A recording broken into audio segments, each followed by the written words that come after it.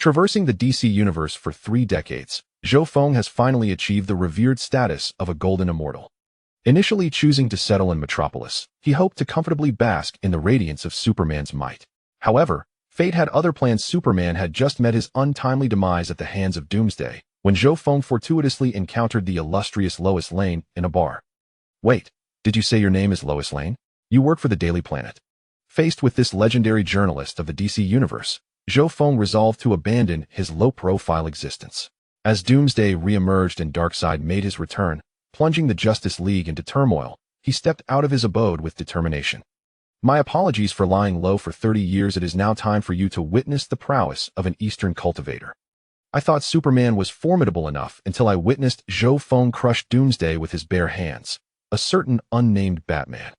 From a phase of cautious development to being compelled to act, Zhou Feng would utilize the Nine-Revolutions Golden Elixir and ancient artifacts to bring a touch of Eastern astonishment to this perilous DC universe. Chapter 1. The Death of Superman in Metropolis. Metropolis, the city of tomorrow, the city of hope, belonged to Superman. In the eastern district of Metropolis, Zhou Feng, the DC traveler, resided in a quaint 3-story villa. Having traversed into this perilous DC Comics universe for 30 years, Zhou Feng resolved to cultivate his powers cautiously, relying on his remarkable abilities.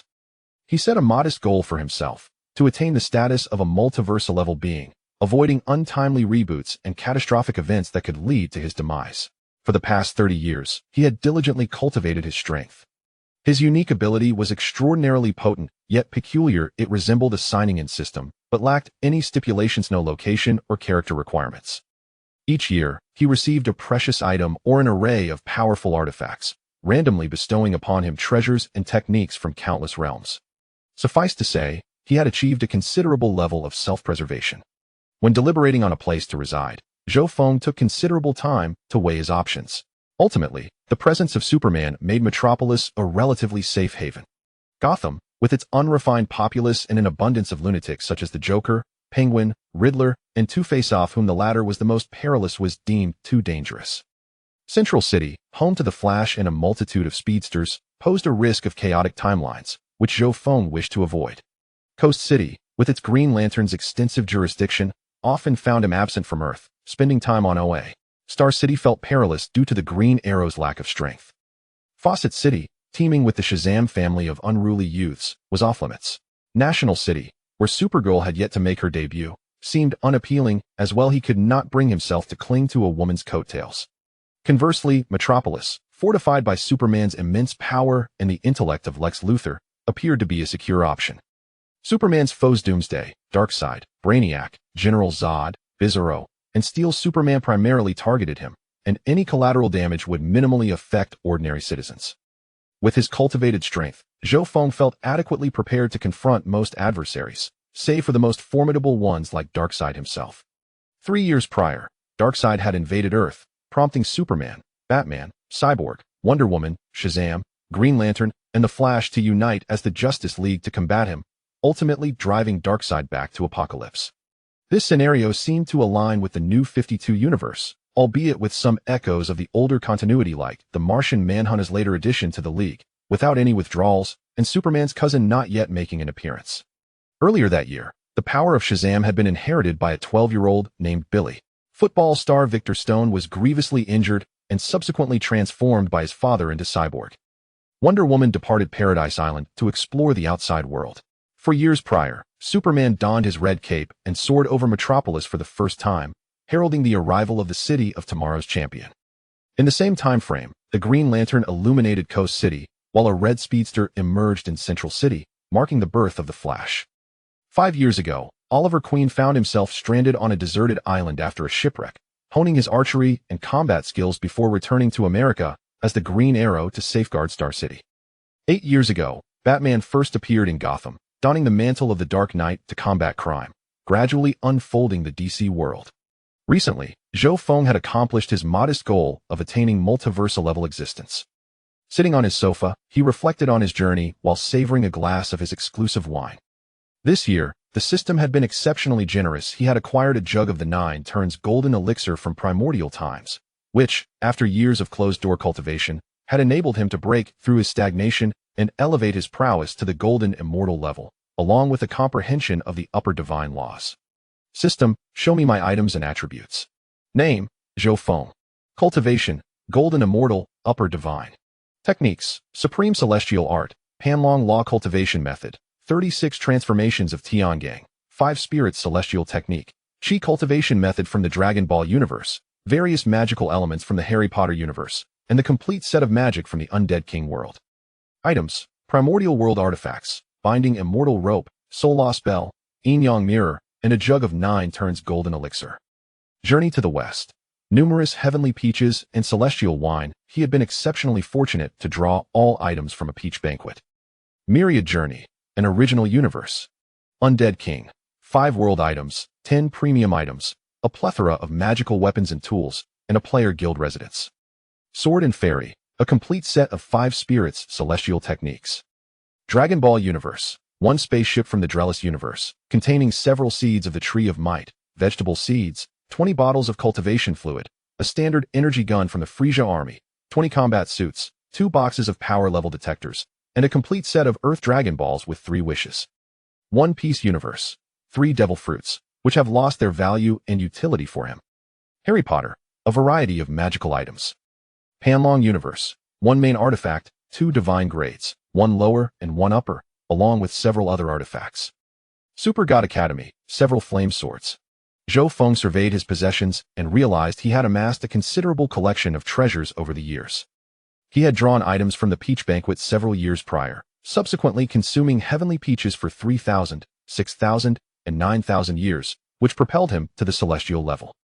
Upon consuming the previously drawn 9 turns Golden Elixir, he reached the Golden Immortal level, simultaneously breaking through to the upper divine laws.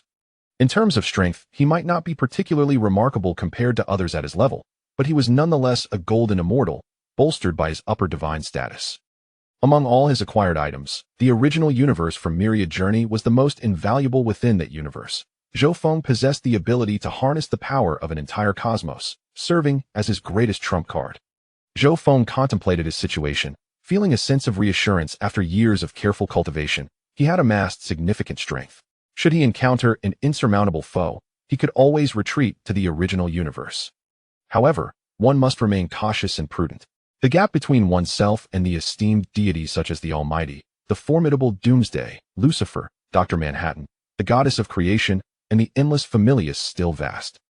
One should not be arrogant, but focus on personal growth. The next targets are the great Luo Golden Immortals, and the Supreme God. Only upon reaching that realm can one sleep soundly.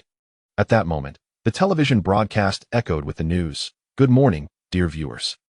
This is the Planet Daily, bringing you the morning news. Today marks 1 week since Superman has left us. 1 week ago, that extraterrestrial monstrosity suddenly appeared, wreaking havoc upon our beautiful city. In a critical moment, Superman stepped forward to battle the creature, ultimately defeating it at the cost of his own life, leaving us forever. He departed from the very city he fought valiantly to protect. Although the funeral concluded 3 days ago, many citizens have come to pay their respects to Superman. Let us forever commemorate this great hero. This is Jimmy from Planet Daily, reporting live from the scene. Thank you for watching. Zhou Feng remarked, poor Superman. He was thoroughly beaten by Doomsday. Now everyone believes you are dead, but I know you are still alive. Zhou Feng understood that this was the unfolding of Superman's demise. Doomsday had appeared a week prior. This seemingly indestructible creature from Krypton caused widespread destruction in the city. Superman arrived and fought valiantly against Doomsday, managing to kill the creature temporarily, but it would undoubtedly return. Superman was gravely injured and on the brink of death, with the populace and numerous heroes believing him to be deceased. In truth, Superman was alive. He had been rescued by the Kryptonian intelligent exterminator and was awaiting revival in the Fortress of Solitude.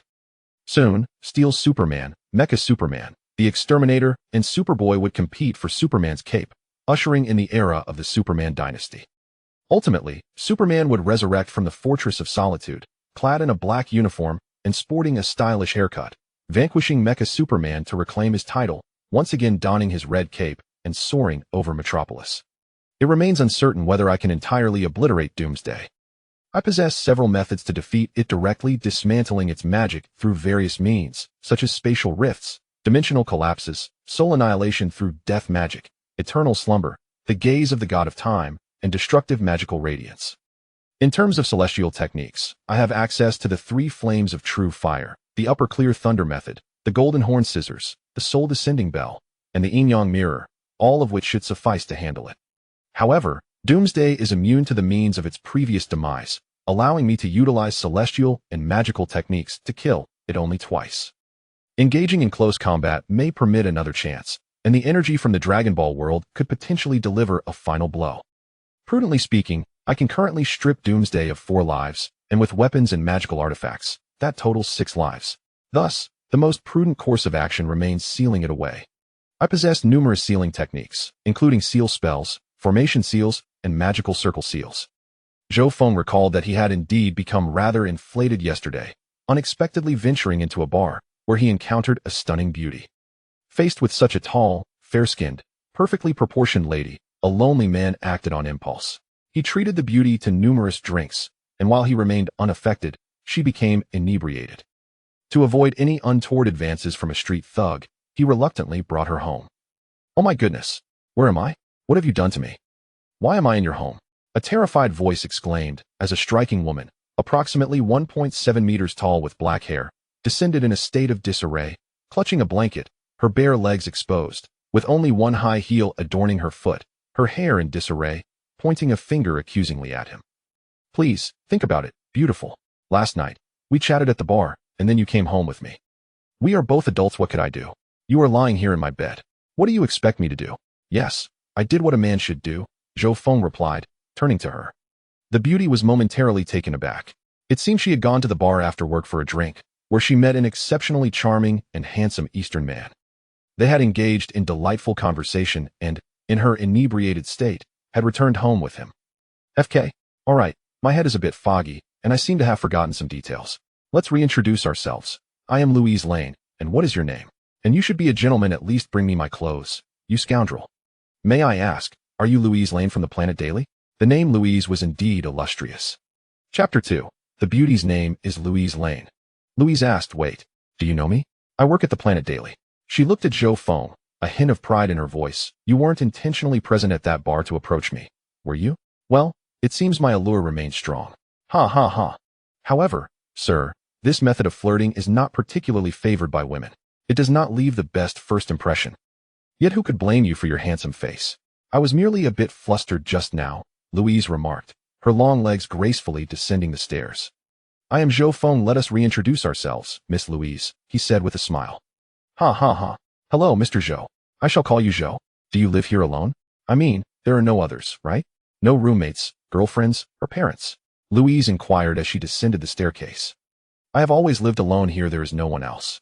Rest assured, Miss Louise, besides me, no one else can appreciate your irresistibly alluring and captivating presence," Zhou Feng replied, settling onto the sofa and sipping a cup of red tea. Louise smiled slightly and said, "Huh, you are quite the charmer. However, I believe I should tidy myself up first. Please hand me my clothes, thank you." Zhou Feng responded, "Ahem. Well, one high heel is by the door, the jacket is on the coat rack, the shirt is on the sofa, the pants are on the stairs, and the underwear is on the bed in the upstairs bedroom. Would you like me to fetch them for you?" "All right, thank you. It seems we had quite the wild night. By the way, I do have a fantastic figure, don't I? I must tell you, any man wishing to pursue me may need to form a stronger battalion," Louise remarked to Zhou Feng. Unperturbed by her current state of disarray, the stunning beauty strutted around the room, searching for her scattered clothing from the previous night, and once donned, presented Zhou Feng with a delightful view. Zhou Feng ascended the stairs to retrieve Louise's intimate apparel and brought it down to her. "Zhou, have you seen my handbag?" "Oh, and what time is it?" Louise asked. Zhou Feng replied, "It is 10:20. Your handbag is on the coffee table in the living room." Louise exclaimed, "Oh no, I have an interview today. Jimmy must be frantic. I need to hurry." Louise rushed to the living room, rifling through her handbag on the coffee table, retrieving her phone, and pressing the power button. The phone, which had been turned off the previous night, finally powered on. Ding ding. Just as it powered on, the phone rang. Louise hurriedly answered, and a voice on the other end exclaimed, "Oh my goodness, Louise, where are you?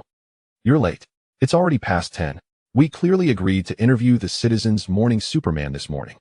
We were supposed to gather at 9, but I waited for you for an hour and called you 6 times. You only just answered my call. What on earth are you doing? Hurry up and get here." A man's voice resonated on the other end of the line. I sincerely apologize, Jimmy. I was up all night writing news, and I overslept. My phone ran out of battery yesterday, so I couldn't answer your calls. I'm on my way right now. I'll hang up. Bye. I'll be there shortly. Louise replied nonchalantly, her heart steady, her cheeks unflushed. Oh, you were up all night writing news? Were you working on it with me? Zhou Feng teased. Louise shot Zhou Feng a glare, remaining silent as she dressed, extending a finger to express her sentiments towards him. Ha ha ha, all right then. By the way, Louise, I heard you've interviewed Superman several times. Is that true? Zhou Feng inquired. With this question, he recalled that previously, Superman had been romantically involved with Wonder Woman. In this universe, Louise likely had not ended up with Superman, so he presumed he had not inadvertently caused Superman any distress. Historically, during the Golden, Silver, and Bronze Ages, Louise had often appeared as Superman's girlfriend or wife, exhibiting varied dynamics across different universes.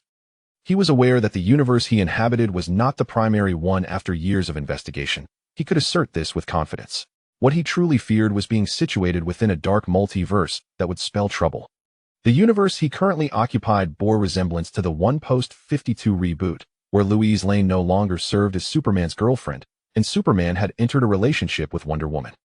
Superman's debut had also occurred much earlier, as he had previously discovered that Superman's parents had perished in a car accident during his high school years. Yet, one must admit, winning over the illustrious Lois Lane would indeed be a commendable achievement. Regardless, he had done what he needed to do. He wouldn't allow her to be taken by someone else. He resolved to secure her for himself. I've interviewed Superman a few times. It's just slightly better than others. You know how enthusiastic he is with everyone. Haha, Louise remarked. Not to keep you, but I might be late. Mr. Zhou, could you give me a ride? Just take me to the newly built Superman Memorial, please. Thank you. After securing her phone, Louise turned to Zhou Feng, having finished dressing. Hey, I'm talking to you, and you seem lost in thought. What about basic courtesy? Mr. Zhou, my opinion of you has diminished slightly, Louise said, a hint of annoyance creeping into her tone. Apologies. Haha, I was lost in thought. Do you want me to drive you? Just a moment, my car is in the basement. They'll get it now, wait for me, Zhou Feng responded, shaking off his distraction. Zhou Feng made his way to the basement to retrieve his old Ford. Wait a moment, I need to freshen up. Do you have a disposable toothbrush? Oh, and a disposable towel? May I use your restroom? Louise asked. I don't have disposables, but you can find new ones in the second cabinet above. I just bought them. Take your time. Beautiful, Zhou Feng replied. Louise dashed into the restroom, locating the new toiletries Zhou Feng had purchased, and began to tidy herself up. Shortly, the sound of running water echoed from the bathroom. Oh goodness, I still have a bit of a headache. How much did I drink last night, Zhou? Louise emerged from the restroom, her hand pressed against her forehead. 2 Long Island iced teas, and we shared a bottle of whiskey. I have no idea how much you had before I arrived, Zhou Feng answered, eyeing Louise. Ding, ding, the phone rang again. Louise hurriedly picked it up. Hey, Jimmy, I'm not in a good position right now, just a moment, I'll be right there. Can you do some personal interviews in the meantime? Come on, Louise, you've never been late. What's going on with you today? I know Superman has left us forever, and it's made you a bit disoriented, but we need to move forward. Superman sacrificed himself for our lives. All right, Jimmy, we'll set off right away, just hold on a moment. Okay, Louise, you better hurry up. Bye. Bye, Jimmy, see you soon. After hanging up, Louise turned to Zhou Feng. Hurry up, let's go. A lot of people are coming today, and I'm quite busy. All right, we're off immediately, Zhou Feng replied. Putting aside his thoughts, he resolved to drive. Wait, his car. Hadn't he damaged it recently, turning it into a troublesome beast? He couldn't let Louise see a car that talked back and told crude jokes which surely terrify her. That vehicle was a testament to his failures. Could you grab me a cup of coffee on the way? I haven't had breakfast yet, and my stomach is empty. Why are you dawdling, Mr. Zhou? I'm already late, Louise said, irritation lacing her voice. There's a slight issue. How about we take a different approach? Perhaps a taxi? Is today's interview that crucial? You could call in late, they'll give you a special gift. How about that? Since he had resolved to pursue her, he felt it necessary to showcase some of his capabilities, but that wretched car was a definite no-go. Louise sighed in exasperation. Please, I genuinely don't have time for this today. If you miss me, let's schedule another time. I'm single now, giving you a chance to pursue me, all right? Now let's get moving, no more delays. Hastily, Louise walked to the entrance of the underground parking garage, pushing open the large door. Wait, Zhou Feng shouted anxiously, but it seemed too late, as a rather obnoxious and crude voice rang out. Hey, damn it, Zhou Feng, your car is suffocating me. Let's go for a ride. Honked the car in response. What in the world is this? A talking car? Louise turned, her body stiff with shock. Chapter 3. The car that transformed into a demon. Good heavens. What on earth is that? A talking car? Louise inquired, her expression one of bewilderment. Hey, beautiful. Mind your language. I am not that thing. Rather, I am an extraordinary entity. The black Ford car retorted, indignation evident in its voice. In the dimly lit underground garage, an old-fashioned black Ford automobile stood, but it was no ordinary vehicle. A large mouth was animatedly expressing itself, while its four wheels moved about like restless feet, creating an utterly bizarre sight. Oh, dearest father, have you arrived? Your beloved son Ford has longed for you. I have been confined in this dreary basement for over a month. Will you take me out for a spin?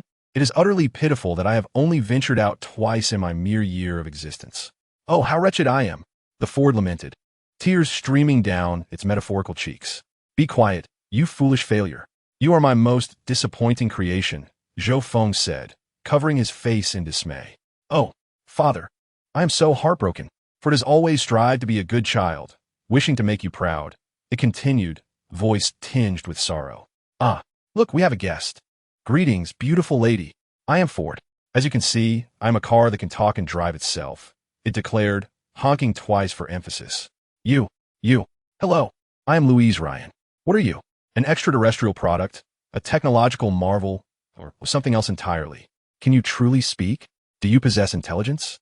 Are you artificial intelligence? Louise transformed into a curious child, crouching down to gaze at Ford with excitement, her eyes ablaze with inquisitiveness, devoid of any fear. Hey, you have quite the array of questions. Allow me to answer them one by one. First, my name is Ford, a model of the 7VD Explorer manufactured by Ford Company 16 years ago.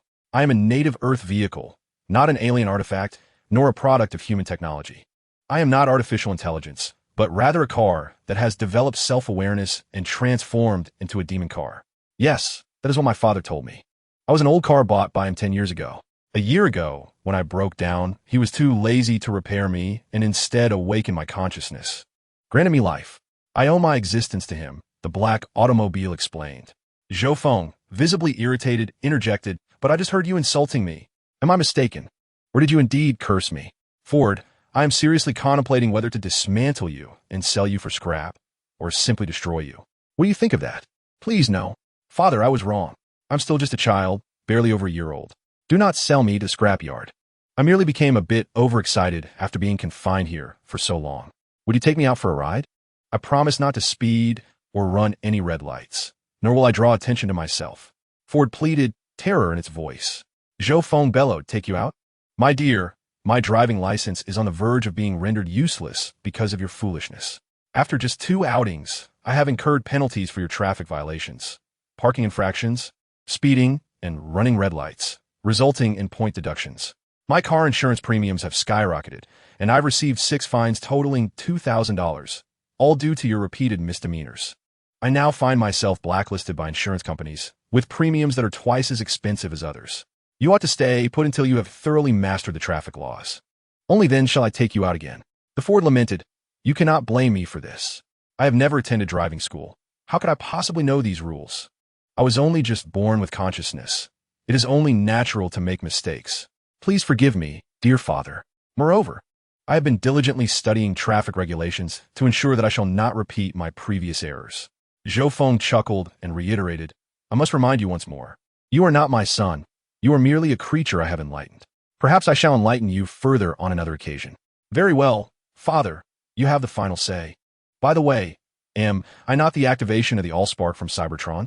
I observe that the Autobots resemble me quite closely, Ford inquired. Not even close.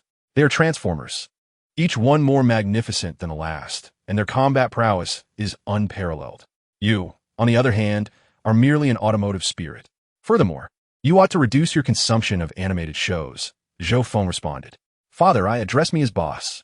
If you misstep again, you shall remain here for eternity. Zhou Feng asserted with a stern expression. Understood, boss. I shall refrain from calling you incorrectly again. I promise to abandon animated shows. Please take me out for a joyride. Ford pleaded eagerly. At this juncture, Louise seized the opportunity to interject. Excuse me, but what exactly are you?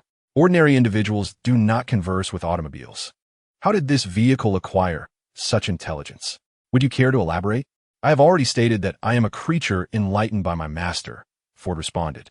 What does creature mean? What is enlightenment? Are you suggesting that Zhou granted you wisdom? Louise inquired. Indeed, the moment I gained self-awareness. The first being I encountered was my master, Ford replied. Very well. As you can see, Miss Louise, I am a magician, perhaps akin to an Eastern alchemist. Zhou Feng declared. What do you mean by perhaps? Louise pressed. I possess a repertoire of magical skills in Eastern mysticism, so for your understanding, consider me simply a magician. Zhou Feng replied, somewhat exasperated. May I interview you, esteemed magician? Louise asked, her face alight with excitement. Regrettably, no. I prefer a life of discretion, Zhou Feng answered. Very well. I shall respect your wishes, Louise replied, her disappointment evident. Oomph. I shall surely unearth your secrets, esteemed magician. Zhou Feng interjected, all right, lovely lady. We must take our leave. Are you not in danger of being late? Very well, Zhou. Shall we take Ford? Louise inquired with keen interest. Indeed, we shall ride with him. Now listen here, you wretched vehicle. Take me and this lovely lady to the specified address. Should you exhibit even the slightest deviation from your expected behavior, well, you know what awaits you. We shall meet at the junkyard, Zhou Feng threatened. Rest assured, I shall fulfill the task, boss. You need not worry. Your exclusive vehicle, the Ford, is at your service. Upon finishing the statement, the Ford immediately transformed into an ordinary car, smoothly approaching the two and opening its door. Ladies first, please enter, Miss Louise, said Zhou Feng. With a gentle smile, Louise joined Zhou Feng in the Ford. All right, we are ready to depart, boss, and this lovely lady as well. Please fasten your seatbelt. The Ford is about to set off, it announced, as the garage door opened and the Ford hit the road. Zhou Feng instructed, you drive it yourself. Maintaining a speed not exceeding 60 miles per hour, avoiding any speeding, running red lights, or illegal parking. Understood, boss, replied the black Ford as it gracefully exited Zhou Feng's villa and steadied itself on the road. Seated inside, Louise chuckled. That Ford is quite amusing. You know, when I was a child watching Transformers, I dreamed of having a little car that could talk and transform. My mother used to say I was like a boy. Girls should prefer Barbie dolls, not Transformers. Is that so? By the way, will you continue this way?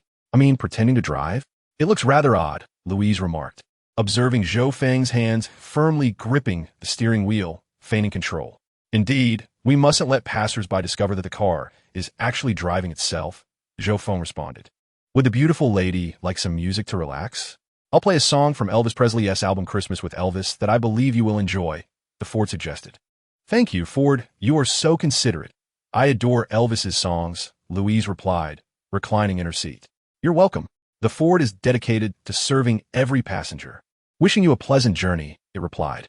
Louise chimed in. It's quite fascinating. It feels as if I'm seated in Transformer. From now on, please refer to it as. The Ford has become somewhat of a living entity, Zhou Feng remarked. I'm so touched, boss.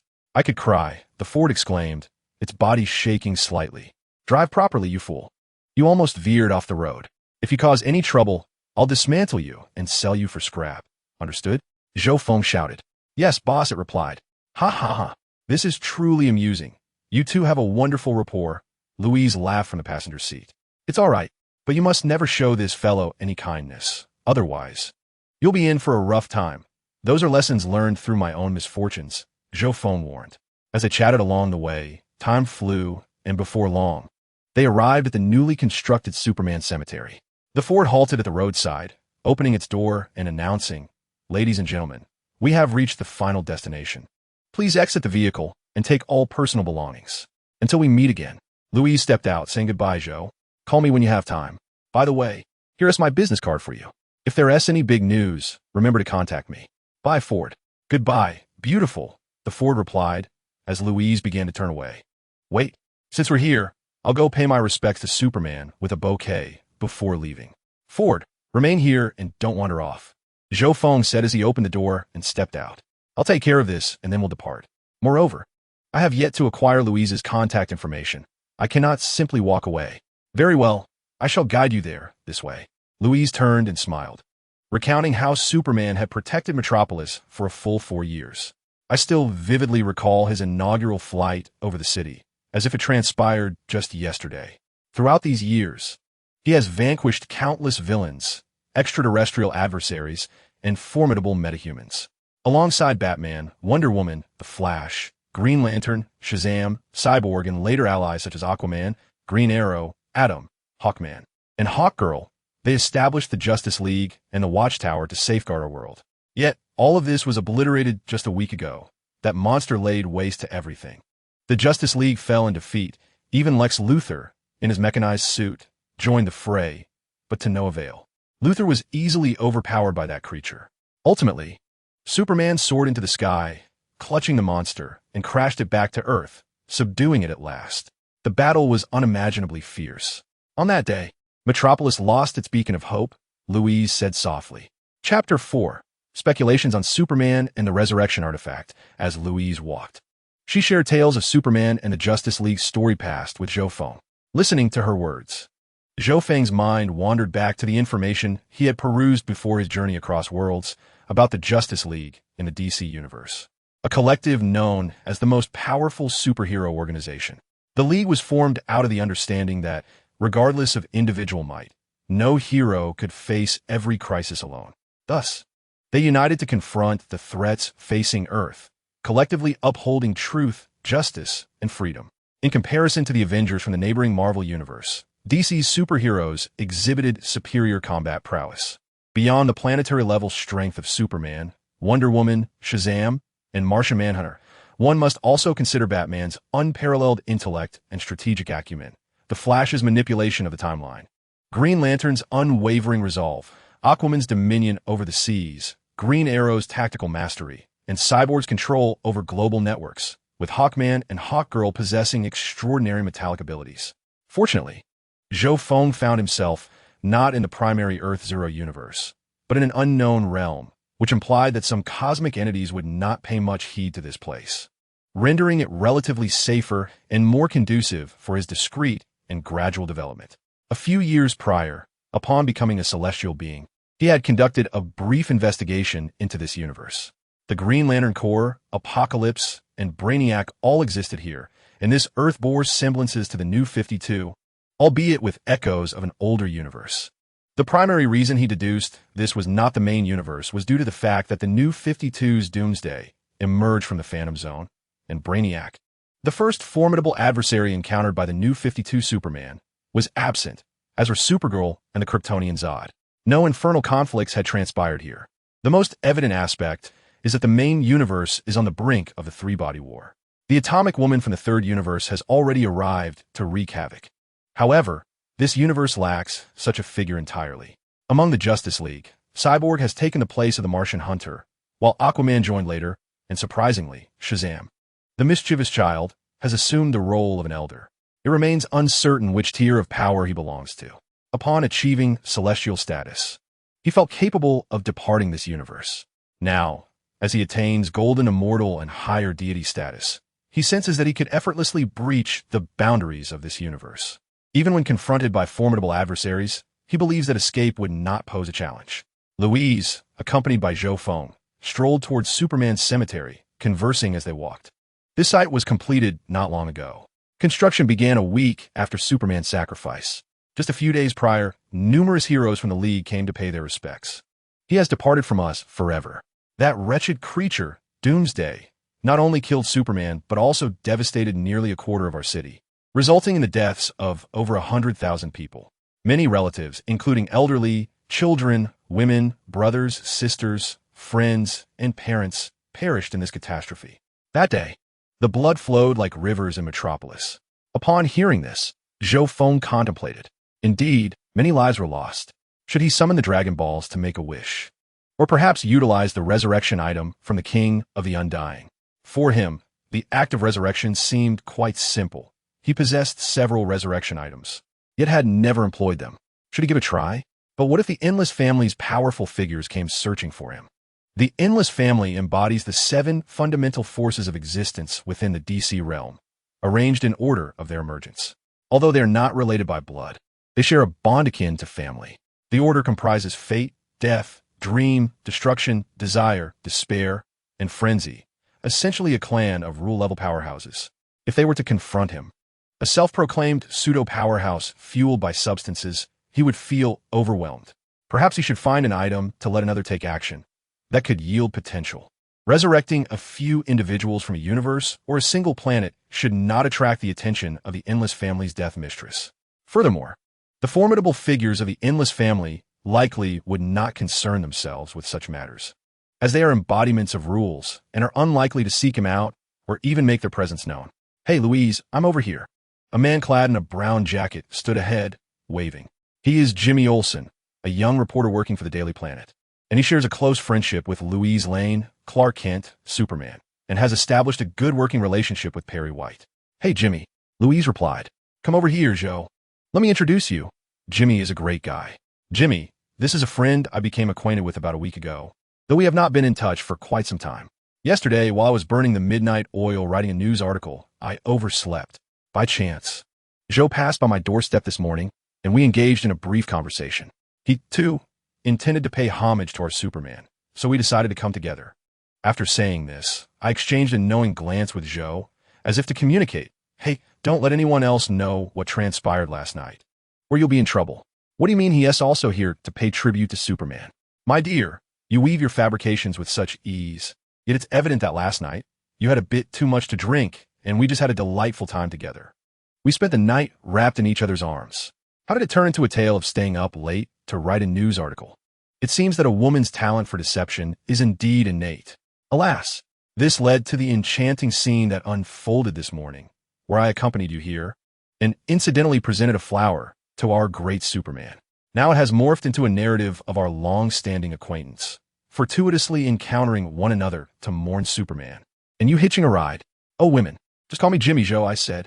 'Hello, Mr. Jimmy,' Joe responded, as the two exchanged warm smiles and handshakes. 'By the way, Louise, I have a little insider information for you.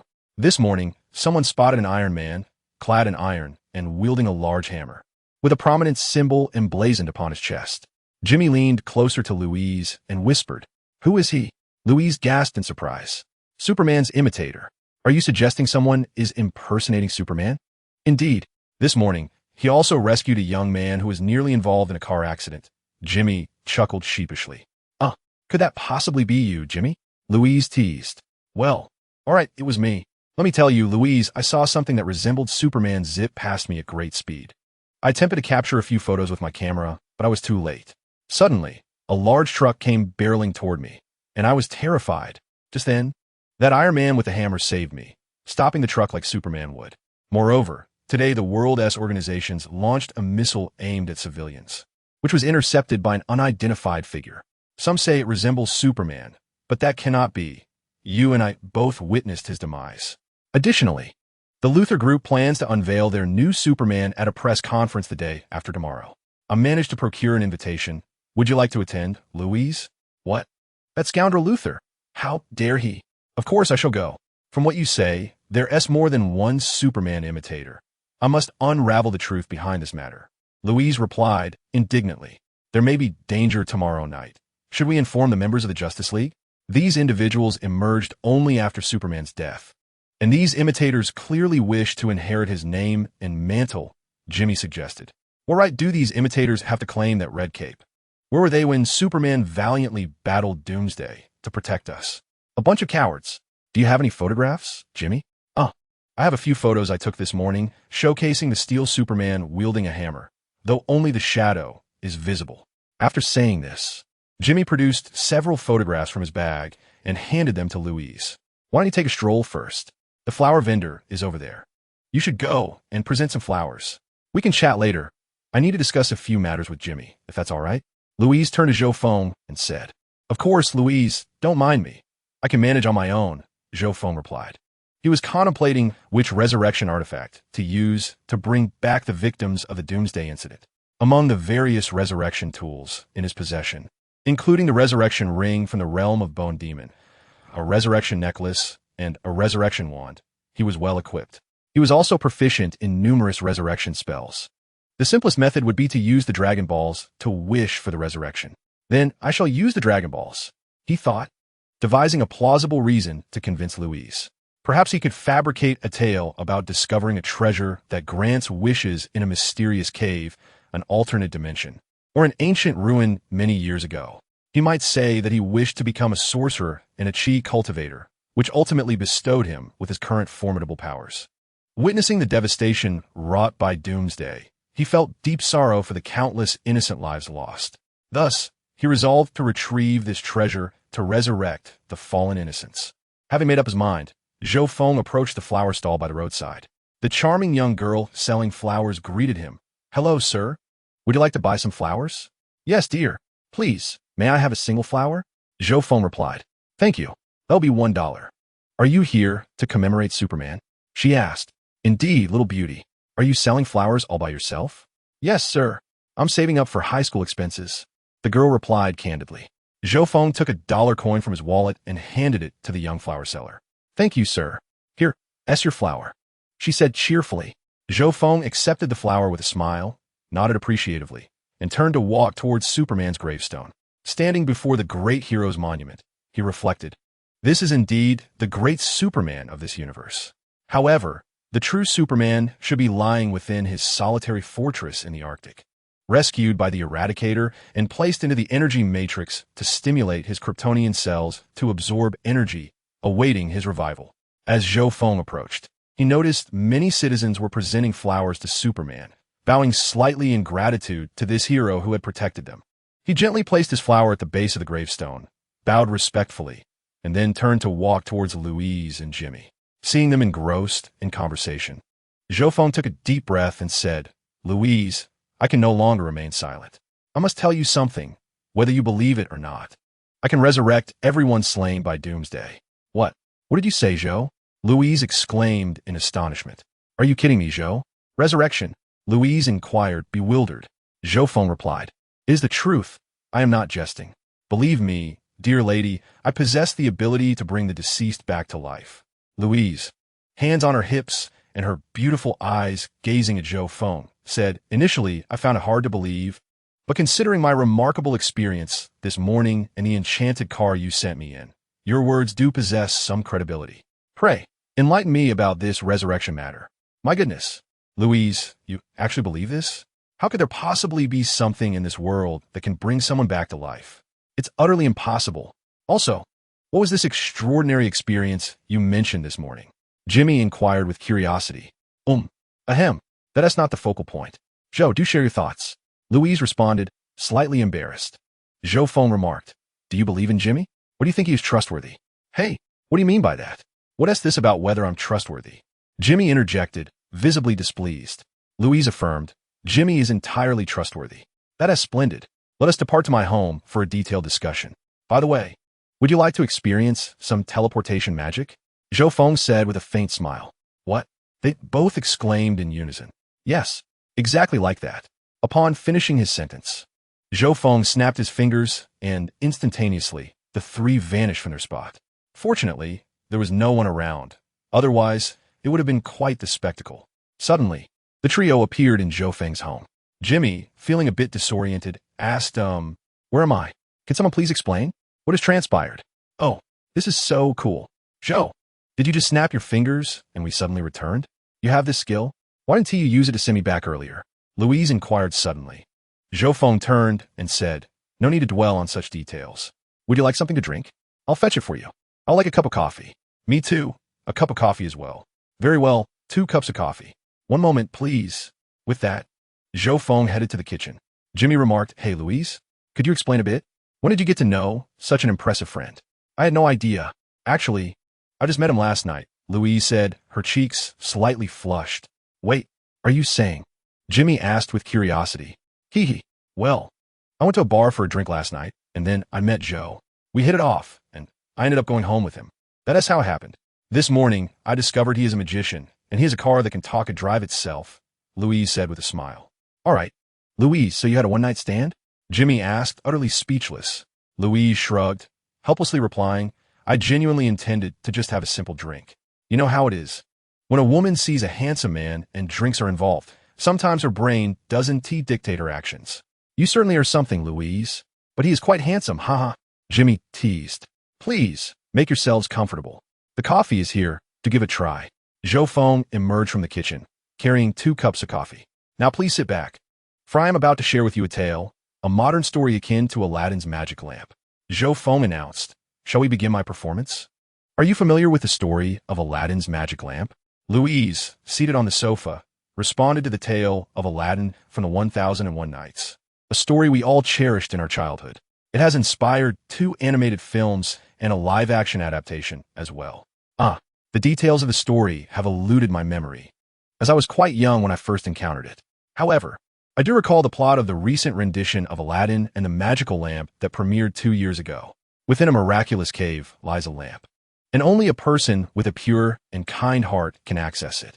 Upon rubbing the lamp, a genie appears to grant the master 3 wishes, with the stipulation that wishes cannot revive the dead or compel others to fall in love with you. Am I correct? Jimmy interjected. Zhou Feng clapped his hands and exclaimed, Indeed, I am the modern-day Aladdin, and through yet another extraordinary adventure, I have acquired a wondrous artifact capable of granting wishes. Wow. Oh, I adore listening to stories. Please, share your adventure, Jimmy urged. Zhou Feng replied, No problem, but I think it would be best if you experienced it for yourselves. Wait a moment while I retrieve the artifact. He feigned going upstairs, but in reality he accessed the system to obtain the Dragon Balls, placing them into a box. Gazing at the Dragon Balls before him, he noted that as were an optimized version from Earth, capable of fulfilling 3 wishes, having conducted an experiment in the original universe. He recalled his first wish for kryptonite, which the dragon promptly provided in the form of a meteorite the size of several cities. His second wish was for a planet capable of perfectly cultivating the fruit of the spirit tree, and the dragon granted him a divine star. For his third wish, he requested a Super Dragon Ball radar with cosmic range. Zhou Feng took his Dragon Balls, carefully placed them in a box, and descended the stairs to present them to Jimmy and Louise, setting a yellow box upon a coffee table. Ahem, on the day of my 18th birthday, I embarked on a solo road trip and encountered an extraordinary tale that utterly transformed my life, elevating me from an ordinary individual to an extraordinary being. I obtained an unparalleled treasure known as the Dragon Balls. There are 7 of them, and I discovered them in an alternate space that seemed remarkably unstable. I suspect it shifts locations periodically, making it impossible to find again as if it never existed. Thus, it may not be an earthly creation. Within that realm, I acquired the Dragon Balls, and upon collecting all 7, one can summon the dragon by declaring, Come forth, dragon, grant my wishes. At that moment, the dragon appears and fulfills 3 wishes. After these wishes are granted, the Dragon Balls will disperse into the world and transform into stone within a year. Really? They both exclaimed in unison. Indeed, after obtaining the Dragon Balls, I wish to become a powerful sorcerer and then wish to become a formidable practitioner of Eastern arts, which bestowed upon me my current strength. Zhou Feng elaborated, weaving his tale. Louise stood up and reached for the box, revealing 7 golden orbs, each the size of a baseball, adorned with 5-pointed star patterns ranging from 1 to 7, shimmering before the eyes of the audience. Louise gazed at the Dragon Balls and inquired, Is this truly real? Are you certain you are not deceiving me? Absolutely not, he replied. Where did you acquire them? I obtained them from a mystical cavern, he confessed. Honestly, do not mislead me. One must never underestimate a woman's intuition. You just mentioned 3 wishes. What was your third wish? For my third wish, I requested a plethora of rare magical artifacts, he chuckled. Louise turned to Zhou Feng and remarked, Items capable of granting wishes invariably possess formidable side effects, do they not? The cost is typically substantial. To borrow a phrase from your Eastern wisdom, there is no such thing as a free lunch, nor do pies fall from the sky, correct? Zhou Feng acknowledged, Indeed, there are drawbacks. The Dragon Balls are best used once every century. If one were to use them excessively, they would become flawed, resulting in cracked Dragon Balls. If these flawed Dragon Balls were gathered, rather than summoning the Shinran, one would instead encounter a terrifying black dragon named the Black Smoke Shinran, which embodies the negative energy accumulated over the years. The Black Smoke Shinran will not fulfill your wishes. Instead, it will split into 7 malevolent dragons, each possessing the power to annihilate the Earth or even the universe. However, given the myriad innocent lives lost this time, we shall use them just once and refrain from further use. The evil dragons of Dragon Ball GT are a timeless classic. That sounds quite ominous. Are you sure you wish to proceed? Jimmy asked, somewhat apprehensive. Louise responded, Yet, it may save Superman and the countless innocent lives lost. That is sufficient. Besides, Zhou mentioned that only cracked Dragon Balls would summon the Black Smoke Shenron, correct? Thus, we shall use them just once. Jimmy, still uneasy, replied, all right. Let us hope it does not lead to any chaos. Rest assured, the Dragon Balls must be consecutively used over 20 times before the Black Smoke Shenron appears. And our intention is to save lives, so there is no need for concern, Zhou Feng reassured them. Just imagine the ramifications of the evil dragons emerging after multiple uses of the Dragon Balls. Moreover, we have a Justice League on our side. It remains uncertain who will prevail. Perhaps the evil dragons will meet their demise, and the Justice League is not to be underestimated. If they falter, we have our own strengths. Let us find a suitable location for the summoning. When it manifests, the commotion will be considerable, so be mentally prepared, Zhou Feng advised slowly. Chapter 6. Preparations for summoning the dragon. Louise queried. How great is the commotion? If you summon it in the city, the entire metropolis will witness the Shenron. Zhou Feng responded. Is it that immense? Indeed. Therefore, it would be prudent to seek an open area with fewer people. We would need over an hour to drive to the outskirts, she noted. In truth, that is unnecessary. I can utilize teleportation magic. We can directly travel to the North or South Pole to summon the Shenron, minimizing the likelihood of onlookers. Just consider the impact of resurrecting so many individuals. Zhou Feng stated as he stood. Oh my, are we truly going to do this? I have a foreboding sense that it will lead to significant chaos. It is estimated that the cataclysm of Doomsday resulted in the deaths of countless individuals, Jimmy said, visibly anxious. Perhaps we can notify the Justice League, allowing the heroes to prepare, especially considering the sudden resurrection of so many deceased individuals. Jimmy expressed his concerns, but I countered no. It's entirely unnecessary, Jimmy. If Bruce, who is Batman, were to learn of this, he would certainly disapprove, insisting that it disrupts the natural order and could result in dreadful consequences. But trust me, it's all right. Think about it. These individuals have only been gone for a week. Their families and friends wish for their return. Don't you want Superman back, Jimmy? Just imagine. This could completely circumvent the devastation wrought by Doomsday. Zhou Feng interjected. Lois chimed in, affirming Zhou's point. You're right, Jimmy. The Justice League might not consent to our use of the Dragon Balls. And besides, Superman is your dear friend. Isn't. So many innocents have perished. Should they remain dead? Zhou Feng cast a glance at Lois, appreciating her timely support before contemplating aloud. Hey, the 2 Dragon Balls can grant 3 wishes. Reviving those slain by Doomsday counts as 1, and we should also wish to safely transfer their souls to Metropolis. Thus, we only need 2 wishes. If we wish for the resurrection of the deceased directly, many of them are buried, which could complicate their revival. The 3rd wish should not be squandered. Do either of you have a wish in mind? I don't have any particular wish, Jimmy replied. What about you, Lois? Zhou inquired. Can I have the 3rd wish? Lois pondered for a moment before asking. Of course, Lois. I would never refuse you. The 3rd wish is yours to command. Whatever you desire, Zhou Feng responded. Just be mindful of your intentions. I'll be sweetening the deal until I win you over. Where shall we go to make our wishes? Antarctica or the Arctic? Jimmy asked. Let us choose Antarctica. There are more uninhabited areas there, Lois replied after a brief reflection. All right, then we shall head to Antarctica. Since everyone is in agreement, you 2 should change into warmer clothing. We can set off immediately. My teleportation magic can whisk us to our destination in the blink of an eye, without delay. Ha ha ha. I have some spare insulated ski suits in my wardrobe on the 3rd floor, suitable for both men and women. Once you're both dressed, we shall depart. Thank you, Zhou, you're very kind, Jimmy said. Let us go change our clothes, then. Come on, Jimmy, let us head upstairs. We'll be back shortly, Lois said, pulling Jimmy along. Zhou Feng responded, no problem. I'll wait for you. I'm in no hurry, ha ha ha. As he watched them ascend the stairs, Zhou settled down, thinking, well, it seems everything is unfolding according to my wishes. I must also prepare myself. Although the likelihood of death is 99 unlikely, it's wise to be ready just in case. So, I must remain vigilant and be prepared to retreat into the original cosmic realm if need be. All right, that should ensure everything is foolproof. Meanwhile, upstairs, Jimmy asked, Hey, Lois, do you truly trust him? Zhou has no reason to deceive us, does he? Moreover, I believe that Zhou harbors no ill intentions. Rather, he possesses some minor objectives. I am uncertain of their nature, yet I am confident there is no malice. If his Dragon Balls are indeed as formidable as he claims, And should he grant me the third wish, trust me, Jimmy, even if complications arise, I will be able to manage. Louise turned her head and smiled slightly as she spoke. Well, you're always so confident, Louise. Very well.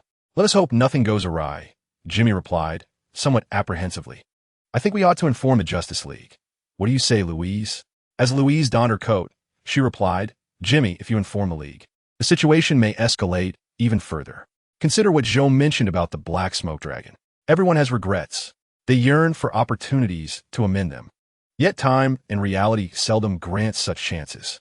However, the Dragon Balls can fulfill these wishes.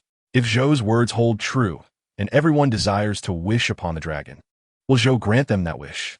If some malevolent supervillains were to learn of this, Zhou could find himself in dire peril. Surely, you do not wish for that? What if that evil dragon Zhou spoke of were to emerge, causing even greater harm? Jimmy responded, how could that be? I mean, the heroes of the League are all virtuous. They have saved the world before, and they would not speak of it. Do you know every member of the Justice League? Jimmy, have faith in your courage. Is everything all right? Have you changed your clothes? Let us be swift. We must not keep Zhou waiting, Louise retorted. I'm ready to depart at any moment. Oh dear, it is quite warm today, and I'm dressed so heavily, Jimmy complained. All right, let us descend, Louise declared, promptly making her way down the stairs. Are you impatient, Zhou? We are on our way. By the way, are you not changing out of your heavy clothing? Louise inquired. Zhou Feng observed the two, who were bundled up like dumplings, and laughed. Not at all. Haha, I am a magician. I do not require heavy clothing to withstand the Antarctic chill.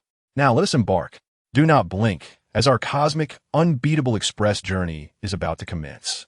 With that, Zhou raised his hand and snapped his fingers. With a resounding pop, the three of them vanished from the room. Were it not for the 2 cups of coffee still steaming, no one would believe that 3 living beings had occupied this space just moments ago. Antarctica, a continent surrounding the South Pole, is one of the Earth's 7 continents, situated at the southernmost point of the globe, encircled by the Pacific, Indian, and Atlantic Oceans. With the Bellingshausen Sea, Ross Sea, Amundsen Sea, and Weddell Sea at its periphery. Antarctica comprises landmass, ice shelves, and islands, covering a total area of 245 million square kilometers, of which the land area is 393 million square kilometers. The ice shelves span 582 million square kilometers, and the islands account for 760,000 square kilometers. The entire territory is an elevated plateau with an average altitude of 350 meters, making it the continent with the highest average elevation in the world. The land is nearly entirely shrouded in glaciers, which account for over 80 of the global modern ice cover. The continental glaciers extend from the center to the sea, forming the massive Ross Ice Shelf, while icebergs float in the surrounding waters. The climate of Antarctica is characterized by its extreme cold, fierce winds, and dryness. The average annual temperature in Antarctica is approximately -25°C, while the interior plateau experiences an average temperature around -52°C. The extreme minimum recorded has plummeted to an astonishing -89.2°C, marking it as the coldest land on Earth. At this moment, our protagonists, accompanied by Louise and Jimmy, find themselves amidst this desolate, frozen expanse. Bearar, it's so cold, Jimmy stammered, shivering. Louise remarked, I estimate the temperature is around -40°C.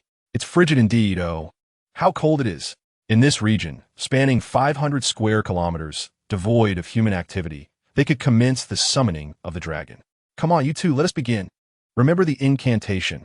Arise, dragon. Grant my wish. Speak it loudly, and then you may voice your desires. With that, Zhou Feng retrieved a box containing the Dragon Balls, placing the 7 orbs meticulously on the ground. He approached Jimmy and Louise, commenting, You both seem quite chilly. After a moment's contemplation, he raised his hand and pointed at them, casting a simple spell of warmth. How delightful. So warm. What is this? I suddenly feel invigorated. I'm no longer cold. How amazing. Zhou, you truly are a magician, exclaimed Jimmy. Zhou Feng, slightly exasperated, replied, I've told you before, I am indeed a magician. Jimmy, as you're within my protective barrier, I've bestowed upon you a beneficial spell, so you should no longer feel the cold. Now, Louise, it's your turn to recite the incantation and make your wish. You should be comfortable now. All right, Zhou, Louise said, rising to approach the Dragon Balls. Taking a deep breath, she called out, "Arise, dragon. Grant my wish." Boom! Thunder rumbled, and the heavens echoed with a cacophony of sound. Chapter 7. The Golden Wish Dragon. Arise, dragon. Grant my wish. Boom! The moment Louise finished her incantation, dark clouds enveloped the sky, accompanied by thunderous roars and fierce winds that created an apocalyptic atmosphere. This phenomenon was far from over. The previously clear sky transformed into a pitch-black void in an instant. Yet curiously, everything on the ground remained vividly visible. This extraordinary event rapidly engulfed Antarctica, gradually spreading across the globe, plunging the world into darkness. Humanity, alongside numerous heroes and villains, gazed in astonishment at the ominous celestial canvas. In Metropolis, Lex Luthor observed the unsettling sight from his window and exclaimed, "What in the world is happening?" His secretary rushed in, breathless, stammering, "Sir, the sky." Metropolis. "No, the entire." "Calm down and speak slowly," Lex urged. Drawing a deep breath, the secretary continued, "Sir, I'm terrified. The entire Earth has descended into darkness." On watch at the watchtower, Steele sat upright, observing the now completely darkened planet below. He swiftly activated the League's communication system, declaring, "This is Steele from the watchtower. We are experiencing an emergency. Calling all League members. Acknowledge upon receipt." "I received you," replied the Flash. "Received," came Batman's voice. "Understood." Added Green Arrow. "Copy that," affirmed Wonder Woman. "Acknowledged," responded Aquaman. The Martian hunter received the message. Shazam acknowledged it. "What about Hal?" Batman interjected, stating that Hal should currently be on OA and likely out of signal range. "All right, given the urgency of the situation, I hereby entrust you with command," Steele declared. Batman continued, "As you all can see, we are facing a potential anomaly, be it extreme weather or an extraterrestrial invasion, perhaps even an incursion by other dimensional deities. Regardless of the nature of the threat, we must prepare ourselves accordingly. Let us convene on the ground before determining our next steps. Let us act swiftly." At the headquarters of the Assassin Alliance, the Ninja Master gazed solemnly at the obsidian sky. A voice emerged from behind. "Father, what is happening?" "I am uncertain, Talia." "Go investigate immediately. I must understand what transpires outside." "As you wish, Father," Talia replied, kneeling on the ground. In that moment, the entire world was captivated by the unexpected phenomenon. Meanwhile, in Antarctica, golden lightning flickered around the Dragon Balls. Suddenly, as if stimulated by an unseen force, the 7 Dragon Balls emitted a golden beam that soared skyward, erupting with a brilliance that pierced the heavens. Following this explosion of golden light, a resounding dragon's roar reverberated, heralding the emergence of an immense golden figure, coiling into the shape of a golden dragon, slowly materializing before the trio. Louise and Jimmy gazed in awe at the colossal silhouette in the sky, their expressions a mix of astonishment and disbelief. Amidst the dark clouds, illuminated by golden lightning, a gigantic golden dragon, stretching thousands of meters in length and towering a kilometer high, spiraled above, its blood-red eyes emanating an eerie aura. A faint pressure radiated from its form, signifying the dragon's official entrance into the DC universe. At that moment, Zhou Feng felt utterly perplexed. "What the hell? When I utilized you in the original realm, you were green, only 100 meters tall and 1,000 meters long. What did you upgrade? I had no idea you'd change color and grow tenfold. Now the whole world sees you. What is going on? Did I just pull a Dragon Ball from a system? There is no second set of Dragon Balls in the system space. Well, the dragon requires a host. Otherwise, I cannot exist in this world. You are the one who brought me here. Thus we are bound. If you perish, I shall vanish as well. However, if I am destroyed, you will remain unharmed. Your power surged exponentially yesterday. Thus my strength has also greatly amplified." A voice resonated in Zhou Feng's mind. "Wait, you are the dragon?" "Indeed I am." "All right, can I still create Dragon Balls?" "Regrettably, no. You already possess me." "Fine. Since we are bound, if you turn to stone, will I still be able to find you?" Zhou Feng pondered, contemplating a future where he wouldn't need a radar to locate Dragon Balls. "Unfortunately, no, host. If I turn to stone, you will not be able to sense me, for you are not my creator," the dragon communicated telepathically. "Get lost. I just want some peace and quiet. And don't ask me who quiet is. What purpose do you serve?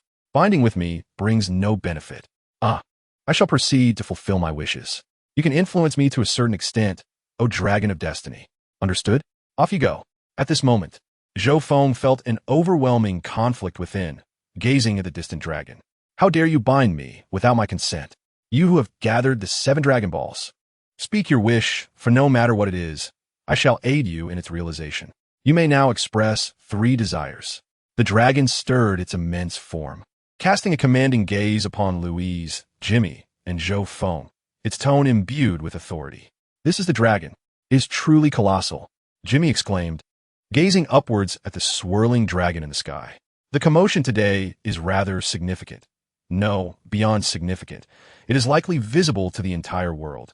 Zhou Feng remarked in awe at the dragon's grand entrance, urging, Louise, make your wish swiftly. Many will soon take notice of the Antarctic region. We must hasten our departure, or we shall encounter considerable trouble. Very well, Zhou. I will make my wish at once. Louise approached the dragon, lifting her gaze toward the magnificent creature. Inhaling deeply before calling out, O dragon, I beseech you to transfer the souls of those who perished directly and indirectly due to the cataclysm 7 days ago to a safe haven in the Metropolis. Louise shouted towards the dragon high above. The dragon regarded Louise, its voice resonating with authority, stating, This wish can indeed be granted. It is quite simple. Please hold on. Its crimson eyes glowed with an eerie radiance. Done. Your wish has been fulfilled. Now, what are your next 2 wishes? The dragon's voice echoed once more. Phew. Very well. O dragon. For my next wish, please resurrect all these individuals. Louise declared no problem. This wish is a mere trifle.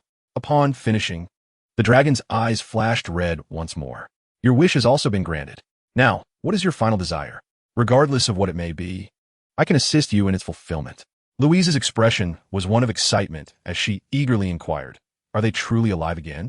Zhou Feng, on high alert, expanded his senses to observe the surroundings, noting that all appeared normal, seemingly indicating that the endless clan had not arrived. Had he been overly cautious? If so, he could relax, yet the question lingered. Was it genuinely so? Far beyond the cosmos, in an unknown realm, a dark-haired woman opened her eyes, a mysterious smile gracing her lips. Such an intriguing little creature. I care not for resurrection. She then closed her eyes once more. Indeed, I, the dragon, have resurrected them all. Now, quickly reveal your final wish. The dragon lowered its immense head towards Louise and spoke. Very well, O dragon. Grant me the strength akin to that of Superman. This is my 3rd wish, Louise proclaimed once again. Zhou Feng, slightly taken aback, mused. This girl wishes to become a female Superman. How intriguing. Soon, we shall witness a clash of 5 Supermen, not to mention the addition of the dark-clad Bu Jingyun, making it 6. How delightful this shall be. This desire, let me ponder. You mentioned that extraordinary being whose powers originate from his Kryptonian cells, augmented by the radiation emitted from a sufficiently luminous orange star. Do you wish to transform into a Kryptonian? If your aspiration is to attain powers akin to that of Superman, I shall first endow you with Kryptonian lineage, and then expose your cells to approximately 26 years' worth of sunlight, thus granting you Superman's abilities. Are you certain you wish to realize this desire? The dragon inquired. So this is the reason behind Superman's formidable strength. The Kryptonians, Louise amused. But, mighty dragon, does this wish come with any side effects? She asked. Indeed, life on Krypton is not dissimilar to that on Earth. However, their sun is red, which constrains their abilities. On their planet, they are akin to Earthlings. Yet upon arriving on Earth, they are able to absorb the rays of the yellow sun, thus acquiring superhuman capabilities. Kryptonians endowed with such powers will, however, become utterly weakened upon encountering green kryptonite, fragments resulting from Krypton's destruction, which constitutes the ultimate vulnerability of the vast majority of Kryptonians. Prolonged exposure may even prove fatal. The effects of green kryptonite stem from the interaction of 2 substances, its radioactivity and the cellular structure of the Kryptonians, and magic is particularly harmful to them. Can these vulnerabilities be eliminated? Louisa inquired. Certainly, but that would equate to 2 wishes. I'm afraid you can only make 1 wish this time, the dragon replied. Is there an alternative way to avoid this? Can you enlighten us? Louisa pressed. I recall a super Kryptonian who could assist with that, Zhou Feng interjected. Very well, host. However, this wish will generate a formidable negative aura. I must forewarn you, the dragon communicated. It is not impossible. There exists a type of Kryptonian who is indeed immune to kryptonite, super Kryptonians. Not only do they possess the standard abilities of most Kryptonians on Earth, super strength, invulnerability, enhanced senses, heat, vision, flight, and other extraordinary powers, but they also wield exceptional energy manipulation skills, including spatial teleportation, energy shielding, telekinetic dissection, thought-based transportation, instantaneous movement, and transformation, abilities that ordinary Kryptonians lack. I can confer this lineage upon you, but you must revise your wish to simply acquiring the bloodline of a super Kryptonian, though you will need to expose yourself to sunlight. Thank you, mighty dragon. My third wish is to obtain the bloodline of a super Kryptonian. Please grant this wish. Louisa declared. This wish is indeed feasible. Please hold for a moment, as it may cause some discomfort. The dragon's eyes once again gleamed with an intense red light. And before Louisa, a scream escaped her lips as she levitated, her entire being radiating a golden glow. Louisa, are you all right? Jimmy shouted anxiously, ready to rush forward. But Zhou Feng extended his hand to restrain him. Jimmy, let me go. Louisa is in danger. He protested. Everything is fine. Do not worry. It has already concluded. Zhou Feng assured him. At this moment, Louise was crouched on the ground, her hands pressed against the earth as she gasped for breath. So your wish has been granted. Farewell. The divine dragon had transformed into 7 dragon balls, soaring towards various corners of the world. It seemed that I would have to embark on a quest to find the Dragon Balls again in a year. Are you all right, Louise? Jimmy approached cautiously, inquiring. Jimmy, I have never felt better. Chapter 8. The Resurrection of Humanity in a World Shrouded in Darkness, while Zhou Feng, Louise, and Jimmy were far away in Antarctica. Summoning the dragon and making wishes at the headquarters of LexCorp in Metropolis, Lex Luthor, one of the most brilliant minds on Earth, a former presidential candidate, and the chairman of the immensely wealthy LexCorp, sat in his office, gazing at the pitch-black sky. At that moment, his secretary hurried in, saying, Mr. President, the technical department is investigating the cause of this incident, and we expect results shortly. Please hold on for a moment. Lex Luthor turned from the window and replied, Tell them to use satellites to check for anomalies around the globe and prepare our new Superman for immediate deployment. Understood, Mr. Luthor, the secretary responded cautiously. What on earth is happening? How could the world suddenly plunge into darkness? Outskirts of Metropolis, as several figures descended from the sky, Green Arrow exclaimed, Hey, I can come here on my own. You think you were the only one with a private jet? Why did you have Barry pick me up? Did you think I would be late? He freed himself from the grasp of the Flash, Barry. Not a problem, buddy, replied the Flash. Batman interjected. If you had flown here yourself, we would have had to wait at least 30 more minutes. Time is of the essence. That is why I sent Barry to get you. Green Arrow retorted, Should I be thanking you? You were just a regular guy. Why didn't you let them pick you up? Batman replied, Gotham City isn't far from Metropolis. I had ample time to arrive. Wonder Woman interjected, All right, you too. We need to discuss serious matters. The group gathered was none other than the assembled members of the Justice League. As the world had been cloaked in darkness for approximately 10 minutes, most of the Justice League members had now gathered, save for a few. Is everyone here? Batman inquired. Cyborg responded, Most are present, except for Aquaman, who is calming the panic among the Atlanteans. Hal is on our way, and I am at the Watchtower, continuing to act as your eyes. The rest are accounted for. Then, Cyborg, do you have any updates? Yes, Batman. I accessed global satellite surveillance and found something peculiar at the coordinates of Antarctica. 11 minutes ago, everything was normal, but suddenly there was a thunderstorm. And then a colossal dragon, an idol revered in Eastern cultures, emerged, a magnificent golden dragon coiling in the skies above Antarctica. Is there footage? I'll activate the projection device to show you. Okay. As I activated the steel bone device, I was greeted by the sight of Batman. Upon pressing a switch on my wrist, a miniature virtual screen emerged, revealing a colossal golden dragon spiraling above Antarctica. What an immense creature. What could it be? Some unknown entity? Steel Bones speculated. This being is either a gigantic holographic projection, an extraterrestrial organism, or perhaps a mythological creature. It occupies no niche within Earth's food chain. I conducted a brief measurement. This creature spans over 36,000 meters in length and hovers at an altitude exceeding 1,000 meters. This is merely its spiraling height, and its weight is estimated to be no less than 10 million tons. Such a colossal being cannot exist on Earth, The planet's environment simply does not permit it. Steelbone asserted. Is it truly over 30 kilometers long? Green Arrow inquired, astonished. My goodness, regardless of what it is, we can ascertain the truth by approaching it. Green Arrow suggested. You and I shall take the Batplane, Batman.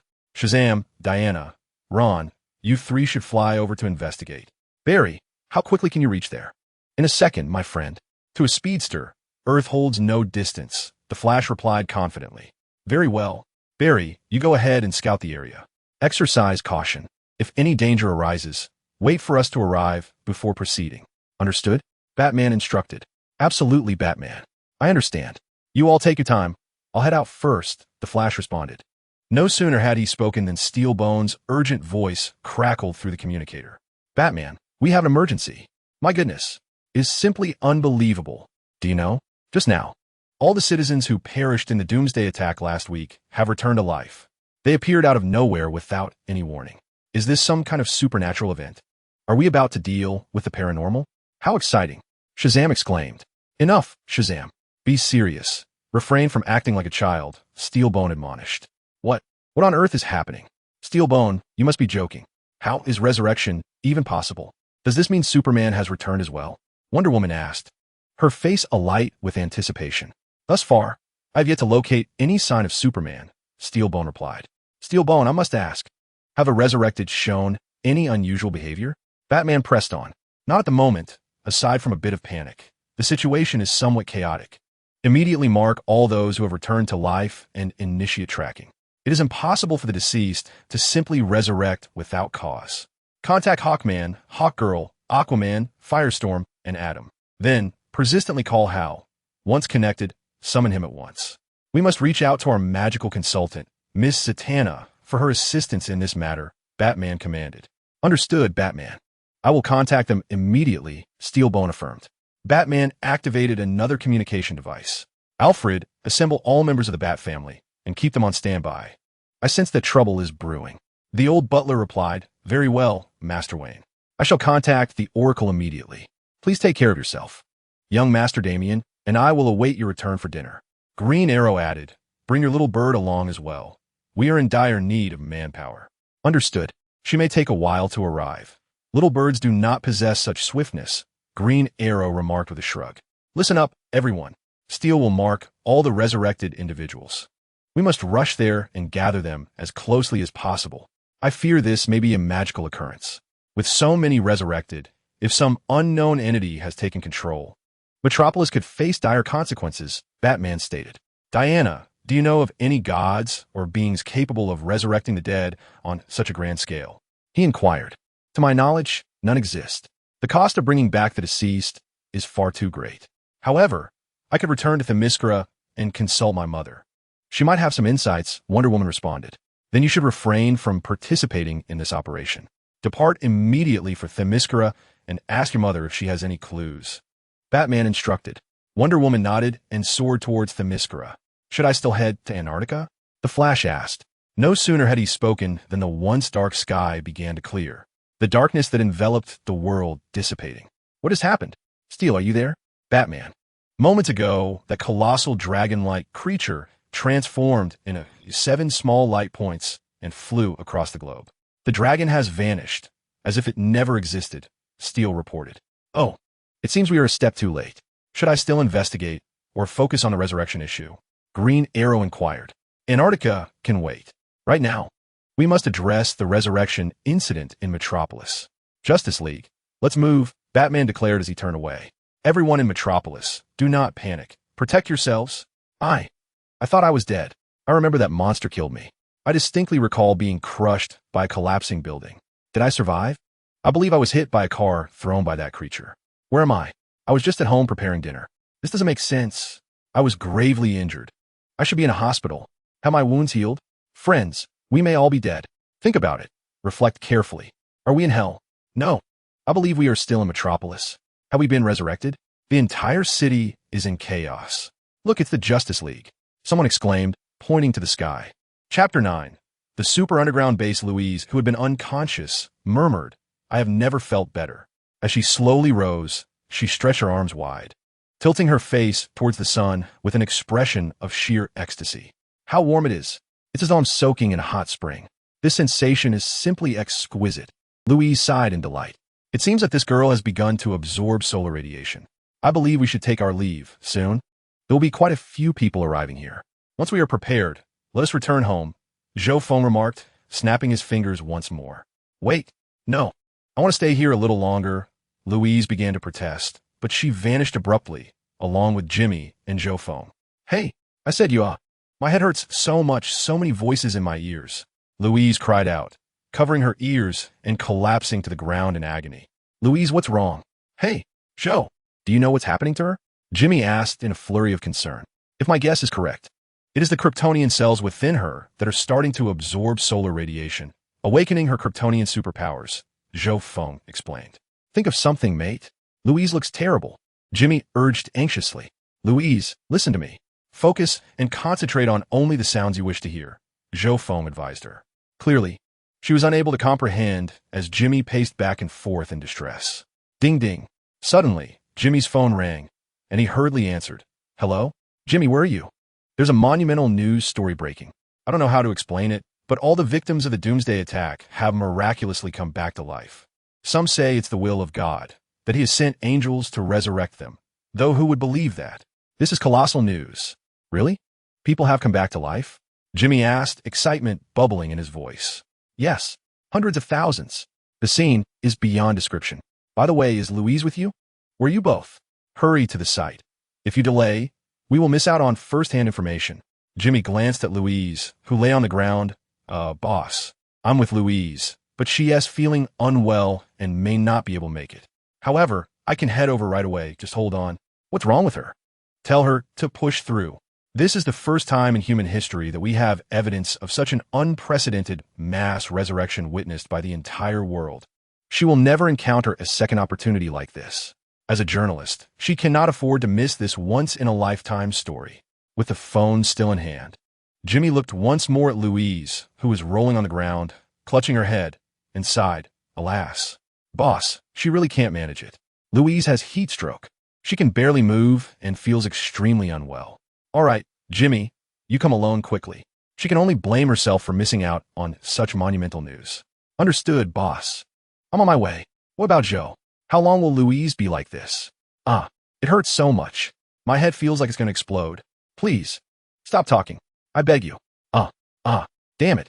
Louise lamented, her hands clutching her head. Zhou Feng approached Louise, raised his hand, and struck her head firmly. In an instant, the rolling Louise fell unconscious, lying still on the ground. That should suffice for now, he concluded. Jimmy let out a bitter laugh. Must we truly resort to knocking her out? Is there no better alternative? Clearly not, my friend. Worry not. We must place our faith in Louise's ability to conquer this. Zhou Feng replied with a solemn expression. Is that so? I fear she may not prevail on her own. We ought to assist her. By the way, I should call Clark. He is Superman. If everyone else has been resurrected following the Doomsday incident, then he should have returned as well. He can aid Louise.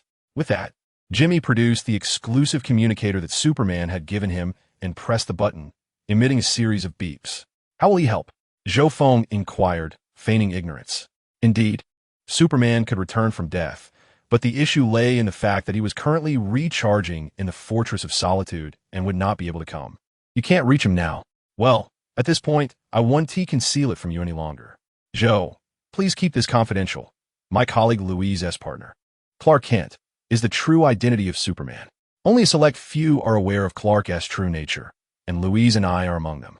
I hope you can keep this secret. I beg you not to tell anyone else. Jimmy implored Zhou Feng. Oh, is that so? I never imagined that Superman had such an ordinary identity. Even a time traveler knows who Superman is. Haha, I was just as astonished when I discovered it. But it's fine. I'll call Clark now and have him come over. Jimmy said as he began searching for Clark's number on his phone. All right, hurry and bring him here. Superman is still recharging. Beep, beep, beep, beep. With a smile, Jimmy dialed the number, yet there was no answer. Come on, Clark. It's all right, take your time. Try calling a few more times, Zhou Feng encouraged from the side. After 6 consecutive calls went unanswered, Jimmy was compelled to respond to a call from the owner of the Daily Planet, urging him to come. With a troubled expression, he said, Zhou, I must entrust Louise to your care for now. Once I reach Clark, we will come together. When he learns of your remarkable abilities, he will surely invite you to join the Justice League. Is that so? Haha, I will be most delighted. Zhou Feng replied with a cheerful demeanor. How could I not be pleased? It's a case of sheep entering the tiger's den. I'll take my leave then. I'm counting on you to look after Louise, Jimmy said. Rest assured, Jimmy. Travel safely. I will take good care of Louise. It will be fine, Zhou Feng assured, waving goodbye to the departing Jimmy. After Jimmy left and closed the door behind him, Zhou Feng gazed down at Louise, contemplating whether to carry her to the basement. There, a soundproofing array exists which may assist her. He approached Louise, crouched down, and with a princess carry, he lifted her and headed toward the basement. Zhou Feng's basement had been enhanced by his application of an infinite expansion spell, transforming what was originally a 300 square meter room into an expansive space of 30 square kilometers with a height of 300 meters. Typically, it appeared as an underground garage, but behind the elevator lay another entrance leading further inside. As Zhou Feng gazed upon the vast emptiness of the underground chamber, a thought crossed his mind. Had he forgotten something? That rascal cow Fiat was still parked beside the Superman graveyard. Never mind. He would finish his tasks first, and then teleport over to retrieve him once night fell. This subterranean base, constructed by Zhou Feng several years prior, before he had signed into the original universe, boasted a sizable training arena filled with numerous items from various worlds. Within it lay advanced technological artifact from the Dragon Ball universe, Dale spaceships, Scion battlesuits, biological weapons such as vegetable warriors, energy guns from Frisia's army, and power-level detectors, albeit only capable of measuring strengths up to 500,000 points. When Zhou Feng first acquired this device and tested it on himself, it absurdly indicated a power level of a mere 5 points. Indeed, the legendary battle power of the week. However, upon unleashing his divine energy, the device promptly malfunctioned with alarming beeps, and he had to recalibrate. After a month of rigorous training utilizing the chi techniques from the Dragon Ball world, he retested and achieved a power level of 30,000 points. Another month later, he reached 400,000 points. In summary, while not entirely reliable, it did provide accurate readings for ordinary individuals. For instance, he had discreetly tested several members of the Justice League. Green Arrow registered a mere 30 points, which rose to 35 when equipped with his costume and weapon. Superman shattered the device's limits, while Wonder Woman and Martian Manhunter did the same. Shazam, in his youthful form, registered only 3 points, but soared upon transformation. Batman, without his suit, had a power level of 45 points, which increased to 50 with his battle armor, while some enhanced suits exceeded 100 points, and a few even surpassed 1,000. Green Lantern, in his untransformed state, had 10 points in his normal power state. He boasted 20,000, with ring usage varying from 100,000 to 200,000. Aquaman possessed over 2,000 points, bolstered to 300,000 with his trident, though he had yet to test his strength underwater. The Flash recorded 25 points, but his Speed Force state rendered him undetectable by the device. Upon signing into the Dale spaceship, he discovered 2 crates of power-level detectors, each containing 50 units. After destroying 7 of them, he pondered whether to visit Lex Luthor and see if he could upgrade the detectors, as well as show him the energy guns from Frisia's army, to assess if the bald genius lived up to his reputed intelligence. With both arms wrapped around Louise, Zhou Feng gently laid her on the empty bed in the basement, removing her down jacket, and decided to wait for her to awaken before concocting a plan. He turned to sit on a chair, biding his time. As the night deepened and the clock struck 9:50 p.m., Louise, having been knocked unconscious for several hours, slowly opened her eyes and weakly inquired, "Where am I?" "You're awake. I've brewed a pot of tea for you. Sip it to soothe your mind," Zhou Feng replied, handing her a cup of strong tea. "This basement is fortified with a soundproofing array, so you should not hear any external noises." Louise accepted the teacup, taking a gentle sip, and murmured, "Thank you, Zhou. What should I do now?" My head felt as if it might split open, filled with so many voices. Gurgle. Louise felt a sound emanate from her stomach, causing her to blush instantly. I haven't eaten anything since last night," she stammered. Suddenly, she looked up to see Zhou Feng's smirking face. Angrily, she exclaimed, "You jerk! Are you deliberately mocking me? Go to hell." "Huh, I anticipated this," Zhou Feng replied. presenting her with a box of pastries he had just procured from a bakery. Here, enjoy these. We wouldn't want you to starve. Now that's more like it, Louise said as she reached for the pastries, astonished. By the way, where's Jimmy? She inquired after taking a bite. He was called away by your boss. After all the time I've spent looking after you, what do I get in return? Zhou Feng leaned closer and asked. Nothing. Get lost, Louise retorted. May I at least have a hug? Zhou Feng asked, and before she could respond, he embraced her. Louise's breathing quickened, and she promptly pushed him away, stating, enough. Your isolation spell is quite impressive. I can no longer hear those sounds. Zhou Feng assured her, of course. Just relax. However, you need to adapt to your current condition. Also, everyone has been revived. Aren't you happy? I wasn't lying to you. They're all back. How wonderful. You should thank me, Zhou. Louise exclaimed with a hint of tears in her eyes. And how do you plan to express your gratitude? Zhou Feng inquired, unabashed. Stop teasing me, Zhou. Just wait a moment. I need to call Jimmy, Louise replied cheerfully. All right, beautiful. No more jokes. Go ahead and make your call. Zhou Feng smiled. Ring, ring. Hello, Louise? Is that you? It's wonderful to hear you. Jimmy's voice came through. Yes, it's me, Jimmy. What are you up to? Louise responded. Oh, it's chaotic here. The Justice League has arrived, along with the FBI. They've set up a temporary shelter, and all the revived individuals are here. They claim we cannot release anyone, yet due to potential unknown threats. The public is protesting, Jimmy explained. What? How can they do this? What threats could there possibly be? What about the Justice League? Louise exclaimed. They share the same sentiment. They want everyone to be observed for a few days before allowing them to leave. They fear it could be a plot by some demon or evil deity. Everyone is currently here, Jimmy elaborated.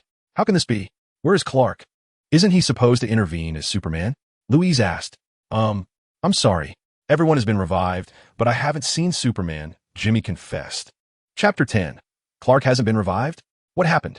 Jimmy, you haven't seen Superman at all? Louise questioned. That's correct, Louise. I've searched everywhere, but there is no sign of him. Jimmy replied, a hint of sadness in his voice. Have you checked his apartment? He might be at home, Louise suggested. I've been there, and he has not. And you know what? All the revived individuals are currently at Metropolis XXX Park, a place that usually sees little foot traffic. Do you remember it? We made a wish to the dragon to gather their souls together, and then resurrect them in a safe haven. If Superman were to be revived, he would also be there, and I informed Zhou about Clark's situation. Jimmy sighed as he spoke. All right, informing Zhou is acceptable, but this implies that the dragon has resurrected everyone, correct? There shouldn't be any omissions. Where's Clark gone? Louise questioned, perplexed. I too am curious as to why Clark hasn't returned. It's quite strange.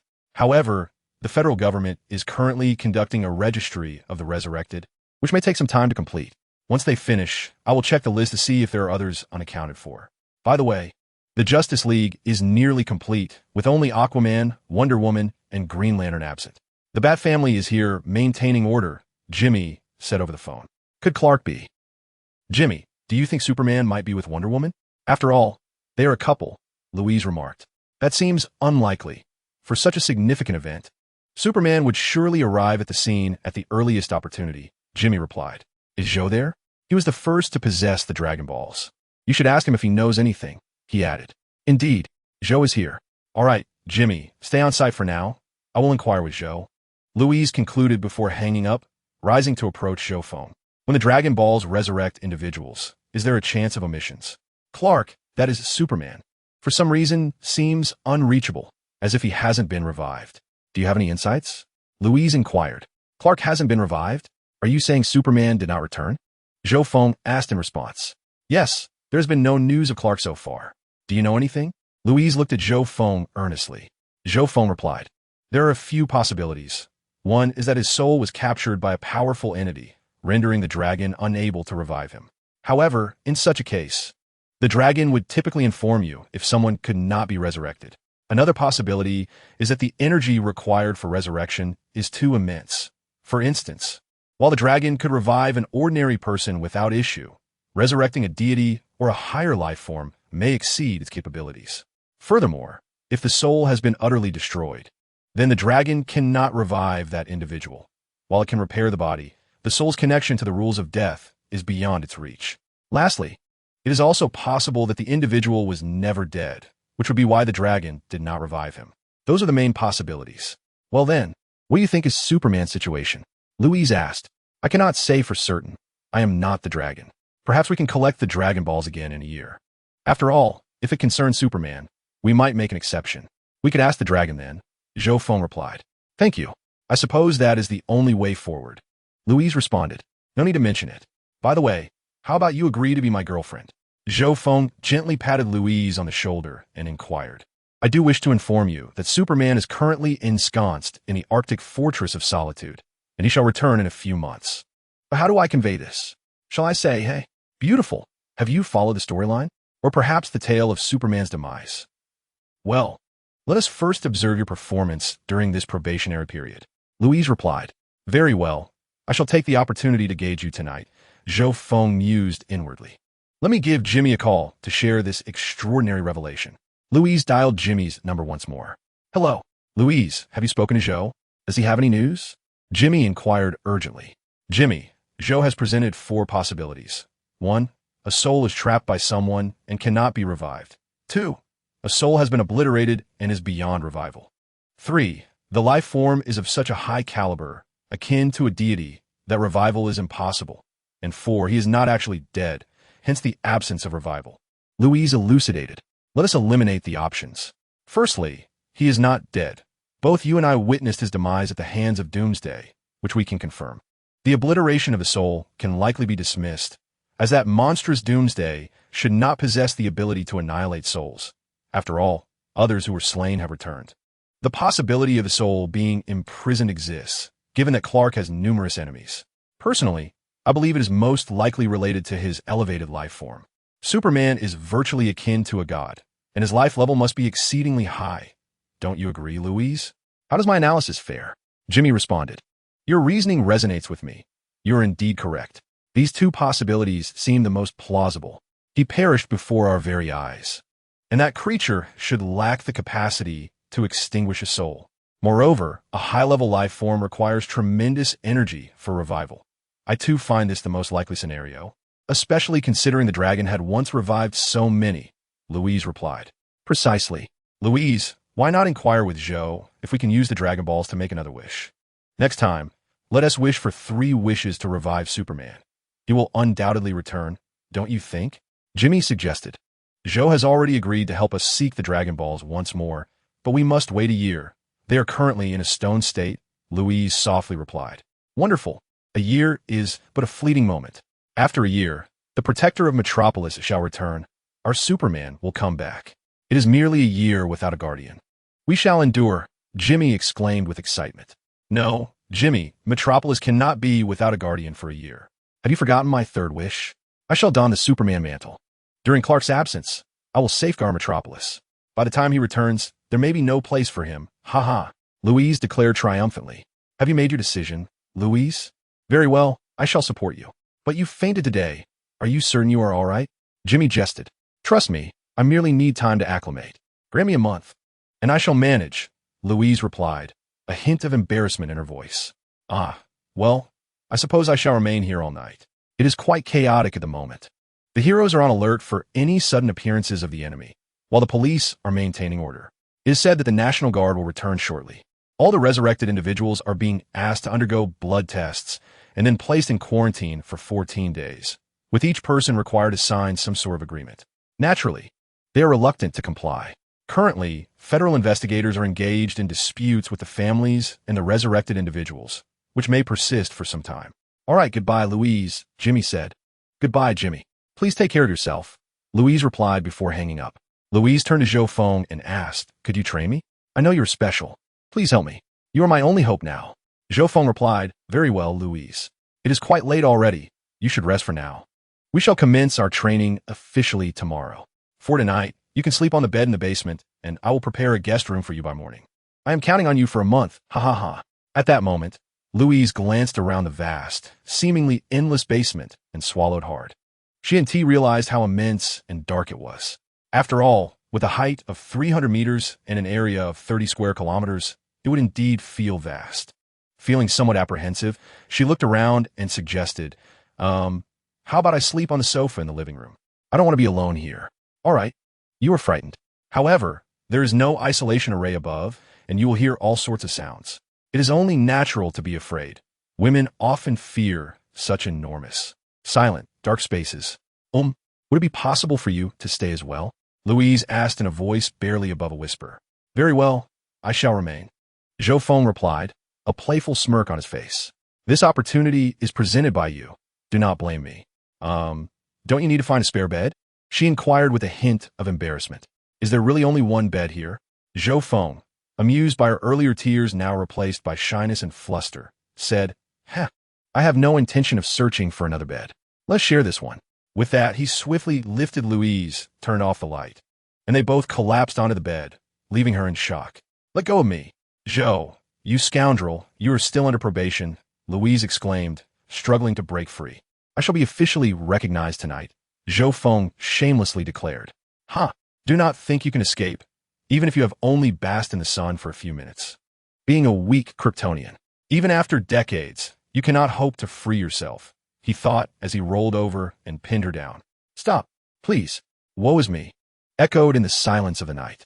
Chapter 11. Training Louise and seeking Lex Luthor. Ding, ding, ding. The next morning, Louise was awakened by the incessant ringing of her phone. She groggily reached for her device and pressed the answer button, responding in a daze. Hello, this is Louise. Hi. Good morning, Louise. This is Jimmy. Have you risen yet? Yes, I'm awake. How are you, Jimmy? Louise replied. After a long night of negotiations, the revivers and their families engaged in a heated discussion with federal agents, ultimately leading to concessions from both sides. The federal representatives agreed not to sign a non-disclosure agreement, provided that the revivers accepted a condition. They would remain in a temporary shelter for 72 hours. Batman, in turn, promised that each reviver would receive a reward of 10,000 USD if they cooperated and assisted in the investigation. Thus, an agreement was reached, with Batman expending a considerable sum to resolve the matter. Such is Batman's style. When money can solve a problem, it becomes trivial, Louise remarked. And what about you? When can I photograph Metropolis's Superwoman? Jimmy jested. Louise, half wrapped in her blanket, cast a guilty glance at Zhou Feng and replied, Oh, very soon, haha. Jimmy, I just got up. I'm heading to Zhou's place now. I'll be staying there for the next month. You know, he's a great magician. He has ways to train me. Could you please ask the boss for a month's leave? Thank you, Jimmy. Bye. With that, Louise hung up the phone. Hey, Louise. Please. I haven't slept all night. Oh, she hung up on me. Did she make it home? How'd she get back? And has she resolved her supersensory dizziness? She must still be at Zhou's place. Ugh, that's typical Louise. Why do I even care? I'll just ask for her leave, Jimmy lamented. After ending the call, Louise wrapped the blanket around herself, glancing at the still sleeping Zhou Feng. Rising from the bed, she lifted her leg and delivered a swift kick, sending Zhou Feng soaring through the air, performing a series of 360-degree spins before he crashed face first on the ground. Ugh, must you greet me so violently in the early morning? Zhou Feng groaned as he dusted himself off, thinking how aggressive this girl was.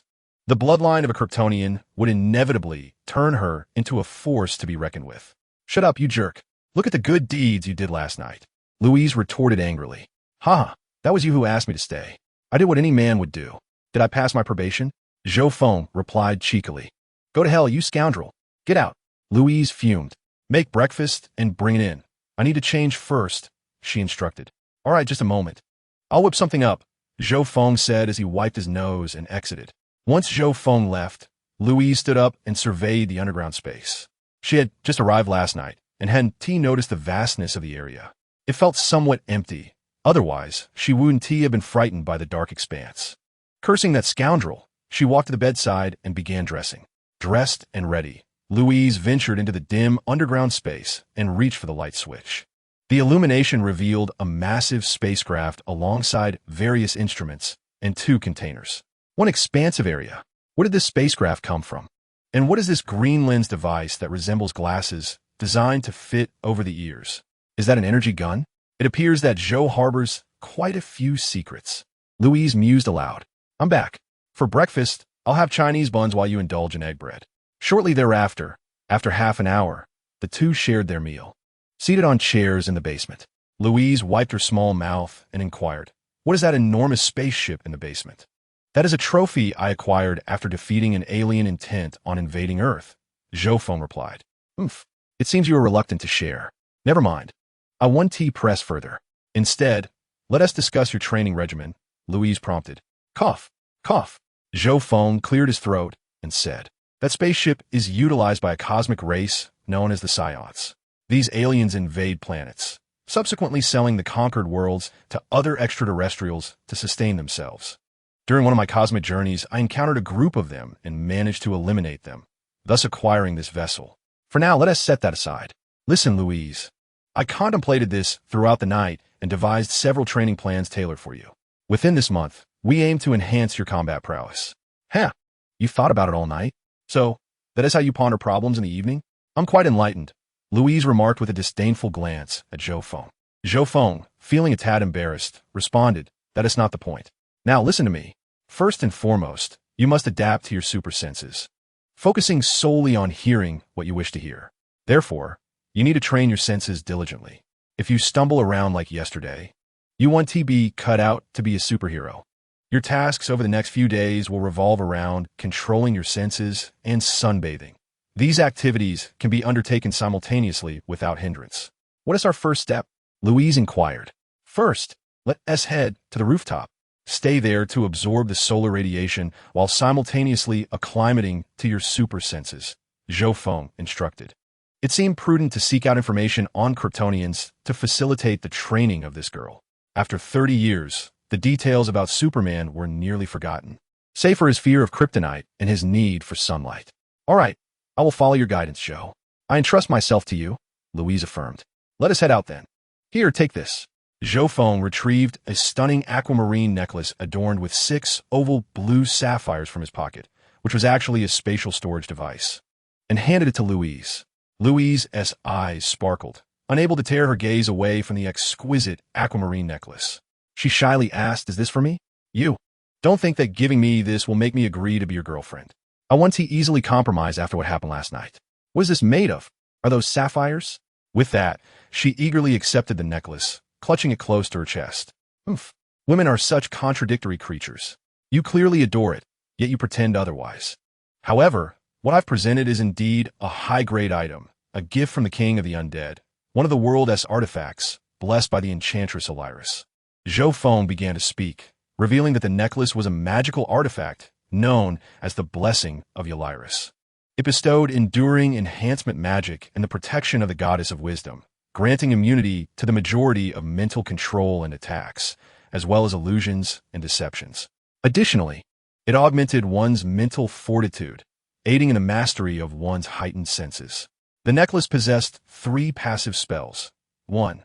Anti-magic shield, which, when activated for 10 seconds, rendered one immune to magic of rank 10 and below, essentially, most elemental magical attacks. 2. Perfect invisibility, a spell that allowed one to completely conceal their form from detection. 3. Death substitution, which afforded immunity from a single lethal attack. The 2 active spells could be cast without expending magical energy. The first spell, Absolute Zero Execution, launched a freezing attack approaching absolute zero toward a target. The second spell, Eliris Protection, was a group spell that combined healing and defense, creating a space of 20 by 20 square meters where all designated allies received continuous potent healing effects and, within 20 seconds, gained an increase of 200 in both magical and physical defenses. That sounds incredibly powerful. Is it truly so miraculous? It can grant invisibility and a second chance at life. You're really giving this to me?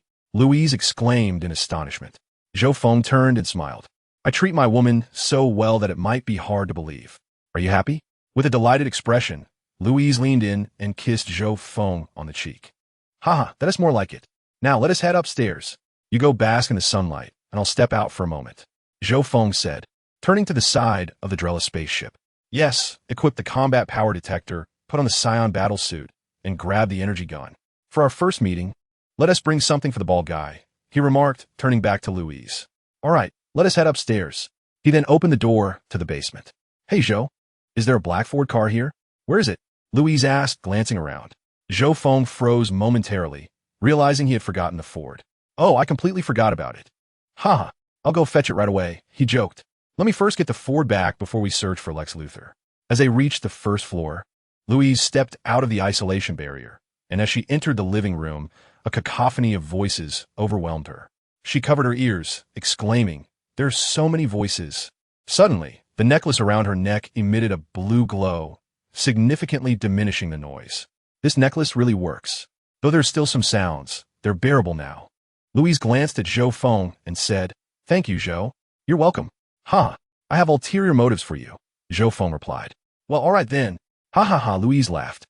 "Now, you go to the third floor to soak up the sun and acclimate to your heightened senses. Enjoy this sunbathing experience without fear of tanning. Goodbye, Louise." "While I go fetch the Ford," Zhou Feng said. "All right, I'll head to the sun now. You go do your thing. See you soon." Louise waved as she stood at the door. Zhou Feng ventured into a deserted alley, snapping his fingers as a sleek black Ford materialized before him. "Ah, father. No. My esteemed employer. You finally summoned the Ford. I have been waiting outside for a whole day and night," the car remarked. "Silence. You have had your fun. Now, take me to Lex Group swiftly," Zhou Feng commanded. "Very well, get in, boss," the Ford replied, opening its door. Zhou Feng stepped forward and settled into the driver's seat. "Let's be off." "Okay." The Ford set off. Chapter 12. Lex Luthor in the parking lot of Lex Corporation's headquarters. Zhou Feng disembarked from the black Ford and announced, "All right, Ford, wait here for a moment. I shall return shortly. Do not cause any trouble, understood?" "Understood, boss." "Rest assured, I shall await your return," the Ford responded.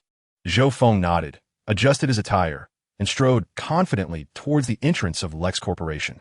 "Excuse me, sir, do you have an appointment?" the security guard inquired. "I am here to see Mr. Luthor. I have urgent matters to discuss." "I am sorry, sir, but without an appointment, I cannot allow you entry," the guard replied. "How may I arrange an appointment with Mr. Luthor?" Zhou Feng pressed. "I regret, sir, I do not know," the guard answered, his expression devoid of emotion. Zhou Feng cast a glance at the imposing security guard and, without further words, turned to leave, thinking to himself, "What a waste of breath. Why do you bother speaking to me if you know nothing? It seems I must find my own way in." Finding a secluded spot, Zhou Feng cast an invisibility spell and ascended, entering the building from above. He successfully infiltrated Lex Tower and quickly located Luthor's office door. Releasing the invisibility spell, he pushed the door open and entered. "Who goes there? Who are you, and how did you gain entry?" a bald man demanded. "Greetings, Mr. Luthor. Allow me to introduce myself. I am a magician. Your guard would not permit me to enter through the front, so I had to resort to this method," Zhou Feng explained. "Oh, what brings you here, magician?" Luthor inquired. "I wish to propose a transaction with you, Mr. Luthor. You have a deal you wish to discuss with me. Is that correct?" Luthor asked. "Indeed, Mr. Luthor. As you may know, I am a magician. During a recent journey, I encountered a group of extraterrestrials, and after a confrontation, I defeated them using my magic. I acquired some advanced technological items they left behind, which do not particularly interest me. However, I find myself in need of your assistance, hence my desire to barter," Zhou Feng stated, gazing at the bald man before him. "Oh, you intend to sell me these trinkets?" Luthor queried.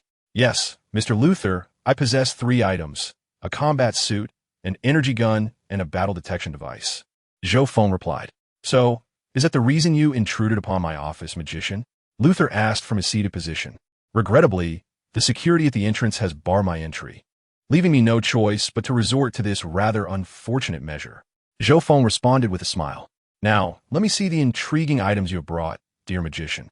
"Certainly," Zhou Feng replied, opening the suitcase he carried and methodically presenting a Scion battlesuit, a standard energy gun from the Frisia army, and a power scouter. Placing them before Luthor, Luthor remained silent for a moment, then picked up the energy gun, examining it with curiosity.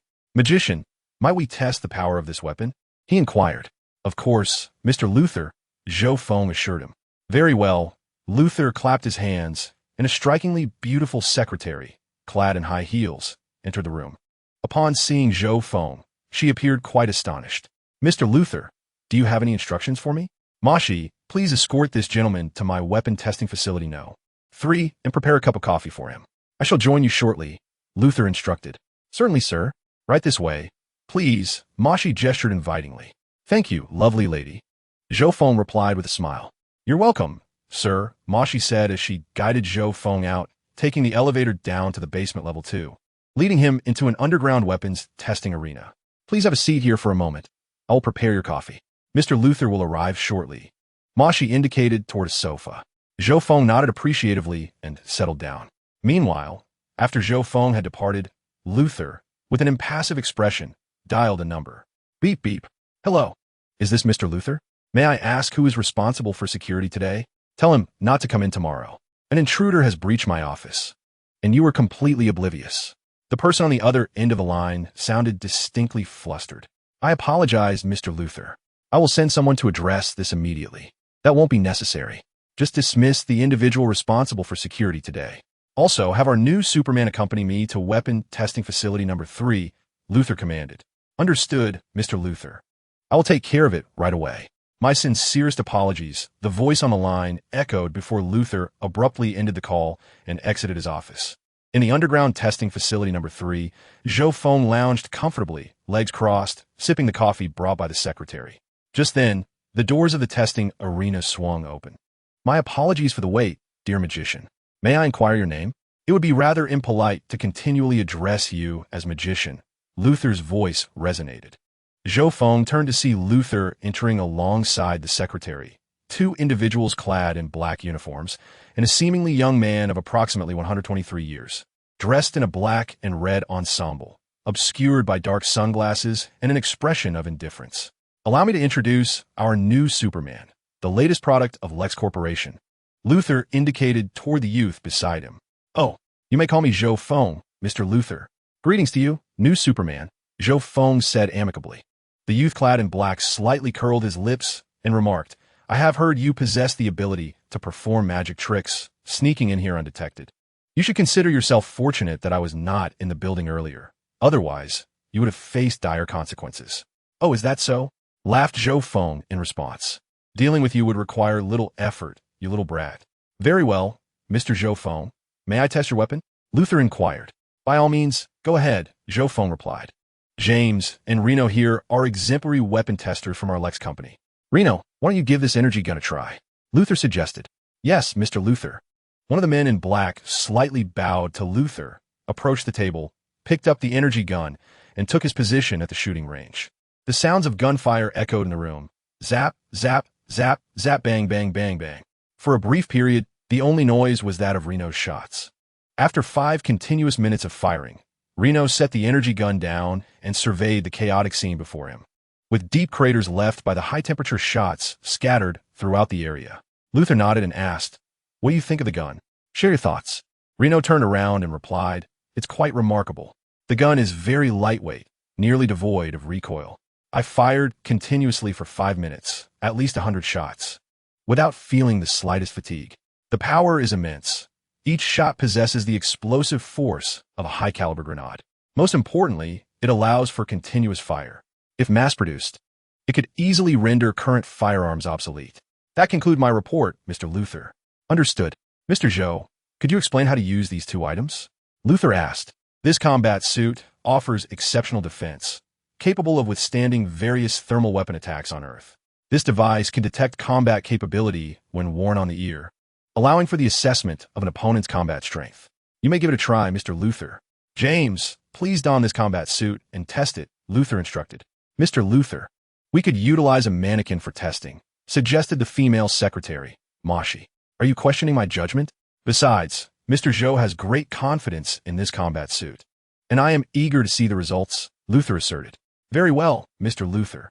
Another black-clad tester, gritting his teeth, reluctantly stepped forward to don a combat suit. I am ready, Mr. Luther, he announced. Reno, use a military dagger first, followed by a handgun, Luther directed. Understood, sir. Reno approached, drew his personal dagger, and thrust it toward the tester clad in the combat suit. The sound of the impact was audible, yet the tester remained unfazed. Stepping back, Reno pulled out his handgun and began firing, bang, bang, bang, bang. After several shots, he turned and declared, The suit is completely unaffected. James, how do you feel? Luther inquired. The suit is remarkably lightweight, sir, and I hardly feel its presence. It also has excellent breathability. I sensed the dagger's attack, but it was completely painless, James responded. Now, let us see how it fares against an automatic rifle, Luther suggested. Mr. Reno, with an apologetic expression directed towards James, stepped forward to seize the automatic rifle. He swiftly pulled back the bolt, aiming at James, and discharged a relentless barrage of bullets. The rapid fire echoed, yet James, though slightly weakened and gasping for breath, remained unharmed as Reno's marksmanship proved exceptional, with each bullet striking the armor on James's combat suit. Once he had finished, Reno holstered his weapon and bowed to Luther. "All right, you may leave now. Your presence is no longer required here," Luther declared. "Mr. Zhou, as for the final piece of the detection device, I will conduct the testing myself later. Name your price. I'm quite satisfied with the item. Mr. Luther, I seek no monetary compensation. Instead, I would like to request your assistance in enhancing this combat suit, the combat power detector, and obtaining detailed information on Superman. I can offer you these 3 items, and I assure you there will be more valuable treasures in the future. What do you think, Mr. Luther? Please consider my proposal." "Oh, is that so?" Chapter 13. The Sudden Awakening of the Cooperative System with Luther. "Really? Could you elaborate for me, Mr. Zhou? What items might I receive?" Luther inquired.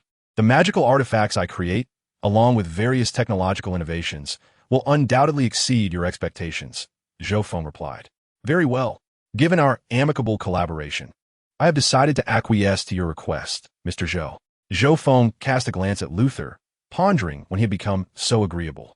He had been prepared to exert some force if necessary, especially since Luther was accompanied by the Superboy. Wouldn't it be a missed opportunity if he didn't test his own capabilities? "Mr. Zhou, do you have any further requirements regarding our collaboration?" Luther asked, eyeing Zhou Feng. "Ha, that's splendid, Mr. Luther. Here's to a fruitful partnership," Zhou Feng exclaimed as he rose. "However, Mr. Zhou, what about the research on the energy gun? Are you foregoing it in exchange for my research on Superman? As for the subsequent matters, I have no interest. I only desire your research on Superman, along with enhancements for the combat power detector and the combat suit," Zhou Feng responded. "Subsequent upgrades are no issue, but the research documentation on Superman will require more than just an energy gun," Luther stated. "How about this, Mr. Luther? You provide me with half of the Superman research documentation first, and once you have upgraded the remaining 2 items, I will return with a wondrous fruit that bestows unexpected superpowers. What do you think? A fruit that grants superpowers? You aren't deceiving me, are you? Such a fruit truly exists, Mr. Zhou?" Luther asked, astonished. "Rest assured, this fruit is indeed extraordinary. Consuming it will randomly grant various unique abilities," Zhou Feng affirmed. Luther regarded Zhou Feng thoughtfully before responding. "Is it truly that miraculous? I am quite intrigued. Very well, I can provide you with half of the Superman documentation. The remaining half, along with the enhancement for the combat suit and the combat power detector, I will require a month's time to complete. I shall notify you when it is ready, and we can conduct our trade then. How's that sound?" "Very well, Mr. Luther. Let us enjoy our collaboration. Please, do share half of your research on Superman with me," Zhou Feng inquired. "Of course, Mr. Zhou. Please accompany me to my office, and I shall retrieve the materials for you," Luther responded. "All right, let us proceed," Zhou Feng replied, rising from his seat. With that, Zhou Feng, Luther, and the young superhero, Moshi, departed from the weapons testing facility. After a brief wait, Zhou Feng received the segment of Luther's research on Superman. "Farewell, Mr. Luther. I eagerly anticipate our meeting next month." "Likewise, Mr. Zhou. I look forward to our encounter next month. By the way, do remember to bring the miraculous fruit and your magical artifacts, as I am quite intrigued," Luther added. "Not a problem, Mr. Luther. No need to see me off," Zhou Feng said, turning to leave LexCorp. As Zhou Feng exited, Luther returned to his office with a stoic expression, accompanied by his secretary Moshi and the young superhero. Luther settled into his chair. The secretary, Moshi, inquired, "Boss, are you truly going to give him the research materials? What about the subsequent upgrades? This is uncharacteristic of you. I assumed you would have the young superhero subdue him, considering he trespassed. My dear new Superman, what are your thoughts?" Luther redirected the conversation to the young superhero without acknowledging Moshi's question. "Hey, I could easily handle him. Just a mere trickster, nothing remarkable. I could dispatch him in a second," the young superhero scoffed. "Humph. If you had acted today, I assure you, you would have been the one lying on the ground. You may have inherited Superman's strength, but you have not acquired my intellect," Luther remarked coldly. "What? That's impossible," the young superhero exclaimed, utterly unconvinced. "I'll give you a hint. The extraterrestrial weapon he possesses and the fact that he is a sorcerer," Luther stated. "And so what?" The young superhero arrogantly replied. "I have informed you that magical attacks are exceedingly effective against Kryptonians. Magic can inflict significant harm on Superman. The fact that he entered my office undetected indicates he utilized magic to do so. The 3 items he brought are each at least 2 centuries ahead of Earth's technology. He claimed to have defeated a group of aliens using magic, and the energy gun is clearly his standard weapon. I suspect there are subsequent models. The combat suit is obviously a mass-produced design, and that device for measuring combat power. Everything is standard weaponry and equipment. Do you comprehend my point? Luthor questioned. What does that have to do with him? The young superhero asked. Moshi stood nearby, covering her beautiful eyes, shaking her head in disbelief. Is your mind solely filled with brawn? Have I not made myself clear? This implies he has vanquished an alien civilization's army through magic. He could easily take you down, and then me, leaving me with no choice but to collaborate with him. Luthor exclaimed, slamming his hand on the table. How do you know this without even facing him? The young superhero challenged. Moreover, he promised to bring items and even magical artifacts, allowing me to have a long-term friend skilled in magic. It is far better to befriend such a person than to oppose him. Luthor expressed his resignation. So, how is the intelligence department progressing with the investigation into the mysterious resurrection events? Luthor inquired. It seems that everything is related to the mysterious golden dragon. Over 30 kilometers long, discovered in the Antarctic continent, replied the female secretary, Moshi. After its appearance, there was a global blackout for several minutes, followed by the miraculous resurrection of victims from the day of destruction. Shortly thereafter, it vanished without a trace. Various factions are now searching for it. We can preliminarily confirm that this resurrection event is undoubtedly connected to the Golden Dragon. However, the information we have is lamentably scarce. Luthor nodded grimly, saying, I understand. Now, please leave. Take these 3 items to my laboratory. There hasn't been any significant events lately, so refrain from disturbing me. Inside the Black Ford, Zhou Feng opened the blue dossier and began to peruse the detailed information Luthor had provided about Superman. This is quite thorough. Indeed, Luthor has a knack for this. All right, Ford, let's return home. Certainly, boss. Shall I drive faster? Ford asked. Do you not see that I am reading? Drive at a steady 40 kilometers h-back. Zhou Feng replied, settling into the back seat of the Ford. Boss, there's no one in the driver's seat. Didn't you say I couldn't drive alone? With a wave of his hand, Zhou Feng cast an illusionary magic spell, summoning a faceless figure in black to grip the steering wheel. Now I can drive. Wow, impressive. Boss, in the future, can you teach me to do that? Ford asked eagerly. Let us see how you perform. Now let us head home, Zhou Feng remarked, his attention still on Superman's dossier. As they were about to return home, a voice echoed, audible only to Zhou Feng. Detection complete. Host strength has reached the pseudo-multiverse level. A descender has appeared. Host protection period has ended. The causal descendancy system has officially awakened. Zhou Feng froze in his seat. His golden finger system was speaking? What did it mean? Who was the descender? What did it mean for the protection period to end? Zhou Feng delved into the system space. What do you mean? The causal descendancy system is the true name of this system. What is a descender? And what is the protection period? While the host strength has not reached the multiverse level, the descender will not appear in the host's universe.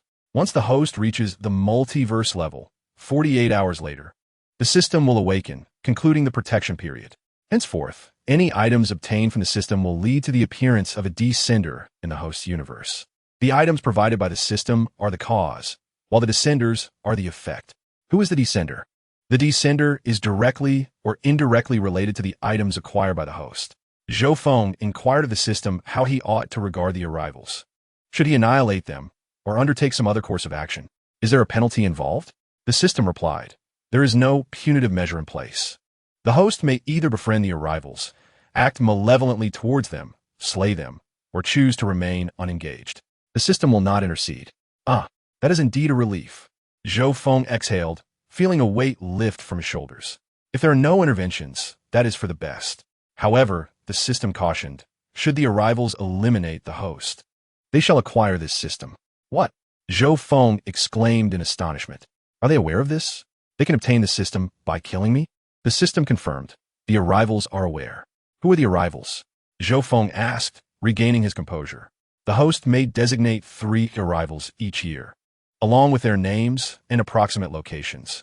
Any remaining must be discovered independently by the host.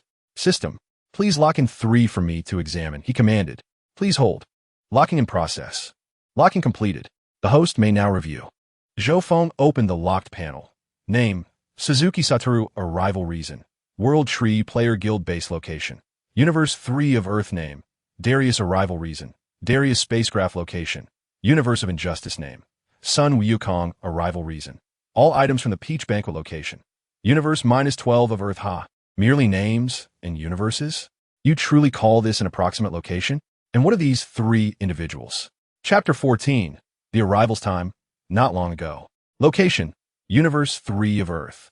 Between the throne on the 9th level of the Great Tomb of Nazarick, a messenger, trembling with trepidation, knelt before the magnificent palace, cautiously lifting his gaze to the monstrosity seated upon the throne.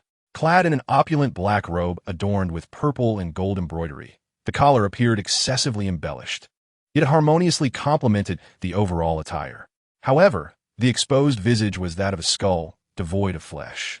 The cavernous eye sockets glimmered with a crimson glow, and a halo of black light emanated from the back of the skull. This was Ain's Ol Gown, the most feared and dreaded member of the criminal syndicate, universally acknowledged as the foremost among them, without contest. In the presence of other syndicate members, one might endure torture or death, and that would be the end of it. But before this creature, even death was a luxury, a coveted reprieve. He transformed the living into horrific zombies, skeletons, and stitched monstrosities.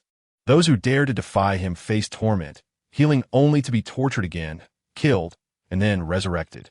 Indeed, he is resurrected, only to be tormented and subjected to treatment, then killed repeatedly until his monstrous minions grow weary. Yet, this is not liberation.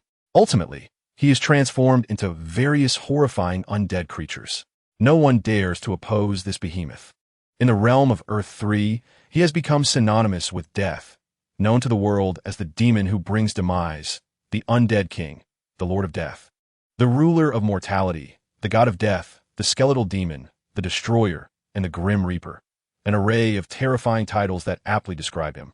He commands a vast legion of monsters, including demons, beasts, insects, vampires, werewolves, dark elves, and countless other creatures. He possesses the ability to transform ordinary humans into various forms of undead beings, and his army of death is inexhaustible.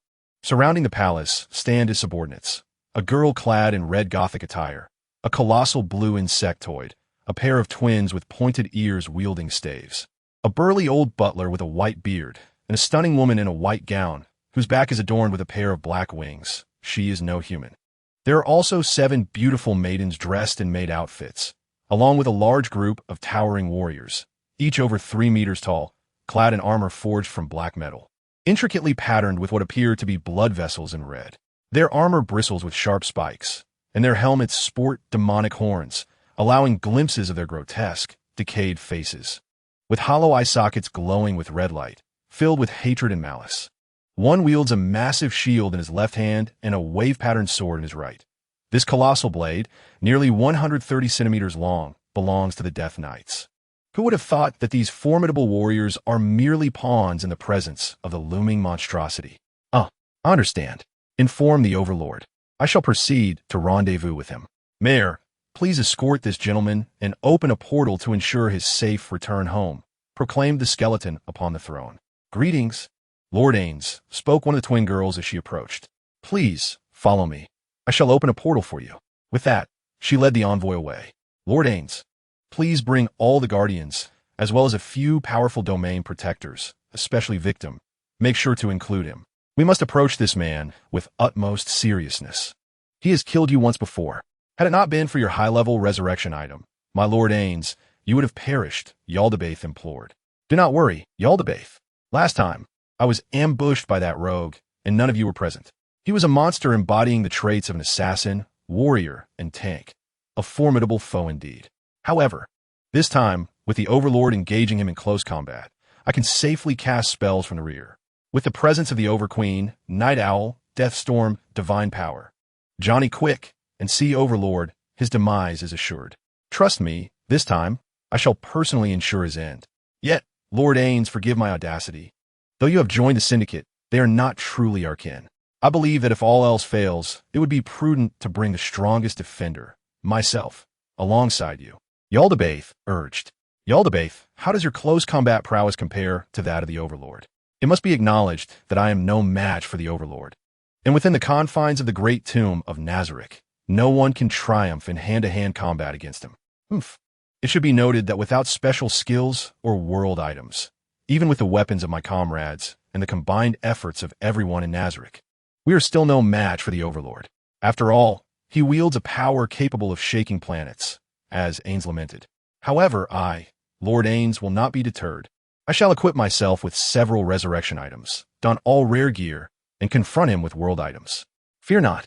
This time, I have ample time to prepare, and I am completely confident in my ability to eliminate him.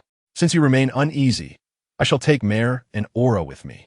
If we find ourselves outmatched, I will teleport away immediately. None among us in Nazarick can contend with Alexander Luthor. Bringing anyone else along would be futile, as only magic and special skills can contend with him. Yarb, Demiurge has already ventured to another perilous Earth as our vanguard, paving the way for our arrival. With our brains of Nazarick absent, while I deal with Xantia, you must ensure the protection of Nazarick alongside Seabass, Cositus, and Shaltir. Do you understand? Yes, Lord Ains. Please take care. I understand. Come, Mare Aura, let us depart. Yes, Lord Ains, X2. Ains opened a portal and stepped through with his two subordinates. On the other side, the meeting point was set. Overlord, Super Queen, Night Owl, and others were already waiting. Death God, have you arrived? Hello, Death God. Have you come, Death God? Death God, it's been a while. The syndicate members greeted, referring to Ains as the Death God, the harbinger of demise. Ah, yes. Greetings, my comrades. Shall we set forth? Ains inquired. In fact, we have already arrived. Xantia is nearby. Ains, use your magic to obliterate him, Overlord commanded. Hey, Overlord. We had agreed to capture him alive, as we still need him to deal with that entity threatening to annihilate our universe. We cannot kill him now. Super Queen interjected. Rest assured, Ains and I have discussed this. After we eliminate him, we will preserve his corpse for when Ains revives him. Furthermore, Ains has assured me that he possesses a method to control Alexander Luthor, that fool, upon his resurrection. Thus, this course of action shall suffice, Overlord responded. Moreover, he has always been disobedient. Capturing him alive would yield no difference, Night Owl remarked, agreeing with Overlord and Ains' strategy. Agreed, echoed several others. Oh, damn it, but I lured Alexander here. If they truly strike him down, he will undoubtedly fight to the death. What should I do? The Queen of Superheroes contemplated the conspiracy she had devised with Alexander Luthor, feigning her capture to allow Syndicate to transport him to the New World, thereby evading the impending cataclysm. Subsequently, she would devise a means to liberate him, collaborating to eliminate Syndicate members, assimilating their powers, and ultimately bearing the strongest offspring to reign over that realm. Indeed, this time, I am utterly confident in my ability to vanquish him with magic. Superb. Allow me to bestow upon you enhancement spells, which will amplify your strength, making it easier to contend with Xantia, Ains declared. Excellent. Your magic never fails to astonish me. Let us hasten. We cannot allow Alexander Luthor, that fool Xantia, to escape, replied Superba. Now, I shall commence. Radiant Emerald Body, Blessing of the Spellcaster, Infinite Barrier, Sacred Magical Enclosure, Essence of Life, Supreme All-Power Enhancement, Freedom, Deceptive Intelligence Life, Foresight, Supernatural Intuition, Advanced Resistance Augmentation, Chaotic Cloak, Indomitable Spirit, Enhanced Perception, Advanced Luck, Augmented Strength, Dragon S-Might, Advanced Hardening, Celestial Aura, Absorption, Enhanced Penetration, Advanced Magical Shield. Alright, the battle plan is as follows. Superba shall spearhead the assault while the others engage in distraction to buy me time. I shall eliminate him with a single, special skill. End stated. Chapter 15. The Arrivers on Earth 3 Boom. Boom! Explosions echoed throughout the city ruins. Amidst the devastation, the Syndicate was embroiled in a fierce confrontation with Xantia Alexander Luthor. Weakened curses, debilitating afflictions, impending doom, sluggish spells, and diseases tormented them, and swiftly unleashed curses upon Xantia Alexander Luthor. The battle had raged for 2 hours, aside from the initial engagement, where he utilized the transcendent spell, Skyfall, to force Xantia out. Ains and his two subordinates continued to cast curse spells, deploying negative status magic against Xantia, while simultaneously bestowing healing and enhancement spells upon other syndicate members. Superba faced Xantia head-on, while Deathstorm engaged in ranged assaults. Divine Power manifested various weapons. Johnny Quick moved rapidly to disrupt Xantia, and Sea Baron wielded his trident in attack. At that moment, the Queen of Superheroes suddenly ensnared Xantia's neck with a lasso of obedience. Now is the time. Ends quickly. Superba lunged forward, seizing Xantia's hands from behind. Sea Baron's trident pierced Xantia's abdomen, while Divine Power conjured a set of shackles to bind him. Johnny Quick and Night Owl respectively shattered Xantia's legs. I have long awaited this moment. It appears the time has come to unleash this special skill. Aptly named Death is the end of all life, a technique I have prepared especially for you, Alexander Luthor, as the sole individual to have slain me once. You shall be the first to endure this attack in my arrival to this world. Ha ha ha. In that instant, a colossal figure loomed behind Anne's, obscuring half the sky. A clock marked at 12 o'clock, its hue pitch black. Wait a moment, could it be? The atmosphere has changed. I distinctly recall the clock being golden, not black, and certainly not so immense. Could it be that after my second traverse my abilities have altered? It is quite possible. Many skills indeed differ from those within the world tree. Such occurrences have transpired in other realms. Thus, it is not beyond the realm of possibility.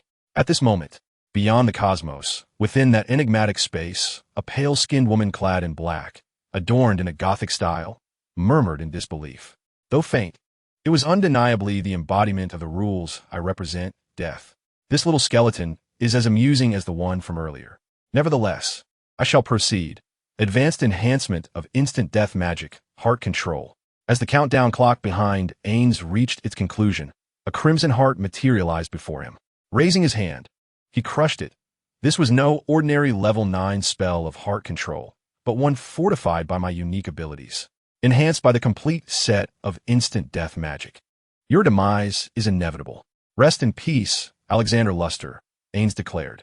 Before him, Xantia Alexander Luster knelt, drenched in blood, expelling copious amounts of crimson from his mouth. His face a mask of despair as he questioned the Super Queen. Why? This is not what we agreed upon. You deceived me. I shall kill you. Cursed woman, why have you betrayed me? Why? Alexander Luster collapsed, his breath fading. What did he mean by those words? The Super Queen inquired, her eyes glinting red. Do not be angry, my dear. Did he not hear him accuse me of deceit? If I had not deceived him, how could we have captured him? I did it all for you, and you dare to blame me. I am truly hurt, the Super Queen lamented. Listen, Amazonian woman, for many years, I have longed to eliminate you. Yet, without you, who would carry on my lineage? Thus, it is best that you do not betray me. Otherwise, you know the consequences. The Super Tyrant warned the Super Queen. I understand, Super Tyrant. I belong solely to you, rest assured. The Super Queen approached the Super Tyrant, embracing his neck. It better remain that way. The Super Tyrant replied before turning to Ains and striding towards him. Watching the retreating figure of the Super Tyrant, the Super Queen pondered her fate. Was she truly to choose the Super Tyrant? Alas, that fellow wields such formidable magic. Yet how regrettable that he is but a skeletal frame. Were he not a skeleton, I could utilize him against the Super Tyrant. Ains inquired, do you possess any means to control him? Super Tyrant, I possess a spell known as memory manipulation, a level 10 mental magic that allows one to rewrite another's memories at will. This skill consumes vast amounts of magical energy, being the most taxing of spells. When the time comes, I shall resurrect Alexander Luster and employ this spell to control him while he remains mortal. Thus, my success is assured, Ains stated, gazing at the Super Tyrant. Excellent. Now we await Atomic Woman, Demugos, Alfred, and the others to open the teleportation portal, so we may collectively journey to a new world, the Super Tyrant proclaimed. I recall that the yellow sun can harm you. Is that not so? Ains inquired. Indeed. It matters not. I shall shield myself from its rays with a satellite, Chaoba replied. Chaoba, perhaps I can alleviate your vulnerability, Ains proposed. Oh, is that true? You wouldn't deceive me, would you? Chaoba asked, a hint of excitement in his voice. Indeed, I have an idea. I possess a transcendent spell known as wishing upon a star. Upon its release, it can fulfill a singular wish, Ains explained. Fulfilling wishes? Is it truly capable of such? Any wish at all? How remarkable! Exclaimed a member of the syndicate. Ah, it's not as formidable as it sounds. There are limitations. However, it should address your predicament. Chaoba, behold this ring, Ains said, raising his arm to reveal a plain, unadorned ring. The ring, emanating a silvery radiance, was engraved with 3 shooting stars. This is an exceptionally rare artifact, the Meteor Ring, which allows the use of the transcendent spell wishing upon a star 3 times. Allow me to elaborate. This spell is capable of manifesting one's innermost desires. It transforms the impossible into the possible. Furthermore, when wielded by a powerful individual, it can even evolve into a means of realizing more profound wishes. Ains mused himself, contemplating the opportunity to validate his hypothesis regarding the effects of local individuals utilizing artifacts, consuming 500% of level 5 experience. Chaoba shall serve as my test subject. Moreover, only 2 wishes remain. It would be intriguing to see what transpires upon their use. Given Chaoba's nature, he will undoubtedly exhaust both wishes. Then what are we waiting for? Bring it forth, and let me use it. Chaoba urged eagerly. Very well, Chaoba. I present this to you. You may utilize the ring yourself. With that, Ains removed the ring from his finger and handed it over to Chaoba, who accepted it with palpable excitement. How does one use this? Chaoba inquired. Simply shout your wish to the ring. Ains instructed. Ring, heed my wish. Chaoba declared, donning the ring and raising his arm. In an instant, the ring emitted a dazzling white light, and Chaoba, beaming with joy, exclaimed, Let my weakness vanish. A blue magical circula balupadim, an moments late, a triumphant litera. My weakness is gone. I no longer fear the orange sunlight. This is splendid. For my next wish, grant me an item that allows me to maintain my formidable power permanently. The ring once again shone with a white light, and a green gemstone necklace materialized in Chaoba's grasp. He raised his arm, eager to make another wish. But at that moment, the ring fell to the ground and shattered. What is the meaning of this? I have only made 2 wishes. Why is the ring broken? Chaoba queried, perplexed. Because I had previously utilized one, Ains responded. No matter. These 2 wishes are sufficient. I am now invincible. Ha ha ha. At that moment, the green necklace in Superbia's possession emitted a copious amount of verdant gas.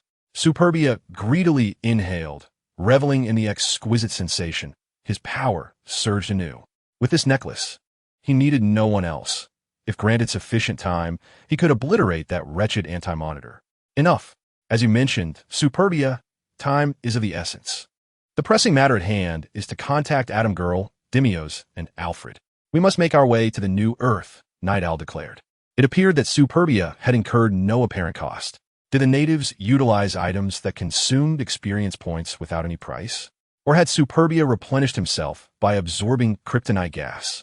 Observing the situation, Ains interjected, Once we arrive in the new world, I ask that you help me locate a man named Zhou Feng. If found, please ensure he is delivered to me. I wish to deal with him personally. In exchange, I can open the gates to my stronghold, the great tomb of Nazarick, allowing many to accompany us. Does he bear a grudge against you? One could say so. However, I implore you, when you find him, do not kill him. Simply deliver him to me. I will be most grateful. Ains replied. Understood, Ains. Your great tomb of Nazarick can transport our people, correct? How many can you accommodate? Indeed. Excluding the undead legion I intend to take with me, I can allocate space for 20,000 individuals for each of you, Ains responded. I require none. Neither do I. I too have no one to bring along, declared Deathstorm, Johnny Quick, and God Power in unison. Perfect. My Amazon sisters number 50,000. Grant me 30,000 slots. You see, my sisters are formidable warriors, each one an exceptional fighter. Their presence will prove invaluable, Super Queen asserted. For my servants and soldiers, including Jimilana and the others, I require only 10,000 slots, Superbia stated. I don't need that many spaces. I will only take those who belong to me and my possessions from Gotham. The remaining 20,000 slots can be divided amongst you. Hey, my subjects number in the hundreds of thousands. They are the elite warriors of the ocean. I claim Night Owl as 20,000 and the remaining 10,000 for myself. Sea King proclaimed. Very well. We shall reconvene when the time comes to depart for the new Earth and the new universe. A chilling laughter echoed through the heavens, reminiscent of the Syndicate's malevolence. In the unjust universe of Metropolis, smack, smack, smack, Superman furiously swung his fists, striking a peculiar figure adorned with a crab-like head and bizarre armor. You monstrous fiend, you have slain millions and nearly obliterated my city. Do you comprehend the weight of your actions? I have never felt such an overwhelming desire to kill until now. You are the first. Superman bellowed. Enough, Superman. If you continue, you will kill him. Remember, we have our limits. Do you understand? Batman intervened, restraining Superman. Releasing the man, Superman stated, I understand, Bruce. Listen well, villain. Your remaining days shall be spent in prison. Bah, were it not for my spacecraft, which inexplicably vanished, leaving me unable to cultivate the spirit tree, I would have long since dispatched you scoundrels, exclaimed Dales, drenched in blood. Chapter 16. The Arrivals on Earth, Dimension -12. Not long ago, amidst the ruins of a city, stood a monkey seemingly singed by flames. Its once glorious golden fur was now marred with soot and ash, its upper body stripped bare, and its head covered in grime, resembling the charred bottom of a pot. With bare, furry feet and a tattered skirt of armor around its waist, the monkey appeared quite disheveled. In one hand, it clutched a mixed golden iron rod, while in the other, it curiously examined a black and blue helmet. Before the monkey lay a man and a woman.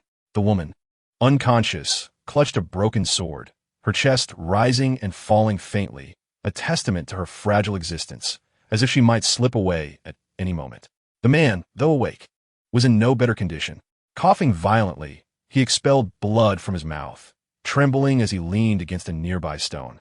He looked at the golden-haired monkey that had just assaulted him and weakly uttered, Though I know not who you are, thank you for freeing me. You should be thanking me. Had I not fortuitously stumbled upon you, you would still be under the control of that helmet's spirit, the monkey retorted, turning to the man. The man glanced at the monkey and advised, You would do well to discard that helmet. Find a deserted place to dispose of it. Do not don it, lest you end up like me, a puppet, neither human nor ghost. You are indeed well-meaning to warn me, but I am not like you. It is peculiar. You possess no cultivation. Your physique is only marginally better than that of a peasant, yet you dared to wear that helmet, only to suffer its backlash, the monkey replied. Amusement evident in its tone. Backlash, That term is quite apt, though it is indeed a divine artifact, forged by a war god, the man weakly responded. As for your warning against wearing it, watch closely. The monkey grinned, promptly placing the helmet atop its furry head. No, the man cried out in alarm. Hey, it's of no consequence. I, old son, am not you, a mere mortal. I have long since achieved the status of a great immortal, transcending the 3 realms and escaping the 5 elements, the monkey declared, leaping about before the man while still wearing the helmet. The monkey then removed the helmet and proclaimed, Listen well, helmet spirit. I am aware that you have gained sentience. Will you follow me? If you agree, I shall take you with me, and you shall acknowledge me as your master. Should you refuse, I shall shatter you with a single strike. With that, the monkey pressed down forcefully on the helmet. The helmet began to shake violently. In a fit of rage, the monkey wielded the helmet in one hand and clenched its fist, striking it repeatedly. Will you acknowledge me, old son? If not, I shall smash you to pieces. After several forceful blows, the helmet emitted a mournful wail, swiftly submitting to the monkey's authority. Well done. At least you are wise enough to yield. Otherwise, you would have faced dire consequences. I shall keep an eye on you. The monkey set aside the helmet, while the man gazed in astonishment at the monkey's violent taming process, rendered speechless. Hey, are you all right? I may have been a bit rough just now, but don't take it to heart. I saved your life, so that helmet is now a gift from me, the monkey remarked. That's acceptable. At least you can control it, ensuring it won't harm others.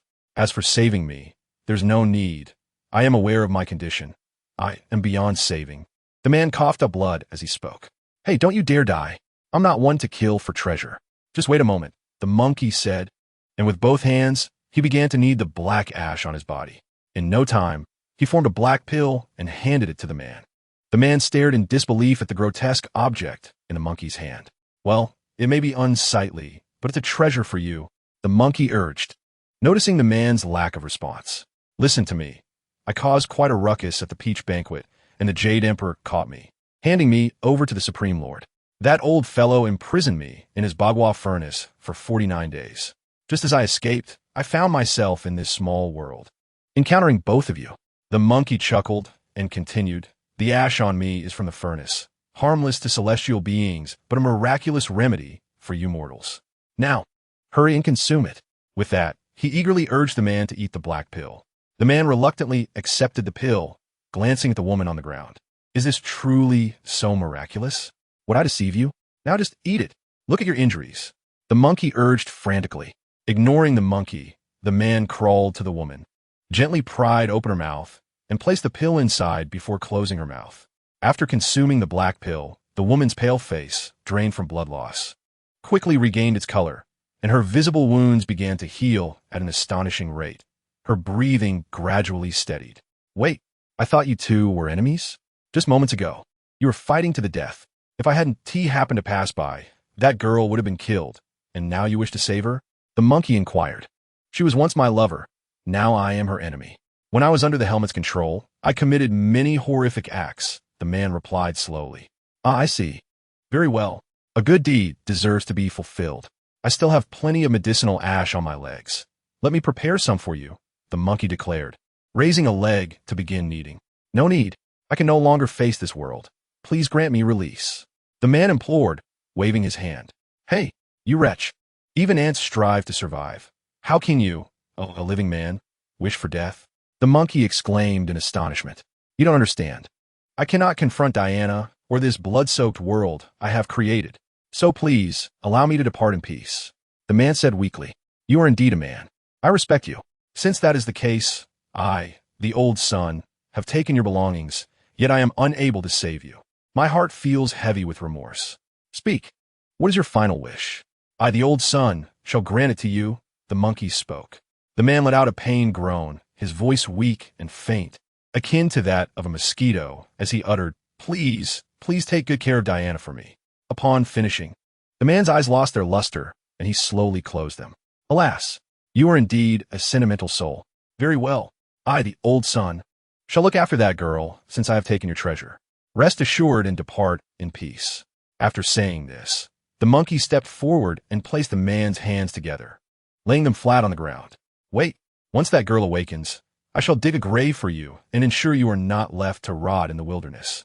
The monkey then rose and approached the helmet, exclaiming, "Now let me see what abilities you possess." With that, he donned the helmet once more. "Can you transform into armor? Quickly, take on a golden hue, nothing else." A burst of golden light enveloped the space, revealing a valiant monkey adorned with a phoenix-winged golden crown, clad in a chainmail of gold and wearing lotus silk shoes. A soft groan escaped, and the woman awakened, immediately grasping her broken sword. She flipped over, rose to her feet, and shouted, "Bruce, you demon, come forth. Let us duel. I shall avenge my sisters." "Ah, the girl. The man is dead." Diana turned towards the monkey standing nearby and inquired, "Who are you?" "Listen well. I am the Monkey King, Sun Wukong, from the Water Curtain Cave in Flower and Fruit Mountain." Chapter 17. Future plans. Zhou Feng sat in the car, lost in thought. "Boss, do you have something on your mind?" Ford inquired. "Indeed, Ford, I find myself in grave danger. A multitude of people likely wish to kill me. What should I do?" Zhou Feng exclaimed dramatically. "What sort of people, boss?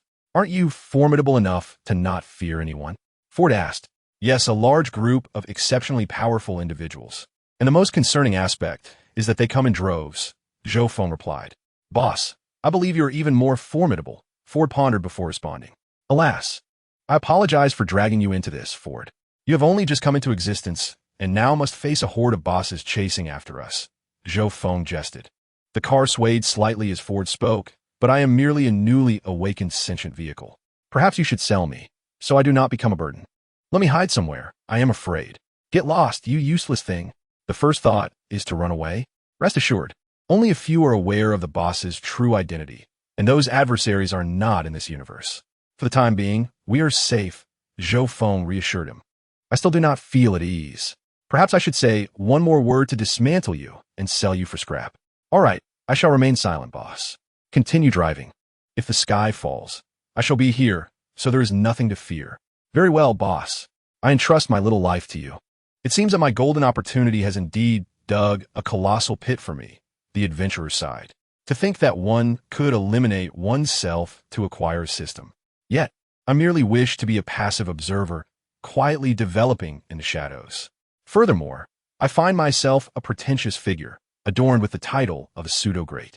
The system's evaluation of me as a mere pseudo-golden immortal is disheartening, especially when it alludes to ascending to divine status or becoming a deity of law, while my true prowess remains woefully inadequate. Initially, I could adopt a nonchalant approach, but it appears that preparations must now be made. First, I shall analyze these three arrivals. Suzuki Satoru, known by the moniker I Am My Own Palace. Cough, cough. Then there's Ains Ulgaun, who has arrived at the World Tree Player Guild stronghold. However, this stronghold offers little more than a few world items and paid artifacts, utterly devoid of anything substantial. There are some magical equipment pieces, yet not a single max-level NPC in sight. As for Bone King, he is a formidable sorcerer, replete with an abundance of bug items and a legion of powerful subordinates. This is manageable for me, but the system has summoned the full roster of Nazarik's tomb without the coveted peaches from the banquet. Back when I was still a mere shadow of my potential, it was all a jest. Now, if there are no surprises, Bone King dares to approach me. I shall swiftly teach him a lesson. The second arrival is Dales, a character from the Dragon Ball Z film series, one of the surviving scions when Frieza annihilated planet Vegeta. He bears a resemblance to Son Goku, but possesses a deceitful and treacherous nature. He enhances his combat abilities through the fruits of the divine tree, making him the least threatening among the three. I have drawn his spaceship, and the precious seed of the spirit tree is now in my possession. Even if the unjust universe is relatively weak, there are many who could easily overpower him. I estimate that if I train Louise within the framework of a super Kryptonian, Dales, without transforming into a super scion, may find himself at a severe disadvantage against her. The third is Son Goku, my childhood idol. I have drawn an item that, while not the rarest, is undoubtedly the most significant, the key to unlocking my potential. The items from the Peach Banquet have materialized, and Goku is the one I least wish to confront. I fervently hope he is the Monkey King from Journey to the West, not the one from ancient times. Otherwise, it would spell great trouble. Moreover, I must establish communication with one of the arrivals. I could devise a plan to capture one or foster a good relationship with another. I have previously drawn the Grand Immortal decision. Should I encounter the Monkey King, I might attempt to deceive him, claiming to be a disciple of Bodhi Ancestor and referring to him as my senior brother. This should work. Currently, I have confirmed that both Dales and Bone King are present. Bone King resides on Earth 3, and given his brutal nature, there's a 90% chance he will join a syndicate. I could devise a plan to intercept him in the main universe. While I can easily manage Bone King, capturing him may prove challenging due to the overwhelming number of bug items he possesses. Dales, on the other hand, is a simpler target, with his scion disposition. It is merely a matter of time before he is captured or killed. I could venture into the unjust universe and seize him, either coercing him into alliance or directly controlling him through magic. Now, the pressing issue is traversing the cosmos. On the technological front, I can seek assistance from Luther, offering him additional benefits. As for the mystical aspect, I possess the capability to breach the walls of the universe, though such an act would inevitably harm this realm. Perhaps it is time to seek out local masters of magic, the Raven, Zatanna, Dr. Fate. Dr. Fate possesses the ability to traverse universes. Suddenly, Zhou Feng recalled that in the Injustice League, Dr. Fate had brought Black Canary together with Green Arrow, who had lost his beloved in another universe. It appears that the mystical side should indeed turn to Dr. Fate. However, I am uncertain of his whereabouts on this earth. I must devise a means to locate him. It would be prudent to rely on him for matters of the mystic arts. It would be splendid if I could access the intelligence of the Justice League, as that would simplify matters significantly. I must find a way to establish contact with the League. Superman will return within 3 months at the fastest. At most, half a year if he takes his time. Home at last, boss, Ford said as he stopped at the villa's entrance. Oh, you can take a stroll if you wish. The illusionary magic I cast for you will last for 24 hours. When you tire of your adventure, just return by yourself. I shall head inside first, and do avoid causing any trouble, Zhou Feng remarked before entering the room. Understood, boss, thank you. Ford honked twice before making a turn and disappearing from sight. Once inside, Zhou Feng ascended to the balcony on the third floor, where he beheld Louise, gracefully suspended in midair with her arms slightly raised. Her progress is remarkable. This girl truly embodies the Kryptonian prowess, doesn't she? Absorbing sunlight to gain infinite strength. What a remarkable gift. Louise, Louise, Zhou Feng called out. Oh, you're back, Zhou. Look, I've learned to fly, she exclaimed, gently ascending further into the air. All right, come down. I have something to discuss with you, Zhou Feng instructed. Okay, Louise replied, elegantly descending. Did you bring 4 back? She inquired. I did. I cast a small spell on him, allowing him to wander freely until he tires and returns on his own, Zhou Feng explained. What spell was that? Louise asked with curiosity. Well, I transformed him into an illusionary figure in the car, so when he drives out, no one will notice, Zhou Feng replied. But what if he encounters a police check? Does Ford have a driver's license? Louise questioned. I could create a more convincing illusion next time, or perhaps instruct him to evade the police, or even grant him invisibility. What do you think, Louise? Zhou Feng suggested. Whatever you prefer, oh great sorcerer. However, right now, I desire Supergirl costume. Can you conjure one using your magic? Louise asked, her beautiful eyes sparkling. Certainly. I'll craft one for you using those battle suits, and then enchant it. How about a magical tech version of Supergirl's outfit? I'll ensure it's an upgraded model enhanced by Luthor's modifications. And we'll need to come up with an appealing design, Zhou Feng proposed. All right, I shall leave the costume in your capable hands, Louise said, her joy evident. By the way, let me share your path to becoming Supergirl and outline your next training plan, Zhou Feng said, looking at Louise. All right, please tell me about your training plan. I am eager to hear it, Louise replied enthusiastically. Louise, continue to bask in the sunlight and listen as I speak, Zhou Feng instructed. Zhou Feng remarked. First, one must comprehend that Kryptonians like Superman derive their extraordinary abilities from the yellow sun. They possess the remarkable capacity to absorb the light and radiation from orange stars, particularly from the yellow spectrum. As a Kryptonian, Superman continuously absorbs and stores energy from Earth's yellow sun, which endows him with astounding superpowers. His initial display of strength occurred in Metropolis when he effortlessly lifted a car, subsequently showcasing a force surpassing that of a locomotive capable of hurling tanks with ease and pushing a massive ocean liner into a dry dock. Following Darkseid's invasion, Lex Luthor's data indicated that Superman's strength could potentially move planets. Are you suggesting that Superman's power is still on the rise? Will I eventually acquire such strength? Louise inquired. Presumably, Zhou Feng replied. What is of particular significance to you at this moment is the enhancement of your senses, which will also grow more potent over time. For instance, just yesterday, you could hear nearly the entire city's sounds, while Superman can now discern almost every sound on Earth. This adaptation depends on you. The necklace I provided is merely a supportive tool. That is truly astonishing. Sound from all over the globe, Louise exclaimed. If only you knew that Superman's silver variant can hear every sound in the universe. I wonder how you would feel, Zhou Feng mused internally. Zhou Feng continued. Next, let us discuss defense. The objects on Earth capable of inflicting harm upon him are exceedingly few. Conventional weapons are nearly ineffective against Superman, and I would estimate that even nuclear weapons might pose limited threat, if any at all. As for what can injure him, we shall discuss his weaknesses later. Then there is his ability to fly, a defiance of gravitational forces, allowing him to soar at speeds that surpass any known aircraft on Earth, with extreme velocities likely exceeding several times the speed of sound. Furthermore, sunlight rapidly restores his abilities, should you encounter formidable adversaries or find yourself weakened or injured. Timely exposure to sunlight will replenish your energy, Zhou Feng explained. So you're suggesting I should bask in the sun more often? It truly feels delightful, akin to soaking in a hot spring, every cell within me rejoicing in this unparalleled sensation, Louise said, tilting her face toward the sun in excitement. Zhou Feng urged her to listen attentively, continuing. Next, your eyes will gradually awaken X-ray vision, enabling you to see through most objects. Lex Luthor's data reveals that lead is currently impenetrable to this vision. Wait, are you implying that everyone is essentially transparent before Superman? Louise asked, somewhat awkwardly. I am unsure.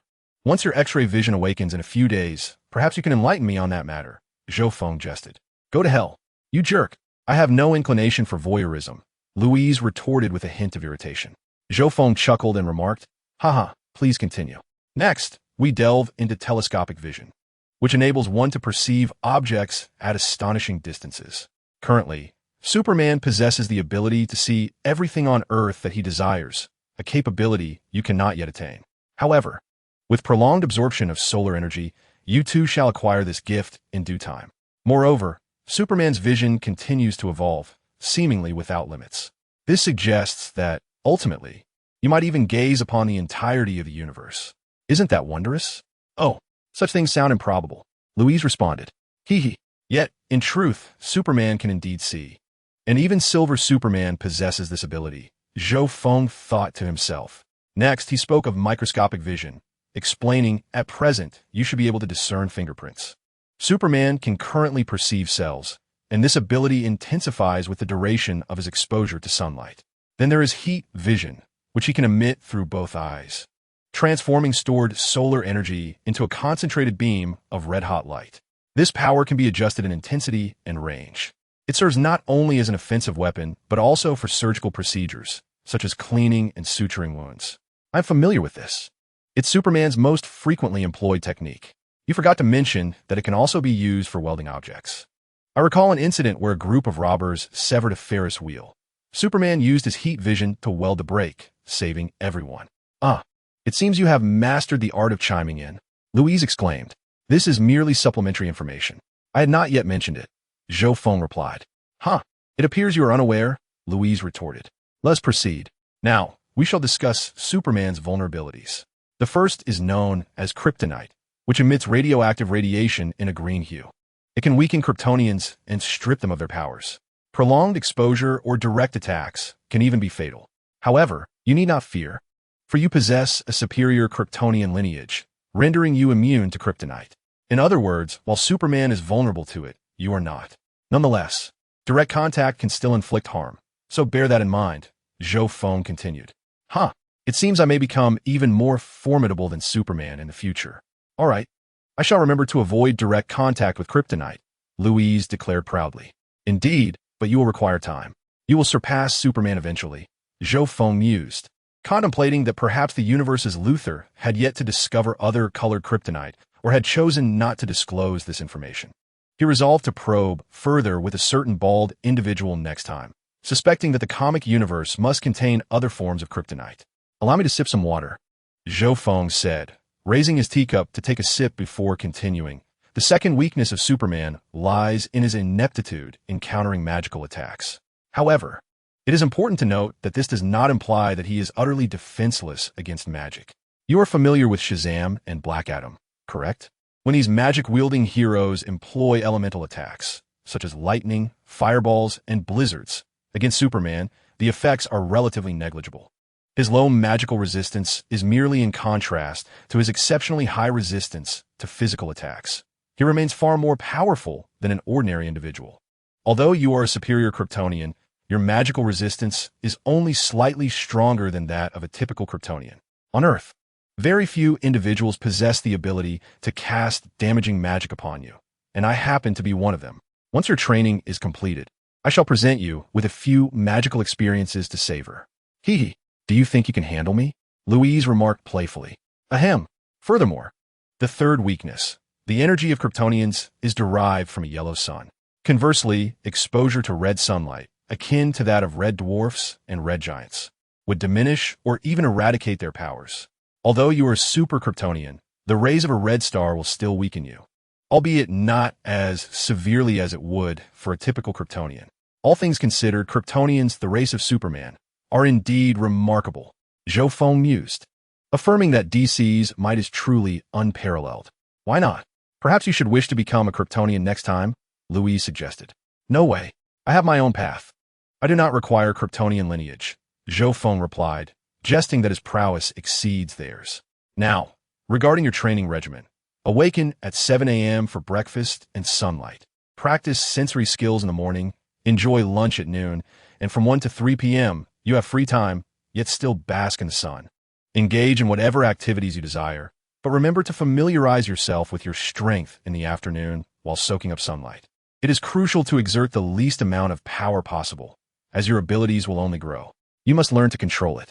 After sunset, at 7 p.m., you are free to roam, but continue to practice controlling your strength and senses. Once you can soar through the skies at high speeds, we shall venture to the Antarctic or Arctic for flight training. This is essentially the plan, primarily basking in the sun, with supplementary focus on familiarizing yourself with your powers and senses. Should you practice some combat techniques, such as Thai boxing, military boxing, jiu-jitsu, or your martial arts? Louise inquired. No, that is unnecessary. Kryptonians can simply charge ahead, Zhou Feng replied, turning to her. Louise, these past few days, I have been revising certain settings and rewriting chapters. I shall expedite the process. For the next few days, I'll provide updates intermittently. Chapter 19, Cultivating the Spirit Tree's Fruit, a conversation at the Watchtower.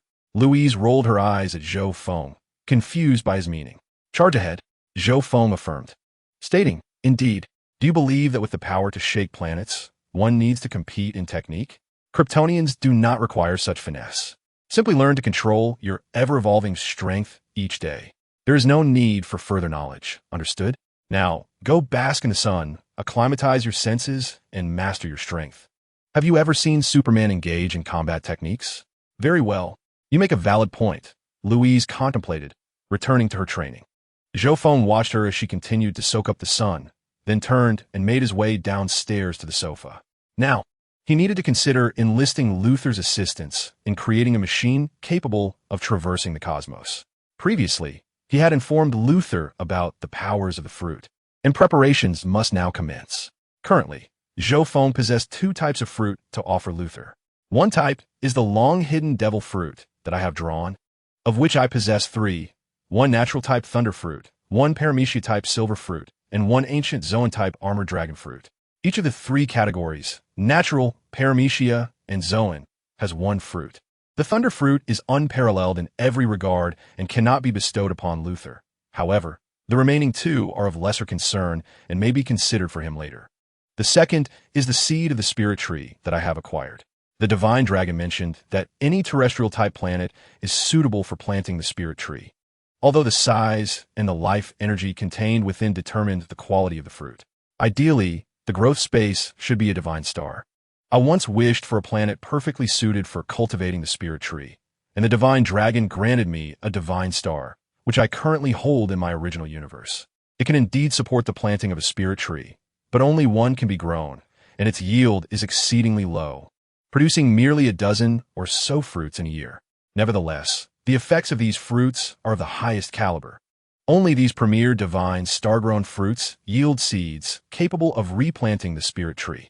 Currently, in my system space, I have harvested over 80 top-tier spirit tree fruits, of which I have consumed more than half. This has significantly augmented my divine power, and it is instrumental in my rapid ascent to the upper echelons of divinity. The spirit tree fruits are originally cultivated by the god of the world king and then distributed as divine sustenance for planetary deities. Only beings endowed with divinity or substantial life force can partake of these fruits, as mere mortals would meet their demise upon consumption. Thus, I cannot give them to Luther. Fortunately, I still possess spirit tree seeds, which I can plant on a planet devoid of sentient life to grow some inferior secondary fruits. Even if Luther cannot mass-produce them, I remain uncertain about the efficacy of these secondary fruits. Perhaps I should try planting some to see the results? Zhou Feng contemplated this thought and decided to experiment. He said to Louise, I will step out for a while. If all goes well, I shall return tomorrow, but at most, it will take 3 days. Train well at home. Where are you going? Louise's voice echoed from upstairs. I have some personal matters to attend to. Do not worry, everything will be fine.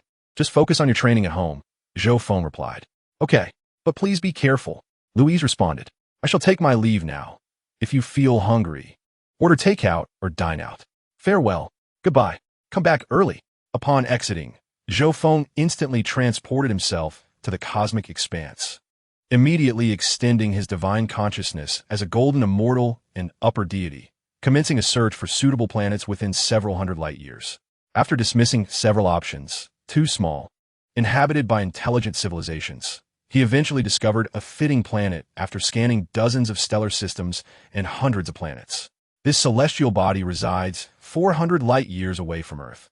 orbiting a yellow dwarf star with a mass 11 times that of the Sun. It lies within the habitable zone, its estimated volume being 12 times that of Earth, with a mass approximately 14 times greater. The planet boasts abundant liquid water, with surface temperatures ranging from 10 to 50 degrees Celsius. Land constitutes about 45% of its surface area, while the remainder is covered by oceans, which include polar regions and 5 continents. The terrestrial zones are inhabited by a variety of simple vegetation, while the oceans teem with algae and rudimentary life forms. However, no animals or intelligent beings exist here. Despite the presence of numerous life forms, the absence of sentient life suggests that the fruits produced may be quite promising.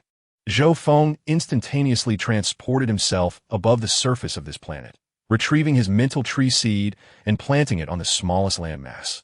Moments after the seed's descent, a magnificent tree began to flourish, voraciously drawing vitality from the nearby plants, water sources, and soil.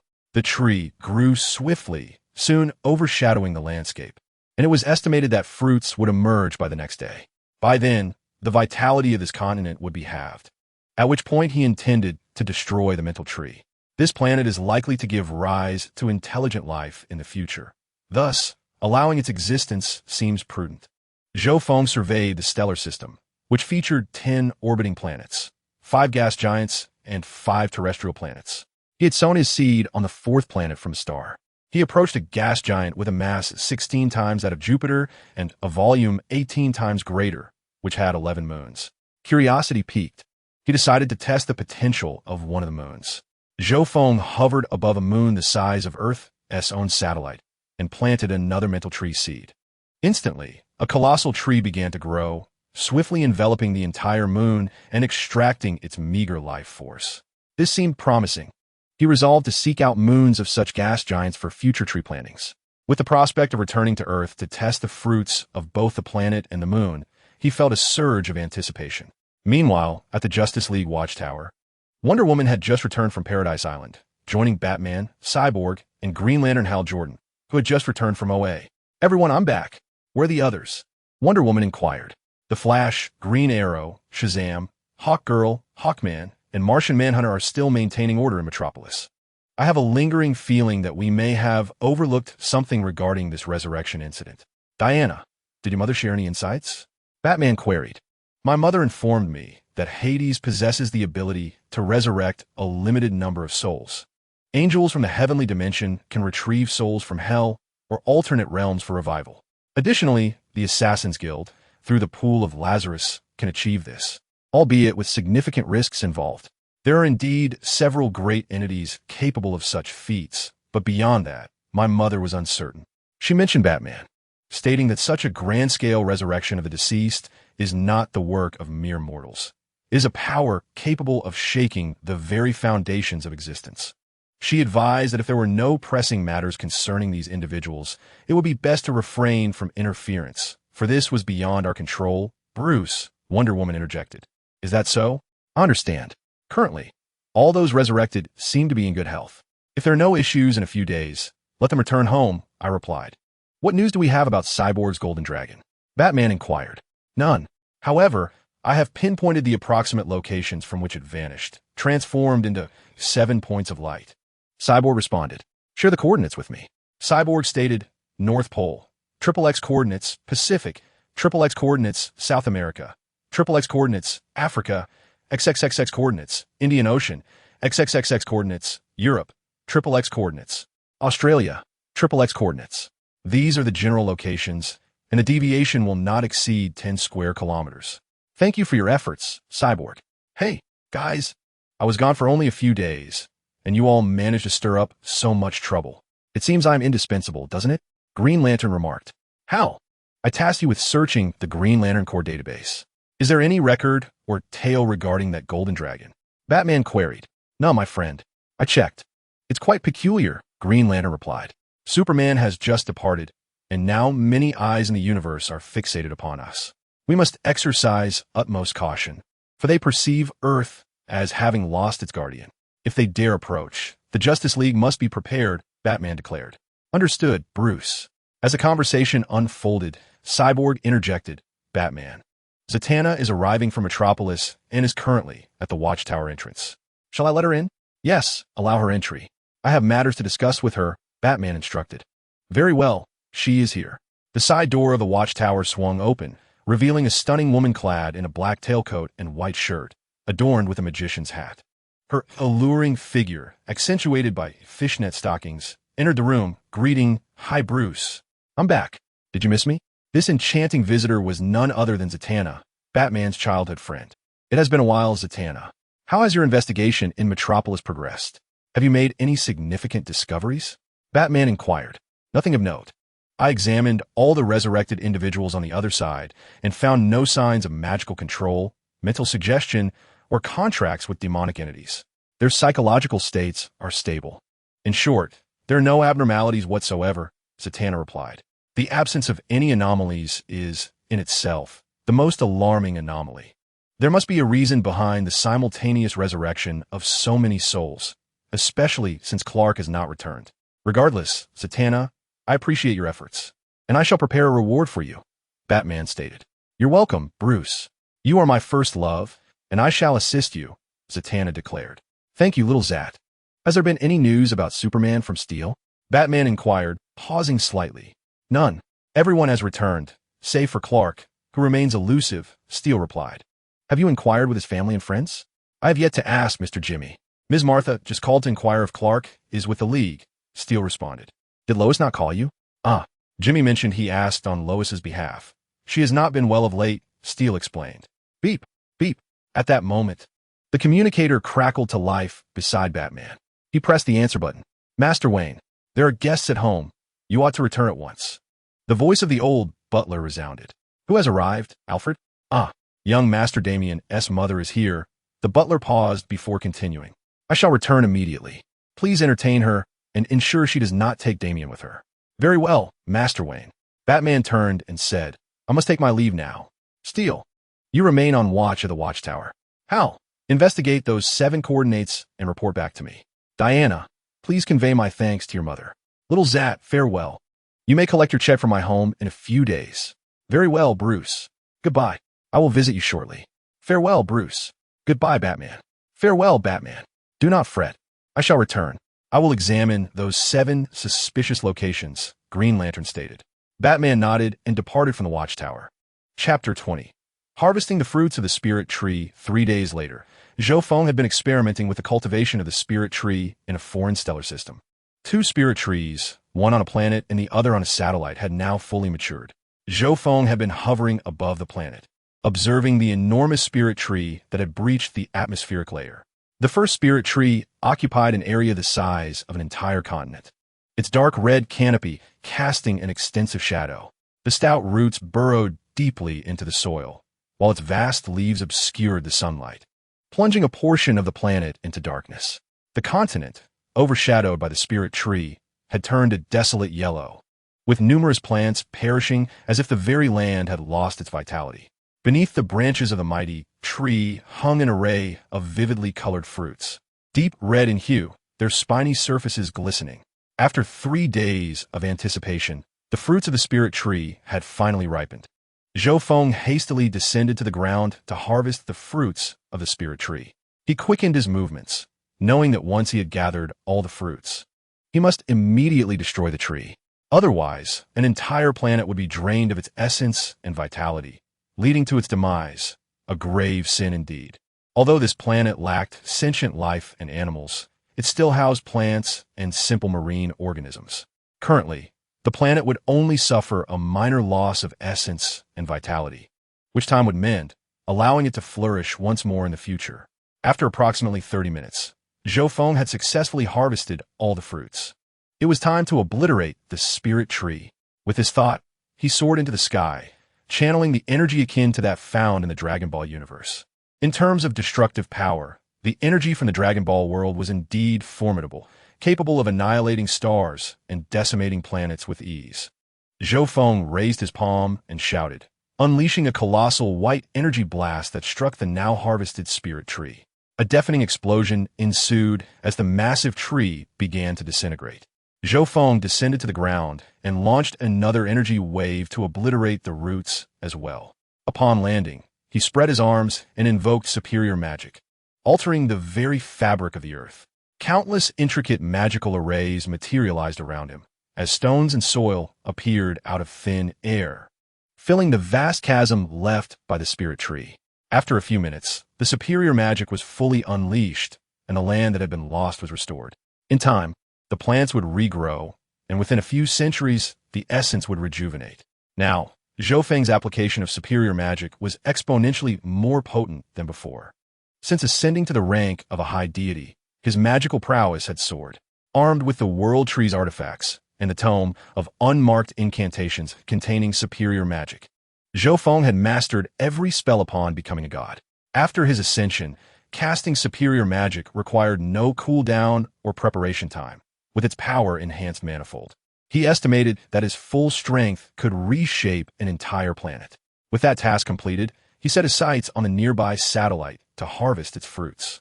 Upon arriving at the satellite of the gaseous giant, he beheld the colossal spirit tree, now nearly the size of the satellite itself. Resembling a small vase containing a diminutive fruit tree, the satellite had been drained of all its essence, riddled with cracks, as its core energy had been siphoned to sustain the spirit tree. Zhou Feng surmised that once he harvested the fruits, this satellite would face annihilation. He hurried to the hollow where the spirit tree bore its fruits. Observing the surface, he noted the pink hue of the fruits, which were considerably smaller than those from the planet, leaving him somewhat speechless. While the quantity was substantial, the quality paled in comparison to the vitality-rich fruits of the planet. Resolving to act promptly, Zhou Feng began harvest. Over an hour later, Zhou Feng returned to the cosmic expanse, gazing at the colossal tree that had begun to wither after all its fruits were harvested. The entire satellite was collapsing, devoid of any explosive energy. It simply disintegrated into ashes alongside the remnants of the spirit tree, vanishing into the void of space. The fruits sprouted from the small satellite were a mystery. Those from the planetary scale life form presented a deep crimson hue, resembling the size of pineapples, with a harvest exceeding 400 fruits. In contrast, the small satellite bore pink fruits comparable to watermelons, yielding more than 2,000. Could it be that the sheer vitality absorbed from the entire satellite contributed to the abundance of fruits? Moreover, the tree on the satellite grew significantly larger than those on the planet, as it absorbed the essence of an entire small celestial body, while the other drew from the vitality of an entire continent. It was reasonable to surmise that the planetary scale resulted in more perfect fruits. Next time he contemplated, he could experiment by planting a spirit tree on a large, lifeless terrestrial planet akin to Venus to observe the outcomes. This stellar system was indeed remarkable, with 4 terrestrial planets remaining for future experiments and numerous large satellites orbiting 5 gas giants. It seemed prudent to return to this stellar system for his next endeavor with the spirit tree. It was time to head back. He had been away for 3 days. He wondered how Louise was faring. With that thought, Zhou Feng activated his teleportation magic, instantly transporting himself back to his home in the Metropolis. Has night fallen already? It appeared that over 3 days had passed. Zhou Feng glanced at his watch. It was 11:10 p.m. He approached the door and opened it. "Louise, are you asleep?" he inquired. The sound of splashing water reached his ears, piquing his curiosity. It seemed she was taking a shower. Zhou Feng settled onto the sofa, contemplating that tomorrow he should find a test subject to experiment with the effects of his 2 types of spirit tree fruits. Perhaps he could venture to Gotham City or Star City to capture a few villains, but he would need to disguise himself as well. Just then, he saw Louise emerge from the bathroom. "Hey, Zhou, you're back. A lot has happened while you were gone for 3 days. Let me fill you in." Louise, wrapped in a towel and wearing slippers, her damp hair cascading alluringly, approached Zhou Feng and sat down. 2 days ago, I attended the LexCorp's new Superman launch event. There was a man resembling Superman, with yellow eyes and a prominent emblem on his chest, who attacked Lex Luthor and battled with Superboy. Superboy was defeated in the chaos that ensued. Then, an ironclad figure wielding a massive hammer and a half-human, half-machine Superman appeared, and they clashed, resulting in utter pandemonium. "Did you manage to remain undisguised?" Zhou Feng asked, sensing the emergence of rival factions for the Superman title: the Eliminator, Superboy, the Mechanical Superman, and the Iron Superman, marking the onset of the Superman saga. "No, I was unable to fully control my powers at that time. I even saved Luthor and his secretary that day."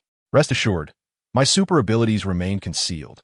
Louise reassured him, her loose towel subtly revealing glimpses of her exquisite form. I must inform you that my X-ray vision has unveiled the identity of the Steel Superman. He is John Henry Irons, a man I am acquainted with, and I believe he possesses a noble character. The other two remain unknown to me. Furthermore, although the half-human, half-machine Superman bears a striking resemblance to the original Superman, I am certain that he is not the real deal. At this moment, Lois remains blissfully unaware of her own allure, as Zhou Feng gazes intently at the stunning Lois, who has just emerged from the bath. With a hint of urgency, he suggests, how about we discuss this tomorrow instead? For now, let us retire for the night. You. Oh my goodness. Upon meeting Zhou Feng's fervent gaze, Lois realizes that her attire may be somewhat inappropriate. Zhou Feng seizes the moment, lifting her effortlessly and carrying her toward the bedroom. It is worth noting that since her transformation into a Kryptonian, she has grown 5 centimeters, now standing at 175. Her figure more exquisite than ever, showcasing an alluring S-curve, with skin that is silky, smooth, and radiant. Zhou Feng marvels at her irresistible charm, particularly as she lies in his arms with little reaction, the night passing in silence. Chapter 21. The Steel Destroyer. The following morning, Lois and Zhou Feng awaken together. Stop it, Lois exclaims, swatting away Zhou Feng's wandering hand. Come on, don't you want to hear about my experiences from a few days ago? Well, who can blame you for being so beautiful and enticing? Zhou Feng teases. After they dress, the pair enjoys breakfast before settling on the sofa to discuss Lois's observations from the press conference a couple of days prior. Let me tell you about what transpired at Luthor's unveiling of the new Superman. I encountered 4 impersonators of Superman there, Lois shares, taking a sip of water. John Henry, the Steel Superman, was the one wielding the large hammer. He was previously a weapons development expert for the U.S. Department of Defense. Did you discern his identity with your X-ray vision? Zhou Feng inquires. Indeed, I was quite astonished at first, but then I approached John and revealed my discovery. He did not deny it and confessed that Superman had once saved his life. With Superman absent, he feels compelled to take on the responsibility of protecting Metropolis. Zhou Feng's mind races with information about the Steel Superman. John Henry, lacking any superhuman abilities, is nonetheless a brilliant inventor and a highly skilled engineer across multiple fields. He has developed an armored exoskeleton and a high-tech electronic hammer, which grants him invulnerability, flight, superhuman strength, and extraordinary endurance, along with an array of advanced weaponry.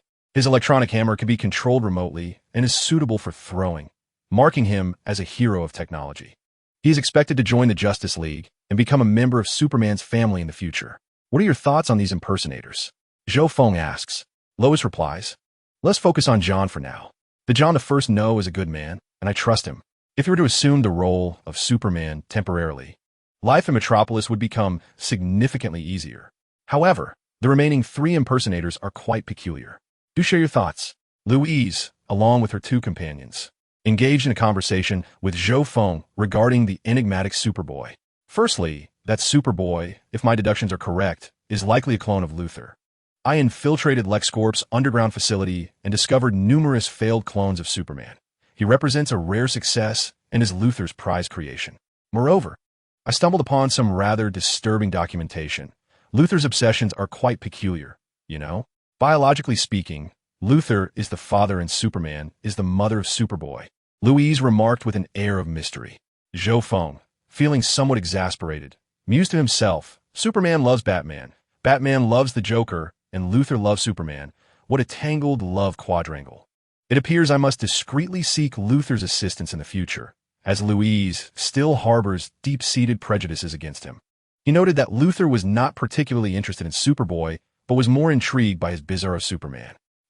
Well, Luthor does exhibit a degree of peculiarity regarding Superman, doesn't he?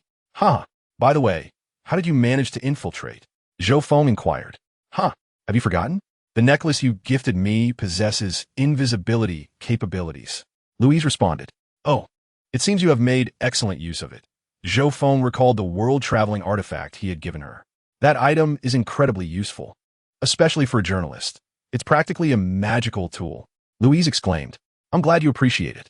Next time, I shall present you with more fascinating magical artifacts. Zhou Feng declared. Well, I shan't refuse such offerings. Louise replied with a cheerful laugh. Just make sure you don't feel too free about it. By the way, Luther didn't discover you, did he? Zhou Feng asked. Not at all. I made an excuse to use the restroom and remained invisible the entire time. It took no more than 30 minutes, Louise recounted. And did you know? Luther told me yesterday that he believed Superman was dead and that I would come his side.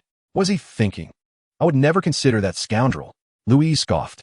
Zhou Feng thought to himself, if only you knew that without Superman's existence, you would likely have ended up with that bald villain, much like the Red Sun Superman landing in the Soviet Union, where you would have married Luther. In the old Earth 3, you were with Luther as well. However, in this universe, you encountered me, and now you are mine. Luther and Superman can take a backseat while they pursue their own interests. Not to mention, Superman has Wonder Woman. What a tragic fate for Luther. And then what happened? Zhou Feng inquired further. That scrawny fellow with yellow eyes, who calls himself the last son of Krypton, attempted to kill Luther. Superboy intervened to protect Luther, but the lad was utterly inexperienced and was soundly thrashed, Louise explained with a chuckle. You don't care for that boy, do you? Zhou Feng asked. Louise's expression darkened immediately before she retorted. Humph.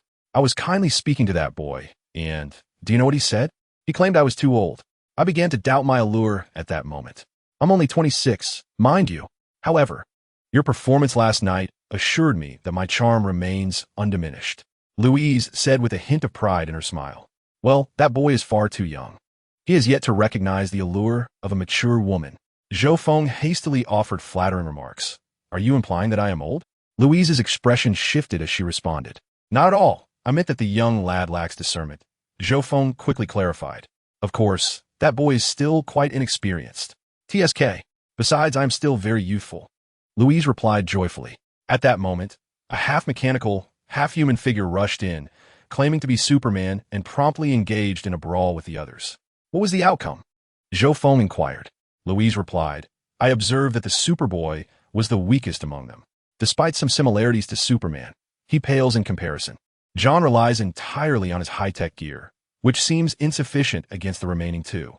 There's also that fellow with yellow eyes, who calls himself the last son of Krypton.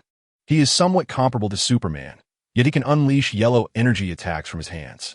He appeared quite astonished upon seeing me, which is rather peculiar. Louise pondered for a moment before continuing. The yellow-eyed imitator Louise mentioned must indeed be the Eradicator. This implies that the Eradicator has likely discerned Louise's true identity as a Kryptonian, hence his surprise. The Eradicator, an intelligent weapon defense system developed by Kryptonian scientists over 200,000 years ago, accompanied Superman to Earth. It once sought to initiate the Kryptonian reconstruction program in Superman's Arctic fortress, but was rebuffed by him. Upon Superman's demise, the system activated on its own, compelled by directives to save the last remnants of Krypton. Thus, it entered Superman's body, transporting him back to the fortress. And using Superman's DNA as a template, it replicated a substitute, known as the Eradicator, a weapon crafted by Superman's ancestors. His intelligence is rather scant, yet he exudes a chilling demeanor, almost devoid of humanity, which is quite strange, Louise remarked. As for that half-mechanical Superman imitator, I have an unsettling feeling about him. Before your return yesterday, he approached me, asserting that he was the real Superman. He claimed to have died, but was revived through Kryptonian technology, stating that he had lost a portion of his memory, yet seemed very familiar with me, Louise recounted. Do you believe him? Zhou Feng asked with a smile. Of course not. He is not Superman. Moreover, my intuition as a woman tells me that he is hiding something. While others aspire to inherit Superman's legacy, he alone claims to be Superman himself, and his supposed amnesia raises my suspicions. I know he is deceiving us. He undoubtedly harbors some dark secret. Furthermore, Superman's genuine love interest is Wonder Woman. What business does he have with me? It's absurd, considering that Clark and I are merely colleagues, Louise asserted. Is that so? Zhou Feng thought to himself, recognizing that Louise's deductions were astute. Among the various Superman impersonators, the mechanical one is undoubtedly the most nefarious. His true name is Hank Henshaw, a scientist and survivor of a spacecraft, the Godsword. After Superman's demise at the hands of Doomsday, several villains emerged impersonating Superman, including Henry, who claims to have returned as the true Superman. Furthermore, this individual suffers from paranoia, believing that Superman is responsible for his transformation. And he masquerades as Superman to tarnish Superman's reputation. Chapter 22. The 3-No Super Soldier Serum in summary. That fellow is simply a fool. He harbored resentment when Superman could not save him, and upon Superman's demise, he sought to tarnish the hero's reputation. However, there exists a mechanical Superman. This mechanical being, introduced in the New 52, is indeed a true Kryptonian, whose real identity is Zor-El, the biological father of Supergirl, Kara Zor-El. After the destruction of Krypton, the city he protected was collected by Brainiac, leaving him as the sole survivor. Ultimately, he was transformed by Brainiac into a servant tasked with gathering worlds, thus becoming the mechanical Superman. He was later reborn under the name Hank, continuing his tragic existence as the mechanical Superman. The poor child is even overlooked by the Black Lanterns, and Black Death cannot perceive him. I recall that in the comics, his wife was involved with another, but details are hazy. At present, Hank is not Kara's father, as the Superman dynasty has taken precedence. Oh, that seems to encapsulate the key points. Subsequently, John mentioned he would investigate and inform me as soon as he had any news, to which Lois replied, "Is John the Steel Superman, the one wielding a large hammer?" Zhou Feng inquired. "Yes, indeed. If you ever wish to delve into weaponry or technology, you can reach out to John. He can assist you." "John is an expert in weapons, a genius in his own right," Lois responded. "All right, no problem. But to be honest, John is not quite on Lex Luthor's level. Though he is undeniably brilliant, however, he does fall short in comparison to Luthor," Zhou Feng remarked. "I'll continue to bask in the sun. Feel free to do as you please." Lois said, "This girl truly treats this place as her home. It's rather delightful, haha." As I watched Lois ascend the stairs, I made my way to the living room on the first floor and settled onto the sofa, deep in contemplation. As it stands, Steel Superman is a force for good. Superboy as well, while the Eradicator is devoid of any moral compass. The mechanical Superman is wholly intent on sullying the original Superman's reputation. I suppose I should focus on training Lois for now. Zhou Feng took out 2 fruits, glancing at them, reflecting on the fruits of his spirit tree. Currently, there are over 400 ordinary quality fruits produced by planets and more than 2,000 subpar fruits from satellites. It is time to assess how much combat power they can enhance. In the original Dragon Ball Earth tournament, Dallas's combat power was estimated to be over 30,000, insufficient to match the Kaioken Goku. However, after consuming the fruit, he could easily overpower Goku at 10 times Kaioken, whose power level is at least over 200,000. This means that upon consuming the Spirit Tree fruit, Dallas's power would rise to at least over 300,000. Conservatively estimating, my ordinary quality fruits could enhance his power by over 250,000, potentially creating a planet-destroying monster. Even the subpar fruits, discounted, would still yield over 10,000 Dragon Ball combat power, sufficient to be classified as a continent-destroying level of strength. What to do? Should I find a hero to consume the fruit? Would Green Arrow suffice? But how would I explain it? Would I simply say, "Hey buddy, I hear you're the weakest member of the Justice League, and Batman hasn't prepared a contingency plan for you. Here, take this divine fruit, eat it, and you'll instantly become a master of star obliteration. The responsibility of maintaining world peace rests upon your shoulders. Give it your all." Indeed, I suspect that the Green Arrow might perceive me as a lunatic and dispose of me. Just as Zhou Feng pondered his predicament, Louise descended the stairs, her long, graceful legs on display, clad in a bikini that exuded charm. Zhou Feng's eyes widened at the sight, prompting Louise to roll her eyes and say, "Don't overthink it. It's daytime. I wear a bikini to bask in the sun. If you dare approach me, I shall deliver a punch. I'm parched. I'll head downstairs to make a glass of juice. By the way, what is that in your hand?" Louise inquired, noticing the 2 fruits Zhou Feng held. "Good question. This fruit is quite remarkable. It is known as the Spirit Tree fruit, a delicacy only for the divine," Zhou Feng replied. Louise turned her head, casting a sidelong glance at Zhou Feng while preparing juice. "Go on, I'm listening." "Ahem, let me tell you. Consuming even a single Spirit Tree fruit grants a mortal the power to obliterate an entire planet. I spent the last 3 days cultivating it," Zhou Feng elaborated. "Huh, all right. Now tell me how you cultivate it." "I imagine divine fruits must be challenging to grow," Louise said, sipping her juice. "The Spirit Tree can only be safely cultivated on divine stars. Another method involves planting it on a life-sustaining planet, where the fruits can be harvested in mere days. Though it would lead to the planet's demise, Zhou Feng explained. Ha ha ha. This story is quite entertaining. Do continue. Louise chuckled. Well, I ventured out to find a planet to cultivate the spirit tree, but now that the fruits are ripe, I am uncertain of how to handle the consequences. Even an ordinary person consuming it could annihilate a continent, Zhou Feng lamented. Ha ha ha. This narrative is fantastic. It could be the plot of a movie. Aliens planting fruits that destroy planets, only for heroes to rise and defeat them. Louise laughed uncontrollably. Alas, in this day and age, it's disheartening that no one believes me. Yet, whether you think I jest or not, the events you describe have indeed transpired in the Dragon Ball universe. Perhaps you could dilute it? Just use this juicer to extract the juice and offer it to someone. I think it might work, Louise joked. This tale is genuinely intriguing. If sold to a director, it might become a hit. Louise added with a smile. How about you try one? Zhou Feng suggested, raising the spirit tree fruit. I'll pass. You should juice it instead. Louise laughed as she took her cup and ascended the stairs. What a splendid idea. This girl has a knack for creativity. I should certainly give it a try. Zhou Feng thought, locating the juicer. He retrieved a subpar fruit from satellite, sliced it open, placed it into the juicer, added a splash of water, and pressed the start button. The juicer began to emit sounds for a brief moment, and soon a large glass of pink juice emerged. Zhou Feng then procured a measuring cup and commenced the bottling process, yielding approximately 500 milliliters of juice from a single fruit with the addition of some water. I'll portion it into 5 milliliter servings and then seek out an unfortunate soul to test its effects, he mused. Let us assume that a defective product enhances combat power by 10,000. When divided into 100 portions, each serving would equate to about 100 points of combat power, akin to that of a fortified individual. Even if it were to exceed this, it would not surpass 200 points of combat power. But how to administer it? Should he simply have it orally consumed, or perhaps procure a syringe and enlist a nurse to inject it directly? Would there be any adverse effects? Should he don the guise of a mad scientist, complete with a lab coat, and then venture to Arkham to find a nurse? He could package the juice in a freezing storage container to lend an air of scientific credibility.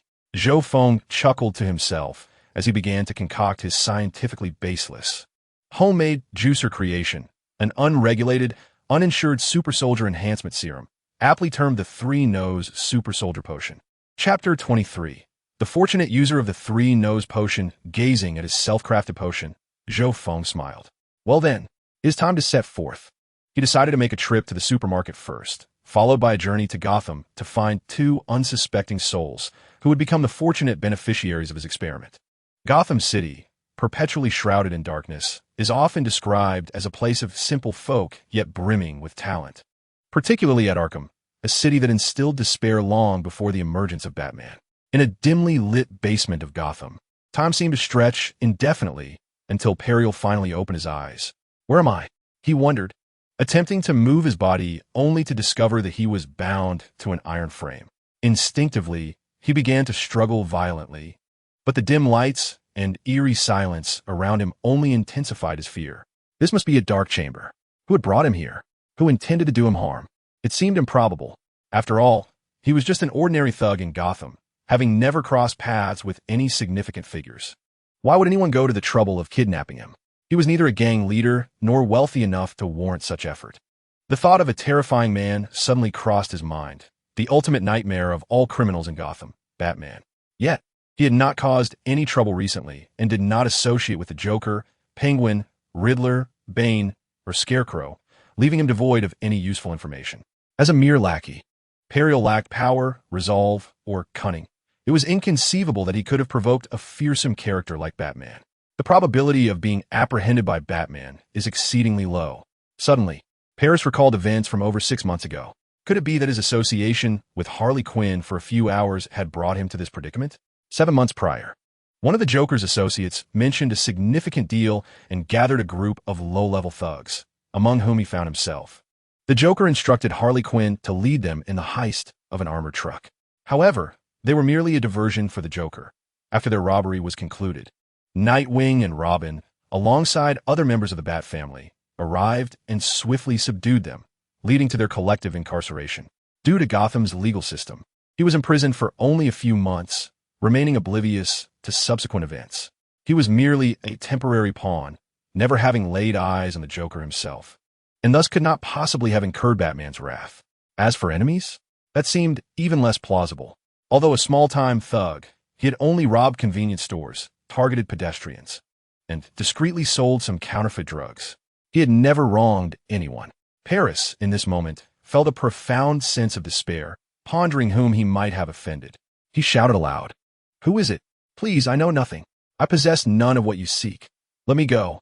I beg you, I am merely a lowly thug, having committed a few petty crimes for survival." He wept pitifully, overwhelmed by his circumstances. At that moment, a deep male voice interrupted, "Silence, fool. You have not offended anyone. Rather, you are fortunate to participate in an experiment known as the Super Soldier Program. If successful, you could attain strength comparable to Bane or Killer Croc." "Sir, I believe I have no need for that. Please release me. I haven't even seen you," Paris replied, shutting his eyes in fear. The deep voice resumed, "Do you not desire the superhuman power of Bane? Perhaps even greater strength?"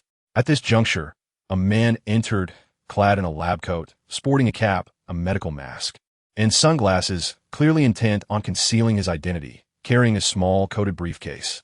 Upon this realization, Paris understood that his captor intended no immediate harm, allowing him a moment of relief. Yet, the mention of an experiment filled him with trepidation. "Please, I do not wish to die. Release me. I will not divulge anything. I refuse to participate in your absurd experiment. I feel quite well as I am. Everyone knows there is no such thing as a free lunch. Ever since the Justice League was formed 3 years ago, Metropolis and Fawcett City have been under the watchful eyes of those invulnerable beings. In Coast City, any attempt at wrongdoing is swiftly thwarted by a green monstrosity, and in Midway City, even the slightest hint of mischief leads to capture by that crimson figure. Star City has Green Arrow and Black Canary, alongside Wonder Woman, Martian Manhunter, and other League members. Superpowered criminals abound, yet they are effortlessly dealt with by the League. Why is this individual so cowardly? The method of self-enticement appears to be futile. Thus, one must resort to coercion. At this moment, the peculiar figure clad in a white lab coat, sporting a flat-brimmed cap, a medical mask, and a pair of sunglasses, is none other than Zhou Feng. He has arrived in Gotham and casually seized a small-time delinquent who was pilfering tires from automobiles. Paris heard the deep-voiced man speak again. "You have no choice. Either succumb to death or partake in the experiment. Should you succeed, I shall release you, and you will gain powers beyond your imagination. Do you not desire to be a gang leader, rather than remain a mere petty criminal for life? Previously, you had no options. Now, I bestow upon you a choice. What say you?" Upon hearing this, Paris felt a flicker of temptation. His childhood was marred by parental separation. His father abandoned both him and his mother, who, out of love, resorted to unsavory dealings to provide for him. Eventually, she succumbed to addiction and passed away when he was just 16. Left with no recourse, he became an apprentice mechanic, navigating the treacherous streets of Gotham, where crime reigned supreme. Thus began his years as a small-time thug, living a stagnant existence. Zhou Feng observed the contemplative expression on Paris' face and anticipated his acquiescence. Administering the substance orally was preferable. Injecting it into those reluctant to cooperate was a task fraught with complications. Originally conceived as a juice extractor, the essence was best consumed directly. Although injections appeared more sophisticated, the unpredictability of potential outcomes loomed large. Moreover, he would need to procure syringes and find nurse, risking encounters with the obstinate. It was prudent to first test the oral method and subsequently assess combat efficacy. He had brought along a combat power detector specifically for this purpose. "Pray tell, esteemed sir, does this super soldier serum possess any side effects?" Paris inquired cautiously, inhaling deeply. "None whatsoever. Though it has only recently been developed, trust me, it carries no adverse effects. It will endow you with unparalleled strength," Zhou Feng replied. Were it not for the system generating a plethora of arrivals, he would have simply handed Luther some devil fruits. Now, he faced the dual tasks of cultivating the fruits and evaluating their potency. However, success would yield considerable financial gain, and more importantly, he could contemplate assembling a faction. In the past, he had merely focused on personal development, but with the looming threat of a rival's intent on his demise, vigilance was paramount. Alas, the perilous world of DC now compounded by the presence of these arrivals. Very well, sir, I consent, Paris declared. As you said, I will strive onward. In the presence of the Joker, Bane, Penguin, Two-Face, and Riddler, I am but cannon fodder, easily disposable. I yearn for power. It seemed Paris had finally resolved to embrace this path. Excellent. A wise choice. By the way, what is your name? Zhou Feng inquired. I am Paris Otto, though you may simply call me Paris. Might I be released now? I assure you. I shall comply, Paris pleaded, turning to Zhou Feng with earnestness. Certainly, I can accommodate that. Moreover, I am quite unperturbed by your resistance. Ha ha ha. I am a magician. After all, Zhou Feng declared with a smile. Approaching Paris, and with a mere wave of his hand, the ropes binding Paris fell away effortlessly. Paris rose, bouncing slightly on the ground before addressing Zhou Feng. Sir, how should I address you? You may simply call me Dr. Hong, Zhou Feng replied nonchalantly. With another wave of his hand, a frosty suitcase flew directly towards him, startling Paris once more. Zhou Feng opened the suitcase, retrieving a small vial filled with a pink liquid. Come now, Paris, just drink this, he urged. It is the essence of the mental tree fruit. Diluted 100 times for testing purposes, he recited silently in his mind. Taking a deep breath, Paris unscrewed the vial and gulped down the vibrant liquid in one swift motion. Zhou Feng donned a combat power detector, noting, initial combat power at 7 points. A normal male level. Suddenly, a series of heartbeats echoed as Paris collapsed to the ground. Gasping for breath, his fists clenched tightly. After a moment, he gradually regained his footing. The red lens of Zhou Feng's device displayed fluctuating readings. 720, 501, 1001, finally stabilizing at 162. Chapter 24. The aspiring heroic delinquent, the ultimate combat power registered at 162 points. Gasping heavily, Paris exclaimed, Sir, I believe I have succeeded, correct? He then clenched his fists and threw a few punches into the air, generating a gust of wind with his strikes. You have indeed succeeded. You are now over 20 times stronger than before, Zhou Feng remarked, glancing at the readings on the combat power detector before turning to Paris. Indeed, I feel an immense surge of strength coursing through me. It feels fantastic. Thank you, Dr. Hong, Paris said, spinning around in excitement. No need for thanks. I merely wish to test the potion. You assist me in experimentation, and I help you grow stronger. By the way, what are your plans for the future? Do you aspire to become a gang leader or pursue something else? Perhaps confront Batman and his allies like Bane, the Joker, or the Penguin? Zhou Feng inquired casually. Secretly contemplating, if you decide to become a supervillain, I can simply eliminate you here with the power I bestowed upon you. No, Dr. Hong, whether you believe it or not, I have always wanted to be a superhero, Paris declared. A hero? Zhou Feng replied, slightly taken aback.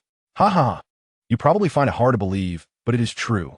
When I was a child, my father abandoned my mother and me. In those early days, my mother worked at less than reputable jobs to support us, mingling with gang members and various unsavory characters. She returned home late every night, and sometimes not at all. Paris recounted. Is that so? Zhou Feng found himself at a loss for words, feeling averse to the tale. Yet how to respond? Later, my mother succumbed to addiction, desperately seeking various means to earn money, ultimately selling everything she possessed. The drugs rendered her skin a sallow hue, diminishing her allure to men. With her source of livelihood extinguished, she soon passed away. I laid her to rest in a cemetery. Her life had been one of profound suffering. Subsequently, I became an apprentice at an auto repair shop, where the owner was exceptionally kind, providing meals and accommodation, along with a monthly allowance of $200. Paris recounted. Then how did you find yourself on the path of delinquency? Zhou Feng inquired. Gotham City, I find it difficult to describe, Paris chuckled. Business at the repair shop began to dwindle, and the owner turned to alcohol and gambling. It was then I realized I needed to part ways with him. At the age of 18, devoid of any life skills, I found myself on the streets. Eventually, I joined a gang that was recruiting enforcers. That gang met misfortune while another rose to power. Over the next 4 years, I led a life of petty crime, serving time in prison, stealing car tires, robbing convenience stores, and mugging passers-by to survive. Truth be told, I never relished being a thug. I had no other options, Paris said with a self-deprecating smile. A reflection of an ordinary citizen in Gotham. Wouldn't you agree? Zhou Feng remarked. Indeed, sir. Then you appeared before me, offering opportunities one had never before possessed. Now, I have a choice, Paris responded. Do you know, sir? When I first became an auto apprentice, I went out drinking. That day, intoxicated, I was robbed. I had very little money on me, so I chose not to resist. They would likely kick me a few times and leave. At that moment, a red-haired Batwoman emerged and saved me. That day, I beheld my red-haired goddess, and since then, I have been consumed by thoughts of her. But you know my circumstances, Paris said, a hint of excitement in his voice. It has been 4 years, and I cannot forget that cascade of red hair. She is truly beautiful, he added, lost in reverie. Oh, I meant that a commendable aspiration. So what do you intend? Zhou Feng asked. Kate Kane, whose full name is Catherine Rebecca Kane, is the daughter of Jacob Kane and the Batwoman. But, my friend, did you know she's a lesbian? One of her lovers is Detective Renee Montoya. Moreover, her black hair is a wig. She presents as a sultry beauty, yet possesses a tomboyish essence. Zhou Feng mused, somewhat perplexed. I had no opportunities before, but now I feel ready to try.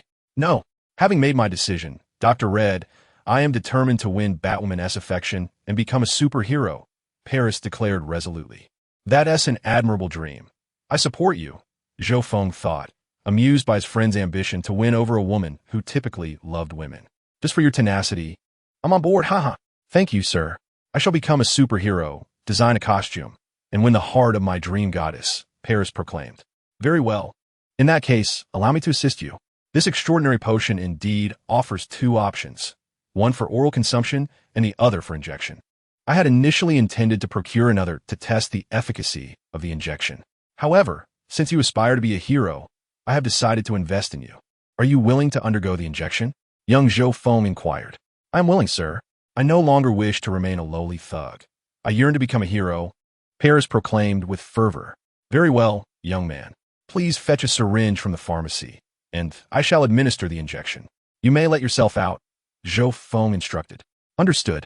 Sir, I shall return shortly, Paris replied before dashing out. This conveniently saves me some trouble. 162 multiplied by 100 equals 16, 200, which means the substandard product enhances combat power by an astounding 16,000 points. Let us observe the effects of the injection. I am truly eager to see how this lad pursues the female Batman, only to discover that she is a lesbian. I wonder what expression a short-haired tomboy would have in such a situation, Zhou Feng mused with a mischievous grin. A little over 10 minutes later, Paris returned at a brisk pace, clutching a large bag of syringes. Dr. Red, I believe you will need these. I bought several, he said, handing the items to Zhou Feng. Thank you, Paris. I accept your offering. Now, let us begin. Please remove your shirt, Zhou Feng declared, opening a package to retrieve a syringe, drawing up 5 milliliters of the super potion. The wild doctor was now online. Very well, sir. Paris removed his shirt, exposing his arm. Zhou Feng proceeded with the injection. Upon completion, Paris knelt on the ground, convulsing. Ugh, he exclaimed, and then a transformation began.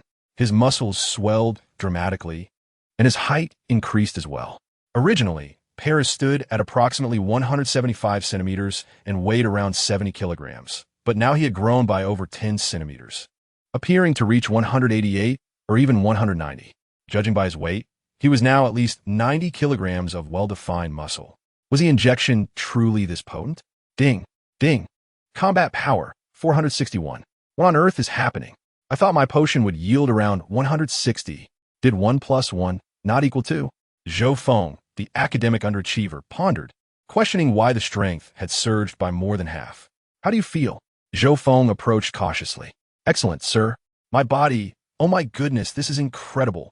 I feel like a bodybuilder, Paris exclaimed, gazing at his rejuvenated physique in awe. That is splendid. We shall part ways here. Best of luck on your journey to becoming a superhero, Zhou Feng said, turning to leave. It seems there are no side effects. Yet, the potion may still harbor issues. After all, I'm no expert. Perhaps I should consult a geneticist. Seeking Luther may not be wise, and I doubt Louise would be kind to me. Alas, there is also the planetary variant to consider. It appears I must seek assistance. Chapter 25, The Discoveries of the Annihilator. After bidding farewell to the brave Paris, who aspired to become the straight female Batman, Zhou Feng promptly departed Gotham City. He had no desire to linger in the domain of the mad. The lunatics were far too numerous. However, I am quite eager to witness the scene when this fellow realizes that the alluring red-haired beauty is merely a tomboy donning a wig. If he succeeds, the imagery would be utterly splendid. Zhou Feng mused, feeling a tinge of anticipation for the forthcoming events as he returned home. With his swift teleportation, he arrived at his doorstep in Metropolis, and by the time he entered his abode, night had already fallen. Upon stepping inside, Zhou Feng beheld Louise clad in a loose, white lightweight shirt, her long legs bare, indulging in snacks while engrossed in a television series. He immediately approached her, inquiring, "What are you up to, my dear? Have you missed me?" As Louise recognized his return, she playfully licked her finger and replied, "Not really. You're back. Did you manage to get everything done?" Zhou Feng, with a hint of mischief, reached out to caress Louise's enticing leg and responded, "I accomplished half of it, I suppose. I'm no expert, still learning. How was your day?" "I soaked up the sun and practiced my senses, then basked in the sun again this afternoon to familiarize myself with my powers. That's about it. Need my assistance? I know several experts in various fields. Oh, and by the way, I accidentally exerted too much force today and damaged your table. My strength seems to be increasing by the day. I also had Jimmy help me order a replacement online, which should arrive tomorrow," she explained. Louise regarded Zhou Feng and stated, "It's no big deal. Just let me know if the table is broken. No need to trouble Jimmy. By the way, what are you watching?"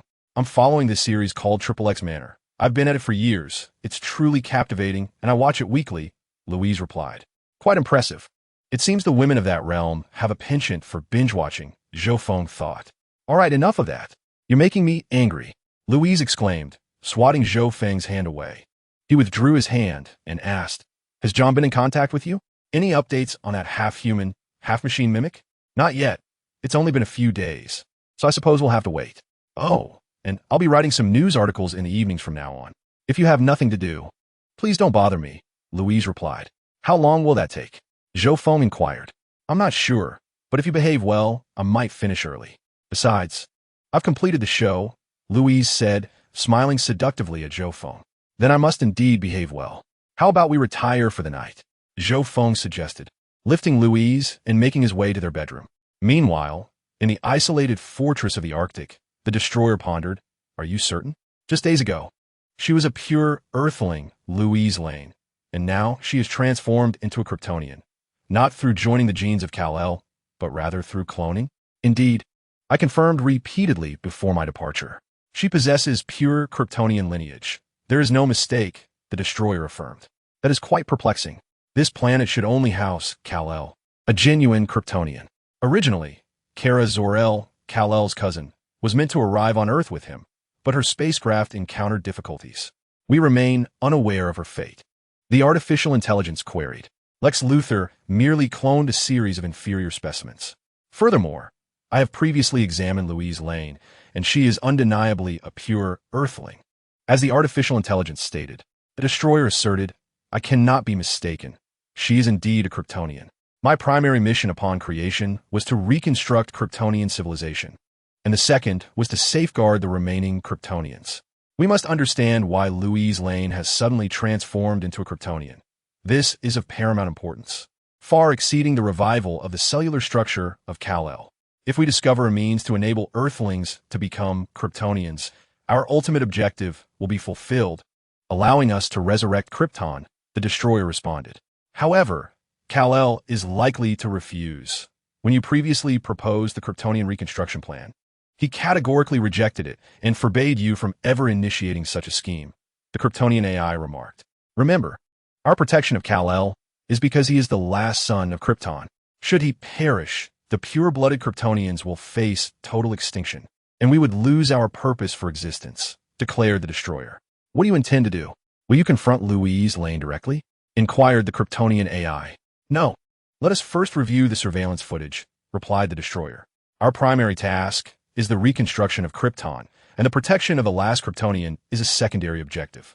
Based on my observations, Lois Lane must have transformed into a Kryptonian within the last few days. Her cells have not yet absorbed sufficient solar radiation, indicating that she inadvertently became a Kryptonian just days ago.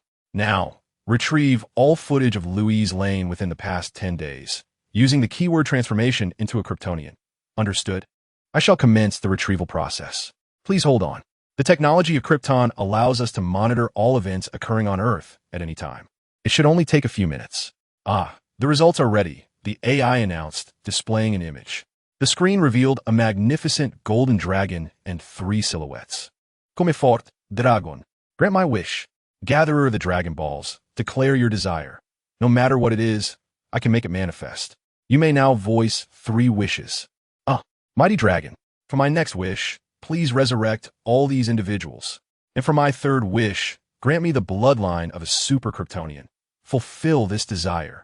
The scene depicted Zhou Feng, Jimmy, and Louise during the summoning of the dragon to make their wishes. How extraordinary! Such a capacity to resurrect the deceased on such a grand scale. This power is truly remarkable, the Kryptonian AI marveled. Had we not placed Kal-El into the energy matrix, he might have already been revived. It seems we may have acted excessively, the Kryptonian AI mused. The Eradicator gazed upon the image of the Shenlong and remarked, "It appears that this creature has been resurrected, having directly or indirectly caused the demise of all humanity during the cataclysmic battle with Doomsday and General Zod. Furthermore, it transformed Lois Lane into a Kryptonian. If we harness the power of this being and wish for Krypton's return, we could resurrect all Kryptonians and accomplish our ultimate mission, the reconstruction of Krypton. Shall we set forth immediately to locate this creature?" The artificial intelligence inquired. "Not just yet. We have discerned the key to Louis' transformation into a Kryptonian. Next, we must acquire comprehensive knowledge regarding this golden being," the Eradicator replied. "Then what are your plans for reviving Kryptonian civilization, Eradicator? How may I assist you? Please enlighten me," the Kryptonian artificial intelligence queried. "Retrieve all footage of Lois Lane after her encounter with a man named Zhou Feng and present it to me," the Eradicator commanded. Chapter 26. The Eradicator's decision within the solitary Arctic fortress. 2 figures observed the rapidly flashing images on the screen. The virtual display showcased the moment Louise met Zhou Feng at a bar, followed by their inebriated return home. The next morning, Zhou Feng accompanied Louise to the Superman cemetery, where he spoke of the Dragon Balls. Zhou Feng then elaborated on the extraordinary nature of the Dragon Balls, leading them to resolve to utilize their power. He also disclosed the weakness of the Dragon Balls, the Black Smoke Dragon, the footage of their journey to the Antarctic to employ the Dragon Balls, alongside the global events of darkness, played before the Eradicator's eyes. Truly remarkable. I have found no records of such phenomena in Kryptonian archives. This power could not have been replicated even during the zenith of Kryptonian civilization, the Kryptonian artificial intelligence mused. Everything began to fall into place. This Earthling named Zhou Feng had acquired this wondrous artifact in an alternate dimension. He wielded the Dragon Balls to gain magical abilities and a force known as Shinfa.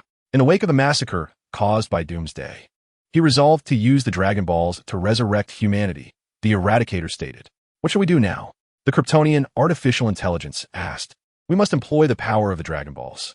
This is our singular opportunity to resurrect Krypton. We cannot afford to miss it," the Eradicator declared. According to Zhou Feng, the Dragon Balls can only be used once a year and can grant 3 wishes. The incantation to summon Shenlong is "Come forth, Shenlong. Arise and fulfill my wish," the Kryptonian artificial intelligence noted. Furthermore, as Zhou Feng mentioned, it is advisable to use the Dragon Balls only once every 100 years.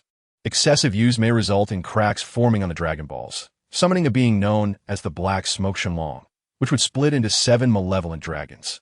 "We must remain vigilant," the Kryptonian artificial intelligence cautioned. "We shall employ this power only this once.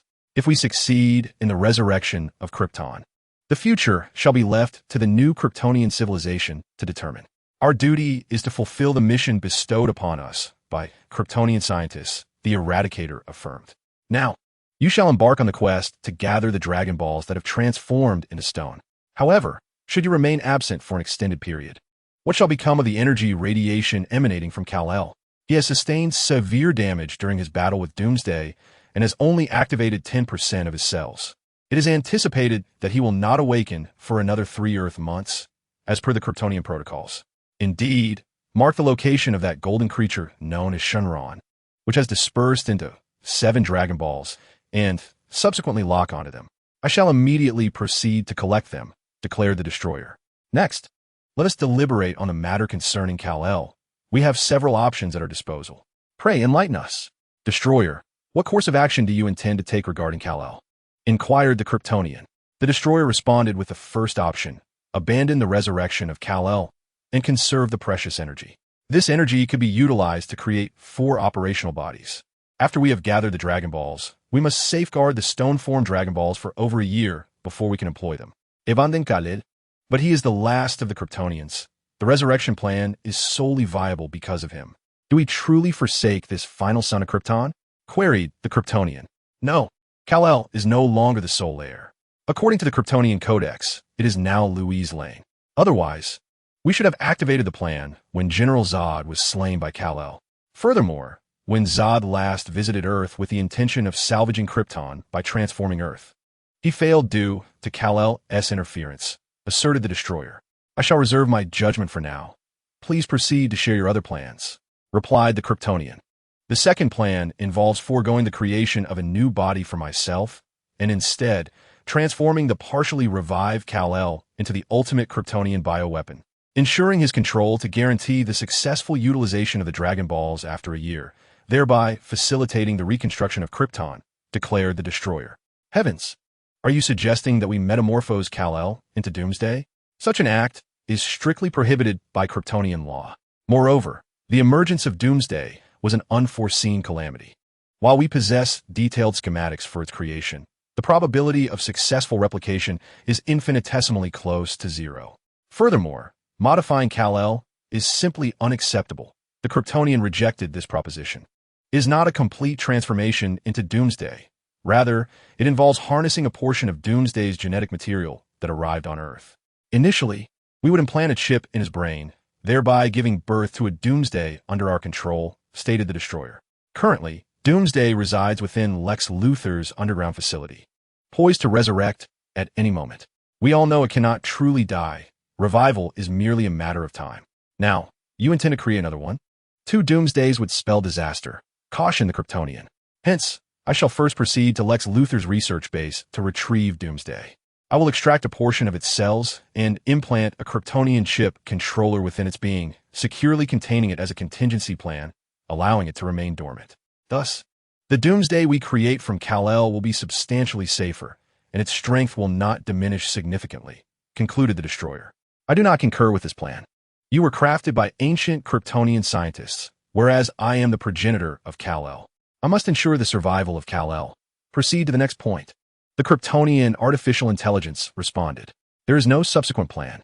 Once the Dragon Balls are deployed, my ultimate program will be activated.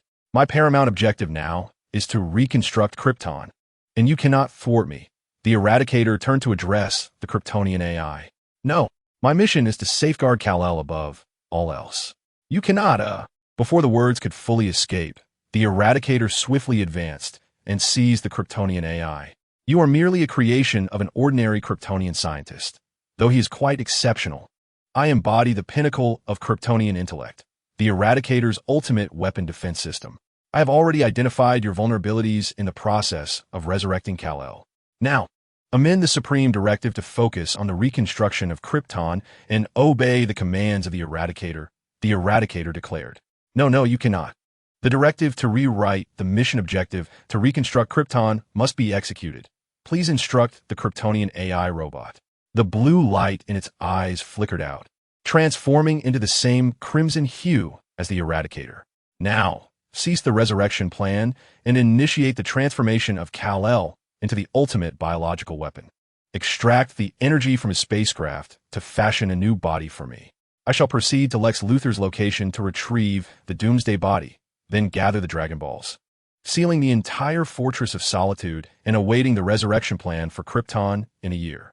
Execute, the Eradicator proclaimed, his eyes glowing with terrifying red light. Understood. The transformation of Kal-El shall commence, and the location of the stone Dragon Balls will be marked. I will begin fabricating a new body. Chapter 27. The Active and the Vanished Eradicator. Excellent. We shall act separately to expedite the creation of my new body. I will journey to Lex Luthor's domain to procure the Doomsday body, and then we will commence Kal-El's transformation. The Eradicator stated. Affirmative. In compliance with your orders, I will prepare accordingly. The Kryptonian AI responded. The Eradicator nodded, turning to soar out of the Fortress of Solitude. The Kryptonian AI its eyes aglow with crimson light, gazed upon Superman's dormant spacecraft, flying to the hatch and initiating the Kal-El transformation plan. With that, it opened the hatch containing Superman's ship, extracting the body currently absorbing Matrix energy and placing it upon the nearby operating table. Meanwhile, the Eradicator was swiftly traversing the skies towards Lex Luthor's secret repository of the Doomsday body. The horrifying events unfolding within the Arctic Fortress of Solitude went unnoticed by anyone.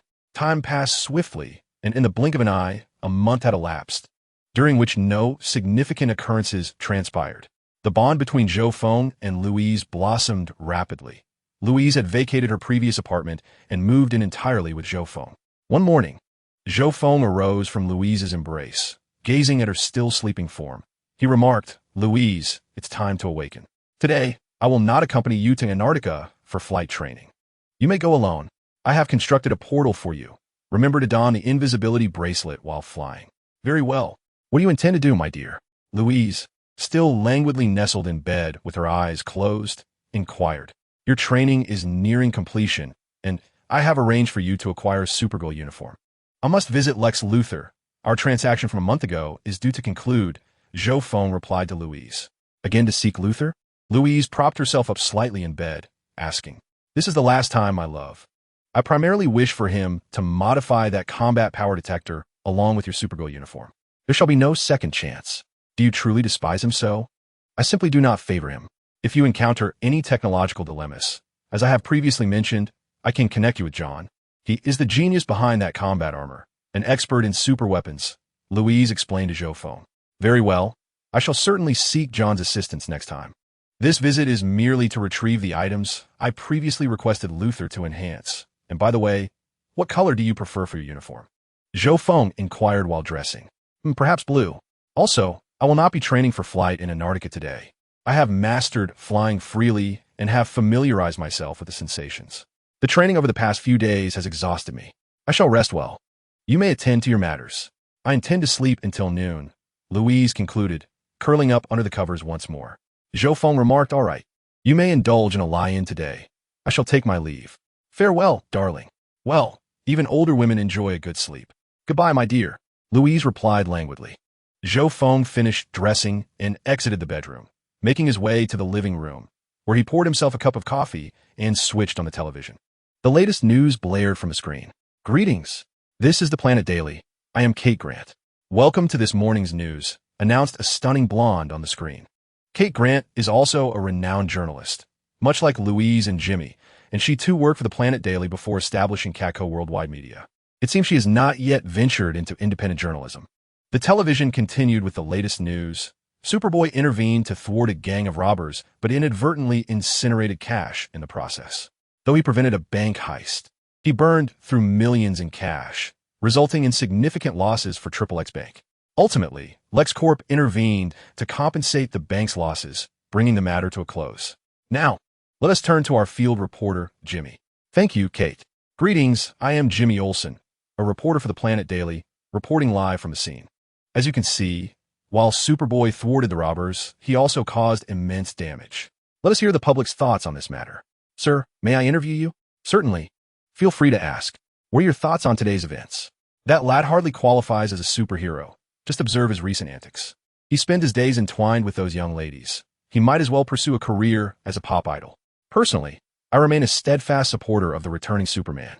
Despite his transformation into a half-human, half-machine, my allegiance to him endures. Thank you for your insights, good sir. At present, the public does not hold Superboy in high regard. This is Jimmy Olsen reporting live. I now pass the baton to you, Kate. Thank you, Jimmy. Now, in financial news, stocks of the XXX Group have plummeted today, resulting in significant losses for numerous investors. In recent times, several Superman imitators have been quite active, tirelessly combating crime. Superboy, after dealing with the criminals, immediately posed for photographs with a few of his adoring fans. Media critiques suggest that Superboy exhibits a level of immaturity unbefitting the mantle of the new Superman. However, he has garnered considerable admiration from the youth. Conversely, Steel Superman has been quietly active in Metropolis, assisting civilians while maintaining a low profile, with mixed responses from media. Mechanical Superman has boldly proclaimed himself as Superman across various media outlets, showcasing his good deeds before the cameras. Due to his striking resemblance to the original Superman, he has attracted significant attention. Just days ago, this individual even destroyed the Superman memorial, asserting to the press, "I am the true Superman. I have not perished." Thus, there is no need for a memorial. Opinions among the media are divided, with some supporting him and others condemning his actions. Regardless, he has recently emerged as the most popular figure. In stark contrast, the Annihilator has been conspicuously absent for over 20 days, as if he never existed, leading the public to nearly forget his presence. Where could he be? Zhou Feng sipped his coffee and mused that the Annihilator must be safeguarding the great Superman in his solitary fortress. Yet, his prolonged absence is indeed peculiar. What would he possibly be up to? Now, let us relay a breaking news item from Gotham City. This time, it does not involve Batman. A new hero has emerged in Gotham, donning a black eagle mask and a dark trench coat. He made his debut by thwarting a drug transaction, capturing over 20 criminals at the scene. Subsequently, he engaged in a fierce battle with Bane, resulting in a stalemate, showcasing remarkable strength. Currently, there is no evidence to suggest he is affiliated with the Bat family. Let us eagerly anticipate the exploits of this new hero. Haha, it appears Paris has begun to take action. I must admit, I am slightly exhilarated. This is a superhero I have personally crafted.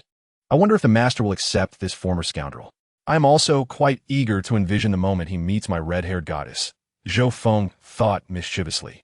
Well, it is nearly time for me to depart. Having finished his coffee, Zhou Feng donned his coat, opened the door, and called out, "Ford, we are heading out to LexCorp." "Haha, boss, Ford is at your service." A sleek black car sped up and halted before Zhou Feng.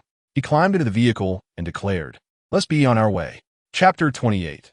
The attacked Luther. Zhou Feng arrived at the headquarters of LexCorp in a Ford, instructing the driver to wait in the parking lot.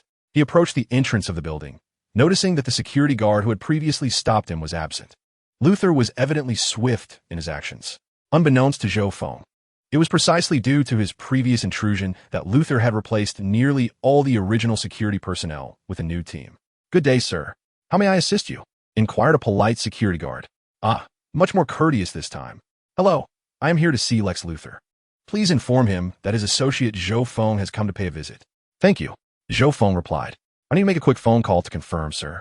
Please hold on for a moment." With that, the guard turned to make the call. Zhou Feng nodded and waited for a few minutes. Soon, a woman approached briskly.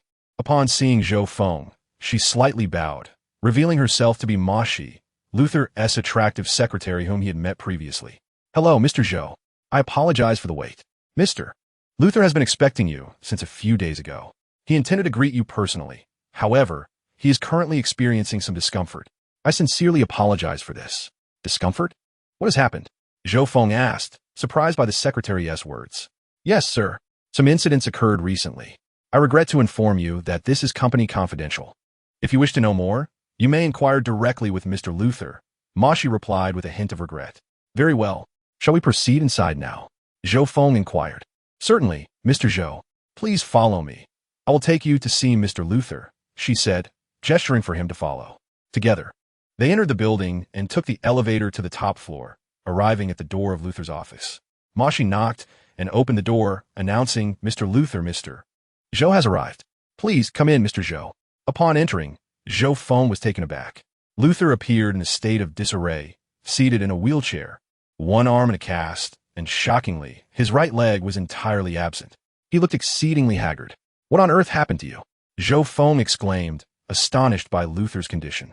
"Please forgive my appearance, Mr. Zhou. As you can see, I was attacked, resulting in the loss of a leg, a fractured arm, 3 broken ribs, and a mild concussion," Luther stated from his wheelchair. It was perplexing. Who could have attacked Luther to such an extent? Zhou Feng pondered before asking, "Who did this, Mr. Luther? Are you all right?" Lex Luthor chuckled and remarked, "Everything is well, except that in due time, I shall need to procure a prosthetic limb, for otherwise, I would be unable to walk. I, Lex Luthor, shall not spend my entire life confined to a wheelchair. Ma Shi, please fetch us 2 cups of coffee. I have matters to discuss with Mr. Zhou." "Very well. Mr. Luther, you may converse. I shall take my leave," Ma Shi, the female secretary, responded before exiting. "Could you kindly enlighten me on what transpired?" Mr. Zhou Feng inquired. "Certainly. Mr. Zhou, if you wish to know, I'm more than willing to share, Luther replied. Are you aware of the 4 impersonators who emerged following Superman's demise? Zhou Feng responded, I have heard of them. Your company's Superboy, who claims to be the half-mechanical, half-human return of Superman, the Steel Superman, clad in iron and wielding a mighty hammer, and the self-proclaimed Kryptonian, adorned in Superman's attire and possessing yellow eyes. Those 4 indeed. Luther began, yes, that is correct. Approximately 10 days ago, the one who refers to himself as the Kryptonian attacked a secret military base of mine. Mr. Luther, do you recall the incident over a month ago involving Doomsday's assault on Metropolis? Zhou Feng asked. I'm aware. That was the individual who battled Superman, Zhou Feng replied. Luther continued. After Superman vanquished that creature, its remains were retrieved by me and the military. We conducted joint research in an effort to ascertain the source of its formidable strength. It remained within our secret facility. However, not long ago, the one who calls himself the Kryptonian infiltrated our research institute, absconding with the creature's corpse and claiming numerous lives. Had it not been for my Superboy's presence, and the fact that he overlooked my own peril, I too would have met my demise. Good heavens! Zhou Feng exclaimed, astonished by the revelations. The destroyer attacked Lex Luthor and seized Doomsday's remains. While others may be unaware of Doomsday's potential resurrection, surely the destroyer cannot be oblivious to it. Moreover, he should be preoccupied with safeguarding Superman, at most protecting the Metropolis. Why then did he assail Luthor's research facility and seize Doomsday? What was his motive for attacking you? Did he convey anything? Zhou Feng inquired. Lex Luthor cast a sidelong glance at Zhou Feng and replied. He claimed that the creature was a biological weapon created by ancient Krypton, and that he intended to reclaim this weapon, asserting that it was a Kryptonian matter and that we humans should not interfere. That is indeed peculiar. The destroyer exists to protect Kryptonians and lacks any moral compass. His actions in saving Superman stem from the fact that Superman is one of the last surviving Kryptonians, and he has repeatedly shielded Superman from lethal attacks. Why then would the destroyer assault Lex Luthor and seize Doomsday's remains? Zhou Feng pondered. How astonishing. I had presumed him to be a hero, as he garnered considerable acclaim among the 4 impersonators. It is indeed shocking that he would attack you. By the way, why has the media not reported on this? Zhou Feng inquired. Lex Luthor would respond that the research on this creature should remain concealed from the general public, as its revelation could yield significant negative repercussions for the military. Thus, our studies have been conducted in secrecy, and this recent attack has not been disclosed externally. Even my grievous injuries must be kept confidential, and I hope Mr. Zhou will refrain from sharing this with the media. Zhou Feng replied with a chuckle. Rest assured, I shall not speak indiscreetly. Now, may we take a look at our little transaction? Zhou Feng contemplated whether to employ healing magic to assist Luthor, thereby securing a personal favor from him for future endeavors. This seemed a viable plan, and he intended to discuss it with Luthor after reviewing the upgraded items. Lex Luthor smiled and said, Of course, Mr. Zhou. My apologies for venting for so long. The upgrades you provided have been completed, and I have made some enhancements. Allow me to show you. I'm greatly looking forward to it, Mr. Luthor, Zhou Feng replied with a smile. Chapter 29, Upgraded Combat Suit and Detector, Mr. Zhou. Please take a look. As soon as I learned of your visit, I had the upgraded items brought over immediately, Lex Luthor stated, gesturing toward 2 large briefcases before him.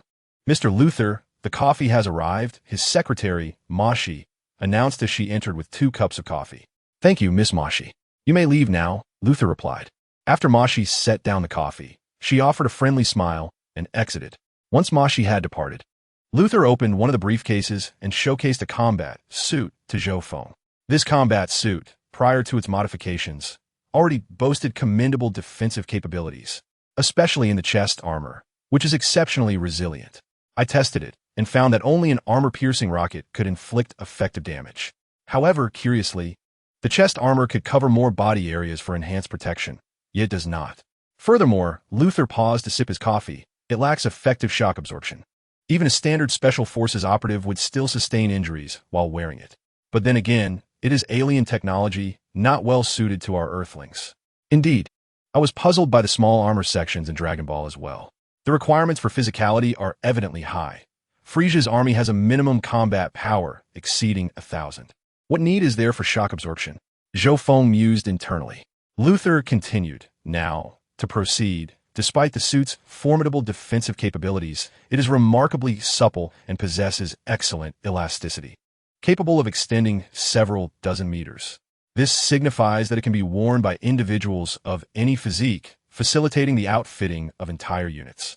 Moreover, the materials employed are extraordinarily unique, rendering the combat suit to weigh merely a few dozen grams. I subsequently replicated the atomic arrangement formula of this extraordinary material and have now synthesized it using resources available on Earth. However, the current cost of producing a mere gram amounts to several $1,000,000, making mass production impractical for the time being. Nevertheless, as the production line becomes more proficient and the technology advances, it is anticipated that the cost could decrease to a few tens of thousands of dollars per gram, ultimately reducing expenses significantly. At present, I have managed to produce only 10 of my enhanced battle suits, of which 5 can be allocated to Mr. Zhou. As stated by Lex Luthor, Zhou Feng remarked that this would suffice, thanking Mr. Luthor, as these suits are intended for Louise. 5 suits are ample, as they are not needed for personal use. Upon receiving them, I plan to undertake some magical enhancements and make alterations to their appearance, transforming them into heroic attire for Louise. Lex Luthor continued to elaborate on my modifications. Firstly, regarding the white armor, I have equipped it with protective armor in all areas except for the joints. Currently, there is little room for improvement in the defensive capabilities of the armor. For the fabric portion, I implemented a double-layer design, incorporating a shock-absorbing layer in between to effectively cushion impacts. This enhancement has increased the weight of the battle suit by approximately 250 grams, augmenting its protective efficacy while simultaneously providing effective cushioning. The total weight now exceeds 300 grams. With a significant enhancement in defensive capabilities, this added weight is negligible. These are the modifications I have made thus far. The upgraded battle suit can withstand all terrestrial weaponry, barring heavy armaments such as small missiles. I had intended to incorporate a helmet and integrate it with a combat power detector, but the assault by the Kryptonian left me unable to proceed. Luthor lamented with a wry smile. Zhou Feng reassured him, "It's all right, Mr. Luthor. This has truly broadened my horizons.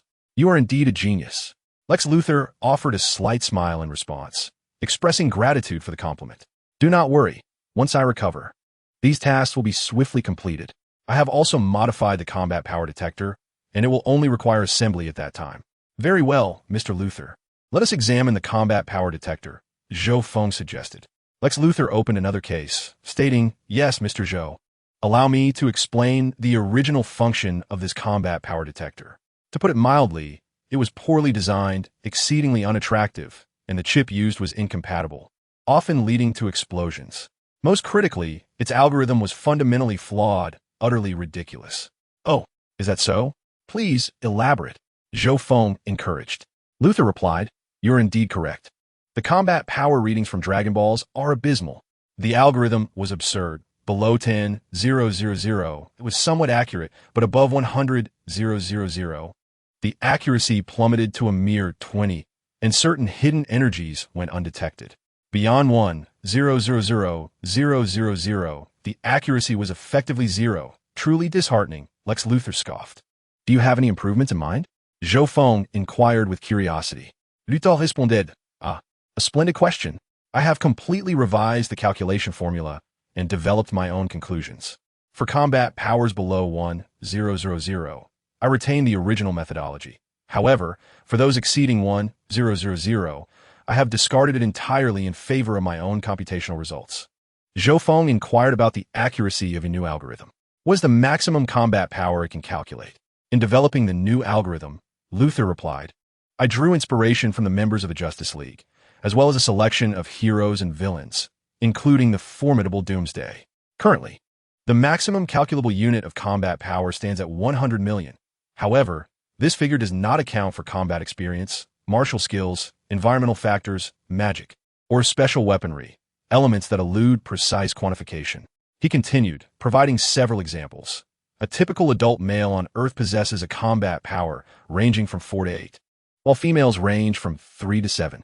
Professional athletes can achieve 10 to 15, and special forces operatives reach between 12 and 18. Elite combatants may attain levels of approximately 20 to 30, with the upper limit for humans estimated at around 35. Then we have the metahumans, beginning with the benchmark of 100 million combat power, a concept that includes beings such as Superman, Doomsday, and Shazam. At the 50 million level, we find Wonder Woman and Martian Manhunter, while my little superhero hovers around 30 million. However, Luthor cautioned, do not place too much faith in these figures. For instance, Lady Shiva has a combat power of merely 50, yet can effortlessly dispatch those with hundreds. Similarly, Batman, with a combat power of 45, is capable of handling adversaries with combat power in the thousands. Thus, these numbers serve only as a reference. Zhou Feng contemplated the impressive nature of this information, realizing that such powers could indeed be explosive. Moreover, he acknowledged the sophistication of Luthor's combat power calculations and the commendable quality of his battle suit. Excellent, Mr. Luthor. I am thoroughly satisfied with these two modifications. Now let us discuss other matters. Zhou Feng stated. Oh, you mean the follow-up research on Superman, along with the miraculous fruit that grants superpowers, correct? Luthor inquired. I can procure the Superman data immediately. Now, Mr. Zhou, have you brought the miraculous fruit you mentioned? Indeed, I have, Mr. Luthor, Zhou Feng replied. However, I must add one more thing. I will assist you with your leg injury. I am quite adept in magic, particularly healing magic. You won't need any prosthetics. I shall provide you with a new leg. Zhou Feng stood and faced Luthor. Mr. Zhou, are you saying you can heal me? Luthor asked, his expression shifting. Yes, Mr. Luthor, Zhou Feng smiled. My healing magic can effortlessly mend your disability. Luthor scrutinized Zhou Feng, asking, what are your conditions? After all, there is no such thing as a free lunch. Wouldn't you agree, Mr. Zhou? Zhou Feng approached Luthor and chuckled. Regardless of whether you believe it, this will be complimentary, an investment in our future collaboration, as your intelligence is indeed worthy of such. Well said. I have always been confident in my intellect, Luthor replied. Since you propose it so, I shall not refuse. When shall we commence? I am eager to witness your magic. I can hardly wait to stand again. Luthor exclaimed, clearly excited. Very well. Mr. Luthor, relax. We can commence the treatment now. Just remain seated and leave the rest to me, Zhou Feng said with a faint smile. Approaching Luthor, Zhou Feng extended his palm, invoking the 6th-tier magic, limb regeneration. This was a healing spell of the 6th tier, derived from the world tree, capable of mending any severed limbs. A cerulean, arcane magic circle materialized before Zhou Feng, emanating azure light that illuminated Luthor's injured leg. Gradually, the leg that had seemingly vanished began to re-emerge. Luthor felt a tingling sensation coursing through his limb, and within less than a minute, the severely injured leg that had necessitated amputation reappeared. Stunned for a moment, Luthor trembled as he stood up, exclaiming with uncontainable excitement, "This is simply unbelievable. My leg has grown back. Haha, this is wonderful. I always knew that God was watching over me." Lex Luthor. Indeed, Mr. Luthor, God is favoring you, Zhou Feng thought to himself, feeling a sense of irony. As it was he who had saved Luthor, yet the gratitude was directed toward the divine. My apologies, esteemed deity, truly, forgive me. Luthor, brimming with enthusiasm, continued, Mr. Zhou Feng, I cannot adequately express my gratitude. From now on, you shall be my eternal friend, Lex Luthor. Should you ever require assistance, do not hesitate to ask. Zhou Feng replied with a smile. No need for concern, Mr. Luthor. I simply wish for your health. However, we are not finished yet. It is time to treat your arm and other injuries. Are you ready? Absolutely, Mr. Zhou, let us begin, Luthor said, steadying his excitement. Once more, Zhou Feng raised his palm, channeling the 5th-tier magic, light heal. No sooner had he spoken than a creamy white magic circle appeared before Luthor, casting a soft glow that enveloped his body. This is simply divine. It feels as though I am basking in the sunlight. Indescribable, magnificent. This warmth is exquisite, Luthor exclaimed, his face alight with rapture. Before long, the healing concluded, and now, with one foot bare and arms wide open as if embracing something ethereal, Luthor wore a blissful expression until the magic circle dissipated, at which point he became aware of the slightly awkward atmosphere. Cough, cough, please forgive my rudeness. Luthor called out, Mashi, come in quickly. Hello, boss. What? Your leg has grown back. My heavens. His secretary, Mashi, gasped in astonishment. At that moment, Mashi stood speechless, taken aback by Luther's newly restored leg. Moshi, quickly fetch me a new coat, along with a fresh pair of shoes and socks. Hurry, do you not see how inappropriate I look? Luther instructed. All right, right away, boss. Moshi replied, hastily exiting. Please excuse my earlier display, Mr. Zhou. Luther said. No burrias. Y completely understand. Zhou Feng rablia. A series of knocks echoed as Moshi returned shortly thereafter. Come in, Luther called out. Boss, here are the clothes you requested, Moshi said softly, handing him the garments along with shoes and socks. I understand your astonishment, Moshi. This is all the result of Mr. Zhou's extraordinary magic, Luther remarked while putting on his shoes. The regeneration of severed limbs. I must say, if Mr. Zhou were to become a doctor, he would undoubtedly amass a fortune. The entire world would go wild, the female, Secretary Moshi added. I shall consider your suggestion, Moshi, Zhou Feng jested. At this moment, the impeccably dressed Luther declared, all right. Moshi, you may leave now. Mr. Zhou and I have matters to discuss. Yes, boss. I shall take my leave, the secretary replied respectfully before exiting. Goodbye, Moshi. Now, are you ready to witness my miraculous fruit? Zhou Feng inquired. I am most eager, Mr. Zhou, Luther responded, with a flourish akin to a magician. Zhou Feng produced a peculiar fruit resembling a pineapple, adorned with a purple hue and spiral patterns, placing it upon the table. Behold, Mr. Luther. Allow me to introduce you to this. It is an ancient Zoan-type devil fruit, the dragon fruit, in its ankylosaurus form, Zhou Feng explained. Excuse me, Mr. Zhou, are you certain about this? It appears to bear no relation to demons, and it truly resembles a mutated fruit, Luther questioned. Zhou Feng cleared his throat and replied, Ahem. Do not underestimate it, Mr. Luther. It possesses remarkable abilities, allowing the consumer to transform into ankylosaurus form, dragon human form, and normal human form, while retaining their intellect, without the risk of losing one's sanity. Is it a gene-based weapon? But relatively safe, as one can revert to human form without any cognitive deficits? Luther inquired. Precisely. However, there is a slight drawback. The individual who consumes the fruit will develop a permanent fear of seawater, feeling utterly weak upon encountering it, and will be unable to swim, eliciting a lifelong aversion to the ocean, Zhou Feng contemplated. This flaw does lend it a somewhat mythical quality, fearing the sea. However, the utility of transforming into an ankylosaurus is rather limited. At best, it produces a mere mutant. Nevertheless, it's better than nothing. Luther expressed his waning interest. Come now. You are not adhering to conventional logic. Shouldn't you be more intrigued? Zhou Feng urged.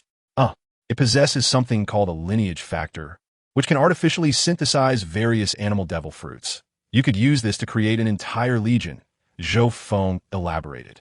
Very well, Mr. Zhou, I shall accept it. If it indeed allows for the formation of a legion, it holds merit. However, I will require considerable time to study it. Here is the complete research dossier on the superhuman. Mr. Zhou, Luther concluded, retrieving a blue folder from behind his chair and handing it to Zhou Feng. And, Mr. Zhou, thank you for your healing grace. Should you ever require my assistance, do not hesitate to inform me. Luther smiled warmly. Why does it seem that the bald man looks down upon the devil fruit? Indeed, the Zoan type is not particularly enticing. For a top-tier scientist like Luther, creating a half-beast legion would be a trivial task. He has even cloned numerous superhumans. It feels as though he, a celestial being, has slightly diminished in stature. Zhou Feng mused inwardly. However, Mr. Zhou, I find your sudden ability to produce various items quite fascinating. I wonder if you could sell some to me, Luther inquired. Are you referring to spatial items? Luther expressed his desire for such artifacts, noting that it was indeed plausible. The world tree, as well as various affordable magical items, particularly the unlimited extension spell and storage bags from HP, were plentiful. Certainly. However, Mr. Luther, what do you possess that piques my interest? Zhou Feng gazed at Luther and asked. Chapter 31. The wisdom of Luther. Lex Luther mentioned, in terms of currency, I can offer all products from the Lex Group, even up to 5 of the shares in the Lex Corporation. Zhou Feng regarded Lex Luther and candidly replied, To be frank, Mr. Luther, I am not particularly intrigued by what you propose. My previous dealings with you were solely driven by my desire for information on Superman to upgrade those technological artifacts. I have no need for energy weapons. They hold little allure given the powers I command. Observing Zhou Feng's demeanor, Luther began to analyze the situation.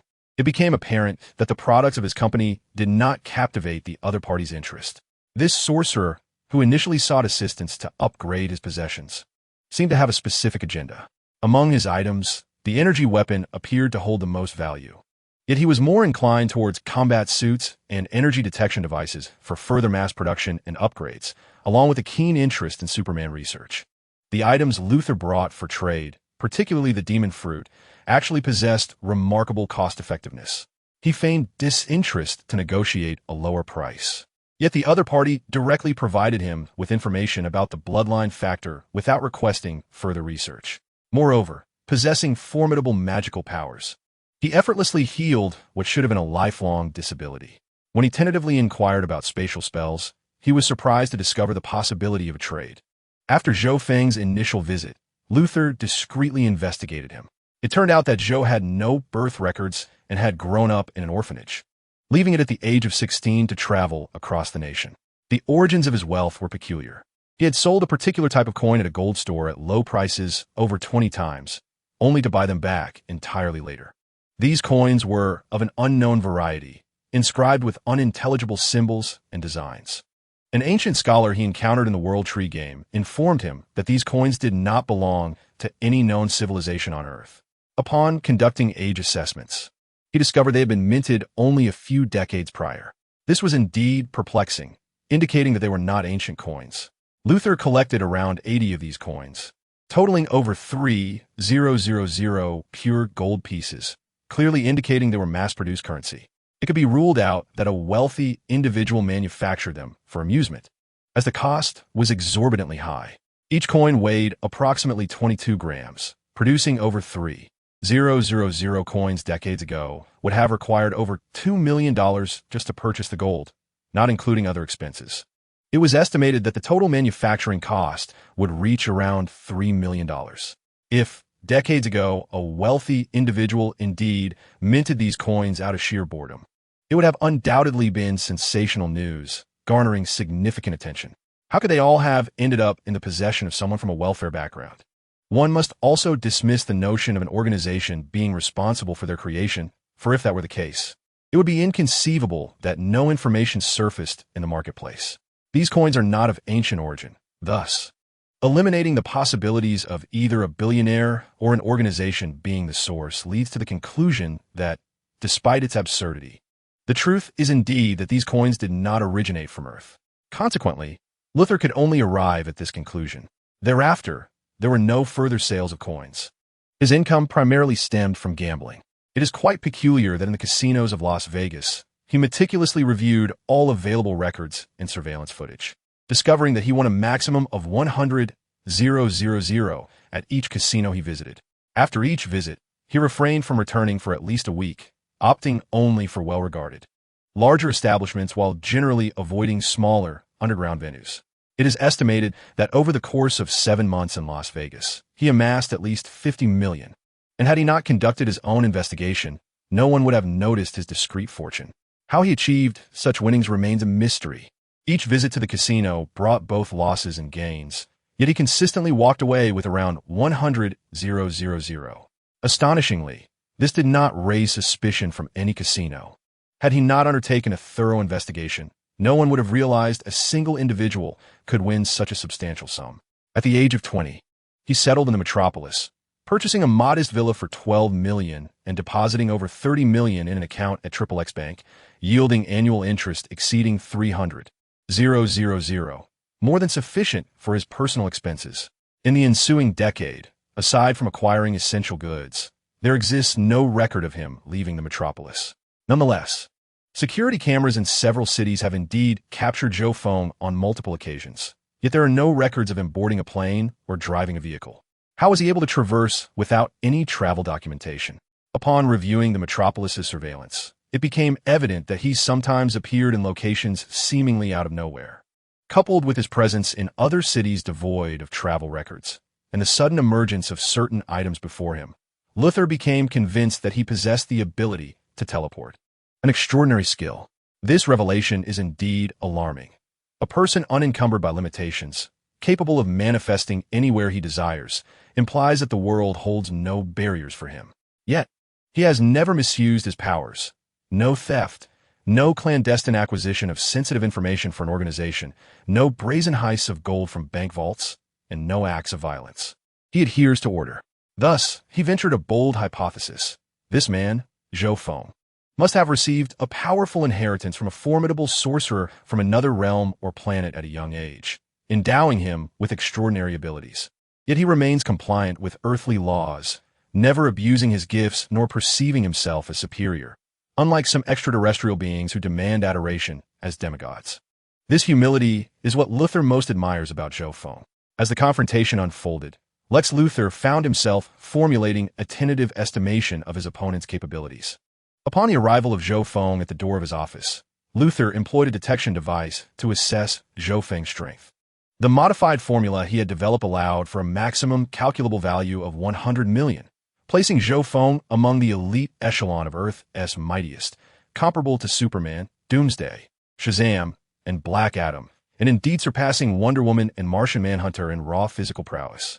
However, this assessment solely encompassed his corporeal strength, excluding his magical abilities and other unknown powers. Undoubtedly, Zhou Feng's strength was on par with Superman, if not significantly exceeding it. Luthor, who had long coveted the power of magic, found it now laid before him, yet lamented the inadequacy of his bargaining chips. How ridiculous. He was Lex Luthor, after all. The impressive might of Zhou Feng and the magical artifact he possessed were absolutely worth his investment. Thus, he resolved to impress Zhou Feng with his most esteemed creation. Mr. Zhou, I possess a piece of information that will undoubtedly pique your interest. A study on the cloning of Superman, Luthor articulated. Is that so? You're not referring to Superboy, are you? He hardly intrigues me, Zhou Feng responded, a hint of disappointment evident in his tone. Superboy held little utility for him, being a rebellious youth who would likely betray Luthor in due course. No, Mr. Zhou. Theoretically, Superboy is a test tube baby, a product of my DNA combined with Superman's. While he possesses some of Superman's powers, they pale in comparison. The subject I am about to present is far beyond what Superboy could ever aspire to, Luthor replied, activating a concealed mechanism within the room, revealing an underground chamber. Chapter 32, Bizarro Superman. Come, Mr. Zhou, allow me to showcase my proudest creation. Let us descend in this elevator. Luthor beckoned at the entrance of the secret elevator. Very well. Let us behold the masterpiece of Mr. Luthor. Zhou Feng acquiesced, stepping into the dark elevator alongside Luthor. Soon we shall arrive. This is my clandestine research. The contents within are known solely to me, while the outside world is only aware of this as a secret laboratory, Luthor explained during the descent. What have you concocted here, Mr. Luthor? Zhou Feng inquired, curiosity piqued. Over 4 years ago, that aberration clad in a red cape, Superman, made his appearance in my city. I find it fitting to refer to him in this manner, though he has impeded the evolution of humanity. Nonetheless, his power is undeniable. I collected a portion of his cells, extracted DNA, and conducted reverse engineering on Superman's genetics to create an entirely new clone, Luthor proclaimed with pride. Reverse engineered Kryptonian genes, or perhaps Superman's genetic clone. Could it be Bizarro Superman? Zhou Feng pondered. Bizarro, also known as the anti-Superman, stood as one of Superman's most intriguing and formidable adversaries. Every iteration of Bizarro was a product of reverse-engineered Superman genes, as Kryptonians could never be perfectly cloned. Throughout the annals of the DC universe, no one had ever successfully achieved a flawless cloning of a Kryptonian. Throughout the history of DC, there have been several incarnations of Bizarro.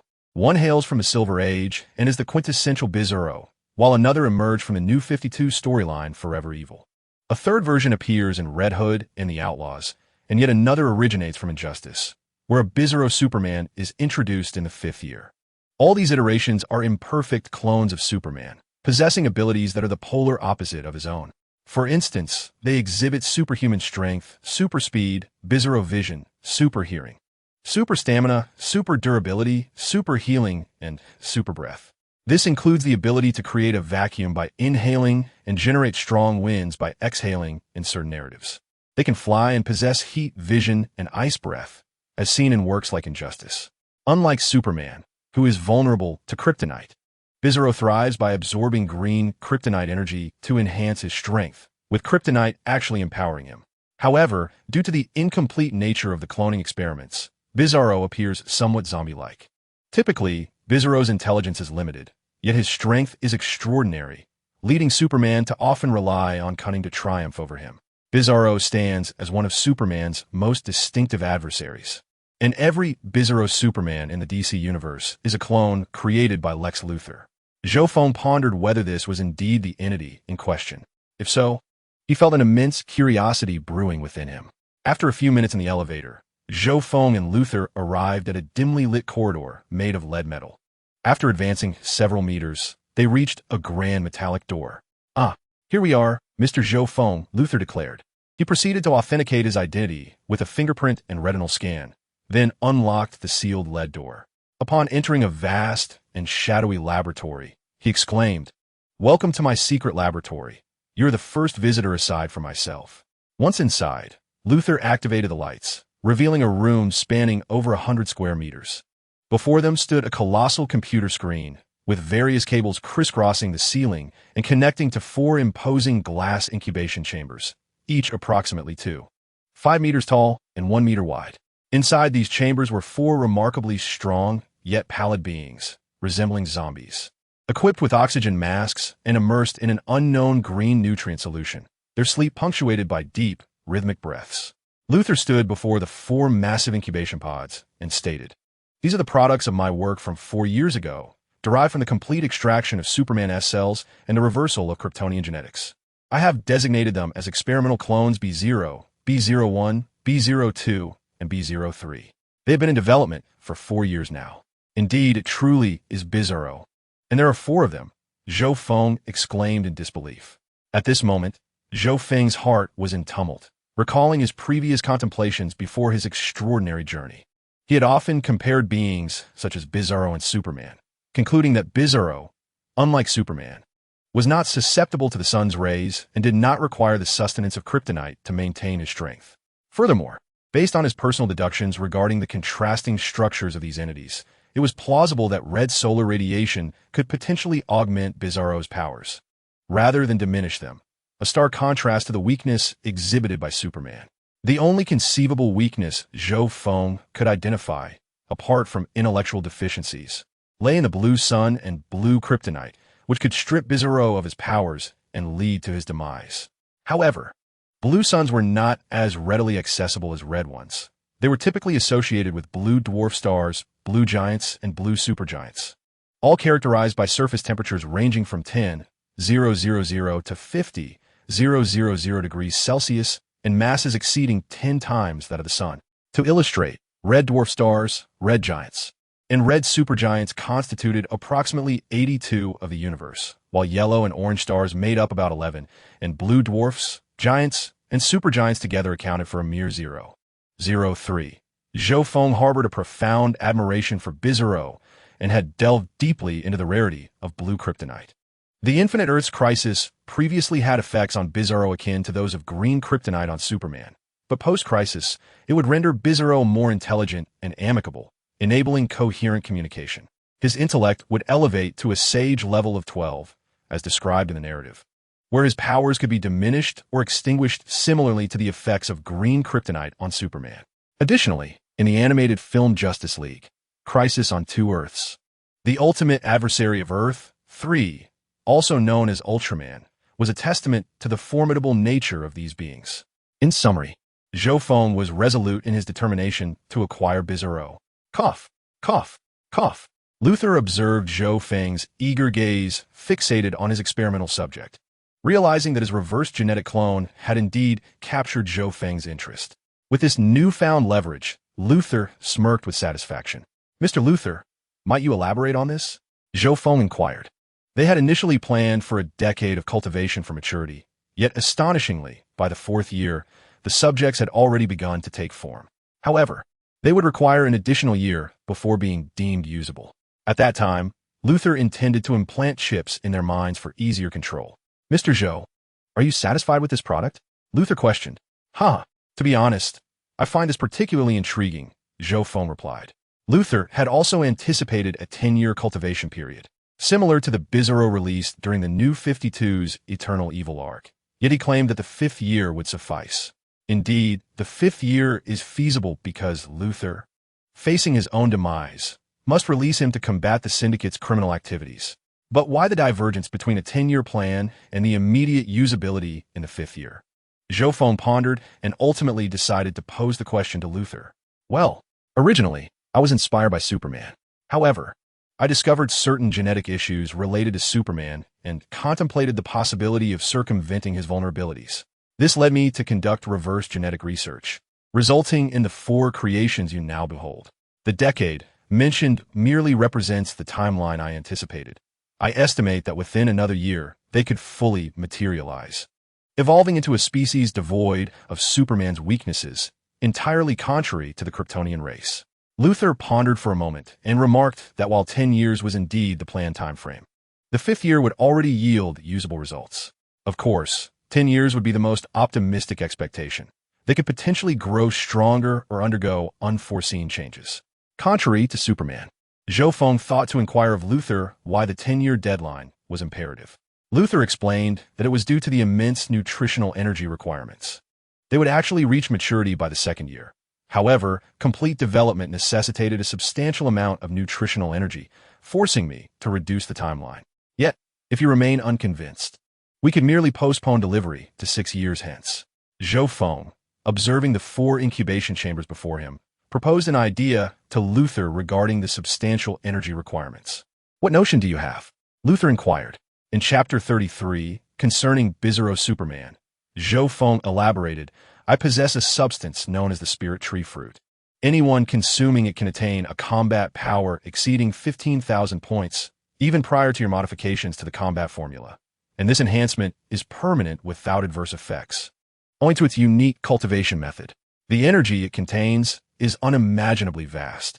Zhou Feng then directed his gaze toward Lex Luthor. Is that true? Luthor asked. Mr. Zhou Feng, 15,000 points or more in the old version of combat power, if converted into my formula, would equate to over 10,000 combat points. A range of 10 to 20,000 seems quite accurate, and it is indeed devoid of side effects. The energy is immense due to the cultivation method. Could you elaborate? I require specific data if this is to be applied to these subjects. Zhou Feng contemplated before responding. Yes, the enhancement is permanent and without side effects. The energy required is equivalent to that consumed by a moon-sized satellite to barely succeed in cultivation. One can only imagine the magnitude of its energy. Luther inquired, are you suggesting that a moon-sized satellite is necessary as an energy source for growth? Mr. Zhou Feng, you cannot be serious. The moon's diameter is approximately 476 kilometers, which is 1/81 of Earth's volume and has a mass of around 7.35 quintillion tons, equivalent to 1/18 of Earth's mass. Do you possess specific data for the satellite used in cultivating this fruit? Zhou Feng shrugged slightly, displaying a hint of resignation. Well, it seems not, since it can enhance combat power by 15,000 points. Have you conducted any experimental tests, Mr. Zhou Feng? What I presented to you was merely a subpar version cultivated from satellite. I also possess planetary versions and even a series growth variant. These would surely astonish you. Zhou Feng remarked, touching his nose. In the past, I conducted an experiment where I extracted juice from a certain fruit, yielding 500 milliliters from a single specimen. I then divided this juice into 100 portions of 5 milliliters each, administering them to an individual both orally and via injection. The oral intake resulted in a combat power of 162, while the injection led to an astonishing increase to 461. I had anticipated a rise to around 350. Luther gazed at Zhou Feng in astonishment, shaking his head as he inquired whether the individual had tested their combat power prior to consuming your special juice. Mr. Zhou, it is quite amusing that your juice yielded no adverse effects. Your methodology lacks scientific foundation, and your reasoning leaves me at a loss for words. Ahem. I am not an expert. The individual was merely an ordinary person with a baseline of 7, and the fruit was originally meant to be ingested. I primarily sought to observe the effects of the fruit, Zhou Feng explained. Initially, the score was 7. After one oral intake, it reached 162. You mentioned the injection, correct? It elevated to 461. Mr. Zhou, did you arrive at this conclusion through simple arithmetic? I must apologize, but such matters cannot be assessed with such crude calculations. Never mind. You likely wouldn't comprehend. Moreover, this fruit is capable of enhancing combat power by as much as 15,000 points. Is this your own estimation? Or have you conducted tests, Mr. Zhou Feng? Zhou replied that it was an estimate, though he believed it to be quite accurate. Luther urged him to present the evidence. Mr. Zhou Feng, your abilities are indeed remarkable. Have you ventured beyond the solar system to discover such stellar specimens? Luther sighed, realizing he had underestimated Zhou Feng. The notion of miraculous fruits that grow by feeding on planets is utterly astounding. Furthermore, how did you traverse beyond our solar system? I eagerly anticipate the secrets you will unveil in the future. Haha, this personal secret shall remain confidential for now, Zhou Feng chuckled. With that, he promptly retrieved 10 fruits from the system's space, spiny, pale red spherical fruits produced by the spirit tree, and placed them before Luther. Let's commence. First, let us observe how long it takes for a subject to fully absorb one of these fruits. Luther stepped forward, examining a fruit before proceeding to one of the cultivation chambers. He opened a small valve to reveal a recess and promptly placed the fruit within. The fruit was swiftly crushed, transforming into a crimson liquid that flowed into a green nutrient solution. The peculiar white figure trembled slightly before beginning to absorb the liquid slowly. Luther fixated intently on the myriad of data displayed on the large screen. Both men observed the data on the monitor. Zhou Feng, unable to decipher any of it, remained silent, while Luther, with unblinking eyes, scrutinized the information. Zhou Feng chose to meditate quietly, awaiting Luther's findings. After a full 3 hours, the red liquid gradually faded and disappeared, signaling the completion of the creature's absorption. It emitted heavy, labored breaths. At that moment, Luther pondered how best to articulate his thoughts. The B0 series experimental clones require a duration of 2 hours and 45 minutes to absorb a single fruit, which equates to the nutritional energy intake of 3 months. This is due to the fact that the Kryptonian genes possess an inherent lack of saturation in their cells. After 4 years of cultivation, they only need 3 consecutive days of absorption to produce one clone, which is tantamount to a decade of nurturing a perfect anti-Kryptonian biological entity. Moreover, the fruit from the spirit tree astonishingly provides a form of white energy that the subject have never encountered before. This energy is reminiscent of the key in Dragon Ball. One must consider how many of such fruits exist, as their energy is tremendously beyond imagination. To illustrate, the annual expenditure for nurturing these 4 experimental clones, solely for the procurement of nutritional materials and the synthesis of nutrient solutions, amounts to a staggering $100 million, excluding maintenance and initial cultivation costs. The construction of the facility and cultivation chambers has consumed over $3 billion in 4 years. Were it not for the substantial annual income of Luther Corporation, sustaining these 4 clones would be an insurmountable challenge. With the exchange of just 40 fruits, one could cultivate an anti-Kryptonian clone in a little over 2 years, reducing the cost to $500 million per clone, and most importantly, compressing the time from the original 10 years to a mere 2. Coupled with the energy guns and combat suits provided by Zhou Feng, which have been enhanced by myself into mass production models, orders from the military, Wayne Enterprises of Gotham, and Queen Industries of Star City will ensure at least $1 billion annually. Furthermore, I am certain that future business ventures with Zhou Feng will arise, allowing for the optimization of profits. If he can provide a substantial quantity of these fruits, say over 100, it could be traded for a clone, maximizing my benefits. Luther remarked on Mr. Zhou Feng, acknowledging that these fruits can indeed accelerate the growth of the experimental subjects safely and effectively. Each fruit provides energy equivalent to 3 months of prior absorption, necessitating 4 fruits per year for 6 years, totaling 24 fruits. Thus, the 4 experimental clones require 96 fruits to mature fully, with 24 fruits capable of hastening the process, available within 3 days. Now, shall we discuss business? What price do you intend to propose, Mr. Zhou Feng? Chapter 34, Bizarro Superman. Upon hearing Luther's words, Zhou Feng responded with a smile, "Certainly, Mr. Luther. Firstly, I possess a magical item in the form of a ring. Once donned, it allows you to set 3 teleportation coordinates within the Earth, usable up to 10 times daily. Should you wish to erase a coordinate, a cooldown of 24 hours is required before it can be reset." Having said this, Zhou Feng produced a teleportation ring from the World Tree game and handed it to Luther. Currently, aside from world-specific items and certain special paid items, I am capable of mass-producing these World Tree artifacts. Luther accepted the blue ring, stating, "This is quite impressive. I find it highly beneficial. This can cover 30% of the cost for one clone." After some contemplation, Zhou Feng produced a small backpack, a spatial satchel from the World Tree game, capable of accommodating a volume of 10 by 10 cubic meters for convenient transport. I can provide you with 10 of these, and should you require more later, we can engage in further transactions. These items are all crafted by me, he remarked. Let us value each at 5%, thus totaling 50 for the 10 bags. Do you possess any magical items? If not, we could include the aforementioned ring or perhaps 4 of these backpacks to finalize the trade, Luther suggested. Zhou Feng then unveiled a large silver iron suitcase, stating, "This is a contraption inspired by the HP World's seamless extension spell, crafted in the likeness of Newt Scamander's case from Fantastic Beasts. I have produced several such intriguing gadgets." With a chuckle, he added, "Rest assured, I shan't take advantage of you, Mr. Luther. Behold this suitcase. It encompasses an area of 20 square kilometers, perfectly mimicking a small space that you can carry with you. It can even accommodate living creatures, provided they are given ventilation. Simply open the suitcase to allow entry. However, heed this warning. Should anyone damage the exterior, all contents will burst forth uncontrollably. Therefore, I kindly advise you to store it in a secure location." After receiving the suitcase, Luther remarked, "This shall suffice. So, we will proceed with this suitcase, the ring, and the 10 small backpacks. Mr. Zhou Feng, how about acquiring a clone of an anti-Kryptonian experimental subject?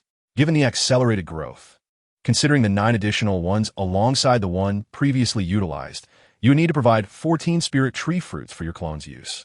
Furthermore, Mr. Zhou Feng, I wonder if you would be willing to sell your extraordinary spirit tree fruits. I could offer a clone or future upgrades in exchange." "Absolutely," Zhou Feng replied. "How do you intend to purchase, Mr. Luther? I have an abundance of these fruits, and if I run short, I can always seek them from this planet's flora, provided the terms are reasonable. After all, I possess a substantial quantity of kryptonite, gifted by Shenlong during my first wish, a massive asteroid-sized cache, weighing over 1,000,000 tons. Before the arrival of any threats, acquiring a single Bizarro would suffice for experimentation. However, with the looming danger of invaders, assembling a legion of Bizarros becomes exceedingly pertinent. Should I encounter difficulties or wish to outmaneuver adversaries, I could unleash a swarm of Bizarros to overwhelm them, 1, 10, or even 100. Moreover, Bizarros nurtured with spirit tree fruits would undoubtedly harness energy, inherently enhancing their capabilities. I recall the latest episode of Red Hood, Outlaws, where Bizarro vanquished a formidable foe, a being of considerable rank. Although the narrative may later suggest it was merely a decoy, this nonetheless attests to Bizarro's formidable strength. The prospect of commanding an entire legion of Bizarros fills me with exhilaration. Zhou Feng had already begun to envision himself leading a Bizarro army, triumphantly vanquishing all challengers. The issue of loyalty must also be addressed. Although Luther mentioned that there exists a chip capable of exerting control, one cannot entirely trust such a device. What if, in the event of betrayal, the bald one manages to regain control? One could employ the 10th tier magic of the World Tree to manipulate memories, crafting them for the clones whose minds are, by nature, blank slates and thus more malleable. How about acquiring a clone for every 100 fruits from a spirit tree? A reservation could be made for delivery in 2 years. Of course, an additional 40 fruits would be necessary for the maturation process. What do you think? First, let us see if Zhou Feng is open to negotiation. If he attempts to haggle, my bottom line would be 80 fruits from the spirit tree, or perhaps an additional set of spatial magical items, including a backpack, a chest, and a ring. I could keep the chest and ring for myself, while selling a few backpacks at a price of $300 million each. Reasonable, considering Zhou Feng's manufacturing capabilities. It is likely that a multitude of buyers would emerge. Zhou Feng pondered for a moment, then without further ado, retrieved 1,000 fruits from the spirit tree from the system space. I require 7 clones. Thus, I will initially reserve 6. You're now selling me 2 of the 4 clones, 1 fruit as payment and 1 magical item from earlier. I shall pay you 700 fruits in a lump sum followed by 280 fruits for their growth and cultivation. The remaining 14 will be used for immediate delivery, while the last 6 are a gift for you, enabling you to experiment with concocting a super enhancement potion for profit. This should be quite effortless for you, considering I managed to create juice successfully. Haha. At this moment, Luther stared blankly at the scattered fruits of the spirit tree. It appeared that he had undervalued his asking price. Were these fruits truly cultivated from planet? Why did he feel they held so little value? He casually produced 1,000 of them. Nevertheless, the income from 700 fruits would suffice to cultivate 17 anti-Superman clones. The remaining 20, along with the 6 gifted by Zhou Feng, could be utilized for developing a super enhancement potion to sell to the military, the Assassin Alliance, or the black market. Indeed, he could recover a portion of his funds. Oh, by the way, Luther, have you named them? Zhou Feng inquired. Not yet. I have been referring to them as B0 with sequential numbering. I have always called them anti-Kryptonian clones or anti-Superman clones, Luther replied. How about naming them Bizarro? Zhou Feng suggested. Bizarro, a demon of sorts? This name phonetically resembles B0 and is quite fitting in terms of imagery. So, let's call them Bizarro, Luther contemplated. Indeed, what a delightful, simple, and practical name. Excellent. The naming of Bizarro was a success, Zhou Feng thought to himself. Very well, Mr. Zhou Feng. I have agreed to your purchasing request. You are now one of my major clients. After 3 days, you may come to collect your goods. I will initially provide you with 2 Bizarros, with the remainder to be delivered incrementally over the next 2 years. It seems I shall be working tirelessly for the next 3 days to produce the control chips. Ha ha, Luther laughed. Zhou Feng replied, a deal, Mr. Luther. Additionally, I do not require the control chips. My magic can easily manage them. When the time comes, I shall cast the spell, and you can awaken them afterward. Magic control? Then I must insist on observing the process, Mr. Zhou Feng, Luther remarked. No problem, Mr. Luther, Zhou Feng replied. We shall meet in 3 days. Luther responded, come. I shall personally escort Mr. Zhou Feng on his departure. No need, I can manage on my own. Here's to a fruitful collaboration. Indeed, a pleasant partnership, sir. Laughter echoed between the two as they exited the clandestine laboratory, returning to Luther's office. Zhou Feng declined Luther's offer of an escort and departed from LexCorp. Chapter 35. Louise's uniform. See you in 3 days, Mr. Zhou.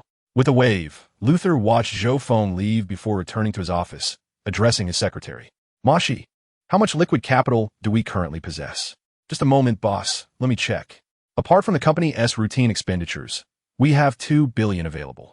Luther remarked. We no longer need to purchase high-energy, synthetic materials from XXX Company. Instead, place an order with XXX Heavy Industries. Yes, I require 20 advanced biological cultivation chambers. The finest available, to be delivered within a month. Those at 50 million each? Very well, boss. However, we may encounter a slight shortage of funds should an emergency arise. Mashi replied. All right. How many of our mass-produced energy guns and secondary battle suits have we sold in total? The energy guns have seen greater sales. While due to production limitations, we've only manufactured 30 battle suits in a month. Military orders stand at 500 energy guns and 10 battle suits. Wayne Enterprises ordered 100 energy guns and 2 battle suits. The Quinn Group, 100 energy guns and 2 battle suits. And the black market has sold 300 energy guns and 4 battle suits. Our pricing is 2 million per energy gun and 20 million per battle suit, yielding a total profit of 2 billion after costs, but we will not receive payments until next month. Luther instructed, notify the major conglomerates and military factions. Organize a press conference to announce that in 1 month, LexCorp will unveil a new type of human enhancement serum, permanently effective and entirely devoid of side effects. For the next 3 days, kindly leave my meals at my office and refrain from disturbing me. Zhou, inform me when you next see him and bring him to me. Now, you may leave. As Zhou Feng exited LexCorp, he settled into the back seat of the Ford and declared, Let us go, Ford. We are heading home. Understood, boss. I've been waiting for you for 5 hours. I'm glad you've concluded your meeting. Please fasten your seatbelt. We are setting off. Ford gently initiated the vehicle's motion.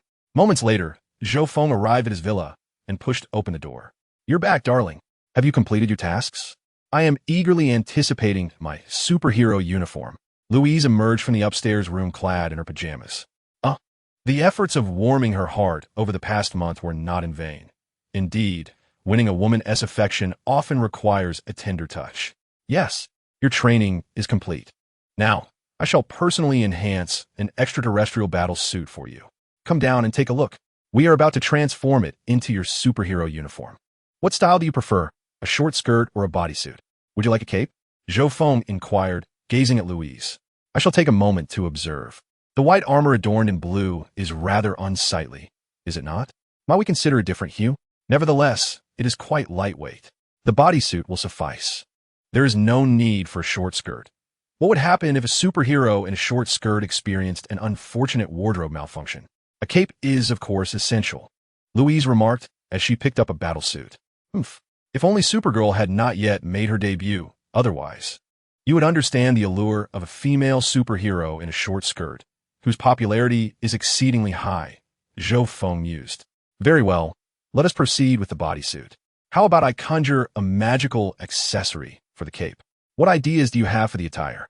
Zhou Feng inquired. As for the white armor, let us dye the joints behind, apart from the chest area, a serene sky blue. The chest armor could be adorned with black edging against a yellow backdrop, featuring a large red symbol, Louise suggested. That sounds quite straightforward. For the cape, perhaps we could employ a magical item that allows for automatic wearing, complete with enhancements in speed and strength, though you may find it unnecessary given your Kryptonian physiology. The high magical resistance will compensate for your vulnerabilities, and it should complement the necklace I previously gifted you. Zhou Feng contemplated before responding. All right then, I would like red boots, dyed to match the battlesuit. Let us proceed with the cape as you suggested. I believe that covers everything, Louise pondered. No problem. I shall commence the transformation of your superhero uniform immediately, and you shall be ready for your debut tonight. Have you decided on a moniker? Shall it be simply Superwoman or something else? Zhou Feng asked. How about Wonder Woman? Oh, how cliché. Supergirl? Are you still a girl? Go away, am I that old? Never mind, let it be Superwoman. After engaging in playful banter for a while, Zhou Feng produced a magical cloak of the world tree, enhancing all attributes along with magic resistance, and began modifying Louise's battle attire. Before long, the transformation was complete. Marvelous. Thank you, darling. Come here for a kiss. Moi. Louise joyfully dashed downstairs, planting a kiss on Zhou Feng's cheek before admiring her new outfit. Meanwhile, as Zhou Feng altered Louise's Superwoman uniform, in the vast cosmos, a colossal iron planet was slowly approaching the solar system, the space fortress of the cosmic tyrant, Mongol. The gladiatorial games commenced. Mongol, who shall be our champion tonight? Let's await the outcome. Champion. Above the grand arena, a towering figure, a man of over 2 meters in height and of imposing physique, sat upon an opulent throne. He was the cosmic overlord, Mongol, known for piloting his planet-sized war fortress to conquer and capture slaves for gladiatorial contests. He had recently transformed Hank Henshaw, a drifter in the cosmos, and sent Hank ahead to Earth in preparation for his own arrival. Now, he was ready to descend upon the planet. Hank, how are preparations progressing? I shall arrive on Earth in a month's time. With no Kryptonian protector, Earth shall be mine. I understand, Mongol. Your landing site will be Coast City, where I shall await your arrival. Commence the obliteration of Seaside City, heralding the arrival of me, the cosmic tyrant Mongo. Indeed, I await you, Mongo, soon. The Earth shall be ours, and the Justice League shall pose no threat. Splendid. At that moment, I shall capture the entirety of the Justice League and orchestrate a grand super gladiatorial contest. I must terminate this call now. After severing the communication, the mechanical Superman Hank stood in his clandestine lair, conversing with himself. Yes, vanquishing the Justice League merely entails a fierce clash between you and them. I shall emerge as the ultimate savior. The Earth belongs to me, not you, Mongo. Soon, indeed, The current plan involves conspiring to assassinate the president, after which I shall be recognized as the official Superman, the one and only Superman. Once that fool Mongo arrives, let the Justice League entertain him first, while I make my grand entrance to claim the fruits of victory. The Earth shall be mine. It is a pity you are dead, Superman. Otherwise, you would have had a place in this scheme. In the nocturnal expanse of Metropolis, a group of young black delinquents plotted to rob a convenience store. Recently, they had faced relentless crackdowns from Steel Superman, Mechanical Superman, and Super Kid, leaving them nearly destitute. Out of desperation, they resorted to venturing out at night. Silence. Let us act swiftly, finish this, and vanish. Those three fellows have been rather elusive, one of the young men asserted. Very well, boss, he replied, just as they pried open the store's entrance. Cough, cough, cough. Excuse me, what are you gentlemen up to? A woman's cough echoed, and they turned to see a tall figure clad in red boots, white gloves, a cerulean bodysuit, and a crimson cape, emblazoned with a bold S in red outlined in black, floating gracefully above them. Gentlemen, it appears this establishment does not belong to you. Shall I escort you to the nearest police station for an overnight stay? The woman inquired with a playful smile. FCK. SHT. Oh, damn it. Oh my God. We're in trouble. Minutes later, four young men, bound like dumplings, were deposited at the police station. That night, Metropolis welcomed yet another female superhero. Chapter 36. The power of Paris as Lois transformed into Superwoman, embarking on her novice journey as a superhero in Wayne Manor, the domain of Batman. A man clad in a black trench coat and an eagle-faced mask sat nervously on the sofa. He was Paris, the one who had consumed the three-forged, no-label super serum, catapulting himself from an ordinary individual to a super-enhanced warrior. Seated before Paris was a boy of approximately 123 years, donned in a Red Robin costume. Noticing Paris's unease, he spoke, "Do not overthink it. My father is quite amiable. He has observed your performance over these past few days. Otherwise, he would not have allowed me to bring you here." The speaker was none other than the fifth-generation Robin, Damian, the biological son of Batman. "He intends for you to join the Bat family today. Yet," Paris confessed, "I still feel a bit anxious. After all, I am about to meet Batman himself. By the way, Paris, do you genuinely aspire to pursue Batgirl?" Damian, with a curious demeanor, inquired. Indeed. 4 years ago, I was rescued by Batwoman, and her flawless figure coupled with her wine-red hair captivated me to an extent that I found myself quite infatuated. Previously, I lacked the means, but having finally acquired strength, I am eager to pursue my goddess." He spoke earnestly, his eyes gleaming with determination. The goddess, a figure of perfection, with hair like fine wine. Best of luck to you. Once you join the Bat family, I shall introduce you to Batwoman, Damian added with a mischievous grin. "Oh, how delightful. Thank you, Robin," Paris replied gratefully. "Not at all.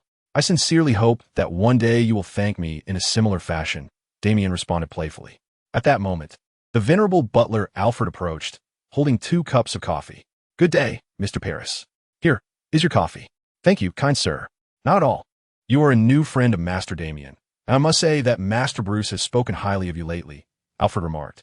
"Is that so? I must confess that I once had a rather unsavory past, yet I have always admired Batman, particularly his principle of not taking lives," Paris stated. "Really? That doesn't particularly resonate with me, but my father wishes to embrace you for that very reason," Damian replied. "Honestly, I did not expect the illustrious Batman to be none other than Gotham's playboy, Bruce Wayne," Paris remarked. Alfred interjected. "Master Bruce has labored diligently to conceal his identity. All those socialites have never spent a night at Wayne Manor, and even the wine is replaced with ginger ale. Who is this dashing young man? Has a guest arrived at your home? You never mentioned it to Mother." A sultry voice chimed in as a stunning woman in a black gown with an impeccable figure appeared. "Hey, Mother, are you back from shopping?" Damian exclaimed. "Good evening. Miss Talia. She is my mother. Yes, I suppose I am a love child. I shall explain my lineage to you later. Mother, this is Paris, a new hero who has recently emerged, incredibly powerful, though his combat skills leave something to be desired," Damian introduced. "Hello, Mom. Call me Mississippi. I have children, but I am not yet married. I heard you acquired your current powers through a mysterious doctor's formula. Might you elaborate?" Talia inquired, eyeing Paris curiously. "This charming young man. Talia? Well, he goes by the name of Red Doctor, adorned with a cap, sunglasses, and a mask. He had me experiment with the super soldier serum he developed," Paris explained. "Very well. I shall leave you to your conversation. I am heading upstairs. Farewell, young Damian, and you too, charming lad." Talia gracefully ascended the stairs. "Good night, Miss Talia. My mother is quite convinced that she is still youthful," Damian remarked. "By the way, when did Batman begin to take notice of me?" Paris asked. "Right after your debut battle. Who would have thought a fledgling hero could repel Bane?" Damian responded. I previously spoke of a mysterious doctor who bestowed upon me his unique formula, granting me the powers I now possess, thus commencing my journey as a hero," Paris remarked. The enhancer you utilized is indeed potent, yet it remains uncertain whether it harbors any side effects. Subsequent tests will elucidate the matter. A deep voice resonated. Emerging from the shadows was a figure clad in obsidian armor, his ebony skin accentuated by a bat-shaped cowl, standing at a towering height of 6 feet 3 inches. None other than Batman himself. "Welcome home, Master Bruce," Alfred greeted. "Indeed. Alfred, please prepare dinner. I shall first accompany Paris for a test, and we will dine together shortly," Batman replied. "Very well, Master. I shall attend to it at once," Alfred responded. "Come, Paris, and you too, Damian," Batman called. "I'm here." "It's a pleasure to meet you, Mr. Batman," Damian exclaimed. "Likewise, let us proceed to the Batcave. We shall ascertain the extent of your physical prowess," Batman stated. The trio descended to the underground Batcave located beneath Wayne Manor, entering a chamber filled with an array of instruments. "Let us commence with a test of your strength, punching power, kicking power, speed, and a blood draw for analysis. Just give it your all. These are designed for such tests, so do not worry about damaging anything," Batman instructed. "Very well, I shall begin," Paris affirmed. Approaching a punching power testing machine, Paris inhaled deeply and unleashed a powerful right punch, producing a thunderous sound that reverberated throughout the Batcave, demonstrating the sheer force behind his strike. "Remarkable. An astonishing 342 tons. No wonder you were able to fend off Bane." Damian marveled. "Haha, it's not too shabby, but I've felt my strength augmenting these past few days. My abilities have been exponentially increasing," Paris replied. "How exciting. Once you master formal combat techniques, I can scarcely imagine how formidable you will become," Damian remarked. "Let me witness the strength of your left punch," Batman urged. "Of course. Sir, I shall proceed," Paris responded, stepping up to the testing apparatus once more. With a resounding thud, he struck again, the impact echoing and causing the room to tremble once more. This time a left punch power of 315 tons. Still quite impressive, I must admit. My friend, if you possessed even a modicum of combat skill, Bane would surely meet his demise. Your punching power surpasses his significantly. However, your fighting technique and experience are currently insufficient to best him. Fear not. We shall train you, Damian reassured. Did you truly unleash your full strength just now? Indeed, sir. Both punches were delivered with all my might. You didn't employ any specialized techniques. Had you done so, you might have achieved around 400 tons of force. I underestimated the super enhancer you ingested. Now, let us evaluate your strength and speed. Yes, sir. Shall we begin? Paris inquired. Indeed. I wish to discern the extent of this enhancer's impact on you, Batman affirmed. Chapter 37. The strength of Paris. Shall we begin, Batman? Paris inquired. Batman nodded in affirmation, suggesting he try over there. The weights on that dumbbell were brought back by Superman. They weigh 1 ton, 10 tons, 100 tons, and 200 tons, with a maximum of around 1,000 tons. He gestured toward the collection of weightlifting equipment, indicating to Paris to commence his strength assessment. Doesn't seem excessively heavy. Can it truly weigh 1,000 tons? Paris questioned. Indeed, these were acquired with Superman's assistance, composed entirely of alien high-density metal. I fashioned part of it into weaponry and armor for the Bat family, while the remainder became these strength-testing apparatuses. Go ahead. I wish to ascertain your current capabilities. I'm also eager to see your performance. Logically, you should be able to lift over 140 tons. Consider that Bane, when fully utilizing the Venom Serum, exhibits a strength of just over 90 tons, and in a frenzied state, can reach around 120 tons, Damian interjected from the side. Let us start with 100 tons, then incrementally add 10 tons, Paris responded. He stepped forward and effortlessly lifted the 100-ton dumbbell, only beginning to struggle at 140 tons. He managed to lift 150 tons, then 160 tons, but ultimately failed at 170 tons. Remarkable strength. To lift 160 tons is extraordinary. Your punch must exceed 300 tons. Hey, partner, next time, let us team up. My skills and intellect combined with your strength would render us invincible, Damian declared. You're still in training, Paris. I will personally mentor him for a while. Your primary focus now should be on learning, Batman stated. Don't underestimate me. I have always been a prodigy within the League of Assassins. Even my grandfather praised my abilities. Your Robins and that bat, Damian retorted. Enough. This is the domain of Batman, and you will abide by my rules. This will be your home from now on, son, Batman said earnestly. Forgive my laughter. Damian has only been living with me for a year. He was raised in the League of Assassins, which is not the best environment, Paris remarked. No witties. I merely mentioned that the two of you bear a striking resemblance, especially when frowning. He chuckled awkwardly. At that moment, Batman and his son simultaneously turned their heads, casting identical back glances towards Paris. Now, let us test your speed. Try the circular track over there, 800 meters. Let us see how quickly you can complete a lap, Batman instructed. Paris, feeling slightly apprehensive, noted how similar the father and son appeared when observing others. On the circular track, Paris swiftly completed 3 laps without even breaking a sweat. Upon finishing, he approached Batman and Damian, asking, "How was my speed?" "Your times were impressive. 21 seconds for the first lap, 22 seconds for the second, and 20 seconds for the third. Truly remarkable statistics," Batman responded. "Your physical prowess surpasses that of the similarly enhanced clock tower by a considerable margin.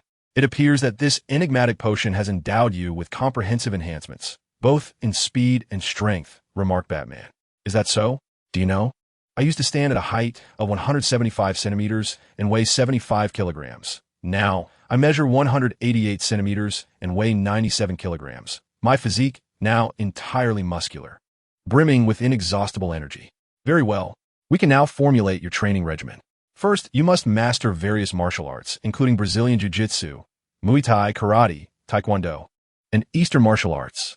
Following that, you will learn interrogation techniques, crime solving, investigation, tracking, psychology, computer technology, and an array of tactical skills. This will likely require around a year of training. However, during this period, you can accompany me in combating crime in Gotham.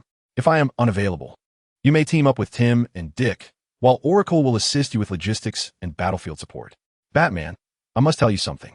After utilizing this super serum invented by Dr. Red, I discovered a unique energy within me. Unique energy? Pray, elaborate, Batman inquired. Not long ago, I felt a warmth in my palm, and when I waved my hand, a beam of white light emitted from it, blasting a wall apart, Paris recounted. Can you control it at will? If so, let me see, Batman asked. Absolutely, no problem.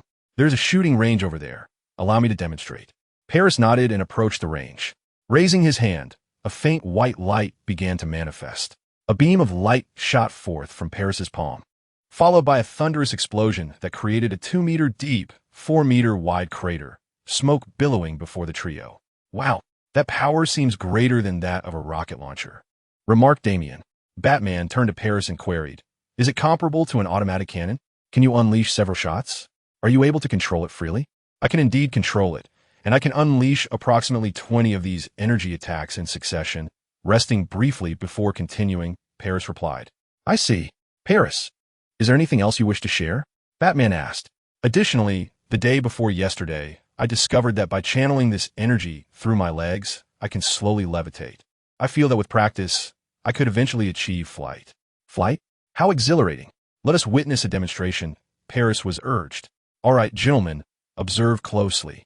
As soon as he spoke, Paris began to levitate, ascending approximately 5 to 6 meters above the ground, gliding forward, backward, and side to side. Moments later, he descended back to the ground. "Paris, what is your maximum altitude and speed?" "I haven't tested my limits, but I have reached around 10 meters high, roughly 3 stories. As for speed, I haven't tried to fly quickly yet," Paris responded. "And how long can you maintain flight?" "About 10 minutes, after which I become fatigued. However, with a brief rest, I can fly again," Paris answered. "All right, I understand. Now, let's incorporate an additional training regimen, mastering the control of your internal energy, practicing flight balance, speed, and altitude." Batman inquired, "And I will tailor a suit specifically for you. Do you have any requests or thoughts?" "Thank you. The black exterior armor should feature a black eagle mask. Everything else is acceptable," Paris responded. "Very well. The armor will be constructed from materials supplied to the military by Wayne Enterprises, and you will be equipped with a utility belt akin to Robin's, outfitted with various weapons and gadgets, a wrist-mounted computer, an underwater breathing apparatus, a mask with communication devices, night vision, infrared capabilities, and a toxin filtering mask, along with a thermal detection system. I will custom make 2 suits for you, which will take approximately 1 week." "That's fantastic. Just hearing about it sounds incredibly impressive." "Thank you," Paris exclaimed, a hint of excitement evident in his tone. "You're welcome, and welcome to the Bat family. Now, let us ascend for dinner. Alfred must be waiting eagerly." Chapter 38. Batman's assessment in Wayne Manor, Bruce, Damian, Talia, Alfred, and the newcomer Paris enjoyed a delightful dinner. Paris was invited to stay overnight and could move in the following day to commence training. Alfred had already prepared a room, eagerly anticipating Paris's arrival. After dinner, Paris expressed, "I truly do not know how to articulate this. Thank you, Batman. I was once a petty criminal, and I never expected you would accept me and reveal your true identity. You're welcome. In the future, when I am not in the suit, you may address me as Mr. Bruce or simply Bruce," Bruce replied. "The reason I accepted you into our ranks is that I have observed you. You possess a kind heart. In your brief tenure as a hero, you have thwarted several crimes without taking a life, which is of utmost importance to me. Furthermore, you exhibit significant potential. With a bit of training, you could become a member of the Justice League." "Me? The Justice League? Mr. Bruce, I can hardly fathom that," Paris exclaimed. "Do not belittle yourself, young man. Trust me, you are capable. By the way, should you encounter that red doctor who provided you with the super serum, be sure to inform me immediately." All right, Mr. Bruce. Are you also interested in that super serum?" Paris inquired. "Indeed, I fear that the red doctor might sell it to those supervillains, which could lead to catastrophic consequences, endangering many innocent lives," Bruce responded. "Understood, sir. If I do happen to meet him, I will notify you. However, I have never seen his true face.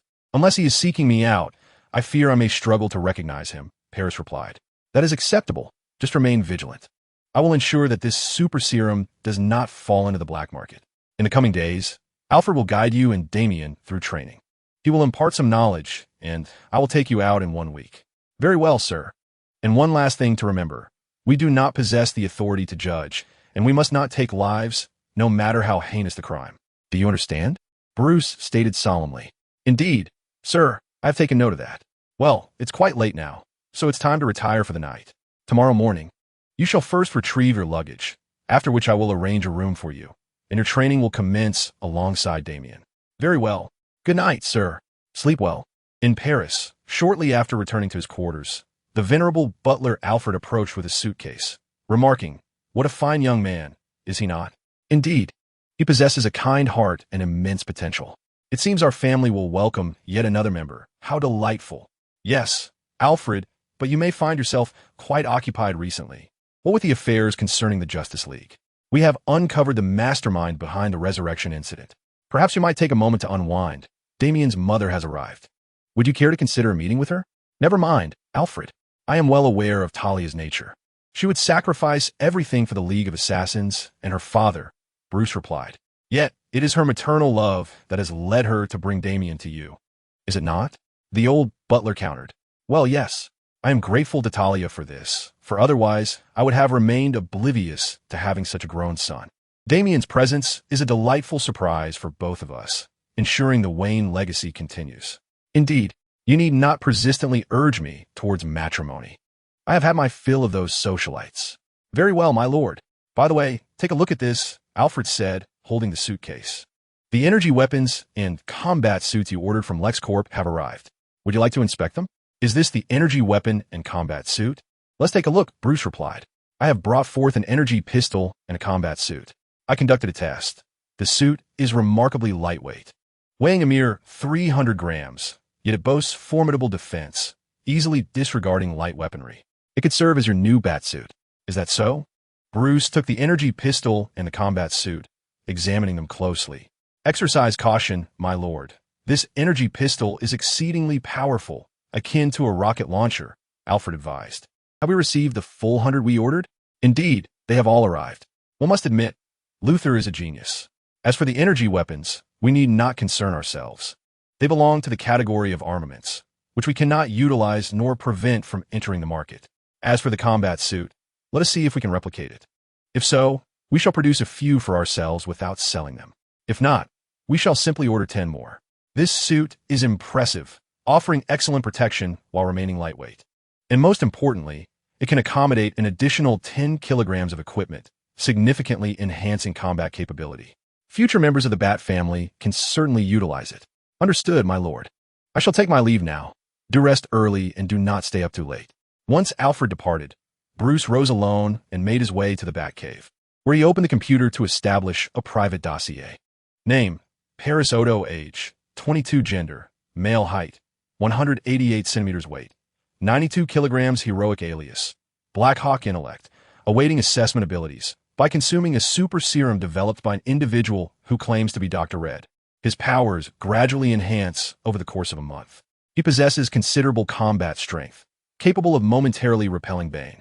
He is endowed with both strength and speed, and wields a unique energy attack that rivals the firepower of an automatic cannon.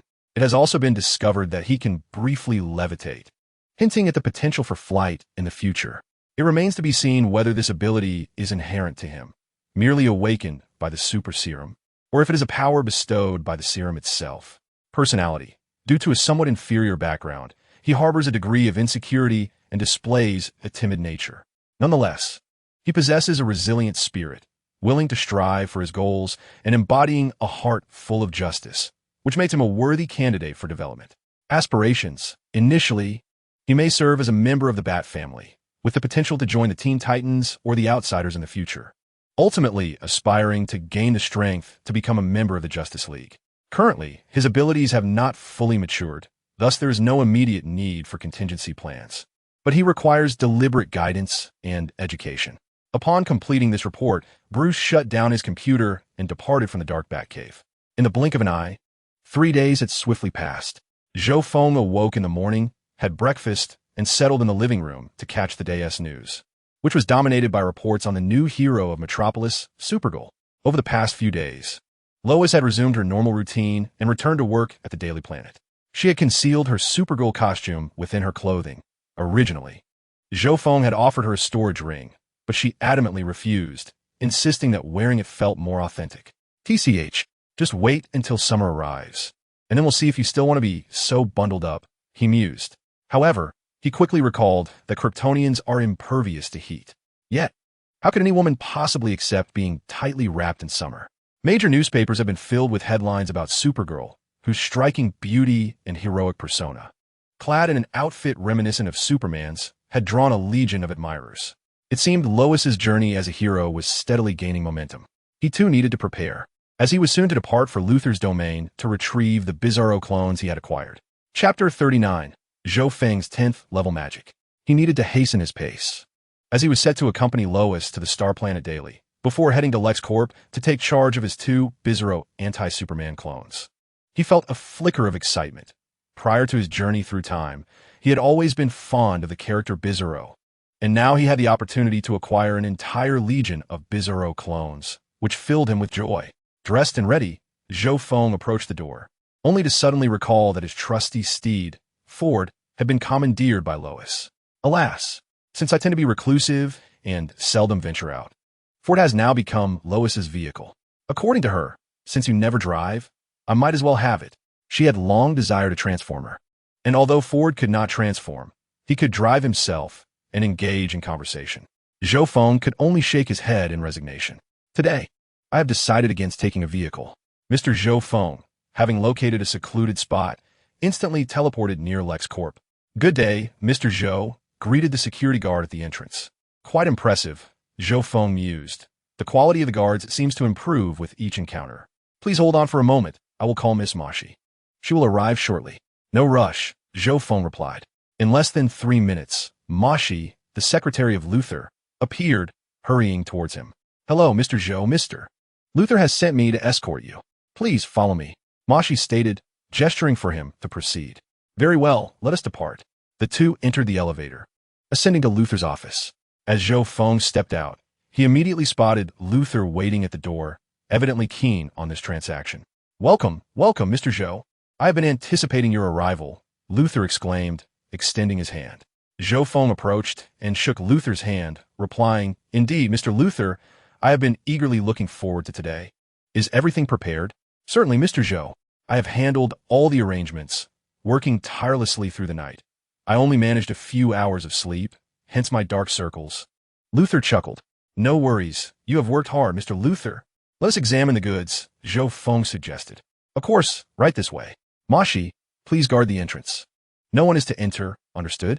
Yes, boss, I understand, Mashi replied with a respectful bow. Shall we proceed? Zhou Feng and Luthor entered the office together, taking a concealed elevator to the laboratory from their previous visit. 4 enormous incubation pods were lined up, 2 of which were evidently empty, indicating that Luther had awakened their contents. Mr. Zhou, since you opted out of the control chip, I trust you will awaken them yourself. I am eager to witness your prowess, Luther remarked. Zhou Feng surveyed the remaining 2 massive pods, within which lay 2 individuals, each towering at 2 meters. Their pallid skin and explosive musculature exuding a sense of raw power. Their zombie-like visages were imposing. Luther, could you provide an introduction to these specimens along with their data? Zhou Feng inquired. Luther smiled, responding, certainly. In fact, I awakened those 2 Bizarro clones last night. Their combat power is on par with Superman and Doomsday, currently boasting a maximum measurable combat capability of 100 million points. However, this does not imply they surpass Superman. It merely reflects the highest quantifiable data. I will refine the combat power system further for greater accuracy. Their abilities differ entirely from those of Kryptonians. Interesting. And what comes next? By the way, remember to provide me with a copy of the new combat power detector, Zhou Feng replied. Of course, Mr. Zhou. These clones possess Superman's flight, super strength, super speed, and extraordinary defensive capabilities. Luther paused and remarked, however, they lack Superman's extraordinary heat vision and icy breath, replaced instead by freezing rays and fiery breath. And they are immune to kryptonite. Indeed, they are immune to kryptonite, which, rather paradoxically, only serves to enhance their powers. Huh, Mr. Luther, it seems your creations have indeed surpassed Superman. Congratulations, you have truly crafted beings that rival Bizarro's strength, thought Zhou Feng. Lutin interjected. Ah, a word of caution, Mr. Zhou. They are exceedingly powerful. If your magic cannot contain them, it would be prudent to rely on my chip instead. You must understand, I have yet to discover their weaknesses. Kryptonite cannot harm them, and instead augments their abilities. I have also tested the effects of red sunlight, which proved ineffective, and our yellow sun yields similar results. Now, I must depend on the efficacy of your magic. Bear in mind that while Superman possesses magical resistance greater than that of ordinary humans, it pales in comparison to physical resilience. Rest assured, Mr. Luther. I shall commence now. I am confident in my magical prowess, Zhou Feng declared.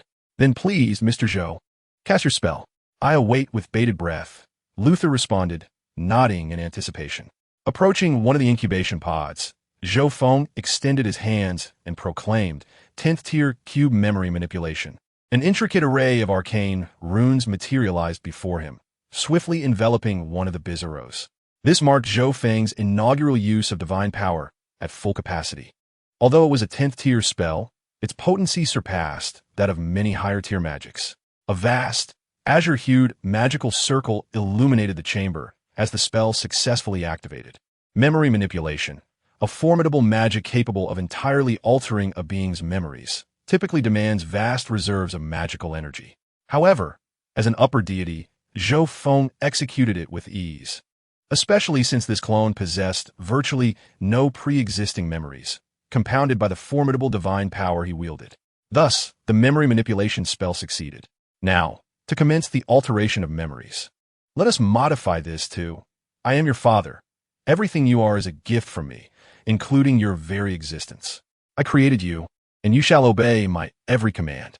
I am your absolute deity, he continued, embedding a fail-safe deep within the memory. As Zhou Feng gradually ceased his incantation, Luther inquired, was that successful, Mr. Zhou? Zhou Feng responded, indeed, it was successful. This spell, known as memory manipulation, allows for complete control and modification of a being's memories, a dreadful magic, particularly effective on these clones who possess no memories of their own and thus offer no resistance. Complete memory alteration? My word, Mr. Zhou, that magic is terrifying. You haven't employed it against me, have you? Luther asked, a hint of trepidation in his voice. Fear not. I assure you, I would never do such a thing. I am a man of principles, Zhou Feng replied. That puts my mind at ease. It seems I must seek out other sorcerers for defensive measures. Otherwise, I find myself bereft of security in your presence. Luther mused internally. Oh look, he has awakened, Zhou Feng announced. Inside the incubation pod, the pale-skinned creature opened its eyes, bewildered as it surveyed its surroundings. Upon spotting Zhou Feng, its eyes brightened, and it immediately rose to its feet, exclaiming, Father, I shall heed your commands. Chapter 40.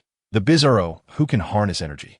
From now on, you shall be called Bizarro, and I shall adopt your surname, Zhou Feng remarked.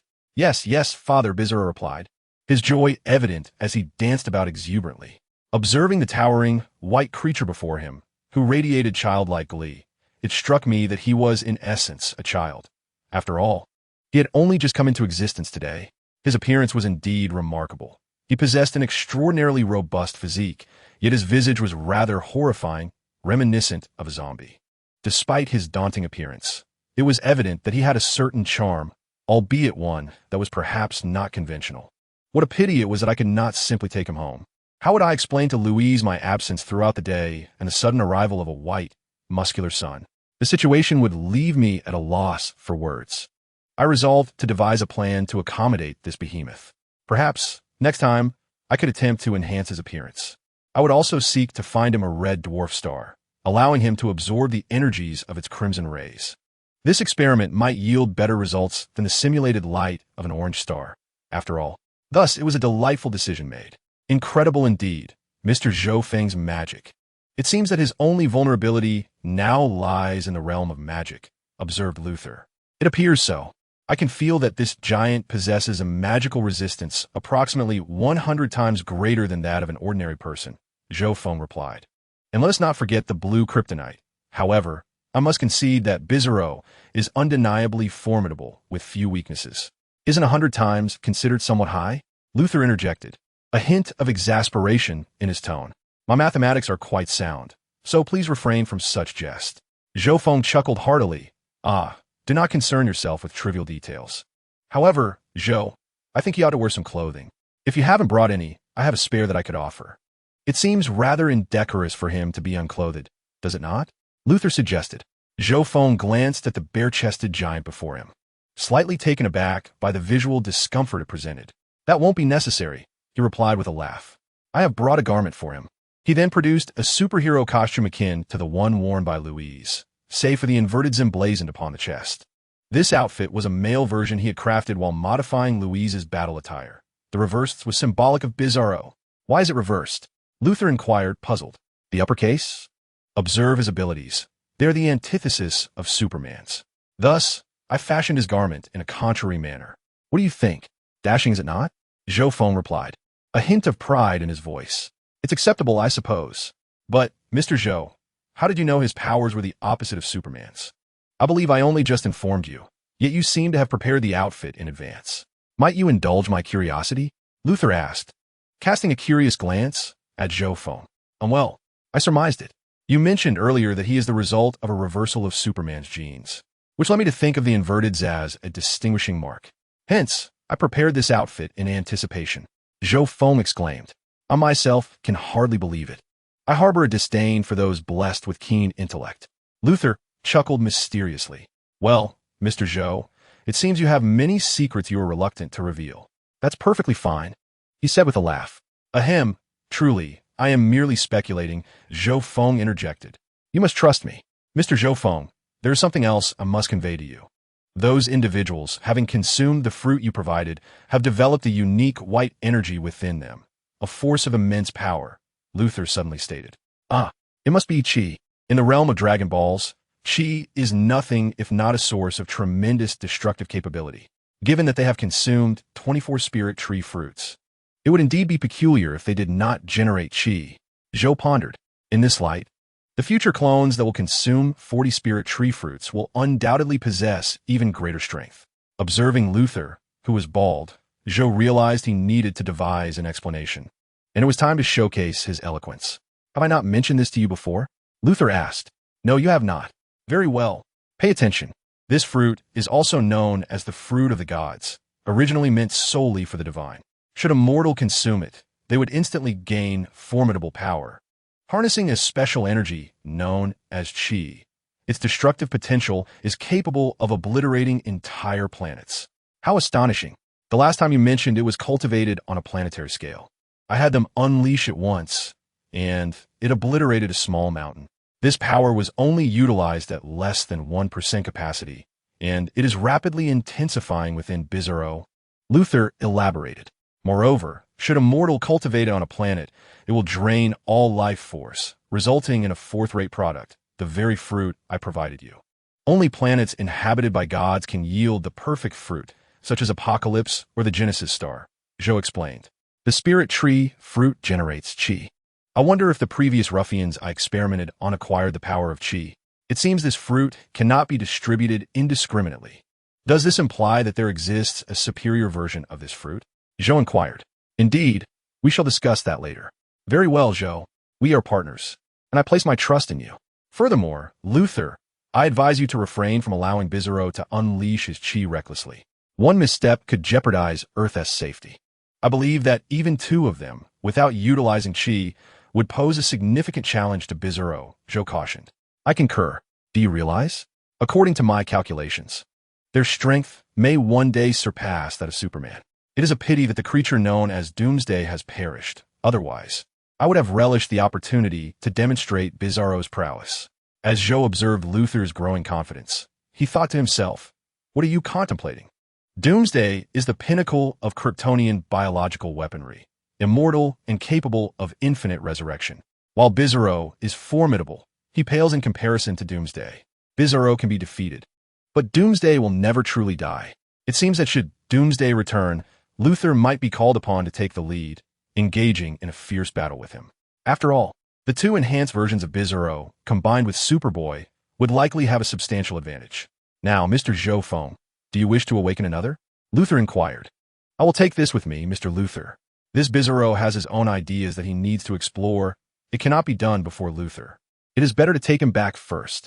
With that thought, Zhou Feng waved his hand, drawing the slumbering Bizarro into the system space. Oh, where did the other Bizarro go? Daddy? The clumsy Bizarro inquired. He will play with you later. For now, just watch from the side until he returns home with Daddy. All right then, Mr. Luther, I bid you farewell. Take care, Mr. Zhou Feng. You need not see me off. Bizarro, farewell, no need to see me off. Bizarro imitated Zhou Feng, addressing Luther. Haha, very well, goodbye, Bizarro. Chapter 41. Louise's silly son Zhou Feng departed from LexCorp with his Bizarro, a rather foolish creature, and they stepped into a secluded spot unseen by others. Zhou Feng said, Bizarro, I will teleport you home shortly. Do not resist, understood? All right, father. Bizarro obediently responded. With a gentle snap of his fingers, Zhou Feng produced a sharp sound, and in an instant, the two found themselves in the living room of Zhou Feng's villa. Now, how to settle Bizarro here? One option is to find a deserted star system for Bizarro to familiarize himself with his powers, and provide him with a piece of kryptonite to absorb and enhance his strength. Alternatively, he could be placed in Zhou Feng's original universe, allowing him to stay there until needed. However, given Bizarro's lack of intelligence, Zhou Feng worried about what foolishness he might engage in alone. What if he accidentally dismantled the planet? Daddy has something to tell you, Bizarro. All right, I will listen to father. I will find a place for you to stay for a while, and when I need your help, you can come back, okay? No, Daddy, I don't want to be left behind, Bizarro exclaimed, bursting into tears, utterly despondent.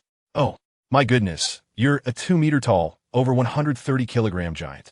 Crying like this is quite a sight, Zhou Feng remarked, slightly exasperated. Stop. Daddy didn't say he didn't want you.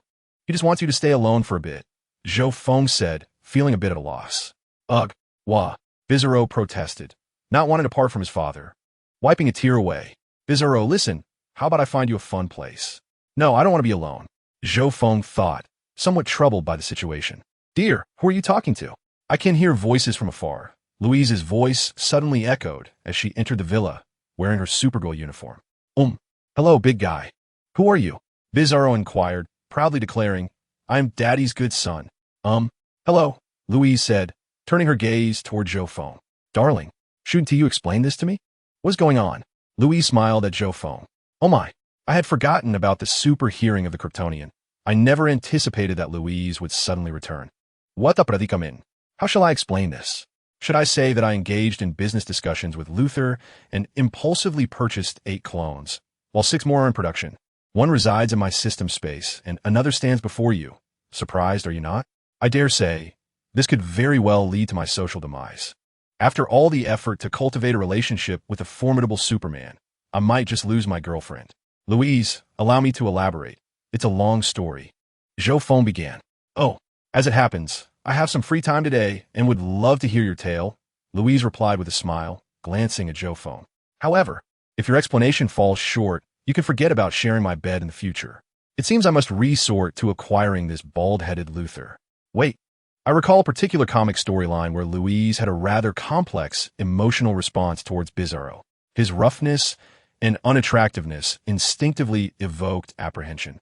Yet she also felt sympathy for his tragic origins. Moreover, she harbored a degree of softness and forgiveness towards those who admired her. With Superman and Bizarro, Louise naturally felt a feminine affection for the former, while the latter stirred her maternal instincts. Perhaps I should provoke Louise's maternal instincts. Zhou Feng pondered aloud. Louise, it's like this. He is a clone created by an unknown organization, but his genes were reversed, resulting in his pale and grotesque appearance. With intellect akin to that of a child, I unwittingly rescued him, and despite being a clone, I couldn't bring myself to terminate his existence. Daddy, is this your wife? Then she must be Bizarro's mother. Bizarro interjected suddenly. Well, you're quite the hefty fellow. We are merely boyfriend and girlfriend. Not yet married, and he is not your father, Louise replied, slightly embarrassed. He is Daddy, and you sleep with Daddy. Your mommy, Bizarro stated earnestly. Well, your intellect truly seems questionable, Louise remarked, casting a bemused glance at Bizarro. An excellent assist. This hefty fellow has some merit, Zhou Feng thought, feeling compelled to push on. Louise, when I rescued him, I sensed that this big guy is essentially good-hearted with a childlike demeanor. His strength is far too formidable. I cannot disregard him. What if he inadvertently harms someone? He is akin to a mindless Superman. So, you decided to bring him home? Indeed. Just look at his limited intellect. He behaves like a child. If he were to fall into the hands of those with ill intentions, how could we rectify that? Zhou Feng continued. You do have a point. We certainly cannot leave him to wander freely. But how shall we care for him? Louise inquired. I have yet to devise a plan. Initially, I intended to send him to a planet devoid of sentient life, but upon witnessing his tears, I reconsidered. I heard crying alongside your voice, and I feared something might be amiss, so I returned to check, Louise explained. Shall we adopt him? Louise glanced at Bizarro and inquired. But I have never been a mother, especially not to a child of this size. Fear not. We shall educate him with care. I must tell you, his combat abilities may rival those of Superman. It would be truly unsafe to leave him outside. Zhou Feng continued to assist. Do not abandon Bizarro. Oh dear. The large white creature lay on the ground, sorrowfully crying. Please, do not cry just yet, Louise thought to herself, overwhelmed by the scene unfolding before her eyes. Well, let us just adopt you, all right? Now, no more tears, Louise declared. Really? Hooray. Bizarro has a mother now. The overjoyed giant exclaimed, leaping into the air, causing the villa to tremble violently. All right, Bizarro, you must behave. Otherwise, Mother won't want you, Louise said, and the giant instantly fell silent. Phew, my dear, come here. Bizarro, you stay by yourself for a while. Be good, Louise said, swiftly pulling Zhou Feng up to the third floor. Now, let's discuss how to manage this big fellow, Louise said, looking at Zhou Feng. First, let him learn from you. We will cultivate him into a good person. A superhero. What do you think? Zhou Feng proposed. Wait, why should it be me? I have to work every day and be a hero. I am quite busy. Louise pouted. I can care for him, and I can teach him how to fight, but guiding a new superhero is something you understand better than I do. Don't you? Indeed. Chapter 42. Louise, doubting life after being hit by the powerful Bizarro. Then it is settled. You shall educate him. Though he may not be conventionally attractive, he is a good child, Zhou Feng affirmed. Seeing Louise finally agree to let Bizarro stay, Zhou Feng knew the plan had succeeded. Indeed, women possess an innate maternal instinct. All right, I will teach him to be a good person and a superhero. By the way, why is a Superman costume inside out? Louise inquired, frowning. That is because Bizarro's abilities are often the opposite of Superman's. Where Superman has heat vision, he possesses freeze vision. Superman breathes cold, while Bizarro exhales flames. Superman fears kryptonite, but Bizarro thrives on it. Superman can see for miles, while he can see behind him. Superman blows with the force of a gale, while Bizarro inhales like a vacuum. Thus, I provided him with an inverted suit. My goodness, how extraordinary. It is simply Superman in reverse. His powers and weaknesses are all the opposite. No wonder the emblem on his chest is reversed, Louise marveled. Yes, Louise. Let us prepare a room for the big fellow. Tomorrow he shall commence his lessons with you, Zhou Feng suggested. Let us not rush, dear. Take us to Antarctica. You mentioned he is formidable. I want to see him fight me, Louise said, slightly excited. That might not be wise. It could be dangerous, Zhou Feng replied. Fear not. I shall go easy on him. He won't be harmed. Louise waved her hand dismissively. Goodness, I fear for your safety. Bizarro's brute strength in each of his appearances surpasses even that of Superman. He is among the few who can confront the Man of Steel directly, and on numerous occasions. Superman has had to resort to cunning to outmaneuver him.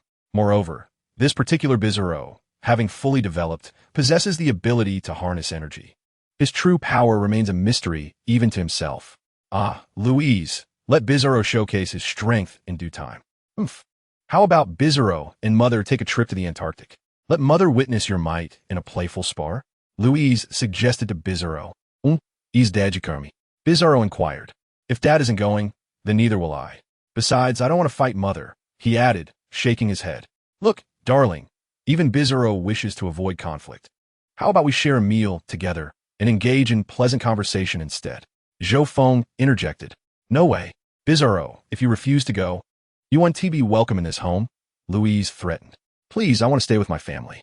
Did you hear that, dear? Open the door quickly, Louise exclaimed. All right then, I suppose I shall accompany you. It shouldn't cause too much trouble. Zhou Feng contemplated before waving his hand to open a portal leading to the uninhabited regions of Antarctica. Let us hurry, he urged as Louise promptly stepped through the portal. Bizarro, you must refrain from using energy during the spar, understood? Zhou Feng cautioned, holding Bizarro back. What is energy, father? Bizarro asked. It's that white energy within you, which could harm your mother. Do you understand? Zhou Feng explained. I don't quite comprehend, father. Bizarro scratched his head in confusion. This child cannot grasp the concept of energy. What to do? Zhou Feng thought, feeling a slight headache. Come on, what are you all discussing? Louise called from the other side of the portal. In any case, energy is the force you can emit from your palms. Do you understand? Zhou Feng reiterated. Energy from my palms? What about my eyes? And my mouth? Bizarro inquired. Cold beams and fiery breath. That's acceptable, Zhou Feng replied. All right, Bizarro understands. Bizarro nodded earnestly. Okay, let us set off. In the uninhabited regions of Antarctica, Louise and Bizarro stood facing each other, with Zhou Feng positioned between them. All right, we shall begin. This is a friendly match, so keep it light, understood? Zhou Feng instructed. Sure, but what exactly does light mean? Bizarro asked, a hint of confusion in his voice. Enough with the questions, just come at me. Louise chimed in, bouncing excitedly and striking a fighting pose. All right, let us start, Zhou Feng declared. As soon as he finished speaking, Louise leapt forward, delivering a punch with her small, pink fist right to Bizarro's face. Smack! Bizarro remained utterly unfazed, only slightly tilting his head in response to the blow. Upon witnessing this scene, Zhou Feng mused that the fully developed Bizarro was indeed formidable, enduring a punch from Louise. The super Kryptonian, with merely a tilt of his head. It was understandable. After all, Louise had only absorbed sunlight for a month, rendering her somewhat weaker despite her extraordinary lineage. Bizarro, hurry up, it's your turn to attack, Louise urged from the sidelines. All right, Mom, be careful. Bizarro responded before launching into action. His towering 2-meter frame shot forth like a cannonball, generating a powerful gust of wind that tore apart the ground beneath him, reminiscent of an ancient beast. A colossal pressure enveloped Louise as he approached her, raising his immense fist to strike. The force of his punch sent a wave of air crashing towards her, making it difficult for Louise to breathe. She hastily raised her hands to shield her head. With a thunderous boom, Louise was propelled backward, spinning away from Earth until she eventually vanished from sight. Wow, that was intense, Zhou Feng remarked in awe. Within moments, Louise returned, her eyes aflame with determination, and she launched herself at Bizarro, striking him with her fists. Yet Bizarro stood his ground, unyielding against her assault. Louise soared into the air, delivering a kick to Bizarro's head, causing him to bend slightly as he caught her foot, effortlessly tossing her away. After flying several dozen meters, Louise halted midair, her eyes glowing red. A beam of crimson laser, a manifestation of her heat vision, shot forth towards Bizarro. Oh, splendid. Mom can emit light from her eyes too, Bizarro remarked, as his own eyes emanated a blue glow. A freezing ray shot out, clashing against Louise's red laser in a brilliant display of power. This was Bizarro's signature move, the freeze breath. Look, Mom, this is Bizarro's unique skill, and he can emit another type of beam, Bizarro exclaimed, as white light began to emanate from his eyes. A tremendous energy wave erupted from him, resulting in a massive mountain exploding upon impact. Zhou Feng, observing the spectacle, gasped in astonishment. That's the energy wave, and it's unleashed through his eyes. The spirit tree fruit has indeed elevated Bizarro's abilities. A marvelous Bizarro, you possess such incredible skills. Louise expressed her admiration. Enough, dear, I concede. Bizarro's strength far exceeds my expectations. I am no match for him. I've struck him hundreds of times, yet he remains unmoved. Don't be disheartened, my darling. Bizarro has fully matured, while you have only basked in sunlight for a month. Your potential for growth is immense. You are a super Kryptonian. Chapter 43. Louise consumes the spirit tree fruit. Oh, no more fighting, Bizarro. Do you possess any other abilities? Louise inquired. Mom, Bizarro can also emit white light from his mouth. He can breathe fire. Bizarro is truly remarkable, he replied, proudly gesturing to himself. Is that so? Bizarro. Show it to Mom. All right, Mom, look at this. After Bizarro spoke, he opened his mouth, and white light began to coalesce within. In an instant, a thick beam of white light shot forth, booming and echoing as it struck several towering peaks. Oh, that's enough, Bizarro. Goodness, the power is truly immense, Louise exclaimed, filled with awe. Bizarro is incredibly powerful. If anyone dares to bully you in the future, Bizarro will take care of them. Bizarro spread his arms wide, striking a strong pose. All right, Bizarro, I shall rely on you for protection from now on, Louise replied with a smile. My dear, is this what you were telling me about? Frozen rays and fiery breath? But what is this white light? Louise turned to Zhou Feng, inquiring. It seemed the secret could no longer be hidden. Well, the fruit of the spirit tree can also be given to Louise. Strengthening her abilities would be beneficial. And since she is my woman, how could I possibly hold back? This is called the Chi Baby. It is a profoundly powerful energy. If you desire it, my dear, simply consume this red fruit, Zhou Feng said, producing a red, spiky fruit. This time, it was a planetary version of the spirit tree fruit, significantly more potent than its satellite counterpart. This red fruit looks quite peculiar, Louise remarked. Do not underestimate it, Louise. You know about Dragon Balls, right? This treasure was obtained in that mysterious realm alongside the Dragon Balls, Zhou Feng explained. Is it really that powerful? Louise asked, somewhat skeptical. Absolutely. Just consuming this tiny fruit can instantly grant an ordinary person the ability to destroy a planet, Zhou Feng asserted. My dear, you are exaggerating. Bizarro's abilities stem from the fruit I gave him, Zhou Feng admitted, fabricating a story. In truth, Bizarro had consumed 26 spirit tree fruits, albeit the satellite version. Louise would receive a planetary version. Given her physique, just one would enable her to harness chi. In due time, he would provide her with more. As one could not neglect his own partner. Then I shall eat it, Louise declared, taking the spirit tree fruit and consuming it. It has a sweet flavor. Quite pleasant. At least in terms of taste, it's commendable. I'm finished, and now Before she could finish her sentence, a surge of powerful energy began to radiate from within her. Was this the chi power Zhou Feng had spoken of? Contemplating for a moment, Louise extended her palm towards the distance, and with a resounding boom, a wave of white light erupted from her hand. Now we should return. You two should stop the commotion. I fear the Antarctic may not withstand much more. Zhou Feng observed the collapsed snow-covered mountains and glaciers surrounding them. Oh dear, I hadn't even noticed. What should we do, my love? You must think of a way to address this immense destruction. Louise gazed around, acutely aware of the terrifying nature of her battle with Bizarro. What had merely been a brief sparring session, consisting of only a few exchanges, left her pondering the unimaginable destruction that could ensue if they were to engage in earnest. It was precisely for this reason that I insisted you mentor Bizarro and bring him back. Given his immense power, one could only speculate the catastrophic havoc he might wreak. It was conceivable that even the Justice League, in their entirety, might struggle to subdue him. Regrettably, it appears I have miscalculated. I initially sought a worthy adversary for a friendly bout, yet it seems my prowess pales in comparison to Bizarro's. Louise expressed her disappointment. Do not lose heart. Your strength will surely grow in time. If I provide you with more of those fruits and teach you how to harness your energy, your abilities will surely amplify. Zhou Feng reassured her. Very well, let us return home. But first, I must attend to this matter. With that, Zhou Feng raised his hands, invoking the magnificent and colossal blue magic circle that materialized before them, towering dozens of meters high, a testament to the formidable power of his spell. The once collapsed iceberg began to mend, and the areas affected by the skirmish between Bizarro and Louise slowly started to restore. Oh, my dear, I had no idea you possessed such a skill.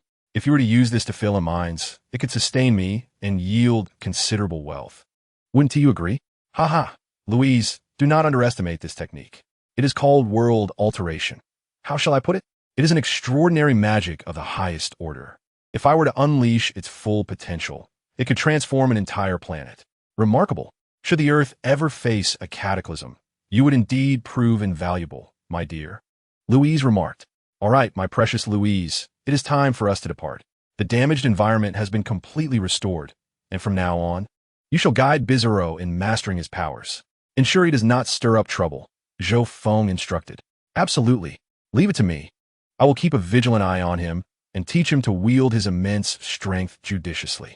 Then I entrust this task to you. Now, let us return home and prepare dinner. Hooray, it's mealtime. This will be Bizarro's very first meal. Oh, the poor child. Let us make today's feast a bountiful one. We shall procure some beef, shellfish, and the like, to lay out a grand spread. Louisa, the decision lies with you. With another wave of his hand, Zhou Feng opened a portal, and the three of them stepped through. Unbeknownst to them, their recent battle had been under surveillance, courtesy of the ancient defense system of Krypton, the Eradicator. This clone possessed considerable strength, currently on par with the previous Kal-El, perhaps even surpassing it. He wielded freezing rays instead of heat vision, yet that energy known as Q was not significantly inferior to heat vision. Perhaps we could extract his genes and fabricate a body for you. What do you think, Eradicator? Inquired the Kryptonian artificial intelligence with crimson eyes. Not necessary. We already have the Doomsday version of Kal-El. By the way, how is his modification progressing? The Eradicator asked. It is at 70% completion. The gene of Doomsday has been successfully injected, and the biological weapon transformation plan has commenced. Currently, Carl possesses the power equivalent to 70 times that of the original Doomsday. The Kryptonian artificial intelligence glanced at the enormous green cultivation tank behind it, where Superman had once resided, now replaced by a formidable figure nearly 2.5 meters tall, with grayish-white skin and spines protruding from his body, the Doomsday. Chapter 44. The soulless Bizarro Louise, Zhou Feng, and Bizarro returned to their home in Metropolis through the portal. Louise immediately prepared to go grocery shopping as they planned to host a welcome dinner for Bizarro. All right, allow me to showcase my culinary skills. Having cooked for myself for 30 years, Zhou Feng's cooking is indeed exceptional. Oh dear, that is certainly something to brag about, Louise exclaimed. Having lived at Zhou Feng's place for a month, she had already savored his culinary talents. Just wait and see, Bizarro. Today will be my performance, Zhou Feng said with a hint of pride. All right, Dad. Bizarro is very much looking forward to it. Okay, Louise, there is some beef and 2 lobsters at home. Could you pick up some seafood and vegetables on your way back? Absolutely, dear. I'm off now.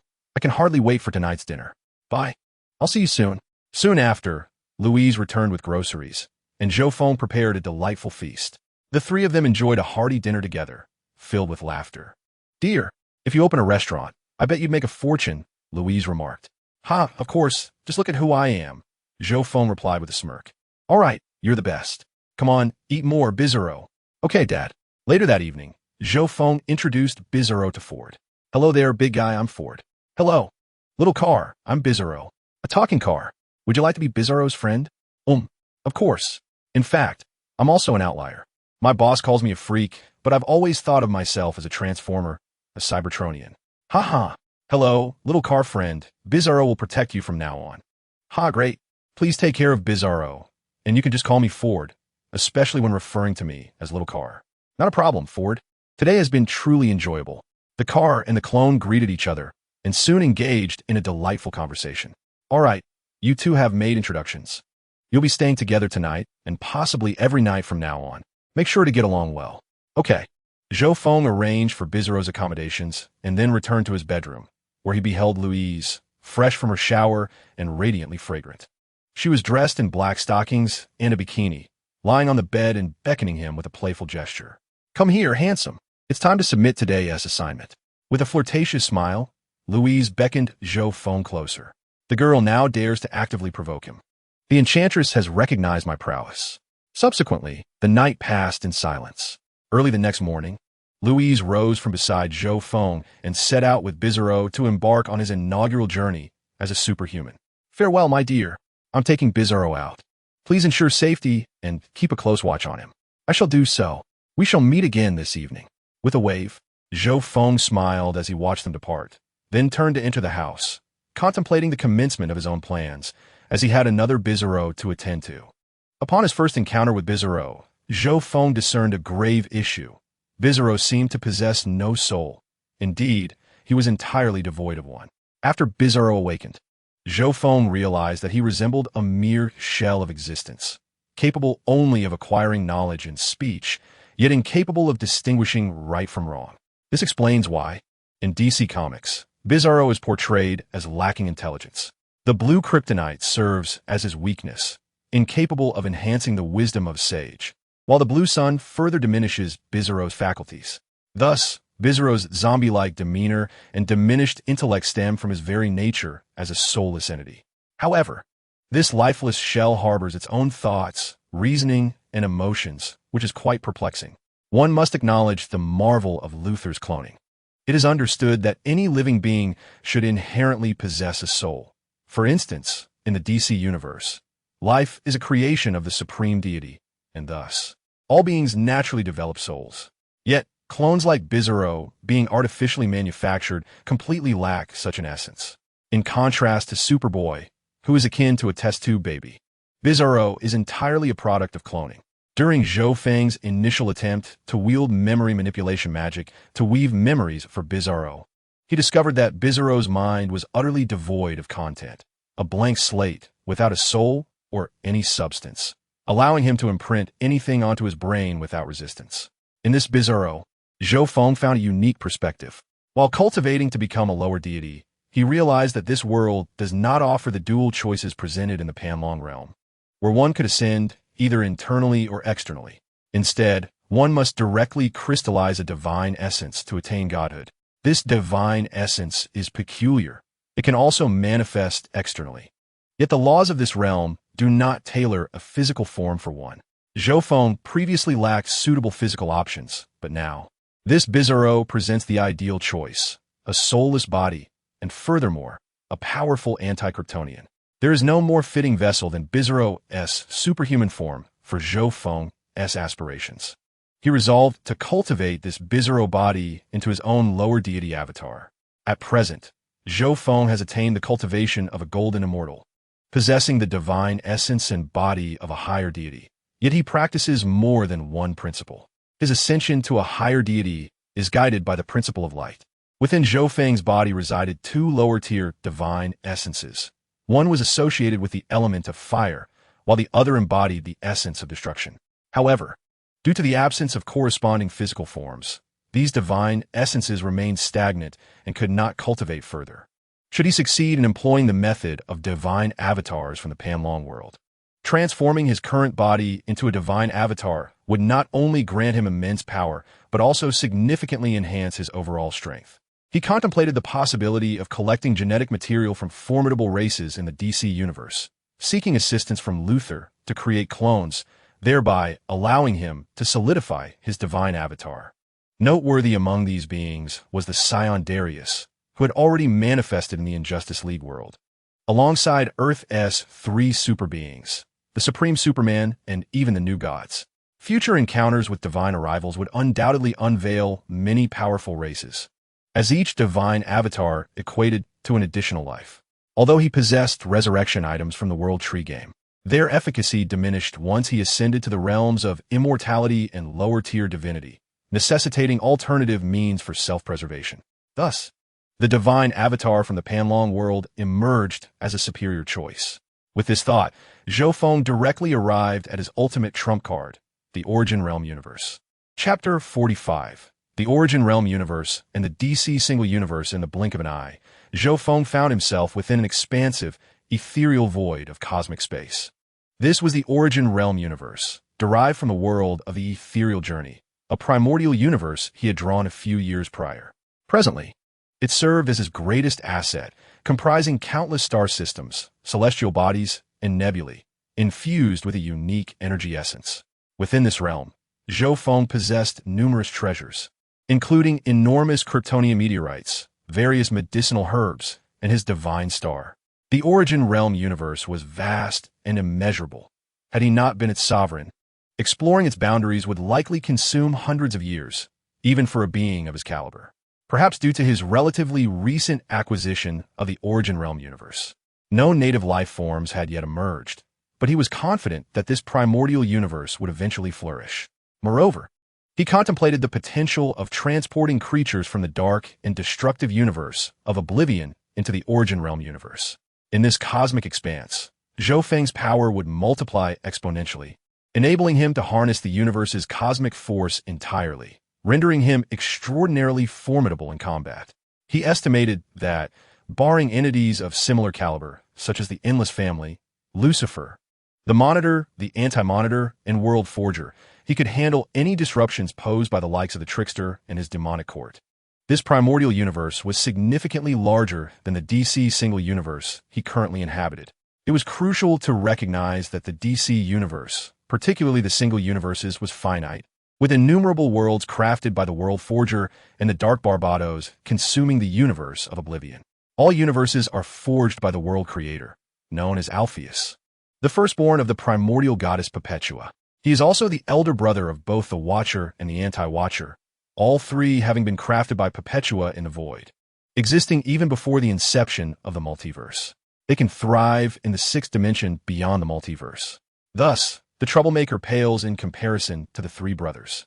According to the new DC lore, Alpheus has been assigned to the World Forge, responsible for the creation of new universes one after another. Among the universes shaped by Alpheus, the stable ones are preserved, referred to as the positive universes, while the unstable ones are obliterated by his subordinate, the Dragon Barbados, with their energy ultimately returning to the World Forge. The Guardians of OA, known as the Green Lantern Corps, divide the universe into 3,600 sectors. Although some sectors, such as those inhabited by Darkseid's avatars and other ancient gods, along with certain perilous areas, remain unprotected by the Green Lanterns. It is fortunate that Louise has already been subdued. Thankfully, Superman has not developed deep feelings for Louise, having previously dallied with Wonder Woman. Otherwise, it would have been quite challenging to navigate such romantic entanglements. Speaking of which, where has the Eradicator vanished to? It has been quite some time since he last appeared, and now I must find ways to enhance my power. Once the Dragon Ball cools down next year, I shall employ radar to locate him. I also need to ascertain the identity of the singular universe I currently inhabit. It bears the shadows of the old universe, while incorporating elements from the New 52. Logically, the New 52's mechanized Superman is Supergirl's father, yet here, it is indeed the Hank Henshaw from the old universe. Moreover, I can conclude that this is not the main universe, as many New 52 storylines are absent. Forget it. If any issues arise, I can always escape with Louise and Bizarro. How vexing. I must elevate my strength. Power is paramount. Everything else is mere illusion. Having contemplated this, Zhou Feng retrieved Bizarro's body, seated himself cross-legged, and began preparing to transform it into his divine avatar. Chapter 46. Divine Avatar within the universe of the primordial realm. Zhou Feng took a deep breath and unleashed the lower divine essence of the rule of destruction from within himself. Before him materialized a crystal of profound black diamond intricacy, representing his divine essence of destruction. This essence, forged through his cultivation of the rule of destruction, had remained unformed within him, unable to solidify into a divine body. The physical form of Bizarro would serve this divine essence more effectively, allowing for a more potent expression of power. He then released his already condensed golden, celestial soul. And now the most critical step lay ahead, the splitting of his soul. Commanding himself to sever approximately 20% of his soul, a small golden avatar was extracted. A scream of unimaginable agony reverberated throughout the universe. Even with Zhou Feng's celestial cultivation, the torment of soul division was unbearable, causing him to cry out in sheer distress. The splitting of his soul brought forth pain 1,000,000 times worse than the anguish of muscle strain. Goodness, it hurts so much, and I merely divided 20% of my soul. I truly admire those beings from the primordial universe who can create a divine avatar by splitting half of their soul. At last, success was achieved. The golden primordial spirit soared alongside the lower divine essence toward the corporeal form of Bizarro. The dark divine essence first merged with Zhou Feng's 2/10 primordial spirit before it plunged into Bizarro's physical body. Instantly, Bizarro's form began to tremble violently, instinctively battling against its own primordial spirit. However, devoid of a soul, it exhibited little resistance. Within moments, the struggle ceased, and the trembling gradually subsided as the fusion of divine essence and corporeal form commenced. Before the transformation, Bizarro stood at an imposing height of 2 meters, with a robust, muscular physique. However, he began to slowly shrink to a height of approximately 1.80 meters, his pallid skin taking on a rosy luster. Most astonishingly, his face began to morph gradually into that of Zhou Feng. Success. Indeed, my conjecture was correct. Without a soul, the Bizarro clone was ideally suited to become a divine avatar. Transforming him into my divine avatar before his awakening was feasible. What splendid news! I now possess an additional trump card. Seeing the gradual fusion of the divine essence and corporeal form, Zhou Feng felt a wave of relief wash over him. He took out the celestial fruit of the Pantao feast and began to eat, seeking to replenish the energy expended during the recent separation of his primordial spirit. Thus, his true form began to heal, while simultaneously fusing with Bizarro's corporeal body. Several hours later, Zhou Feng, seated in meditation, and his Bizarro divine avatar simultaneously opened their eyes. With a unity of purpose or perhaps a duality of minds, Zhou Feng found he could fully control and perceive the actions of his divine avatar, experiencing no sense of discord. The complete merger of corporeal form and primordial spirit had occurred. Following a divine power refining process, his body had evolved once more, growing even stronger. The divine avatar spoke, "You and I are one. There is no need for formality." Zhou Feng replied, "How do you feel? Are there any issues? What is your current strength? I have just been born. Must you rush me?" The divine avatar retorted, "Speak quickly, no time for idle chatter. Alas, who could blame you for being the original? I currently possess the strength of a lower deity. This body is inherently formidable, having undergone divine power refinement, making it significantly stronger than before," the divine avatar explained. "Roughly how strong?" Zhou Feng inquired.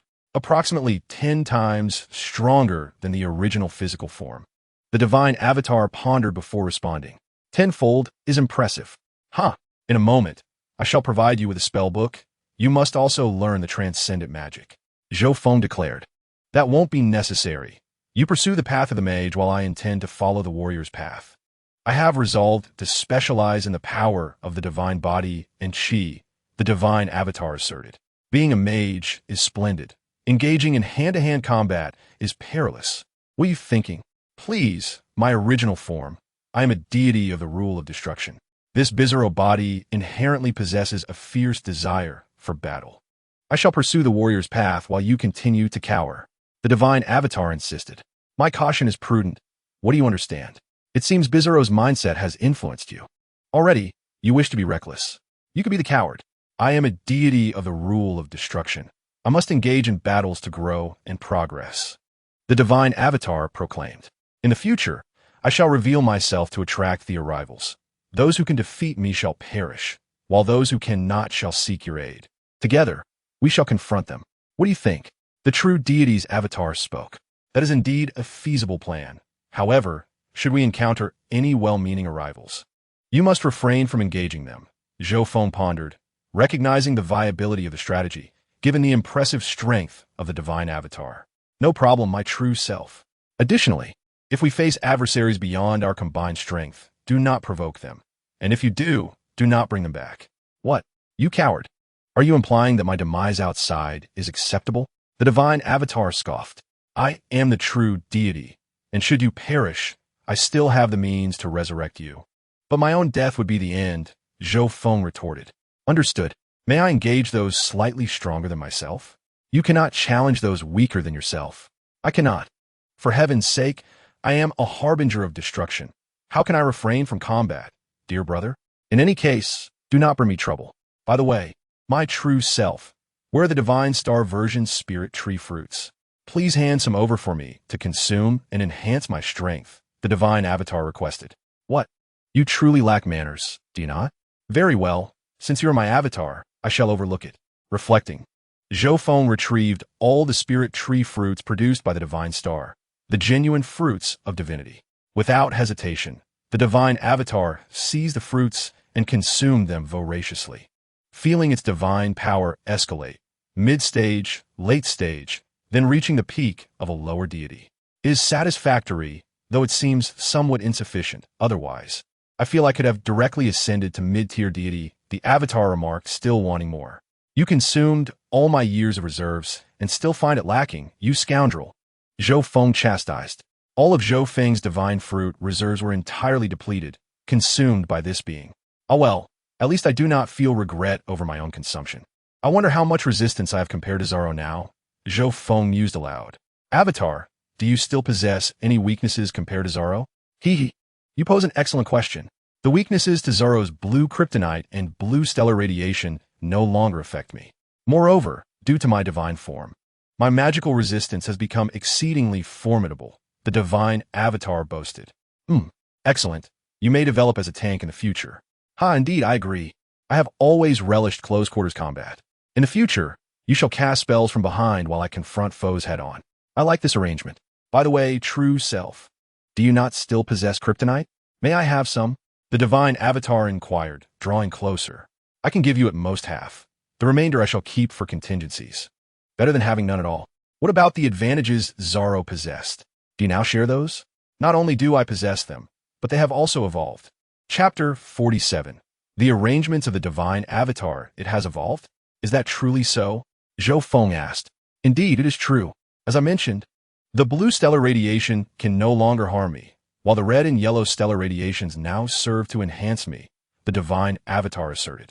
The green kryptonite can indeed fortify me, while the blue kryptonite no longer poses such a constraint. However, should the blue kryptonite be forged into weapons such as swords, it could still pierce my skin. Nevertheless, once the mid-tier and high-tier deities undergo 2 more enhancements of divine power, I should achieve complete immunity.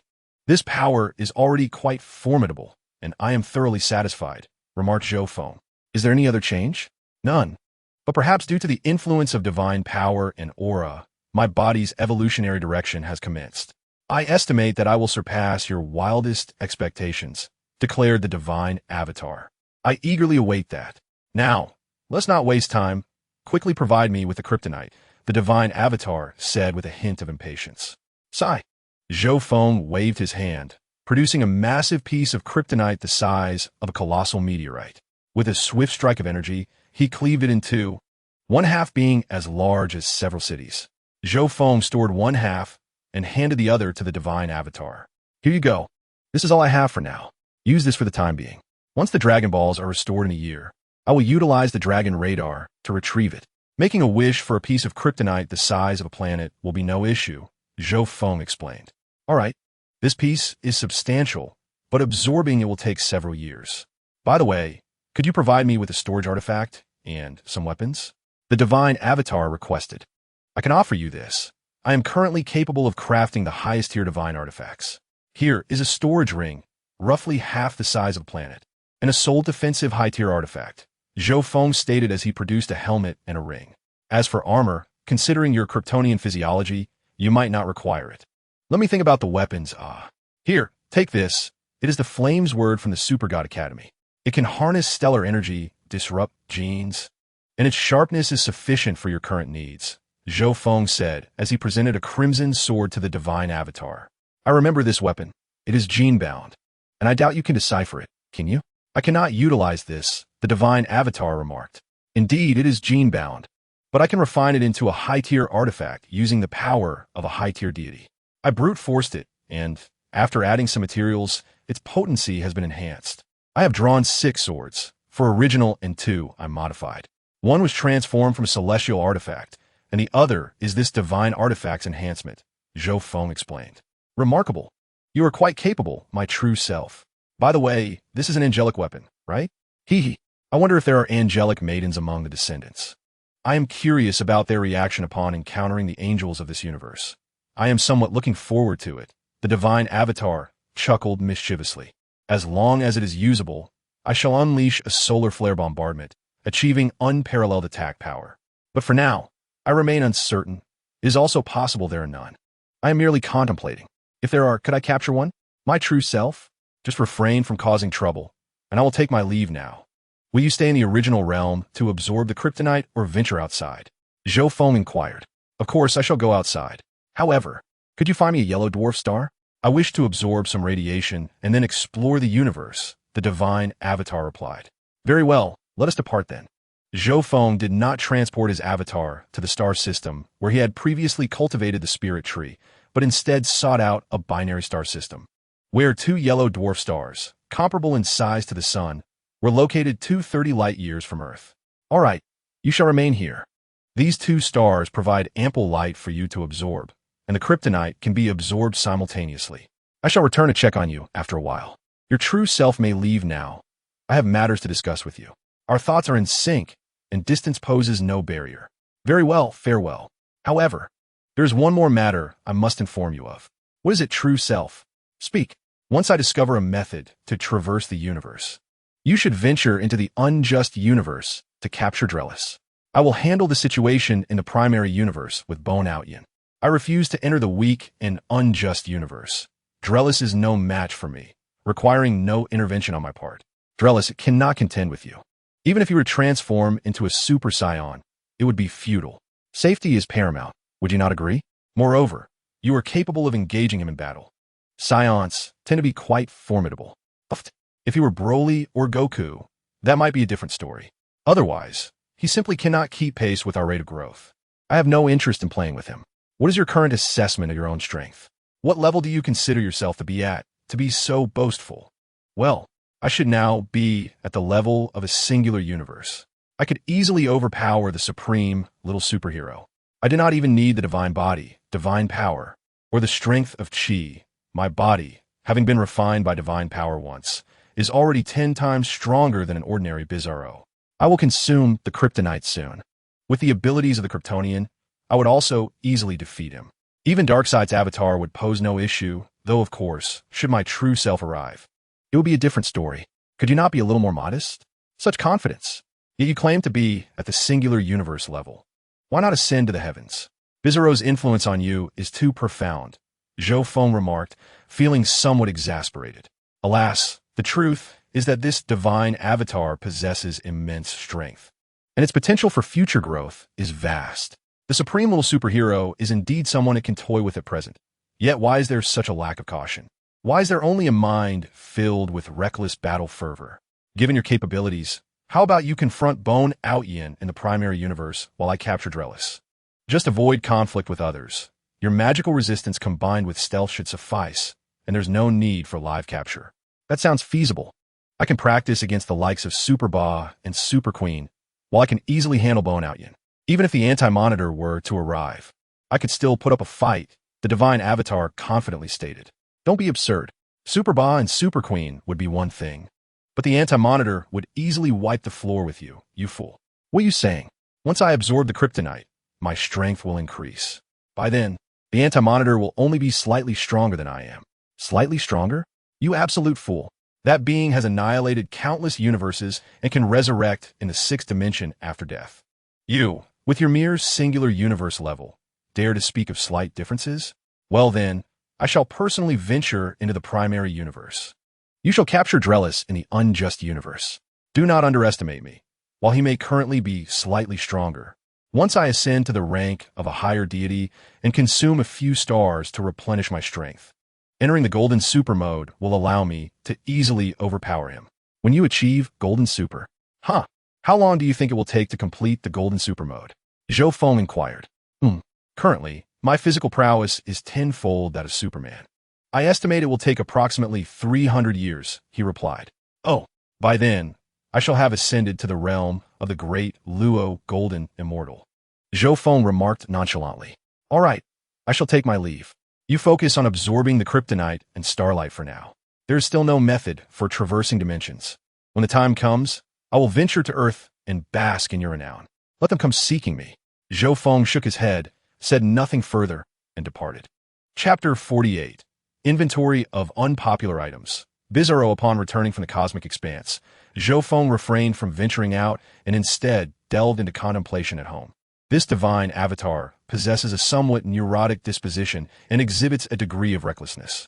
Nevertheless, its strength and potential are unparalleled, far surpassing that of Bizarro in terms of divine physique, divine power, and energy. Its complete maturation would undoubtedly render it a formidable ally. In the future, attracting incoming beings is indeed a viable strategy. While ordinary encounters may be manageable, one must consider the potential consequences of provoking a being beyond their control. Currently, the items I have acquired over the years have summoned the following entities. First year, the 5 elements immortal technique from the Shangjin world. Second year, items from the HP Flip Street General Store. Third year, an unidentifiable technological weapon, a handgun with infinite bullets from the Resident Evil franchise. Fourth year, 2 demonic weapons from the Devil May Cry universe. Fifth year, 3 devil fruits from the pirate world. Sixth year, a weapon from the Final Fantasy realm. Seventh year, the great immortal technique from the Depin Tianxian. Eighth year, a yin-yang mirror. Ninth year, a drop of blood from the chaotic demon god, requiring great Luo Golden Immortal cultivation for fusion. 10th year, 2 divine essences from the Panlong universe. 11th year, 6 swords of the super divine flame. 12th year, the 36 transformations of the heavenly gangs. 13th year, a complete set of textbooks from Hogwarts in the HP world. 14th year, a guild residence from the world of the Undead King.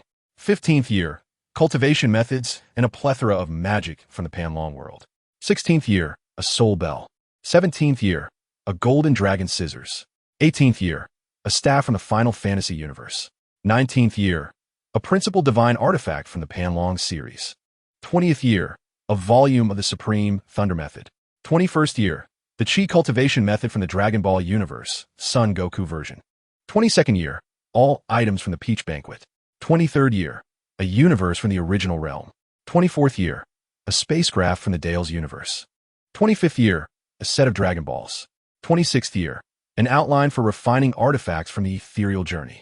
27th year, 3 immortal binding ropes. 28th year, a belt from Kamen Rider Agito. 29th year, a spark prism from the Ultraman world, a divine light staff that I cannot utilize due to lacking the genes of light and a just heart. 30th year, a pot of 9-turn golden elixirs. The mystical realm of Xianxia is often dominated by the enchanting techniques of the 5 spirits, easily mastered by anyone. The formidable bosses in this universe are limited in number.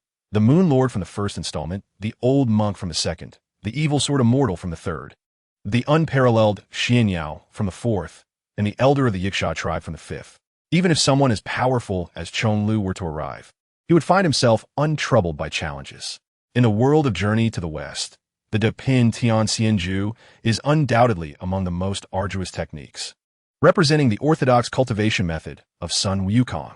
Coupled with the 36 transformations of the heavenly pole star, the arrivals from this realm are undeniably formidable. Even a single peach of immortality could summon the great sage, and at least 2 more arrivals cannot be dismissed, including figures akin to Gu Outyin, who might lead a host of subordinates.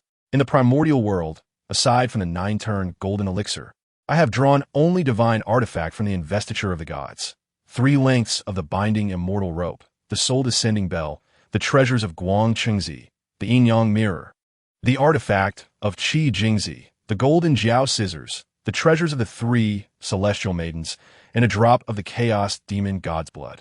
Conservatively estimating, handling 6 formidable arrivals is no small feat. The realm of the mysterious journey possesses the most profound cosmic essence. Alongside a comprehensive guide to artifact forging, an entire universe unto itself. Here, too, lie 2 arrivals. In the Dragon Ball universe, the known Dales and his spaceship, along with the Dragon Balls and Dragon Radar, conservatively suggest at least 2 arrivals. However, I can manage this world with ease. In the One Piece universe, possessing 3 devil fruits is trivial. Regardless of who enters this world, it proves ineffective. Both I and my divine avatar need not intervene. Zalo can handle it without difficulty, given that the planetary level is not particularly daunting. As for the Harry Potter universe, it matters little who arrives. Even 2 generations of Dark Lords together would fall before my magic. In the realm of Super God Academy, the Sword of Flames is an effortless challenge, as the main gods within this universe do not even reach the level of a singular cosmos. The celestial beings and demon queens can be dealt with by my divine avatar, and the Sword of Flames does not summon any formidable bosses. Conversely, the Panlong world presents considerable danger, filled with many powerful figures. I have drawn a precious main divine artifact, cultivation method, and a godly essence that proves of little use to me. I could manage 3 arrivals, provided they do not include a main god. In the Digimon world, the Dark Evil God or the 3 Giants of Darkness would find themselves easily vanquished by me. Moreover, I possess various lesser items, such as alchemical tools and demonic weapons from the Devil May Cry universe, all of which I have kept hidden. Spoilers reveal that Virgil from Devil May Cry and a colossal sword and staff from Final Fantasy, alongside an infinite ammunition gun from Resident Evil, pose no threat to me.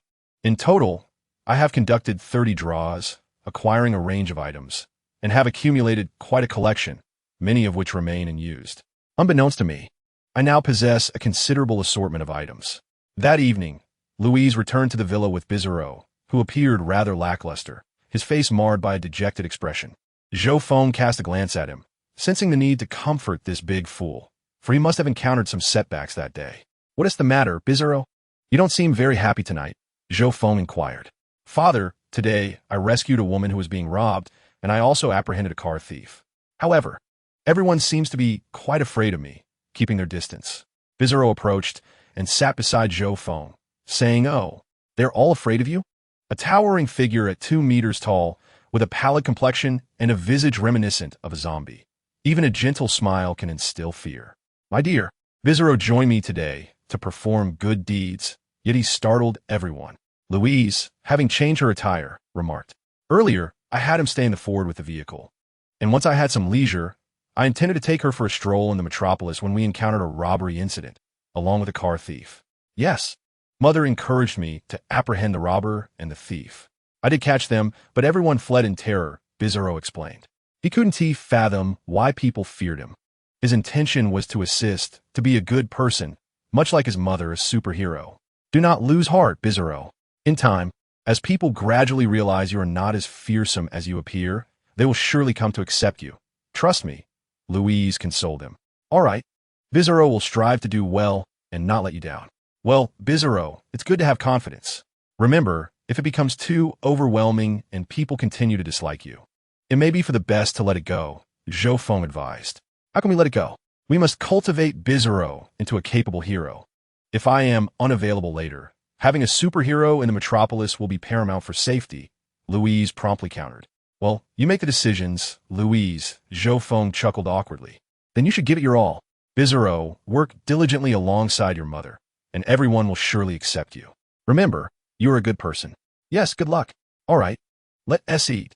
As Zhou Feng, Louise, and Bizarro sat down to dine, at that moment within the watchtower, discussions were underway. How could another new superhero have emerged? The uniform is even reversed, which is astonishing. Indeed, this one just debuted today, alongside the female superhero who appeared days ago. Oh, for goodness sake. Are superheroes clustering together these days? We must promptly inform Batman to keep him abreast of this development, but he is still dealing with personal matters. I doubt he has the time, and besides, this is the 6th one. Do we really need to be this anxious? Hal, do not underestimate the situation.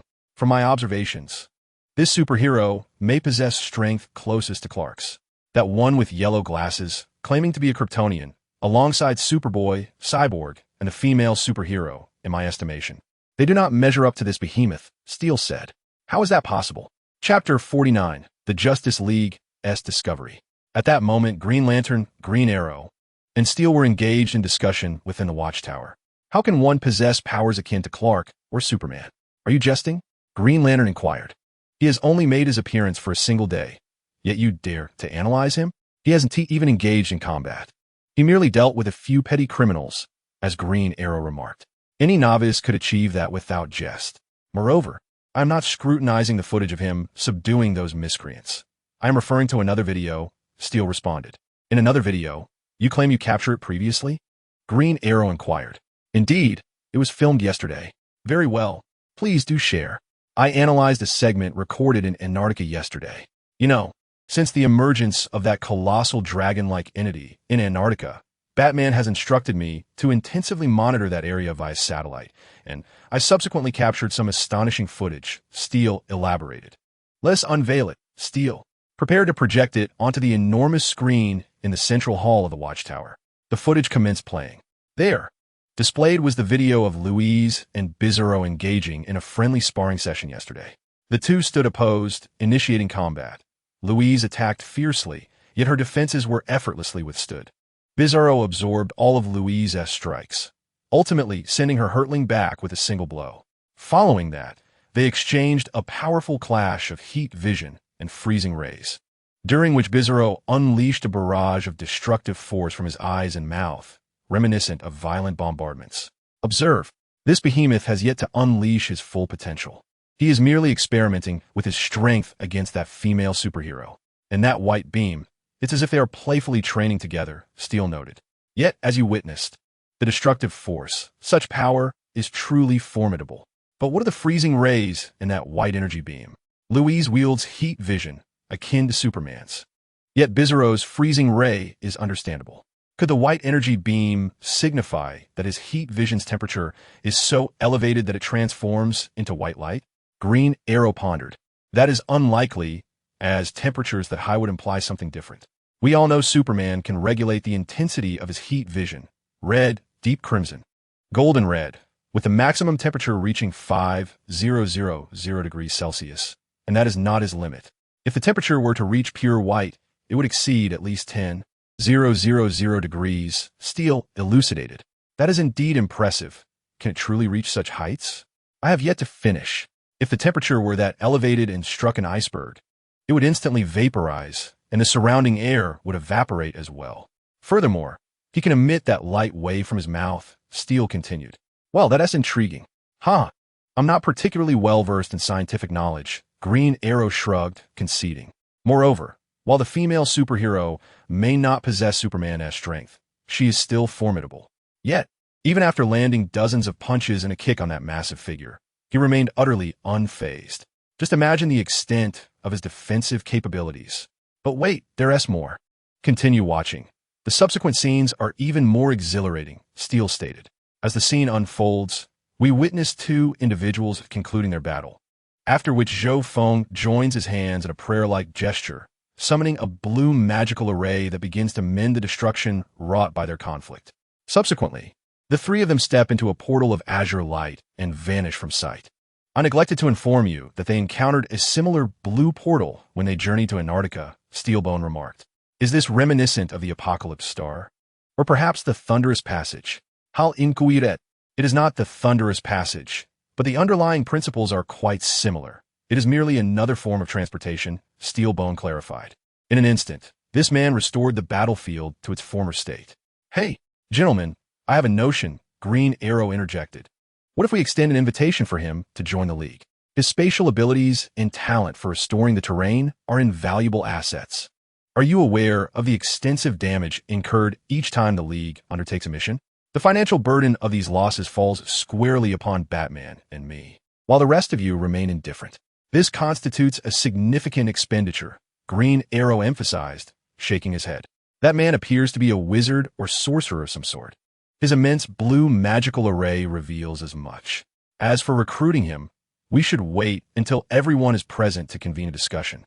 Moreover, we ought to focus on the new Superman and not digress, Steelbone advised. TCH, you who do not manage the household expenses cannot fathom the cost of living. Green Arrow muttered under his breath. So regarding this new Superman, does he have a name? Green Lantern queried. He refers to himself as Bizarro. Very well. We shall call him Bizarro Superman. He possesses formidable strength and operates alongside Supergirl. What shall we do? Thus, I suggest we promptly inform Batman, Steelbone responded. Then let us notify Batman without delay. Green Arrow and Green Lantern concurred. With that, Steelbone activated the Justice League's internal communication device to contact Batman. Batman. Are you there? I'm here, what's the matter? A deep male voice responded. Another Superman imitator has emerged in Metropolis. Are you aware of this? I've seen the news. I know. You wanted to monitor the entire Antarctic continent. I captured footage of the new Superman. He calls himself Bizarro, and I have gathered substantial information from his skirmish with Supergirl. Share everything with me. Did he and Supergirl engage in conflict? No, it was merely a sparring match.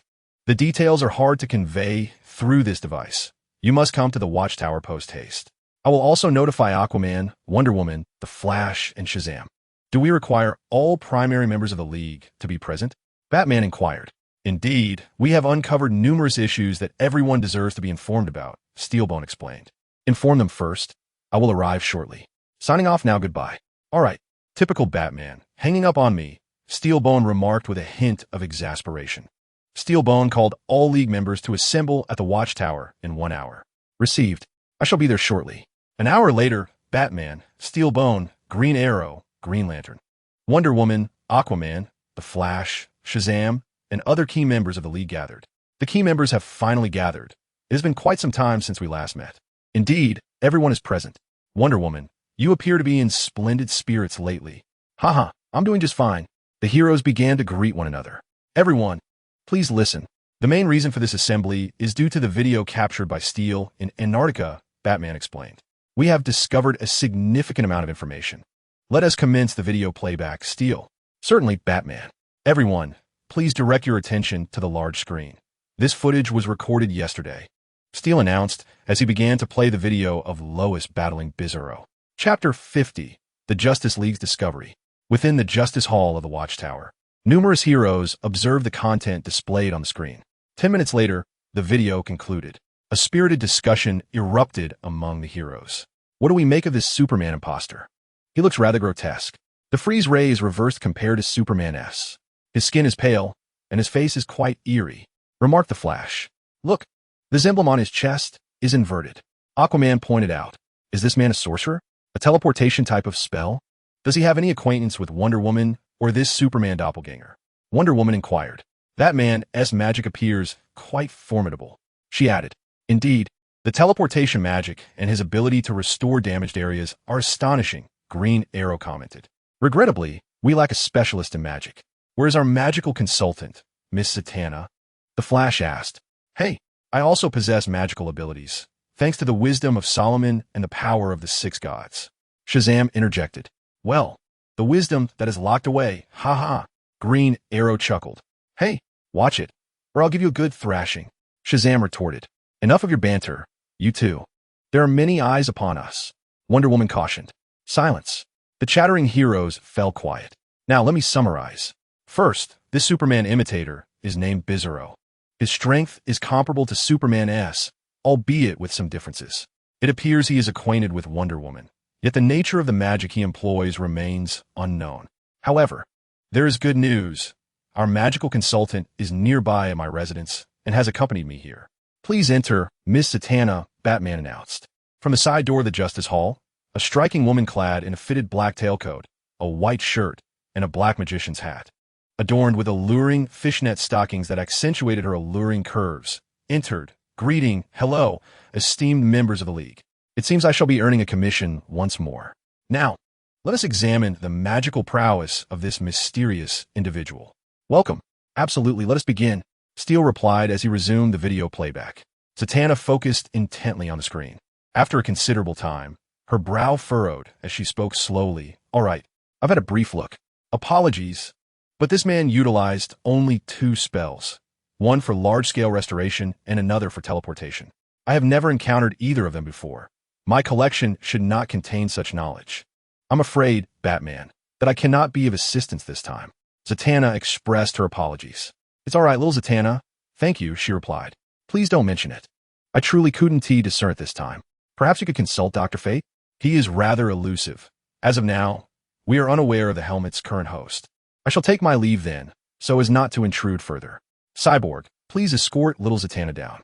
You certainly know how to delegate, she remarked. This way, Miss Zatanna. Approximately half an hour later, Cyborg returned, stating, I have safely delivered her to the ground. So, what is the purpose of our gathering today? Primarily, to discuss this Superman known as Bizarro. Him? Please, he is the sixth one this month. He possesses formidable strength. Following Superman's demise, we require a being of great power. The Kryptonian with the yellow eyes has been dismissed. The half-man, half-machine is not a true Superman. The Steel Superman evidently relies on technological weaponry. And Superboy is associated with Luthor. We are still monitoring Supergirl, but this one appears closest to the true Superman. Hence I ponder if we should extend an invitation to him. Cyborg elucidated. Let's place him and Supergirl on the observation list for now, Batman suggested. Very well. I did not propose we invite him at this moment. Yet his strength is indeed formidable. Cyborg, the white energy he employs. I have seen it before, Batman interjected. What? You have? Pray do tell, do not keep us in suspense. Our Bat family previously recruited a newcomer named Black Hawk. He utilized this energy during testing in my Batcave. You recruited a newcomer? Indeed. He claimed to have acquired these powers from a mysterious individual who referred to himself as Dr. Red, who developed a super serum. A serum? Are you suggesting this Superman has also ingested it? No.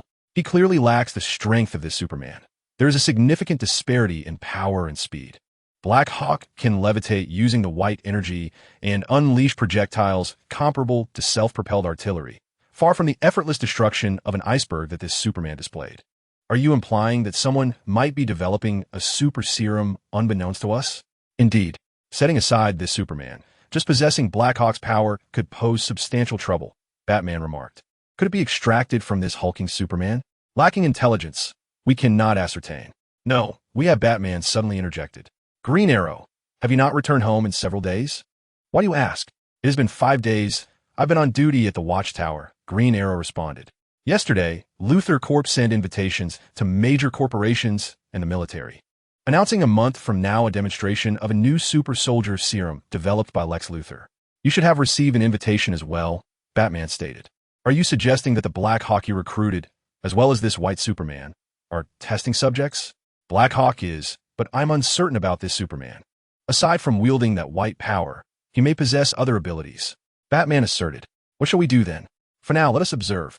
We currently lack intelligence.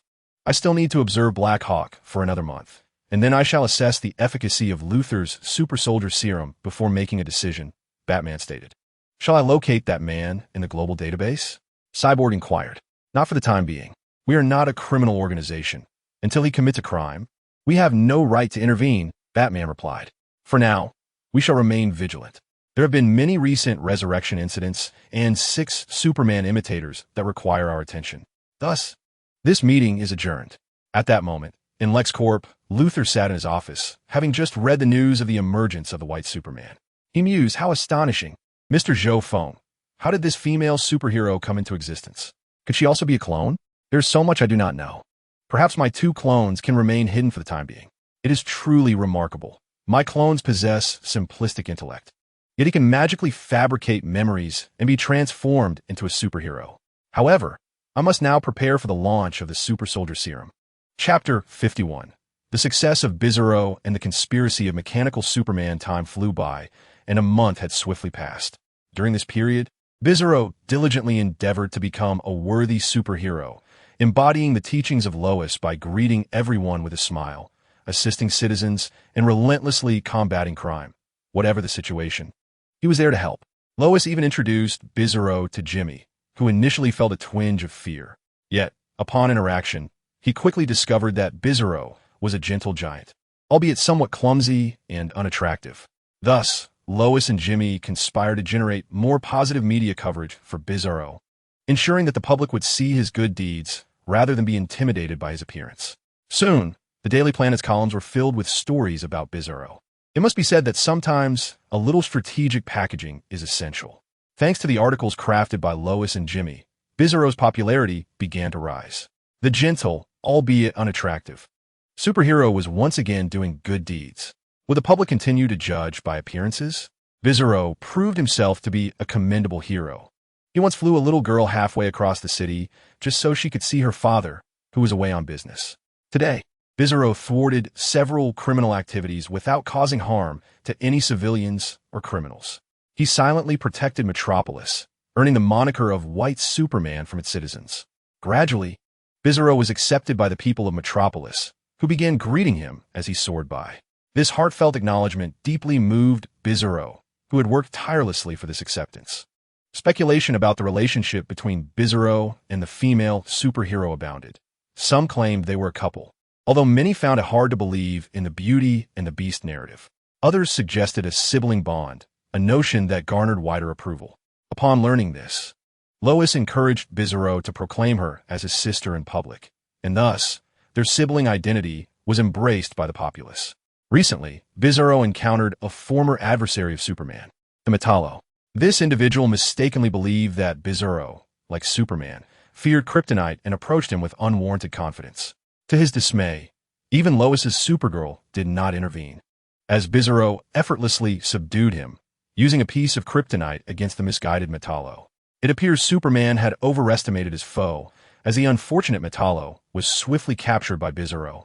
This remarkable feat garnered Bizarro considerable acclaim, especially since Metallo has been a persistent thorn in Superman's side, equipped with a kryptonite heart that complicates every encounter. Yet, Bizarro vanquished him with ease and delivered him to the Metropolis Police Department. Meanwhile, other contenders for the title of Superman have been less active. Lois's Supergirl has been increasingly occupied with her daily duties of writing news articles and mentoring Bizarro, resulting in her appearances dwindling. Only during her rare moments of leisure does she don her uniform to combat crime. Superboy has been mingling with his fan club rather than engaging in significant crime fighting, leading many to view him as more of a youthful idol than a superhero. Steel Superman continues his unwavering commitment to protecting Metropolis, rescuing individuals, and thwarting criminal activity. Lois has yet to disclose her Supergirl identity to John, and Zhou Feng remains unconcerned. Interestingly, Jimmy now possesses 3 Superman communicators, one belonging to the original Superman, one to Lois, and one to Bizarro. The Eradicator has remained elusive, with no sightings or updates for an extended period. Many speculate that this self-proclaimed son of Krypton has abandoned his pursuits, yet Zhou Feng finds this notion unsettling. The Eradicator has not been seen in public for over a month and a half. Could this be related to his previous assault on Luthor?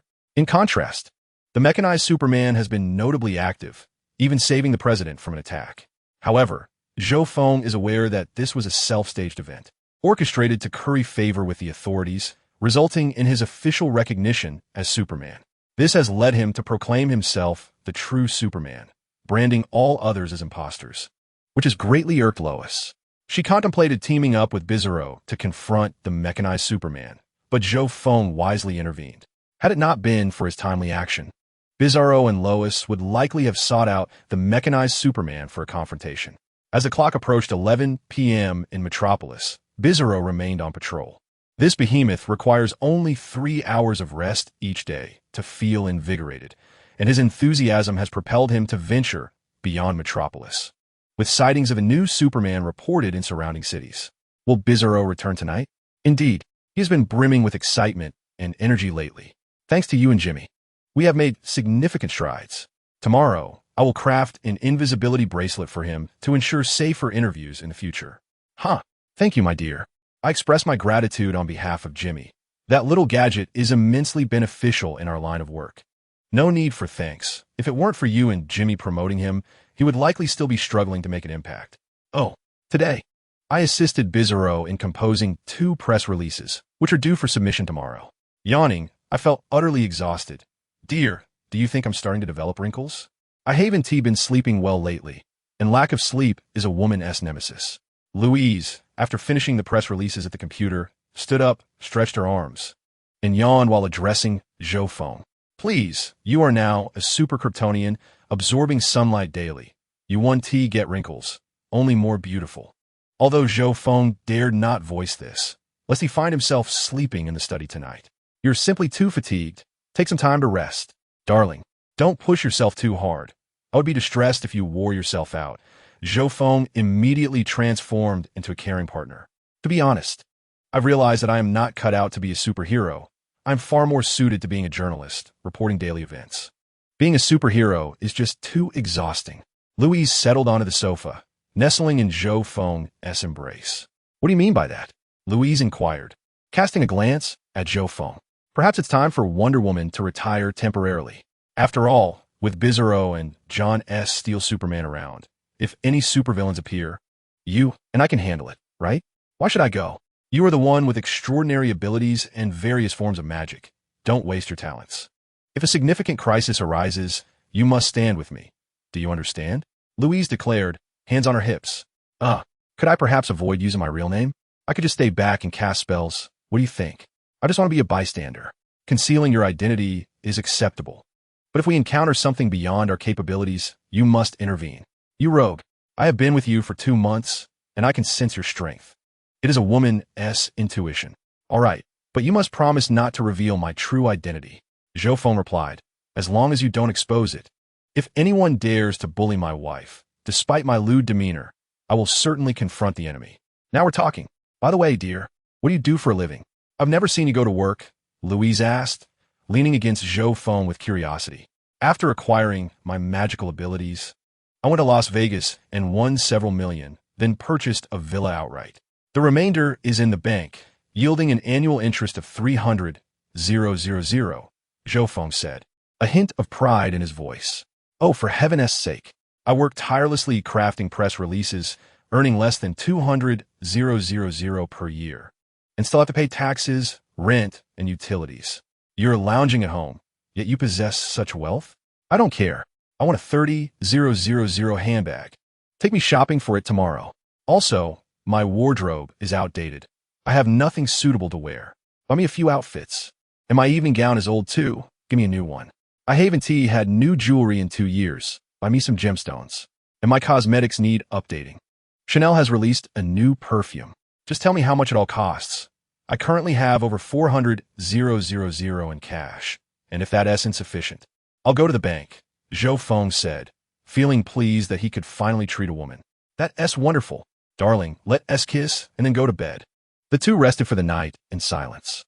On the other side, a subordinate of the mechanical overlord remarked, as per your command, we have lured that oaf to Seaside City, my lord. Excellent. You may proceed, the overlord replied. Yes, my lord. The mechanical overlord activated a communication channel, stating, Mongo, I have sent you the coordinates. Let us coordinate our attack on Seaside City, framing it as the handiwork of that oaf, inciting discord within the Justice League. Understood. I intend to transform Seaside City into an engine city, akin to my war planet. Ha ha ha. All right, my team has already led him there. We are ready to commence operations. I shall sign off now. The mechanical overlord, with both organic and electronic eyes gleaming red, muttered to himself, your luck has run dry. New Superman. I had initially planned to pin this on the son of Krypton, but with his prolonged absence, I have no choice but to select you instead. Ha ha ha. Now, dear readers, Mongo has arrived. Seaside City is on the brink of destruction, as the mechanical overlord sets the stage to implicate Bizarro. The saga of the Superman dynasty has commenced. Chapter 52. The ruin of Seaside City unbeknownst to the recently rested Zhou Feng and Louise. The mechanical overlord had altered his target, instructing his minions to lure Bizarro to Seaside City, preparing for a coordinated assault alongside Mongo to annihilate the city and lay the blame upon Bizarro. Little thief, do not flee. Bizarro will not harm you. He will escort you to the police station, Bizarro declared, pursuing a car-driving robber. Stop right there. Bizarro is far swifter than you, but I fear injuring you. I can chase you until you run out of gas. Recently, Bizarro had engaged in crime fighting without causing significant destruction or casualties, adhering to Louise's teachings that one must avoid unnecessary harm, striving to ensure minimal damage. In a relentless chase, Bizarro and the mechanical overlord's subordinate raced toward Seaside City. Suddenly, the robber's vehicle transformed into a robot, which self-destructed, leaving behind a field of debris. Bizarro's X-ray vision could pierce lead, revealing a colossal invisible mechanical planet hovering above Seaside City, its main cannon beginning to charge. What is that in the sky? Hey, is that Bizarro, the white Superman? Hello. Big guy, have you come to Seaside City? Welcome. The people of Seaside City spotted Bizarro and began to wave in greeting. His popularity had surged recently. Bizarro hovered in the air, addressing the crowd. I am here to apprehend the villain. Have you seen? Suddenly, a thunderous boom echoed. A blinding white light erupted, and Seaside City vanished entirely. Bizarro was hurled far away by the explosion, suspended in the air, gazing in disbelief at the inferno that once was Seaside City.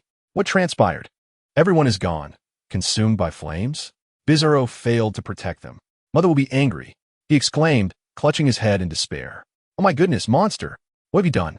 You have obliterated Seaside City, you fiend. I thought you were a good person. A half-human, half-mechanical, punk-style Superman approached from a distance, confronting Bizarro with a thunderous reprimand. You were mistaken. It was not Bizarro who committed these deeds. Bizarro was apprehending evildoers when he encountered a colossal iron sphere emitting a blinding white light that annihilated everyone. Bizarro hastily offered an explanation. Yet what I witnessed was you. You are the one responsible for all of this, proclaimed the mechanical superhero, his eyes gleaming with a crimson light. No need to fret, for Mogo has rendered Warworld invisible, hiding it away. Now, you have but two choices: surrender or engage in battle with me in the Justice League. And let us not forget to involve Supergirl in this. The world must know you are all extraterrestrial monstrosities. Alas, Superman has perished. He was my primary target. The following morning, within the villa, Lois and Zhou Feng rose in succession. Zhou Feng, gazing at Lois, yearned to continue his slumber, and spoke. Hey, darling, rise and shine. The sun is shining on your behind. Oh, must you disturb my rest? Can't I sleep a little longer? Please don't call me, Lois replied. Come on, it's already past 8. And you have to be at the Daily Planet by 9, Zhou Feng reminded her. I can arrive a bit later. Jimmy will cover for me for a while. She countered. If you could expedite your morning tasks at the planet, we could go shopping this afternoon, as you expressed a desire to purchase quite a few items yesterday. Zhou Feng tempted her. Who said I wouldn't? I'll get up right away. I just need to submit my article at the planet and then say I'm going out for an interview, and we can head out shopping, Lois declared, promptly rising from her bed and beginning to dress. Then hurry. Are we having breakfast at home or buying something? Zhou Feng inquired. Will we have a home? Lois responded. Everything you could desire. Ham, sausages, bread, eggs, milk, beef, bacon. My pantry is well stocked, Zhou Feng replied. Very well. I'll prepare something to eat. You wait in the living room, and don't mess it up, darling, Lois instructed. Don't underestimate me. When I lived alone, I always cooked for myself. I'll just slice some bacon and sausages. By the way, what would you like to drink? Soy milk, please. The yellow beans soaked and placed in the soy milk maker. Oh, never mind their S-packaged soy milk. That will suffice, Lois said, clearly unfamiliar with the soy milk maker, prompting Zhou Feng to settle for store-bought soy milk, which he had procured from a Chinese supermarket. All right, you go ahead. Check the news or something. I'll be done shortly, Lois said as they both finished dressing and exited the bedroom. Lois turned to the kitchen to prepare breakfast while Zhou Feng, feeling bored, wandered into the living room. He noticed that the front door showed no signs of having been opened. Had Bizarro not returned last night? Unbelievable. Didn't he come back all night? This fellow is quite dedicated. He has a promising future, Zhou Feng mused. At that moment, Lois's phone rang, the sound echoing through the kitchen. Hello, this is Lois from the planet. Lois, is it you? Quickly, turn on the television and watch the news. Big trouble has found our muscle-bound friend. Hurry, came Jimmy's urgent voice over the line. What? All right, I'll turn on the TV immediately, Lois replied, hastily setting aside her breakfast and rushing to the living room. Darling, Jimmy says Bizarro is in trouble. We must turn on the television. He sounded quite anxious. Lois informed Zhou Feng. Bizarro is in trouble? What has he done? Zhou Feng promptly switched on the television. Dear viewers, we have a heartbreaking news report. Last night, an unprecedented tragedy unfolded on this land. The port city of Hybin was obliterated overnight by an unknown force, resulting in the loss of millions of lives. Currently, XXXX is on the scene to provide coverage. The report continued, detailing the devastation in Hybin, making it clear why Jimmy had urged everyone to watch the news, as the death toll surpassed even that of the Doomsday incident. However, the subsequent report left Zhou Feng in shock. To our astonishment, the catastrophic event was allegedly caused by the newly emerged white Superman. What? Bizarro destroyed Hybin? Impossible. This must be the work of mechanical Superman and Mongol. How could it have turned into Bizarro? No, Bizarro has been extremely active lately, while the Eliminator has gone silent. Could they truly be framing Bizarro? Indeed, it is mechanical Superman and Mongol at play. Lois, did you see this? Jimmy exclaimed. I woke up to this news, it startled me. It's the only thing on every channel this morning. My goodness, how can this be? Bizarro wouldn't do this. There must be some misunderstanding, Lois said in disbelief. As the footage continued, the Justice League, including Green Lantern and Wonder Woman, had already arrived on the scene. While our government and the president acknowledged that only Superman could halt the White Superman's escape. The Justice League was currently working together to subdue the White Superman. In the broadcast, Bizarro appeared to be desperately evading the attacks from Mechanical Superman and Green Lantern, with the Justice League surrounding them. "Darling, we should head over immediately. We both know Bizarro couldn't have done this," Lois urged Zhou Feng. "We're on our way. You change into your Supergirl costume, and as for me, I'll don a magical robe and a mask. Activate the illusion feature of your magical cloak to change your hair to gold and alter your facial features. I'll open a portal, and we will be there in no time. Mechanical Superman and Mongol, I will ensure you both face the consequences." Chapter 53. The words of Mechanical Superman as the Justice League arrives. Time shifted forward to just before Zhou Feng and Lois had risen. In the early hours, Bizarro was confronting Mechanical Superman. "No, this isn't Bizarro's doing. You've truly made a mistake." It was a massive steel sphere. Bizarro was trying to save people, but didn't know what to do. Bizarro explained in a flustered manner. "Submit, monster. What have you done? Do you realize how many lives you've taken today? I will judge you in the name of justice," Mechanical Superman declared, swinging a punch at Bizarro, who could only dodge left and right. "You got it all wrong. Bizarro is innocent. Bizarro is a good person. He never harms others. You're attacking Bizarro, and he hasn't fought back," Bizarro defended, raising his hands to shield himself from Mechanical Superman's blows. "What I witnessed with my own eyes. Yet you still attempt to contest it. You deceitful scoundrel. The intelligence I acquired was indeed accurate. This hulking brute is intellectually challenged and lacks eloquence. The only course of action now is to provoke him into an attack, thereby substantiating his role in the destruction of Coastal City. You lie. You monstrous mechanical being have incited Bizarro from the very beginning. Bizarro is not a monster. You are the one who lies. Bizarro has already been provoked, yet he endures," recalling the teachings of Louise and Zhou Feng. At that moment, two figures appeared in the distance, soaring through the air, Wonder Woman and Green Lantern, who had come in response to the news. They landed in disbelief, gazing at the ruins of Coastal City before them. Green Lantern Hal was rendered speechless, overwhelmed by the devastation of a city he had vowed to protect. "No, my Coastal City, how could this be? It is utterly destroyed. Hal, Juliet," collapsing to the ground in despair. "Do not despair. Hal, gather your strength.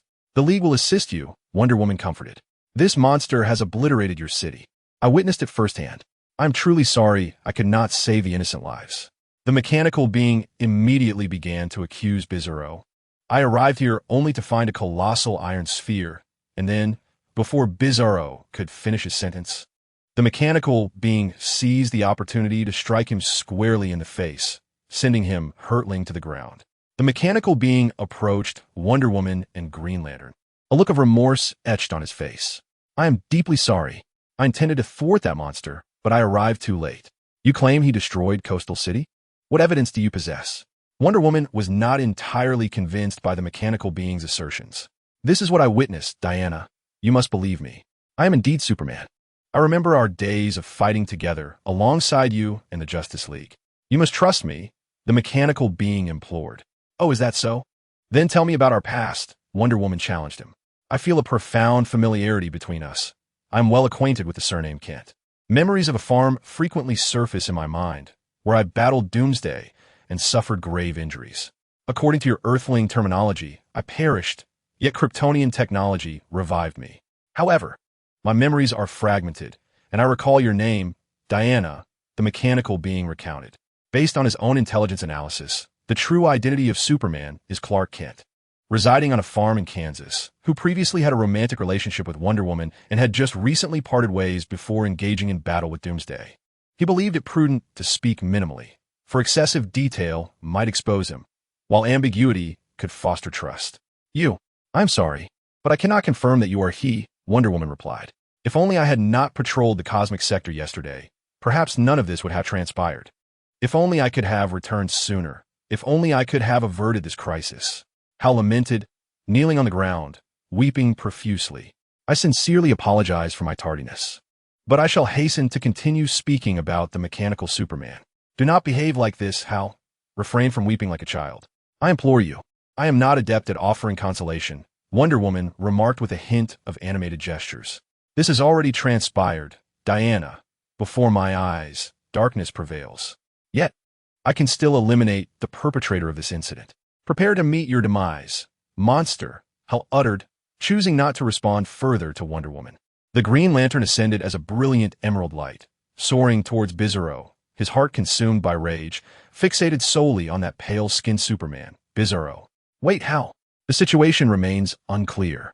That is merely the mechanical Superman's account. Batman and the others will arrive shortly. Return, Hal. How? Wonder Woman urged anxiously.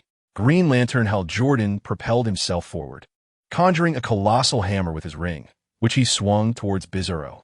Yet again, the newly airborne Bizarro was struck down to the ground. The Green Lantern's ring summoned a plethora of mechanized weapons, projectiles, self-propelled artillery, aircraft, tanks. Various modern armaments commenced their assault on Bizarro. The Green Lantern, you fool. Bizarro did not destroy this city. He's been wronged. You must trust me, Bizarro implored. Go tell that to the deceased citizens, you monster. Green Lantern rejected Bizarro's explanation, continuing his onslaught. None of you believe Bizarro. All of you strike him.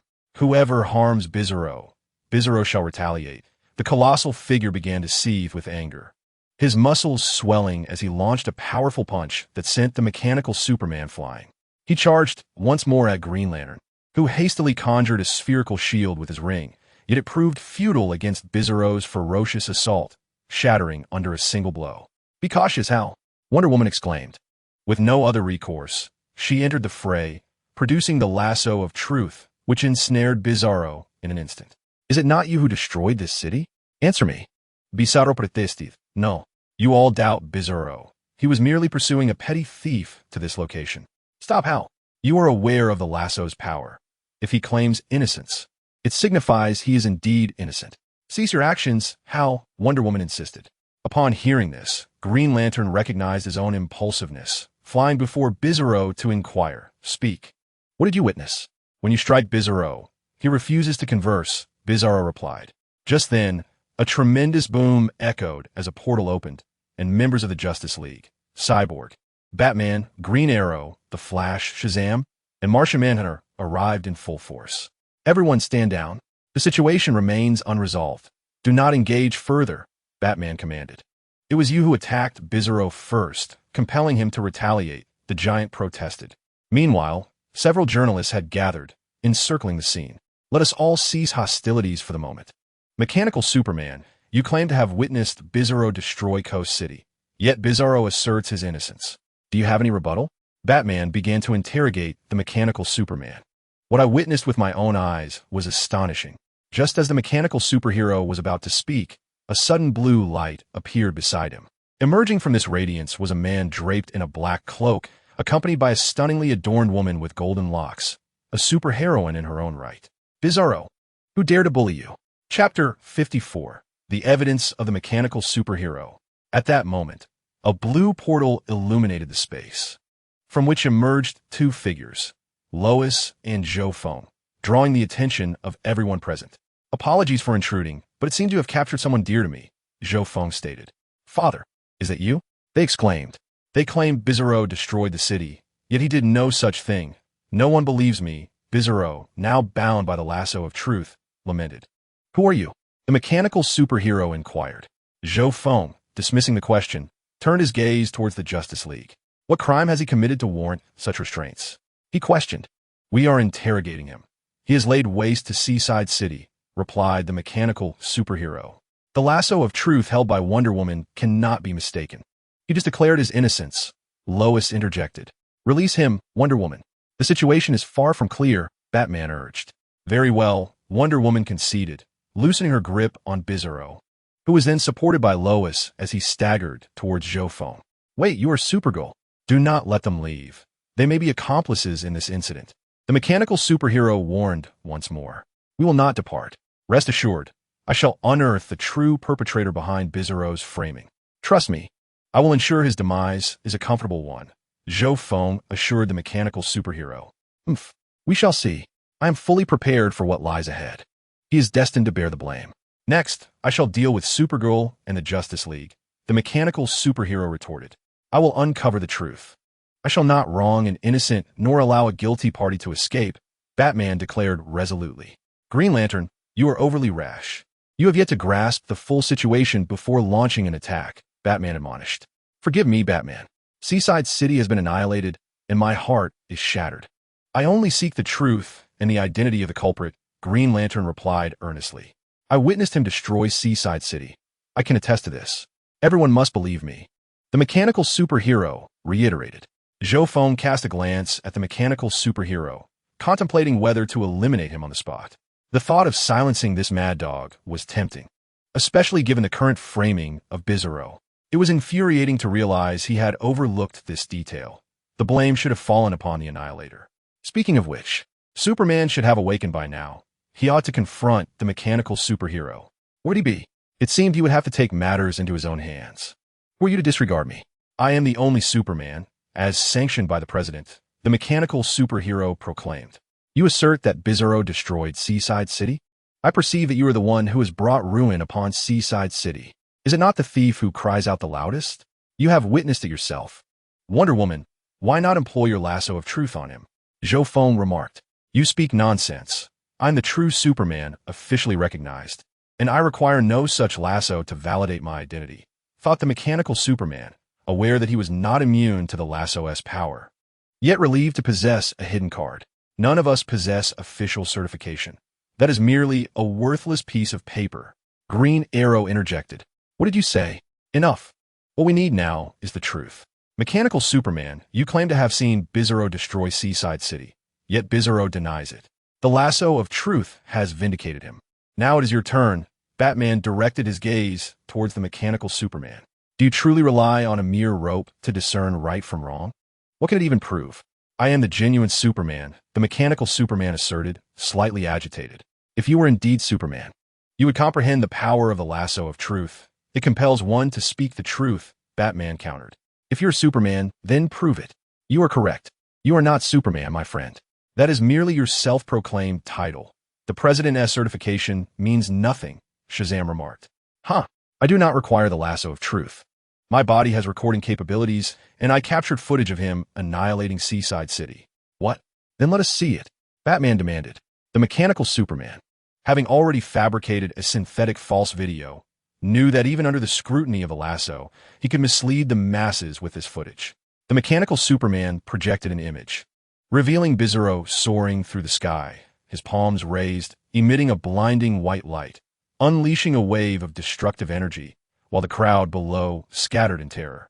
Cries echoing as Bizarro reveled in his triumph. Seaside City engulfed in a blinding radiance. What? How is this possible? Did he truly destroy Seaside City? Yet my lasso of truth cannot be mistaken, Wonder Woman stated. Whom shall we trust? I place my faith in Bizarro. I can read his heart, and it is kind. He speaks no lies, the Martian Manhunter interjected. Do you imply that I am lying? Is this evidence insufficient? The mechanical Superman retorted. The Martian Manhunter ignored him and approached Batman, whispering, I cannot penetrate his electronic mind, yet I sense a malevolence.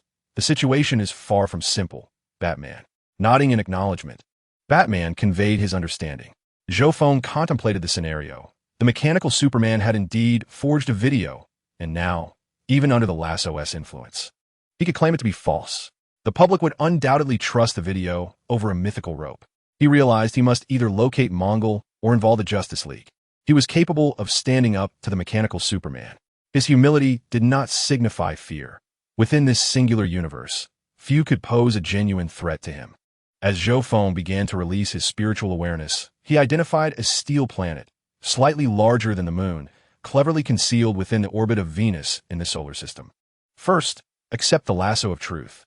We must verify the authenticity of this video, and until the Green Lantern has gathered all the facts, let us remain calm, Batman stated. All right, Batman, but I have no intention of accepting any inquiries related to the lasso of truth.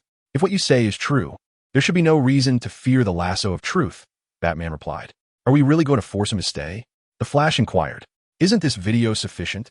You would rather trust a being from Mars than me, the mechanical Superman interjected. Videos can be fabricated, but the lasso of truth cannot. The entire League is aware of its power. So will you accept the lasso to prove your words are genuine, or are you afraid? Batman pressed on. Chapter 55. The Bewildered Mechanical Superman.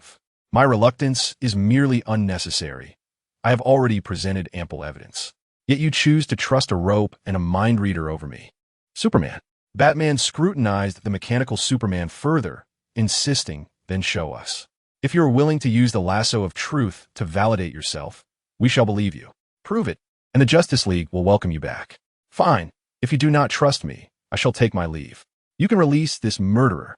The mechanical Superman turned to depart. Are you afraid? Even if the lasso proves you to be false, and you have lied, we lack direct evidence. You still remain the official Superman. Why not give a try? Batman pressed, closing in. The mechanical Superman fell silent, realizing he had underestimated Batman. He was aware of his own falseness, yet lacked the evidence to capture himself. He needed to leave this place and cease the conversation. At that moment, Zhou Feng suddenly interjected, "There's no need for such complications. I can reveal the mastermind to you now." He had grown weary of this detective game. Having already located Mongol, he deemed it unnecessary to prolong the effort. What? Please, Ben, you're joking. Batman has already cornered him. Do not disrupt this, or he will soon find a flaw, Lois urged Zhou Feng. Then, mysterious sorcerer, do you have anything to say? If you possess evidence, share it with us. Ha ha ha. You wouldn't happen to be the mastermind, would you? The mechanical Superman laughed. I hope you can still laugh later, Hank. The mechanical Superman's electronic eyes suddenly flickered red. What are you saying? I have no idea what you mean by Hank. Damn, how could he know? No, it shouldn't be possible. No one should be aware of my existence. He must be attempting to intimidate me. Your name is Hank Henshaw, your true identity. Once an employee of LexCorp and a crew member aboard the spacecraft Goddard. Your vessel encountered an anomalous solar radiation, resulting in its catastrophic descent. Everyone presumed you perished, yet you did not truly die. Although your physical form has ceased to exist, you transferred your consciousness into LexCorp's mainframe, harnessing technological prowess. Through NASA's communication devices, you successfully transmitted your awareness into the birthing pod of the spacecraft that once delivered the infant Superman to Earth. Utilizing this pod, you constructed a diminutive exploratory vessel and departed from Earth. How dare you? You lie. I am not Hank Henshaw. I am Superman. The mechanical Superman, agitated, could hardly comprehend how the other party knew. After all, no one should possess knowledge of his secrets. His presence on Earth had only been revealed once, before his wife's tragic demise, and he had subsequently left without a trace. Surely, no one should know of his plight. Is that so, Hank? Why are you so agitated? I have yet to finish this tale. Everyone is eager to learn how you became Superman, so be patient. After departing Earth, you spent time traversing the cosmos, engaging with diverse life forms and absorbing the culture and history of various worlds. As time elapsed, delusions and paranoia began to consume you, leading you to irrationally believe that Superman was responsible for the deaths of you and your wife, ultimately casting you from Earth. Upon reaching a planet ruled by the alien monarch Mongo, Hank discovered the world of armed satellite warfare and thus enlisted Mongo's aid in plotting revenge against Superman. But I must insist you are unwell. Superman merely failed to save you. He did all he could, and for that, you seek vengeance? Have you not matured? You resemble a bullied child, returning home in tears to seek comfort from your mother. Zhou Feng mocked. I shall reiterate. I am not Hank Henshaw. You are mistaken. I am Superman. If I were Hank, how could I possess Superman's abilities? These powers are not derived from mere machinery. I am aware you have utilized data obtained from the birthing pod to construct an organic and electronic body indistinguishable from Superman's, thus granting you his powers. Moreover, you are the one who killed your wife, by your own hand, Hank. Zhou Feng bellowed. You speak nonsense. It was Superman who cursed me to this fate, causing Terry's death. Blame him. After uttering these words, the mechanical Superman realized the gravity of his situation and attempted to flee, overwhelmed by the presence of too many heroes. He needed to escape before anyone else uncovered his true identity. You think escaping will be so simple? Bind him with the celestial rope. A seemingly ordinary yellow rope suddenly shot forth, ensnaring the mechanical Superman in the blink of an eye. You believe a mere thread can contain me? Observe as I break free. Yet, to his astonishment, he found himself powerless, unable to escape. His strength had vanished, leaving him collapsed on the ground. As a jest, this is the celestial binding rope from the legendary tale of Feng Shen. Not only you, but even a deity or a newly ascended god could be firmly restrained by it, suppressing their energy and rendering them utterly powerless. Is this rope akin to Diana's lasso of truth? The Flash inquired. Good heavens, I thought there would be a fight, truly. The mischievous Shazam commented. This fellow was subdued so effortlessly. Wonder Woman, employing her lasso of truth, ensnared the head of the mechanical Superman and demanded, "Answer my question. Who destroyed Coastal City? Who are you, truly?" A flash of yellow light emanated from the lasso. The mechanical Superman was not immune. After a brief struggle, he confessed, "It was I, in collusion with Mongol, who orchestrated the destruction of Coastal City and framed Bizarro Superman." "Oh, damn it, I am Hank, not Superman." "Well, it seems the truth has emerged. Now, who can elucidate who this Mongol is?" "I am familiar with him. He is an adversary of the Green Lantern Corps, a cosmic tyrant who revels in piloting a mobile fortress the size of a planet, rampaging through the universe, commanding thousands of slaves to conquer alien worlds and perform in gladiatorial contests. Quite a formidable foe. If it is indeed him, we must prepare for war," remarked Green Lantern. "So, are we about to engage in battle with this Mongol fellow?" "I believe so, my friend, a cosmic tyrant with a war planet." The bound mechanical Superman interjected, "Ha! Without Superman, you are no match for Mongol, and you don't even know where he is. He and his war planet are cloaked in the orbit of Venus." "I possess the exact coordinates," Zhou Feng stated. "Can Supergirl, Bizarro Superman, and this esteemed sorcerer join us in confronting Mongol?" Batman asked. "We would be delighted to assist." "Wouldn't we, dear?" Lois replied, nudging Zhou Feng playfully, as if compelled by her words. Zhou Feng addressed the multitude of heroes in the Justice League. "Very well. Since we have resolved the Bizarro matter, I can aid you against Mongol. But let it be known, this assistance is a one-time offer, as Mongol has framed Bizarro, and you have lent your aid as well. Bizarro can assist you in confronting the villain who ensnared him." The hulking figure stepped forward. "And how should we address you?" "Esteemed sorcerer?" "You may call me the saintly sorcerer. My true name shall remain undisclosed. Feel free to name me as you wish. For now, let us focus on Mongol. Just call me Supergirl. Bizarro Superman." Lois chuckled and remarked, "Apologies, Bizarro has some intellectual challenges. His understanding is akin to that of a young child. He believes that the saintly sorcerer and I are his guardians, yet we are more than willing to adopt him. He can be quite endearing at times." Batman cast a glance at Zhou Feng and inquired, "What do you think about considering this?" "In truth, our Justice League has long sought to invite a prominent member adept in the arcane arts, yet we have struggled to find a suitable candidate. Satana has merely consented to serve as an ordinary magical advisor. Would you, esteemed holy sorcerer, consider taking on a role of a consultant? Your schedule would remain quite flexible, and whenever the League requires assistance, we would be more than willing to aid you, provided it does not involve any nefarious deeds." The Flash chuckled, "Ah, esteemed sorcerer, it's simply a matter of being a magical advisor. Your involvement would only be necessary on occasion to address magical dilemmas. Otherwise, you need not participate in our League's operations." Shazam interjected, "I am of the magical ilk myself, endowed with Solomon's wisdom. I am among the most powerful wizards chosen." "Perhaps you should reconsider," Zhou Feng replied, "for I fail to grasp the extent of your magical prowess in close combat. However, you may indeed be formidable." "Ha! I share your sentiments." "Oh, but you lot." The heroes began to jest and tease Shazam. As Zhou Feng contemplated the Justice League's invitation, he mused that serving as a League consultant might not be a bad idea. Eventually, he would need to depart this universe for a time, and by joining the League, he could ensure that Lois and Bizarro would be safer, having a refuge to call upon in times of trouble. Moreover, the role of a magical advisor could be rather leisurely.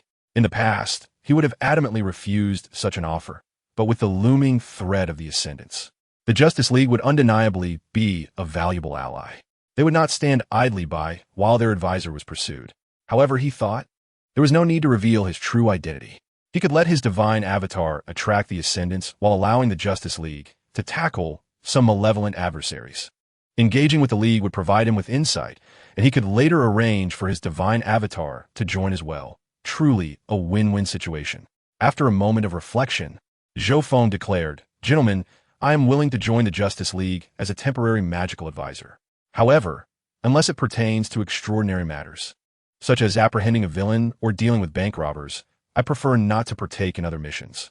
Should Earth face an invasion or if magical issues arise, you may seek my assistance, but I wish to refrain from engaging in other activities." How's that sound? That is perfectly acceptable. Welcome aboard, Holy Sorcerer. Rest assured, we shall not disturb you unless it is of utmost urgency. Moreover, should you wish to conceal your identity, you need not divulge it to us. When you depart, take a communicator with you, and we will reach out when necessary. Of course, if you encounter any challenges, feel free to inform the League. We will assist you whenever possible. Then I look forward to your guidance in the future, Zhou Feng replied. Splendid. We now have a new magical consultant. They cheered. Batman, disregarding the congratulations directed at Zhou Feng, turned to him and asked, So, Holy Sorcerer, may I inquire how you discern the true identity of the mechanical Superman, as well as the matter concerning Mongol? I am a sorcerer, possessing a spell known as information acquisition, which proves exceedingly effective against those lacking magical resistance. It was through this very magic that I learned about Mungo's situation. Zhou Feng began fabricating tales, attributing everything to his sorcery, and indeed, I can wield the art of information acquisition. However, it is an 8th-tier spell, and with my divine power enhancement, its potency can rival that of a 10th-tier spell, offering commendable reconnaissance capabilities. It is truly a convenient incantation, significantly beneficial to the Alliance. Once we return to the Watchtower, might you demonstrate it for us? It could yield unexpected advantages in our forthcoming battle. Absolutely. Shall we set forth now? Batman nodded affirmatively, suggesting our return to the Watchtower. With the assistance of Wonder Woman, Bizarro, and the Holy Sorcerer, our chances of victory in this skirmish are greatly amplified. Furthermore, Bizarro can partially compensate for Superman's absence in terms of combat prowess. Thus, we must hasten back to the Watchtower. Very well, let us proceed. Alternatively, would you all care to experience my teleportation spell? I can transport everyone directly to the Watchtower. Teleportation, akin to a sonic conduit? A magical form of teleportation. Splendid. I'm eager to try it out. Indeed, I excel in teleportation magic, as well as supportive and offensive spells. I can even create minor magical trinkets. Batman inquired, could some of those be sold to the Alliance? We can pay, or perhaps negotiate for something else. Haha, certainly, we can discuss that later. Now, are you all prepared? Let us embark and experience the wonders of teleportation magic. With that, Zhou Feng pretended to draw forth a staff measuring approximately 1.2 meters, its shaft a gleaming gold embellished with 5 gemstones, red, blue, cyan, yellow, and purple, crafted according to the ancient techniques of the dragon world. This staff, a mid-tier artifact, boasts elemental gems that greatly enhance elemental magic, as well as providing a substantial boost to spells in general. As a sorcerer, one must possess a staff to maintain credibility, hence Zhou Feng presented it. Wielding the artifact's staff, Zhou Feng conjured an immense magical teleportation array beneath the Justice League and his companions. With a brilliant blue flash, Zhou Feng and the heroes, including Bizarro and the bound mechanical Superman, vanished without a trace. In the Watchtower, suspended above the earth, the Justice Hall, previously empty, was suddenly graced by the arrival of the group through the massive blue teleportation array, with no prior indication of their arrival. We have returned. Hey, your magic is truly remarkable, exclaimed one of the heroes. This is teleportation magic, quite impressive, and devoid of the intense disorientation characteristic of sonic conduits. Thank you for the compliment. Now that we are back, please follow me as we deliberate on Mungo's matters. Chapter 57. Addressing the mechanical Superman, all the heroes were astonished by Zhou Feng's extraordinary teleportation skills, eagerly inquiring, is there a distance limitation to this magic? How many individuals can be transmitted at once? Are there any limitations to this technique? At this moment, Batman interjected, All right, let's hold off on the questions for now. Everyone, please follow me to the conference room. Fortunately, Batman interrupted the heroes' inquiries. Otherwise, a significant amount of time would have been wasted. Green Arrow remarked, All right, let's move. We still need to devise a strategy to confront that extraterrestrial. Just then, Wonder Woman pointed at the mechanical Superman and inquired, What should we do about him? Should we confine him for now? At this moment, the other heroes finally noticed the mechanical Superman bound nearby. To the victor belong the spoils, and to the vanquished the shame. But don't think capturing me is the end of it. I will escape and eliminate you one by one. I promise I will, he hissed. That's a bold declaration. Who could make such threats? The mechanical Superman bellowed. Believe me, I am not merely boasting. I will ensure your utter demise, and I shall bring ruin to this world. Let us first take him to prison, suggested Green Arrow. Good idea. I agree. Let's confine him, he added. Batman glanced at the mechanical Superman before turning to Shengma Daosher and asked, "Does your magical rope possess any special abilities? You may regard it as a magical artifact, somewhat akin to Wonder Woman's lasso of truth. Once ensnared, no matter if you're a deity or something else, your inner energy will be completely severed, rendering resistance futile." He explained, unable to clarify that it was a celestial treasure and opting instead for the term magical item. "Oh, this is splendid. We now possess a second rope similar to Wonder Woman's," exclaimed the Flash. Wonder Woman frowned. "It's entirely different. My lasso compels truthfulness, binds individuals, and can extend infinitely. This can only restrain." "Ah, ha. Forget I said anything. Let us confine him now. With the Holy Mage's magical rope, this fellow should be unable to escape." Shengma Daosher chimed in. "Indeed, rest assured, unless someone unties him, he will not escape.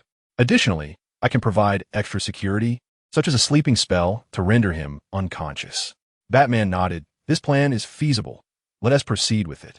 We'll take him to prison and secure him with the Holy Mage's rope. By the way, Batman, it is said you are a master interrogator. Why not question this individual and see if he can extract any intelligence?" Shengma Daosher suggested, with a hint of mischievous curiosity, eager to witness if Batman truly possessed the legendary skills attributed to him. Now that the mechanical Superman was captured, it would be intriguing to see if Batman could elicit any information, given his reputation as an interrogation expert. "Oh, that is a great point, Batman. Perhaps you can indeed uncover something," Steele added in agreement. Batman spoke in a deep voice. "I can give it a try." Yet he possessed little flesh and blood. Only fragments of human tissue remained. I was uncertain if my approach would yield any results, but I had no choice but to attempt to undermine his will psychologically. "Oomph. You shall not extract anything from me. I shall remain silent. I have transcended into a mechanical existence, and your petty tricks do not concern me," the mechanical Superman declared, casting a glance at the gathered assembly. After contemplating, Batman suggested, "Let's confine him for now. Later, I will examine his records from his days as a human, and I will interrogate him alone tonight, reporting back to everyone tomorrow." The others concurred, and together they imprisoned the mechanical Superman in the secret jail of the League within the Watchtower, before proceeding to the conference room. As Zhou Feng and his companions followed the heroes to the meeting, Louise quietly approached Zhou Feng, playfully pinching his waist and inquiring, "I had no idea you were nicknamed the Holy Mage, along with that exquisite staff. I notice your magical gear is adorned with gemstones, isn't it?" The strength of the Kryptonian woman was considerable, and even Zhou Feng, with his celestial physique, found it somewhat overwhelming. "Well, how should I put it? It's a nickname I made up on the spot. I'll tell you more about it later. You don't have to share everything. After all, I'm not married to you yet. But since I'm your girlfriend now, please share what you can, all right?" Louise whispered. Zhou Feng replied, "Louise, I am quite a modest individual. I dislike seeking the limelight or playing the hero. My greatest desire is simply to harness my strength to protect myself, safeguard you, and look after my family and friends. Alas, you do not comprehend the peril that resides in this world. You have no idea how dangerous it truly is. With alien invasions, numerous supervillains, and various clandestine crises lurking around every corner. Not to mention the world-threatening resets instigated by the Flash and the cosmic annihilation crises provoked by the Anti-Monitor. Then there are the Black Death Emperor, who manipulates corpses with Black Lantern rings, and the Dark Dragon Barbados, which consumes the universe. The distant dark multiverse and the threats posed by the Dark Knights of the Cosmos are also of concern. Furthermore, you remain oblivious to the possibility that this universe could be a remarkably successful fabrication, yet it stands on the brink of succumbing to the dark multiverse. My sole intention is to protect myself, but now I must also protect you. However, this is not the time to disclose such matters to Louise. I must contemplate how to assist the Justice League. In truth, I possess numerous strategies to deal with Mongol. The simplest approach would be for either myself, Bizarro, or Louise to unleash a key blast to obliterate Mongol's war planet. Alternatively, I could employ magic to dismantle it, or utilize celestial arts. I have many options at my disposal. Indeed, the Justice League also possesses various methods that should easily suffice to handle Mongol. Before my previous journey into this realm, I often found it perplexing why formidable beings, such as Martian Manhunt, Wonder Woman, and Superman, each possessing the power to shake planets, did not simply propel their adversary spacecraft towards the sun. Indeed, the League could have effortlessly united Bizarro, Wonder Woman, and Martian Manhunter. Oh, I must not forget Shazam, whose strength and endurance arguably surpass Superman's. They could easily have thrust Mongol's war planet towards Venus or the sun, a straightforward and convenient solution. Moreover, even if Mongol's planet were not destroyed, he would inevitably resurrect. This time, I am determined to eradicate Mongol entirely, leaving him no opportunity for revival. It truly baffles me why the Justice League consistently resorts to mere defeat when confronting formidable foes. The hero's principle of sparing lives, while perhaps excusable for humanity, seems excessively lenient towards extraterrestrials and demons alike, which is quite disheartening. The assembly gathered at the Hall of Justice, encircling the table. Batman added 3 additional chairs to accommodate Bizarro, Lois, and Zhou Feng. Chapter 58, My Strength? Batman addressed Supergirl and Bizarro, suggesting, "How about you both join the League's periphery for now?" Lois immediately nodded in agreement, saying, "Sure, I'll join, but like the holy mage, I prefer to avoid participating in activities." It appears this young lady still harbors her own heroic aspirations. "Very well. If you wish to join, then so be it." Bizarro turned to Zhou Feng, who, with a resigned thought, figured that Bizarro would inevitably embark on a heroic path. Joining the Justice League would provide him with some assurance. Zhou Feng nodded at Bizarro, indicating his approval. Upon seeing Zhou Feng's nod, Bizarro cheerfully exclaimed, "All right, father. Bizarro will join the League too. Then welcome to both of you. Bizarro, you shall be a provisional member for the time being, and Supergirl, like the holy mage, you will serve as an advisor." "Very well. I have no objections." Bizarro has no objections either. Once everyone was seated, Batman began, "Greetings, everyone. We shall commence the meeting now. Present are myself, Batman, Aquaman, Wonder Woman, Green Lantern, Flash, Shazam, Cyborg, Martian Manhunter, Green Arrow, along with our new members Supergirl and Bizarro, and our advisor, the Holy Mage. First, we must gather information on this extraterrestrial tyrant. Green Lantern, I believe your core possesses pertinent data." The previously silent Green Lantern then spoke. "Indeed, my Green Lantern ring contains his information, and I can contact the Green Lantern Corps on OA to assist us. Within 3 days, at least 1,000 Green Lanterns could reach Earth. The arrival of the Green Lantern Corps will be immensely beneficial, greatly improving our odds. It is encouraging news that they may join the battle. The Guardians, although appearing lofty and grand, are essentially a band of mortals, often facing dire consequences. Each time the Green Lantern Corps arrives on Earth, they suffer significant losses. The Injustice universe has been ravaged by the malevolent Superman. The animated universe fell to Darkseid, and the main universe witnessed the Anti-Monitor's devastation during the Darkseid War. My sincerest apologies. Claiming to govern the universe, the Corps hesitates to venture into Darkseid's domain. Although the Green Lantern Corps exudes an air of superiority, their record is dismally poor, having faced utter annihilation in both comics and animations on several occasions. Aquaman asserts that Atlantis could dispatch an army of 10,000 to join a fray. Wonder Woman expresses her intent to return to Paradise Island to persuade her mother, which would ensure at least another 10,000 Amazon warriors could join the battle. Thank you, Diana and Aquaman. Your assistance is paramount. Excellent. Then let us muster our forces. In 3 days, when the Green Lantern Corps arrives, we shall launch an assault on the war planet situated in the orbit of Venus. I shall take time this evening to interrogate the mechanical Superman to discern whether I can extract vital intelligence.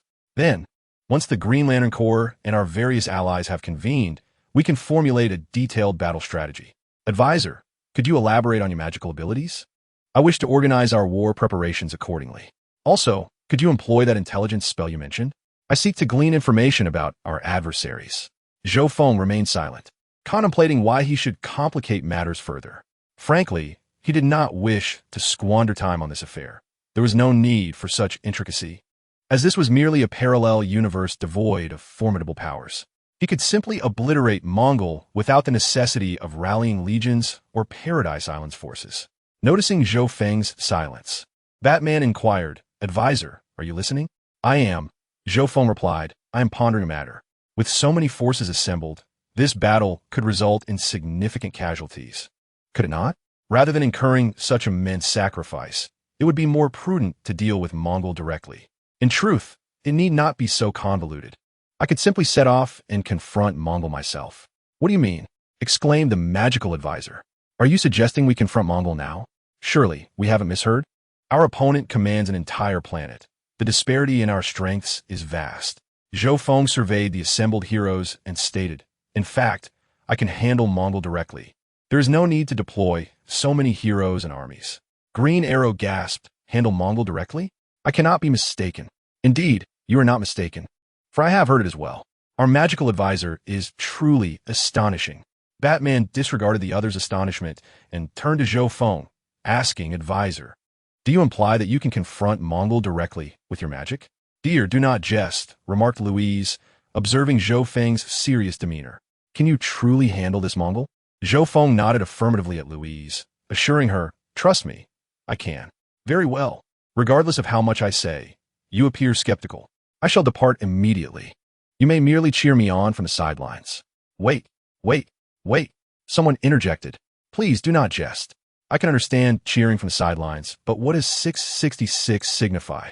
Is that your special language? Just interpret it as a way of wishing me congratulations, Zhou Feng replied. Advisor, I am perplexed by your unwavering confidence. However, it is prudent for us to prepare thoroughly before proceeding with our discourse. Zhou Feng refrained from engaging in extensive conversation, instead opting to cast an 8th-tier reconnaissance spell, acquiring genuine intelligence. Though this spell belongs to the 8th tier, under the augmentation of Zhou Feng's divine power, its efficacy rivals that of the original super-tier magic. A colossal virtual screen materialized within the Hall of Justice, revealing the visage of Mongo's war planet before the assembly. Suspended in the orbit of Venus was a gigantic steel planet, comparable in size to the moon, teeming with various monstrous entities. A multitude of extraterrestrials appeared to be engaged in a grand tournament of sorts. This was indeed Mongo's stronghold. Is this truly the war planet? Advisor, having witnessed this, do you still intend to lead us in a direct assault? No. I was startled momentarily. I had my suspicions. Let us devise a strategic battle plan instead. You all remain here, watching the live broadcast on this grand screen. I shall confront Mongo alone, Zhou Feng declared with a tone that brooked no argument. You're quite audacious. Have you seen the sheer number of troops he commands? It is estimated to be several million extraterrestrial forces, and this is merely what is visible. Are you seriously suggesting you will go alone? For heaven's sake, let us join forces, Louise implored. Father, I shall accompany you, Bizarro added. What are they so concerned about? In truth, a combat power of 15,000 is more than sufficient to obliterate the core of a planet. Frisia's first form possesses merely 530,000 in combat power and was able to annihilate planet Vegeta with a single energy blast the size of a satellite. Now, even if we consider Bizarro and Louise, should they fully unleash their power, they too could easily accomplish this. They simply lack the knowledge to do so. Enjoy the spectacle. I am setting off, Zhou Feng proclaimed, and with a gentle strike of his staff upon the ground, he vanished from sight. Chapter 59.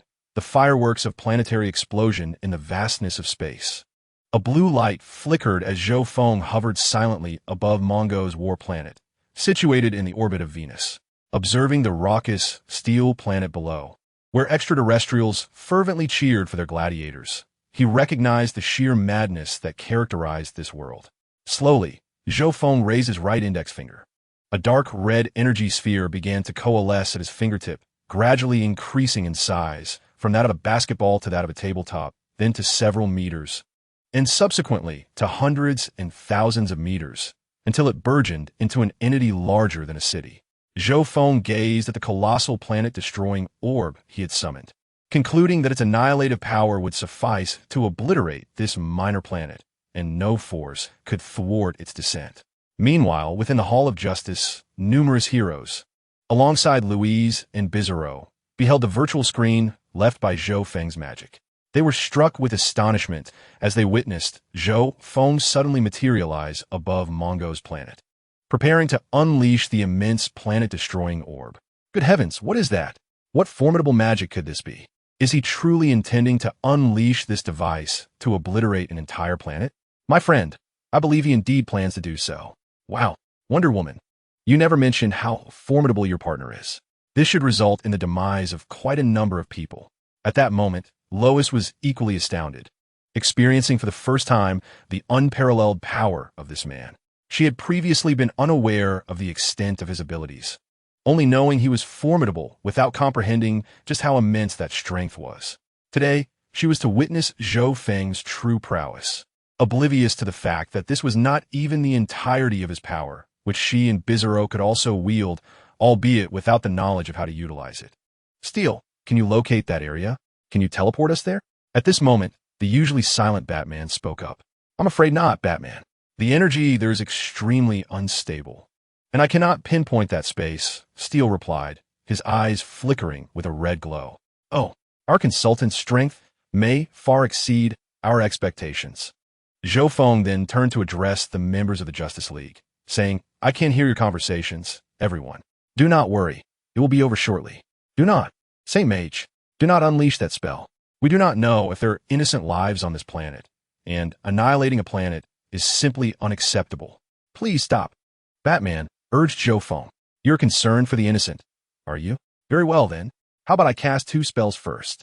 Zhou Feng replied nonchalantly.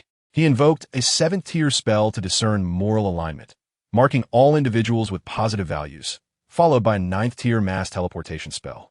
Zhou Feng unleashed 2 spells from the World Tree, one capable of distinguishing between good and evil, which could identify moral standings in the game. Subsequently, he marked all individuals with positive energy and utilized the 9th-tier mass teleportation to transport them to Earth. All right, that should suffice. I have just teleported all those with positive energy values to Earth, he declared. Oh, right at the ruins of Coastal City. To be honest, there aren't many good people on this planet, perhaps only around a few tens of thousands. Please settle yourselves. Allow the Green Lantern Corps to escort them to their own planet. You should prepare for their arrival in a few days. They must have some tasks to attend to. After all, these individuals are slaves captured by Mongo, those who resisted his dominion, as well as a few gladiators. How do you determine who is good and who is evil? You decide the fate of these individuals so arbitrarily, Batman questioned. Trust me, I can. I possess a spell called moral discrimination, which assesses a person based on those they have killed, the wrongs they have committed, and the good deeds they have performed to ascertain whether they are virtuous or malevolent. In essence, it is akin to discerning your moral alignment in a game. But in reality, this spell proves immensely useful, accurately identifying the wicked and the virtuous. However, it is rather rigid. Anyone who has taken a life or committed misdeeds will be classified as malevolent. Naturally, Zhou Feng would not disclose this to Batman. Oh, by the way, Justice League members, have you ever witnessed the fireworks of explosions in the cosmos? Zhou Feng inquired. You just mentioned fireworks. I must not have misheard. You did not either. His intention is to annihilate this iron little planet, correct? Oh, I find myself at a loss for words. I am merely a terrestrial being wielding a bow and arrow. The notion of obliterating a planet by one's own strength sounds rather fantastical. Hal Jordan, the Green Lantern, exclaimed in fury. Batman, I believe the sorcerer is justified. These villains have destroyed over 7 million lives in Beach City. All perished at their hands. They deserve death. Green Lantern, do not allow your anger to cloud your judgment. Our code forbids killing, even against extraterrestrials. We cannot proceed in this manner.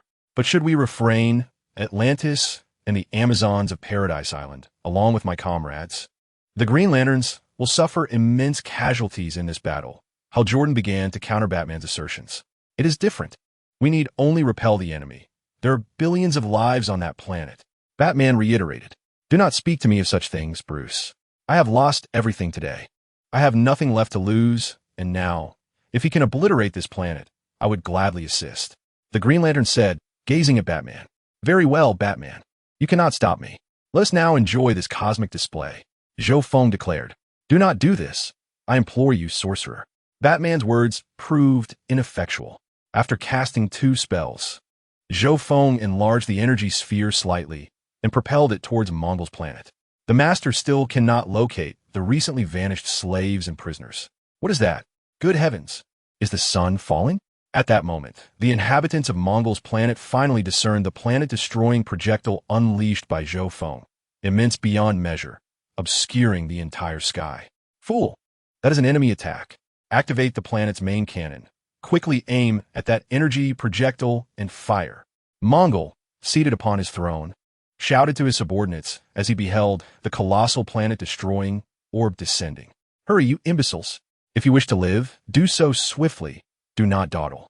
Panic ensued among Mongol's minions, and in their haste, the planet's main cannon fired a white beam from Mongol's domain, targeting the energy orb to destroy it. It was all in vain.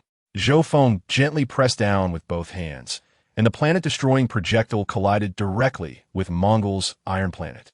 Crack! Boom! The entire planet began to fracture and explode, and anguished cries filled the air. These screams could not reach the vastness of space, leaving one to imagine them in their mind. "No, what have you done? My planet, my world, my everything. No, this cannot be real. This is not my due. I have not yet conquered the universe. I have not." Mongol cried out in despair, but it was futile. His words were consumed by the planet-destroying orb before he could finish. Following a violent explosion, a new asteroid belt has emerged near the orbit of Venus. Remnants of the war planet Mongo. Chapter 60. The principles of Batman quickly tell me. Am I dreaming? No, my friend. This is no dream. I witnessed it myself. How astonishing. A planet obliterated in an instant. This is not merely a city. It is an entire planet, albeit a small one. Such terrifying power. My goodness. I'm still in shock. Batman disregarded the chatter around him and turned to Cyborg. "Cyborg, please verify at once if there is indeed a new asteroid belt near Venus. Did the sorcerer truly cause such destruction?" Cyborg electronic eye glowed red once more. A few seconds later, he affirmed, "Indeed, Batman. There was a violent explosion nearby, and the orbit of Venus has shifted, resulting in the formation of an asteroid belt." At that moment, a flash of blue light signaled the return of Zhou Feng. Louise exclaimed, "Oh, my dear, you truly astonish me. I knew you were formidable, but I never anticipated such magnitude." Batman approached Zhou Feng. "How could you act in such a manner? That was a planet home to billions of lives. Even if they were all villains, such measures are unwarranted. If I had not acted, the Green Lantern Corps, the Amazonian warriors, and Aquaman's forces would have suffered tremendous casualties. Gathering more heroes would have taken considerable time as well. As for your no-kill principle, I understand your conviction. However, I do not share that principle. I refrain from indiscriminately killing innocents. But I will not hesitate to act against supervillains of the most despicable nature." "I concur with that sentiment," Green Arrow interjected. On a side note in the comics, Green Arrow does not adhere to a no-kill principle. That notion was introduced in the television series to cultivate his image as a leader in the Green Arrow universe, making him resemble Batman. Today, I lost my city. Over 7 million lives perished at the hands of these villains. I support the sorcerer's course of action. If I possessed the power, I would have acted similarly, Green Lantern Hal stated. "Please, everyone, let us refrain from arguing. We have matters to address. We must deal with the tens of thousands of aliens returned by the sorcerer," Cyborg interjected. "I shall verify the truth of your claims, sorcerer. I will use telepathy to assess the intentions of these tens of thousands. If they are indeed benevolent, I will remain neutral," Martian Manhunter declared before soaring away to observe the aliens. "Hey, can we all settle down? Can we discuss our matters civilly?" The sorcerer only destroyed one alien, and that was in defense of our war planet. "Have we not also defeated Darkseid and his ilk with lethal force?" Shazam remarked. "We're biological weapons." "That is quite different," Batman remarked. "On the war planet of Mongol, his cyborgs and army are everywhere, either subjugated by his villains or imprisoned gladiators and slaves who have already been rescued. Moreover, I almost forgot to mention that, according to the Green Lantern Corps data, if Mongol's planet is not destroyed, it will continue to resurrect." At this moment, Wonder Woman inquired, "Will it still resurrect if the planet is not destroyed?" "In that case, I would support the actions of the Holy Mage. My sisters, though unafraid of death, should not make unnecessary sacrifices." Aquaman echoed, "I feel the same. I do not wish for my Atlantean people to perish. If necessary, they might have to sacrifice, but I will strive to avoid it if possible." Bizarro supported his father's every decision, stating, "Bizarro listens to father." The hulking Bizarro added. Batman remained silent for a long moment before stating, "We must at least have some principles." Zhou Feng looked at Batman and said, "Batman, you may continue to uphold your no-kill principle, but do not compel me to adhere to it. I am merely the magical advisor of the League, and unless a catastrophic event threatens Earth, I will not take action. Rest assured, I have no intention of vying for command of the League." Bizarro will remain to assist you. Supergirl will leave with me. In principle, I agree with your no-kill philosophy regarding those who are not excessively evil. We can grant them a chance for redemption. However, what about those supervillains, such as the Joker, Scarecrow, Riddler, and Two-Face? Should they not perish? Even if sentenced, they could die 1,000 times over. Yet look at Gotham's laws. Batman replied, in Gotham City, my territory, I have the final say. League members cannot interfere in Gotham. All right, folks, the Martian Manhunter has departed. We must now accommodate the hundreds of thousands of extraterrestrial refugees. Steel exclaimed. You all go ahead. I will not participate. Bizarro, you assist them, Lois interjected. I will stay to accompany you. Your father. Fine, Father, Bizarro will help. Batman turned to Zhou Feng and said, unless you change, Holy Mage, I fear we may not have opportunities for collaboration in the future. At this moment, Zhou Feng began to grasp the feeling of injustice within the Injustice League, realizing his beloved had been slain and his city destroyed. Nonetheless, Batman still forbade him from killing the Joker. In truth, during the first year of the Injustice Superman, he accomplished much while striving to avoid conflict with Batman, only to gradually descend into darkness, utterly corrupting his sense of justice, ultimately transforming into a demon by the 5th year. Batman did not say more to Zhou Feng. Turning to the other League members, all right, let us set off now. We must address those extraterrestrial refugees. How? You may notify the Green Lantern Corps. Mongol has been defeated, but they still need to visit Earth to assist in accommodating these hundreds of thousands of extraterrestrial refugees. The Green Lantern Corps should be capable of managing them. As Green Lantern mentioned, he could promptly contact the Green Lantern Corps. Our Quinn Enterprises can provide tents, food, and medical supplies for their use, Green Arrow remarked, while Batman added that he could also supply essential resources to ensure their basic sustenance. If accommodation is needed, I can arrange for them to stay on Paradise Island, Wonder Woman suggested. Aquaman offered his assistance, stating that if Atlantis is required, they need only ask. Thank you all for your generosity, Zhou Feng expressed, glancing at the members of the League.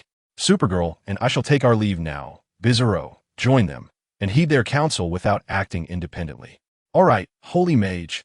If you prefer not to participate, that is acceptable, the hulking figure said.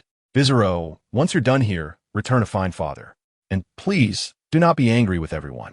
Zhou Feng nodded at Bizarro, but refrained from responding, then activated the portal and departed with Lois.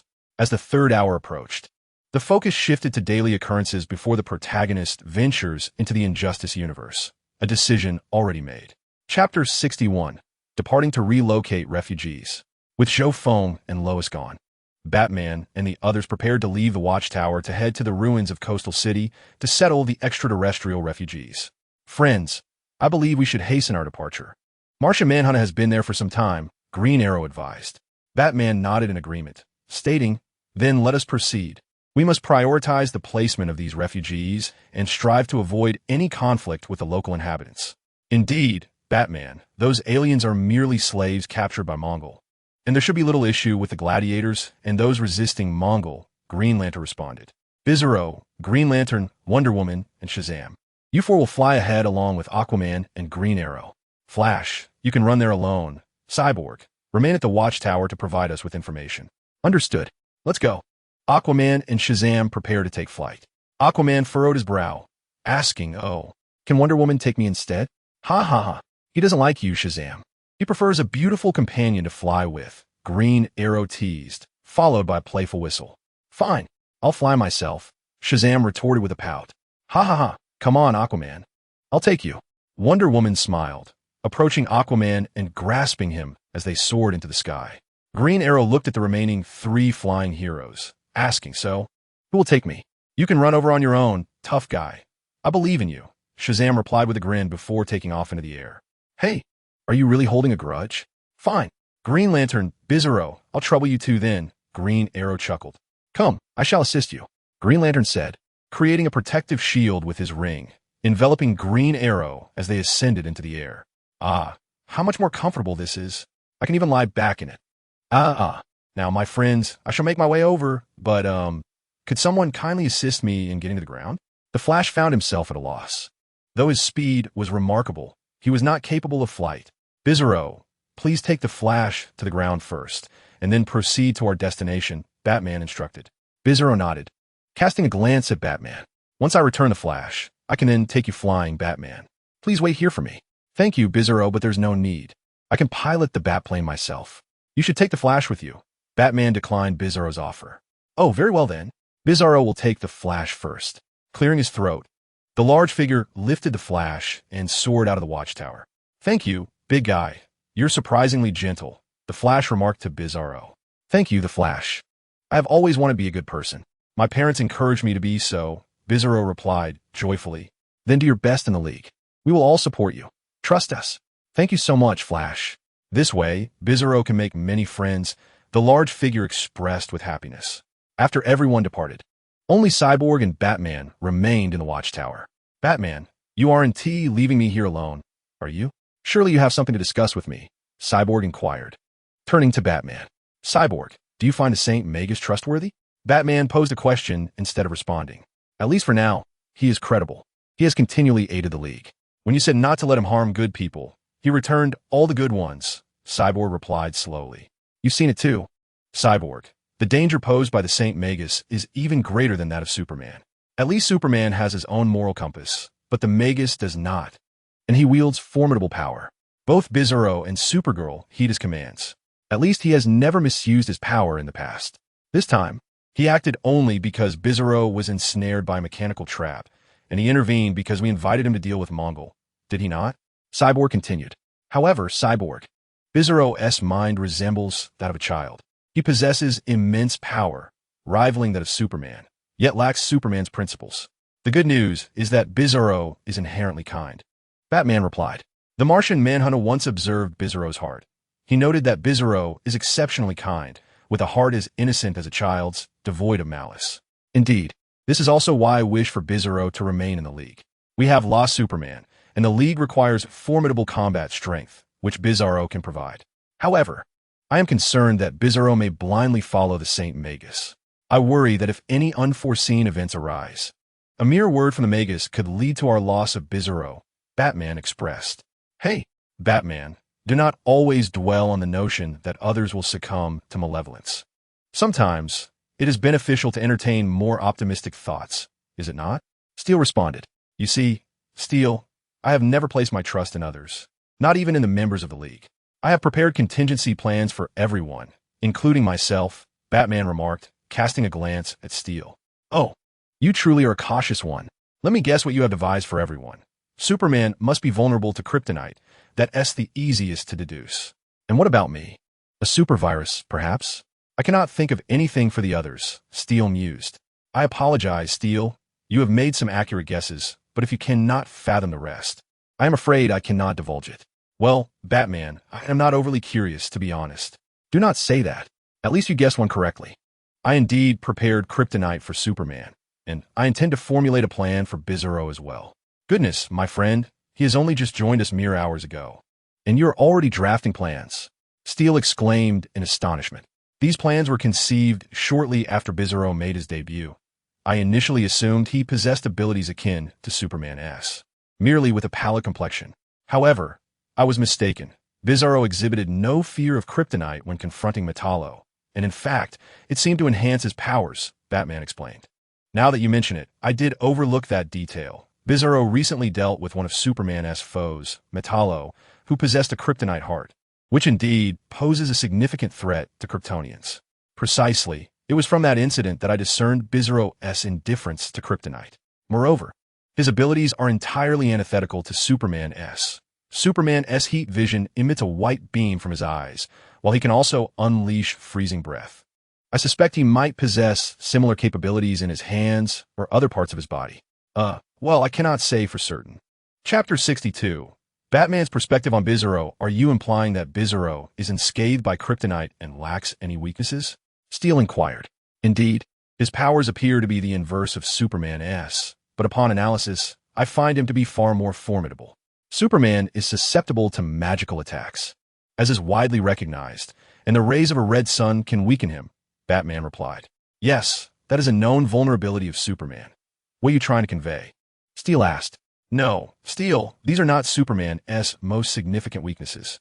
His true flaw lies in his moral compass. He refrains from recklessly wielding his power. Do you understand? The only time Superman fully unleashed his abilities was during the battle with Doomsday. Even when Darkseid invaded, he did not exert all of his strength, Batman patiently elucidated. However, our observations indicate that Bizarro's strength is not significantly inferior to Superman's. While he may possess some cognitive challenges, his benevolence is a positive trait, albeit a considerable risk. His intellectual shortcomings render him susceptible to losing control, making him vulnerable to manipulation, Batman concluded. Steel spoke of a necessity to retain him within the League, expressing faith in his potential. We will guide him in discerning right from wrong, allowing him to mature gradually. In a few years, I believe his intellect will surely evolve. Batman nodded in agreement, stating, I sincerely hope for that. The prospect of his intellectual growth signifies that our planet may once again be safeguarded by a superhuman. He continued, You witnessed the brute's demeanor today, did you not? He genuinely aspires to be virtuous and is eager to learn. Trust in him. Let's hope so. Now allow me to share my findings, Steel said. I'm all ears, Batman replied. Initially, when he appeared, the reverse emblem on his chest led many to assume his abilities were a direct contrast to Superman's. His subsequent actions seemed to reinforce this notion, yet upon closer inspection, one would realize that Superman's weaknesses are, paradoxically, his strengths. Furthermore, the attributes that define Superman are also shared by him. Steel continued, I had not noticed that before. Listen closely. Bizarro possesses abilities that are inverses of Superman's. While Superman wields heat vision, he possesses freezing vision. Where Superman exhales frigid winds, Bizarro breathes fire. Superman can create hurricanes with his breath, while Bizarro can generate vacuums. Superman's vision extends for miles, whereas Bizarro can perceive realms behind him. His eyesight is not significantly inferior to Superman's. While Superman is weakened by green kryptonite, it paradoxically enhances Bizarro's strength. Additionally, he can emit white light waves through his eyes and mouth, and I suspect that red sunlight may empower him rather than harm him. Oh, if that is the case, he indeed seems remarkably formidable, a Superman devoid of vulnerabilities. By the way, have you experimented with magic? Superman's defenses against magic are not particularly robust. He has suffered numerous defeats due to it, Steel inquired of Batman. You have witnessed the magical prowess of the holy sorcerer, who can obliterate a planet with ease. Batman remarked, he wields power that can instantaneously teleport across the cosmos, even transporting multitudes with him. Did you know? He once teleported hundreds of thousands of extraterrestrial refugees from the orbit of Venus directly to Earth. That level of magic is unparalleled in my experience. Comparable to a version of Superman from an alternate universe, his magical defenses may be bolstered by his father's ingenuity. Thus, there are few exploitable weaknesses regarding magic. Initially, I intended to persuade the holy sorcerer to join our ranks and devise a magical strategy to counter Bizarro. However, to be candid, I now perceive him as even more perilous than Bizarro, Batman stated. Let's not be so pessimistic, Batman. While he has indeed destroyed an alien planet, had he not acted, the scale of conflict with Mongol would be catastrophic, resulting in countless fatalities, predominantly among Earth's inhabitants, Steel asserted. I comprehend your sentiments, Batman replied. I merely wish for him to embrace a few changes. I do not expect everyone to adhere to my unwavering principle of abstaining from killing, but we must possess at least a modicum of a moral compass. Batman articulated. The good news is that the situation has not yet escalated to an irreparable state. He has not declared his complete withdrawal from the alliance, which leaves room for future opportunities. Do not shoulder everything alone, Batman. We are a team. At times, it would be beneficial for you to place some trust in us, wouldn't it? Cyborg earnestly expressed. Perhaps you are right. I can indeed be excessively pessimistic at times. Perhaps I should endeavor to trust you all instead of bearing every burden myself. In the past, I would occasionally share my thoughts with Superman. It's all right, my friend. Feel free to express anything you wish to say to me now. I know. Oh, I intend to construct a blue star light wave emitter, as I wish to test its efficacy against Zod. If it proves effective, I shall keep this secret, and at least we will be somewhat prepared for him. Very well. Batman, you truly are incorrigible in this regard. Cyborg chuckled, feeling somewhat exasperated that despite his lengthy discourse, Batman remained steadfast in his views. He can be quite obstinate at times. Cyborg, please open a boom tube for me. You mentioned you would pilot the Batplane yourself, did you not? If I were to converse with you and then go to pilot the Batplane, I would surely arrive far too late. After all, as Batman, I cannot afford to be tardy. Wouldn't you agree? Batman jested. Haha, that's the spirit. Just a moment. I shall open a boom tube for you, Cyborg replied, activating the mother box's energy to create a boom tube leading to the ruins of Coast City. Farewell, Cyborg. I shall proceed ahead. At that moment, within the ruins of Coast City, a multitude of aliens, each bearing unique appearances, stood in bewilderment. Good heavens, where are we? This does not appear to be Mongols' territory anymore. Have we been rescued from our wretched existence as slaves? Has anyone seen my brother? Please, I cannot find him. Everyone, remain calm. It seems we are on Earth, though I am uncertain how we arrived here. The entirety of the Justice League, save for Batman, had gathered. Oh, has Batman not yet arrived? I thought he would be the first to arrive, Green Arrow remarked. No sooner had Green Arrow spoken than a boom tube opened beside the heroes, and Batman emerged. Hey, buddy, you had us fly over, yet you arrived via boom tube. Did you not claim you would pilot the Batplane? Green Arrow expressed his discontent. Activating a boom tube consumes a significant amount of energy, and if I were to fly the Batplane, I would be slightly pressed for time. But let's not dwell on that. We should first assist these refugees. Chapter 63, The Alien Refugees. Batman swiftly redirected the conversation, taking charge. Heh, I truly detest that aspect of your character, Batman, Green Arrow retorted. At this moment, Batman addressed the assembly, urging that the extraterrestrial visitors refrain from wandering aimlessly and remain within the confines of the desolate ruins. He proposed that Green Arrow and himself utilize their considerable resources to procure no fewer than 40,000 tents, along with provisions, allowing these beings to temporarily reside here while they awaited the arrival of the Green Lantern Corps within 3 days. Furthermore, he emphasized the necessity of minimizing contact between these refugees and Earth's inhabitants, as the heroes deliberated on how best to ensure the safety of the alien refugees. Some of the diverse extraterrestrial beings began to voice their confusion. They had previously been living on Mongols' war-torn planet, occupying various roles, some as slaves, others as rebels, and some as laborers for Mongol. Yet they all shared a common trait, their inherent kindness. Who are you? Could you enlighten us? Where are we? This does not appear to be Mongols' war planet, they asked. Green Lantern, use your ring to conjure a large speaker and address these extraterrestrial residents. Your ring should possess an automatic translation function, Batman commanded.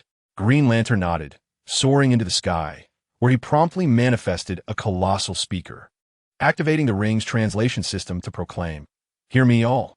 I am Green Lantern of Sector 2814. We have defeated Mongol and rescued you from the war planet.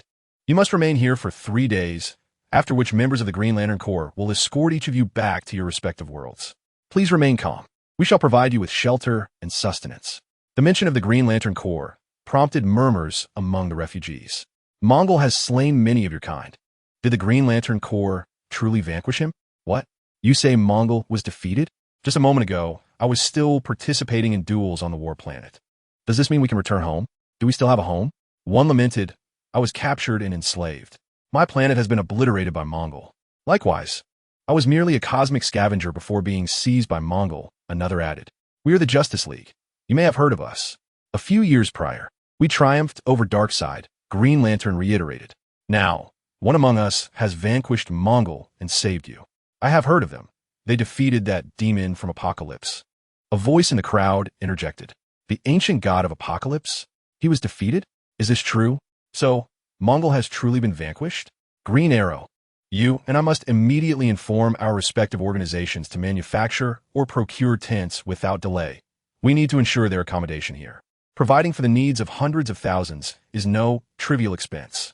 Rest assured, Green Lantern, when you brought me here, I had already contacted my associates to notify my company. I anticipate that the first shipment will arrive within a few hours. Batman nodded at Green Arrow before activating his dedicated communicator. Alfred, I require a substantial supply of resources, prepare a significant number of tents, food, and various necessities to be delivered to Seaside City with utmost urgency. Understood, Master Wayne. I shall instruct the procurement department to acquire the items. However, it is likely that they will not arrive until evening, given the considerable quantity involved. Alfred, Batman's faithful butler, replied. Very well, Alfred. Have Nightwing and Hawkman assist in the delivery, and ensure that Batgirl maintains order in Gotham City. I may not return for several days. Please have Tim come back from the Titans, Batman instructed. I will promptly notify Master Dick and Mr. Paris. I will also ask Oracle to communicate with Batgirl, and I shall personally call Tim to return, Alfred concluded before Batman ended the transmission. Now, everyone, let us ensure these extraterrestrial beings remain contained and do not disperse. I propose that Hal, Green Arrow, and I address the situation with the police and engage in discussions with the government. Shazam, Wonder Woman, Aquaman, and Martian Manhunter, we need your assistance in maintaining order here and preventing any chaos. Absolutely, leave it to us, Batman, replied the assembled heroes. Bizarro will help maintain the peace. You focus on dealing with those politicians. Batman acknowledged them with a nod, then proceeded with Green Arrow to confront the media and politicians. Sir, we just captured footage of a wizardly figure abducting mechanized Superman. Is that true? One reporter inquired. Another journalist quickly pressed Batman. There are rumors that the Justice League is protecting Bizarro while abducting mechanized Superman. Is there any truth to this? The devastation of Seaside City was not caused by Bizarro. It was the result of actions taken by mechanized Superman and an evil extraterrestrial being, Batman asserted. What? Mechanized Superman did this? This is monumental news. Another reporter exclaimed. Batman, what is the origin of the sudden influx of extraterrestrials? Are they connected to the Justice League? Another journalist queried. Those aliens are refugees we rescued. They will not remain on Earth for long and will depart shortly, Batman explained. At that moment, several men in black pushed through the crowd and approached Batman. Pardon us. Everyone, we are from the Federal Bureau of Investigation. Batman, may we ask you a few questions? Numerous reporters clamored. We have footage of a wizardly figure capturing mechanized Superman. Is this true? And could you clarify the allegations against mechanized Superman? Mechanized Superman betrayed us. He conspired with an extraterrestrial tyrant to devastate Seaside City. The Justice League uncovered his treachery and thwarted their plans, Batman clarified. What do you mean, mechanized Superman betrayed us? What evidence do you have? He was appointed by the president himself as the sole Superman. You have no authority to judge him. A journalist challenged. We will release the evidence shortly. It is irrefutable. Regardless of his appointment, mechanized Superman is not the true Superman returned, and we have confirmed this fact. How is this possible? The agent in black remarked apologetically. I must report to my superior. With that, he swiftly picked up his phone and dialed a number. Ms. Amanda, yes. The situation is as follows. The Justice League has stated that once they deal with the extraterrestrials, they will release evidence of the betrayal concerning the mechanical Superman. You tell them that the presence of over 100,000 extraterrestrials on American soil is our concern. They are illegal immigrants. I now demand that the Justice League hand over all extraterrestrials to us for processing. Yes, Ms. Amanda, I will handle it immediately. The agent hung up and returned to face Batman. Chapter 64. The proposal of the Suicide Squad, while the agent was conversing with Amanda. Green Arrow turned to Batman and said, Do you believe this? That agent will come over and start discussing laws, demanding the removal of these hundreds of thousands of extraterrestrials. Can you not say something constructive? Oh, I wish I could, but look, here he comes. Green Arrow, please refrain from speaking. Allow me to handle this. That would be splendid. I have no desire to engage with these individuals. The agent approached Batman, stating, Sir, I have received orders that these extraterrestrials are illegal immigrants and must be surrendered to the federal government for processing. I'm afraid this matter concerns extraterrestrial incidents. It will be best if we manage it ourselves. You are violating federal legal procedures. We will handle these extraterrestrials. That is unacceptable. I must decline. You are not equipped to manage this situation. It could escalate into a diplomatic incident of extraterrestrial proportions. These extraterrestrials will be taken away from Earth by a cosmic organization. The Green Lantern Corps, in 3 days. You must understand that we cannot afford to provoke trouble on Earth. Can you represent the federal government? I have stated that I represent the federal government in receiving these extraterrestrial refugees, the agent in black retorted aggressively. You represent the federal government? Do you even know where these extraterrestrial refugees originate? Are you aware of the consequences of your actions? They all hail from a place called War World, a realm ruled by an alien tyrant we have defeated. Your superiors are causing unnecessary complications. Believe me, do not proceed with this. Batman threatened the agent. I need to report this situation, the agent relented. I must admit, Batman, your negotiation skills are truly remarkable, Green Arrow commented. The agent contemplated briefly, then turned to dial the phone again instead of speaking. Hello, what is the status? The agent in black responded, Ms. Amanda, Batman is being entirely unyielding. What should I do? Please hold for a moment. I will report to the president and contact you shortly. Let's hope Amanda does not act foolishly. Do you expect her to be humorous?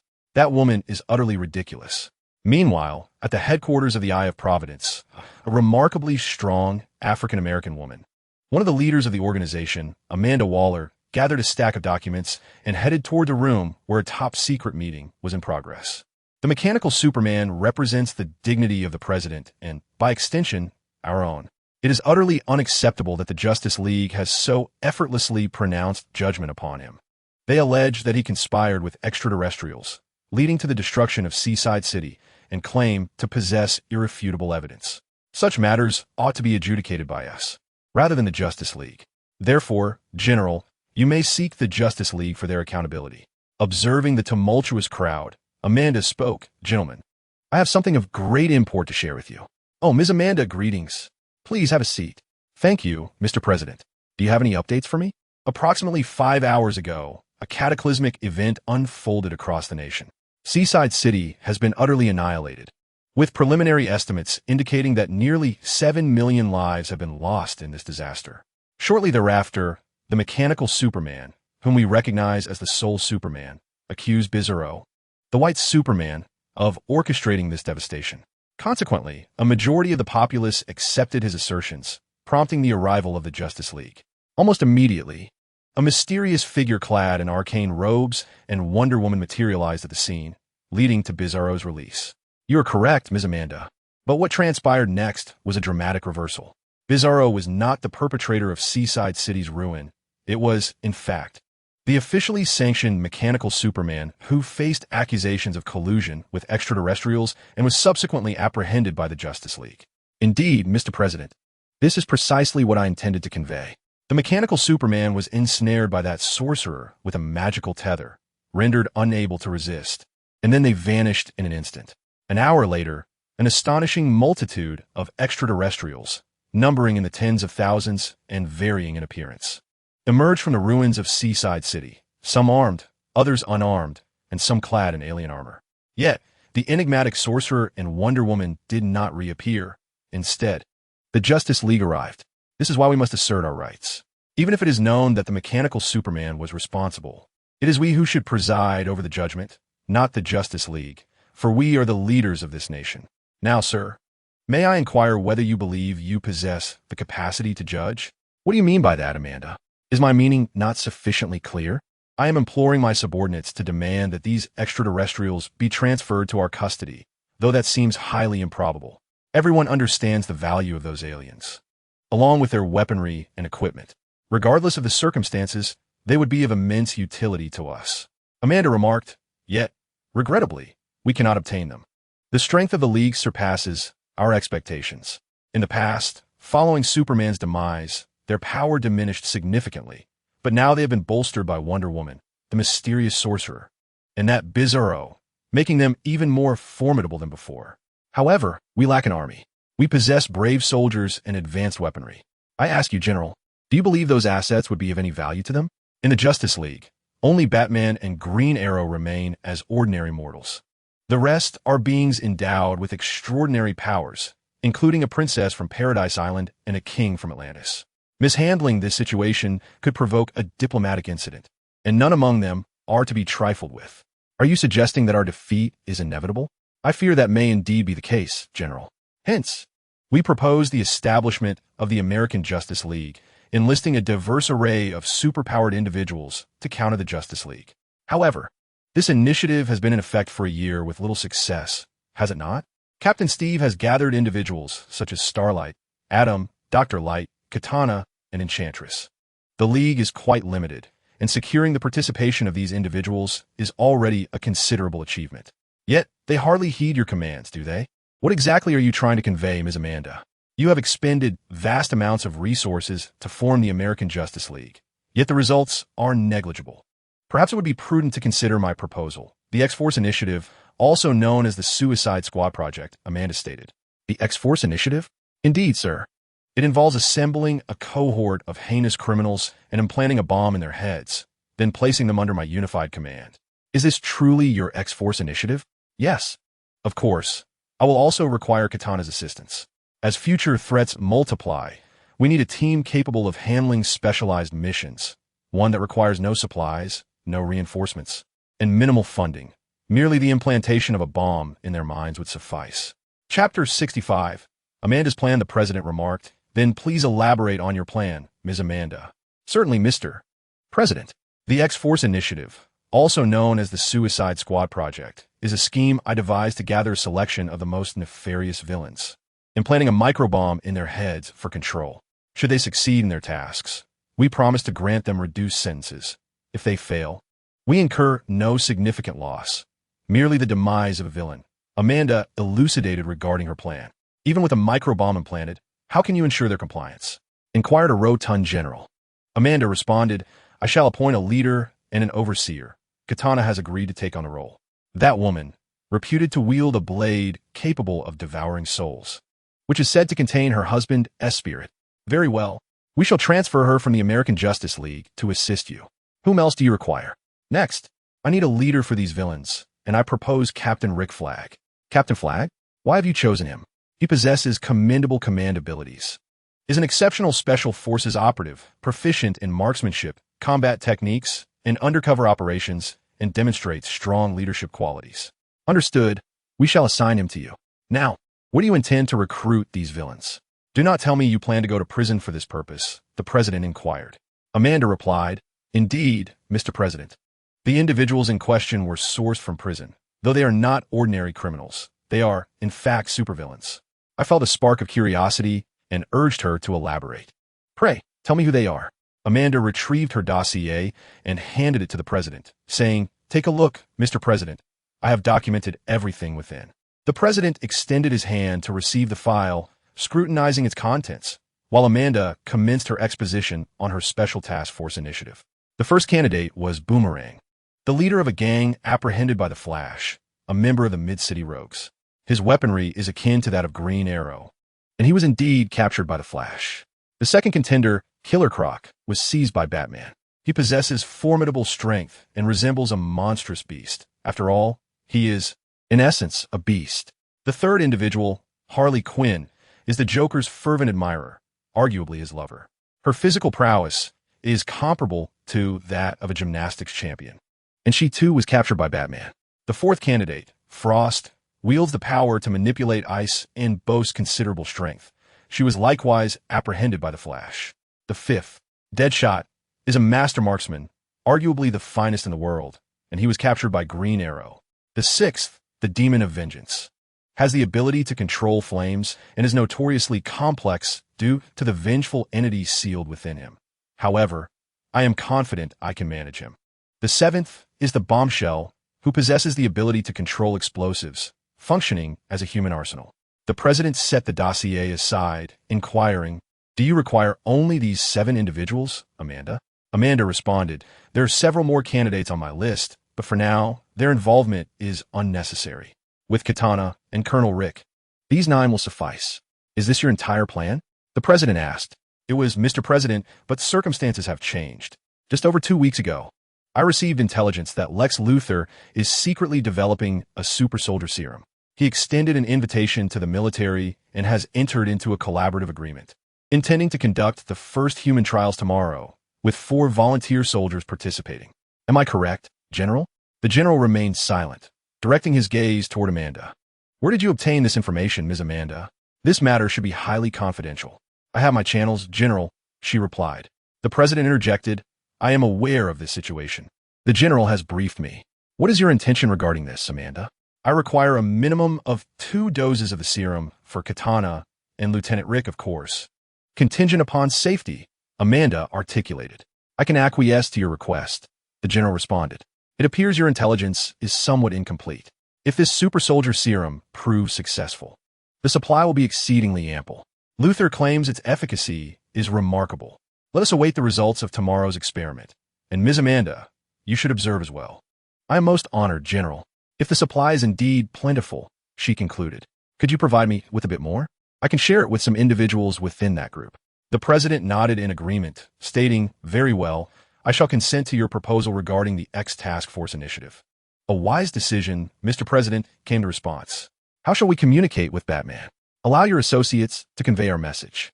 We will forfeit our claims on this batch of extraterrestrials, and subsequently, we will demand the Justice League to disclose the evidence against the mechanical Superman, followed by a united trial. Amanda replied, All right, let us proceed with that. With that, she picked up the phone and dialed a number. Hello, Mr. Ladd. Please inform Batman that the government has agreed to refrain from intervening in the matters concerning these extraterrestrials. However, we demand a joint trial following the disclosure of evidence against the mechanical Superman. This is our ultimatum. The agent in black responded, Understood, Ms. Amanda. I shall relay this to the Justice League. After concluding the call, the agent turned to approach Batman and Green Arrow. Meanwhile, Zhou Feng and Lois returned home after a flash of blue light. Zhou Feng, seated on the sofa, remarked, Honestly, Batman can be incredibly stubborn at times. He insists I refrain from harming the good. Yet when I return the good to him, he accuses me of recklessly taking lives. Goodness. If a war truly descended upon this planet, we would lose at least 1 billion lives. Lois comforted him. Well, dear, don't let it bother you too much. Just relax. Batman is merely expressing his thoughts. If I were not magnanimous, I could easily incapacitate the entire Justice League on the spot. All right. You are indeed formidable. I had always thought of you as powerful, but today's revelations have truly astonished me. Zhou Feng smiled. There will be more to come. My dear, you must learn to embrace it, and your capacity to endure must strengthen as well. Lois glanced at her phone, sighing. It seems today's shopping plans have fallen through. Chapter 66. Luther's call. Zhou Feng rose, saying, How could they fall through? My dear, let's set off for shopping now. I fear that may not be possible. I just received a text from Jimmy. The boss has sent a helicopter to take me to the ruins of Seaside City for an interview report, and I am quite eager to attend, Lois replied, removing her Superman uniform. Your boss must be quite affluent to arrange a helicopter for you, Zhou Feng remarked. Lois, a touch proud, replied, Indeed. After all, I am the leading female reporter at the Daily Planet, and this interview will likely require me to remain there for 3 days until the extraterrestrials depart. Perhaps I could open a portal for you tonight, so you can return to sleep? Let us avoid any special treatment. It could lead to complications if discovered. Can Jimmy assist with a cover? Zhou Feng inquired persistently. It's just 3 days. You should stay at home and be honest. Lois rolled her eyes. All right, my dear. Will Bizarro recognize you when you go as a reporter? What will you do then? When I was with him as a hero, I mentioned to him that I was a reporter, pretending not to know him. You truly are something. Off you go, darling. Call me if you need anything. I'll be at your beck and call. By the way, I've never been in a helicopter before. How does it feel? Zhou Feng inquired with curiosity. Riding in a helicopter makes me a bit dizzy. Ideally, I would like to fly there myself, or perhaps you could open a portal for me. But no, this time I must go as Louise the reporter, Louise replied. Please ensure your safety. I'll be waiting at home, so if anything arises, do let me know immediately. And I can come over, Zhou Feng said, gazing at Louise. All right, dear. I shall set off now. You'll be alone for the next few days. Goodbye. Louise donned her reporter's uniform and, after Zhou Feng's farewell, exited the house. After Louise departed, Zhou Feng, feeling a bit bored, turned on the television. The screen was filled with news of Beach City's destruction, the sudden appearance of hundreds of thousands of aliens, and the betrayal of the mechanical superhero, who had allied with the extraterrestrials to obliterate Beach City. The Justice League had apprehended these events. Reporter Thompson here, bringing you first-hand coverage from the ruins of Beach City. A reporter stated alongside a cameraman, I have obtained exclusive information. The government has reached an agreement with the Justice League. These aliens will be handled entirely by the Justice League, while the government has dispatched a contingent of National Guard to establish a perimeter, isolating these aliens from humanity. It is reported that the Justice League has defeated the alien tyrant, the one who conspired with a mechanical superhero to destroy Beach City, though we have yet to see him. Viewers can observe these convoys, the first batch of food and daily necessities prepared by the Justice League and the government for the aliens, which has all been delivered to the site. However, due to the stringent perimeter, we are unable to gain access, so, unfortunately, our audience will not be able to see the aliens. A staff member approached the reporter with the latest bulletin. Oh, dear viewers, we have just received breaking news. The Justice League has announced the betrayal of the mechanical superhero against humanity. The evidence of his guilt will be released after these aliens depart, and he will be jointly tried with the government. We will continue to follow this story for you. It seems Louise is eager to scoop the story. She has nearly unearthed all the details. Even Batman has conceded, agreeing to a joint trial with the government for the mechanical superhero. Let's hope there are no unforeseen complications. That character is like a cockroach in the comics, impossible to kill. He has survived the Sinestro Corps War and even traversed into the Marvel Universe. At that moment, Zhou Feng's phone rang, the sound piercing through the silence. Ding, ding, ding. He felt a sense of curiosity. Who could it be? Few knew his number. Hello. Who are you looking for?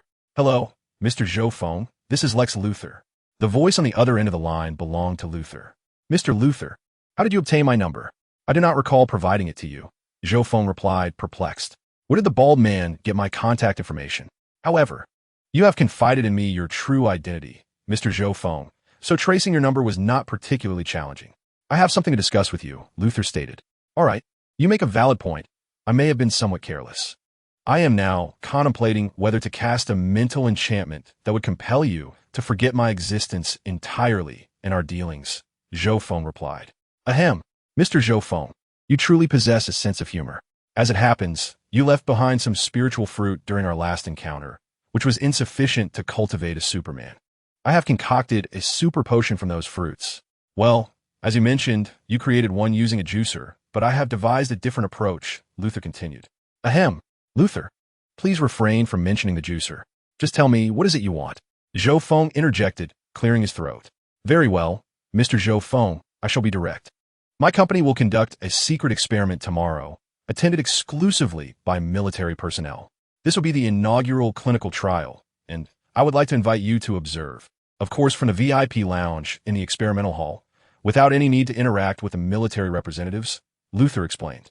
I apologize, Mr. Luthor, but I have no desire to attend, Zhou Feng flatly rejected. Regardless of how potent your super potion may be, will it surpass the original fruits? If I wished for such fruits, I could acquire countless quantities without effort. A mere super potion does not pique my interest, Zhou Feng asserted. Mr. Zhou Feng, I extend my invitation with utmost sincerity, and I have discerned that you seem troubled. Might you share what is on your mind? It appears you are searching for something. Luthor inquired. How do you know I am searching for something? I do not recall disclosing that to you, Zhou Feng replied, taken aback. I have been seeking the Doctor of Magical Destiny, and it seems Louise is unaware of this information. Mr. Zhou Feng, it is the internet. I can access your online search records. I apologize for intruding, but your computer seems to lack any encryption or protective measures. You have repeatedly searched for terms such as Doctor of Destiny, temporal magic items and spells, time travel machines, and parallel universes, Luthor explained. How dare you breach my computer, Luthor? You are in serious trouble. Do you realize that? The audacity of that bald man. It is my own fault for being careless with my computer. I should not have allowed such vulnerabilities. Merely searching for the Doctor of Destiny and related topics for a few days has led you to discover so much, Zhou Feng thought. Perhaps I should cast a forgetting spell on this bald man to resolve this, or even resort to one of the 3 unforgivable curses. Mr. Zhou Feng, I understand you are furious. I have 10 minutes to explain.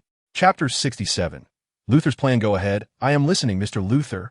Let me offer an opportunity for the bald man to explain. If you remain unsatisfied, we may discuss further. Mr. Zhou Feng, I sincerely apologize. Yet I find myself genuinely intrigued by you. Your enchanting magical fruits and the mystical artifacts you sold me have captivated my admiration. Recently, I discovered that you have matters at hand that I could assist with. Trust me, there are aspects where Luthor may be of aid to you. However, I must confess that my own issues might not be within your capacity to resolve. I am in search of Dr. Fate. If you could summon him, I would be eternally grateful, Zhou Feng remarked.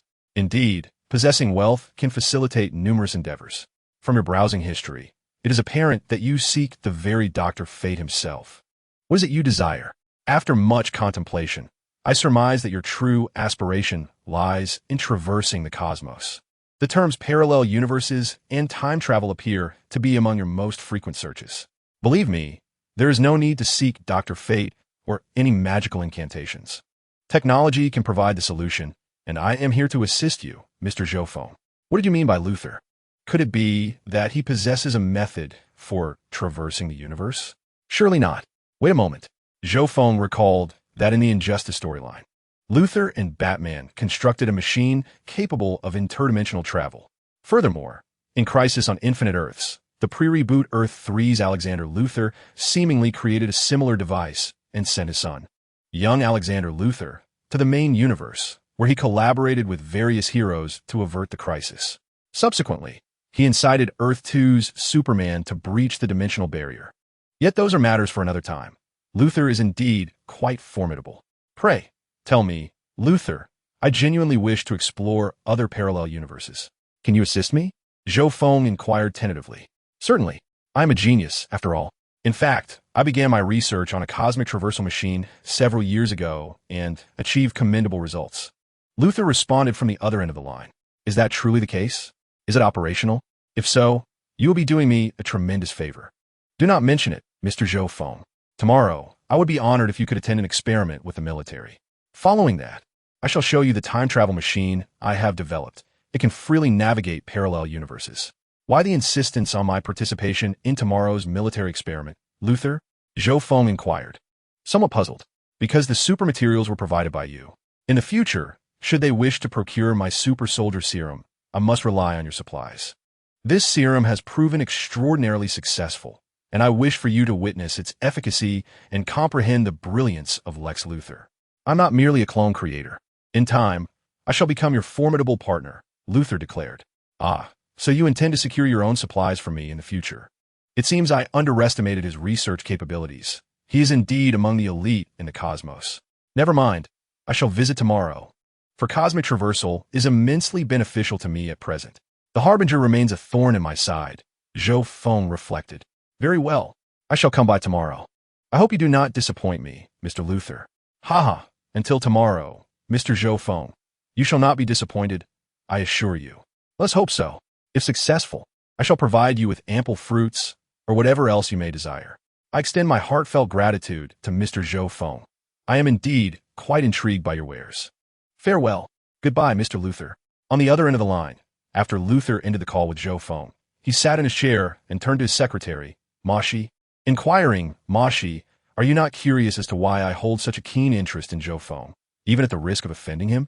With a slight smile, Mashi replied, Indeed, Mr. Luthor, I am rather curious. Pour me a cup of coffee, and I shall elaborate, he requested. Certainly, Mr. Luthor, Mashi responded, rising to serve him a cup of coffee before taking a seat beside him. She understood that Luthor sought a confidant at this moment, and she was the perfect choice. Our trade is inherently unequal. He possesses what I desire, while I lack what he seeks. When he first approached me, he presented 3 items. It was evident that he merely wished for my assistance in upgrading his combat suit and that combat power detector. He seemed indifferent to the energy gun, which, ironically, earned me over $10 billion. Subsequently, I provided him with my upgraded combat suit and the combat power detector. Afterward, I discreetly investigated him and discovered that he might be a fortunate individual who has inherited the legacy of a mage from another world, possessing quite a few valuable items, particularly spatial artifacts. We then proposed a trade involving magical items. I aimed to acquire some of his magical artifacts, for which I offered my anti-Superman clone, securing spatial items in return. He provided me with 10 spatial pockets, of which I sold 5. Each pocket fetched $3 billion, netting me a total of $15 billion. Do you comprehend the significance? The anti-Superman clone, akin to a Zero, costs around $7 to $8 billion to produce. Thus, it appears you have indeed struck a remarkable bargain, providing him with Superman S data, several combat suits, and a few combat power detectors, along with your clandestine trade of clones. Indeed, Mashi. In return, he granted me 2 types of fruits, one of which is called the devil fruit. However, this fruit has considerable flaws. Despite his explanations regarding bloodline factors, the most I could achieve from it would be a mere half-beast warrior. My interest in it is rather limited, yet is better than nothing. In the future, I could potentially sell the research findings for a substantial profit, as certain organizations and individuals are quite fascinated by biochemically modified beast warriors. What truly captivates my attention is a remarkable fruit known as the spirit tree fruit. Originally, these clones would not be usable until next year, and their efficacy would be significantly diminished. However, he presented me with this extraordinary fruit. Do you realize the immense energy contained within that tiny orb? Just 40 of these fruits can enable a Zero to undergo 10 years of growth. He immediately produced approximately 1,000 fruits for me. After completing the transaction for the clone, I continued my covert investigation into him. By infiltrating his computer, I uncovered several searches that led me to suspect he had acquired the legacy or inheritance of a certain great mage from another world. I deduced that Zhou Feng sought to traverse parallel universes, or perhaps the mage had not perished and was lingering by Zhou Feng's side, now yearning to return home. Alternatively, if the mage was indeed deceased, Zhou Feng might be intent on seeking something from the mage's realm. I was uncertain of his precise intentions, but it was evident that he required my assistance. I suggested to my superior, I believe it would suffice for you to summon him privately for a transaction. Why the insistence on having him observe the results of your super soldier serum tomorrow? It presented a splendid opportunity to showcase my talents, allowing him to witness the extent of what Lex Luthor could achieve within a month. This way, should he encounter difficulties in the future, he would be inclined to seek my counsel, thereby strengthening our bargaining position for subsequent transactions. Ah, very well, my boss replied. You truly are a man of foresight. Chapter 68. The Sixth Universe Traversing Device Mashi. I had always aimed to surpass Superman, to prove my superiority and suitability as a leader of humanity, while he merely obstructed our progress. Then came the emergence of that monstrous Doomsday, leading to his demise. I realized humanity still required a protector, hence my decision to clone Superboy, intending to replace him. However, with Zhou Feng's assistance, I found that I no longer needed Superboy. If I could procure an ample supply of spirit tree fruits, I could create a legion of anti-Superman clones. Should a crisis arise in the future, I, Lex Luthor, would emerge as the true savior, rather than a mere Superman or Justice League. Luthor smirked with satisfaction. Then allow me to congratulate you in advance, boss. Thank you. Tomorrow, you shall personally welcome Zhou Feng and escort him to my office. I will attend to him personally. Very well, boss. Is there anything else you require? No. You may go. Understood, Mashi said, bowing slightly before departing Luthor's office. Meanwhile, Zhou Feng had also ended his phone call, realizing he needed to visit Luthor the following day. With Louise absent, he couldn't sleep and instead meditated, practicing the great immortal technique throughout the night. The next morning, Zhou Feng concluded his meditation and quickly gathered his belongings. With a snap of his fingers, he activated a teleportation spell, arriving near LexCorp. Let us proceed to Luthor without delay, he thought, eager to avoid wasting any more time. Upon reaching the entrance of LexCorp, Luthor's secretary, Mashi, was already waiting. Upon spotting Zhou Feng, she promptly stood and approached him. Good morning, Mr. Zhou. Mr. Luthor instructed me to await your arrival here. Hello, Mashi. Let us proceed to meet Luthor. I have no desire to linger, Zhou Feng replied, addressing the secretary. Mashi bowed slightly and responded, Very well, Mr. Zhou. Mr. Luthor is already expecting you. The female secretary Mashi, accompanied by Zhou Feng, entered the Lexus building and ascended the elevator to stand before Luthor's office door. A series of knocks echoed. Knock, knock, knock. Mr. Luthor, Mr. Zhou Feng has arrived. Very well, Mashi, please let Mr. Zhou in. I am prepared. Yes, sir, please proceed. Mr. Zhou Feng, Mr. Luthor awaits you inside. Zhou Feng nodded to the secretary and stepped through the door. Welcome, Mr. Zhou Feng. It has been a month since we last met. Enough with the pleasantries, Luthor. You know what I desire. Let's expedite matters. First, I wish to see your laboratory and the development of the super serum, and then you shall provide me with my most coveted item, the cosmic traversal device. Zhou Feng stated, his impatience evident. Of course, sir. I understand your eagerness. The military personnel are expected to arrive in about an hour. Mashi, please prepare 2 cups of coffee. Certainly, sir. One moment, please. Now, Mr. Zhou Feng, allow me to introduce you to the serum I have invented. Based on your methodology, you mentioned that you divided it into 100 portions and administered 2 doses to a subject, achieving a combat power of over 480. I have made some enhancements, incorporating additional elements that allow a single fruit to produce 300 bottles of serum. According to my data, it should increase an individual's combat power by approximately 50 points. However, this is merely simulated data. The true results will depend on today's experiment. Are you not the least bit intrigued? To be frank, Luthor, your invention is remarkable, but I find it of no use to me. Zhou Feng replied with a hint of exasperation. Very well. Let us discuss what truly piques your interest, the cosmic traversal device. Instantly, Zhou Feng's curiosity was ignited. This was the item he sought. Please, enlighten me, Mr. Luther. This device, which I invented several years ago, has undergone continuous refinement and indeed facilitates travel across parallel universes. However, it currently has two significant drawbacks.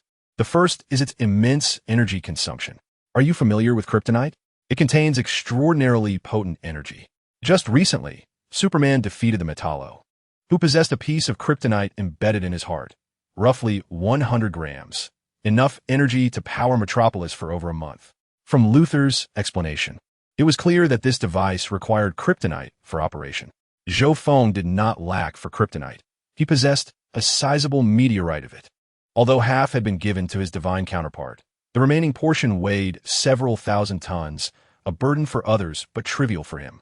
Mr. Luther, how much kryptonite is required for a single use of this cosmic traversal machine? Zhou Feng inquired. Mr. Zhou Feng, to initiate it for a round trip, at least 1 kilogram of kryptonite is necessary. Very well, Luther.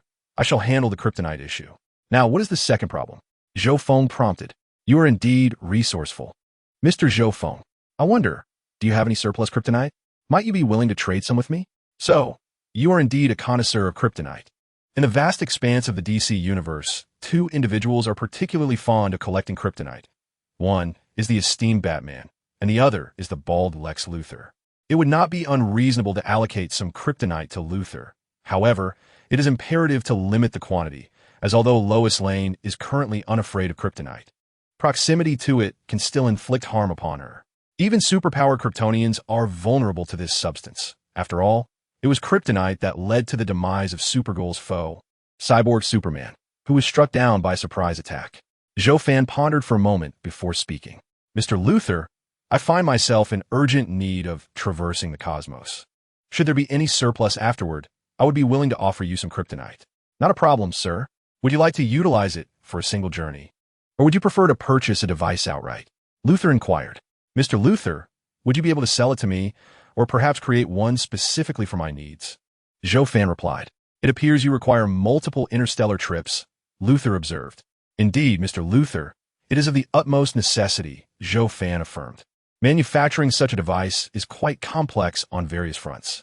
However, Mr. Zhou Feng, if you wish to place an order, I can assure you that within a year, I will deliver a new unit to you. Yet, Zhou Feng could not afford to wait an entire year. By then, the latest arrival would have already graced his universe.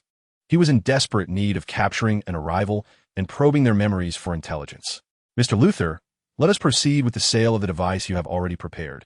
Name your price. Would 1 ton of kryptonite be acceptable? Luther tentatively proposed. Such a bold offer from you, Mr. Luther. While I do possess an abundance of kryptonite, amounting to several thousand tons, I cannot simply acquiesce to your request without negotiation. How about 200 kilograms instead? Zhou Feng countered.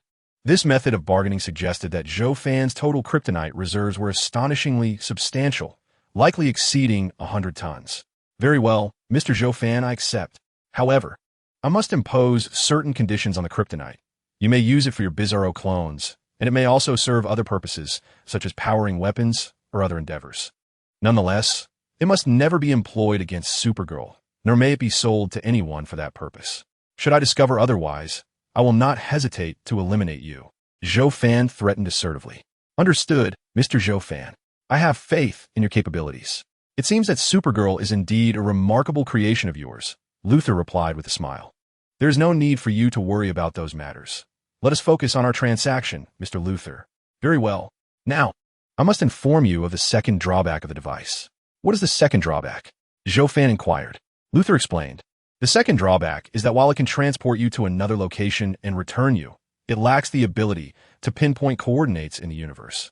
If the destination you seek does not have a defined coordinate, you will be randomly sent to a parallel universe. Is there no way to resolve this? Zhou Feng exclaimed in frustration. Is it truly necessary to be so troublesome, requiring coordinates? Where am I to find such coordinates? If I randomly stumble into the dark multiverse and encounter Barbados, it would be a tragedy. There exists a rather clumsy method, which involves incessant experimentation. After all, you must possess a plethora of kryptonite. You could attempt to traverse 100 times, documenting the peculiarities of each world, perhaps thereby discovering what you seek. Luther remarked. While this approach may seem frivolous to others, it holds considerable feasibility for oneself. One could send a divine avatar forth to explore, subsequently confirming the nature of each realm. However, this method carries significant risk. Should one venture into the dark multiverse, the threat of annihilation looms, along with the menace posed by the Dragon Barbados. The normal universe of ordinary matter also presents dangers, along with the existential threat from the Anti-Watcher. In fact, the universe I currently inhabit is not exempt from such threats. Thus, it is imperative to swiftly find a means of traversing universes. If all else fails, one might retreat to the primary universe. Should the Anti-Watcher truly arrive, I could simply pull this Earth into my original universe, even if it means fleeing with everyone. These are all crucial considerations. Of course, possessing items from that universe would greatly enhance the ability to locate it, Luther added. Zhou Feng's eyes brightened as he inquired whether an item previously used by a certain individual could facilitate locating him, while uncertainty loomed over other items. I do possess Darius's spacecraft, which contains his battle attire. It should harbor some of Darius's cells or an item he has used, thus potentially allowing for his location. If I were to traverse to that point, I could directly arrive in the unjust universe, and then, during the 5th year in that realm, await the arrival of the heroes from the main universe, subsequently devising a strategy to pinpoint their location. It ultimately depends on the specific item. Do you possess any such items, Mr. Zhou Feng? Luther inquired, a hint of curiosity in his voice. Indeed, Luther, for instance. If I know that a person resides in another universe, and I seek him out, possessing some of his personal belongings or cells, would that enable me to locate him? Zhou Feng tentatively asked. My speculation was correct. He indeed acquired a magical legacy not belonging to this universe, and my possessions are likely unique to that realm. If that person exists in that universe, and I have his personal items, then I can pinpoint his location, Luther affirmed, looking at Zhou Feng with certainty. Then it is settled. I have his used personal garments. Would that suffice? Darius's spacecraft contains his exclusive quarters, where 2 sets of battle armor he has worn are displayed. As long as I present this to Luther, he should be able to locate the unjust universe. No problem, Mr. Zhou Feng. If it is personal attire, it should contain his hair or cellular remnants, thus enhancing the accuracy of the location, if such items are unavailable. The clothing he has worn or items he has used should also suffice for locating him. As the conversation unfolded, Zhou Feng pondered what he would procure for himself, perhaps a personal artifact from the magician or something entirely different. At that moment, Luther's secretary, Ma Shi, hurried in and announced, Mr. Luther, I believe you may proceed to the experimental site. The military personnel have arrived. Then let us not delay. I shall return shortly with that item. It will only take a few minutes. Please wait a moment, Zhou Feng stated, rising and vanishing before Luther could respond, utilizing his teleportation ability. Luther, taken aback by Zhou Feng's sudden disappearance, marveled at the wonder of teleportation. Ma Shi, please inform the military to wait an additional 10 minutes, citing that I am preparing the pharmaceuticals. Let the experimental team head over there to await my arrival. Understood, Mr. Luther. They have just arrived, so I will ask them to hold on for a short while. Ma Shi replied before exiting the room. Zhou Feng teleported directly to his underground chamber, then to Dale's spaceship, entering his quarters to retrieve the combat suit he had previously worn. Excellent, this is the one. I hope Luther does not let me down. If this does not work, I will have to seek out Dr. Fate. Without hesitation, Zhou Feng teleported once more to Luther's office. Within mere minutes, he returned, holding the vintage combat suit he had exchanged during their initial transaction. Here you are, Luther. Give it a try and see if it works. Luther accepted the combat suit, setting it aside as he addressed Zhou Feng. Do not rush, Mr. Zhou Feng. We have other matters to attend to today. Once we finalize that, we shall experiment with the suit you provided. Moreover, I hope that if this endeavor succeeds, you might consider supplying me with spirit tree fruits in the future. Very well. If you can safely manage the cosmic shuttle, I can provide you with 30 spirit tree fruits annually, Zhou Feng responded. Acquiring the spirit tree fruits was exceedingly simple for him. If Luther could indeed resolve the shuttle issue, offering 30 annually would pose no challenge. Even scaling to 10 times that amount. Luther smiled. I am most grateful, Mr. Zhou Feng. With that arrangement, I could potentially produce around 900 vials of super soldier serum each year. By the way, do you truly have no interest in monetary compensation? Just offer me a token amount. Wealth is merely a byproduct of power, is always attainable, Zhou Feng replied. Very well, Mr. Zhou Feng, let us proceed. I will show you the experimental results of the super soldier serum, Luther declared, leading Zhou Feng out of his office. Together, they descended in the elevator to the underground level, where Luther guided Zhou Feng through several twists and turns to a secret chamber. Saying, Mr. Zhou Feng, please stay here. I shall attend to the military personnel over there. The experiment will proceed swiftly. The detailed information on the super soldier serum is laid out on the table. You may examine it, said Luther. Zhou Feng, seated upon the sofa, replied, Very well, you may attend to your duties. Mr. Luther, let us hasten. I am exceedingly concerned about the cosmic shuttle. Understood, Mr. Zhou Feng. I shall take my leave for now. Once Luther departed, Zhou Feng picked up the detailed documents concerning the super soldier serum and began to peruse them. Chapter 70. The super soldier serum. Zhou Feng glanced at the information provided by Luther, delving into the newly refined super soldier serum. Each vial contained 10 milliliters, intended for intramuscular injection. It had significantly reduced the costs associated with utilizing the fruit of the mental tree, diminished combat power, while enhancing yield and stability, making it suitable for mass production.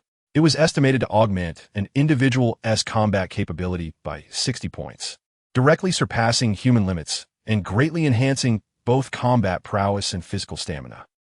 Indeed, it was considerably superior to one's own abilities. At that moment, in the experimental area below, Luther had already engaged with a dozen or so military personnel clad in uniforms. Among them, a robust African-American woman caught Zhou Feng's attention. He gazed down at the muscular black woman, familiar indeed. Amanda Waller, associated with the Suicide Squad, the Eye of Providence, and the Justice League of America. Yet, she was but a minor character in the grand narrative of his current existence.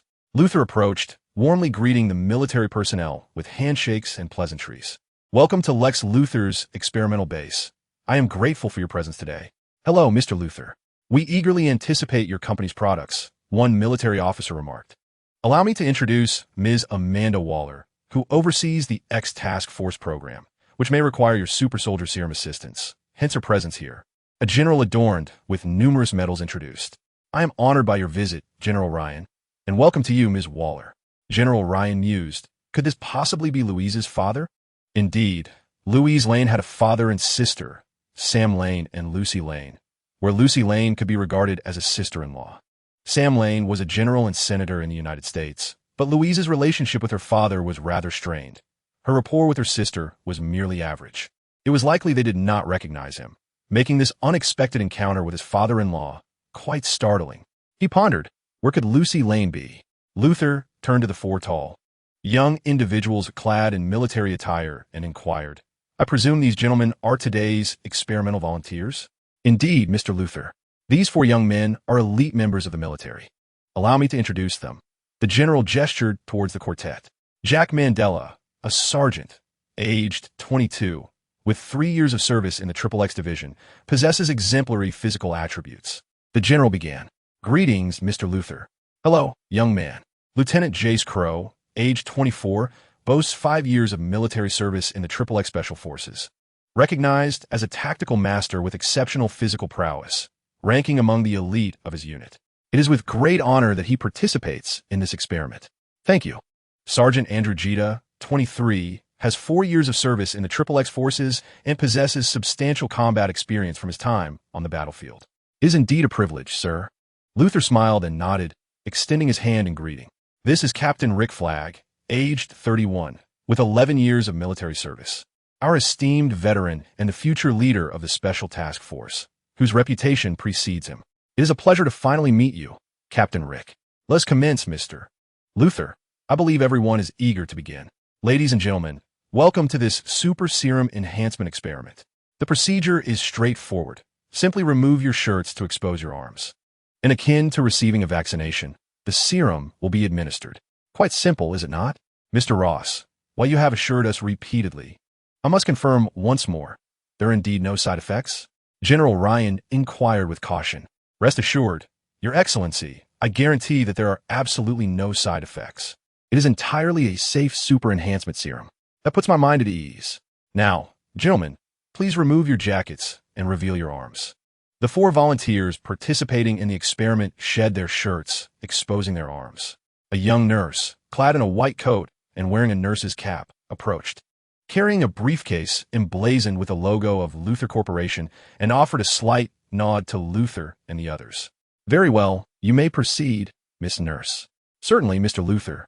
And esteemed generals, I shall begin immediately." The nurse turned and opened a briefcase, revealing 10 vials filled with a red liquid. She selected a vial of the super soldier serum, loaded it into the injection gun, and stepped forward to administer the serum to each of the 4 individuals in turn.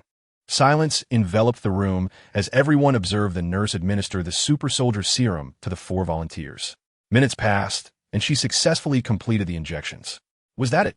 It seemed remarkably simple. "Young man, how do you feel?" "Report, gentlemen. No adverse effects to report, sir. It feels akin to receiving a vaccination. My body feels warm, brimming with strength. Indeed, sir, I feel no discomfort. Rather, I am filled with vigor. Now, let us assess your combat capabilities and stamina. Here lies a 2-ton dumbbell. Who among you will attempt to lift it?" "I shall, sir." One of the young soldiers stepped forward, grasped the dumbbell with both hands, and effortlessly lifted the 2-ton weight. "Next, we shall test your strength using this power testing machine. Who will volunteer for the assessment? Following that, we will evaluate speed and reaction time." Zhou Feng observed from the VIP room above as the subjects conducted their experiments. Previously, he had utilized a modified combat power testing device provided by Luther. Prior to the injections, Zhou Feng had tested the combat capabilities of the 4 individuals, revealing that although they had not reached the pinnacle of human potential, each was an elite among elites. It is noteworthy that a combat power of 20 signifies the level of a super special forces soldier. The combat powers of these 4 individuals were as follows: 23, 21, 22, and 25. After utilizing the super soldier serum, their combat prowess exhibited a remarkable enhancement, resulting in scores of 86, 84, 85, and 88, with each individual's power increasing by over 60 points. The efficacy appeared exceptional. The subsequent tests for the other participants concluded, seemingly leaving the buyers exceedingly satisfied. It was astonishing. Their endurance, strength, punching power, kicking power, speed, and reflexes surpassed the limits of human capability, praised General Ryan. "Mr. Luther, may I inquire whether this serum offers a permanent enhancement, or will it require periodic administration in the future?" Amanda Waller inquired. "It is a one-time application, Ms. Amanda. There is no need for a second injection. They will retain this level of combat power until the day they pass away," Luther responded. "That is excellent news, sir. We are very pleased with this outcome. How many doses can you provide?" "With LexCorp's current production capacity, we can offer 300 doses in the first year. But in the coming years, we anticipate an increase. If all goes well, the annual output could reach approximately 900 doses, Luther stated. 300 in the first year, and then up to 900 in subsequent years is impressive. In just a few years, we could fully assemble a super soldier unit comprising thousands, which would be immensely beneficial for us. Now, what concerns us most is the pricing," Amanda queried. "General Ryan, for individual purchases, the price is $3.5 million per super soldier serum. For bulk orders of 100 doses, it is $300 million, Luther quoted. "Excellent, Mr. Luther. We are extremely satisfied with the super soldier serum. We can proceed with the transaction. Will you provide the 300 doses all at once or in quarterly deliveries?" "This year, the 300 super soldier serums can be delivered immediately upon receipt of your $900 million payment," Luther replied.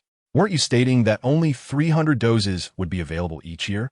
Luther clarified, "The production materials are currently challenging to procure, thus limiting us to 300 doses annually, but we anticipate increased availability next year." "Very well, let us finalize the contract," General Ryan exclaimed, chuckling at the successful negotiation. Shortly thereafter, Luther and the military finalized the purchasing agreement, with the entirety of LexCorp's 300 doses for the year being acquired by the military. It appeared that both parties were exceedingly content with the transaction. Luther had, at the very least, earned $900 million today. Zhou Feng couldn't help but feel a pang of envy as he waited idly for approximately 2 hours until Luther concluded the contractual orders and bid farewell to the military representatives, who had arrived fashionably late. Luther entered the private room with a password box, opening it to present it before Zhou Feng. "Here are 30 super soldier serum vials. A gift for you, Mr. Zhou Feng. Additionally, I have transferred $200 million to your account. In the future, for each fruit yielded from this serum, I shall provide the technology, and we can share the profits equally. How does that sound? Not bad indeed. I will accept the money. But as for the super soldier serum, although it may seem extraordinary to the average person, I have no interest in it. Zhou Feng expressed with disinterest. I truly have no use for it. Let us proceed to inspect the cosmic traversal machine. Shall we, Mr. Luther? Very well. It appears that Mr. Zhou Feng has no regard for this product. Understandably, he can procure the mental tree fruits in bulk and does not require this. Now that we have finished our business, let us embark. Luther replied. Lead the way, Mr. Luther, Zhou Feng encouraged. Follow me. We shall first visit my office, where you can access everything through my office. Luther stated. Mr. Luther, you certainly harbor many secrets. Must everything be accessed from your office? Is your secret laboratory concealed within? Zhou Feng inquired curiously. This is primarily for safety reasons. My office has direct access to the underground, providing a more secure environment. I am an inventor, and the clone you encountered last time is merely the tip of the iceberg of my inventions, Luther explained. I must say, your brilliance is truly astounding, Luther. In the realm of research, I believe no one on Earth can rival you, Zhou Feng remarked. Luther, pleased, responded, Haha, thank you for the compliment. I shall graciously accept it. I possess considerable confidence in scientific research. As Zhou Feng followed Luther, they engaged in conversation and soon arrived at Luther's office. They once again took the elevator that had previously shown them the clone, descending to the basement. Upon arrival, Zhou Feng meticulously observed the corridor, noting numerous rooms, indicating that Luther's secret inventions were plentiful, many of which he was unaware of. Mr. Luther, if I were to bring you biological samples from other cosmic Kryptonians or cells from other formidable races, would you be able to assist me in cloning them? Zhou Feng inquired. Since the cloning of Bizarro had enabled the creation of divine avatars, Zhou Feng had begun to contemplate this possibility. Of course, that would be no problem at all. I would be more than willing to assist. Ah, we have arrived, Luther replied as they approached a large, secure door. After validating his retina and fingerprint, he opened the door, revealing a pitch-black room within. I shall turn on the lights. Please wait a moment. As the lights illuminated the space, Zhou Feng beheld the entirety of the room, spanning several hundred square meters, filled with unfamiliar machinery. Among them was an object reminiscent of the time machine from the Terminator films, which Zhou Feng recognized as the cosmic traversal device. That's it. Let me first try this suit. Can it be calibrated for location?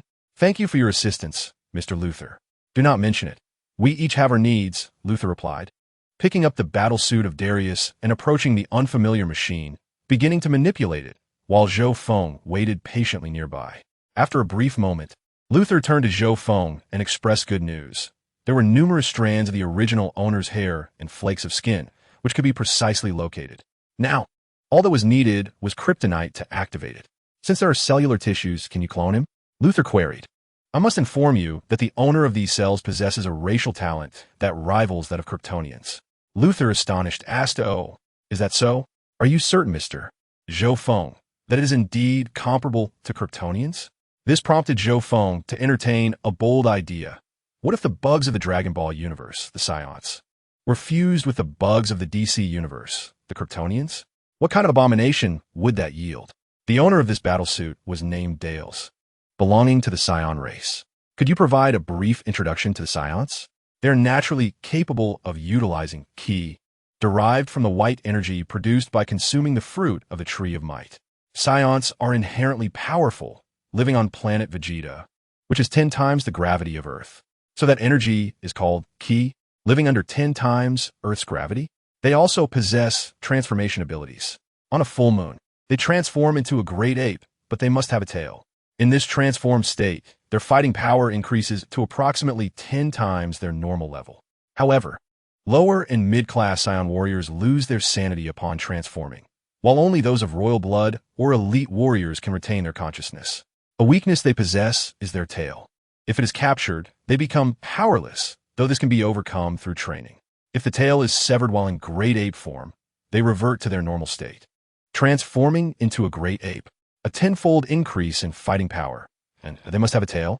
These warriors, with even minimal training, can single-handedly sink a continent upon reaching adulthood, while the most skilled among them can destroy planets. It seems their talent indeed rivals that of Kryptonians. Do they have no weaknesses? For instance, Can materials from their home planet harm them? No, their fighting power remains consistent regardless of location. And they can also transform into super scions. Super scions? Indeed, the super scion is a unique transformation of the warrior race scions.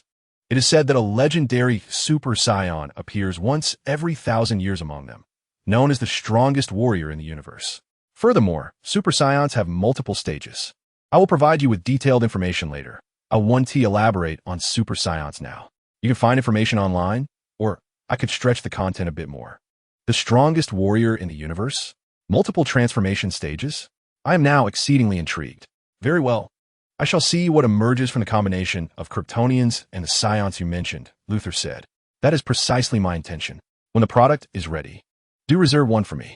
I believe the scion race possesses extraordinary talent, and the strongest legendary super scion would be more than capable of confronting Doomsday, assuming Doomsday does not resurrect with immunity to Ki.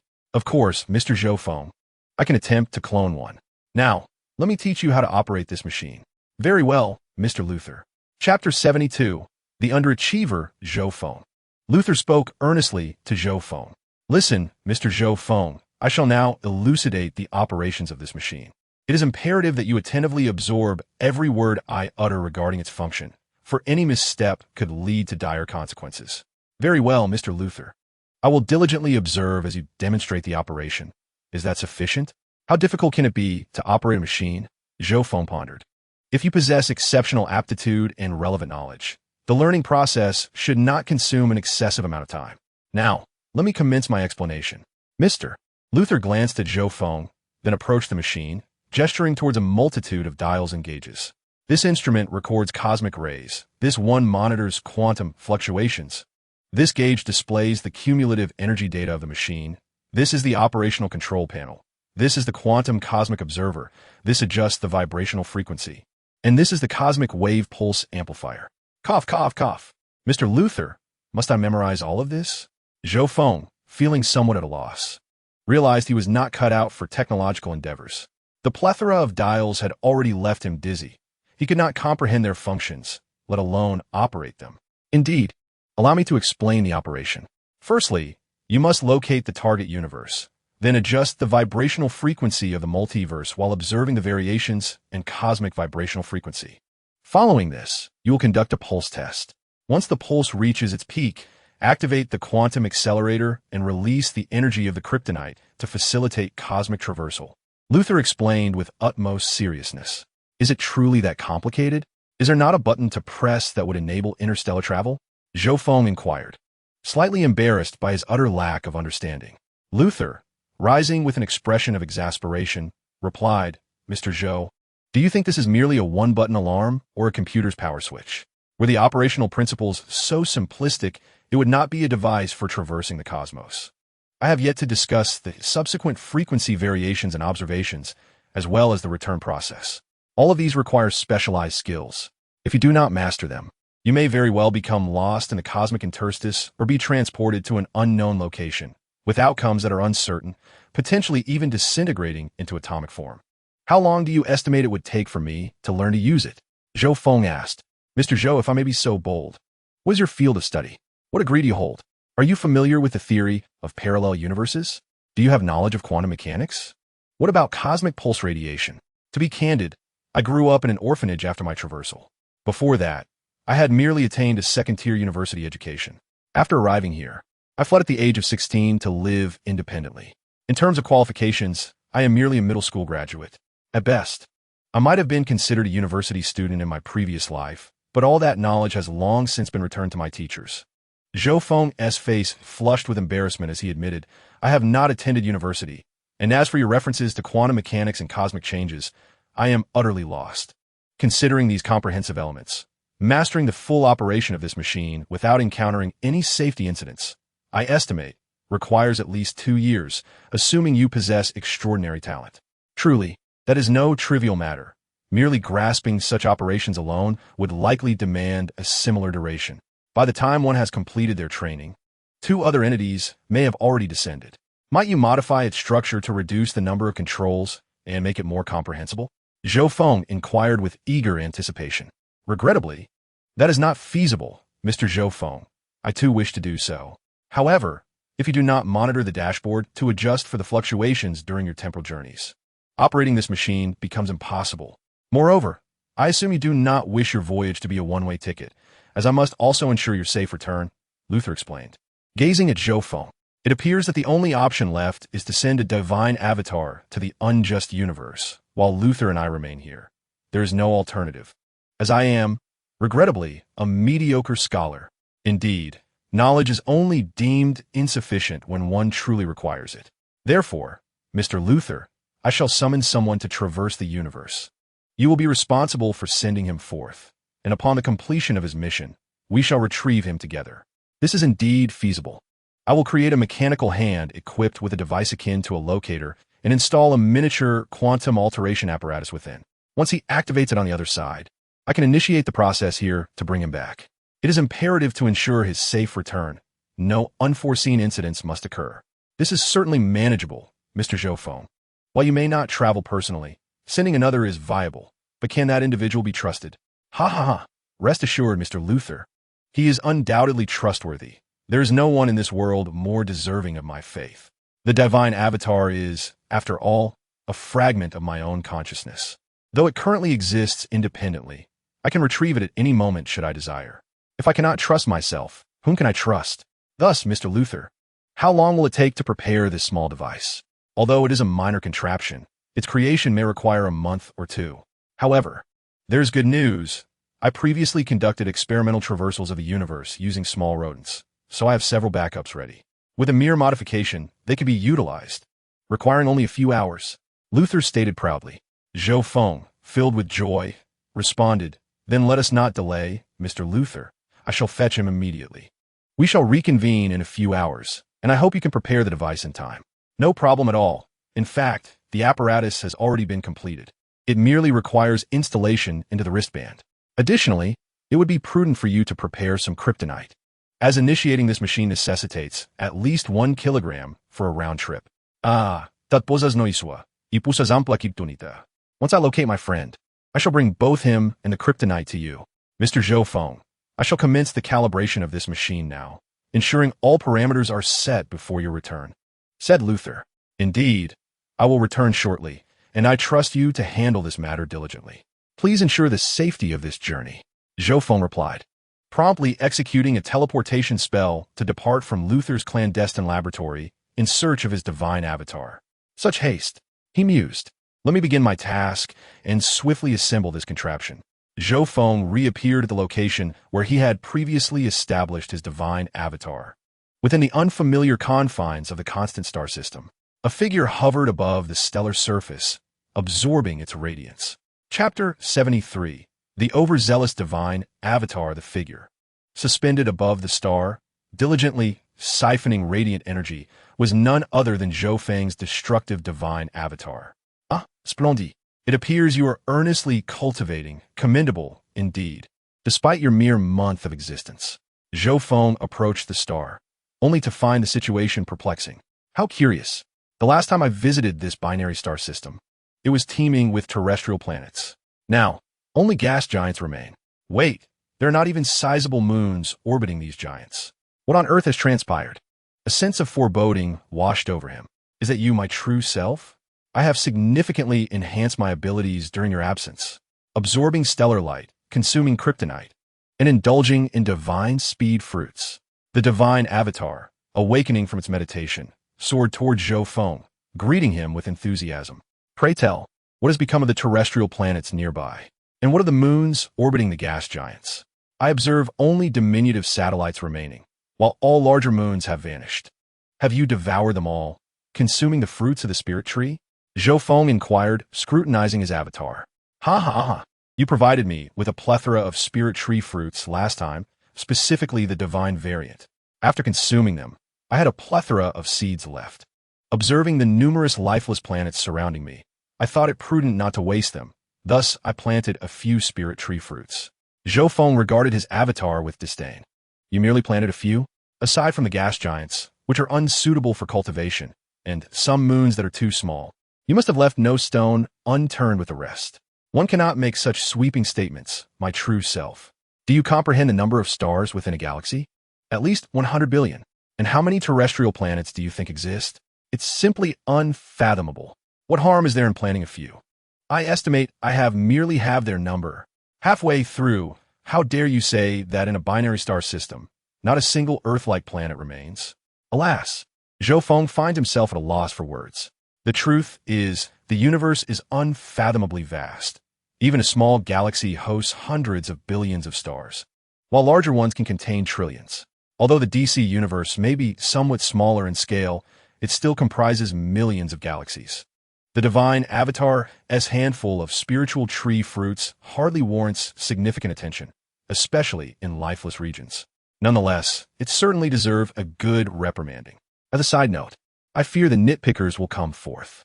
In reality, the DC universe is rather diminutive. To illustrate, our universe is beyond our imagination in its enormity. With an uncountable number of galaxies, the observable galaxies alone number around 125 billion, within a Hubble volume of 930 billion light-years. This observable scope does not reflect the universe's true size, as each galaxy contains hundreds, if not thousands, of billions of stars. Our Milky Way alone boasts over 100 billion stars, and the differences between galaxies are immense. Now, regarding the DC universe, those with a modicum of understanding are aware that the multiverse is essentially organized around Earth. The DC universe is finite and does not expand. In the comics, Kryptonians have explored the universe, and the Green Lantern Corps has divided it into 600 sectors, each sector being rather minuscule. Furthermore, characters in DC can exceed the speed of light and escape the universe, while in reality, one would need to travel at superluminal speeds for 46 billion years to reach the observable range.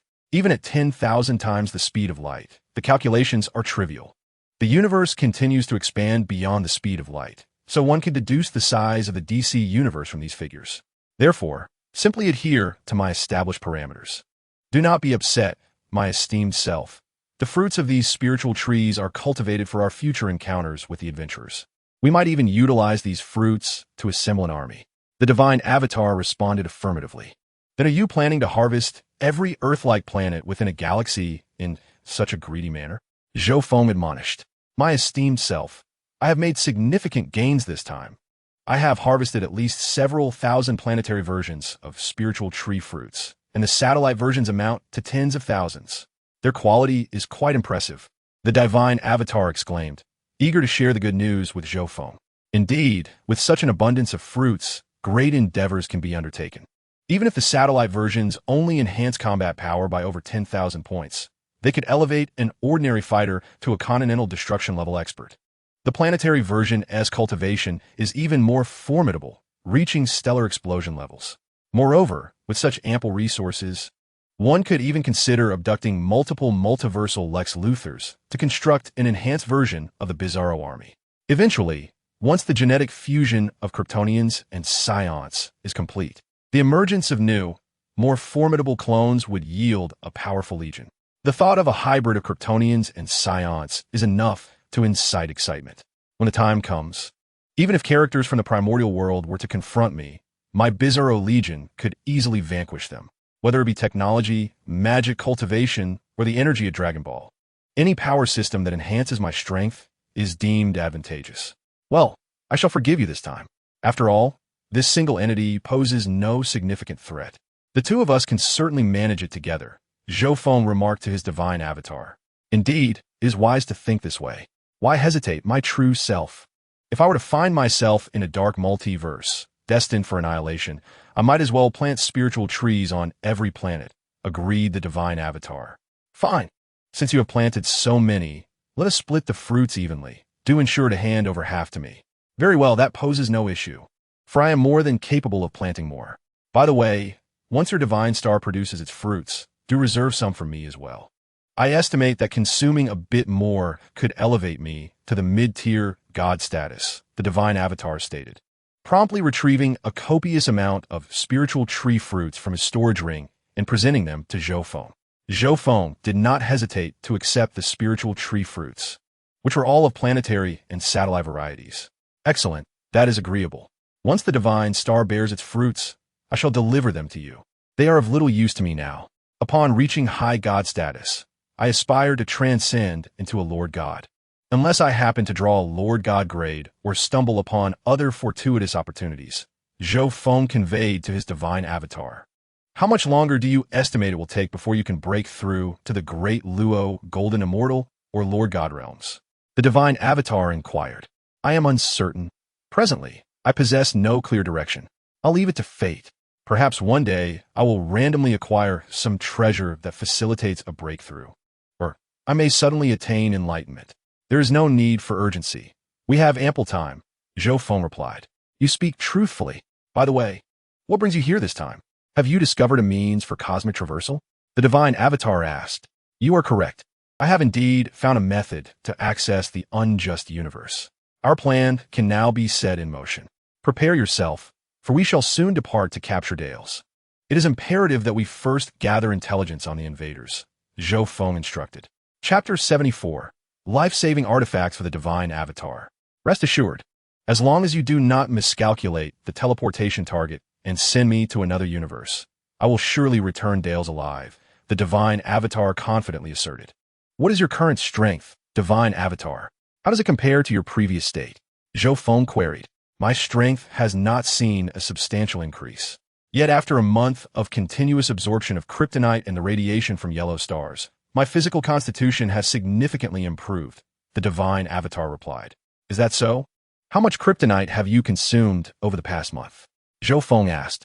Approximately 70 kilograms or so. I had initially planned to consume over 100 kilograms daily, as my physique could absorb it. But alas, eating stones is quite a task. While it may enhance one's strength, it is best left unmentioned. Initially, I could consume 3 to 4 kilograms of kryptonite daily, but now I can barely manage a little over 1 kilogram. This situation is utterly dismal, beyond redemption, the divine doppelganger remarked with disdain. Frankly, if you are still human, consuming several kilograms of stones daily, even if these stones significantly augment your power, would be unbearable after a month. Thus, it was a grave mistake to grant the divine doppelganger such a large quantity of kryptonite. He likely wouldn't indulge in it for months to come. At that time, you insisted on half of the kryptonite for yourself, and now there must still be thousands of tons remaining. You can no longer consume it, and your forthcoming tasks are arduous.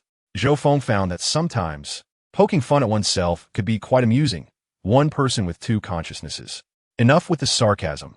I am your doppelganger, and I know what you are thinking. The divine doppelganger retorted with indignation. Mocking me is tantamount to mocking yourself. All right, since you've discovered a method to traverse the universe, let's set off post-haste. Have you found a magical incantation or something else? The divine doppelganger inquired. It is not a magical incantation. I sought assistance from Lex Luthor, who once invented a cosmic travel machine. However, it requires a designated location. Fortunately, aboard the Dallas spacecraft, I found a battle suit he had previously worn, which enabled us to successfully pinpoint the location of the Injustice universe. And then I came to find you, Zhou Feng patiently explained.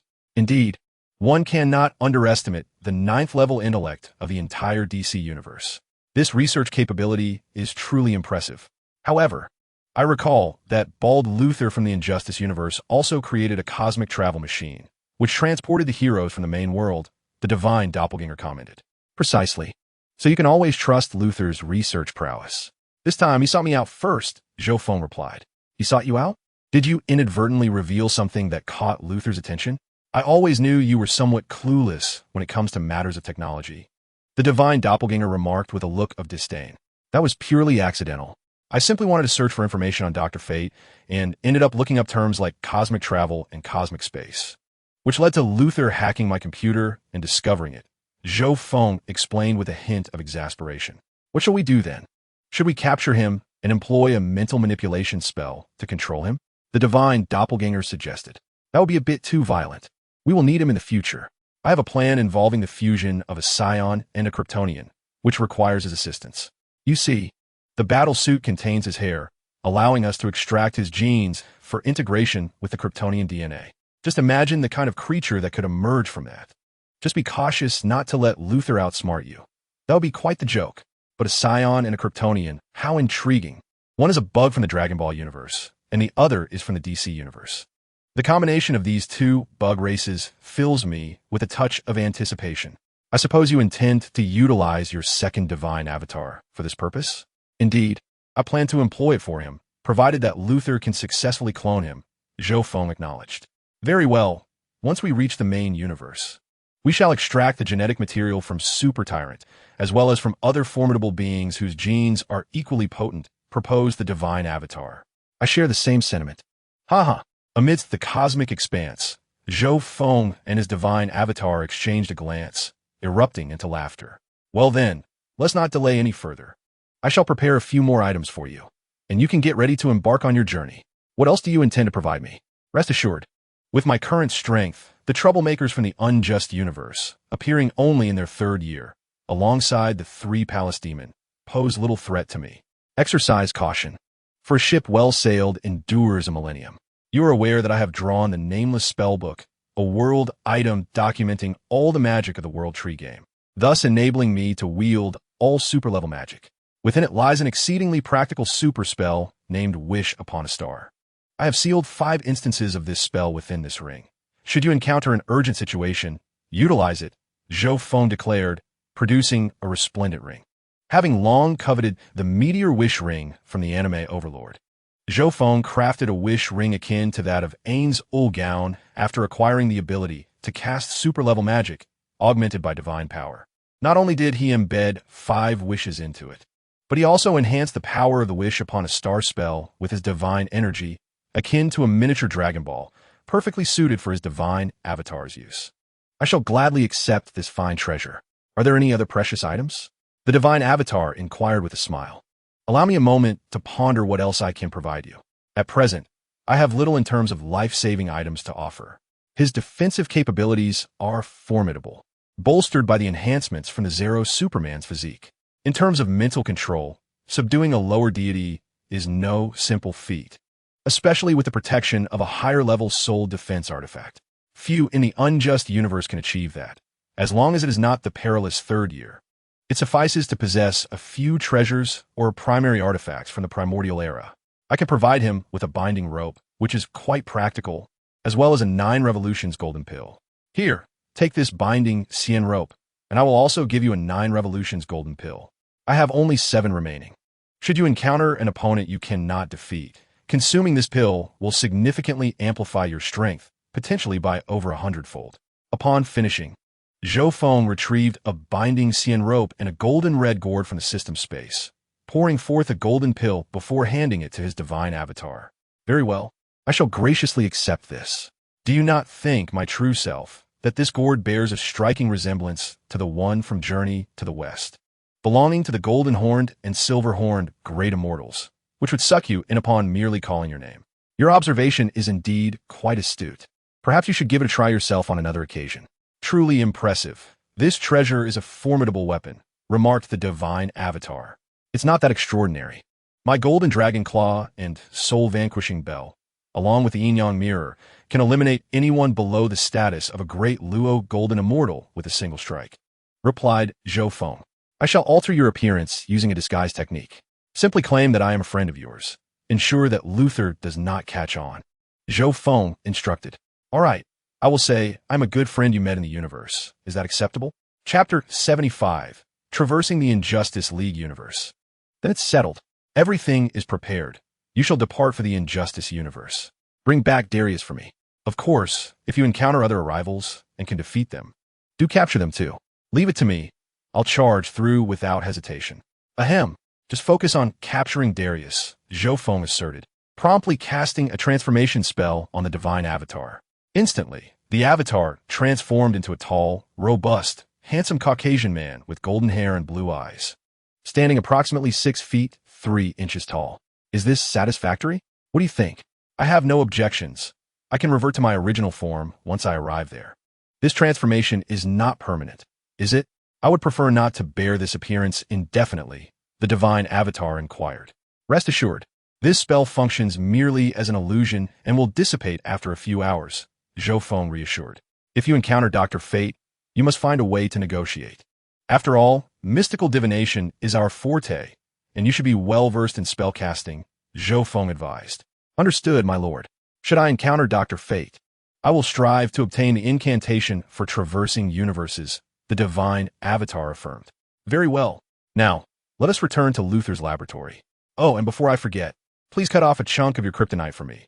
Around several hundred kilograms should suffice. This is part of my agreement with Luther, as I promised him some kryptonite. Additionally, this cosmic shuttle requires kryptonite energy to operate. You can keep your own supply for now. We will utilize the divine avatar's. SE1T exhausted for centuries. All right, we have plenty of this substance. If necessary, we can wait for 10 months until the Dragon Balls cool down, retrieve them, and acquire more kryptonite without issue. The truth is, I've grown quite weary of consuming it lately, the divine avatar remarked. Retrieving the kryptonite he had previously given to himself from his storage ring, he then soared into the air and effortlessly broke off a piece weighing several hundred kilograms, swiftly storing the remaining massive kryptonite. You truly are formidable, breaking it with your bare hands, Zhou Feng teased. What can I say? This body inherits traits from Bizarro. Previously, when I was absorbing kryptonite, I merely lay atop it and gnawed at it, the divine avatar replied. Zhou Feng found himself speechless. As an amusing image flashed through his mind, the diminutive figure of the divine avatar atop the colossal kryptonite, voraciously munching away, reminiscent of an ant devouring a vast loaf of bread. The scene was simply enchanting. What are you thinking? I was merely jesting about the item. I am quite adept at breaking it down for consumption. Did you truly believe I would gnaw on with my teeth? This should suffice, around 300 to 400 kilograms. I believe. Having said that, he handed the kryptonite to Zhou Feng. Ahem, well, this should be enough, and it may not even be fully utilized. With that, Zhou Feng directly stored the kryptonite in his spatial storage. He then activated the teleportation spell, instantly returning with his divine avatar to Luther's secret laboratory. The duo appeared directly in Luther's clandestine workspace. Upon their sudden arrival, Luther, who was fine-tuning the cosmic teleportation device, exhibited little surprise and turned to Zhou Feng, inquiring, "Have you returned, Mr. Zhou Feng? So, this gentleman is the selected candidate for traversing the parallel universe, I presume? Care to introduce him? Oh, this gentleman is Sorit, a friend I made during my cosmic travels. Despite his humanoid appearance, he is, in fact, an extraterrestrial," Zhou Feng fabricated on the spot. "Greetings, Mr. Sorit, and welcome to this experiment." "Hello. It seems this gentleman is somewhat reticent," Zhou Feng noted. "Haha, indeed, he prefers not to speak much. Please forgive him. We cannot afford to reveal any flaws in front of you, Baldy," Zhou Feng jested. "No worries, I do not mind. The one trading with me is Mr. Zhou Feng. It is entirely your prerogative as to who traverses the universe," Luther replied. "Ah, Mr. Luther, part of this kryptonite is your remuneration, while the rest is intended as energy. It is imperative that Sorit returns safely. Understood?" Zhou Feng then produced the pre-cut block of several hundred kilograms of kryptonite, placing it down with a resounding thud. "Very well. Mr. Zhou Feng, this kryptonite is truly immense. Only 1 kilogram is required to activate the machine. Please hold on. I will take a piece for testing the machine," Luther said, stepping away from his work and approaching the colossal kryptonite. He reached out to touch it. "You are indeed generous. As we agreed, part of this kryptonite is for me, and part is for you to operate this machine. Not a problem. Are we ready to depart soon?" "Yes, very soon. I just need to extract a piece. This material is exceedingly precious, Mr. Zhou Feng. Do you realize that a gram of kryptonite exceeds $100 million on the black market?" Luther took a wrench and began to strike a relatively rough edge of the kryptonite while conversing with Zhou Feng. "To be honest, Mr. Zhou Feng, I have never so crudely dismantled a piece of kryptonite. Of course, I have never encountered a specimen this large. The largest I have seen was approximately 800 grams. Anything over a kilogram is beyond my experience." "Oh, haha, this is indeed the largest piece in my collection." Luther could hardly fathom that he possessed a piece of kryptonite the size of a meteorite. "All right, done. This piece weighs about 1.5 kilograms, I believe." In a moment's time, Luther had already struck down a piece of kryptonite with his wrench, and nearby lay a scattering of kryptonite fragments. "Here, dear sir, take this iron wristwatch. When you venture into that universe, should you wish to return, simply press this blue button, and we shall receive your signal. Then, place a small fragment of kryptonite in this little recess for energy, and I will activate the machine. Do you see that small gauge above? Once the needle reaches the red zone, press the red button, and we shall bring you back." Luther handed the divine avatar a machine the size of a wristwatch. A silver device adorned with a small recess for the kryptonite and 2 buttons, one blue and one red. Very well, I understand, the avatar replied. You must take great care of this watch. Losing it would complicate our efforts to locate you. With that, Luther approached the scattered kryptonite fragments on the ground, picking up several larger pieces before handing them to the divine avatar. Hold on to these fragments. When placing the kryptonite, a piece weighing just a few grams will suffice for positioning. Understood, the avatar affirmed. Once you are ready, simply step into the glass chamber at the center of the machine. Chapter 76. Arrival in the universe of injustice. The divine avatar donned the mechanical positioning watch provided by Luther, nodded towards Zhou Feng and Luther, and then entered the cosmic transit device. I am prepared. Mr. Luther, you may commence. Very well, we shall begin shortly. This machine has long been invented. One of the primary reasons it remains unused is the lack of suitable energy sources. In truth, aside from kryptonite, there exists another energy source capable of powering it. What is this other energy source? Zhou Feng inquired, curiosity piqued. The other energy is speed force.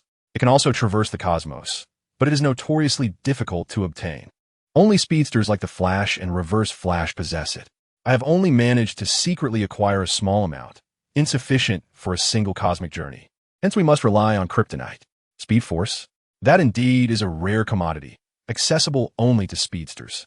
Utilizing speed force to power this machine would yield optimal results.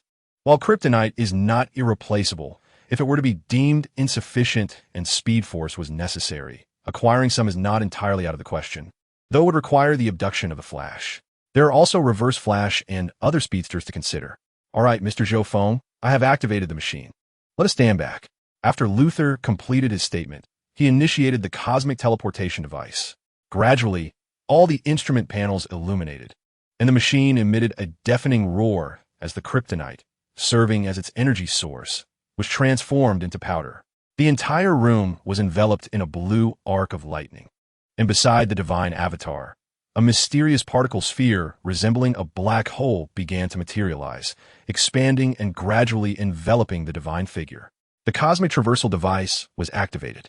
Please ensure your safety. If any danger arises, press the blue button immediately.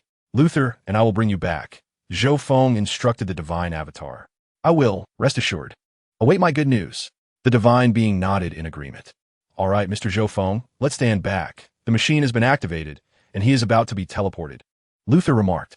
Suddenly, a blinding blue light flashed, causing the room to flicker momentarily before the cosmic traversal machine ceased its operation and the divine avatar vanished. Have we succeeded, Mr. Luther? Zhou Feng inquired.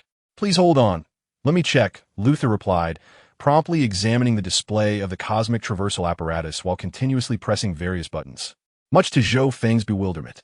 Moments later, a hint of a smile appeared on Luther's lips. It has been successful, Mr. Zhou Feng. He has been safely transported. My machine has successfully located him. Now, should he wish to return, he need only press the blue button, and we can immediately activate the machine to bring him back. For now, let us refrain from doing so. Mr. Luther, please monitor the machine. He is likely to remain there for some time. If he wishes to return, inform me immediately, and I will come at once. Understood. This room has monitoring capabilities. Moreover, once the blue button is activated, I will be immediately notified and will inform you right away, Luther assured. Let us anticipate his safe return then. In an uncharted universe, the divine avatar remarked, Oh, I have arrived. I expected to feel dizzy. On a pitch-black, deserted street, a sudden hum resonated as a strong wind swept through, startling a few rats and cats from the sewers. A flash of blue light appeared, and a silhouette emerged. Thankfully, it was late at night, and there were few people around. Otherwise, the dramatic arrival would have certainly startled onlookers. So where am I? First, I need to ascertain the time and place, then gather some intelligence. The divine avatar strolled out into the street, surrounded by towering skyscrapers, casting a pervasive gloom over the city. During the period of the Injustice League, Zhou Feng referred to the divine avatar as he observed the surrounding buildings. A few pedestrians passed by, their expressions devoid of emotion, hurrying along. Zhou Feng wandered over to a newsstand, handed the vendor $10 and requested, Hello, sir. May I have a latest newspaper? One moment. Let me find $8 for you. The newspaper is $2, the vendor replied while counting change. Are there any recent news updates, perhaps concerning Superman, Batman, or the Justice League? Zhou Feng inquired. Are you out of your mind, my friend? Everyone knows that since the rift between Superman and Batman 2 years ago, Batman and his allies have been labeled as rebels. Although Gotham was once his city, it now belongs to Superman. It is best not to utter that name here. I certainly do not wish to attract trouble. This is Gotham City, and with the fallout from the split between Superman and Batman 2 years ago, we now find ourselves in the third year of perilous magical occurrences. Mischief makers and the three palaces have emerged during this year, and I seem to be experiencing a streak of bad luck. The narrative of the Injustice League has reached its most dangerous peak this year, marked by the presence of two formidable figures that compel caution. We merely seek to peruse the news. There is no need for alarm. Here, take this money, and quickly leave my small establishment. And let me tell you, I am a supporter of Superman. Although many lives have been lost over the years, most were criminals, and Gotham is undoubtedly safer now than it was before. At least I can open my shop at night without fear. The proprietor tossed the money to the divine avatar. Very well, do not get agitated. I shall take my leave. By the way, could you inform me if there are any nearby accommodations? Head east for 200 meters, and you will find a 4-star hotel. It is quite expensive, but the amenities are comprehensive. If you're short on funds, head south for 2 kilometers to the suburbs, where there is a more affordable motel. Thank you, sir. Goodbye. It seems Superman indeed has supporters. I would prefer not to stay in a motel. I should search online for information about this world. It is best to find a star-rated hotel. I cannot compromise my comfort. Following the proprietor's directions, Zhou Feng walked for about 10 minutes before arriving at the entrance of an opulently decorated hotel. Good evening, sir. Do you require accommodations? The hotel's doorman approached politely. Yes, I need to stay for a while. Our hotel is the finest in the area, offering exceptional service, room quality, and hygiene. Please follow me. Do you have any luggage? May I assist you with it? The doorman inquired courteously. I have no luggage. I'm traveling alone. Very well, sir. Please follow me to the front desk to check in. Could you kindly present your driver's license? Wait, my identity seems to be that of an undocumented individual. Where would I obtain a driver's license? Could I pay a little extra to waive the requirement for a license? Zhou Feng asked. I apologize, sir. If you cannot provide a driver's license, or if it is lost, you may obtain a replacement at the police station. However, we cannot allow you to check in without it. The current laws are quite stringent and must be adhered to. The doorman turned, wearing a look of regret. Oh, my driver's license has been misplaced, and it is rather late now. I was hoping to go to the police station tomorrow to sort it out. Would it be possible to make an exception? I am truly sorry, sir, but the Gotham police station operates 24 hours, and there are personnel on duty. You can go there now to obtain a replacement. It should only take about half an hour. It is merely 10 o'clock in the evening. It is highly unlikely that you will find yourself homeless, the doorman said with a smile. Chapter 77. The familiar girl. Very well. I shall go to the police station to replace my driver's license, and we shall meet shortly. Zhou Feng smiled at the doorman before turning to leave. I sincerely apologize, sir. Once you have reissued your driver's license, I will promptly allow you to check in. The doorman bowed respectfully to Zhou Feng. It appears that this is not feasible. It has been the third year under Superman's rule, and the Superman team has established quite stringent laws worldwide. Being an undocumented individual, finding a place to stay seems exceedingly difficult. What should I do? Should I resort to using my magical artifact to wish for some basic mental control magic?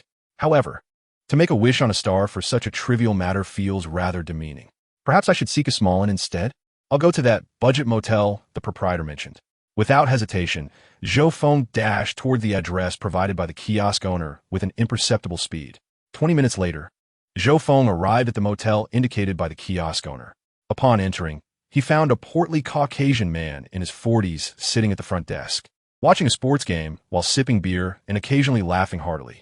Upon noticing Zhou Feng's entrance, the man spoke. A single room is 100 per day. A double room is 150 per day. The rate is calculated for a 24-hour stay. Meals are not provided, but there is a shared bathroom and laundry facilities available for a fee, and I have a small convenience store where you can purchase beer, cola, and such. Let us discuss something, the proprietor said. Certainly, sir, Zhou Feng replied. I've lost my driver's license. Would you consider granting me a room for a bit more money? Zhou Feng leaned over the counter, addressing the owner earnestly. The motel owner took a sip of beer, glanced at Zhou Feng, and remarked, if this were a few years ago, I wouldn't even ask for your license. You could simply pay and check in. But now, my friend, the penalties are too severe. No one dares to make a mistake. I'm truly sorry. Think of something, owner. If you can assist me. This 200 is yours, Zhou Feng said, producing 2 100 bills and offering them to the proprietor.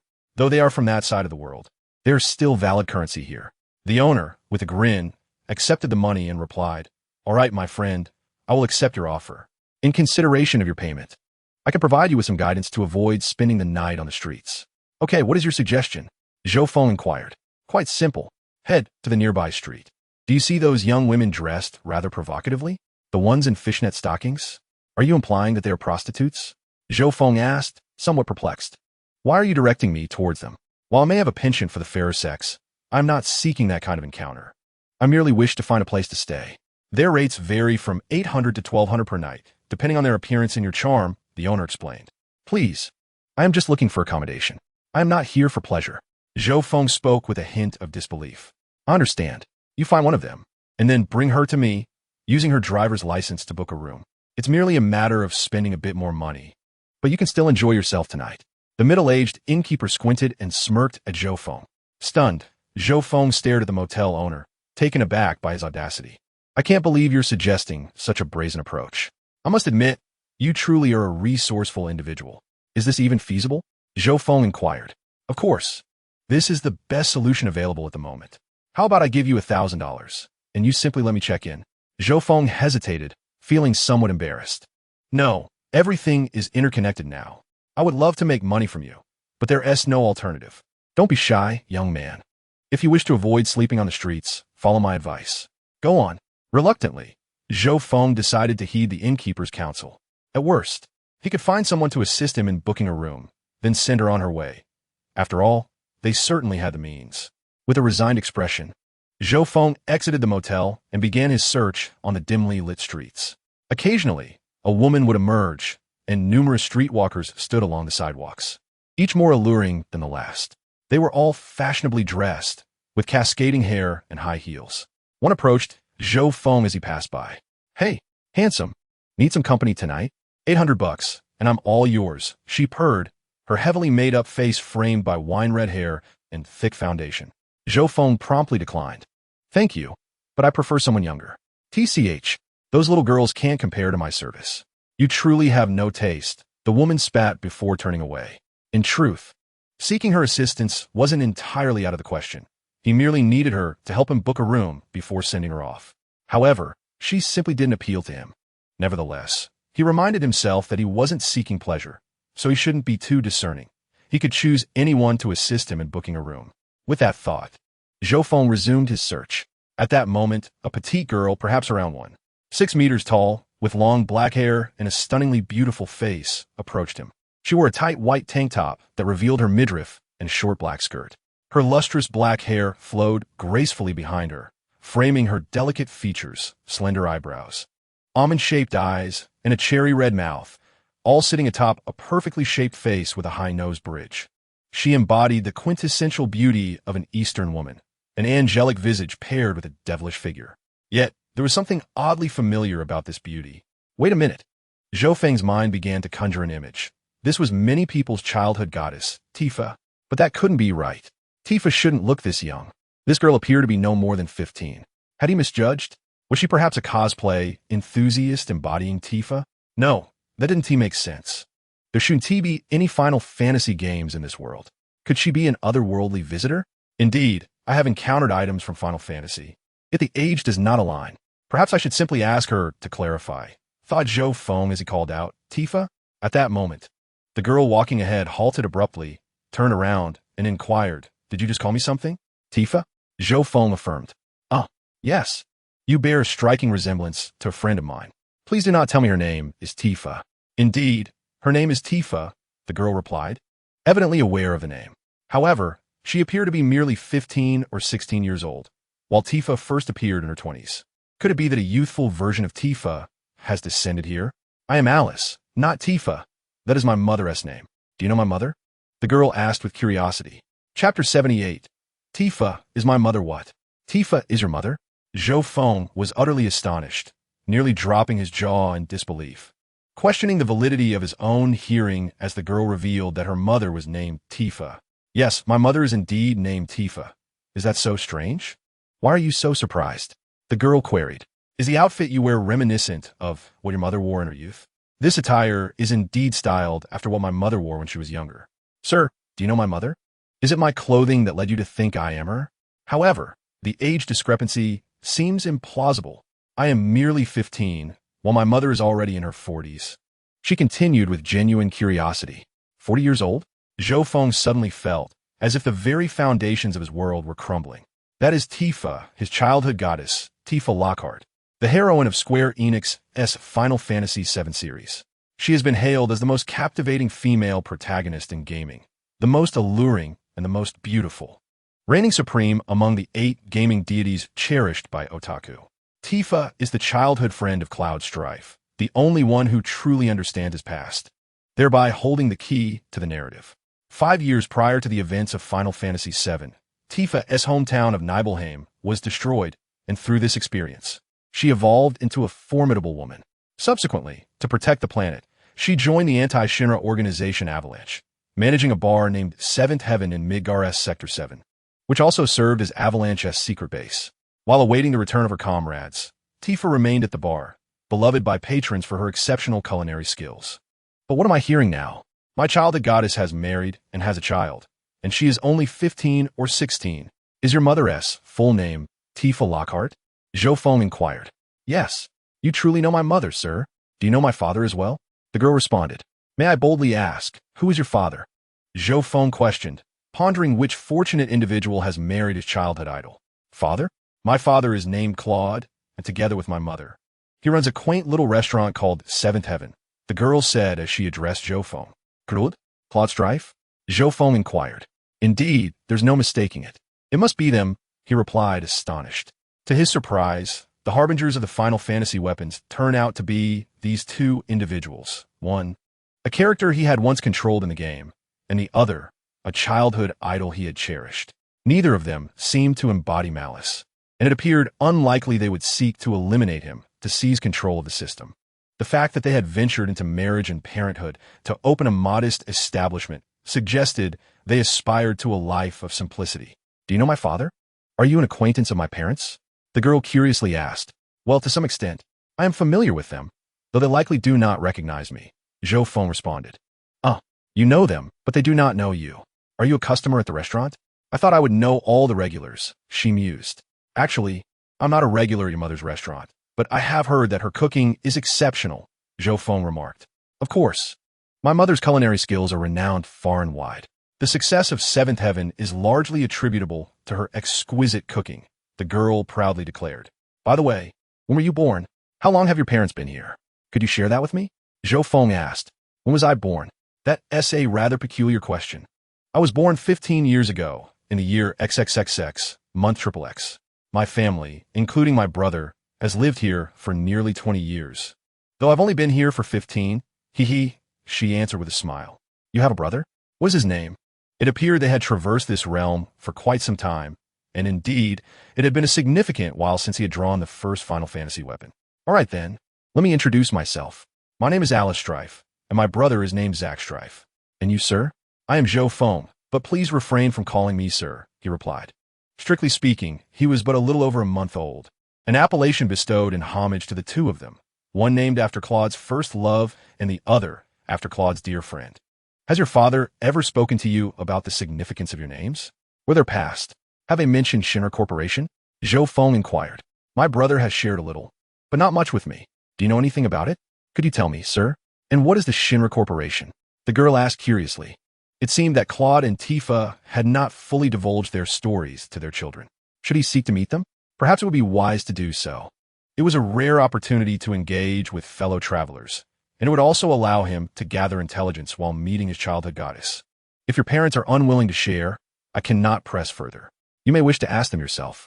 I'm aware of your parents' past. Could you take me to meet them? Very well. Taking you to meet my parents is no problem. I was merely out for a stroll and should be heading back now. However, you must enlighten me about my parents' past, the young woman remarked. Very well. I have a few inquiries to make of your parents. Zhou Feng agreed. All right, let us converse as we walk. Share with me the tales of my parents, She continued. Recently, my father and mother have been bickering incessantly due to my brother's actions. What has transpired with your brother? Zhou Feng inquired. What else could it be? My older brother has recklessly joined the ranks of Batman, which has infuriated our parents. Honestly, I find Superman's approach far more commendable. I have never been fond of Batman. The girl pouted. Your brother has allied himself with Batman. So do your parents support him as well? Are you then an advocate for Superman? Zhou Feng asked. My father and mother believe that both Superman and Batman tend to take extreme positions. Neither of their philosophies is entirely sound. Superman's utopian vision, devoid of crime, is overly idealistic, while Batman's ideals can justify morally ambiguous actions to save more lives. My brother staunchly supports Batman and often insists that humanity must uphold ethical boundaries. That we have no right to take another's life, Alice explained. I, however, align myself with Superman's ideology. You cannot fathom how wretched Gotham City was in the past. Were it not for our family's unique abilities, our establishment would have been robbed countless times. Yet ever since the Justice League took charge of Gotham 2 years ago, albeit with a slight curtailment of personal freedoms, crime has become virtually non-existent, allowing citizens to venture out at night without fear, the young woman elaborated. Chapter 79. The Rebellious Girl. I never anticipated that this girl was a supporter of Superman. After all, he has saved the Earth on numerous occasions, earning high regard among the common populace. As for Batman, he remains a hidden hero, shrouded in darkness, lacking the radiant and towering presence of Superman. Even after being bested by the hero in the 5th year, during Brainiac's invasion, Batman ultimately had no choice but to release Superman, which is the very reason for Superman's eventual triumph in the storyline of Injustice 2, where both heroes embody extremes, one refraining from taking life, the other believing in killing to prevent further violence. Zhou Feng asked, pray tell, why do you favor Superman over Batman? Alice replied, you seek the reason? Allow me to elucidate. In the current Gotham City, I can at least walk the streets at night with peace of mind, free from the dread of robbery. Our family restaurant can operate normally, and my father no longer has to eject troublesome delinquents daily. Very well. Alice continued, did you know? In the past, women in Gotham City dared not venture out alone at night, and no small shops were brave enough to remain open after dark. The streets were rife with casinos, bars, and drug dealers, and crime was omnipresent. However, when Batman first emerged, the situation improved considerably. Yet, over time, many criminals ceased to fear him, realizing that he would not kill. They understood that crossing Batman would not lead to death, but merely to capture and torment. Subsequently, villains like the Penguin, Bane, Scarecrow, the Joker, Riddler, and Killer Croc surfaced, resulting in an increasing number of supervillains in Gotham. Batman would apprehend them, but they would inevitably escape days later. Zhou Feng inquired, so you lean more towards Superman's ideology and are skeptical of Batman, correct? It seemed that this young woman had little admiration for Batman's no-kill principle, a stance that many found distasteful. Those scoundrels had no reason to remain alive. Each minute they lingered in this world was merely a waste of air, and each morsel of food consumed was a waste of sustenance. Batman repeatedly professed his desire to save the city, yet he failed to instigate any fundamental change. A decade had passed since his arrival, and Gotham remained unchanged. Zhou Feng then asked, what about your brother? Why does he support Batman? Alice replied, my brother claims I am too young to comprehend. He asserts that Batman's no-kill policy, though seemingly foolish, is in fact noble. He believes that while Superman's current methods might yield immediate results, humanity will ultimately lose its freedom in the long run. Alice continued, by the way, what is your name? You know mine. It is only fair you share yours. Zhou Feng, slightly embarrassed, admitted, I apologize for neglecting to introduce myself. My name is Zhou Feng. As they walked, Alice said, hello, Mr. Zhou Feng. Oh, do you see that restaurant ahead? That is my parents' establishment, the Seventh Heaven Restaurant. Zhou Feng looked ahead to see a well-decorated, clean establishment with a sign that read Seventh Heaven Restaurant. Alice added, by the way, you promised to tell me the story of my parents. When will you share it? Zhou Feng replied, it is quite a lengthy tale. Do you have wine to accompany the storytelling? Alice, intrigued, asked, what do you mean? You want to share my parents' past over a drink? Well, that's fine. Before the Seventh Heaven was transformed into a small restaurant, it was a bar. My mother has quite the collection of fine wines. I could sneak some to you. Zhou Feng coughed awkwardly, taken aback by the casual reference to colloquial expressions. Ahem. That was merely a figure of speech. Do not mind it. However, This story truly is quite extensive. It would likely take several hours to tell it all. Alice responded eagerly. Is that so? Then I am even more excited. The two continued their conversation as they walked. Upon entering the quaint little restaurant, which spanned merely over 100 square meters and housed a dozen or so tables, one could observe a middle-aged gentleman standing at approximately 7 meters tall, with tousled golden hair and a strikingly handsome visage, despite appearing to be in his 40s. The passage of time seemed to have left only a subtle mark upon his features, hinting at a youthful charm that must have once captivated many. The gentleman, engrossed in his task of wiping down tables and arranging cutlery, did not raise his head but politely remarked, I apologize, dear patrons, but we have closed for the evening. If you wish to dine, please return tomorrow. At that moment, Alice chimed in, announcing, Dad, I'm back. The middle-aged man lifted his gaze, and upon seeing Alice accompanied by Zhou Feng, he commented, Alice, you've stayed out rather late today. Please refrain from wandering about aimlessly when there's nothing urgent. Alice rolled her eyes and retorted, Come on, Dad, there's nothing to worry about. You know Superman and the others just defeated the Green Lantern Corps. We're in a time of peace now. Those extraterrestrial invaders have been driven away by Superman and the Justice League. The golden-haired gentleman replied, That is precisely my concern. Who knows what trouble that flying fellow might cause in the future? You idolize Superman, while Zhou Feng admires Batman. It's enough to give me a headache. Alice countered, What is wrong with Superman? You've said countless times how many times he has saved our world. The gentleman continued, Since his arrival in Metropolis, how many disasters have occurred? How many waves of aliens have invaded? There was his compatriot, Darkseid from Apocalypse, and that creature known as Doomsday. Not to mention the recent incursions by the Green Lantern Corps. Alice insisted, yet they have all been defeated by Superman without exception, and you can't blame him for their arrival on our planet. He responded, but he cannot guarantee victory forever. If he loses even once, the Earth could be doomed. Dad, you mustn't be so stubborn. Superman's actions are justified. Just look at Gotham now compared to what it used to be. The gentleman replied, I do not believe he is justified. Batman is no different. Both have taken their respective extremes, and I do not support either of them. You should support Superman, Dad. Since his forces have taken residence in this city, the crime rate has plummeted to astonishing lows. The gentleman replied, You do not understand, my child. As your brother has said, you're still too young. The Superman you idolize reminds me of a man I once knew, whom I believed to be the strongest in the world. However, upon meeting Superman, I realized how mistaken I was. That man pales in comparison to Superman's might. Alice inquired, You never tell me about your past. Who was that man? Can you share his identity with me? The gentleman replied, When the time is right, I will tell you. For now, you are still too young, and your mother and I fear you may not be ready for such revelations. And may I ask, sir, who might you be? He turned his gaze towards Zhou Feng, seeking clarification. Zhou Feng approached Claude with a smile and said, Good day, Mr. Claude. My name is Zhou Feng. I presume you have heard of me?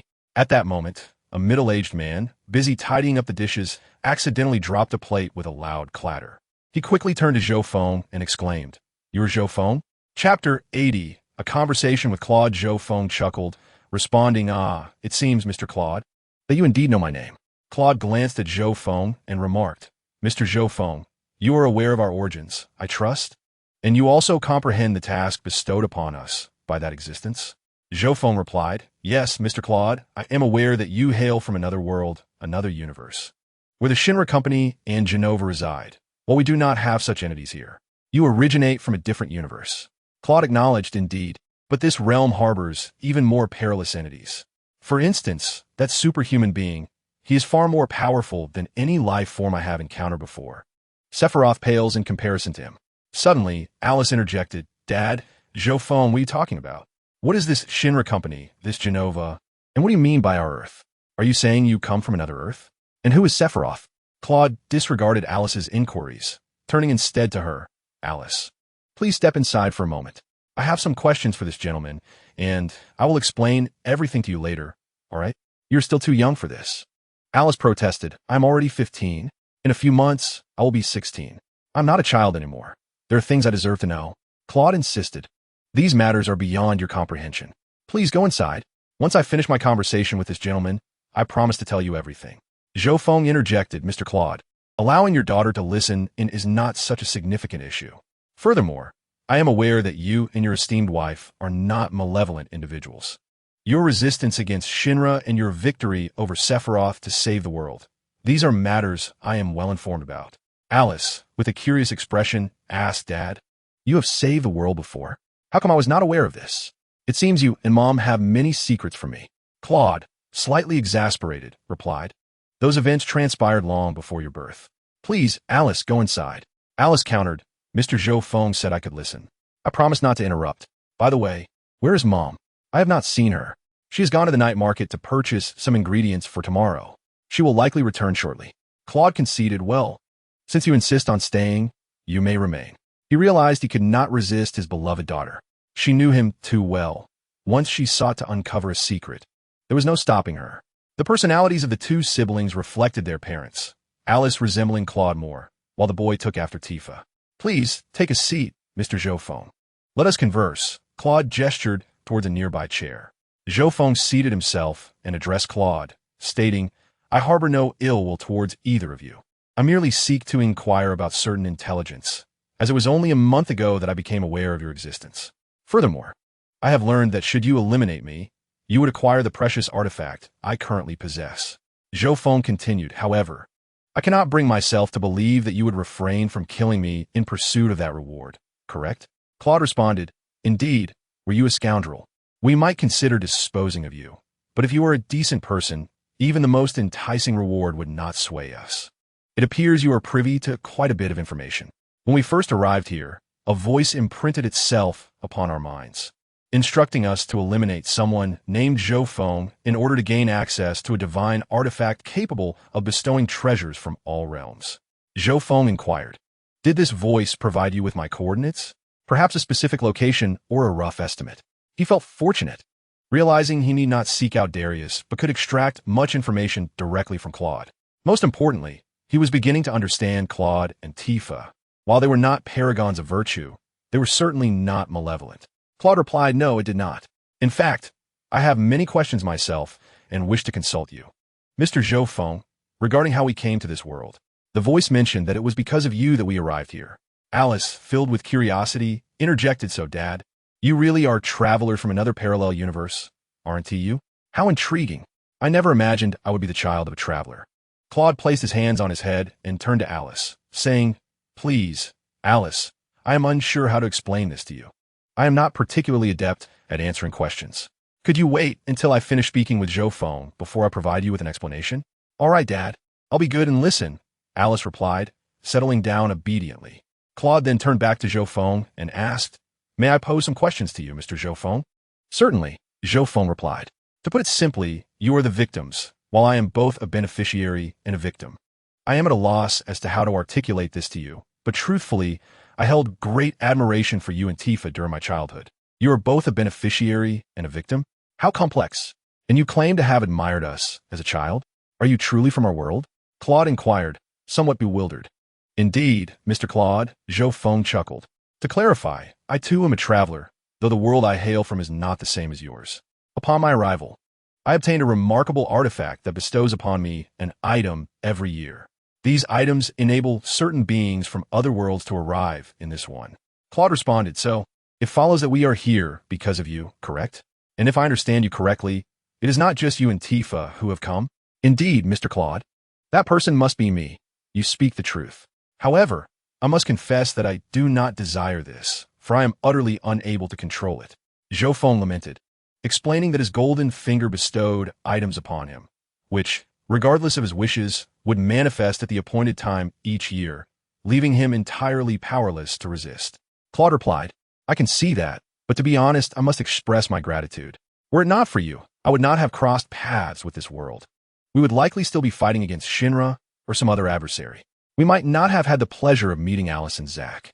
Just as Zhou Feng and Claude were engaged in conversation, the restaurant doors swung open, revealing a melodious female voice. "Claude, I'm back. Has Alice returned? Oh, do we have guests?" Claude turned to the woman entering and said, "Welcome back, Tifa. I'm unsure how to explain this, but please come in. I found Zhou Feng, or rather, he sought us out." Chapter 81. Tifa and Claude, you found Zhou Feng? Or did he come to us on his own? You did not do anything to him, did you? Tifa inquired. Claude reassured her, "Please, Tifa, I am not that kind of person. He bears us no malice. I would never act against him. In fact, it was our daughter who brought him here. I was quite startled when I learned he was Zhou Feng. Oh, Tifa, my dear goddess, you should be more concerned about Claude. If a fight were to ensue, you and your family would not suffice to match even one of my hands. But who can blame you two? Both are characters from a game I cherished in my past life. Zhou Feng merely wished to gather information and meet two beloved figures from his former existence. At that moment, a figure entered the doorway, clad in a white trench coat, black jeans, and boots, her long black hair cascading gracefully down her back. She possessed the perfect physique of an Eastern woman and a stunning visage that, despite her being in her 40s, bore little trace of age. In fact, the passage of time seemed to enhance her allure, imbuing her with the captivating essence of a mature woman. The middle-aged Tifa approached and said, "Greetings. You must be Mr. Zhou Feng. I am Tifa, Claude's wife. I have long admired your reputation." Zhou Feng raised his gaze to the woman before him. This was Tifa in the present day, the dream girl of countless men from his past life, the childhood goddess of many otaku. Once a goddess, she was now married and the mother of 2 children. "Pleasure to meet you, Ms. Tifa, or shall I address you as Mrs. Claude? After all, I am no longer a young man," Zhou Feng replied, standing and addressing Tifa with respect after a brief moment of reflection. Tifa responded, "Haha, call me whatever you like. By the way, Alice, how did you come to know Mr. Zhou Feng?" Alice replied, "I was out for an evening stroll, wearing the clothes you prepared for me, which you wore in your youth. During my walk, Mr. Zhou Feng spotted me and mistook me for you. You wore my clothes out, and he mistook you for me. Have we met before?" "I have no impression of you at all," Tifa inquired curiously. "How shall I put it? You all arrived in this world because of me. Thus I possess information about each of you. Not particularly detailed, but I have a general understanding. For instance, I am aware of your resistance against Shinra and your triumph over Sephiroth." Tifa took a seat and asked, "So, we are here because of you?" Eris added, "Then are my brother and I considered inhabitants of this world or beings from another realm. By the way, does my brother know about this?" Cloud replied, "If you ask that, then you and your brother could be said to belong to neither this world nor another, though you were indeed born here. However, your brother is unaware of these matters." Eris clenched her fist and triumphantly declared, "Yes, I went around. I knew first that Mom and Dad came from another world." "Ah, it seems you went around, my dear. Mr. Zhou Feng, have you dined yet? Would you care to sample my culinary skills?" Tifa gently patted Eris's head. Eris raised her hand eagerly, exclaiming, "I want to eat. Mom, I'm hungry." Tifa affectionately stroked Eris's hair, responding, "All right, my darling, I shall prepare a delicious meal for you. What would you like?" "I want seafood fried rice." "Very well, I shall make it right away." "And Mr. Zhou Feng, what would you like to eat?" "Feel free to choose anything. It's on me," Tifa offered. "I'll have what Eris is having. If she desires seafood fried rice, it must be exquisite," Cloud replied. For Zhou Feng, the necessity of eating had become trivial. His Kryptonian and lesser deity physiology allowed him to sustain himself on energy alone. Yet, considering it was prepared by a childhood goddess, it was still worth a taste. Eris chimed in, "Trust me, Zhou Feng, Mom's seafood fried rice is absolutely fantastic. You must try it." Tifa smiled and said, "All right then, both Zhou Feng and Eris will have seafood fried rice." "Cloud, would you like a late-night snack?" Cloud responded, "I'll pass. I'm not hungry at all. Just prepare it for the two of them." "Very well. Please wait a moment. I shall return shortly," Tifa said as she gracefully made her way to the kitchen. Cloud then asked, "To be honest, when I first arrived here, I suspected it might be another scheme by Shinra or some other organization. After all, I had just defeated the resurrected Sephiroth. By the way, are you aware of Sephiroth's revival?" "I am aware. He split into 3 manifestations, yet ultimately he was defeated by Mr. Cloud," Zhou Feng replied. Cloud stated, "Indeed, I did manage to defeat them in the end, though it was far from an easy victory.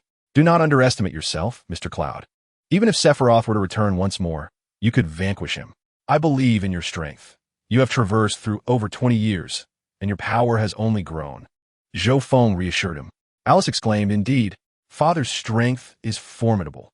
I have never witnessed him lose a fight." Claude replied, "That is because I have not encountered opponents of great caliber, such as the current members of the Justice League. Shazam, Wonder Woman, Superman, Aquaman, Green Lantern, and the Flash. I lack the confidence to defeat any of them." Alice interjected, "Father, you mustn't always compare yourself to them. They're either gods or extraterrestrials." Alice continued, I know you greatly admire Superman, but his team has significant issues. The former Justice League, despite some members having committed murder, did not exhibit the drastic changes we see today. I do not oppose their lethal actions per se, but rather their complete transformation. They now aspire to rule the world rather than effect change. Do you understand, child?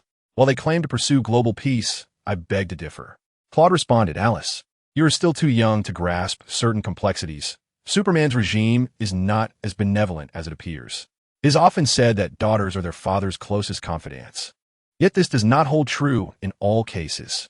At least Alice and Claude can argue passionately, leaving Zhou Feng at a loss for words as he sought to gather intelligence. In the midst of their heated exchange, Tifa emerged from the kitchen bearing 2 plates of fried rice. Alice and Mr. Zhou Feng, I have prepared a dish for you. Come, sample my culinary skills, she declared. Mr. Zhou Feng and Alice, you must occasionally heed your father's words. No more quarreling, Tifa added firmly. Chapter 82. Claude and Tifa's troubles. Well done, Tifa. Your timing is impeccable. Zhou Feng thought, nearly overwhelmed by the verbal clash between the father and daughter. TCH, regardless of what you say, the truth remains that our lives are far better now than before, Alice retorted defiantly. Once more, Alice, do not speak to your father in such a manner. He is your father, and you must show him respect. Do you understand? Otherwise, I shall cease preparing delicious meals for you, and I will withhold your allowance until graduation. Tifa said with her hands on her hips, her tone serious. Alice replied, TCH, I understand, mother, but it is father who insists on disparaging Superman. Alice reached for the fried rice and began to eat. I apologize for the commotion, Mr. Zhou Feng. Here is your seafood fried rice. Please enjoy. Tifa smiled as she placed the dish before him. Thank you, madam. It is an honor, Zhou Feng said, scooping a spoonful of fried rice into his mouth. This is quite delightful. No wonder Alice was so eager to partake. Delicious, madam. Thank you for your hospitality, he added. Do not mention it. I'm pleased you enjoy it.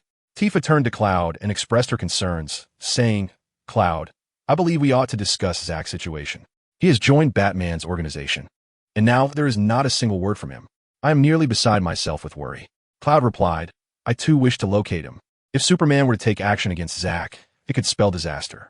Alice interjected, in my opinion, we should hasten to bring our brother back and dissuade him from joining any resistance group led by Batman.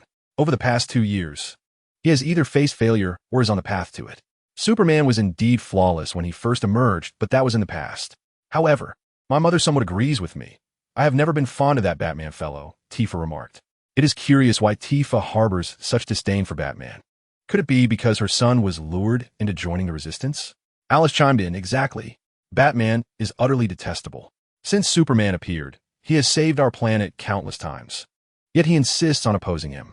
Tifa insisted, Cloud, we must expedite our search for Zack and bring him back. That child is becoming increasingly unruly as he grows, whereas he was so well-behaved in his youth. Cloud let out a resigned sigh and said, alas, I too wish to retrieve him. But if we manage to bring Zack back, what if Superman seeks retribution? How can I protect your brother? Cloud continued, Superman is far too powerful, Alice. He possesses a strength that breeds despair. If he maintains that your brother is guilty, neither your mother nor I will be able to save him. Tifa asked in disbelief, are you suggesting we devise a method to confront Superman? Indeed, Tifa, our son has aligned himself with Batman's faction, and if Superman decides to take action against him, do you expect me to stand idly by? Or watch as he is vanquished by Superman? I must prepare, Cloud asserted. No, that won't happen. Superman would never do such a thing. My brother has merely been deceived, Alice replied anxiously. Grow up. He wouldn't have acted this way before. The Superman of old might have shown mercy, but trust me, the current Superman will not, Cloud stated. Tifa added, your father speaks the truth, Alice. Whether you accept it or not, the reality is that Superman is no longer the same. Although our family admired him during his early years, believing him to be the savior of this planet, he has irrevocably changed since his wife was murdered 2 years ago. He is no longer the man he once was. Then what are we to do, father and mother? Alice inquired. Cloud responded, now you understand the gravity of the situation. Alice lamented, it's all Batman's fault. Why does he oppose Superman when Superman has been doing everything in his power to protect us? My brother has been misled by him. Cloud replied, Alice, please refrain from such thoughts. You do not yet comprehend Batman's intentions. He seeks to grant people freedom, whereas Superman believes humanity should accept his protection. Tifa addressed Zhou Feng, saying, I apologize for the inconvenience. I'm truly sorry that Cloud and I have been preoccupied with these matters recently. Is it all right if I ask you a question? Zhou Feng inquired. Does Miss Tifa also harbor a dislike for Batman? Tifa responded thoughtfully, well, how should I put it? I have a profound aversion to the notion of Batman engaging minors in the battle against crime. His various Robins are still underage, and it is perilous for them to partake in such activities. Oh, I see, Alice interjected.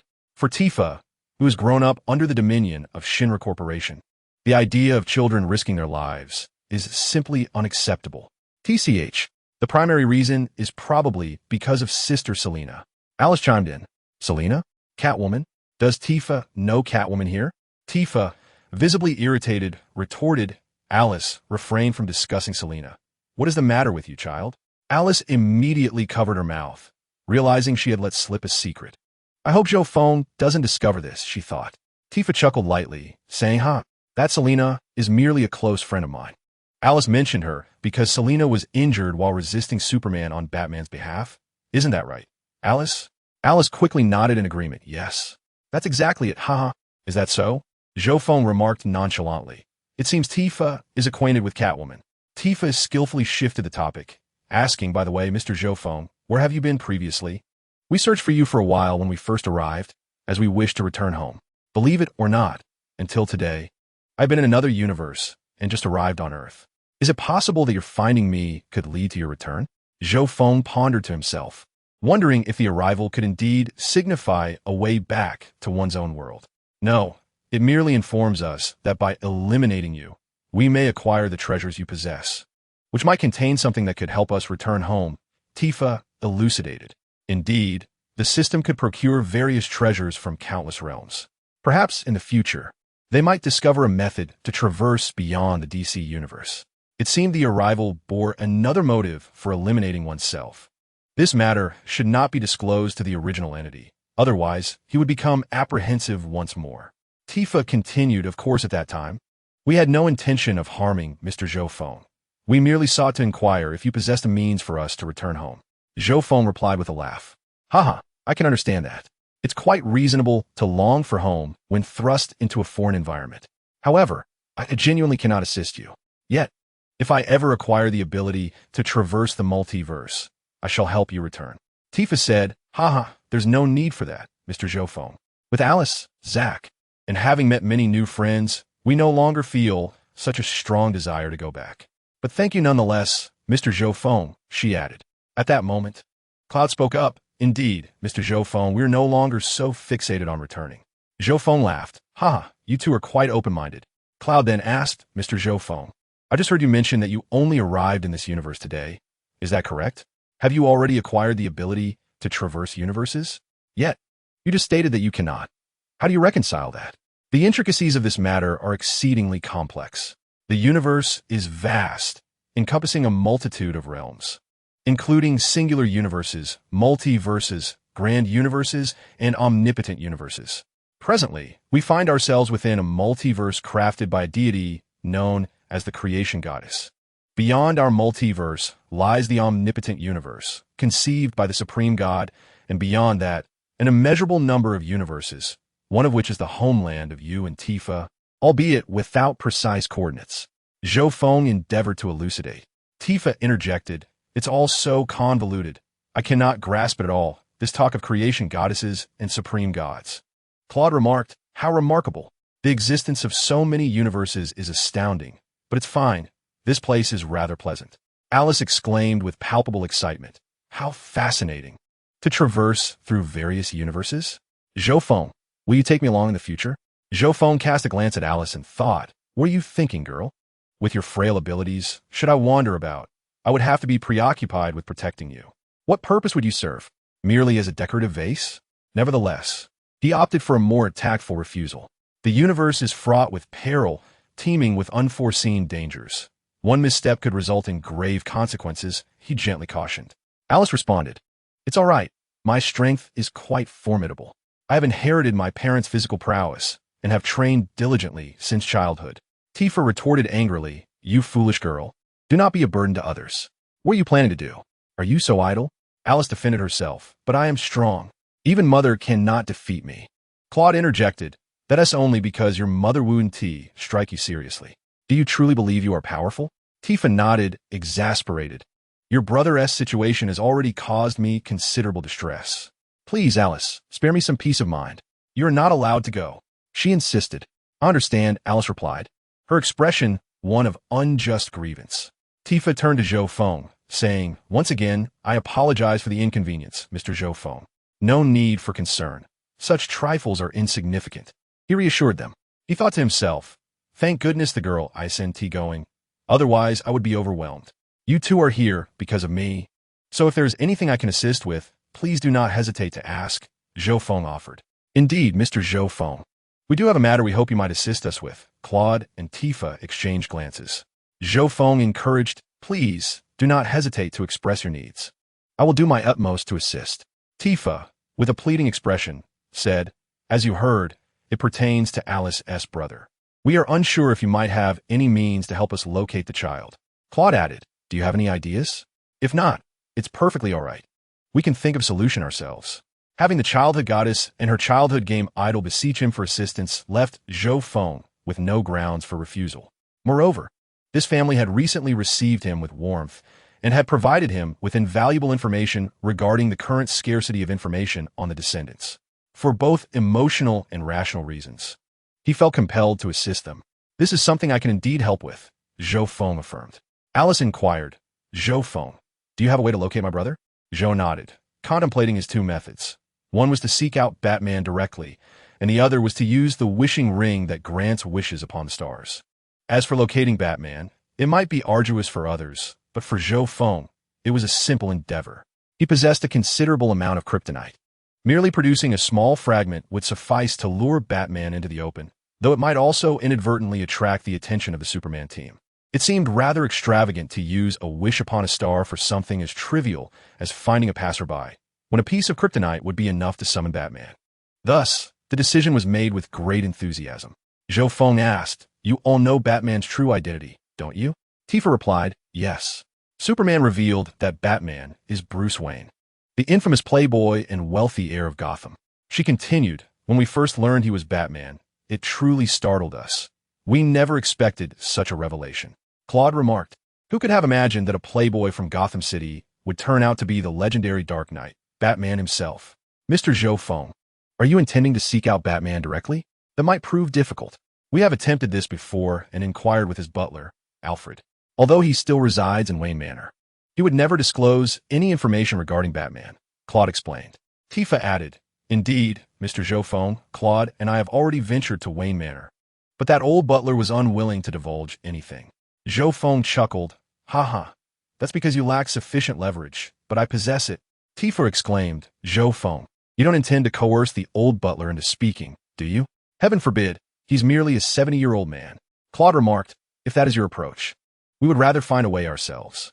Zhou Feng shook his head and stated, I believe you two have misunderstood my intention. I have no desire to force that elderly gentleman.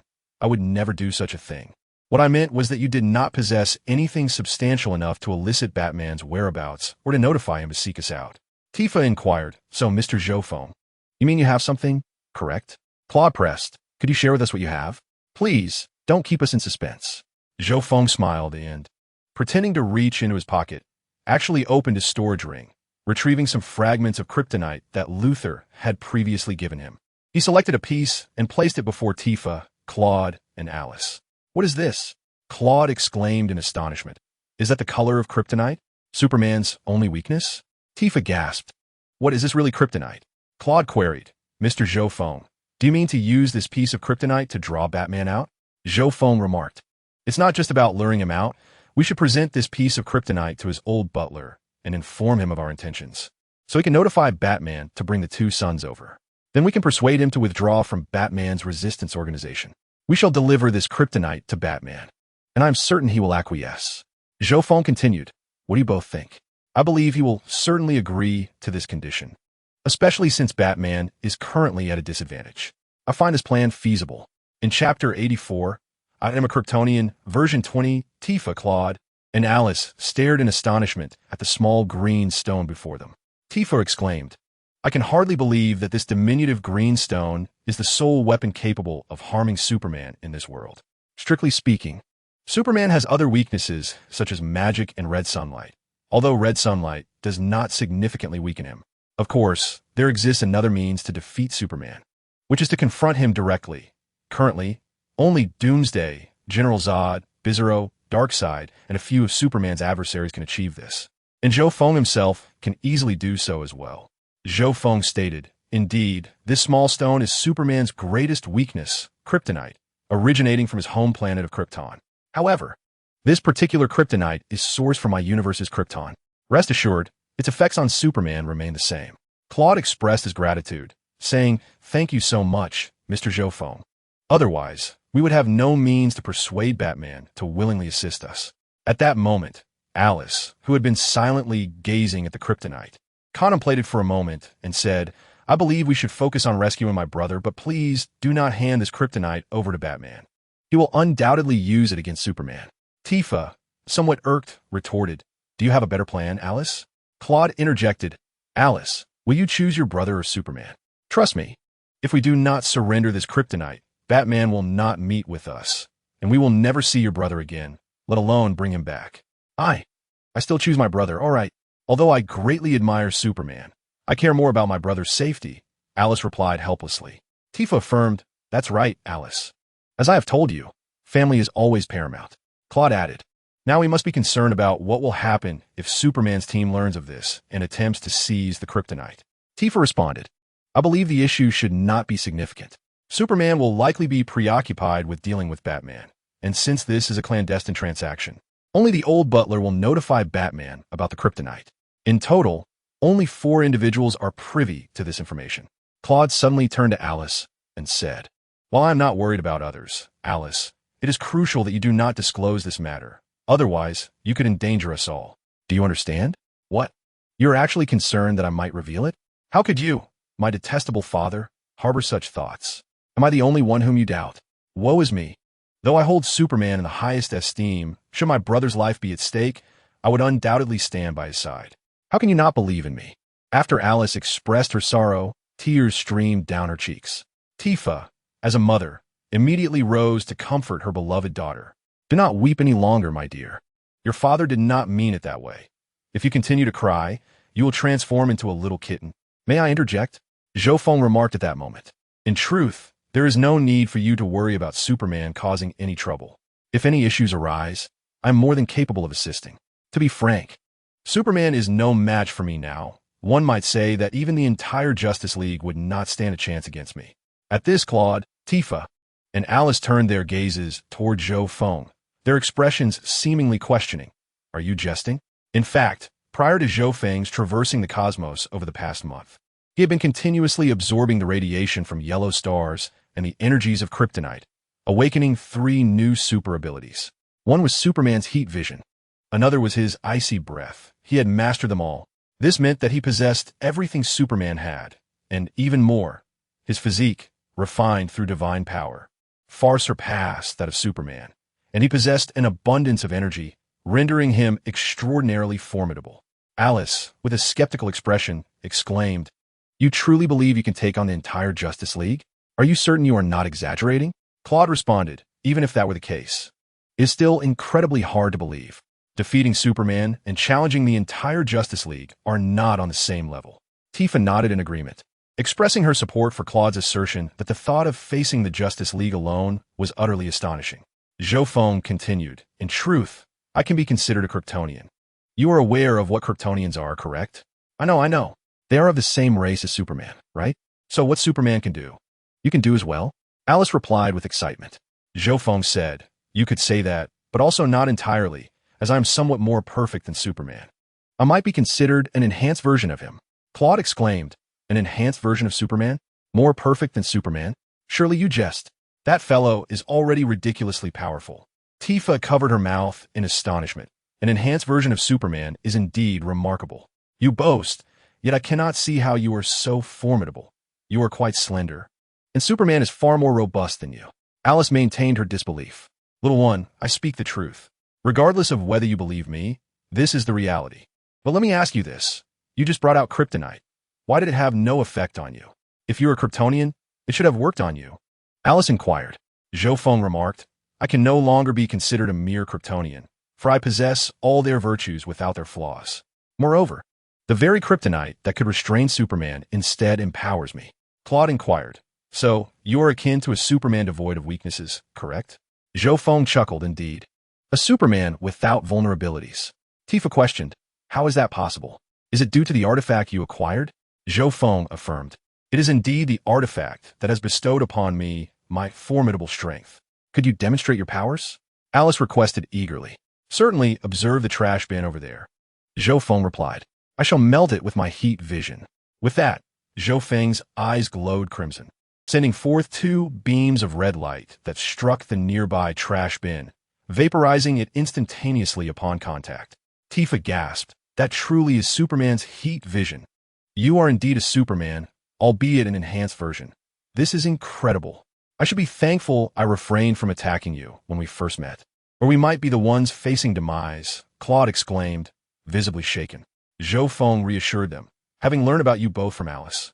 I had no intention of causing you harm, for I recognize your goodness and that you are not malicious beings. Chapter 85. The Super Scion Dales joining the Sinestro Corps. Yes, both of your parents are good people, and you are too, Zhou Feng, Alice interjected. Tifa expressed her gratitude. Thank you for your trust, Mr. Zhou Feng. Let us proceed to Wayne Manor, find the old butler, and then locate Batman to bring young Master back, Zhou Feng suggested. Claude agreed. Then it is settled, Mr. Zhou Feng. I am immensely grateful. Tifa added. However, it is quite late. I believe it would be prudent to set out tomorrow morning. That sounds good, Mr. Zhou Feng. If you do not mind, please stay at my home. Claude offered. Zhou Feng replied with a smile. I was just lamenting my lack of accommodation. I am relieved to avoid sleeping on the streets. Apologies for the intrusion, but I truly have nowhere to stay, having just arrived in this universe. Claude queried Mr. Zhou Feng, did you come to this universe specifically to find us? Zhou Feng clarified, not specifically. I am primarily searching for a scion named Dales. My artifact can pinpoint 3 arrivals each year, and one of them is Dales. Do you know him? Tifa asked Mr. Zhou Feng. Is he the one who wears that peculiar armor, has a tail, and can transform into a giant gorilla? Zhou Feng confirmed, indeed. He possesses a tail and can become a gorilla. These are definitive traits of Scion. Have you encountered him or know of his whereabouts? I have come primarily to capture him. This individual is indeed a malevolent extraterrestrial. Claude pondered for a moment before stating, the Delesians? I recall that incident from several years ago when he suddenly appeared in Metropolis, wreaking havoc upon the city and causing the loss of over 1 million lives. Ultimately, the Justice League banded together to defeat him. Do you happen to know his current whereabouts? Although I have gleaned some information regarding the Celestials from Tifa and Claude, it is imperative to capture Dales. Whether it be through brainwashing to transform him into my loyal subordinate or otherwise, I am eager to seize him. I envision using mental magic to control him, devising a means for him to transform into a Super Scion. The mere thought is exhilarating. A Super Scion henchman at my beck and call may serve as mere muscle to me. Yet should Dales manage to achieve the form of a Super Scion, or even ascend to Super Scion 2, 3, or Blue, having him as a sparring partner would be immensely beneficial. Thus, capturing him is of utmost necessity. Suddenly, Alice raised her hand and remarked, in this regard, my father and mother are not as knowledgeable as I am. Dales was initially defeated by Superman, Wonder Woman, Green Lantern, and other members of the Justice League. Following this, Superman was persuaded by Green Lantern to confine him in an extraterrestrial prison on OA. Zhou Feng inquires, so, Dales is currently in prison on OA? Is he? That complicates matters. OA is the headquarters of the Green Lantern Corps, guarded by thousands of Green Lanterns and several Cosmic Sentinels. Am I to attempt a breach? It is not impossible. I could certainly handle the Cosmic Sentinels and the multitude of Green Lanterns. Once inside, I would only need to capture Dales. We had always believed he was confined on OA, but due to the Green Lantern Corps assault on Earth last year, Dales is no longer on OA. He has, in a sense, semi-joined Superman's faction, correct? What do you mean Dales has joined Superman's Justice League? That cannot be right.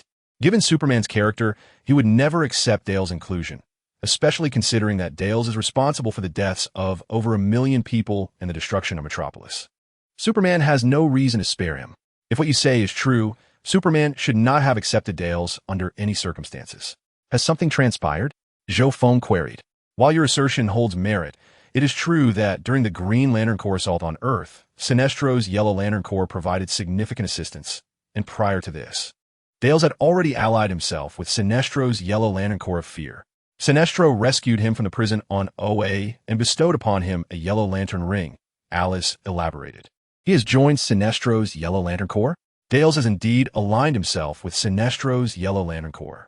However, upon reflection, it makes sense with a Scion's capacity to instill fear. He is undeniably adept, especially considering his propensity for planetary destruction. Zhou Feng inquired, Alice, could you elaborate on this matter? Certainly, she replied. At that time, the Green Lantern Corps invaded Earth, bringing with them a member as large as a planet, prompting the Justice League to fully engage in battle.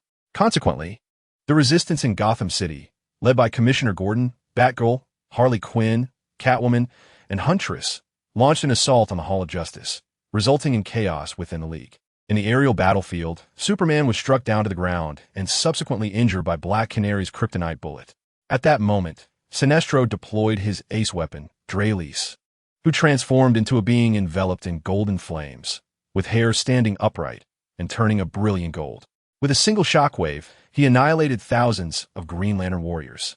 Following this, Sinestro bestowed a Yellow Lantern ring upon Superman, transforming him into the form of the Yellow Lantern Corps. Together, they propelled the colossal being and a guardian into the sun, utterly vanquishing the Green Lantern Corps. Dralys, with his body radiating golden energy and his hair, now golden, resembled a super scion. What was Dralys thinking? He proclaimed himself a super scion, the strongest warrior in the universe, and now stood on equal footing with Sinestro within the Yellow Lantern Corps. They were in a cooperative relationship with Superman, as Alice noted. This development was intriguing. Given this, I suppose you all harbor a strong disdain for Dralys? Alice inquired. Fear not, before I depart from this universe. I shall deal with him, Zhou Feng replied confidently. Alice continued, I support this notion. Within Superman's team, he is indeed the most despicable. Zhou Feng, you must defeat him. Be cautious, Mr. Zhou Feng, Tifa cautioned. That fellow held his own against Superman upon his arrival on Earth, and after he transformed into that super scion, none of us have witnessed his full strength. Yet he claims to be the strongest warrior in the universe. Claude added, do not underestimate him. Our intelligence on him is limited to what we've seen on television. But one thing is certain. Initially, Superman had no intention of collaborating with Dralys or Sinestro. However, something must have transpired. I suspect a battle occurred between Superman and Dralys, and it is quite possible that Superman was defeated. Chapter 86. A Night at Seventh Heaven Restaurant. Zhou Feng curiously asked, Mr. Claude, are you suggesting that you believe Superman fought Dralys and lost? Indeed, Mr. Zhou Feng, Claude affirmed. Given Superman's current disposition, it is inconceivable for him to ally with someone who has previously slaughtered millions, regardless of the assistance provided. From the private intelligence I possess, Dralys clearly does not regard Superman as a significant threat. Of course, these are merely my personal speculations, Claude added. That's impossible. How could Superman possibly lose to that guy? You must be mistaken, Dad, Alice interjected. Let's hope so. I too wish I am mistaken. It's hard to fathom. Superman is undeniably powerful, but there is always a possibility of defeat, especially considering the formidable strength of a super scion. It is now certain that Darius can indeed transform into a super scion. Furthermore, with the addition of the Yellow Lantern Corps, the situation has become intriguing. Perhaps Darius could even become a formidable punching bag for himself. I am eagerly anticipating the encounter with Darius. Well, it is quite late now. Mr. Zhou Feng, you shall spend the night in my son Zach's room. I will go prepare the bedding for you. After Tifa spoke, she stood up and left. Zhou Feng replied, Thank you for your kindness, Miss Tifa. Tifa turned back and said, No need for formality, Mr. Zhou Feng. That piece of kryptonite is quite precious, isn't it? Just taking it out like this to help us exchange for little Zach. In truth, it held no real value to him, as he had none left. But he had an abundance of kryptonite. Nonetheless, Zhou Feng responded, It's of no consequence, truly. You have come here because of me, and if I can assist you in any way, I am more than willing. Alice chimed in, by the way, Zhou Feng, you promised to tell me about my parents when they were young. As Tifa was halfway out, she suddenly turned her head, and Cloud looked at Zhou Feng with equal surprise. Mr. Zhou Feng, do you know much about us? I mentioned before that I possess some information regarding the descendants. So I have a general understanding of you, though not extensively, Zhou Feng said, improvising as they wouldn't discern the truth from falsehood. Since little Alice is so eager to know, Cloud, you may sleep alone tonight. It has been quite a while since I shared a bed with little Alice. Oh, Mommy, come keep me company. Actually, I've lost my curiosity. Perhaps it's better to forget it. Huh, I'll head back to sleep now. Alice seemed rather apprehensive about sleeping with Tifa. Why was that? However, Zhou Feng was disinclined to pry into their personal matters. Are you not curious? It's quite all right. Come here. Mommy will tell you everything, Tifa said with a warm smile directed at Alice. Actually, I'm really not curious anymore. All right, I've finished eating, and I'm off to sleep. Bye. With that, Alice dashed back to her room. Was it truly so frightening? Alice appeared quite fearful of Tifa. I apologize, Mr. Zhou Feng, we have spoiled little Alice. Please wait a moment while I tidy up Zach's room, Tifa said as she walked away. Mr. Zhou Feng must be quite curious why Alice is so reluctant to sleep with her mother. Haha. Cloud chuckled. He seemed to have found a way to understand his own son, which brightened his mood. Well, it is a bit peculiar. If it is inconvenient for you to discuss. I shan't pry, Cloud remarked. There is nothing to be embarrassed about. Alice feels quite awkward sleeping with her mother. To put it simply, little Alice is somewhat envious of her mother's figure. What is the reason for the awkwardness with Tifa? Zhou Feng inquired. Alice is quite concerned about her current figure. Tifa confided in me that Alice, upon growing up, feels a sense of dissatisfaction when comparing herself to her mother, believing her own physique to be inferior. It seems to be one of those matters, huh? Cloud jested mysteriously to Zhou Feng. Cloud has also taken a turn for the mischievous, teasing about his wife and daughter. However, does Alice envy Tifa as figure? At just 15 years old, Alice certainly does not possess the same strength as her mother Tifa. Nevertheless, Zhou Feng observes that this girl holds immense potential for future development, especially with such an exceptional mother. She is destined to build her own ivory towers, undoubtedly matching Tifa's stature. The place seems to be tidied up. Let us go, Mr. Zhou Feng. I will show you Zach's room. Cloud smiled and stood up, gesturing for Zhou Feng to follow. Very well, Mr. Cloud. I apologize for the intrusion.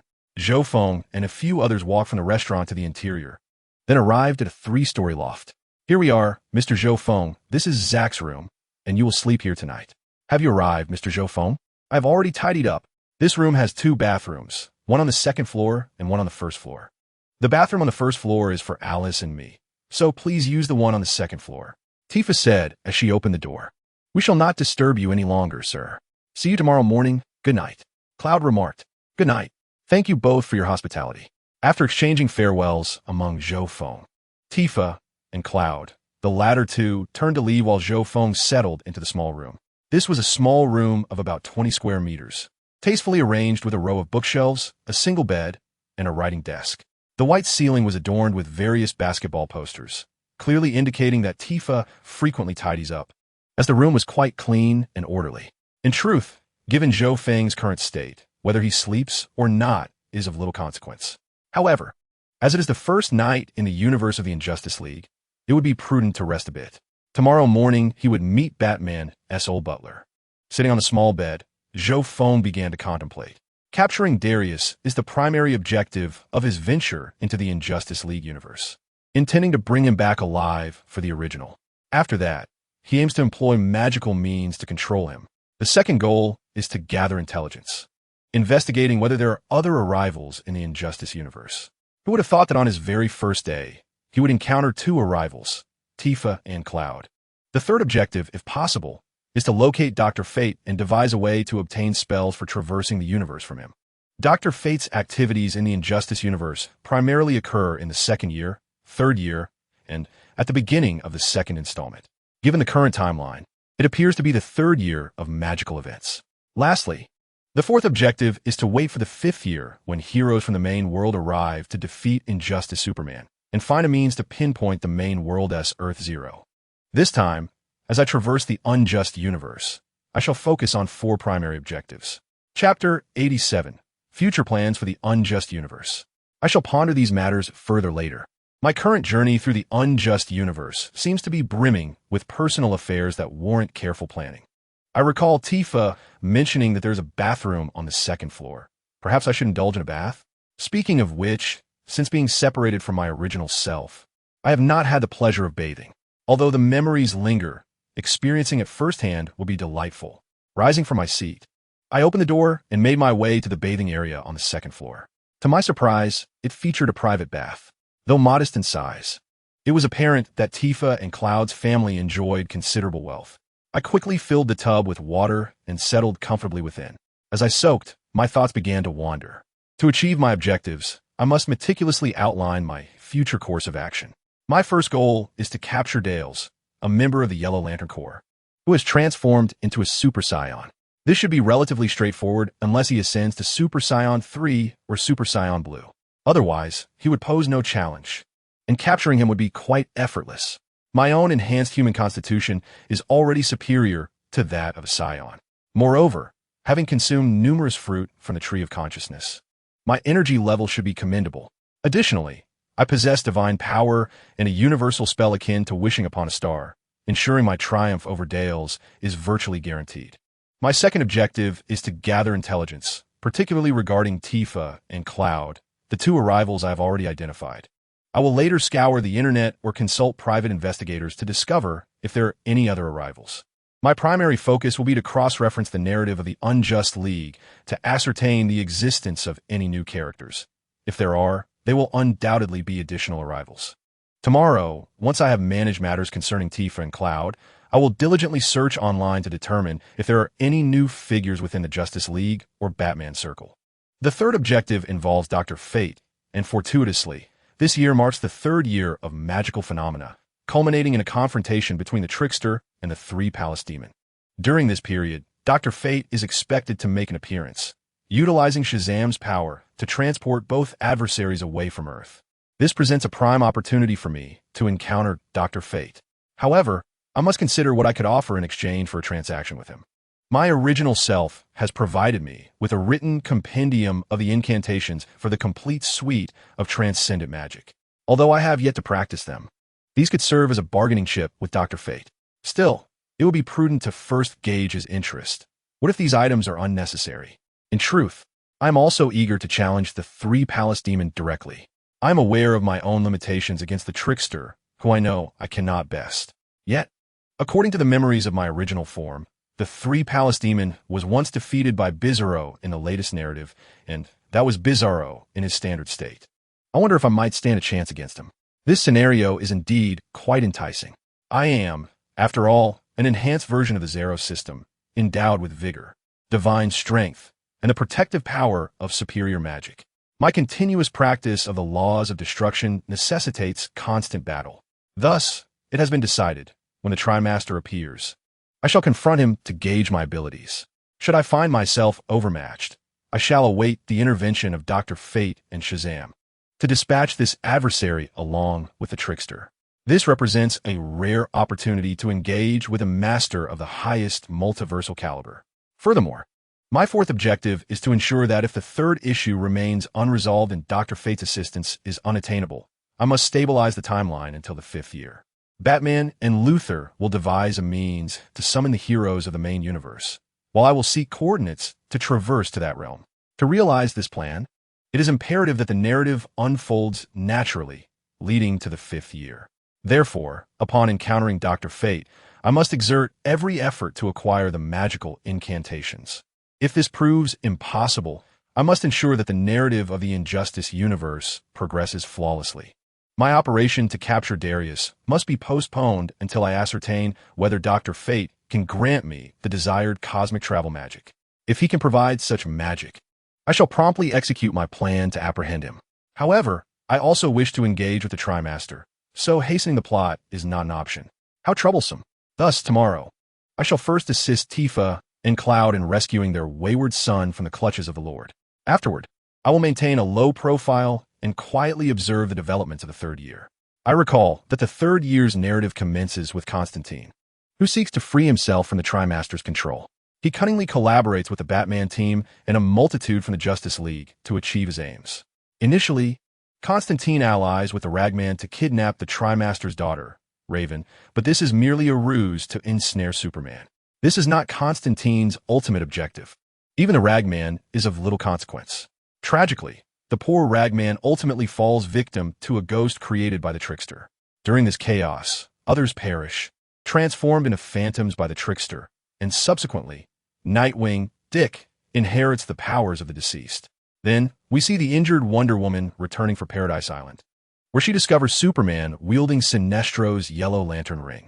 Wonder Woman is profoundly displeased and delivers a beating to Sinestro. Ultimately, Superman removes the yellow ring. However, Sinestro's core still possesses a formidable scion, Darius, and the outcome remains uncertain. Following this, a monumental battle erupts between Batman's team and Superman's.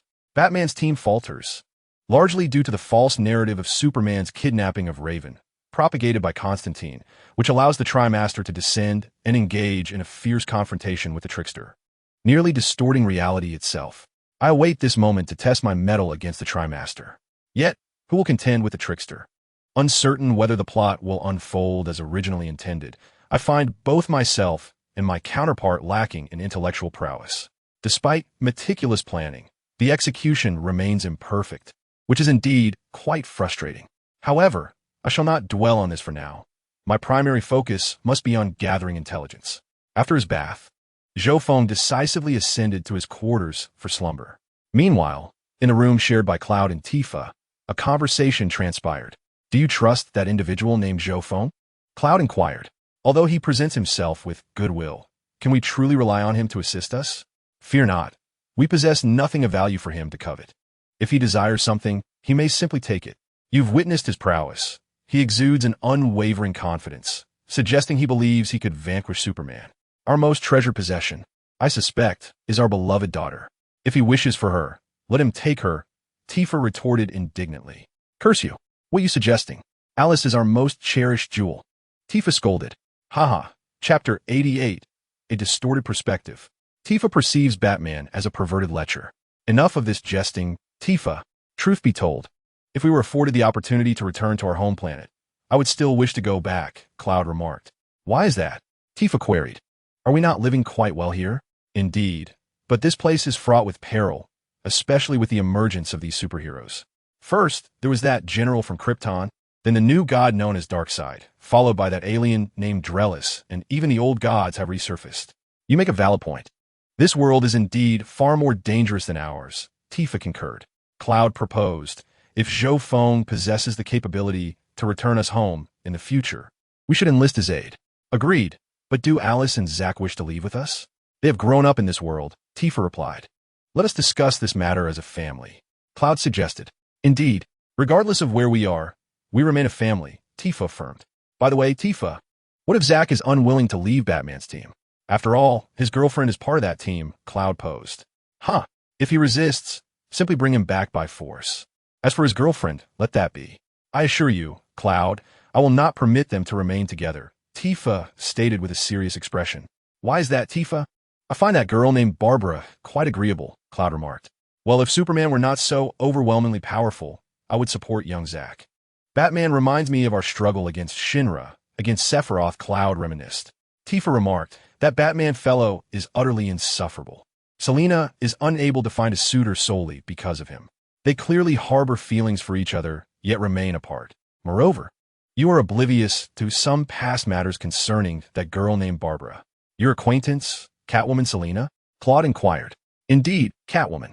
I became acquainted with her long ago.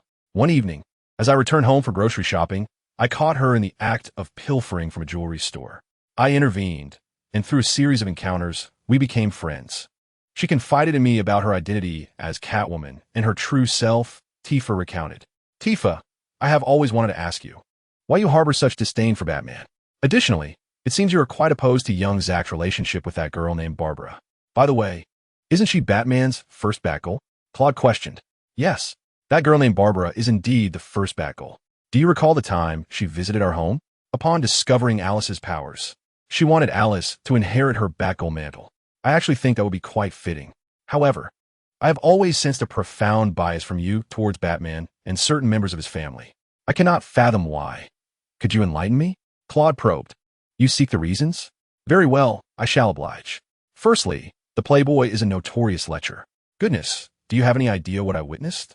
Do you know what Catwoman confided in me afterward? Tifa's expression turned peculiar. Don't speak nonsense, Tifa. Batman is a good man, Claude retorted. Humph. He fathered a child with that woman from the League of Assassins, the youngest Robin, and has been entangled in ambiguous relations with Selina, Tifa asserted. Those are merely rumors. Claude countered. All right, allow me to provide you with the reasons and reveal what I truly witnessed, shall I? This is also why I am against Zach's association with that girl named Barbara, Tifa stated. All right, Tifa, I'm listening. Please proceed, Claude encouraged. One night, while returning home with groceries for the next day, I passed by a building when suddenly a Batgirl cowl and cape fell from above. Initially, I thought the Bat family was engaged in some perilous mission, and fearing for that girl's safety, I hurried to investigate. Upon my arrival, I overheard strange noises from a man and a woman and inadvertently witnessed something that shattered my worldview. Batman and his Batgirl engaged in intimate acts on the rooftop. Precisely the kind of thing you would imagine, akin to scenes from The Killing Joke. It was right there on the rooftop, Tifa recounted, her cheeks flushed with disdain. I then relayed this incident to Selina, hoping she would see Batman's true nature. However, after some time, she shockingly told me she chose to forgive Batman and that, as his not wife, she had no authority over such matters, Tifa expressed, her expression contorted with discomfort. What? You cannot be serious. Claude's mouth fell open. His eyes widened in shock as he stared at Tifa, scarcely able to believe what he had just heard. It was utterly astonishing. Batman and Batgirl, wait, Batgirl, wasn't that Barbara? It seemed she was romantically involved with his son, Zach. This revelation unsettled Claude immensely. This is terrifying. Are you certain? He asked, his expression rigid. Talia wouldn't deceive me about this. I witnessed the events on the rooftop with that girl named Barbara, Tifa declared, her face a mask of indignation. Good heavens. Are they still in that relationship? What would little Zach do if he found out? I thought that girl, Barbara, had previously been involved with Nightwing, Claude remarked. How peculiar. They're so deeply in love, yet engaging in infidelity, and with a mere child, no less. You cannot fathom my disbelief upon hearing this. Moreover, Batman desires to have Alice as his new Batgirl. That depraved lecher should be dismissed entirely. Tifa shook her head vehemently. Absolutely not. If he dares to harm Alice in any way, I will eliminate him on the spot, Claude stated, his expression dark and devoid of emotion. Tifa promptly threw back the covers and climbed onto Claude's lap, her face stern as she articulated each word deliberately. Bring me Zach back, understood? Yes, my dear wife. I am in complete agreement. If what you say is true, then Zach's relationship with that girl should be reconsidered. I had wondered why you reacted so oddly last year when Zach brought her home, vehemently opposing their union. Claude covered his face in distress. Otherwise, what do you think? What would you do if he doesn't return? Tifa inquired. I would unleash my ultimate martial prowess and take down that boy, then bring him back, Claude replied, a hint of determination in his voice. That's more like it. Now, Claude, let's sleep. We must rise early tomorrow. In that instant, Claude felt the gentle and virtuous Tifa return to him. Very well, my dear wife, let's rest. I hope tomorrow brings smooth sailing, Claude said as he and Tifa embraced and drifted into slumber. Chapter 89. Tales of Battle in the Universe as Tifa and Claude engaged in their earth-shattering conversation. On the other side, Zhou Feng had just finished his bath and settled onto his bed. Suddenly, he felt a shift in the ceiling, and a small section of tile was pried open, revealing a small head peering through. Hello, Zhou Feng. I'm here. What on earth? Zhou Feng responded, bemused as he gazed at the girl before him. After exchanging greetings, Alice, clad in a delicate lady's nightgown, leapt down gracefully, landing softly beside Zhou Feng's bed. Huh. The dazzling Miss Alice makes her entrance. What are you doing here, miss? It's the middle of the night, and you? A stranger I've known for only a few hours are in a man's room, Zhou Feng questioned. What is this girl up to? Sneaking into my room at such a late hour? Alice remarked, this is my home. I don't consider it late to visit a boy's room. What are you really trying to do? If your parents discover you in my room, they will be utterly furious, Zhou Feng replied. Rest assured, if you don't tell. I won't tell you either.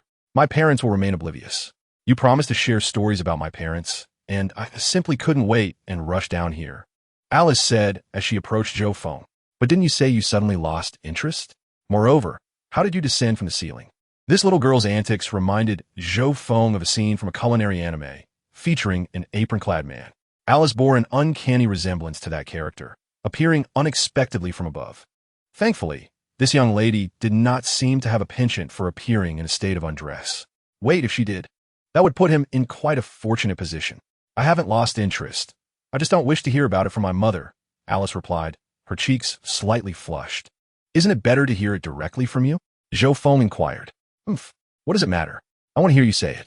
This is a secret passage my brother and I often use to sneak out and play games. I can't shake the feeling that you are thinking something inappropriate. Do you harbor any wicked thoughts? Alice asked, her delicate face leaning closer to Zhou Feng. Cough, cough, cough. Absolutely not. How could I possibly have any nefarious ideas? Zhou Feng immediately denied. Enough chit-chat. It's only 11 o'clock. You should be able to finish your story in 2 hours.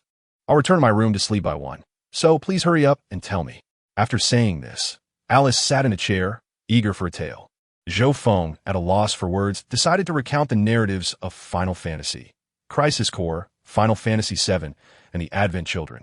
So, listen closely as I share these tales. He began, touching upon the intricate plot involving Genova and Shinra Corporation, refraining from excessive elaboration to avoid accusations of verbosity. Meanwhile, beyond the Earth, in the vastness of space, on a desolate planet, 2 figures, one clad in red and blue, the other in gold, were engaged in a fierce battle. Their clashes reverberated across the barren world, while 2 yellow figures observed the confrontation. The combatants were none other than Superman and Darkseid. Unbelievable, wouldn't you agree, Hal?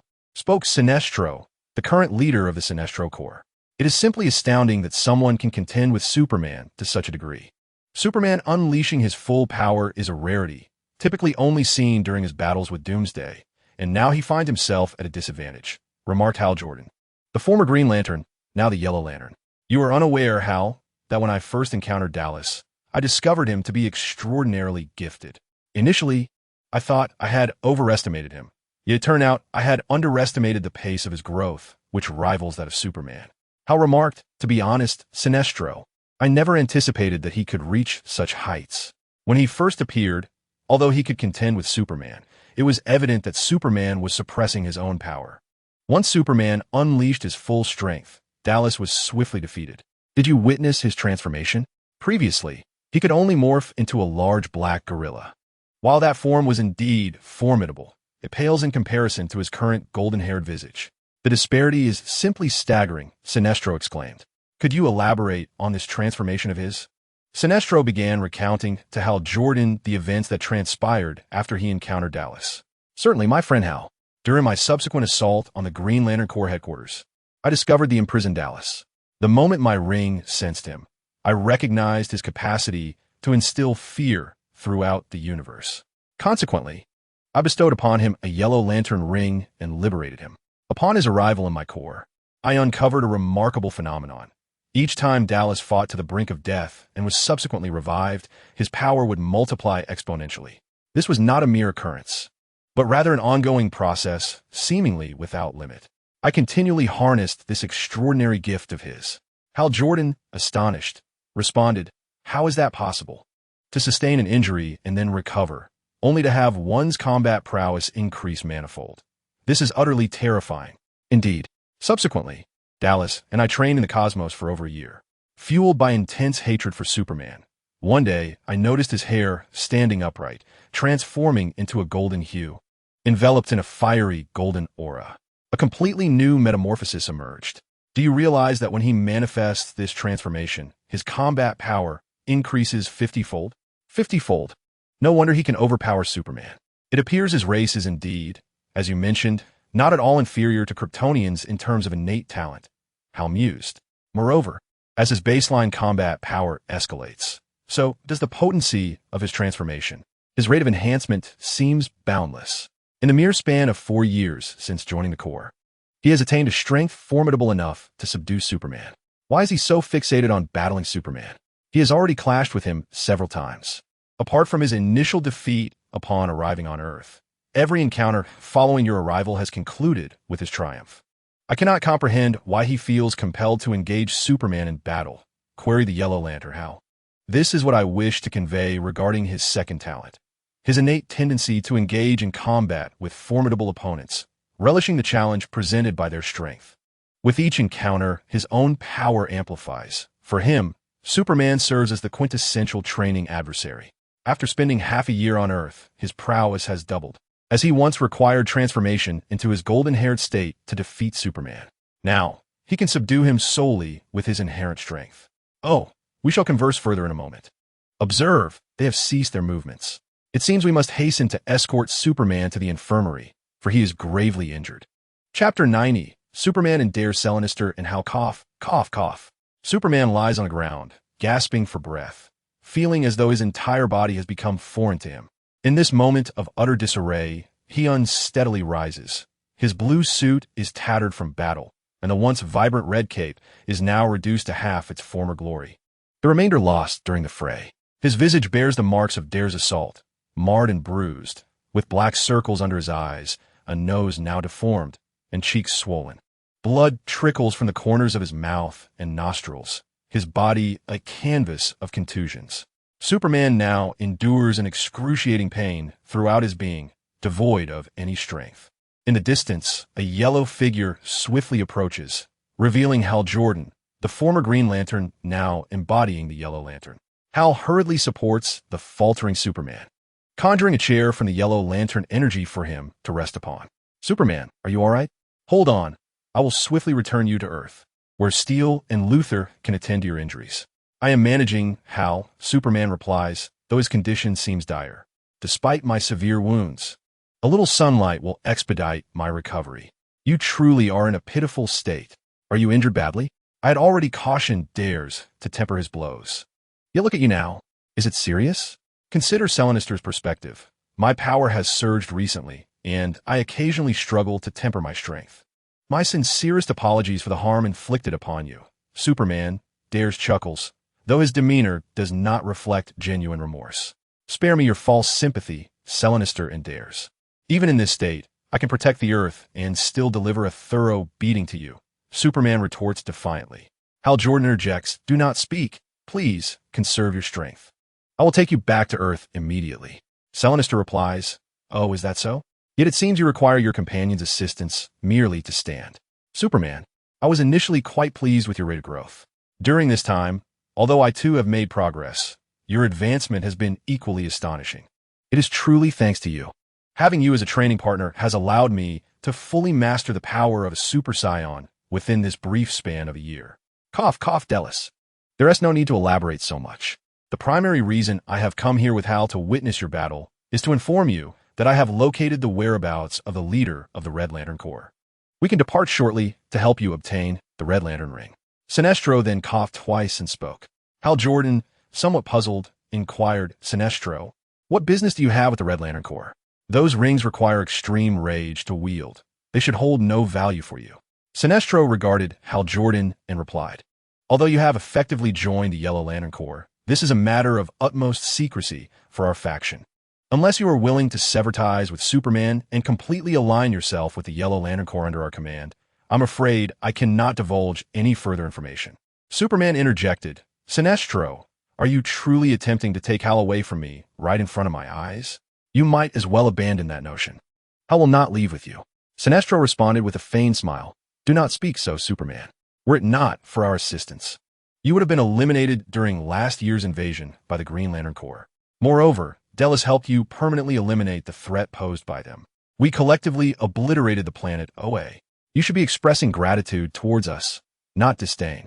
Haha, enough. Do not bring that up again. I beg you, Sinestro.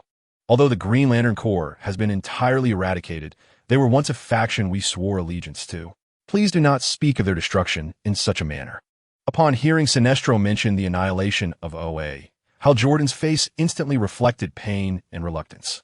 You have truly saddened me, Hal. Delis and I destroyed OA to save you. Do you still harbor feelings for those Guardians? Have you forgotten how they treated you? Sinestro feigned concern with exaggerated expressions. At that moment, Delis, who had been hovering in the air, slowly descended and addressed Superman and Hal. Superman, you have now witnessed my power. So what do you say? Will you reconsider my previous proposal and join Sinestro and me? By aligning with us, your standing would be equal to Sinestro's, subordinate only to me. Together, we can indulge in fine wines and gourmet feasts across the universe, annihilating any planets we find distasteful and ultimately ruling over the cosmos. Does that not sound enticing? Silence. My sole desire is to protect my Earth. I have no interest in becoming your subordinate or in joining you to reign over the universe. Thus, I must decline your offer, Superman retorted. Superman, I hold you in high regard, which is why I extended this invitation to you. In the past, anyone who dared to refuse my invitation would be slain, and their planet would be thoroughly obliterated, Delos declared. Are you implying that you are threatening me? Are you threatening me with the destruction of Earth should I refuse to join your ranks? Superman's crimson gaze locked onto Darius, who stood frozen, his expression abruptly stiffening. An aura of golden energy erupted around him, his hair transforming into a golden plume. He raised his hand, gathering an orb of energy, aiming it at Superman and Hal, declaring, with just my power, I could obliterate the Justice League. I will eliminate you all. Sinestro interjected, placing a hand on Darius to halt his aggression, shaking his head. Now is not the time to sever ties with Superman's team. Calm down, Darius. We have a pressing mission ahead. We must depart immediately to seek the Red Lantern Corps. Do you not desire that power? Sinestro suggested with a knowing glance. After a moment of contemplation, Darius reined in his hostility towards Superman and Hal, acquiescing to Sinestro's counsel. At this juncture, the Justice League posed no threat to him.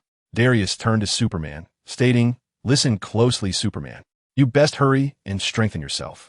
Consider yourself fortunate, for you will have 3 to 4 months to prepare. Enough, Darius. Superman has been battling alongside you every few days for over 6 months. This relentless strain has only worsened his injuries. Please, refrain from this. You might end up killing him, Hal Jordan implored. Chapter 91. The intentions of Darius and Sinestro. Darius approached Superman, explaining, Sinestro and I have identified a new target, the Red Lantern Corps. Consequently, we shall be departing Earth for a time. Earth has become of no value to you. If possible, I urge you to leave and never return. Earth no longer possesses what you seek, Hal directed at Darius and Sinestro. Darius disregarded Hal's concerns and addressed Superman. During this interval, it matters not what you do, whether you seek allies or train to grow stronger. You must find a way to enhance your power, or else when I return. What will happen then, Darius? Superman inquired. Darius grinned wickedly. Either condition is acceptable. First, if upon my return, I find your strength insufficient to engage me in a true battle, I shall annihilate Earth. What? You would destroy Earth? No, that cannot be. Sinestro, please, do not proceed with this. Do not destroy Earth. I have nothing left to lose. Earth is my sole refuge. And are we not allies? Hal exclaimed. Shock etched across his face as he turned to Sinestro. What had he done? Hal had witnessed Darius obliterate the planet OA and slay countless Green Lanterns. He had seen firsthand the sheer destructive force Darius wielded, an assault that even Superman could not withstand. Although Sinestro claims his actions are motivated by self-preservation, it is evident that even in his absence, they would still annihilate the planet OA. Saving himself appears to be merely a convenient side effect. Their true objective seems to be the utter destruction of the Green Lantern Corps. Darius, what is it that you truly desire? Superman has already agreed to engage in combat with you every few days, while you and Sinestro are meant to assist me in safeguarding Earth. This was our prior agreement. Hal remarked, You have deeply disappointed me, Superman. I initially regarded you as my worthy adversary, one who could facilitate my boundless growth. At first, I was quite satisfied, but you can no longer keep pace with my evolution. Even without transforming into a super scion, you cannot defeat me now. You no longer fulfill my combat expectations. Darius stated. Hal, in a fit of frustration, exclaimed, Are you truly prepared to kill him simply because Superman cannot satisfy your thirst for battle, and then proceed to devastate Earth? This is utterly unreasonable. Sinestro chuckled, saying, Hal, when we aided Superman against the Green Lantern Corps, it was agreed that he would subsequently serve as Darius's sparring partner, while Darius, myself, our extraterrestrial forces, and the entire Yellow Lantern Corps would assist you in dealing with the Green Lanterns. Hal replied, That is indeed the case. You have honored your promise, but we have kept ours as well. Superman has, for some time now, engaged in battles with Darius every few days, and you have seen how severely he has been injured. Are you truly contemplating the destruction of Earth for such a reason? However, the situation has now changed. Superman can no longer meet Darius's combat demands. But wait, Hal, you still have a second option, don't you? Superman interjected. What is your second condition? Speak up. We will not acquiesce to unreasonable demands. Now is not the time to confront Sinestro and Darius. If possible, I genuinely wish to avoid war. You and your team must join our ranks. Earth will remain self-governed, and we will not interfere, but you must pay us taxes annually. Furthermore, a portion of Earth's populace must enlist in our army, and your Justice League must be ready to heed our commands at all times. Should you refuse to join us, Darius will utterly destroy Earth. Do you comprehend? Sinestro erupted into a fit of laughter. What? That is inconceivable. We would lose even the most basic semblance of sovereignty. Joining your army would render Earth your vassal planet. We will not agree to that, Hal asserted. Do not fear, Hal. Have some backbone.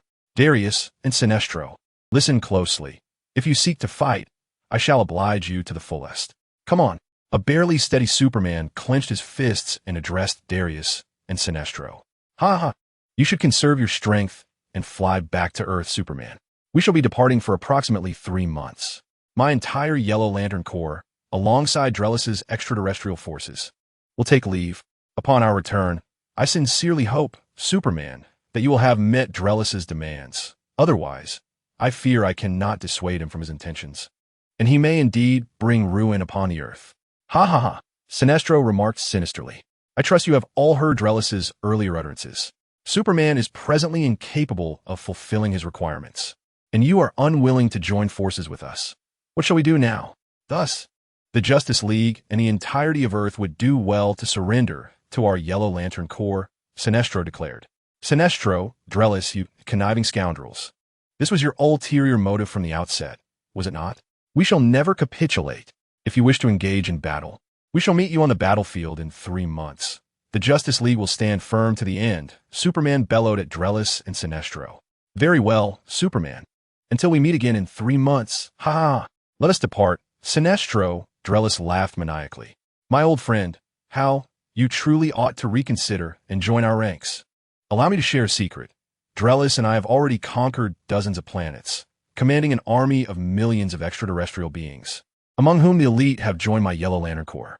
The might of our Corps is unparalleled, Sinestro proclaimed to Hal Jordan.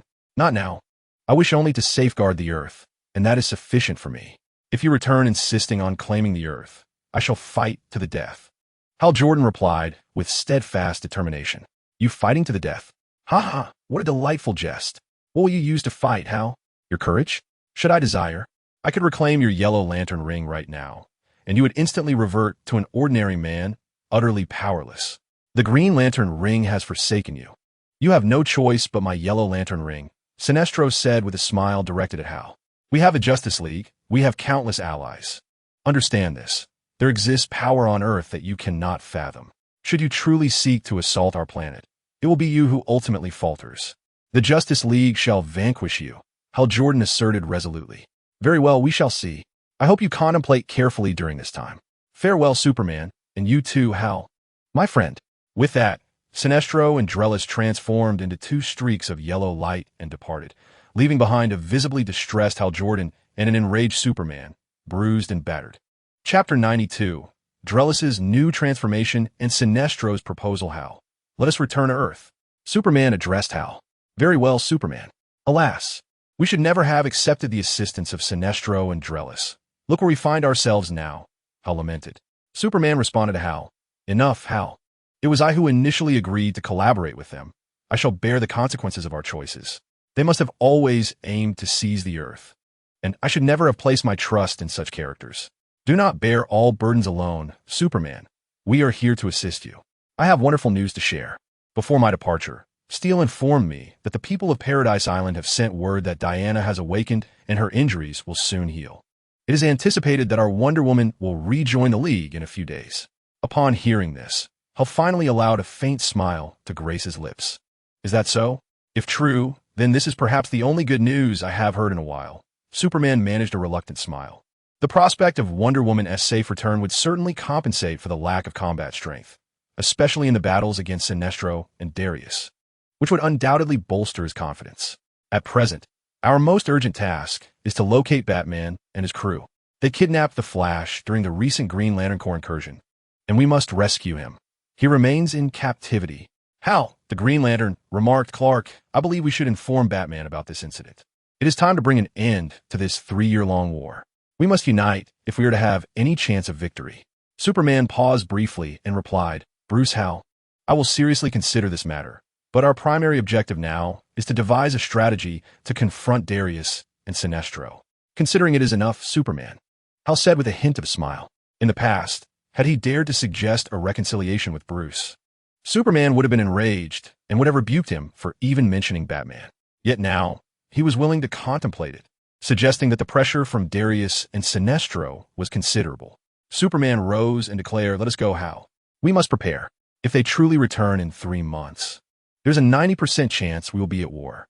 Hal Jordan, the Green Lantern, nodded without further comment and assisted Superman to his feet. Together, they transformed into a beam of yellow light and soared towards Earth. Meanwhile, on another side of the cosmos, Darius and Sinestro were swiftly navigating through space, engaging in conversation. Darius advised, in future discussions, refrain from revealing too much. Keep your trump card close to your chest instead of divulging it to others. Do you understand? Sinestro, imparting wisdom, responded to Darius, Indeed, rest assured. They pose no real threat. Even if they were to know, it would be inconsequential. I have now surpassed the Super Scion and achieved an even greater transformation. Sinestro halted his flight and expressed curiosity. Is that so? I am eager to witness how one surpasses a Super Scion. Darius also ceased his flight, pointing towards a remote, uninhabited planet. There lies a small, deserted planet. Let's proceed there. I shall demonstrate this new transformation. Together, Sinestro and Darius soared towards the small, desolate planet and landed. Darius stood firm, fists clenched, legs apart, and declared, Behold, Sinestro, this is the power that transcends the Super Scion. He unleashed a mighty cry, in a splendid display. Darius first transformed into a Super Scion form, his muscles swelling as he let out a thunderous roar, crackling with energy. He radiated a golden light, his hair standing on end, enveloped in flames of a brilliant golden hue, showcasing his enhanced physique. Sinestro, observing this metamorphosis, remarked, Impressive indeed. While it may appear that your physicality has merely fortified, I can distinctly sense a substantial increase in your power. Darius responded with a hearty laugh. Indeed, in this state, my muscular strength has amplified, along with improvements in various abilities. However, the energy consumption has surged. I can sustain this transformation for approximately 20 minutes. This can serve as a lethal trump card. Ensure you surprise your adversaries with it, but refrain from revealing it casually. Understood? Sinestro advised. Hey, I'm aware of that. But there is more to come. Watch closely, Sinestro, for I am about to enter the next phase. Darius exclaimed with a mischievous grin, initiating another transformation. This time, the entire planet quaked violently as Darius' golden hair erupted, electric sparks dancing across his form. His muscles expanded dramatically, making him appear significantly larger and exuding an overwhelming aura of ferocity. One extraordinary presence. It is overwhelmingly powerful. Merely the force of your energy could shake this small planet. Sinestro praised. While this transformation indeed appears formidable and awe-inspiring, it possesses a fatal flaw, Darius explained. A fatal flaw? Pray tell. I must comprehend this transformation in detail, Sinestro urged. This form has considerable drawbacks. Although it appears that my muscles have expanded to an extraordinary degree, the energy expenditure is excessive. I cannot maintain this state for long. It will deplete all my energy, forcing me to revert, Darius elaborated. Excessive consumption? The previous transformation lasted 20 minutes. How long can you sustain this one? Sinestro inquired. This transformation can last a maximum of 6 to 7 minutes, after which I must relinquish it due to the immense energy drain, Darius replied. Fear not. Such formidable power, albeit constrained by time, can undoubtedly alter the tide against a formidable foe, Sinestro reassured. Yet, that is not the sole flaw, Sinestro. This transformation also suffers from a critical defect. It is painfully slow. You must understand that immense power is futile if one cannot strike their opponent, Darius lamented. Truth be told, this form, while appearing powerful, is of little practical use and pales in comparison to the previous transformation. Not necessarily, Darius. Consider it from another perspective. Should you encounter an opponent of equal strength but lacking in speed and agility, you could employ that previous form to counter them, Sinisto suggested. This suggestion is quite commendable, noted Sinisto. Dales replied, Chapter 93, The Hypothesis of Utilizing the Red Lantern Ring for the Transformation of Super Scions.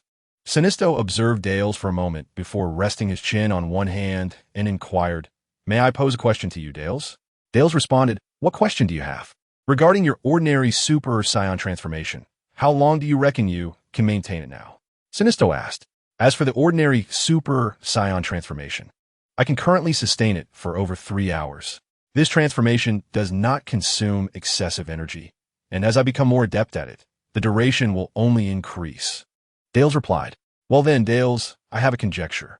During our journey to the Red Lantern Corps aboard the spaceship, we may take some additional time, which will allow you to train aboard the vessel, Sinisto remarked.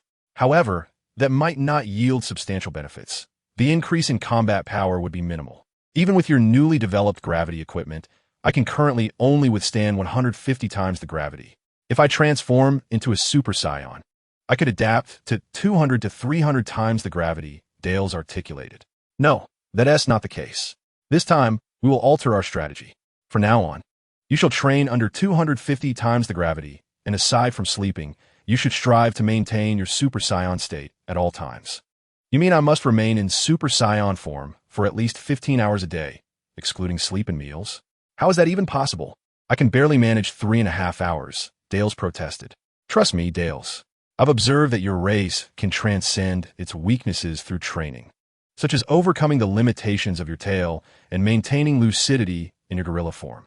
I recall you mentioning that many of your kind lose their sanity upon transforming into gorillas, as you did in the past. However, with my assistance through the Yellow Lantern Ring, you have managed to retain your rationality even in gorilla form, Sinisto explained. Indeed, you are correct. But how does this relate to the Super Scion transformation? Dales inquired with confusion. It illustrates the folly of your race. Despite possessing such formidable combat abilities, they lack the intellect to match. If the intelligence of your kind were all akin to yours, Dales, it would indeed be a peculiar phenomenon in the universe. Nevertheless, this makes it easier to control you, Sinisto stated. Listen to me, Dales. I envision this. If you commit to daily training and maintain your Super Scion transformation for as long as possible, you will likely be able to unleash an even more powerful transformation in battle, Sinisto encouraged. Is that so? Very well, I understand. From this moment onward, I will exert every effort to sustain my Super Scion state, and I hope that, as you say, I can indeed achieve a more potent transformation, Dales concluded. Indeed, that is correct. Trust me, Darius, following my guidance is undoubtedly wise. Your transformation into a Super Scion was accomplished with my assistance, and the suggestion to engage Superman as your sparring partner originated from me as well.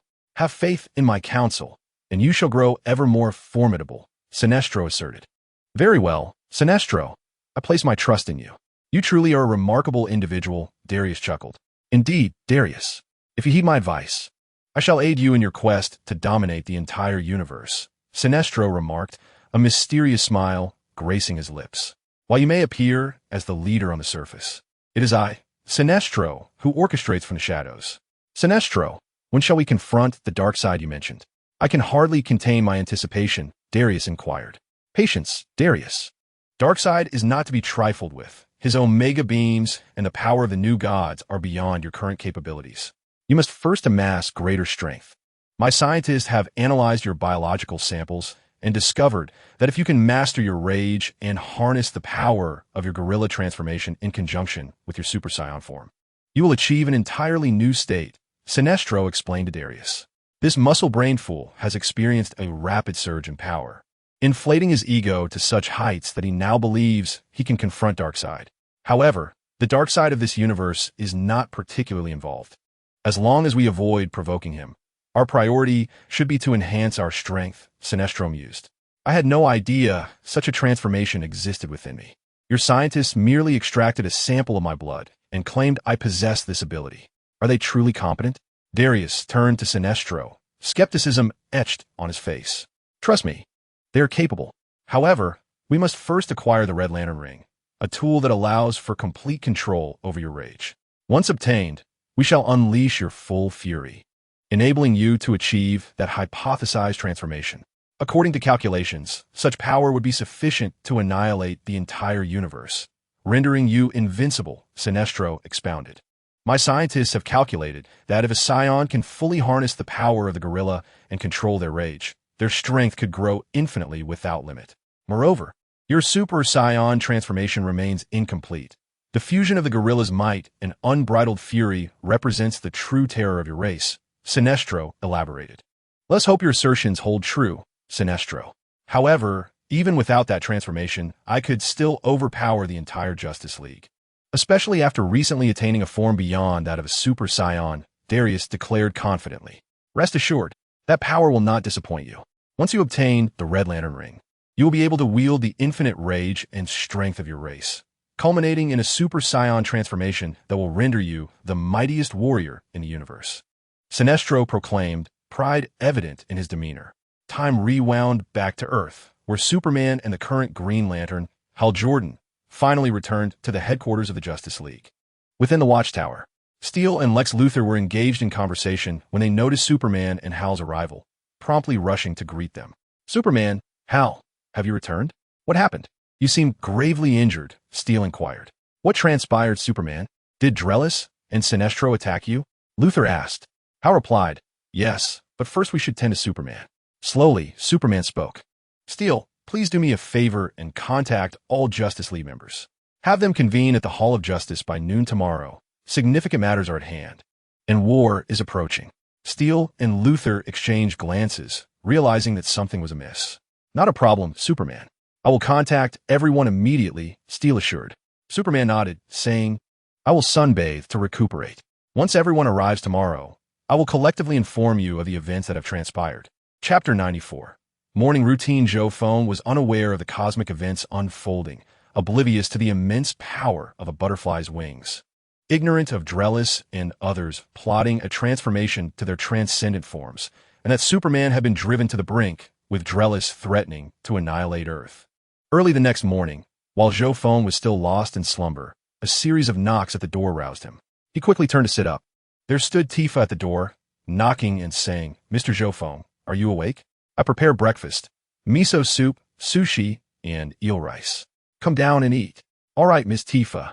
I'm getting up now. Please hold on, Zhou Feng replied as he opened the door. Did you sleep well last night? Quite well. I was fine. If only your daughter hadn't come over in the middle of the night, he responded. Last night, he had spent considerable time telling little Alice stories about Tifa and Cloud, only to reach the later chapters of Final Fantasy VII around 4 in the morning. By then, the little girl could no longer keep her eyes open and fell asleep beside the bed. With no other option, he had to carry her back to her room, as it would not bode well for Tifa to find her daughter sleeping in his room the next day after being invited to stay over. Tifa said, Mr. Zhou Feng, I prepared new toiletries for you. They're in the bathroom. I'll head down first. Goodbye. See you soon. All right. See you shortly, and thank you, Miss Tifa. Zhou Feng politely replied. After dressing, he exited his room and made his way to the bathroom, where Tifa had already laid out a clean towel, a toothbrush holder, a new toothbrush, and toothpaste. Zhou Feng quickly completed his morning routine and descended the stairs to the first-floor living room. There, at the dining table, Tifa had prepared a sumptuous breakfast, with Cloud and Tifa seated together. Yet little Alice was conspicuously absent. Zhou Feng immediately understood. That little girl was still not awake. It was only 8 in the morning, and she had been returned to her room at 4, having barely slept for 4 hours. No wonder she was struggling. Tifa, could you please go and call Alice again? She usually isn't one to sleep in, Claude remarked with a hint of confusion. I apologize, Mr. Zhou. I don't know what has gotten into her today. She still hasn't gotten up. Allow me to check on her once more, Tifa replied, rising to head upstairs once again. Take your time. We can wait until noon if necessary. I'm in no rush, Zhou Feng said reassuringly. Honestly, why don't we just go without her? Let us leave breakfast for her and let her sleep, Claude suggested. No worries. I'm not in a hurry. Let us wait a bit longer. It's best to take her along. Otherwise, she'll surely create a fuss, Zhou Feng countered. But I am anxious. The sooner we can bring that rascal Zax back, the sooner I can put my mind at ease, Claude insisted. Since learning from Tifa last night about the Batman's actions towards Batgirl, he had felt a deep discomfort that lingered throughout the night. Goodness, what is this madness? It's possible that her ex-boyfriend Nightwing left because he discovered this very matter. How could the illustrious Batman engage in such behavior? I never anticipated this. I must find that boy quickly. I was delighted at the thought that he might find a girlfriend, but reality has proven quite the opposite. Meanwhile, Zhou Feng remained oblivious to Claude's inner turmoil. Had he known, he would surely have been taken aback, for in the original tale, Nightwing had indeed departed Gotham due to this very issue. Upstairs, Tifa arrived at Alice's door and knocked once more, saying, "Alice, it's time to wake up. It's already 8 o'clock. Hurry downstairs. We need to eat before heading to Wayne Manor to discuss your brother's situation with Batman's old butler. Surely you wish to join us, or I shall cease calling you." Alice's voice drifted from within. Ugh. "I'm getting up, Mom. Just give me a moment. I'm so sleepy. Weren't you asleep quite early last night? Why do I need to sleep in?" "Alice, what is the matter?" Tifa asked with concern. "Me fine. Mom, I just had a bit of insomnia last night. I couldn't fall asleep until the latter half of the night," Alice replied, groggily. "Then open the door." "I'm coming in, Alice," Tifa said from the threshold. "All right, Mom," Alice mumbled as she drowsily opened her bedroom door. Tifa looked on with a puzzled expression at Alice, who bore dark circles under her eyes. "Alice, you don't look as though you merely had a restless night. Have you been awake all night? What's going on?" Tifa inquired, perplexed. Well, I just got a bit too excited thinking about how my brother's coming back soon, so I couldn't sleep," Alice chuckled.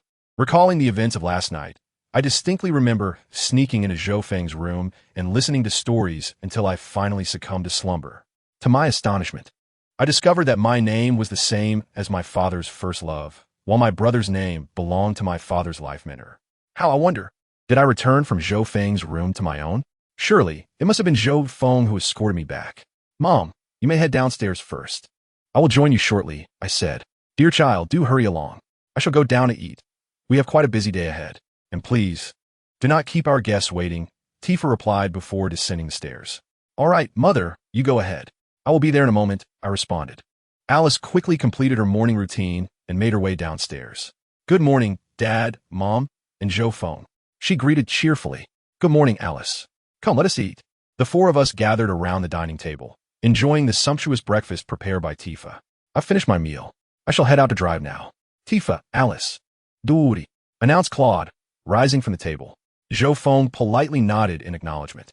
Before long, Alice, Zhou Feng, and I had finished our breakfast, while Tifa busied herself in the kitchen clearing the dishes.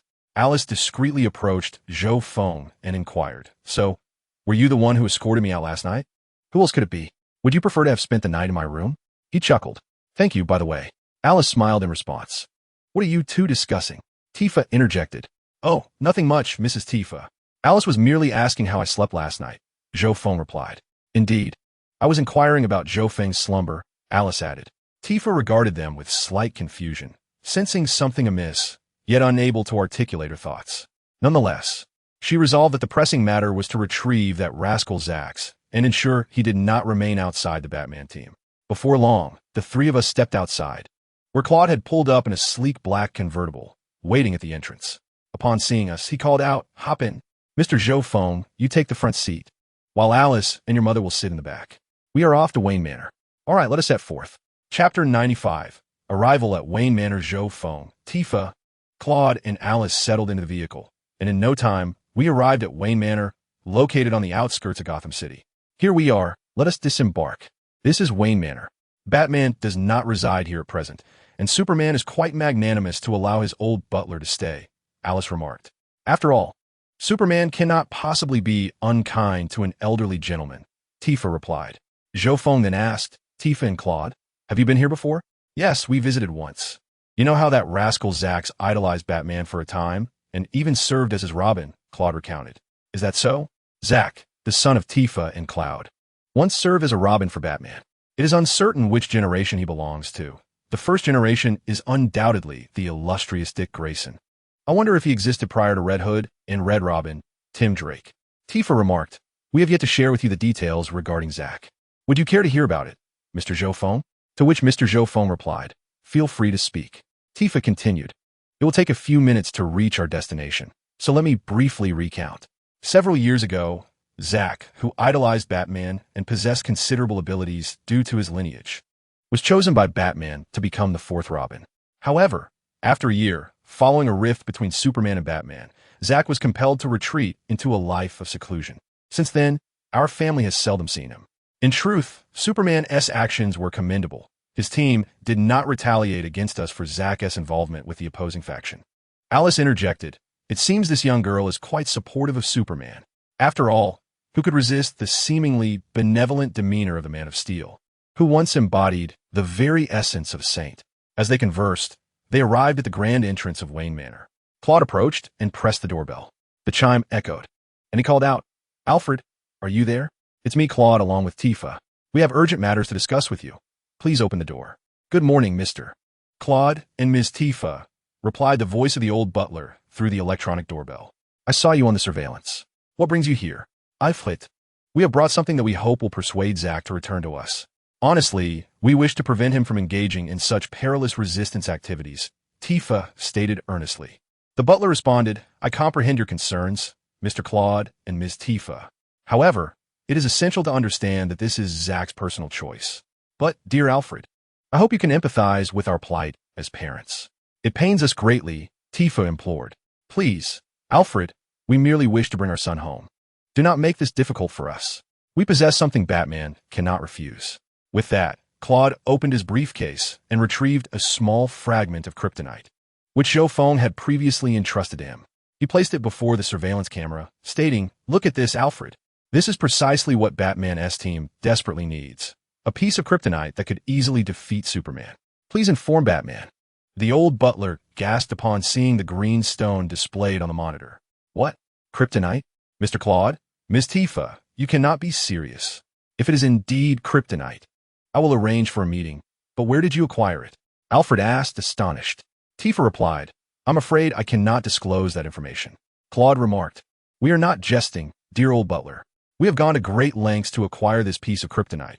We merely wish to exchange it for our son. Please, do not let us return in disappointment." "Very well, do come in. I can assist you in contacting Master Bruce. However, the matter ultimately rests upon Zack's own willingness. To be honest, I am quite reluctant to part with the child. He is an exceptional asset to our cause. Before that, could you kindly open the door, dear butler?" "Thank you. Oh, I apologize for my rudeness. I shall open the door at once. Please come in." "Thank you, sir." As the door swung open, the four entered Wayne Manor. "Good morning, gentlemen. May I inquire your name, sir?" the butler asked, his demeanor evidently guarded, perhaps fearing that they might be spies from the Superman team or something else entirely. "This is Mr. Zhou Feng, an old acquaintance of ours," Claude introduced.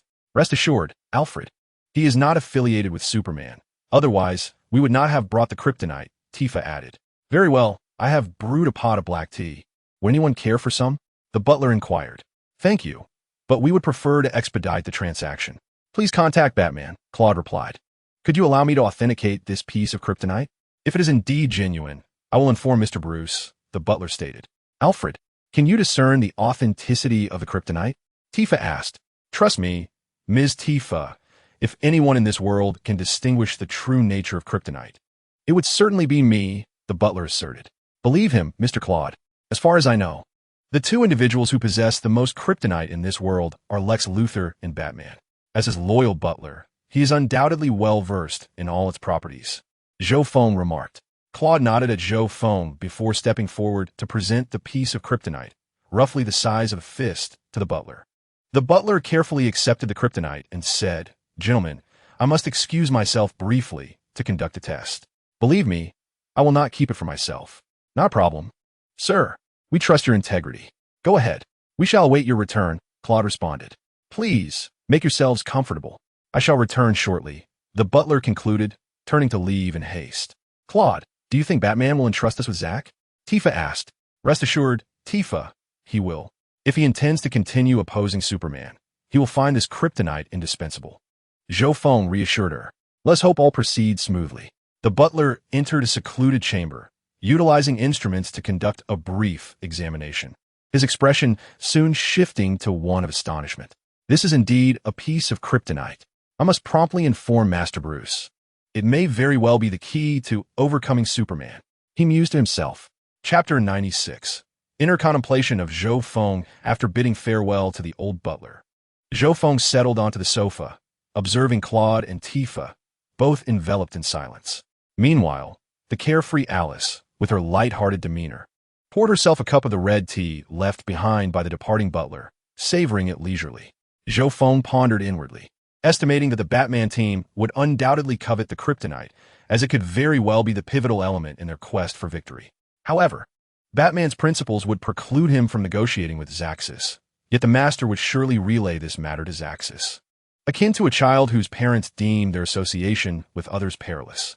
Thus, they might offer a precious item, the kryptonite, in exchange for the child's return, asserting their dire need for it to confront Superman, while firmly stating that they would never barter the child. In the end, Zaxxas would be left to make his own choice.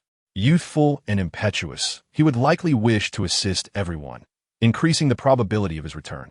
Ultimately, the Master would acquire the kryptonite, only for Zaxxas to once again run away from home, promptly seeking refuge with Batman, a certainty Zhou Feng felt assured of. Unless Tifa and Claude thoroughly restrained Zaxxas at home, preventing him from venturing out, the child would inevitably seek out Batman. Zhou Feng sometimes found himself perplexed by the character of the Injustice Superman, who, at times, exhibited principles and a sense of compassion, sparing the Master on multiple occasions. The Master, in turn, had also shown mercy to him. Yet, at other times, he could be as cold and ruthless as a tyrant, as exemplified by the 5th year when Shazam was mercilessly eliminated merely for opposing him. It struck Zhou Feng as odd that the Injustice Superman in the comics had not obliterated Wayne Manor or the Batcave, allowing the old butler to continue residing there. Anyone could surmise that the butler could easily locate Batman. Moreover, in the 4th year, after Montoya's death, Superman instructed Batman to utter the words that their war was over, thereby granting him reprieve. Following the Master's departure, he immediately conspired with Ares to incite conflict between Superman and the gods, leaving Superman in dire straits once more. In the Injustice comics, Superman is not depicted as inherently malevolent. His sole act of mass slaughter involved the Joker's followers. In the 1st year, he valiantly thwarted the invasion of Darkseid, resulting in numerous civilian casualties. Yet, in war, loss of life is an inevitability. The portrayal of Injustice Superman by the writers is rather grim. Unlike those dark multiverse fallen Supermen, he would undoubtedly rise to defend Earth against any threat. Even if humanity despised him, during the Brainiac invasion, he still took part in the fight. Furthermore, in the 1st year, Captain Atom indeed sought to kill Superman. And the U.S. military even abducted Superman's parents. Had this been the protagonist of a domestic novel, he would have annihilated the entire opposing family by now. Injustice Superman is not as wicked as portrayed. When Black Canary shot him with kryptonite bullets, would anyone else have refrained from retaliating? Why? When struck by heat vision in the abdomen, did Superman not aim for her head? If Superman had truly exerted his full force, Black Canary would have perished, and Dr. Fate would have been unable to save her. In contrast, were it Zhou Feng in that situation, if someone attempted to inflict harm upon him with a weapon capable of causing his own demise, even if it were a familiar face, Zhou Feng would unleash a frigid ray upon their head without hesitation. As for eliminating Green Arrow, consider a scenario where a protagonist from an online novel confronted the audacity of those who dared to steal from him and plot against his life while endangering his parents. It would be a foregone conclusion that he would seek their demise. Moreover, despite these circumstances, Superman only killed Green Arrow and did not eliminate Batman. Some claim that the butler interfered with Superman's rescue of Batman. Yet prior to that, Superman had already shattered Batman's spine. Had Superman genuinely intended to kill Batman, not a single member of Batman's entourage would have survived. During the 2 invasions by the Sinestro Corps, Superman's initial response was merely to apprehend, not to kill. He declined Sinestro's suggestion to eliminate him, and only on the 2nd occasion, when he was nearly defeated, did he resort to lethal force. Thus, Zhou Feng has never harbored a belief in the inherent malice of this version of Superman. When compared to the corrupted Superman from the darker multiverses, he is significantly more virtuous. The sole blemish on his record stems from his actions in the game, where he killed Shazam. Ultimately, the discrepancy arises from the fact that the comic and the game were crafted by entirely different writers and teams. Within the game's 5th year, Superman was portrayed in an exceedingly negative light, while the comics oscillate between vilifying and redeeming him. I can confidently assert that even if I were to hand this kryptonite to Batman, he would still be incapable of killing Superman. At best, he might inflict a minor injury, failing to pose any substantial threat. After all, Batman is renowned for his principle of not killing. Upon acquiring this kryptonite, he would likely endeavor to devise weapons to restrain Superman, seeking to capture him alive. However, Superman's team includes Wonder Woman, who, as it happens, is currently recuperating on Themyscira but is expected to return soon, along with the likes of Green Lantern, Hal Jordan, Cyborg, and Shazam, among many others. In essence, to vanquish Superman, it is insufficient to merely utilize kryptonite. One must also contend with his formidable allies and followers. I recall that later, Black Adam, Bane, and other adversaries would join Superman's ranks. Truth be told, were it not for dire necessity, Zhou Feng would prefer not to engage with this malevolent Superman, for this young man has endured considerable tragedy. His wife has perished, and the city he vowed to protect has been devastated. In his fury, he has slain the mastermind behind it all, yet has become estranged from his closest friend. While other members of the League extend their assistance, his best friend does not come to his aid. He aspires to establish peace and eradicate war from the world, albeit his methods may be somewhat violent. History demonstrates that every significant unification has been built upon bloodshed and sacrifice. Take, for instance, the Great Celestial Empire. Did not Qin Shi Huang, in his quest to unify the lands, earn the title of tyrant for millennia? The Han Dynasty's historical narrative has vilified Qin Shi Huang to an extreme, yet they continue to employ the laws and systems he established. Does this not speak volumes? Regrettably, Superman's regime was overthrown in the 5th year. However, in the canonical narrative of Injustice 2, Superman ultimately triumphed once more, reinstating his authority. According to the official storyline, the final conflict should rightfully conclude with Superman's victory. Ultimately, Superman refrained from inflicting harm upon Batman, instead contemplating collaboration with his grandfather, attempting to sway him. It appears that Superman's true affection lies with his grandfather, while Lex Luthor's devotion is to wealth. Alas, the only love for the grandfather is embodied by the Joker, creating a rather intricate love triangle. Meanwhile, the old butler has begun clandestine communications with Batman himself. Chapter 97. Batman's response. The old butler descended into the depths of the former Batcave's secret underground chamber, activating a concealed communication device to dial an enigmatic number known to none but himself. This was, for the time being, the sole means by which he could reach Batman. The device had been covertly crafted by Batman, equipped with a plethora of interference signals and complex lead shielding, rendering it imperceptible to Superman. However, if the old butler were to initiate a conversation, the duration could not exceed 10 minutes, lest it be detected by Cyborg. Thus, Batman had instructed the butler upon his departure. Under no circumstances should this device be used for communication unless absolutely necessary. Before long, a deep voice resonated through the receiver. "What is it, Alfred? You utilized this secret line to contact me. Has something urgent arisen? Master Bruce is not here, but there is a matter of significant importance to convey." Young Zack's parents, accompanied by a mysterious man and her sister, arrived at our estate today. Claiming they wished to take Zack's away, the butler informed. Claude and Tifa wish to take Zack's? Did they not visit previously? Zack's has clearly rejected them, Batman replied. Indeed, but they insisted this morning that Zack's must return to them, the butler continued. Inform them that Zack's has matured, at 20 years of age. He is an adult with his own will. He remains with my Bat family and trusts me. I will not trade him for anything. Tell them it is unacceptable unless Zack's himself wishes to depart. Otherwise, it is out of the question. And Alfred, you wouldn't contact me over such triviality, would you? Batman inquired, a hint of skepticism in his voice. The butler hesitated before responding. Master Bruce, I initially conveyed the same sentiments to them. However, I sensed a troubling development. They produced an item that you would find utterly irresistible, compelling me to reach out to you. What did they bring, Alfred? Batman asked, curiosity piqued. The butler replied, Master Bruce, they brought a small piece of kryptonite. I have verified its authenticity. It is indeed genuine. So, Master Bruce, what shall we do now? Upon hearing this, Batman, filled with a surge of excitement, inquired, You cannot be jesting, can you? Alfred, you confirm it is indeed a piece of kryptonite? Are you suggesting that Zack's parents exchanged a piece of kryptonite to have Zack back with them? Yes, Master Bruce, that is precisely their intention, Alfred affirmed. Alfred, have you conducted a thorough examination? Are you certain that is a piece of kryptonite? Batman pressed. The old butler replied, For heaven's sake, Master Bruce, I have served you for so many years. You must have an inkling of how much kryptonite you have prepared to confront Superman. I have encountered numerous pieces of kryptonite. I can assure you, this is genuine kryptonite. Batman remained silent for a moment before responding. Could we refrain from discussing this? My concerns extend beyond Superman alone. I have devised a strategy for the members of the League, including myself, as you ought to know. The old butler sighed. Very well. Who could blame me for serving a master who does not even have faith in himself? Let's not dwell on that, Alfred. I must ask, do they insist on Zack? Batman queried. Alfred replied, I believe so. Their resolve is quite firm. Otherwise, they would not have brought a piece of kryptonite. After all, a piece of kryptonite is exceedingly significant to you at present.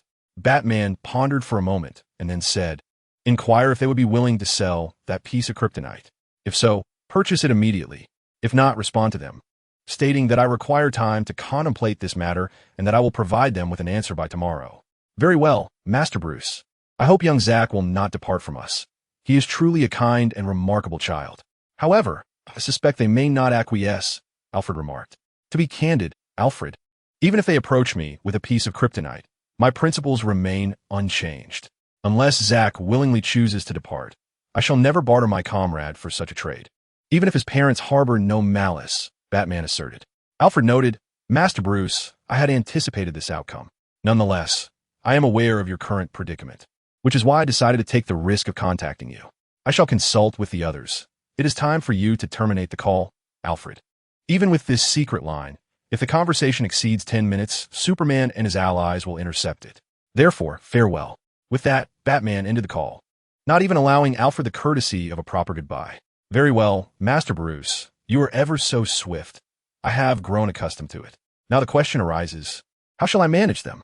Alfred mused to himself. Meanwhile, Zhou Feng, Tifa, Claude, and Alice sat together on the sofa. The young girl was quietly sipping her cup of red tea, while Zhou Feng found himself somewhat at a loss, sitting alongside Tifa and Claude. The couple remained unusually silent, their faces marked by evident signs of anxiety and tension. It seemed that Zhou Feng had to take it upon himself to alleviate the oppressive atmosphere. He finally spoke up. Tifa and Mr. Claude, may I inquire if, aside from your concerns regarding Zack's confrontation with the Superman team and the potential dangers to his life, there are any other worries that trouble you? Tifa and Claude exchanged a brief, surprised glance before Tifa responded, well, Mr. Zhou Feng, there's indeed another reason for our concern, but it is somewhat difficult for me to articulate. Perhaps, if it is not too much trouble, I could share it with you privately later on this evening when we return home. She hesitated, aware that revealing the nature of her son's romantic involvement with a certain Batman's companion was not a matter easily discussed in public.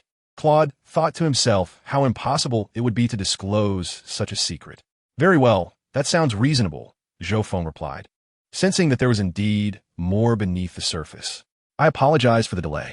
I have already contacted Mr. Bruce, and he needs some time to consider the matter. He will provide you all with a response by tomorrow. In the meantime, would you care for another cup of tea? The old butler inquired politely. Tifa replied, let's await your call tomorrow. If he agrees, we can arrange a time and place for the transaction, despite knowing that the answer might not be favorable. The butler continued, Mr. Bruce also asked me to inquire if it would be possible to negotiate using money or other items. I am afraid that is not an option, came Zhou Feng's firm response. I anticipated as much. Please feel free to leave for now. I will contact you as soon as I receive word from Master Bruce, the butler concluded. Chapter 98. The arrival of Fire Fist, Ace, Zhou Feng, Tifa, Claude, and Alice departed from Wayne Manor together. Alice inquired, Mom, what if Zack's brother returns and tries to run away? Tifa paused for a moment before answering. I plan to share some things with your brother. I was previously reluctant to tell him for fear of discouraging him, but now that he has grown, I feel it is time to reveal what I have witnessed. What things, Mom? Can you tell me? Alice urged excitedly. Are you referring to what you saw on the rooftop that day? Claude asked while driving. What is it? Mom, Dad, you're being so mysterious. Please tell me. Alice pressed, her curiosity ignited. The young girl was bursting with inquisitiveness, eager to uncover the secrets her parents held. Even Zhou Feng, seated in the passenger seat, felt a twinge of curiosity about the reasons compelling Tifa and Claude to bring Zack back. He recalled that just yesterday, Claude had shown a hint of support for Zack remaining by Batman's side. However, upon rising this morning, Zhou Feng immediately discerned that Claude's expression had shifted, revealing an unsettling discrepancy. He appeared to be utterly unsupportive, as Zax had aligned himself with Batman. What could have transpired? Could it be that Tifa's whispering had such a profound effect, compelling Claude to submit to her influence? Akin to the manner in which men in our great nation fear their wives. Claude cast a glance at Zhou Feng and inquired, Mr. Zhou Feng, are you also curious? If it is Mr. Zhou Feng's desire to know, I could oblige, Tifa interjected. Ahem, I'm not all curious, haha. For this is a matter pertaining solely to your household. My primary concern lies in apprehending Darius and managing the complexities of traversing the cosmos. Everything else is of little consequence, as these tasks have been assigned by my essence, Zhou Feng responded. Claude, who is currently driving, remarked, indeed. This matter is somewhat difficult to articulate. And Alice, you are still too young to be privy to such information. I am not a child anymore, dear parents. Please tell me. I promise to keep it a secret, Alice exclaimed, her large, beautiful eyes sparkling with anticipation. Absolutely not, Tifa and Claude chorused, turning in unison to face Alice. By the way, could you tell me about the current and former principal members of the Justice League? Additionally, who comprises Batman's team? And what led to Superman's downfall? It appears that Superman exists in our universe as well, Zhou Feng inquired. Superman exists in your realm too? Is that truly the case? Tifa asked, her curiosity piqued. I find it difficult to explain. You should understand the concept of parallel worlds. In this universe, all realms likely have their own Justice League. Superman and Batman, Zhou Feng elucidated. Both Batman and Superman exist, and the Justice League as well? Tifa echoed. Indeed, in some places, the dynamics are reversed. For instance, in the gender-swapped universe, Batman, Superman, Green Lantern, and Flash are all portrayed as women. Oh, the notion of Superman and Batman being female seems quite peculiar. Just consider it a parallel world, akin to a counterpart. Zhou Feng endeavored to clarify, yet it seemed that Tifa, Claude, and Alice struggled to comprehend. A parallel world, meaning another version of oneself, correct? Mr. Zhou Feng, are you a counterpart of Superman? Alice inquired. How could you even conceive such a notion, child? I could never be Superman's counterpart. What were you thinking? Zhou Feng replied, bemused. Alice retorted, isn't it because your abilities are identical? You are both Kryptonians, and your powers mirror those of Superman. I assumed you were his counterpart. Do not speak so recklessly, Alice. There is no basis for that assertion, Tifa swiftly reprimanded. It is quite all right. There should be no counterparts here, as one does not belong to this universe's biology. Do you understand? Zhou Feng explained. Although Mr. Zhou Feng provided a detailed account, we still find it somewhat perplexing. Ha, Claude admitted. Well, that's fair enough. This matter, I shall elaborate on later. For now, could you please address the question I posed earlier? Zhou Feng remarked with a hint of exasperation. Certainly. The Justice League, led by you, Mr. Zhou Feng, was established approximately 8 years ago to combat the invasion of Darkseid from Apocalypse.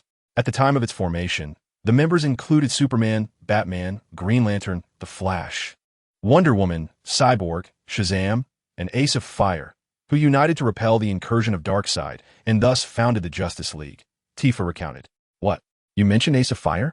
Zhou Feng inquired, a note of surprise in his voice. Initially, everything aligned quite well with the comic narrative he was familiar with. But the mention of Ace of Fire was perplexing. The name Ace was most notably associated with a character from One Piece. This implied that he had inadvertently identified several beings of descent.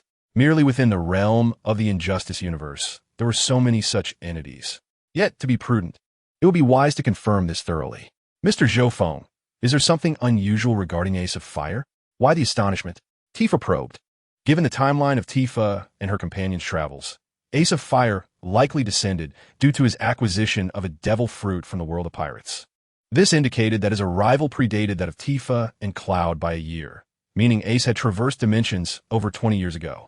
Tifa, Cloud, do you happen to know Ace of Fire? Zhou Feng asked.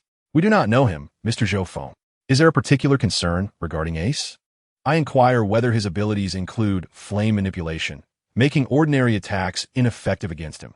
Can he transform into flames, alter parts of his body to a dark hue, and predict his adversary strikes? Zhou Feng elaborated. Mr. Zhou Feng, you seem well-versed in his capabilities. Do these suggest that he, too, is a being of descent rather than a native of this universe? Tifa questioned. if his abilities correspond to what I have described. Then he is indeed the ace of fire I am familiar with. May I be so bold as to ask, Tifa and Cloud, how old is he approximately? And what does he currently look like? Zhou Feng continued. Based on calculations, Ace must have descended into this universe at least 25 years ago. He perished at the age of 20 during the Marineford War. If he had not died, but instead arrived in this universe, his age upon crossing would be around 20, which would mean he should now be approximately 45 years old. Furthermore, Tifa, could you kindly inform me of Ace of Fire's current whereabouts? Zhou Feng inquired. Mr. Zhou Feng, while we are not acquainted with Ace of Fire, he is indeed a hero worthy of respect and not a villain. You do not intend to take any adverse action against him, do you? He would not seek to seize that artifact from you, Tifa replied. Chapter 99. Fire Fist, Ace fear not, Tifa. I possess all the information regarding you, the descendants, as well as the data on Fire Fist Ace. I understand the nature of this individual named Ace. He is not malevolent. I am certain he has no intention of seizing my artifact. My primary target this time is that fellow named Darius, Zhou Feng elucidated. At present, even if Fire Fist Ace were to amplify his strength tenfold, he would still prove no match for me. With merely my ice beam and frigid breath techniques, I could eliminate him instantly. Tifa chuckled. Ha ha ha, my apologies for doubting you. Mr. Zhou Feng, regarding your character. Now, tell me about Fire Fist Ace's abilities. I wish to ascertain whether they align with what I know, Zhou Feng prompted. Very well. Fire Fist Ace primarily wields the power of flame control, coupled with extraordinary physical attributes. His body can transform into a dark hue, which he can also infuse into his weapons, akin to the abilities you previously mentioned, Tifa replied. Mother, you neglected to mention another ability of Fire Fist Ace, the one that can render ordinary individuals unconscious. That is particularly lethal against the Superman team, Alice interjected. Indeed, Ace possesses an ability that negates conventional strategies against him. How shall I put it? He can directly incapacitate individuals, though not just anyone. For instance, if the Green Lantern without his ring, the unprepared Flash, Green Arrow, and Batman, who are essentially ordinary heroes, were to face him, they would undoubtedly be knocked out. However, heroes like Superman, Wonder Woman, and Shazam would remain unaffected. Precisely. Fire Fist Ace is indeed formidable. He can foresee moments of the future, which is truly terrifying. Alice added, this likely pertains to Ace's Conqueror's Haki and Observation Haki abilities, particularly the former, which renders ordinary individuals powerless against him. The Observation Haki allows one to anticipate an opponent's attacks, yet this ability is of little use against exceptionally swift heroes, as even if they can sense it, they may not react in time. However, this ability to foresee moments ahead resembles that of Katakuri from One Piece, who has mastered Observation Haki to its zenith, enabling him to predict fleeting futures. That is indeed impressive. I wonder if he can, like his father, hear the voices of all things? Of course, in the world of One Piece, human physicality is remarkably robust. Even ordinary individuals can surpass professional soldiers, and certain monsters possess extraordinary strength. You mentioned that Ace poses a significant threat to the Superman team, correct? Why is that? Zhou Feng inquired. Alice explained. The reason Ace is deemed a substantial threat to the Superman team is that Superman has devised a super serum. Consuming this serum temporarily bestows one with physical attributes akin to Superman, though devoid of his superpowers. On several occasions, when Superman deployed forces to besiege Batman and his allies, Ace utilized this ability to incapacitate a considerable number of Superman's troops. In the realm of the Superman team, the only true threats to Ace are Aquaman, Superman, Wonder Woman, and Shazam. After all, the abilities of Fire Fist are quite unique. Ordinary members of the Justice League seldom pose a significant threat to him. His elemental nature grants him immunity to most attacks, yet Superman's powers can easily overpower him, with Superman's icy breath capable of inflicting lethal damage. Claude remarked that indeed, if Ace were to traverse into this world, his abilities would be limited to Armament Haki, Conqueror's Haki, and Observation Haki, along with his Mera Mera no Mi powers. When combined, these elements would be formidable in other realms, but within the DC universe, there are numerous individuals capable of countering him. For instance, Frost Witch, Captain Cold, and even Aquaman could deliver fatal blows to him. Zhou Feng inquired, where's Fire Fist Ace now? Claude replied, Fire Fist Ace, much like Zax, has joined Batman's team to confront Superman. Has he allied with the Dark Knight's faction? Yet, given Ace's character as depicted in the anime, he would likely be more inclined to join Superman's team. What on earth is happening? Zhou Feng questioned. Why would Fire Fist Ace align with Batman? Among the initial members of the Justice League, it seems he is the only one in Batman's camp, right? We are unaware of any underlying reasons for this development. Claude stated. Do you have a photograph of him? May I see it? Zhou Feng asked. Yes, please hold on a moment. I will find it, Alice responded, retrieving her phone to search for information on Fire Fist Ace, then handed it to Zhou Feng. Upon receiving the phone, Zhou Feng examined the screen, where a young man donning a cowboy hat, a jacket, and jeans came into view. Fire Fist Ace does not appear to be in his 40s at all. Is he truly your peer? How perplexing. Ace in the photograph seems only slightly more mature than in One Piece. How could he possibly be 45? Has he been extraordinarily well preserved here? By age, he is considerably younger than us. Mr. Zhou Feng, he is not our contemporary. He is likely still under 30. Tifa interjected, puzzled. What? Tifa, are you saying that Fire Fist Ace is still under 30? Zhou Feng asked, astonished. Indeed, Mr. Zhou Feng. Fire Fist Ace was approximately 20 years old when he joined the Justice League, and the League has only been established for 8 years. He will not turn 30 for another 2 years. He is quite one of the younger heroes in the League. Is that so strange? Tifa queried, still perplexed. Of course. It is strange. By my prior calculations, Ace should have traversed over 25 years ago. Yet now, Tifa informs me he is still under 30. What is the meaning of this? Why has Ace only been traversing for less than a decade? According to Tifa and Claude, his age is indeed quite youthful, not exceeding 30. This situation is exceedingly peculiar. It is evident that I first drew the devil fruit, followed by the Final Fantasy weapon. Logically, Ace should have arrived in this world a year earlier than Tifa and Cloud. Could it be that the arrival times of the beings differ? We can also eliminate the possibility that Ace arrived as an infant, for he would not possess the abilities of the devil fruit or the three-color hockey. This is yet another matter that requires clarification. It seems I had previously made a hasty assumption that Ace arrived after Tifa and Cloud, which has disrupted my earlier calculations regarding the arrival time of the beings. I must re-evaluate from the beginning. This suggests that the arrivals of these beings may not correlate with the timeline of the items they obtained. Tifa and Cloud, please elaborate on the matter of Fire Fist Ace. I implore you to share all that you know, stated Zhou Feng. Cloud responded, certainly, Mr. Zhou Feng. This story traces back to the inception of the Justice League. Chapter 100. Fire Fist Ace. 8 years ago, the tyrant Darkseid from Apocalypse invaded Earth, prompting the emergence of 8 superheroes who united to form the Justice League. I presume their identities require no introduction for you, Mr. Zhou Feng, remarked Tifa. Subsequently, members such as Aquaman from Atlantis, Atom, Firestorm, Green Arrow, Hawkman, and Hawkwoman joined the League, amplifying its influence. Initially, they diligently safeguarded our world. Cloud continued. They established the Watchtower, and for many years, the Justice League vanquished countless foes, consistently protecting Earth, until an event transpired that irrevocably altered everything. Tifa explained. The catalyst for this event was Superman's wife, Lois Lane, who was abducted by the Joker. The entire Justice League embarked on a rescue mission. However, the Joker had already pilfered kryptonite gas from the Star Labs, ensnaring Superman in an illusion, leading him to inadvertently kill Lois and their unborn child. Following this tragedy, he unleashed a nuclear bomb that obliterated Metropolis. Superman fell into utter despair, wrathfully slaying the Joker and revealing his true identity to the world, declaring his intention to bring absolute peace to Earth. Cloud added, in the aftermath, Superman began to intervene in the military affairs of various nations, inciting significant international discontent. Aquaman's Atlantean forces began to gather in protest across the globe. In response, Superman, Wonder Woman, and Shazam united to relocate the city of Atlantis directly to the desert. Aquaman capitulated to Superman. Subsequently, the brilliant scientist Lex Luthor joined Superman's team. When the forces of Darkseid invaded Earth once more, Superman heroically repelled the assault.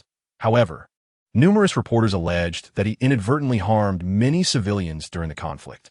Upon hearing this, Zhou Feng realized that these events mirrored the narrative of the Injustice League he was familiar with. Tifa remarked that Superman began to yearn for the establishment of his own army, prompting him to enlist Lex Luthor to utilize the Kryptonian technology of his Fortress of Solitude to create a super capsule. This very super capsule ignited the discord between Batman and Superman. Prior to this incident, Fire Fist Ace had consistently stood by Superman's side. Claude commented, "I concur. Given Fire Fist Ace's nature, he should naturally align with Superman. Why then did he ally himself with Batman?" Zhou Feng inquired. Tifa continued, "Please allow me to elaborate. Mr. Zhou, before Superman announced this superhuman serum to the world, he intervened in Gotham City, transferring all criminals to his prison. This act directly led to the death of Nightwing and the complete betrayal of Batman by his son, Damian. Initially, Ace was merely displeased, as he valued the lives of his comrades above all else." Tifa continued, "However, when Batman's team conspired with the Justice League to infiltrate Superman's fortress to steal the serum, Superman and Wonder Woman killed the Martian Manhunter. In a fierce battle with Superman, Captain Atom was gravely wounded by Wonder Woman wielding the Godfire sword, intending to perish alongside Superman. Although Captain Atom failed to kill Superman, he inflicted severe injuries on Wonder Woman, who remains unconscious to this day." Tifa went on, "This enraged Superman, and Batman's team successfully stole the serum. Green Arrow provided cover, but was ultimately killed by Superman. Was this the incident that completely turned Ace toward Batman, leading him to abandon Superman's team?" Zhou Feng queried. "Not solely this. Fire Fist Ace felt that Superman was transforming into someone he once knew. Could be Blackbeard?" Zhou Feng pondered. Given the circumstances surrounding Green Arrow, Fire Fist Ace had a very close relationship with him, did he not? Zhou Feng asked. Tifa affirmed, "Indeed, since the establishment of the Justice League, Fire Fist Ace resided in Star City and shared a great bond with the late Green Arrow. The two frequently collaborated with Black Canary, making their connection the strongest within the League. A rumor circulated that Black Canary harbored feelings for Fire Fist Ace, leading the media to speculate about a potential love triangle involving him, Green Arrow, and Black Canary. The young girl, Alice, spoke with an air of mystery. Ahem, Zhou Feng remarked, somewhat at a loss for words. Ace, like Luffy, is utterly oblivious to romantic entanglements. To think he would engage in a love triangle is to overestimate him. Ace, akin to Luffy, is a straightforward, ironclad man. If a woman were to strip before him, he might very well fall asleep. Do not spread such nonsense, Alice. There is no truth to it. Fire Fist Ace and Green Arrow share a friendship, Tifa said with a darkened expression. During last year's Green Lantern Corps invasion, Superman nearly killed Black Canary, yet it was Ace who arrived in time to save her. What does this imply? Do not speak carelessly, you foolish girl, Claude interjected. This is the latest version of the gossip. It is widely discussed online. Alice retorted with a dismissive glance. In the future, refrain from showing me such trivial tabloid news, understood? Tifa exclaimed. I know. Mother, please do not be angry. This is not mere gossip. It was Zack's brother who informed me, the young girl replied. So, it seems that Black Canary was not saved by Dr. Fate, but rather by Ace. However, this little girl, Black Canary, now fancies Fire Fist Ace. It seems improbable when one thinks about it. Did you know? After Mr. Zhou Feng's Green Arrow was killed, Ace consumed a Superman serum on the spot, transforming his entire being into darkness, and engaged in a fierce battle with Superman, leaving him severely injured. Ultimately, Wonder Woman and other members of the Justice League arrived to stop Ace. Tifa, uninterested in the young girl's gossip, continued. Subsequently, Ace departed from Superman's team and joined Batman's, providing unwavering support to him thereafter. Now I understand. Thank you, Ms. Tifa and Mr. Claude, for your explanations. I'm now aware of what transpired, Zhou Feng remarked. It seems the narrative of the Injustice League has changed considerably. How should I handle Fire Fist Ace? Perhaps I should approach him like Tifa and Claude do. After all, Fire Fist Ace is not inherently evil. His true objective remains Darius. Tifa responded, As for other information, Mr. Zhou Feng, you may research it online once you return, as we cannot provide extensive details. Understood. I appreciate both of you once again, Zhou Feng replied. Tifa added, No problem, Mr. Zhou Feng. It is our duty. After all, you generously provided us with kryptonite. I can assure you, we have an abundance of it. Thousands of tons.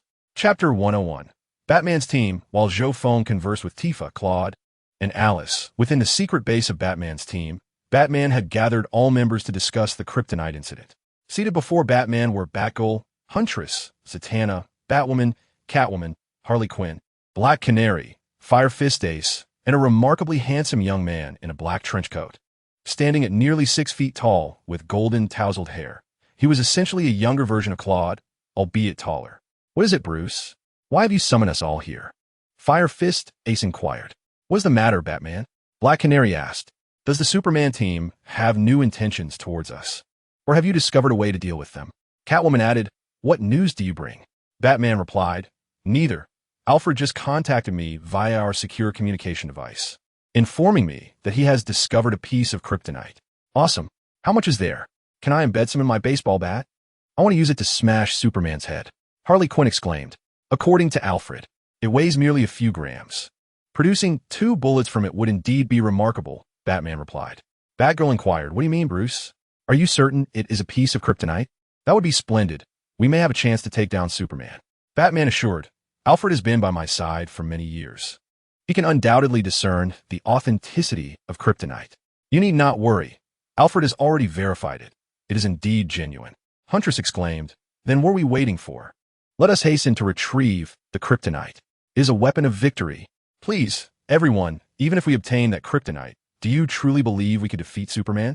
There is a possibility of failure. And not to mention, Superman's team includes formidable individuals, particularly that extraterrestrial named Drellis, whom we cannot contend with, Fire Fist Ace remarked. Hey, Ace, do not dampen everyone's spirits. Have a bit of confidence. Besides you, there's me and Zaxxas. The rest are merely ordinary individuals. You are our main force. Show some faith, Black Canary encouraged. All right. However, I do prefer to speak the truth, and I find it quite perplexing. I have imparted to you all the detailed techniques for mastering the armament hockey and observation hockey. Yet, none of you seem capable of achieving it, Ace replied. I had always assumed that your mastery of the 3 types of hockey was innate. Is it truly achievable by an ordinary person? And what about that so-called Marine 6 styles? That is utterly ludicrous, Huntress interjected. Aside from Conqueror's hockey, which is indeed innate, both armament hockey and observation hockey should theoretically be awakenable. The requirement for armament hockey is a physical prowess that surpasses that of ordinary humans by hundreds of times. Batman explained. Oh, please. Hundreds of times the physical prowess? Do you think everyone here is as monstrous as you? Only you and Zaxxas possess decent physical attributes. But even Zaxxas cannot master your armament hockey, let alone us, Harley Quinn scoffed. Actually, I find this quite strange as well. If you cannot master it, that is understandable, given the high physical requirements for armament hockey. However, I have also taught Superman this technique, as well as Wonder Woman, yet neither of them could learn it. Is it truly an innate ability? Ace pondered. Fire Fist, I recall you mentioning that you hail from another world. While this ability may be attainable by humans in your realm, in ours, it appears to be uniquely your own. Ordinary individuals cannot learn it through practice, Batman remarked. Perhaps, but enough of this. Batman, let us discuss the kryptonite. Is it currently with your old butler? Should we not swiftly depart to retrieve it? Ace asked. Not just yet. It is not with Alfred. Someone delivered the kryptonite, claiming to wish to negotiate with us, Batman responded. Could this negotiation be Superman's scheme, designed to lure us into a trap? Catwoman speculated. To lure Batman out with a piece of kryptonite is hardly in keeping with Superman's character. Yet, one cannot be certain. The Superman of yore would never have resorted to such tactics, but the current one remains a mystery. Batgirl remarked, From my observations, it is unlikely to be Superman. He has never favored cunning schemes, especially concerning kryptonite. Moreover, the individual delivering the kryptonite is quite familiar with one of us. With that, Batman cast a glance at Zax. Familiar? Boss, don't give me that look. Do I know him? Zax inquired. Batgirl Barbara asked. Is Batman referring to Black Robin, his friend? It is established that Batgirl is now capable of standing. Not a friend, but rather his parents, Tifa and Claude, as well as his sister Alice, and a mysterious man. Batman replied. What do you mean by parents? Where did they acquire kryptonite? What sort of trade did they propose? Zax questioned. Are you referring to your parents, Mrs. Tifa and Mr. Claude, and the one who refused to be Batgirl, little Alice? Barbara interjected. Tifa? Bruce, are you certain it's Tifa? If it is, I could give it a try, Catwoman remarked. Did they propose any conditions? Black Canary asked. They want Zax to leave the Bat team and return to them, Batman stated. My goodness, you should have helped me refuse them, boss. What do you mean Zax should leave? He is already 20 years old. For heaven's sake, he is an adult. Batgirl exclaimed. Bruce, you mentioned another man. Do you know him? I do not, but according to my old butler, his name is Zhou Feng, Batman replied, turning his gaze to Fire Fist Ace. What? Are you certain his name is Zhou Feng? Fire Fist Ace suddenly stood up, addressing Batman loudly. Is there an issue with the name Zhou Feng? Does he owe you money? Harley Quinn asked. Ace, could he be the Zhou Feng you have been searching for? Black Canary queried. I do not know. I only know his name. The mysterious force that brought me here informed me that if I were to eliminate this man named Zhou Feng, I would obtain an unparalleled treasure, one that could grant me access to all realms. What all realms means, I cannot say. That is simply what it conveyed, an abundance of treasures, Ace explained. An abundance of treasures? That sounds incredible. Is there something that can bring people back to life? If so, we could resurrect Mr. J, as well as Louise, and all those who perished in Metropolis. Would that not bring an end to this war? Harley Quinn pondered. Please, if such a thing existed, it would not revive your Mr. J. It would only resurrect Louise and the people of Metropolis. Chapter 103. The chaotic relationships of the Bat family. What could possibly prevent the resurrection of Mr. J? Oh, how I long for my Mr. J. All right, everyone, let's not dwell on Harley Quinn for now. Does the name Zhou Feng carry any particular significance? Fire Fist inquired. Ace began to elaborate to Batman about the marvels of the system and the reward for eliminating Zhou Feng. So, this mysterious voice encourages you to commit murder? Black Canary questioned. Ace responded, how could that be? I would never do such a thing, unless this Zhou Feng is truly malevolent. Otherwise, I should not take a life. I know you wouldn't truly resort to killing indiscriminately. Fire Fist remarked. Ace continued, however, that mysterious voice did mention that I was brought into this world because of him. Thus, it is this Zhou Feng who has caused your arrival in our realm, correct? Catwoman inquired. Ace replied, yes. When I arrived, a voice echoed in my mind, mentioning the reward for killing him. Initially, I merely wished to return home. My foolish brother must believe I am dead. Hey, now you have all of us. Yes, thank you. Batman asked, so, do you wish to meet the Zhou Feng? Ace affirmed, yes. I simply want to meet this Zhou Feng, and I shall not harm the innocent. Then, for the sake of this kryptonite, are we truly going to hand Zachary over to his parents? Huntress questioned. Impossible. Zachary would never leave. Right, darling? Batgirl Barbara chimed in. Of course. I hope you don't truly intend to use me as a trade for kryptonite. Zachary queried Batman. I will not forsake my allies. However, if you are willing, you may return home to retrieve the kryptonite first, and then return here, Batman suggested. Haha, that works. I'll consider it a brief respite at home and return in a few days. Zachary stated. It's settled. Zachary will head back for a while. For some reason, I sense that Zachary's mother doesn't seem to like me very much, Barbara remarked. You're overthinking it, haha. My mother is quite kind-hearted. Batman noted, I've also observed that Tifa seems to harbor some disdain for me. Selina, do you know the reason? Can you enlighten me? Batman asked. I certainly know the reason, but I'm afraid I want to share it. You need not inquire further. Additionally, Barbara, if you truly wish to be with Zachary in the long run, you must take good care of yourself, Catwoman said, casting a meaningful glance at Barbara and Batman. Hey, what do you mean by that? What does it mean to take care of myself? Barbara asked, somewhat displeased. Indeed, Aunt Selina, please clarify. You and my mother are good friends. What do you know? Zachary pressed. Zachary, you might want to ask your mother about that later. Also, I am 10 years younger than Tifa. Call me sister, do you hear me? Catwoman insisted. All right, Sister Selina, you're in charge. Zachary replied, somewhat exasperated. So, we are indeed sending Zachary back to fetch the kryptonite, correct? Then he stealthily returned, akin to a boy running away from home. Batgirl jested. Can I opt out of this? I had a heated argument with my mother when I left, although my father was quite supportive. Zax elaborated. We desperately need that piece of kryptonite. Zax, I shall accompany you back to ascertain why your mother harbors such disdain for me. Barbara, Batgirl declared. I will join you as well. I wish to investigate this individual named Zhou Feng and discern his true character. What do you say, Zax? Fire Fist, Ace chimed in. Ugh. Oh heavens, spare me. I can hardly endure this, Zax lamented. To be truthful, he had no desire to return home unless absolutely necessary. For he had slipped away in secret. While his father was supportive, his mother was not, and his sister was a staunch Superman advocate. Zax, I am friends with your mother Tifa. I will accompany you back, Catwoman interjected. He needed to devise a plan to dissuade Barbara from participating in this endeavor. How could he convey to her that Tifa had witnessed a remarkable incident involving him and Batman on a rooftop years ago, thus leading her to oppose his association with Zax and subsequently develop an aversion to Batman's team and him personally? Damn Bruce, always leaving a trail of romantic entanglements. Engaging with a girl nearly a decade his junior. Barbara was only around 17 at the time, still a minor. Why must he clean up after him?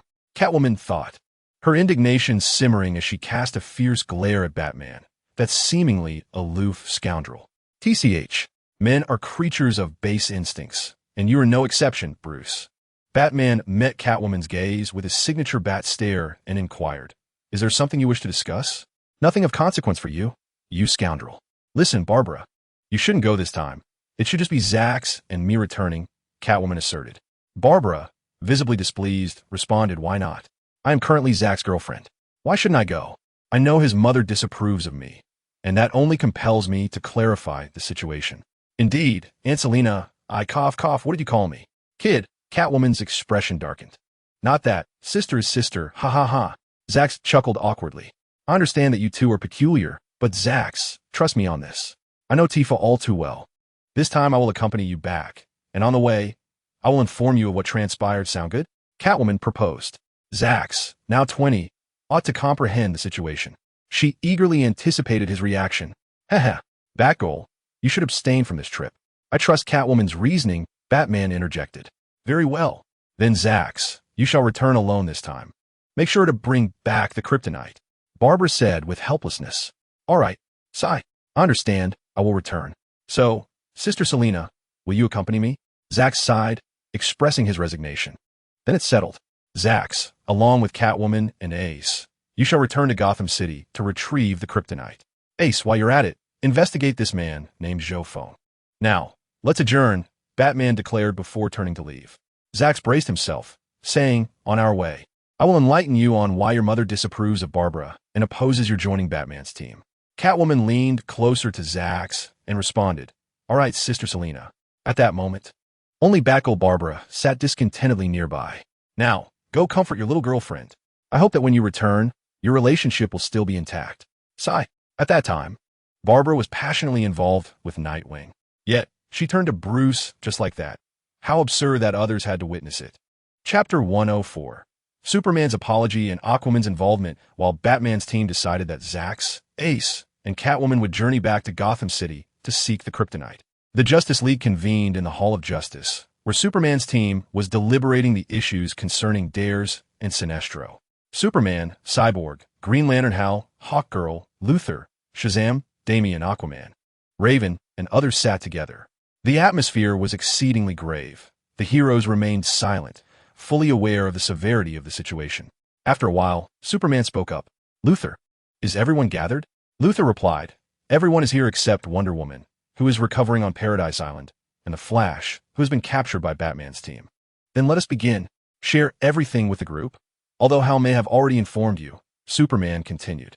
I trust everyone is aware that not long ago, the villains Dares and Sinestro finally revealed their true intentions. Their ultimate goal has always been to target our Earth. No, more accurately, they desire to make Earth their vassal planet, Green Lantern Hal stated. Indeed, to join Dares and Sinestro's ranks as a subordinate planet. The Justice League must also align with Sinestro's Yellow Lantern Corps on standby at all times. The entirety of humanity must contribute a certain number of individuals to form an army, joining Dare's intergalactic forces to assist in his invasion of the universe, Hal asserted. Damian stood up, pounding the table in fury. He is delusional. He wishes to turn Superman, Earth, and us into his personal army. He must be out of his mind. What has happened? How? How could Sinestro betray us so suddenly? Hal responded, just a day ago, Superman faced off against Dares in their usual skirmish. However, after the battle concluded, Dares coerced Superman to surrender Earth to him, claiming that Superman's strength was insufficient to bolster his combat prowess. If we refuse, he threatens to return in approximately 3 months and annihilate Earth. What? Annihilate Earth? How dare he? Have they put forth any conditions? Luthor inquired. Hal nodded and replied, indeed. He has proposed 2 conditions, either of which would ensure that he spares Earth. The first, as I mentioned earlier, is that the entire planet's forces, including our Justice League, must join his army. This is non-negotiable. We can never agree to it. Now, let us discuss the next condition. Luthor dismissed. Very well. Let us move on to the second condition. How continued. Darius believes Superman's powers have stagnated and no longer keep pace with his own growth. He demands that Superman reach a level sufficient to battle him within 3 months. Should he fail to do so, he too will annihilate the Earth. At this moment, Superman rose silently and bowed before the assembly, speaking earnestly. Ladies and gentlemen, I apologize. Last year, I placed my trust in Sinestro and Darius, welcoming their alliance, which has led to the grave situation we face today. Do not be too hard on yourself, Superman. Had you not accepted their aid, we would have been unable to triumph against the Green Lantern Corps. Without their assistance and that of the Yellow Lantern Corps, we would have surely lost, Luthor responded. Superman waved his hand dismissively, continuing, I understand, Luthor, but this is ultimately my doing. The Green Lantern Corps came to Earth solely to judge me, did they not?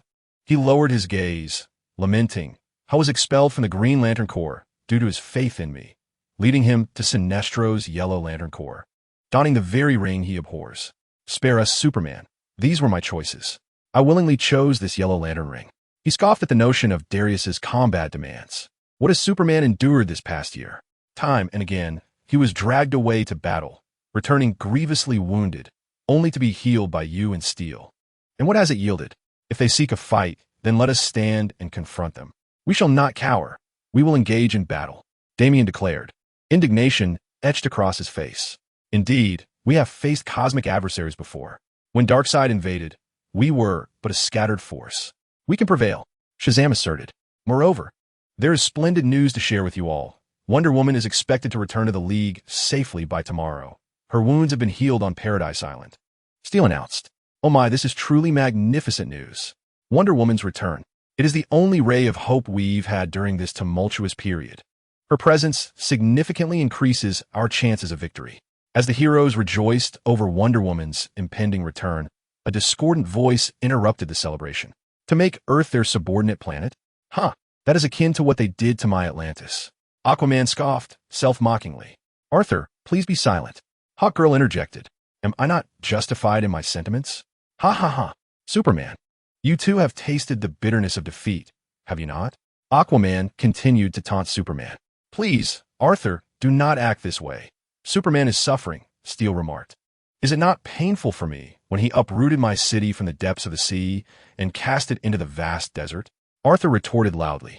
Superman bowed his head, eyes shut tightly, fists clenched, yet remained silent. I implore you, Arthur, cease your words and return. Everyone was aware that should Arthur persist, he would soon face a violent onslaught from Superman, who had transformed into a complete embodiment of brutality, resorting to any means necessary to achieve his ends.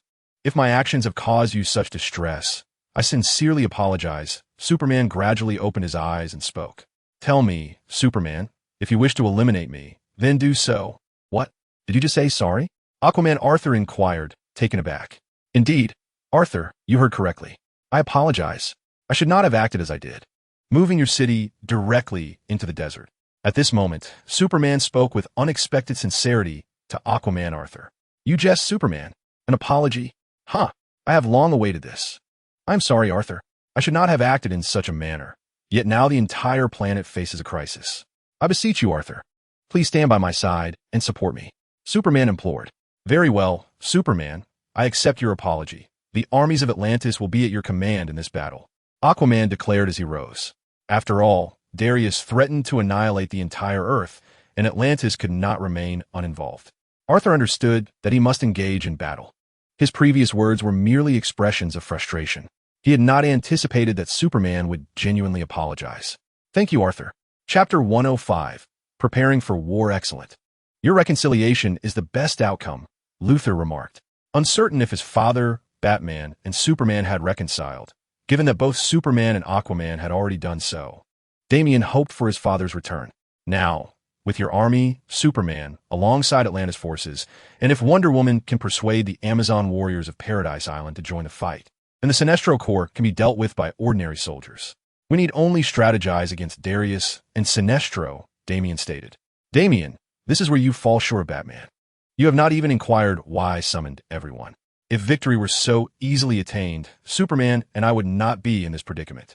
Darius, you are aware of the transformation of his golden hair, are you not?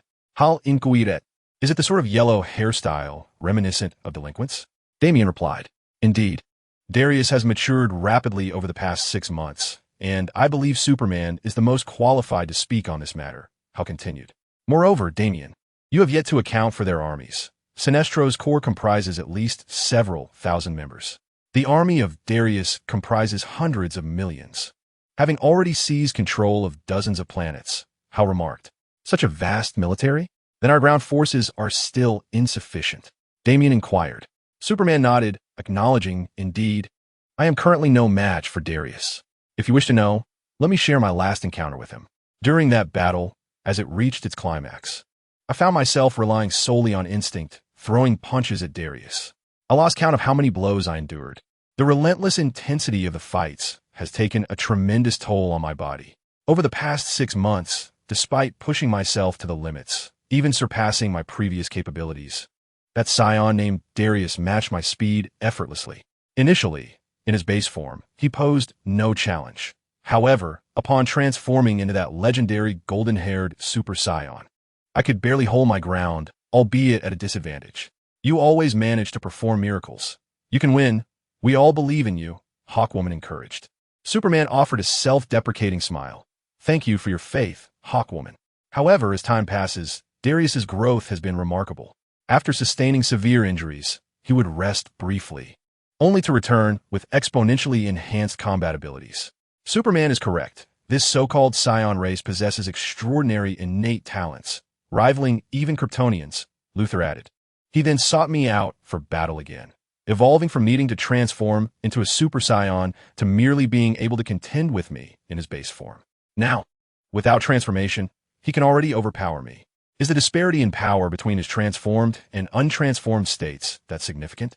Shazam asked incredulously. Indeed, Darius's combat prowess varies greatly between forms. According to Luthor's calculations, upon transforming into the golden-haired super scion, his strength and abilities increase 50-fold, Hal explained. My goodness, a 50-fold increase? Are you suggesting he possesses 50 times Superman's strength? This is preposterous, Aquaman exclaimed. One Superman is already exceedingly powerful, and now we are informed that a being with 50 times his might is approaching Earth to wreak havoc? Yes, 50-fold. Moreover, I have reviewed the recorded discussions among Hal, Sinestro, and others, leading me to suspect that Darius may be concealing even further transformations, Lex Luthor stated. 50-fold is merely the beginning. There may be even stronger transformations. Let us not jest. If that is the case, we should forego the fight and simply surrender, fulfilling our obligations as subordinate planets, Aquaman remarked. Several months have passed since he was able to engage in a strenuous battle with me without transforming, and since then, he has not utilized his super scion transformation. I find myself pondering the extent of his power upon transformation now. To be candid, I once could scarcely fathom the day I would yearn so intensely for immense strength, desiring to become more powerful and harboring a fervent wish to defeat another. Previously, I exerted every effort to suppress my own abilities, only fully unleashing my power on the fateful day when Doomsday arrived on Earth. Although I succeeded in vanquishing Doomsday, I too met my demise. Had it not been for the ancient weapon system of Krypton, the Eradicator, employing the regeneration matrix to resurrect me, I would have truly perished that day. In recent months, I have fought continuously like a battle machine against this man. Over the past half year, I have not emerged empty-handed. My combat skills have experienced a significant qualitative leap. Having already surpassed my physical limits once, if I were to face the Green Lantern Corps during their invasion last year, I would not require the assistance of Darius or Sinestro. I could single-handedly annihilate the entire Green Lantern Corps. Let us first deliberate on our battle strategies. To begin with, regarding the Yellow Lantern Corps and the alien military, the intelligence we have gathered indicates that the Yellow Lantern Corps consists of at least 3,000 to 4,000 members, not accounting for any potential reinforcements they may acquire in 3 months. Luthor remarked. Then there is the alien military. Sinestro once mentioned to Hal that they have already subjugated dozens of planets, conservatively estimating their forces to be in the hundreds of millions. And we shall face numerous extraterrestrial warships. The strength we can mobilize from Superman's army if fully concentrated, amounts to approximately several million. Additionally, the Amazons can deploy around 100,000 troops. You must discuss this matter with Wonder Woman, Superman. The entire Amazonian force must be assembled. Very well. I will speak with Diana. I will take care of coordinating the Amazonian army, Superman stated. Now, Aquaman, how many troops can Atlantis mobilize? Luthor inquired. If I were to call upon all of Atlantis, I could muster approximately 300,000 soldiers. Considering the war will commence 3 months from now, I could temporarily recruit an additional 100,000, conservatively estimating that Atlantis could contribute around 400,000 troops, Aquaman replied. Chapter 106. Preparations for War, Luthor indicated. However, this is still insufficient. We require more troops. Their alien forces number at least 100 million. I will contemplate further means to mobilize the entire planet, estimating that we could recruit several million additional soldiers to join us. If we administer Superman's serum to all of them, we should be capable of defeating the alien forces. Superman asserted. A commendable notion, Superman, but the current monthly total production of Superman serum is only around 10,000 doses. Even if I ramp up production threefold, we would only manage to produce a maximum of 100,000 doses in 3 months. Coupled with our existing stock of 200,000, we would possess merely 300,000 doses of Superman serum, Luthor remarked. It matters not. This army, composed of 300,000 super soldier pills, is more than sufficient to obliterate the extraterrestrial forces of Darius, Superman proclaimed. Very well. I shall give the order for LexCorp to commence full-scale production of the super soldier serum, striving to manufacture as much as possible, Luthor asserted. In accordance with Superman's plan, we will deploy 30,000 elite troops fortified with the super soldier serum, alongside the Amazonian forces and the Atlantean battalions, to confront Darius's alien legions, Luthor continued. Moriel Fair, Hal, we have seized a considerable number of Green Lantern rings. Why don't you try to see if you can still gain the recognition of a Green Lantern ring? Luthor remarked.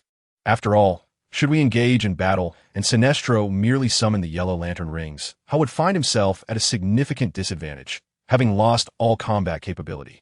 Hal paused momentarily before responding. I might give it a try, but it appears rather improbable. Do not hold out too much hope, for I believe I can no longer attain the recognition of a Green Lantern ring. There is no other option, Hal. You must attempt it. You need to regain the acknowledgement of a Green Lantern, Luthor insisted helplessly. Hal replied, but Luthor, the entire planet OA has been devastated by Darius. Even if I were to don a Green Lantern ring, what would it matter? All the current Green Lantern rings are merely one-time use items. They cannot even be recharged. The light beasts, Ion and Shark, have been slain by Darius, and the entire planet has been annihilated, leaving no core battery of the Green Lantern Corps. Luthor contemplated and said, we have also confiscated several Green Lantern batteries. The Green Lantern ring itself is a form of technology. I will devise a method to see if we can unlock the Green Lantern ring, ensuring that you possess some measure of combat capability.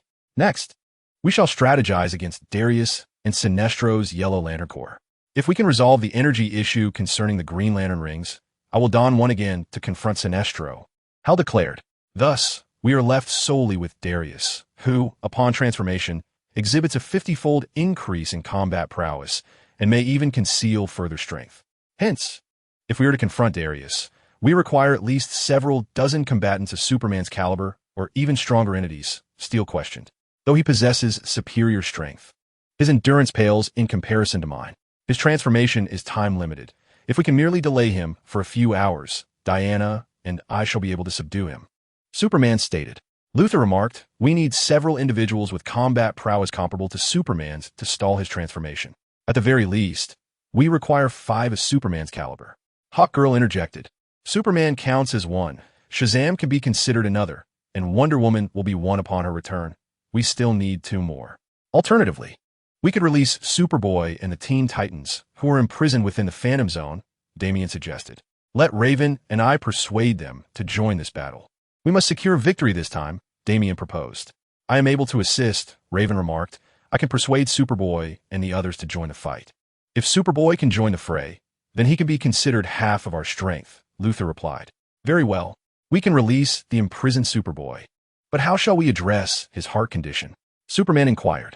I shall clone a heart for him and perform a transplant, Luthor assured. This task posed no challenge for Luthor. After all, Superboy himself was a clone, so acquiring another heart was a minor issue. Cyborg interjected, "We still lack one combatant. We barely have four. Where shall we find the final member?" At this moment, Superman rose and stated, "Within my fortress of solitude, there exists an ancient Kryptonian defense mechanism. 4 destroyers remain dormant there. Ready for battle." Luthor questioned, "Destroyers?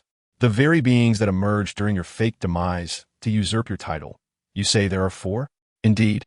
The comics depict 4 destroyers within the fortress, obedient to Superman's command. This is excellent news. Their combined might can turn the tide of battle. Thus, we shall have Superman, Wonder Woman, Shazam, and the 4 destroyers, totaling 8 warriors to besiege Darius. The remaining forces shall hold off Sinestro. Once we have delayed his transformation, we shall assist you in dealing with him," Superman proclaimed. Hal then suggested, "Should we contact Batman?" We agreed to do so upon our return. "Contact Batman?" Superman interjected sharply. As Hawkgirl had yet to finish her thought, "Let us reach out to Batman. Even if we cannot collaborate once more, we must ensure he releases Barry." "Superman, have you truly decided to work with Batman again?" "Indeed, this catastrophe is of global proportions. None of us can afford to act in isolation." "I understand, Batman. If there exists a threat of such magnitude to the Earth, he will cooperate with me." "Luthor, prepare yourself. Tomorrow, I shall deliver a televised address to rally some individuals to enlist while also informing them of Darius's invasion," Superman stated. "Damian, you should return to Gotham. Relay the current situation to Alfred and instruct him to notify Batman. Is that acceptable?" Damian pondered, reflecting on his unintentional slaying of Nightwing and the subsequent revelation of Martian Manhunter's identity, which led to the demise of both Martian Manhunter and Batman's enmity with Superman. He yearned for reconciliation with his father, yet could not abide by his no-kill code. "Damian? Apologies, I was lost in thought," Damian replied, startled by the call. Superman comforted him. "It's all right. Can you venture to Gotham? In light of the Darius and Sinestro invasion, we require the combined strength of Firestorm and Batman." "Very well, Superman. I shall return briefly, hoping my father would still wish to see me." After much contemplation, Damian resolved to venture back to Gotham to meet his father, Batman. Chapter 107. The arrival of 2 individuals 2 days later. Zax, Catwoman, and Firefist Ace returned to Gotham City together. As they arrived, they prepared to head to Tifa's 7th Heaven restaurant. "Ace, why don't you first check in with Alfred? Zax and I have some matters to discuss, and we need a moment alone at Tifa's 7th Heaven. Would you kindly allow us this privacy?" Catwoman addressed Ace at that moment. "What? Why can't I join? If you have something to discuss, go ahead. I'm not interested," Ace replied, his mind as stubborn as steel. He considered himself a good friend of Black Canary, who had once confided in him that when she first met Ace in Livewire, she was initially attracted to Ace. After all, this is a society that values appearances. And Ace was certainly younger and more robust. Yet, Ace was the epitome of a dense, oblivious man. Regardless of how many hints Black Canary dropped, he remained unmoved. The most audacious instance occurred when Black Canary, clad in seductive pajamas, invited Ace to her home. Yet, Ace was more preoccupied with food. Black Canary initially thought he was simply shy.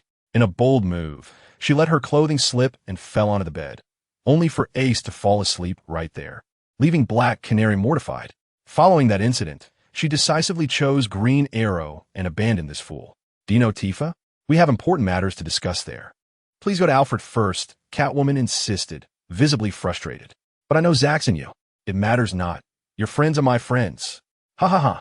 A man at sea does not concern himself with such trivialities." Ace laughed heartily. "Ace, we truly have personal matters this time.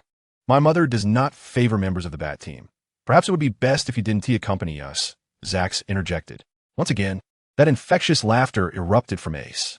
Aside from his combat prowess, he bore an uncanny resemblance to an oblivious, foolish individual at times. While they were discussing serious matters, he could effortlessly drift off to sleep. Moreover, as Batman had informed him, Ace could even doze off during crime fighting, while traveling, or when engaged in conversation. "Ace, your presence is more crucial for the safety of the Kryptonite. Please head to Alfred's first." "Ah, very well. It is true that to defeat Clark, Kryptonite is essential. I shall go to Alfred's then. Farewell," Ace declared, leaving no opportunity for Zax or Catwoman to respond before turning away. This fool clearly did not heed anything Batman had said during the meeting. Currently, the Kryptonite is entirely in Tifa's possession. Why would Zax return? It is solely because Tifa traded with the kryptonite. His intellect is truly lacking. However, this development is fortuitous.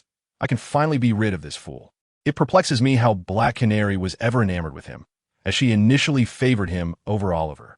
Well then, Zax, let us visit your mother. It has been some time since I last saw Tifa. Catwoman remarked, very well. But, Sister Selina, when will you enlighten me about everything? Why does my mother harbor disdain for Barbara and Batman? Zax inquired at that moment. Catwoman Selina turned to glance at Zax. The young man was undeniably handsome. Having inherited the striking features of both his father and mother while avoiding his father's height disadvantage, standing an impressive 6 feet tall, with an exceptionally handsome visage and tousled golden hair. It is no wonder that Barbara, that little girl, fell for him. Alas, if only I were a decade younger. I would certainly not let this young man slip away.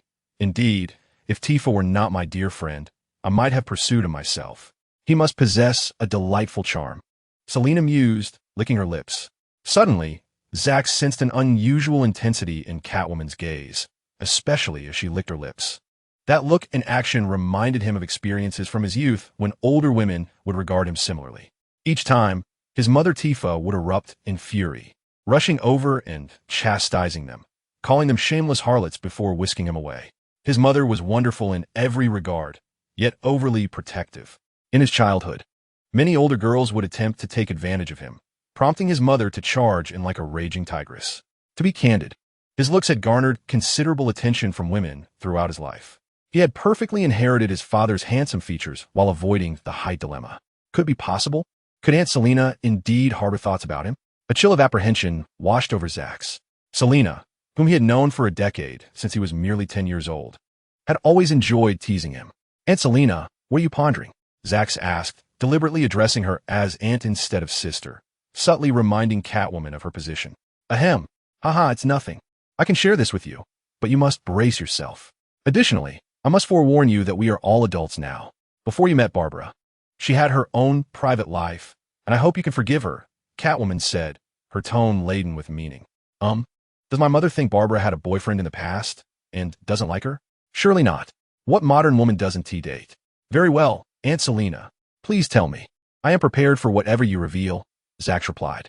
Little Zax, you must address me as sister. After all, I am merely 12 years your senior, and aunt is out of the question. Understand? Catwoman remarked with a playful tone. Very well, Sister Selina. May I speak now? All right, you cheeky little rascal. This is your own doing. Prepare yourself to embrace your little girlfriend, who once served as your fleeting mentor, Catwoman wickedly mused, just as Catwoman was recounting the peculiar scene witnessed by Tifa. At that very moment, Batman's son, the former Robin Damian, arrived in Gotham City in search of his father. Father, would you still be willing to meet with me? After all that I have done, although you adhere to your no-kill principle, I too have my own convictions. Do not impose your beliefs upon me. Your Robins and Batgirl follow your commands, but I possess my own thoughts. Contemplating, Damian approached the gates of Wayne Manor, the place he once called home. Suddenly, a figure appeared before him. Fire Fist Ace? What was he doing here? Damian instinctively considered hiding to observe Fire Fist Ace's intentions. However, he quickly reconsidered. Firstly, Ace's observation skills should have already detected his presence. And secondly, he was there to seek a temporary reunion, rendering concealment unnecessary. Damian, what brings you here? Chapter 108. Damian's Wisdom, Teamwork with Ace. In fact, as Damian suspected, Fire Fist Ace had already noticed in the moment he arrived at Wayne Manor. Fire Fist, curious about Damian's intentions, had overestimated his own stealth. Fire Fist Ace, what is your purpose here? Damian inquired. Ace had never been particularly astute, and with the entire Batman team currently under scrutiny by the Superman team, his presence at the manor was puzzling. Perhaps he could gather some intelligence. Although he intended to negotiate, hoping for collaboration, he understood that such cooperation would be fleeting.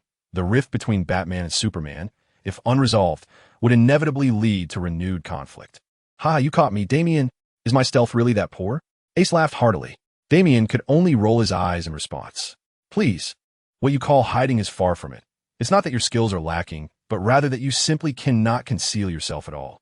Despite your formidable strength, your intellect is bafflingly deficient. Damian observed, it appears you are here for the kryptonite. My guess is correct, isn't it? You shall not obtain it. Ace, with an expression of faux discovery, replied, "Oh, indeed, I came for the kryptonite.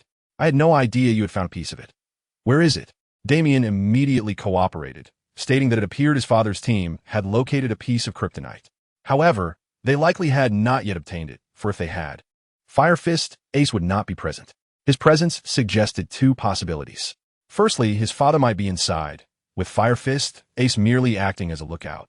If his father had successfully acquired the kryptonite, he would need to leave immediately and inform Superman. Nevertheless, this scenario seemed unlikely. In truth, while Fire Fist Ace possessed the observational prowess suited for reconnaissance, his intellect and temperament rendered him ill-suited for solo missions. The optimal approach would be to pair him with a member of the Bat Team, thereby maximizing Fire Fist Ace's capabilities while mitigating his cognitive shortcomings. Hence, it was reasonable to conclude that his father was not inside, and Fire Fist Ace had inadvertently arrived here. Thus, the kryptonite must be with the old butler, or the butler was aware of its whereabouts. It was implausible that his father would send Fire Fist Ace alone on such a mission. Surely, one or two members of the Bat Team would accompany him. So, you wish to use the kryptonite against Superman? Is it with Alfred? Did you come alone? Damien inquired. How could I possibly come alone? I'm with Zax and Catwoman. They are here too. Prepare yourself, Damien, for I can apprehend you at any moment. Fire Fist Ace declared. Damien was untroubled by Catwoman. He could easily handle her. However, Zax was indeed formidable, on par with superhuman strength. Thus, he was left with only one option, to buy some time and call for Superman to arrive immediately. So, you are here to retrieve the kryptonite? Where are your companions? Damien continued to probe. I want to divulge that. They're not here right now. Furthermore, I am here to protect the kryptonite. Someone intends to trade it. Ace replied. It seemed that Catwoman and Zax were not nearby, allowing Damien to ascertain that someone had acquired the kryptonite and sought out the old butler to sell it to his father, Batman.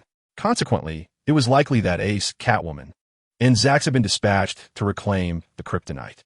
However, there remained a crucial piece of intelligence to uncover. Who was attempting to sell the kryptonite? Was there another force? Besides his father resisting Superman, he needed to clarify these matters. Feigning conversation with Ace, Damien discreetly activated the communicator Superman had gifted him, akin to that of his former friend Jimmy.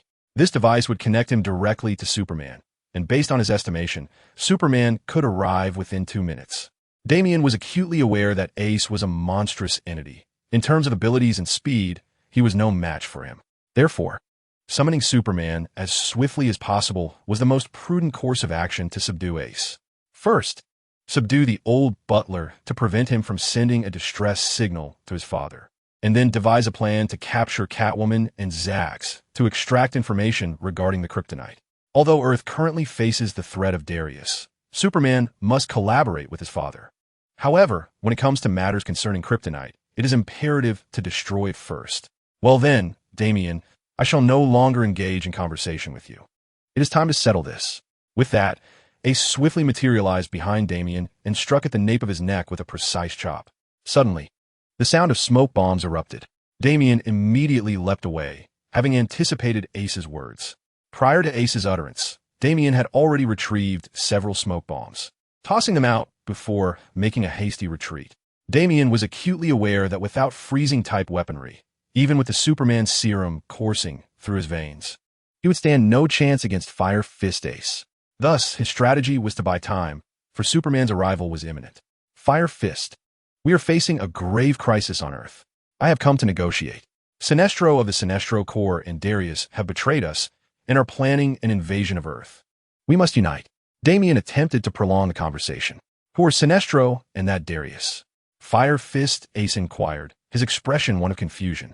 This fool had proven to be more incompetent than Damien had anticipated, merely uttering names, yet he could not discern their significance. It was no surprise that he could doze off even during a critical confrontation with Darkseid. Damien regretted not bringing freezing-type weaponry. Had he done so, he was confident he could easily handle Ace. Come to your senses. You cannot hope to match me. For I am the infamous pirate with a bounty of 2 billion set by Superman. Ace proclaimed with pride. Pray tell, what is there to boast about? A bounty of 2 billion? And this fool still fancies himself a pirate? According to his father's records, Ace was not a native of his world, but hailed from another realm of pirates.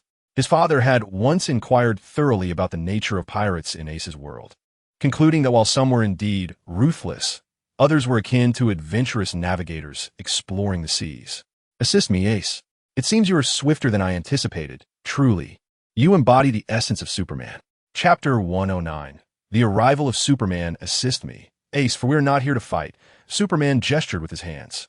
The figure was none other than Superman himself, adorned in a red cape and a blue bodysuit, the leader of Earth in the present. TCH, Superman, you arrived rather promptly, Ace remarked with a hint of exasperation. Only now did Ace realize that Damian's intent from the very beginning was to buy time, his true aim being to summon Superman. Superman, I must inform you that my father and his team have discovered a piece of kryptonite, and they intend to use it against you, which is why I sent you the message, Damian stated from the side. Upon hearing Damian's words, Superman nodded in acknowledgement and then turned his gaze towards Fire Fist Ace. His emotions were rather intricate. Initially, Ace had stood by his side, assisting him in his quest to eliminate the Joker. Ace had even restrained Green Lantern and incinerated the Joker's lifeless body, subsequently persuading Green Arrow to join their cause. However, everything changed after Superman inadvertently took Green Arrow's life, prompting Ace to betray him and align himself with Batman's team. Please, Ace, I have no desire to engage in combat with you. You are well aware of my abilities.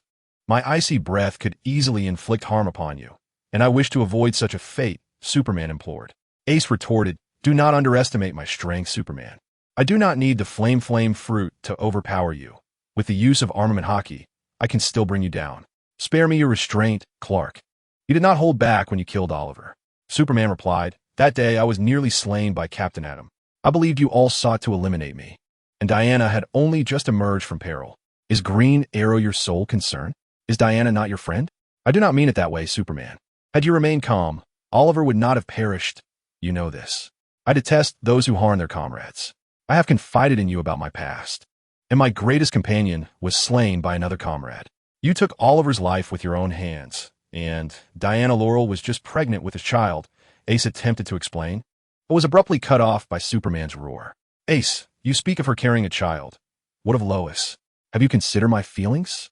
That day I lost everything, my city, my beloved, my child, my friends. Superman's voice was a heart-wrenching cry. Initially, I stood by your side, supporting your decision to eliminate that fool, the Joker. Frankly, I understood from the beginning that there is no such thing as a no-kill rule. That is merely Batman's fanciful delusion. Therefore, after defeating you, I intended to leave his team.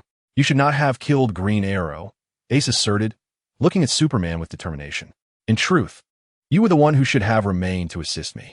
You possess no clear dichotomy of good and evil. Your primary concern lies with your comrades and family.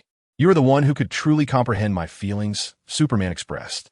Ace chose to disregard Superman's words, recognizing that further discourse might lead him to Superman's moral camp. Yet, he had promised Green Arrow to care for his little bird. Ace found that he harbored less animosity towards Superman than before. It became evident that Superman was not akin to Blackbeard, who harmed comrades solely for personal gain. Rather, his fury was provoked by the accidental wounding of his adoptive father by Green Arrow, who had indeed been caught stealing Superman's serum. Yet, Green Arrow was his dearest friend, and after 3 years, Ace had come to resent Superman less. He was merely frustrated by the situation. Ace, come back. A grave crisis now befalls the Earth. The man with the long tail, whom we once vanquished, has allied with the individual adorned with the Yellow Lantern ring, and together they intend to invade our planet. Remarkably, the long-tailed figure has grown immensely powerful, rendering me no match for him. Superman, aware that mentioning the name Ace might not elicit recognition, opted instead to describe their characteristics, hoping Ace would recall their identities. Clark understood that Ace harbored no particular hatred towards him. Rather, he was merely incensed by the fact that Clark had slain Green Arrow. Yet, what could he have done at that moment? His adoptive father had been grievously injured by Green Arrow, and prior to that, Captain Atom had nearly ended his life. Although he survived, Diana had sustained severe injuries as a consequence. Furthermore, during the invasion by the Green Lantern Corps, Black Canary had wounded him with kryptonite-infused bullets. Even then, he had not delivered a fatal blow, merely using his heat vision to pierce her abdomen. Had he chosen, that heat vision could have been directed at her head. Had he not intervened, Sinestro would have successfully rescued Black Canary. Do not deceive me. Are you truly unable to contend with that long-tailed individual?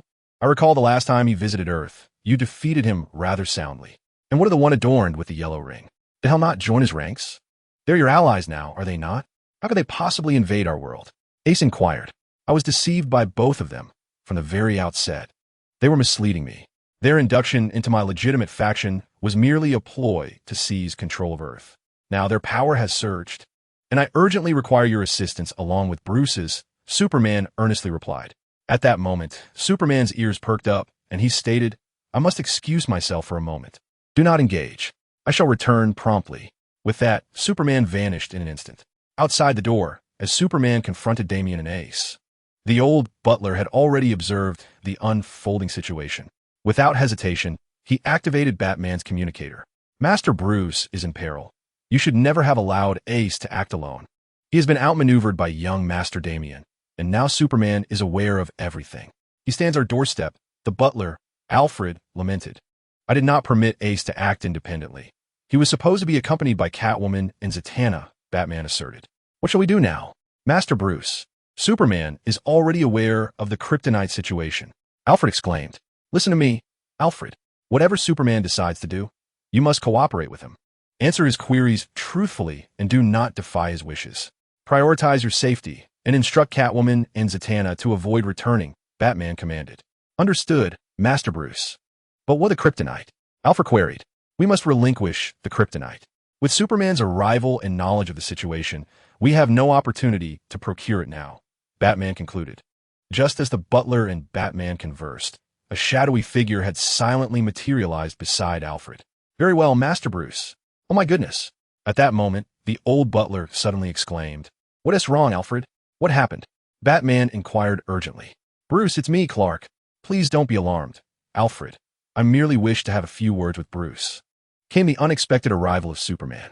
Chapter 110. Catwoman, truly you just as Superman made his sudden appearance at Wayne Manor.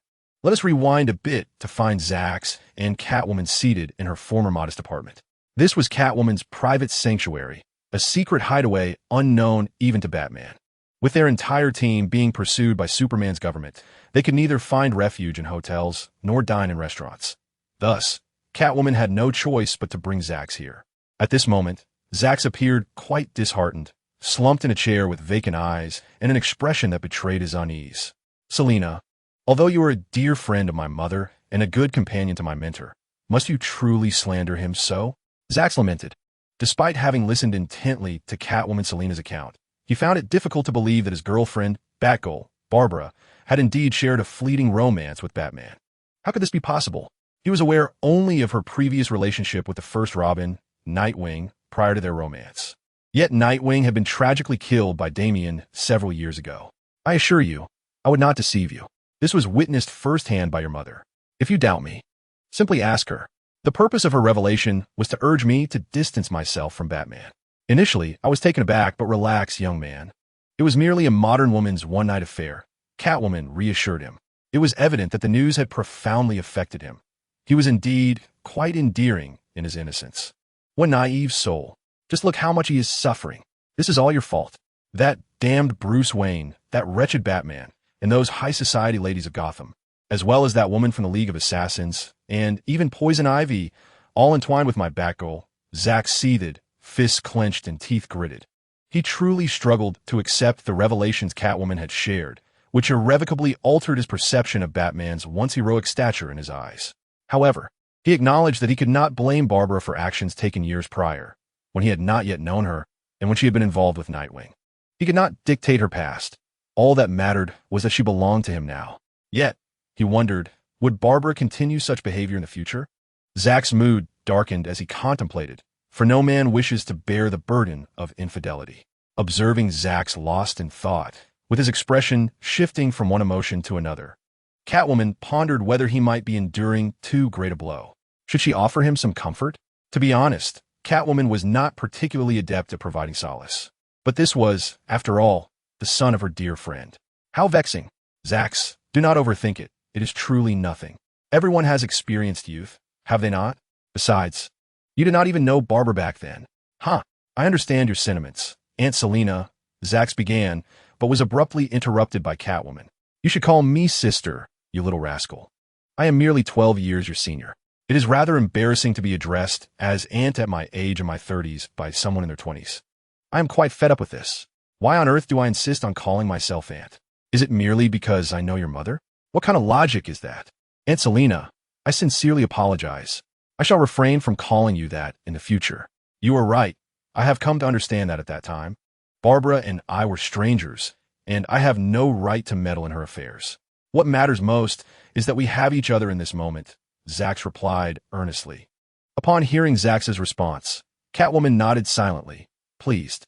Indeed, this child has grasped the essence of the matter. My efforts to speak with him were not in vain. I suspect Tifa brought Zax back to convey these sentiments.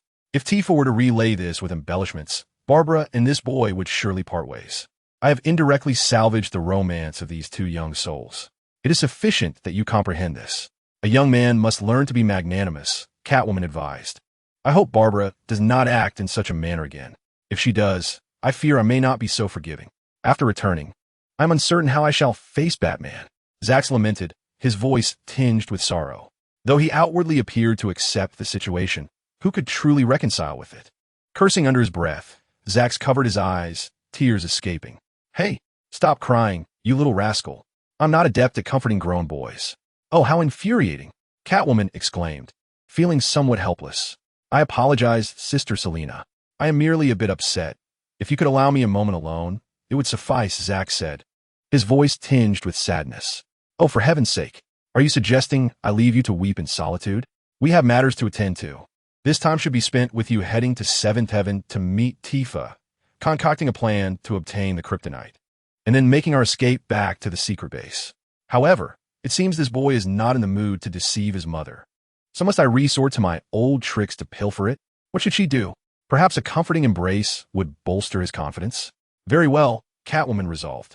She stood and approached the weeping Zax, gently wrapping her arms around him, allowing his head to rest against her chest. As Zax wallowed in his sorrow, he was suddenly enveloped by a pair of warm, resilient arms, imbued with a faint, alluring fragrance. He found himself momentarily breathless, yet enveloped in a sense of comfort and warmth. Wait, this is Catwoman Selina's moment. At that instant, Zax intended to push Catwoman away, but inexplicably, he refrained and instead extended his arms to gently embrace her. Catwoman, sensing that something was amiss, realized this young man was holding her close. However, the position felt somewhat inappropriate. What to do? Was this young man taking advantage of her? If it were a less attractive man, she would certainly unleash a series of punches and kick him away. Yet, as she glanced down at Zax's extraordinarily handsome face, she found him so striking that she thought maybe it was fine to indulge for a while. Nevertheless, being held in such an intimate manner by an exceptionally attractive boy who was younger than herself was, how should she put it, somewhat delightful. As time passed, the two remained in this embrace for quite a while, and the atmosphere in the room began to grow slightly suggestive. It was summer, and the room was quite warm. Both Catwoman and Zax were dressed rather lightly, and the lack of air conditioning in their secret hideout contributed to the growing tension. Catwoman's cheeks flushed slightly. Bruce had been incapacitated for over 2 years before Zatanna healed him, and she hadn't had such close contact with a male in quite some time. Selina, I think, Zax stammered, breathing heavily. Catwoman understood the predicament of the young man before her, yet she couldn't help but think. Who could blame him for being so handsome? She placed a finger gently on Zax's lips, whispering, I know what you're thinking, but just this once, please don't tell anyone. An hour later, Catwoman and Zax had engaged in a rather adult exchange. Catwoman felt a bit disoriented, contemplating the absurdity of the situation. Oh my goodness. Tifa, my dear sister, I secretly indulged in your handsome baby, and it was absolutely delightful. What have I done? Tifa will kill me. Oh, spare me. How could I resist someone so striking? The thought provided her with a semblance of comfort. She began to understand Bruce's feelings when he faced Barbara. Sometimes, one simply cannot control their desires. Zax, too, was at a loss for words. Oh heavens, what had he done? The woman before him had watched him grow up and was a close friend of his mother. How could he have shared such an intimate moment with his mother's best friend? Suddenly, Zax felt as if his life had turned bleak. He typically lacked such audacity. What was he to do? Would Selina force him to break up with Barbara? Would she compel him to be her boyfriend? How would he face his mother? Would she not kill him? Please, just don't say anything. I'm utterly mortified right now. Just put your clothes back on. I shall take a refreshing bath first. Alas, I must install the air conditioning to alleviate this insufferable heat. The Catwoman, grumbling as she gathered her scattered garments, lifted her exquisite leg and kicked open the bathroom door before stepping inside. One must ponder, have I truly suffered, or have I gained an advantage? That Zax is undeniably handsome, and he is significantly younger than I. In a grand scheme, it appears I have indeed benefited, does it not? Moreover, the thrill of secrecy is intoxicating. As she cleansed herself, an unexpected wave of exhilaration washed over Catwoman. Zax tidied the bed, stating, "Once I am done, it shall be your turn. Clean yourself up, for we must visit your mother shortly. Should she perceive anything amiss, we shall both be in dire straits." Listening to the sounds of rushing water emanating from the bathroom, Zax experienced a sudden surge of heat and excitement. After delivering himself a sharp slap to regain composure, he reflected that he was not a novice in such matters. After all, he and Barbara had shared similar encounters. Yet none had ever evoked the thrill that Catwoman bestowed upon him.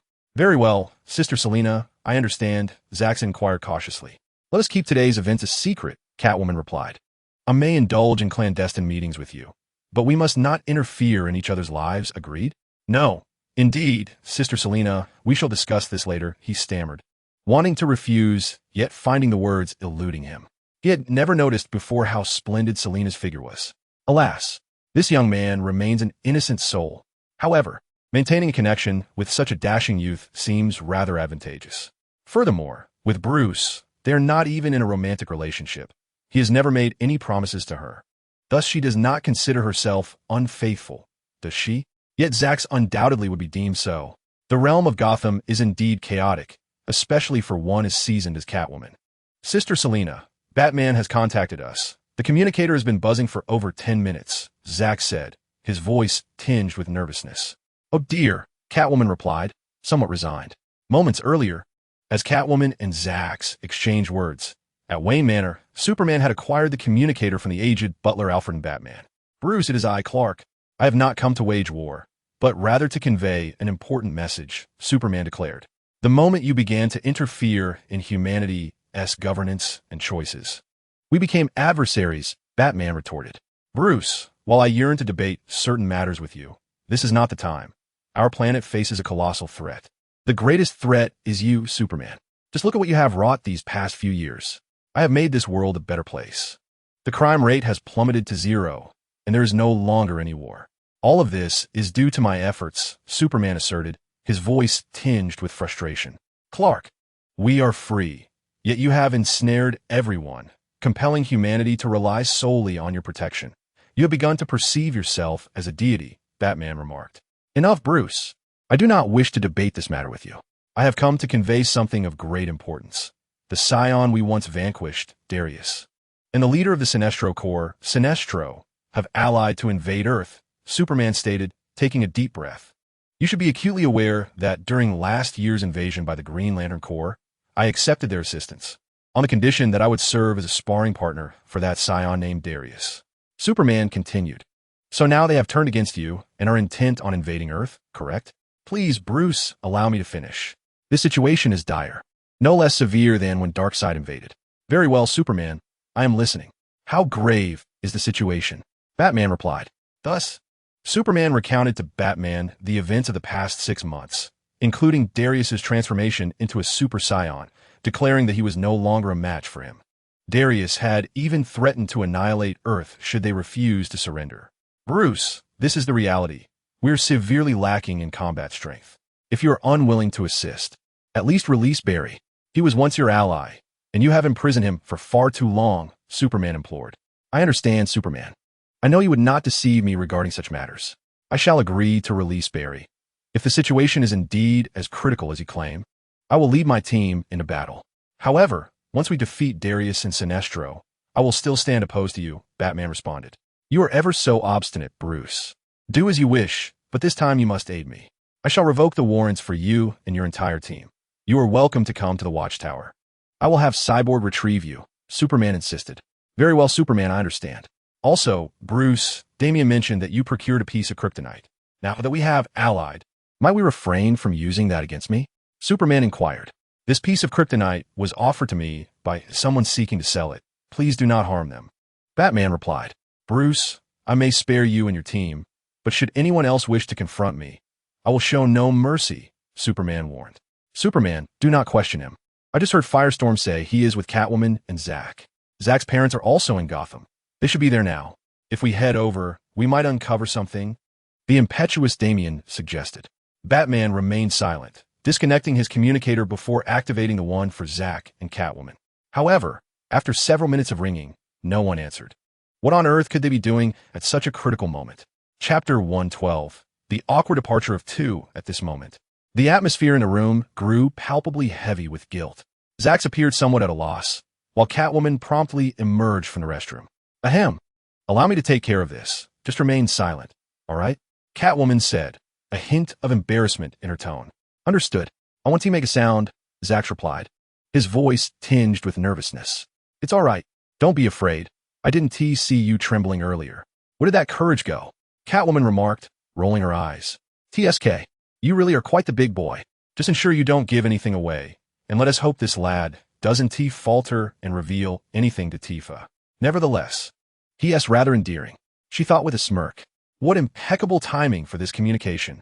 It couldn't have come at a better moment. Just minutes ago, I was engaged in a critical discussion with this fellow. How could I possibly answer now? I must concoct an excuse. Hello, Bruce. This is Catwoman. Is there a problem? She spoke into the communicator. Why did you take so long to respond? What were you two up to? Came Batman's voice from the other end. I was consulting with Zax on how to address his parents' issues at 7th Heaven.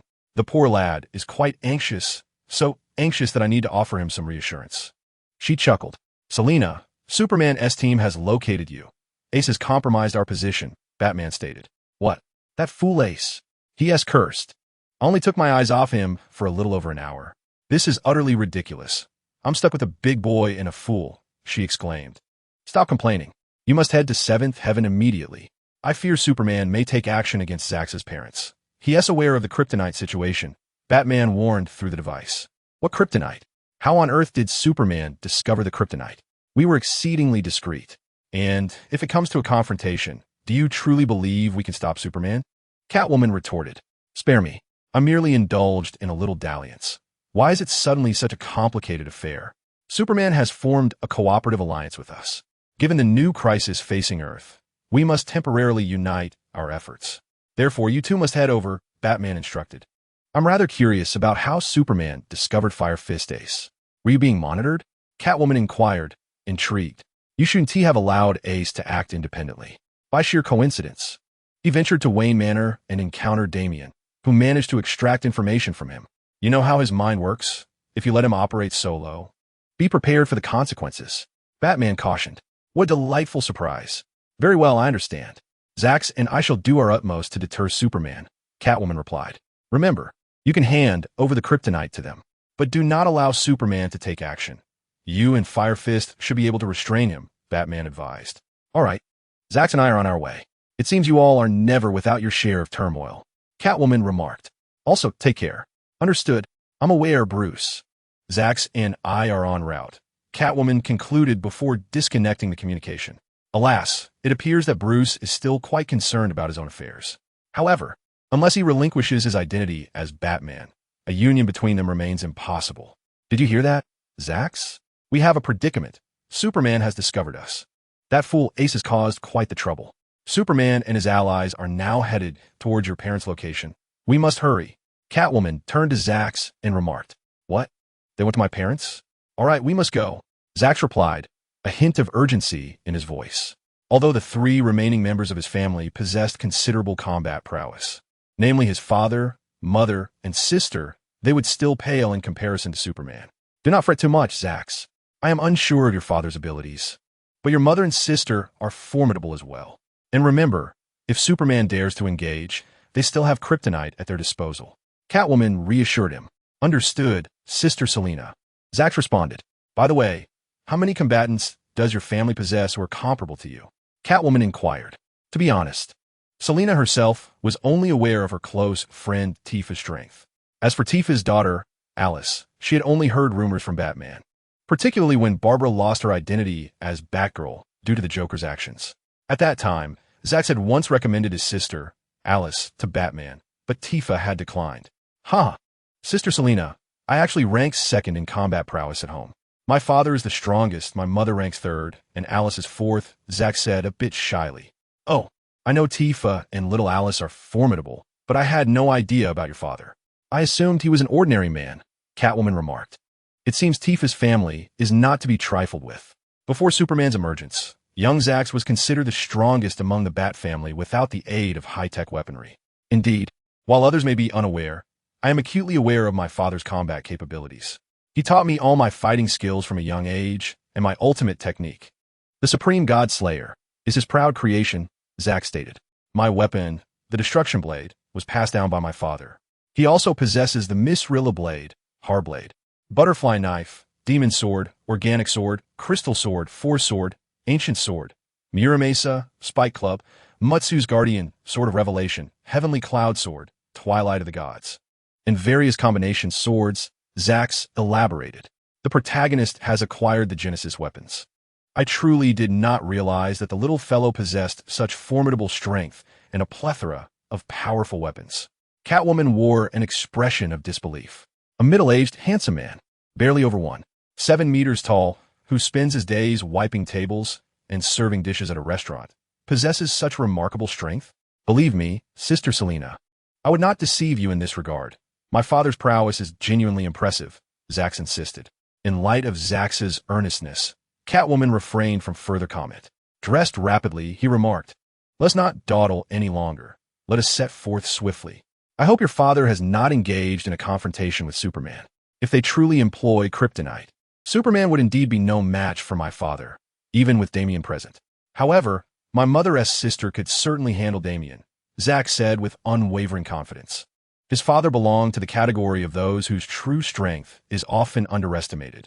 Though he may not appear formidable, his abilities are undeniably trustworthy. This, however, was a source of concern for him, as the implications of his and Zax's situation being discovered by Tifa were unfathomable. The mere thought of how Tifa might retaliate filled him with dread. Chapter 113. Gathering at Seventh Heaven, just as Zack and Catwoman were about to depart, Superman, Damian, and Fire Fist Ace were already preparing to make their way to Seventh Heaven. Listening to Superman, Ace insisted, "We agreed that you would not harm ordinary citizens. All you need to do is obtain the kryptonite without harming Zack's parents." Ace was now exceedingly worried, fearing that Superman might once again unleash a massacre, potentially targeting Zack's parents, an outcome he absolutely wished to avoid. Thus, as long as he was alive, he would ensure that Superman would not dare to entertain such thoughts. "I understand, Ace. I promised you and Bruce that I would not lay a hand on Zack's parents. You need not worry about that," Superman assured. "You are one of my two favorite individuals in the entire league," Ace alongside Bruce. "Your innocence and unwavering loyalty to your comrades are qualities I deeply admire. You were my greatest supporter when I confronted the Joker, and this time, I will ensure you return to our ranks without sending you over to Bruce. Be cautious, Superman. I know Zack's family well, and they possess formidable strength," Damian interjected. As the fourth Robin following Red Robin Tim, Damian was quite familiar with Zack. During the period when Batgirl Barbara was incapacitated, Zack had, like his father Batman, strongly advocated for his sister to assume the role of the new Batgirl. "Do not fret, Damian. I've already established a cooperative agreement with Bruce's team. Even if they present kryptonite, I remain untroubled, for with you and Ace by my side, there is nothing to fear," Superman stated. "Hey, don't get ahead of yourself. I'll one T be saving you," Ace retorted, rolling his eyes. Superman chose not to respond, merely smiling, fully aware that Ace harbored resentment for having slain Green Arrow. Ace would never betray his comrades for the sake of vengeance. "I think we should perhaps summon Hal or Steel or Hawkgirl," Damian suggested. "There is no need for that, Damian. Our purpose in going there is not to engage in battle. If they refuse to relinquish the kryptonite, we will address it then," Superman replied. Bruce did not come himself. He must be acutely aware that once he appears, the kryptonite will be beyond his grasp. Even if he were to obtain it, he would be doubly cautious, leaving him with no opportunity. "Very well, let us embark. You too, hold on to me, and I shall carry you through the skies," Superman proclaimed. Damian and Fire Fist Ace grasped Superman's arms, and he ascended gently with them. At the entrance of the Seventh Heaven restaurant, Zhou Feng, Having relished the lavish lunch prepared by Tifa, leisurely stretched his limbs, intending to stroll outside for a while. It was then that he noticed 3 figures descending slowly from the sky, one dressed in a red cape and blue bodysuit emblazoned with a prominent saw on the chest. Undoubtedly Superman.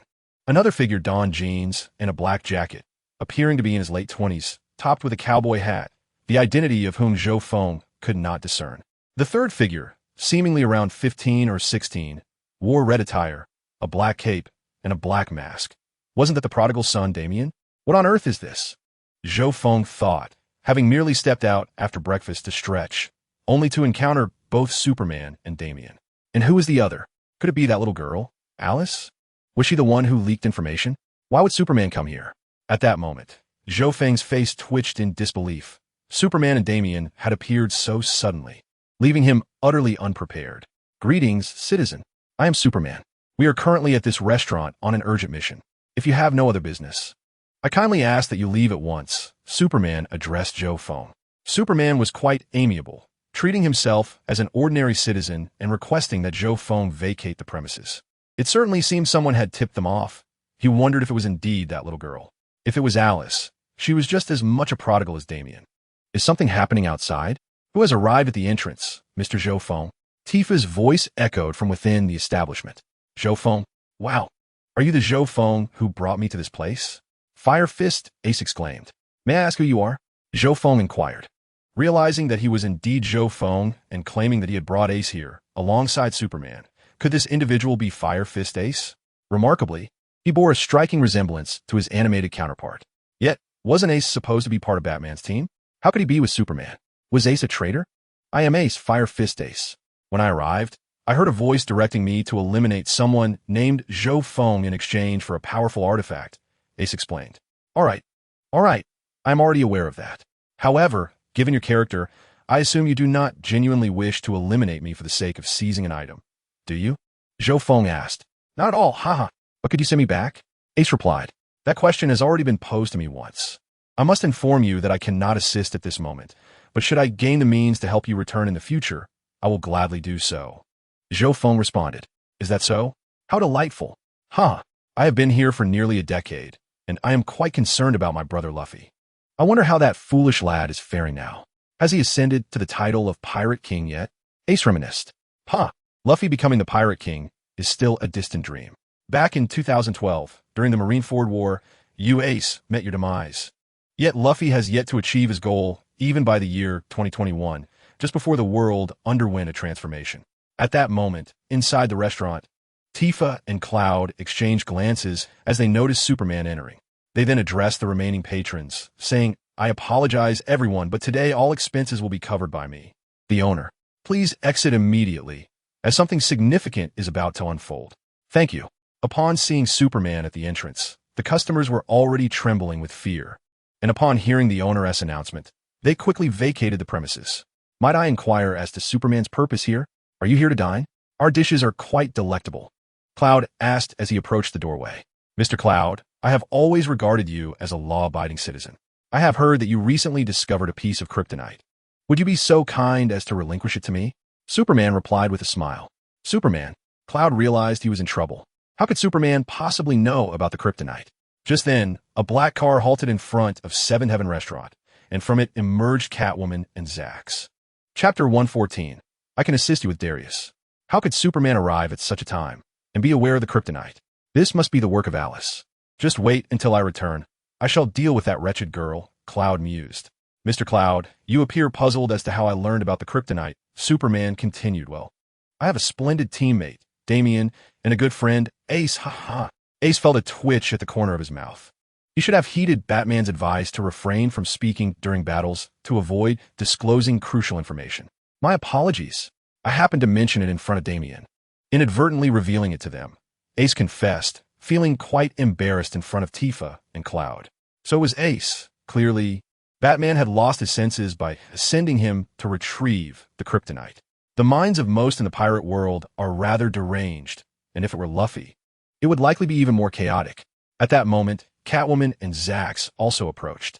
Father, are you all right? Zax, rushing out of the car, inquired. Before Cloud could respond, Tifa, her eyes slightly red, exclaimed Zax, "You little rascal. You have finally returned. Oh, Mother has missed you so dearly. You haven't been home in 3 years. Darn Batman. Brother, you're back." Little Alice rushed out as well. With that, Tifa embraced Zax and began to weep. Mother, there's so many people watching. Please, have some consideration for me. I have grown up, Zax said with a hint of exasperation. I don't care. This time, don't leave again to join Batman's resistance. Just stay and work at the restaurant. Tifa insisted. But Mom, this is my dream. Some things simply must be done. Zax replied, gazing earnestly at his mother. Uffed. Seriously, what is so great about Batman? I still think Superman is far superior, Alice remarked. Haha. It seems someone here supports me. Wouldn't you agree? Ace? Superman smiled. Indeed. I've been a fan of yours since childhood. Haha. Could I get your autograph? Alice exclaimed, rushing excitedly towards Superman. All right, young lady, I'll give you one when I leave. It's been ages since anyone asked for my autograph. Over 3 years, in fact. Quite nostalgic. Hey, Tifa, long time no see. Catwoman greeted, clearly wary of revealing her activities with Zax. Selina, is that you? It has indeed been a while. Let us catch up tonight if you're free, Tifa replied. Sure, sound good. Catwoman responded, somewhat nervously. Good grief. Your husband is having a tense standoff with Superman. And here you are, tearfully greeting your son and chatting with your friend. Doesn't quite seem appropriate, does it? Catwoman suggested.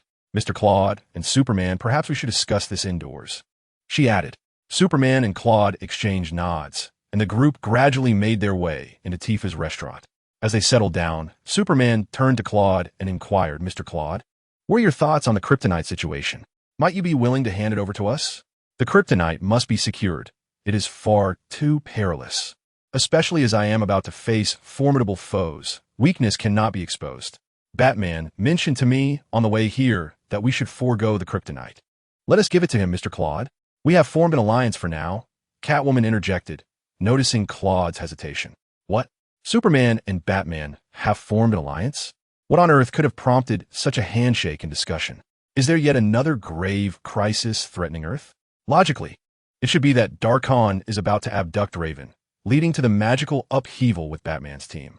So how is it that you two have united? The only reason Superman would team up with Batman is if a greater peril looms. Could it be Brainiac's invasion? But that shouldn't occur for another 3 years. Very well, I shall retrieve the kryptonite, Claude said, setting aside his concerns as he stood to leave for the kryptonite. Within just a couple of minutes, he emerged from the room holding a small box and placed it before Superman. Here you go. This is the kryptonite. Would you like to take a look? Superman nodded, and Claude opened the box, revealing a small green stone before the group. The moment the kryptonite appeared, Superman felt an immediate effect. He clutched his head, exclaiming, Oh, that's enough, Mr. Claude. Please close it. I am certain this is kryptonite. Nothing else can make me feel this way. Claude closed the small box, concealing the kryptonite within. Superman nodded at Damian, who reached out to accept the box and carefully placed it into his pocket. Thank you for your cooperation, Mr. Claude. After this, I will arrange for Luthor to compensate you. How does a sum of $100 million sound? We shall consider this kryptonite as our acquisition, Superman proposed. Since Lex Luthor had joined his team, his financial resources had become exceedingly abundant. This amount was trivial. No need for that. We sought the kryptonite solely to retrieve our son, Zax. Now that he has returned, we no longer require it. Thank you, but we do not want any money. Tifa stated. Absolutely not. I am Superman, not a thief. I do not take things by force. Please, kindly accept this payment, Superman insisted. Since Superman is so determined to provide compensation, Claude, Tifa, it would be wise to accept it, Zhou Feng remarked. Why refuse a gift? Very well, we shall accept it. Claude conceded upon Zhou Feng's encouragement. After Claude agreed to accept the money, Superman turned to Catwoman, saying, Catwoman, please contact Batman. Let us convene at the Watchtower tomorrow to discuss the matters concerning Darius and Sinestro. Did you just mention dealing with Darius and Sinestro? Zhou Feng inquired, momentarily taken aback. What was happening? Hadn't Tifa just informed him that Darius and Sinestro had joined Superman's ranks? And now they were to confront Darius? This adversary warranted the entire Justice League's assembly, requiring the collaboration of both Batman and Superman. Wasn't he that a privilege reserved for Darkseid? Did Darius truly merit such attention? Sir, this is a matter for our superheroes. It would be best for you not to involve yourselves. It is for your own good, Superman advised. Zax is not permitted to leave. Tifa immediately interjected. Please, Mom. This is a monumental event. Darius and Sinestro are planning an invasion of Earth. I'm a superhero too. I must participate. Zax replied, a hint of exasperation in his voice. However, Tifa and Claude exchanged glances at Zhou Feng, recalling that he had mentioned a primary objective, to confront Darius. If you intend to tackle Darius, I can offer my assistance, Zhou Feng proposed. Excellent. I had been troubled about how to confront Darius. I had even considered taking on the entire Justice League or quietly eliminating him, he thought. Thank you for your kind offer, but we prefer to keep ordinary citizens out of this, Superman declined. However, I'm also a Kryptonian. Does that not suffice? Zhou Feng replied. What? You are a Kryptonian as well? Superman inquired, astonished. Yes, I am indeed a Kryptonian, Zhou Feng affirmed. Though his physique may not rival that of Zod, he was nonetheless a Kryptonian. Moreover, ever since his evolution, he possessed all the abilities inherent to Kryptonians. Chapter 115. Collaboration with the Superman team. It seems I have no choice but to reveal my true identity. This is a once-in-a-lifetime opportunity to eliminate Darius, or rather, to apprehend him and deliver him to my true self. Are you also a Kryptonian? Catwoman asked in astonishment. If this individual is indeed a Kryptonian, I must immediately inform Bruce. The thought of two Supermen joining forces is utterly unfathomable. Two Supermen? Is that true? Ace inquired. Sir, you aren't deceiving me, are you? You're called Zhou Feng, correct? Yes, just call me Zhou Feng. It appears you're skeptical of my claims. How about a handshake with Superman? A simple demonstration of Kryptonian strength should convince you. Zhou Feng's eyes emitted a red glow as he extended his hand towards Superman. Superman's heat vision seemed accurate, and with a smile, he reached out to shake Zhou Feng's hand. The two began to engage in a contest of strength. Zhou Feng, possessing a fully matured Bizarro physique, had been further enhanced through divine refinement. After consuming kryptonite and absorbing stellar rays, he felt confident that any ordinary Kryptonian would be utterly overwhelmed. After several seconds of their handshake, Zhou Feng remained composed, while beads of sweat began to form on Superman's brow. At first, Superman did not exert any force, but as he began to feel a slight pain in his hand, he realized he had to apply strength. Yet, as Zhou Feng tightened his grip, pain surged through Superman, prompting the sweat to flow freely. It was then that he confirmed Zhou Feng was indeed a Kryptonian. All right, I am convinced, Mr. Zhou Feng. You may release my hand now, Superman said, a slight change in his expression. It was clear to him that Zhou Feng was a true Kryptonian, as no ordinary being.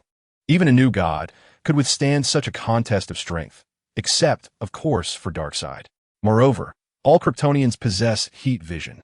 Haha, so can I join you now? My goal is to deal with Darius, Zhou Feng said with a smile. I barely exerted 30% of my strength, and this so-called unjust Superman couldn't handle it. It appears my current physical prowess is indeed formidable. I believe my next step can be to confront the Three Kings. Then, on behalf of the Justice League, I warmly welcome Mr. Zhou Feng's addition. With another Kryptonian on our side, our chances of success have significantly increased. I feel more confident in our ability to take down Darius and Sinestro. For now, I shall refrain from disclosing my intent to capture Darius until we have accomplished that task. Mr. Zhou Feng, please assist Superman and the others in defeating our formidable foe. Let us give that audacious invader, who dares to encroach upon Earth, a thorough thrashing, Alice urged, looking toward Zhou Feng. Rest assured. I guarantee I will leave him incapable of self-sufficiency. Merely a Darius, even if he were transformed into a Super Scion, what difference would it make? I possess unwavering confidence in my ability to handle him. However, it is true that the unjustly powerful are indeed weak, incapable of even contending with a mere Super Scion. According to official lore, a normal Superman possesses a strength equivalent to at least that of Super Saiyan 1 to 2. The manga version exhibits even greater prowess. Mr. Zhou Feng, I am perplexed as to where your confidence stems from, for Darius is exceedingly formidable, his power surpassing mine by at least 50-fold, if not more. Superman, observing Zhou Feng's apparent nonchalance, cautioned him. Your 50-fold claim? Are you jesting? Catwoman inquired. Consequently, Superman elaborated to Zhou Feng, Catwoman, Cloud, Tifa, Zack, and others regarding the immense power increased Darius experiences upon transforming into a Super Scion, and that even in his base form, he could effortlessly defeat Superman. Our original plan was to identify several individuals of comparable strength to my own to distract Darius until his transformation concluded, at which point we would confront him, Superman stated. All right, we understand. Rest assured, I shall handle Darius, while you focus on dealing with Sinestro. Even if he transforms into a Super Scion. I estimate that I currently possess strength exceeding that of Super Scion 3, thus confronting him in his base form should be quite manageable. Superman continued, very well. I suspect that no matter how much I explain, my compatriot Zhou Feng is unlikely to be convinced. Therefore, tomorrow, when you arrive at the Watchtower, I will present numerous videos of my battles, and you will see for yourselves. Damian, let us depart. With that, Superman and Damian turned and exited the Seventh Heaven restaurant. Once outside, Damian discreetly approached Superman and remarked, Superman, we are in dire need of combat strength. Tifa and Mr. Cloud are both exceptionally powerful, should they choose to assist. Damian continued, as long as we can handle Darius, Sinestro will pose no threat. Zack's parents evidently seek a normal life, so their involvement is unnecessary. The mere fact that I have found a fellow Kryptonian is a delightful surprise. Trust me, the power of one Kryptonian equates to that of all of them combined. Superman addressed Damian with conviction. I hope that after witnessing the battle videos between you and Darius tomorrow, Zhou Feng retains such confidence in his ability to defeat Darius single-handedly. Damian remarked, his confidence is not unfounded. His strength is formidable. When I shook his hand earlier, I exerted all my might, yet he remained unaffected. Have you noticed that when Cloud produced the kryptonite, I felt a distinct weakness, while he displayed no signs of discomfort? Superman replied to Damian, what? How can this be? A superpowered Kryptonian should be affected by kryptonite. Damian exclaimed, when they arrive at the Watchtower tomorrow, let Wonder Woman bring this kryptonite along and feign a handshake with Zhou Feng to ascertain if he is truly immune to it, Superman proposed. Just hours prior, Wonder Woman, one of the Justice League's elite warriors, had successfully returned. This is indeed a commendable approach, but if he reacts to the kryptonite, shall we offend him tomorrow? Damian inquired. If he does react, we need not fear him, for we possess kryptonite. If he does not react, the kryptonite concealed within Diana's wrist will remain undetected by him. Superman remarked, very well. I hope this plan proves effective. Your concern is not without merit. Thus, we shall refrain from testing him tomorrow. After all, he is a comrade. An excessive probing may yield adverse consequences. Let us set this matter aside for now and revisit it later, Superman contemplated. That would be for the best, considering our current dire lack of combat strength. Chapter 116. The Demon Lord of the New Inferno after Superman and Damian departed. Tifa and Claude approached Zhou Feng with evident embarrassment. We sincerely apologize, Mr. Zhou Feng, for involving you in this incident. It is of no consequence. I was already intent on dealing with Darius. Zhou Feng waved his hand dismissively. Mr. Zhou Feng, are you assisting them this time? Or will you be joining Superman's team henceforth? Catwoman asked nervously. This is something I must clarify. If another Kryptonian were to join Superman's ranks, their team would face insurmountable challenges, and the prospect of overthrowing Superman's rule would become a distant dream. I understand your concerns. I have no interest in ruling the Earth. To speak frankly, I am not a denizen of this universe. I am here solely to apprehend Darius. Once I have accomplished that, I shall take my leave, Zhou Feng asserted. Upon hearing Zhou Feng's words, Ace, Catwoman, and Zax visibly exhaled in relief. That is truly splendid news. After this incident concludes, we shall not have to contend with two Supermen. Zax, now that you have returned, you may not think of leaving. Your father has already made a promise to me. Should you dare to depart, he will bring you down with his ultimate martial arts technique, Tifa declared to Zax. Please, mother, I am 20 years old. I am an adult now and fully aware of my actions, Zax replied with a hint of exasperation. No, this time it is far too perilous. You heard what that Superman just mentioned. The adversary they are facing possesses strength exceeding 50 times that of an average opponent. You're not permitted to go, Tifa insisted. Tifa, let him go this time. I believe our child has matured, Claude interjected. Thank you, father, Zax exclaimed, his eyes shining with excitement as he regarded Claude. However, he and that, Tifa began to speak, only to be interrupted by Claude. Trust him this once. Moreover, with Mr. Zhou Feng by his side, he shall be safe. If you remain apprehensive, I shall accompany him with my combined sword, for our son has grown up, and you cannot watch over him for eternity, Claude stated. Seeing Claude so earnest, Tifa could only reluctantly acquiesce. It seemed that her little Zax had genuinely matured, and whatever hardships awaited him in the future, he would have to face alone. Thank you, father and mother. Zax, with a deeply moved expression, remarked, There's just one thing that I hold dear, Zax. Could you possibly part ways with your current girlfriend? Claude interjected. At that very moment, amidst a conversation among Zhou Feng, Tifa, Claude, and Zax in a realm of torment, the infamous rogue, scoundrel, and deceiver, Constantine, was engaged in dialogue with a man seated upon a throne. Could this be the new Lord of Hell, the demon who has recently defeated the Tri-Palace demon? Ahem, esteemed demon Lord Zhonglou. Allow me to extend my heartfelt congratulations on your triumph over the Tri-Palace demon and your ascension as the new ruler of Hell. Constantine fawned. In this realm of Hell, not governed by Lucifer, a towering figure adorned in crimson battle armor, with blood-red hair and two horns gracing his handsome visage, sat upon the throne. The man turned his gaze towards Constantine and spoke. You are Constantine? The demons here have spoken of you as a notorious villain and fraud, never uttering a word of truth, specifically duping demons. What brings you here to seek me? Constantine replied, The matter is as follows, esteemed demon lord. I had some minor contracts with the Tri-Palace that I presume you are unaware of. Without granting Constantine the chance to elaborate, Zhonglou waved his hand dismissively. I have no interest in your dealings with the Tri-Palace. He has been slain by my hand, and any contracts between you are nullified. Such an easy acquiescence? It seems this new Lord of Hell is rather agreeable. One might have thought that vanquishing the Tri-Palace would indicate a formidable character. However, if he has managed to defeat such an entity, it certainly attests to his unparalleled strength. I shall observe his preferences before proceeding. Thank you. I exalt you. I sing your praises, great Lord of Hell. Constantine began to flatter. Silence. I have no interest in you whatsoever. My focus lies solely on formidable opponents. If you have no business, then begone. Your presence is a nuisance, the demon Lord Zhonglou retorted. How splendid. I never expected to receive assistance while I was pondering how to discern his preferences. He has expressed an interest in challenging the strong?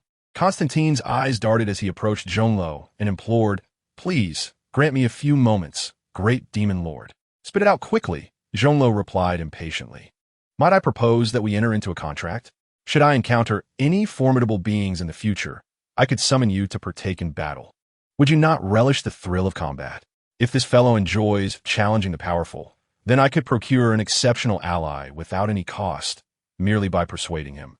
I hope this demon's intellect is not particularly sharp, allowing me to succeed in my scheme. You wish for me to serve as your free enforcer? The demon Lord Zhonglou scoffed. No, how could I dare? I merely suggested that in the future, should I encounter a formidable opponent, I would summon you to assist. I perceive your skepticism. I have witnessed such tricks too often. How about this? If upon your arrival you find the opposing force does not meet your expectations, would you then claim my soul as your own? The new Lord of Hell appears quite astute. However, I find it hard to believe that even a being such as yourself could resist the allure of one's own soul amidst these demons. What use would I have for your soul? This demon does not adhere to conventional logic. Do you not all desire my soul? Zhou Feng expressed a sense of resignation. Zhonglou remarked, If you truly manage to find someone of comparable strength to Sangong, then I shall come.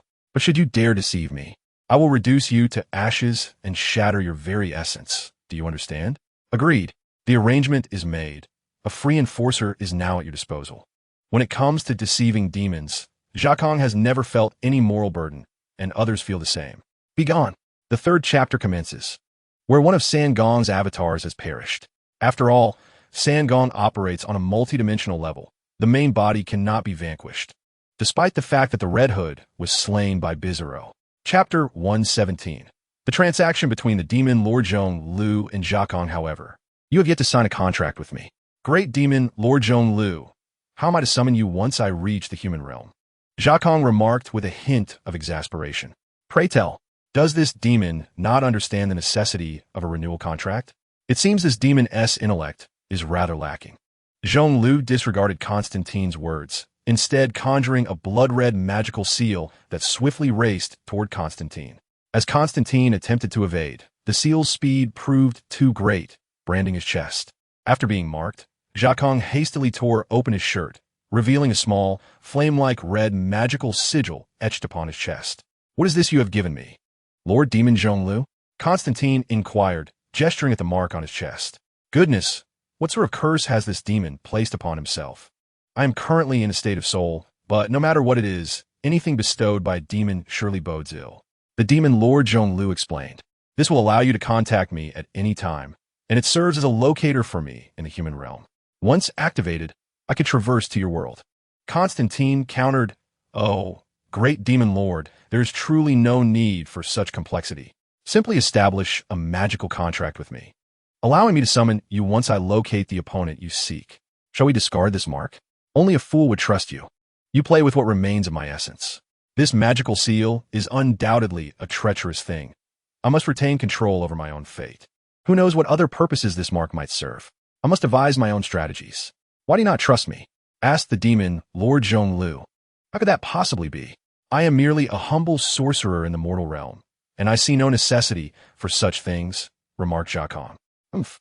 My demons have cautioned me against entering into any magical contracts with you. Should a contract be signed, let it be one of our demonic pacts. Here's a benefit for you. If you can locate a formidable master in the mortal realm to my satisfaction, I shall grant you a wish. Speak your desire, and I will fulfill it. Even the resurrection of the deceased is within my capabilities," declared the demon Lord Zhonglu. "The usual trickery of demons. They promise to grant your wishes, yet each desire is fraught with perilous loopholes. The resurrection of the dead comes at a steep price. How could I possibly be fooled? You dare to present me with an empty promise. Greetings, esteemed demon Lord Zhonglu.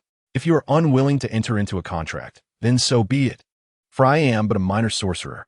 Might you retract this mark? It is prudent to avoid accepting gifts from demons when one is unaware of their nature. A lesson learned from years of dealings with them. Mortal, you cannot refuse my demonic seal while simultaneously requesting my assistance in finding a worthy opponent. Do you seek death?" exclaimed the demon Lord Zhonglu. "No demon capable of slaying me has yet been born. Do not think that defeating Sangu can elevate your status. You shall eventually taste my contempt, so wait for it. It appears that my only option now is to depart. Upon returning to the mortal realm, I shall inquire with the demon Atragan to gather information about this individual called Zhonglu. Once back, I will investigate the true nature of this mark. Perhaps delve into ancient tomes or consult with renowned sorcerers to see if it could be dispelled. I initially believed I could outwit a formidable ally to aid me in dire circumstances, yet I have unwittingly entangled myself in a perplexing predicament. My misfortune is undeniable, though it is certainly not a consequence of my own avarice. No, how could I? If that is the case, I shall keep this mark for now. Great demon Lord Zhonglu, I shall return to the mortal realm. Wait a moment. If you encounter someone named Zhou Feng in the mortal realm, do summon me forth," commanded the one upon the throne. "You seek an individual named Zhou Feng? Apologies, O demon lord, but there are likely tens of thousands with that name in the mortal realm. Do you have any specific characteristics?" This demon-esque search for someone named Zhou Feng raises questions. Are they adversaries or allies? Or is this Zhou Feng akin to the raven, a progeny of demons? This demon clearly bears an Eastern visage, and the name he seeks is also of Eastern origin. This presents a clue. I must conduct thorough inquiries upon my return to the mortal realm. I possess no further information. I only know his name, yet he must be formidable. Seek him based on this description. What a vague characteristic. This is rather exasperating.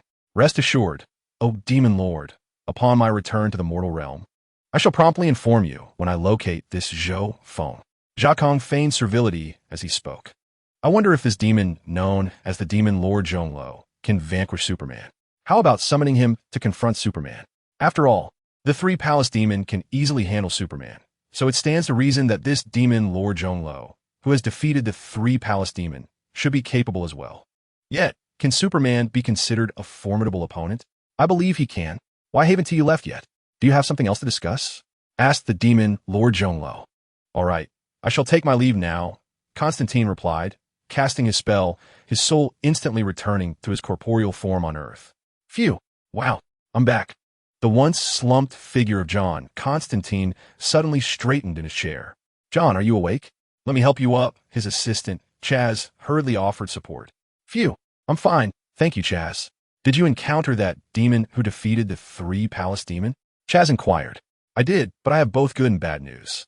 Which would you prefer to hear first? Constantine asked, lighting a cigarette. Let us hear the good news first. Chaz replied. I've resolved the issues regarding my contract with the 3 palace demon.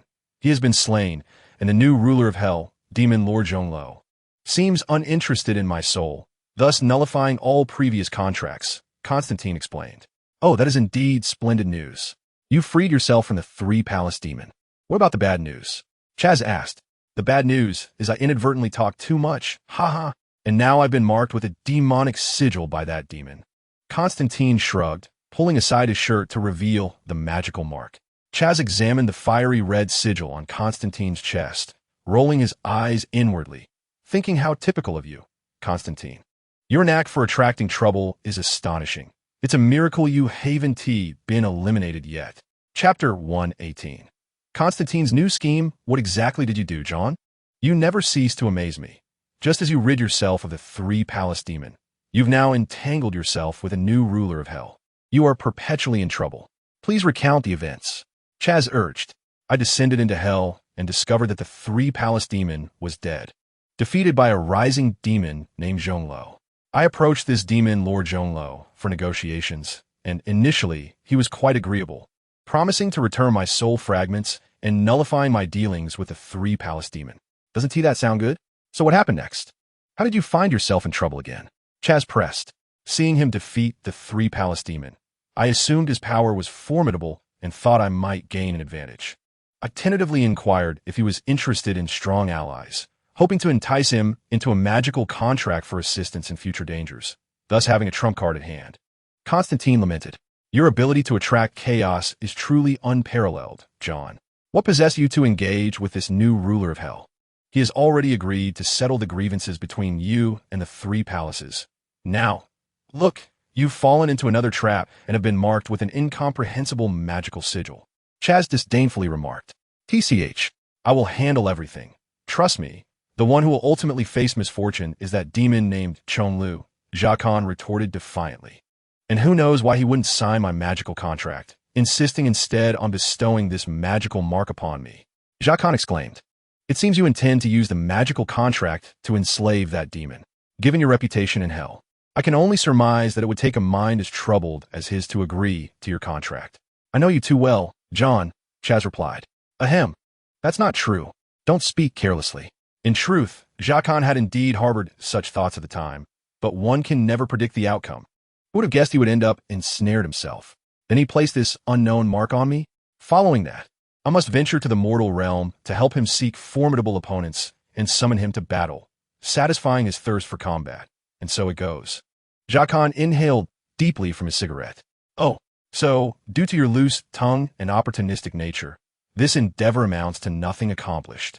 Although the contract with the 3 palaces was dissolved, you have entangled yourself with an even more powerful entity, and now you must work for him, seeking both individuals and strong adversaries?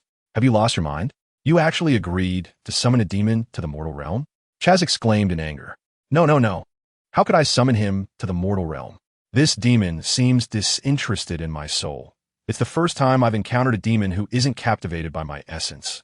Zhou Feng said, I truly cannot fathom why those demons would be interested in a soul like yours. What merit could you possibly possess? Chaz shot a glance at Zhou Feng. What do you know? That is my inner beauty. My soul shines as brilliantly as a diamond. Zhou Feng said, beaming with pride. Enough with the self-admiration. Back to the matter at hand.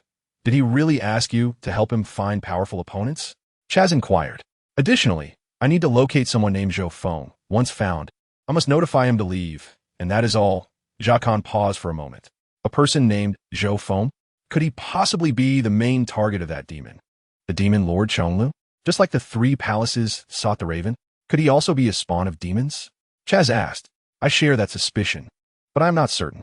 However, this is manageable. I plan to first seek out Jason Brad and inquire with the demon Etrigan to gather intelligence on this demon Chonlu. Zhou Feng said, So, we're to find Jason Brad, correct? Do you know his whereabouts? Does this mean our previous plan is null and void? Chaz questioned. Yes. We have altered our plan to seek Jason Brad. The prior plan is discarded, Zhou Feng confirmed. So, your plan with the Ragged Man has also fallen through? Do we still need to kidnap the Raven? I have a feeling that abducting a young girl is not quite right, Chaz inquired. This is no longer necessary. With the demise of the Three Palaces demon, the little girl Raven has lost her significance. I am currently unfamiliar with this demon, known as Chong Lu. I must first ascertain his abilities, intelligence, origins, and all relevant information before I can act accordingly, Zhou Feng remarked. How do you plan to respond to the Ragged Man? You were supposed to ally with him against Superman, Charles inquired. Do not concern yourself with him. I do not regard the Ragged Man as a threat, Zhou Feng retorted. Constantine's original plan was to use the lazy woman to kidnap Raven and then lure Superman over, subsequently orchestrating a battle between Superman's team and Batman's team against the Three Palaces demon, seizing the opportunity to benefit from the chaos. Now that the Three Palaces demon is dead, this plan has become obsolete. I foresee trouble for you. You might end up slain in the streets one day, Charles remarked. Zhou Feng, gesturing with a middle finger, scoffed. I will outlive them all. Oh, we shall see. Charles wore an expression of disbelief. On a serious note, I have noticed that this demon seems fond of challenging formidable opponents. I intend to have him confront Superman. What do you think of that? Zhou Feng asked. Not a good idea. Although I'm not particularly fond of the current Superman, I would prefer not to summon a Lord of Hell to Earth. No matter how flawed Superman may be, he is still preferable to a ruler of the underworld. Please do not botch this, John. I implore you, Charles said, his face etched with concern. Trust me, it will be fine. Let's go. Charles, you drive. We are off to find that fellow Jason Blood. He should be with Zatanna and Dr. Fate at the Tower of Fate, Zhou Feng said, patting Charles on the shoulder. So, are we heading there now? Charles asked. Indeed. We're going now. This mark unsettles me greatly. I must determine its nature. I plan to consult Zatanna and Dr. Fate. They may possess some insights, Zhou Feng stated. Do you know how to reach the Tower of Fate? That is Dr. Fate's domain. For others, the Tower of Fate is elusive, drifting outside the confines of time and space. But for me, locating it is child's play, Zhou Feng asserted confidently. Charles looked skeptical. Hey, who am I? I am John Constantine, master of dark arts, a supreme sorcerer, and an expert on demons. You dare not believe me? I am heartbroken, Charles, Zhou Feng exclaimed with exaggerated dismay. All who have ever trusted you have either been deceived or met their demise by your hand. I am still alive precisely because I exercise sufficient caution, Charles replied, pride evident on his face. The sole reason you are still alive is that you are my good friend. Otherwise, you would have perished long ago. Do you understand? Zhou Feng said, visibly displeased. Chapter 119. The Tower of Fate. Should I then thank you? Your treacherous ways are already well known, you know? Charles had certainly been ensnared by Zhou Feng on numerous occasions. Though I may ensnare others, I have never truly betrayed you. That was merely a minor inconvenience. Zhou Feng defended himself. As Zhou Feng and Chaz prepared to venture to the hideout of Dr. Fate, a small girl's voice suddenly resonated. Daddy, I'm having trouble sleeping. You woke me up. Can you keep me company? A biracial girl, evidently of African descent, emerged from the room, her hair styled in tiny braids and clutching a teddy bear. Appearing to be around 6 or 7 years old. Upon hearing her voice, Zhou Feng immediately transformed into a nurturing father, kneeling before her and saying, Hey, sweetheart, Daddy has some important matters to attend to today. I'm sorry for waking you, but in order for us to live happily in the future, I must take care of certain things. Can you forgive Daddy, my good girl? In that moment, Constantine shed the image of a scoundrel, a liar, a villain, and a drunkard, embodying instead a kind-hearted father comforting his little daughter. This little girl was indeed Constantine's illegitimate daughter. Her mother and stepfather had tragically perished during the second invasion of Earth by the Green Lantern Corps not long ago. Now, she had only Constantine as her remaining family. He had found her amidst the ruins and brought her home to raise her. You want to just disappear like Mommy and Steve, will you? The girl timidly inquired. Trust me, sweetheart. I will always love you and be by your side. Now, be a good girl and go back to sleep, Constantine reassured her. All right, I'll be good, she replied, hugging her teddy bear as she left. Goodbye, my daughter. Sweet dreams. You can sacrifice everything for your daughter, can't you? Chaz remarked from the side. But weren't we originally supposed to take your daughter with us? Chaz inquired. As you said, that was the original plan. However, circumstances have changed. Although this demon, named Chong Lu, is quite bothersome, it's no longer urgent, especially since he imposed a time constraint on me. Has he? Zhou Feng replied. Now, Constantine was eager to reach the Tower of Fate swiftly, to ascertain whether the red mark on him could indeed be removed, allowing him to bypass previous steps and directly take his daughter to safety in a paradise. Chaz, start the car. I'll wrap things up and be right out. Shortly thereafter, Zhou Feng's dedicated partner, Chaz, arrived in his brown sedan. Without hesitation, Zhou Feng opened the passenger door and settled in, instructing Chaz, just drive straight ahead. Find a little alley to stop in. Then why the hell do you need me to drive? You could just find a place to cast a spell, Chaz retorted. Come on, buddy. This is near my home. I'd rather not use magic here. Let us go a bit further, Zhou Feng replied. Chaz remained silent, starting the car, and after navigating through several alleys for about 10 minutes, he parked in a secluded area. How about here, John? All right, this is it. Chaz, wait for me in the car. You're not quite suited for that place. I can go alone. Fine. Then I shall take a brief nap while I await your return. Although Chaz is an aficionado of the arcane, he understands that the individuals Constantine is about to meet are the foremost masters of magic on Earth. Before long, Constantine muttered an incantation of unknown origin, his hands swiftly weaving through the air to open a rift in the void, through which he promptly disappeared. For most sorcerers, locating the Tower of Destiny would be akin to an insurmountable challenge. However, for Constantine, it was merely a trivial task. Zatanna, something is approaching, Dr. Fate declared, adorned in a golden helmet and cloak. Impossible. We exist outside the confines of time and space. Nothing can reach us here, Zatanna replied. It is merely unprecedented. Prepare yourself. Whatever it is, it has arrived. Dr. Fate spread his arms, readying himself to cast a defensive spell against the unexpected guest. Knock, knock, knock, knock. The door of the Tower of Destiny suddenly echoed with a series of urgent knocks. Zatanna and Dr. Fate exchanged serious glances as they approached the door. Dr. Fate continued to prepare his attack spell, while Zatanna gently opened the door. Hello, little Zatanna, greeted Constantine, clad in a yellow trench coat and casually holding a cigarette. A mischievous grin plastered across his face. John? Oh, for heaven's sake, how could it be this scoundrel? Zatanna thought, her heart racing. Wherever John, Constantine appears, misfortune is sure to follow. He has always been a harbinger of disaster. Dr. Fate slowly retracted the spell he had been about to unleash.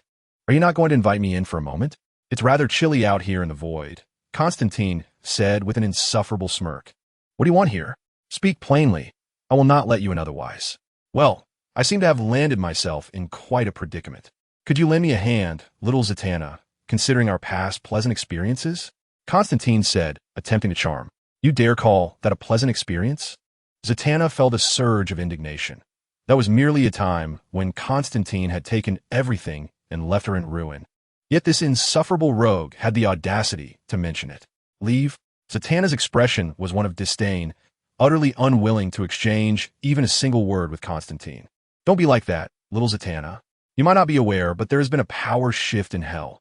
That fool of a demon king has been taken down, and a new ruler of the underworld has ascended, Constantine explained.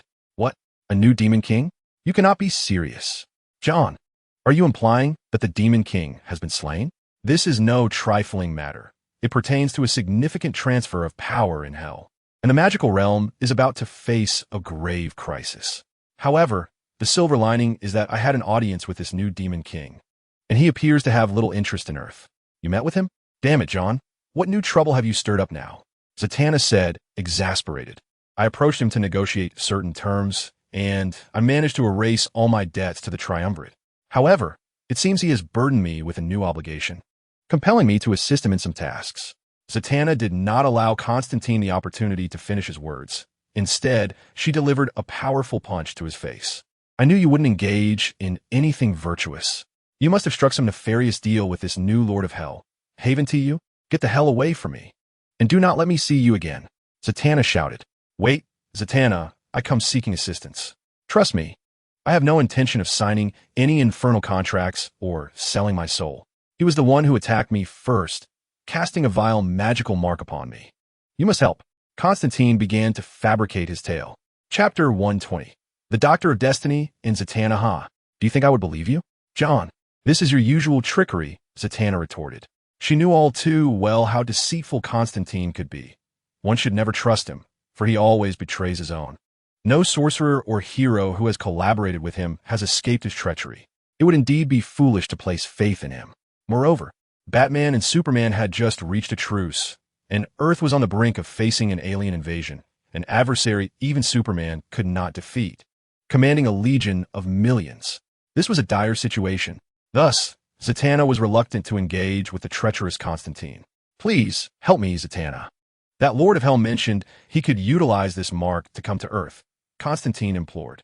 Constantine, I heard he placed a magical mark upon you. Show it to me. The Doctor of Destiny interjected. There should be no magic in this world that I am unaware of. Very well. I knew you would assist me, Doctor of Destiny. You're truly a good soul. Now, John, stop with the nonsense and reveal the mark so we may see it, Zatanna urged. Constantine smiled but remained silent, instead extending his hand to unfasten his garment, revealing his chest adorned with the infernal mark imposed upon him by the demon lord. A blood-red tattoo, resembling a lotus in size, emerged before the eyes of the Doctor of Destiny and Zatanna. The two scrutinized it intently. The Doctor of Destiny initiated a magical examination, while Zatanna probed it with her own magical energy. What do you think? Hold your tongue. I am observing. Zatanna and the Doctor of Destiny exchanged glances after a prolonged examination. John, are you certain this tattoo was placed upon you by a demon or the Lord of Hell? Of course, what is the matter? Constantine inquired. The issue is grave. We just meticulously examined this magical mark. It possesses no trace of magical energy. We also employed a method to detect demons, but it bears no demonic essence. However, this truly is a curse bestowed upon me by the Lord of Hell. I swear I am not deceiving you, declared Zhou Feng. I find that hard to believe. John, we examined this magical sigil, and it bears no trace of sorcery, no essence of demons, nor any aura of Greek deities or new gods. It seems you have offended someone formidable, who has cast a curse upon you. And now you seek to deceive us with tales of the Lord of Hell's involvement and the mark he has placed upon you. Zatanna regarded him with an expression that suggested she had seen through his ruse. Please, little Zat, I assure you, this is truly a matter of hellish origin. A demon has placed this upon me. I implore you to discern what this truly is, and if possible, help me rid myself of it, Zhou Feng said, somewhat exasperated. In truth, Constantine was acutely aware of the extraordinary nature of this sigil. Upon first encountering it, he had examined it and confirmed it did not resemble any magical patterns he was familiar with, which is why he sought the expertise of the esteemed Dr. Fate, Zatanna. Zatanna, let's refrain from hasty conclusions. I detect an unprecedented power within this magical sigil, intricate and wondrous, Dr. Fate remarked. See, little Zat, I told you there are those who comprehend these matters. Please, my friend, can you resolve this predicament? Zhou Feng inquired eagerly of Dr. Fate. I can attempt to assist, though I cannot guarantee a 100 success rate. Very well, my friend, quickly remove this from me. Just a moment, Zatanna interjected. What on earth do you intend to do? I need you to help me lift this mark first, Zhou Feng insisted. Huh, John, I knew you were deceiving us. You just claimed that a demon vanquished the former Hell Lord and became the new ruler, and that you sought him out, who then bestowed this upon you. Yet, this tattoo bears no demonic energy whatsoever. Hence you must have crossed paths with a rather formidable individual, and now you find yourself in this predicament, seeking our assistance. I swear, I am utterly bewildered. It was indeed the new Hell Lord, a being by the name of Demon Lord Chong Lu, who marked me with this. Zhou Feng lamented helplessly. It seems that his past fabrications have led to a point where even his truth is met with skepticism. I shall assist you in removing this mark, but you must divulge to us what transpired, Zatanna insisted. Zatanna is correct. This is an unknown energy, and I must ascertain its origin and nature. John, please enlighten us. Dr. Fate concurred. With no other option, he resigned himself to confess the trouble he had unwittingly stirred. Well, this tale is rather lengthy. Are you certain you wish to hear it? Hurry up and tell us, Zatanna replied, growing impatient. The Earth currently finds itself at a pivotal juncture. Just yesterday, the Bat team received alarming news from Catwoman. Another Kryptonian has emerged, one who may very well align himself with Superman. Although our immediate concern is to vanquish the extraterrestrial invaders threatening our planet once the war concludes. The Bat team will remain at odds with Superman's faction. This new Kryptonian could prove to be a decisive force in the impending conflict. John implored us, stating that we have little time for frivolities. If you have indeed provoked any formidable entities, you must inform us. The Earth faces a grave crisis. You may be unaware that Batman and Superman have temporarily allied, having reached a truce due to last year's invasion by the Green Lantern Corps, during which two aliens feigned allegiance to Superman. However, they soon betrayed him, extending their malevolent influence toward Earth, and are poised to launch an attack in a matter of months. We truly have no time to waste. Zatanna, her face etched with urgency, inquired further. Very well. I shall divulge everything. Previously, I entered into a pact with a demon named Sangong, who assisted me with a minor task in exchange for a fragment of my soul. I sought to reclaim this piece of my essence, and not long ago, I ventured into hell, only to discover that Sangong had been vanquished, and a new demon has ascended to power. I swear what I say is the truth. You may verify this with Jason Blood, Zatanna recounted. I shall examine this mark in detail first. Oh, by the way, this demon has requested my assistance with 2 additional tasks. I knew it, John remarked, expressing his disapproval. This demon appears to possess a penchant for combat. He has tasked me with locating the finest warriors in the mortal realm. This mark can summon him. What do you think of using it against Superman? Zatanna's interest was piqued, as the prospect of summoning this demon could significantly bolster their chances should the new Kryptonian indeed join Superman's ranks. And he has requested that I find a man named Zhou Feng, possessing no discernible characteristics other than being exceedingly powerful, Zatanna continued. Zhou Feng? It seems you're familiar with this individual, John noted. Indeed, the new Lord of Hell seeks my assistance in locating a man named Zhou Feng, and it appears that little Zatanna knows of him, Zatanna replied. The name Zhou Feng first emerged from the lips of Fire Fist Ace, and according to intelligence gathered by the Bat Team, this Zhou Feng possesses an unparalleled artifact capable of acquiring items from all realms at random, which may inadvertently summon beings not native to this universe. Among the known arrivals are Darius, Fire Fist Ace, Tifa, and Cloud. The Bat Team is privy to this information, as is the new Lord of Hell. Has he revealed his intentions for seeking out Zhou Feng? If the third palace has indeed been eliminated, then the malevolent entity responsible for this deed is likely from another universe. Ace once mentioned that those like him could obtain a certain artifact by eliminating a man named Zhou Feng. If this demon known as Chong Lu is also in pursuit of Zhou Feng, the Kryptonian named Zhou Feng will find himself in grave peril. Should I inform Bruce of this matter now? He did not elaborate on why, but initially, I sensed that Zhou Feng's pursuit was not for noble purposes. After all, one knows the nature of hellish demons. I had previously assumed that this man, Zhou Feng, was akin to a progeny of demons, much like Raven, as Zatanna remarked. I apologize, John. The affairs concerning this Zhou Feng are extensive and may entangle many matters in the future. According to Bruce's theory, it would be prudent to avoid provoking him, as he may very well become a considerable source of trouble, far more formidable than you. Zatanna continued. Bruce has stated that if this Zhou Feng retains possession of the artifact, there will inevitably be a continuous stream of cosmic travelers seeking to seize it. After all, not everyone possesses the prowess of Ace and Tifa. Bruce speculated that if Darius were to learn of Zhou Feng's presence on Earth, he would likely return immediately to claim it. Thus, the emergence of a new ruler of Hell, more troublesome than Darius, is all too evident. So, Zatanna, you know where this Zhou Feng is, correct? If I were to hand this Zhou Feng over to the new Lord of Hell, Demon Sovereign Chong Lu, would he perhaps lift the curse upon me? Zatanna interjected.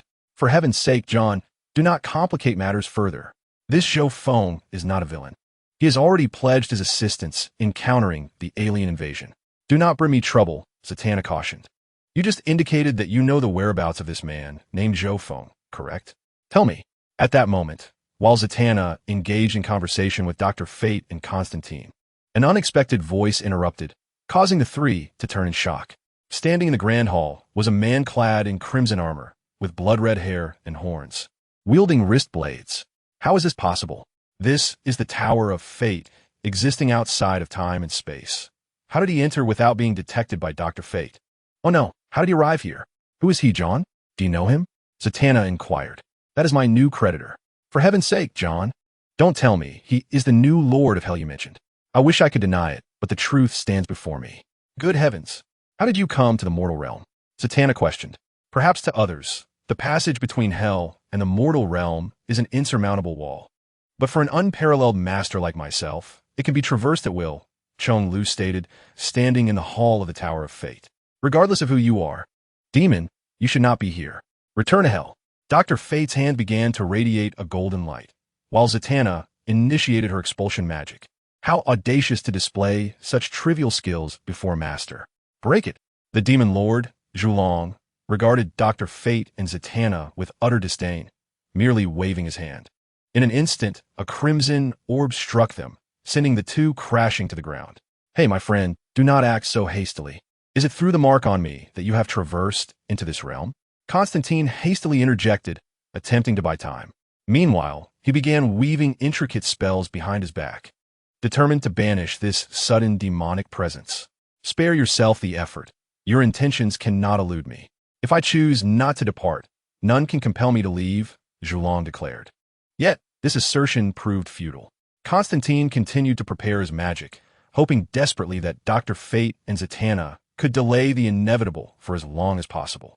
Since this little pest relished the thought of using his magic against him, let him have his trial. Zhou disregarded Constantine and turned his attention to Dr. Fate and Zatanna. Quickly devise a strategy. Dr. Fate, we cannot allow him to wreak havoc in this world. Zatanna struggled to rise. How peculiar. The helmet you wear is the true source of your power, is it not? Zhou remarked, swiftly appearing behind Dr. Fate. He reached out and seized the golden helmet of Naboo, removing it with ease. Stripped of the golden headpiece, Dr. Fate instantly transformed into an ordinary human, revealing his true, earthly form. Ah, so your true self is absent, merely controlling this realm through the helmet, Zhou observed. Oh no, this is dire, Zatanna thought, shocked that their trio of powerful sorcerers had been so easily subdued by Dr. Fate. Cease your actions, demon. You must return to the depths of hell, Constantine proclaimed, rising to his feet, hands clasped before him. After a period of preparation, Constantine's magic was complete. A colossal golden hexagram appeared, swiftly enveloping Zhou. Constantine began to chant fervently. This was his most formidable expulsion incantation. Any hellish demon caught within its grasp would be banished back to hell. Yet, contrary to Constantine's expectations, this attempt proved utterly ineffective against Zhou. Oof. Is this all you have, mere pests? Zhou chuckled lightly, unleashing a wave of crimson energy that shattered the golden hexagram, scattering it into oblivion. As the magical array dissipated, Constantine coughed up blood, collapsing to the ground in disbelief, gazing at Zhou. How is this possible? Any hellish demon should be banished by this spell, unless you are not a demon of hell. Who are you? Constantine asked, blood staining his lips. I am indeed of the demon kind, yet I differ significantly from the hellish demons of your world, Zhou replied. Wait a moment, demon sovereign Zhonglo. What exactly do you desire? Zhakang inquired. Chapter 122. The capabilities of demon sovereign Zhonglo. A brief exposition can be overlooked. That question should rightfully be posed to me. I merely wish to ascertain the whereabouts of an individual named Zhou Feng. I have no inclination to engage in combat with you, declared demon sovereign Zhonglo. Thus, it seemed he implied that he only retaliated because they initiated the attack. If we divulge Zhou Feng's location, will you spare us? Zhakang asked. Please, Jean must not reveal that Zhou Feng is currently our ally, assisting us in repelling the alien invasion, Zatanna implored, lying prostrate on ground.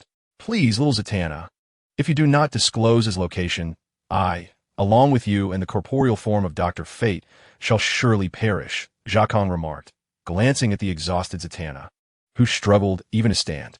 If you simply inform me of Zhou Feng's whereabouts, I promise to spare your lives, stated demon sovereign Zhonglo. Two courses of action emerged. One involved Zatanna revealing the accurate location of Zhou Feng to the demon sovereign, ensuring their safety. The other entailed safeguarding Zhou Feng by providing a false address to delay Zhonglo, while they devised a strategy to confront him. Zhakang preferred the former, though he suspected little Zatanna would refuse to comply. Be swift, my patience is waning. You must reveal the location of this Zhou Feng to me immediately, Zhonglo pressed, a hint of impatience in his tone. Desist. I shall never divulge that to you, you fiend. I know your intent is to slay him and seize that artifact. Am I mistaken? Zatanna retorted defiantly. You are aware? Very well. Rest assured that even in death, I possess the power to resurrect you. Zhonglou replied with unwavering confidence. To elucidate, Demon Sovereign Zhonglou is acknowledged as the most formidable character in the realm of Xian, Jianqi, Xiaozhuan, possessing the ability to annihilate worlds. Except for the three sovereigns of divine concealment and the mortal entity Faping, he faces virtually no rival within the realm. Although his demonic powers are somewhat restrained in the mortal realm, his strength remains sufficient to contend with various demons and deities. The Demon Sovereign is not only immensely powerful, but also possesses the ability to resurrect the deceased, akin to the perfect conclusion found in Xian Jian San. To clarify why Demon Sovereign Zhonglou can traverse the realms of hell and earth without reliance on summoning, he is considered the most adept at spatial magic among the demon race. Capable of traversing the 6 realms with ease, even navigating the distorted abyss of gods and demons. Furthermore, he can create a realm independent of the fabric of reality. Transporting other beings from one realm to another is a trivial task for Zhonglou. He also possesses the ability to transform, akin to the demonic transformation seen in Devil May Cry. With his healing capabilities, Zhonglou has effortlessly restored the injured in Icewind Valley, including cultivators like Jing Tian, who practiced the Shushan Heart method, and deities such as Zishuan. As a member of the demonic race, Zhonglou wields magic that can heal the deities and cultivators. It is noteworthy that, even among the demonic kin, in the prequel to Xian Wu, Long Ming was unable to heal Ling Bo's wounds, as Ling Bo claimed that the demonic energy conflicted with her own cultivation power. In the conclusion of Hua Ying, an accidental injury caused by Zhonglou to Long Kuei led him to rectify his mistake. Not only did he resurrect Long Kuei in an instant, but he also facilitated the separation of her humanity, Long Kuei, from her ghostly essence, Hong Kuei, thus transforming the twin souls into 2 distinct individuals. This profound separation of spirit and flesh is echoed in the tale of Zixian, who once divided the Millennium Wolf Demon, Qi Yin, into Liao Ri and Qi Yin, resulting in a series of tragic events. In the legend of Sword and Fairy 3, the question of affection, Xing Xian suffered from a dissonance between her soul and body, rendering her devoid of sensory perception, necessitating the use of poison to suppress the decay caused by this discord. Eventually, Zhonglou intervened, effortlessly uniting Xing Xian's spirit and flesh, restoring her sensory abilities. Moreover, this demon lord, having traversed realms, has emerged even more formidable than depicted in the original narrative. I can resurrect the deceased, he proclaimed, provided one can locate their soul and reconstruct a physical form for them. His tone suggested a chilling sincerity, leaving one to ponder whether he truly possessed such powers. Additionally, the Kryptonian known as Zhou Feng was exceedingly potent. If all else failed, they could simply provide him with the address to seek out Zhou Feng and subsequently notify Batman, allowing both Superman's and Batman's teams to unite in sending this demon back to the abyss. This plan seemed the most viable. At the very least, a Kryptonian could withstand time better than an ordinary mortal. Very well, we shall inform you, but may I pose a question? Will you kill the one named Zhou Feng? Zatanna inquired. Such matters are of no concern to you, came the reply. Simply inform me of his whereabouts. He is in Gotham City. Do you know where that is? Just point the way, Zatanna responded, providing the demon lord with Zhou Feng's precise location. After casting a glance at the trio, Zhonglou waved his hand, enveloping them in a white light that instantly healed their injuries. Having completed this deed, he turned and departed. Look, little Zatanna, he doesn't seem entirely malevolent. He even healed our wounds, remarked Zha Kong. Once assured of Zhonglu's departure, Zatanna rose, retrieving the golden helmet that had fallen to the ground and placing it back on Dr. Fate's earthly form. We must act swiftly, John. I will notify Batman and the others about everything, especially concerning the one named Zhou Feng, Zatanna declared. Wait a moment. I have something to share with you. Dr. Fate interjected, having donned the Naboo helmet once more. Is it of great significance? Indeed, it is crucial. After he acquired my helmet, I glimpsed into his secrets. I discovered that, despite his malevolent and formidable aura, he is, at his core, a deity. Dr. Fate revealed, his words laden with astonishment. A deity? Good heavens! You must be mistaken. How could he possibly be a god? Zha Kong exclaimed, his face a portrait of disbelief. I cannot be mistaken. He is indeed a deity. Without a doubt, as the Doctor of Destiny stated. While I find it peculiar The divine aura emanating from him cannot deceive. Despite his malevolent power at his core, he remains a god, which explains why he is able to manifest in physical form upon this earthly realm, as the Doctor of Destiny elucidated. Setting aside whether he is a god or something else entirely, we must promptly inform Batman. We cannot allow our Kryptonian friend to perish in such a manner. Upon concluding her statement, Zatanna produced a communicator and dialed, establishing contact with Batman. "What is it, Zat? Has something happened?" came Batman's voice from the other end of the line. "We're in serious trouble, Bruce. Let me briefly explain. John has somehow offended a Lord of Hell, and we suspect that this Lord may be a god. His situation mirrors that of Ace, which is why he has gone to seek out someone named Zhou Feng. I comprehend your concern. I will notify Superman immediately. We shall arrive at the battlefield within an hour. Are you all safe?" "We're relatively unharmed, Bruce. This individual known as Zhong Lu does not appear to be entirely malevolent. After extracting Zhou Feng's whereabouts, he healed our injuries and then departed. That's for the best. If negotiation is possible, it should be pursued to resolve the issue." Chapter 123. Zhou Feng and Zhong Lu negotiation would indeed be ideal. However, this demon or god seems to possess great pride. "I doubt he would entertain any form of negotiation," Zatanna remarked. "There are various techniques to confront any kind of individual.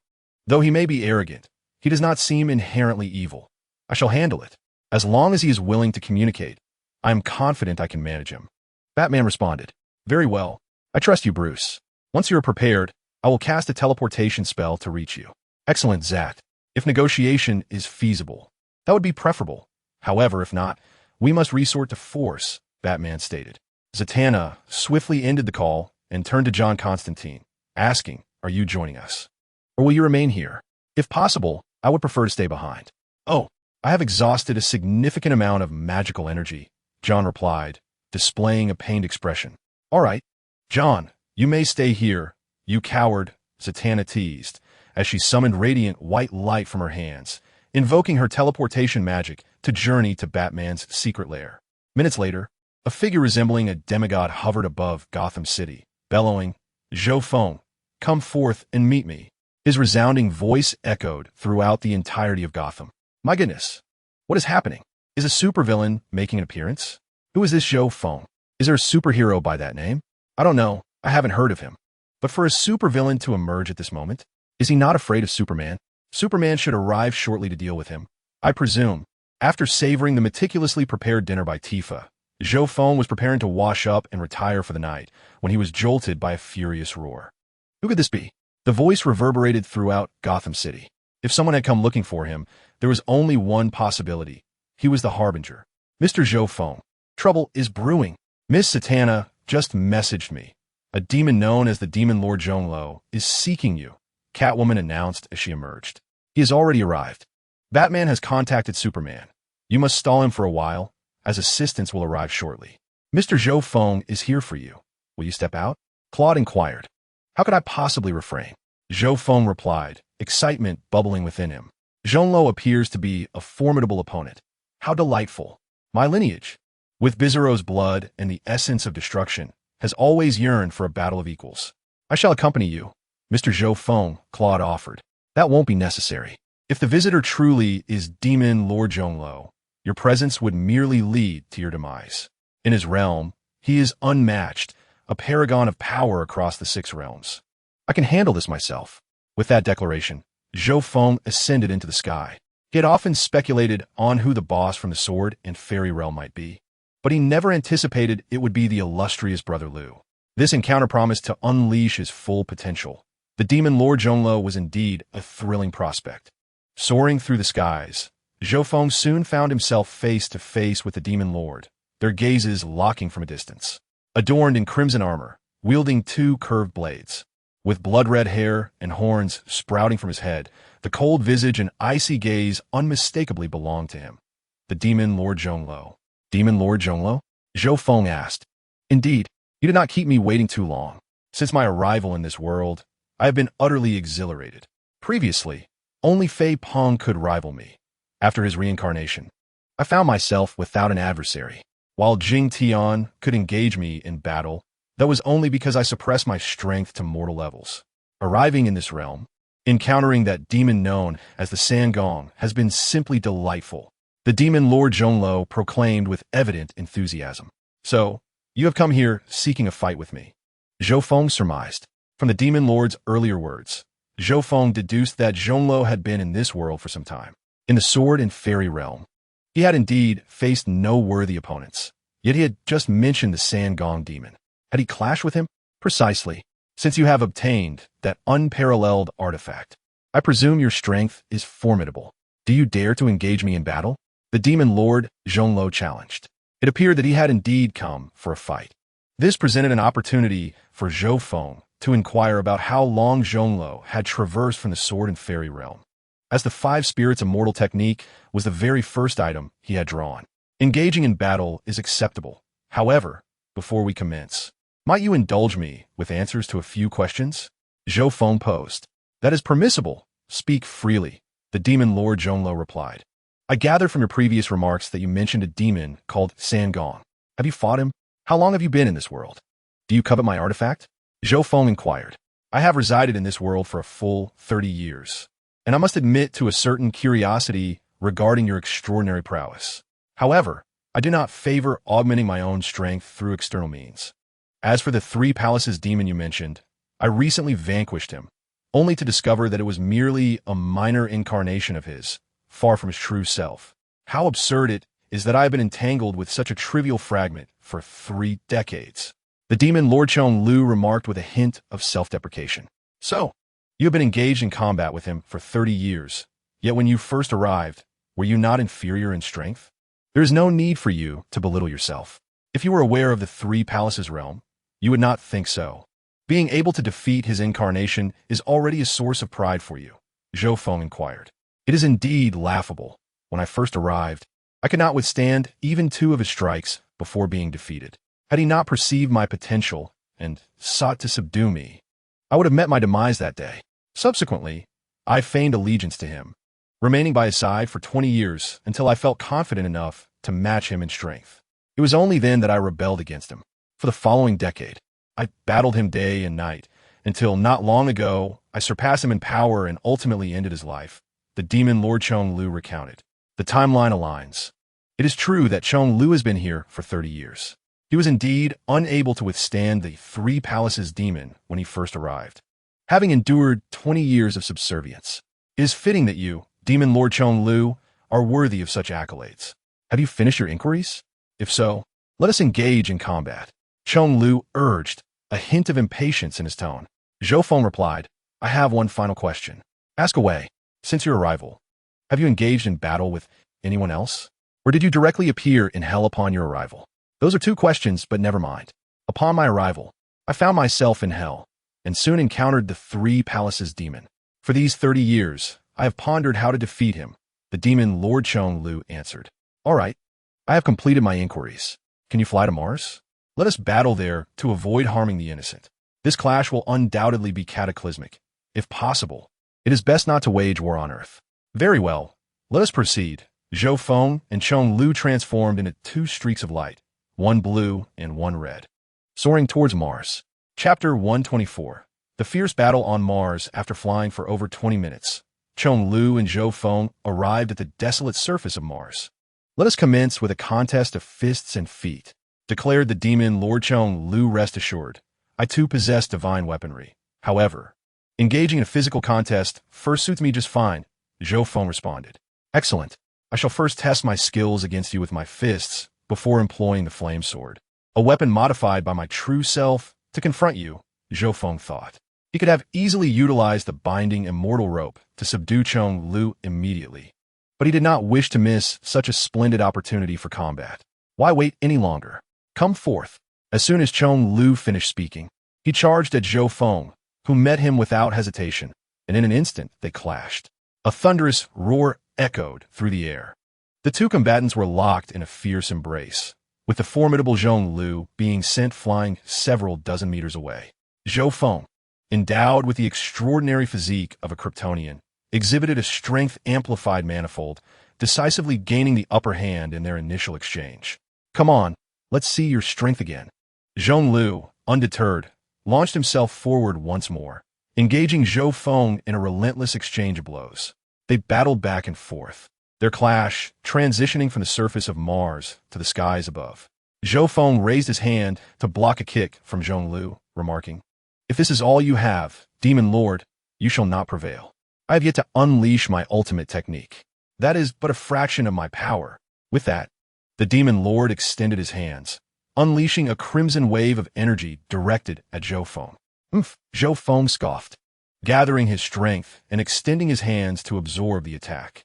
A slight tingling sensation coursed through his fingers.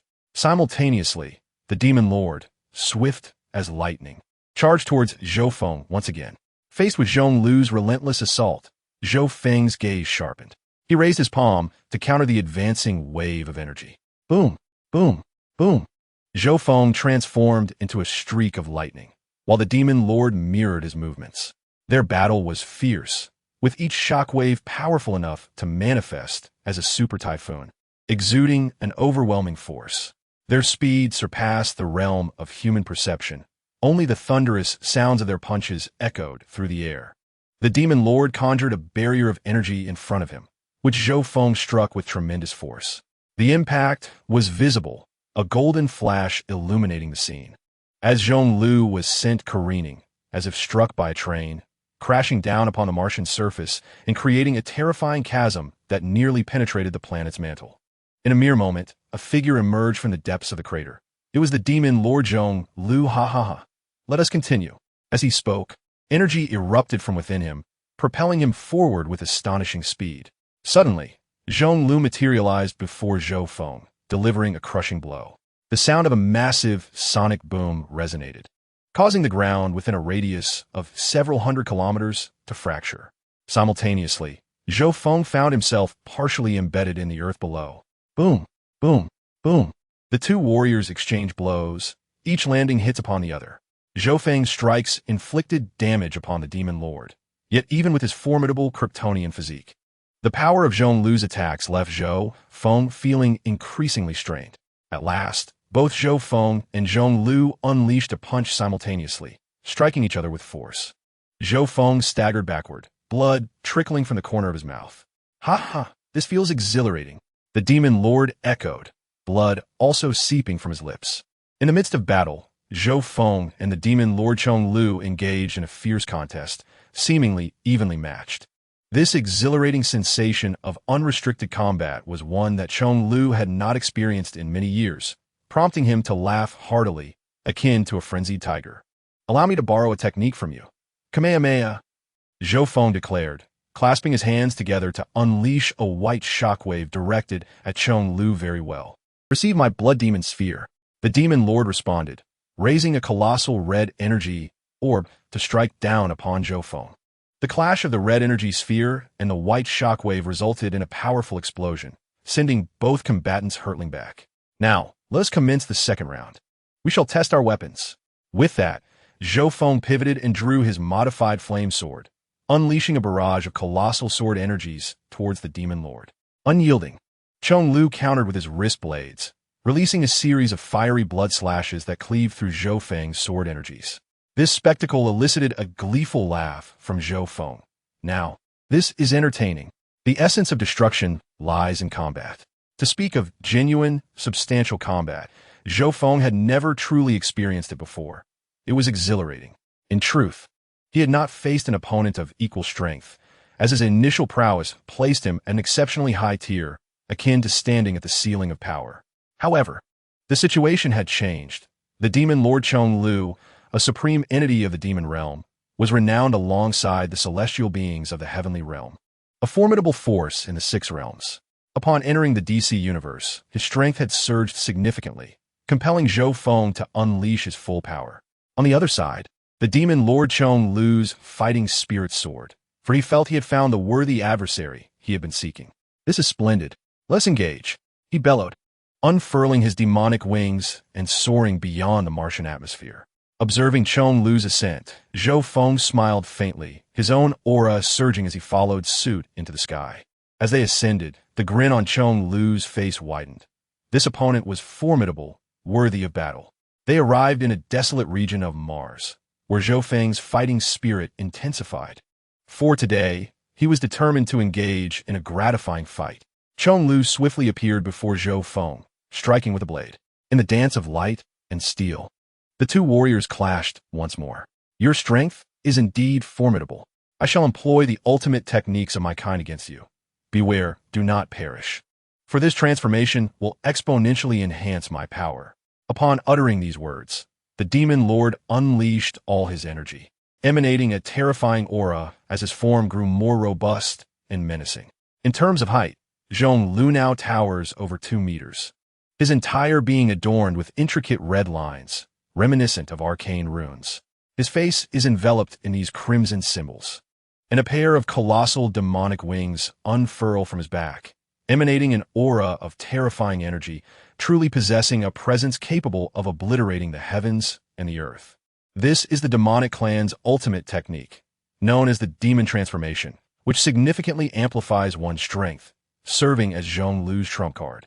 Such formidable power. At last, Zhong Lu has invoked the demon transformation, a technique regarded as the apex of demonic sorcery. Since ancient times, it has been said that the demon gods of the demon realm possess the ability to metamorphose, concentrating their magical energy within before unleashing it in an explosive moment, causing their bodies to swell and thus exponentially increasing their might, wielding cataclysmic force. This art is forbidden for demon gods. Lesser beings who attempt it may disintegrate into dust, while even the most powerful among them can only tenuously maintain their form, losing all their strength and becoming akin to mortals. Therefore, demon gods seldom resort to transformation unless in dire circumstances. Zhong Lu, being the most formidable entity in the demon realm, has unleashed all of his magical energy, a force potent enough to alter the very fabric of existence, unmatched even by celestial beings. The undying nature of the demon race is their inherent trait. Even in utter annihilation, they gradually reform and return to their demonic essence, existing as the only race in the 6 realms that does not reincarnate. In contrast, beings from the divine, human, celestial, and demonic realms enter the cycle of reincarnation upon death. Furthermore, the demon lord Zhong Lu executing this technique does not inflict significant harm upon himself. Having completed his transformation, the demon lord now stands majestically between heaven and earth, exuding an aura so fearsome that it could conjure a catastrophic tempest, causing the very surface of Mars to tremble. This technique, originally a hallmark of my demonic clan, has been refined since my arrival in this world, rendering it more potent than ever. Be cautious, for moments inattention could lead to your demise. Warned the demon Lord Zhong Lu. Zhou Feng, fully aware of the terrifying prowess of the demon lord, felt little fear. Unlike Zero, who possesses no transformation abilities, Zhou Feng wields the energy of the Dragon Balls along with a powerful technique reminiscent of those used by Cell, Trunks, and Frieza, which enables him to amplify his size and strength while sacrificing some speed.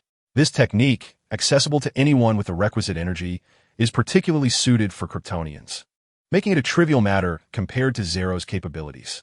With a fierce roar, Zhou Feng concentrated all his energy, causing his height, originally at 1 meter 85, to surge to approximately 2 meters, his muscles swelling significantly.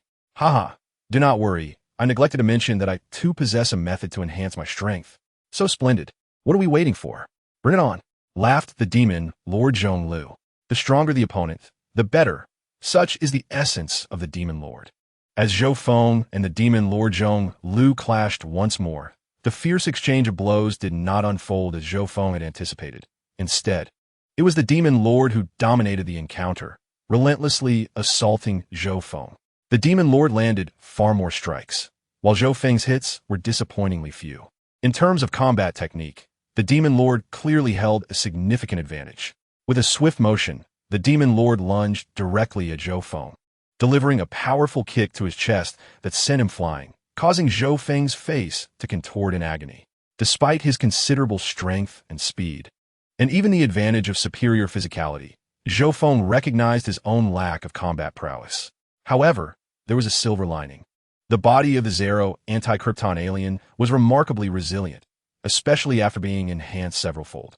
Though the demon lord's attacks were ferocious, every punch that struck Zhou Feng left him battered and bruised, yet as long as he absorbed solar radiation, his strength would be replenished instantaneously, and his injuries would heal almost immediately. The demon lord's expression conveyed a sense of exhilaration, as if reveling in the challenge of a worthy opponent. With a swift movement, he broke the sound barrier, reappearing before Zhou Feng. As he swung the flame wave blood blade once more, Zhou Feng brandished the flame sword to counter the furious onslaught. Is this all you've got? Where's your true power, demon lord? Zhou Feng taunted. The demon lord paid no heed to Zhou Feng's words, continuing his relentless assault with dual blades. This adversary possessed an astonishing recovery ability and an absurdly strong physique. Even when Zhou Feng transformed into his demonic form, he still found himself outclassed.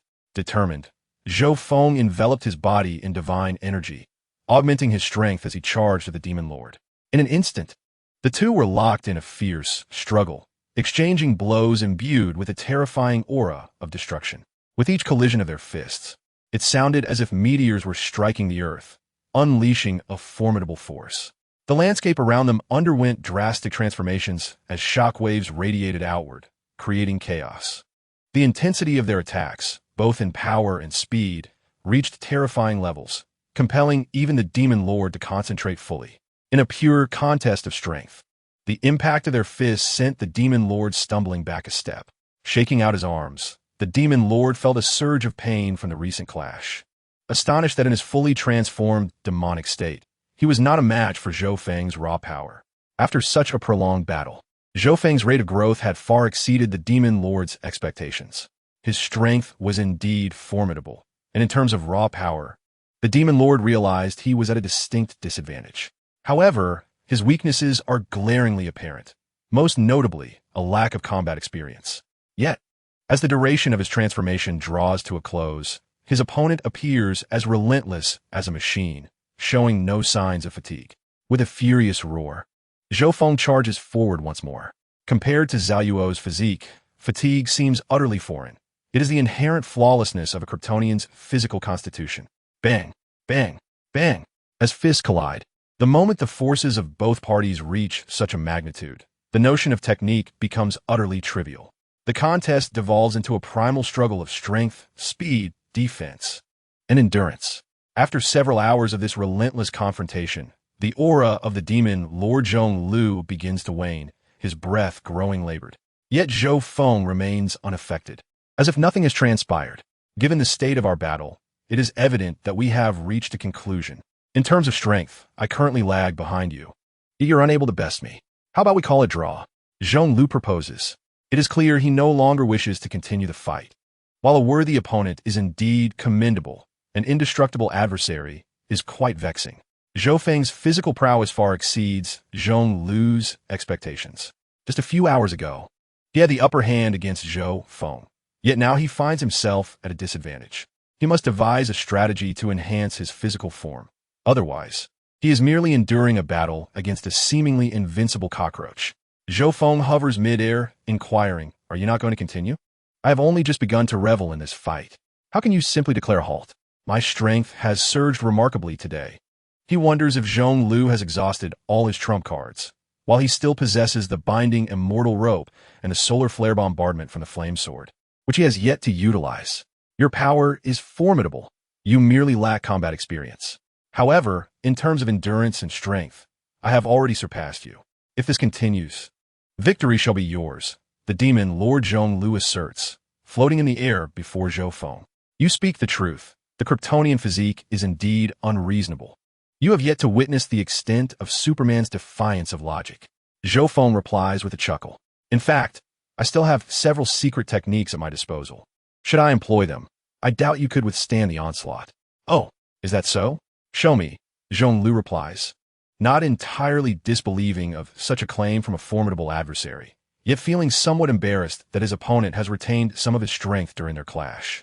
Let me demonstrate the binding immortal rope. This shall be my ultimate weapon. The solar flare bombardment from the flame sword could potentially impact even the earth. Its power is simply too great to unleash recklessly. Behold the binding immortal rope. As Zhou Feng's voice echoed, a golden rope shot forth from his palm, ensnaring the demon sovereign, Zhong Lu, who was caught completely off guard. Instantly, Zhong Lu's demonic power was sealed, and his strength vanished entirely. causing him to plummet from the sky. Zhou Feng swiftly flew forward to catch him, gently lowering him to the ground. What manner of rope is this? It has managed to bind me. Truly astonishing. I, who have been vanquished by such a trivial cord. Zhong Lu exclaimed, disbelief etched upon his face. Ha ha ha. This is the binding immortal rope. Not only you, but even those of golden immortal stature would find themselves subdued without a defensive artifact. This treasure hails from the primordial world, a remarkable item listed among the fearful artifacts of the God-sealing list, renowned for its efficacy in capturing beings. The binding immortal rope? Surely, the prowess and rank of the immortals should not surpass mine. I once dueled at a site in the new immortal realm, where the remnants of our battle nearly obliterated the place. How can this rope possibly restrain me? Even in my transformed state, I can withstand the likes of Shunnong, Fushi, and Nuwa. Zhong Lu struggled to articulate. This is unlike the immortals of your realm. This rope originates from a domain known as primordial, where it is merely an upper-tier treasure alongside innate spiritual treasures and chaotic artifacts. I wonder if I might ever draw such chaotic-level items in the future. Would I perhaps summon a chaotic being from the essence of a chaotic demon's blood? Zhou Feng mused. Yet, even if such items were to manifest, the beings that arrive would undoubtedly be formidable. From the legend of the swordsman and the magical hero, the mystical arts of past protagonists have astonishingly summoned the demon sovereign Zhong Lu. I can only speculate what kind of entity my acquired primordial treasures will yield. The pressure back in my original realm is immense. Indeed, it is remarkable that one can possess such overwhelming strength with such divine artifacts existing in this world. Is this truly a product from other realms? You must possess numerous treasures, do you not? Zhong Lu inquired. Generally speaking, I possess very few. My true self harbors the true abundance, Zhou Feng replied. You are also a manifestation? Zhong Lu exclaimed in astonishment. Indeed, as you can see, I am but a projection. My true form is elsewhere, Zhou Feng confirmed. Having been defeated by a projection is delightful. I adore this world, where the strong abound. Never shall I feel lonely again. Zhong Lu proclaimed. Your words hold truth. Within this realm, you shall find no shortage of adversaries, Zhou Feng remarked. Many capable of besting you. Having once been confined to a limited perspective, believing himself formidable, Zhong Lu was humbled upon his arrival in this realm, where he was swiftly bested by the three palaces. After arduous training, he managed to defeat an opponent, only to find it was merely a projection. The very Zhou Feng he had sought was merely a projection capable of overcoming him. Ha ha ha! This is indeed exhilarating. This world far surpasses my previous one in strength. From now on, I shall never know loneliness. The feeling of invincibility has dissipated, and I will continue to evolve. May I be released now? The Demon Lord Zhong Lu inquired. Oh, I had not realized that the Demon Lord was still being assisted. Zhou Feng promptly untied the immortal binding rope and stowed it away in his storage space. Everything is fine now. By the way, will you return to Earth with me, or will you head back to your realm of hell? I recall you mentioning that you had slain the three palace demons. Are you now the Lord of Hell? Zhou Feng asked. Indeed, after I defeated that fellow's avatar. I have taken over that portion of the demon realm. Do you have any matters to discuss? The Demon Lord queried, stretching his limbs. How about you come to spar with me regularly? My growth has been significant from our battles. An immense source of experience like you should not be overlooked. There are few who can truly unleash their full strength in combat, and it is somewhat of a lament that the starting point is so high. That might be feasible. However, I believe that after a few more encounters, I will no longer be your match. Your physique is simply too formidable, the Demon Lord Zhong Lu replied, somewhat helplessly.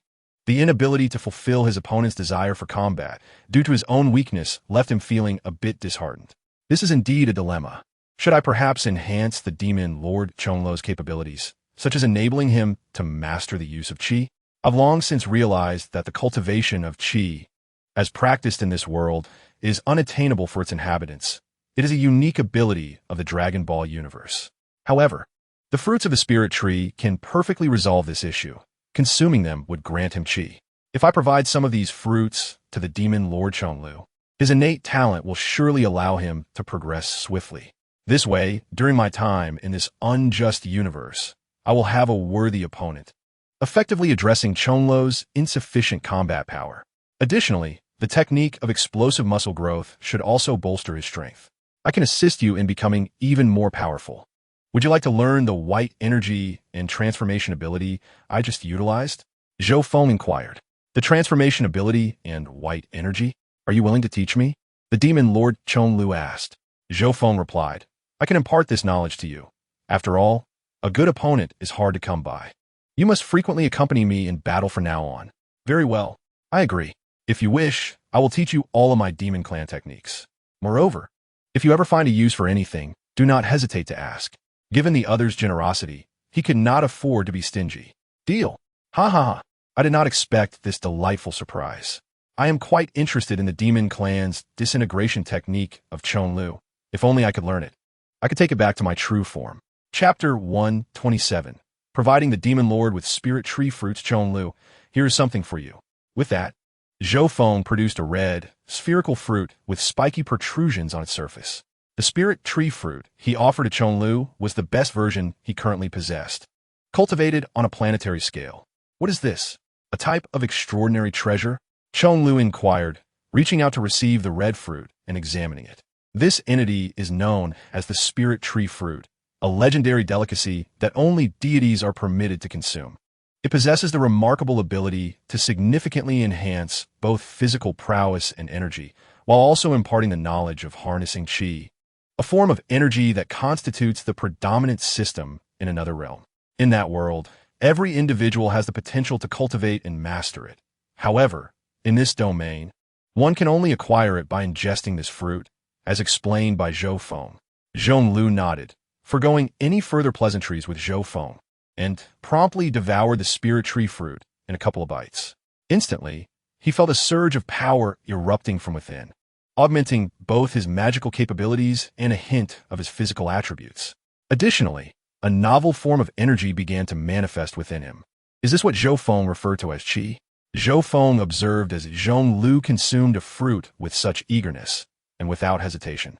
He produced nearly 100 more spirit tree fruits. You should be capable of this too.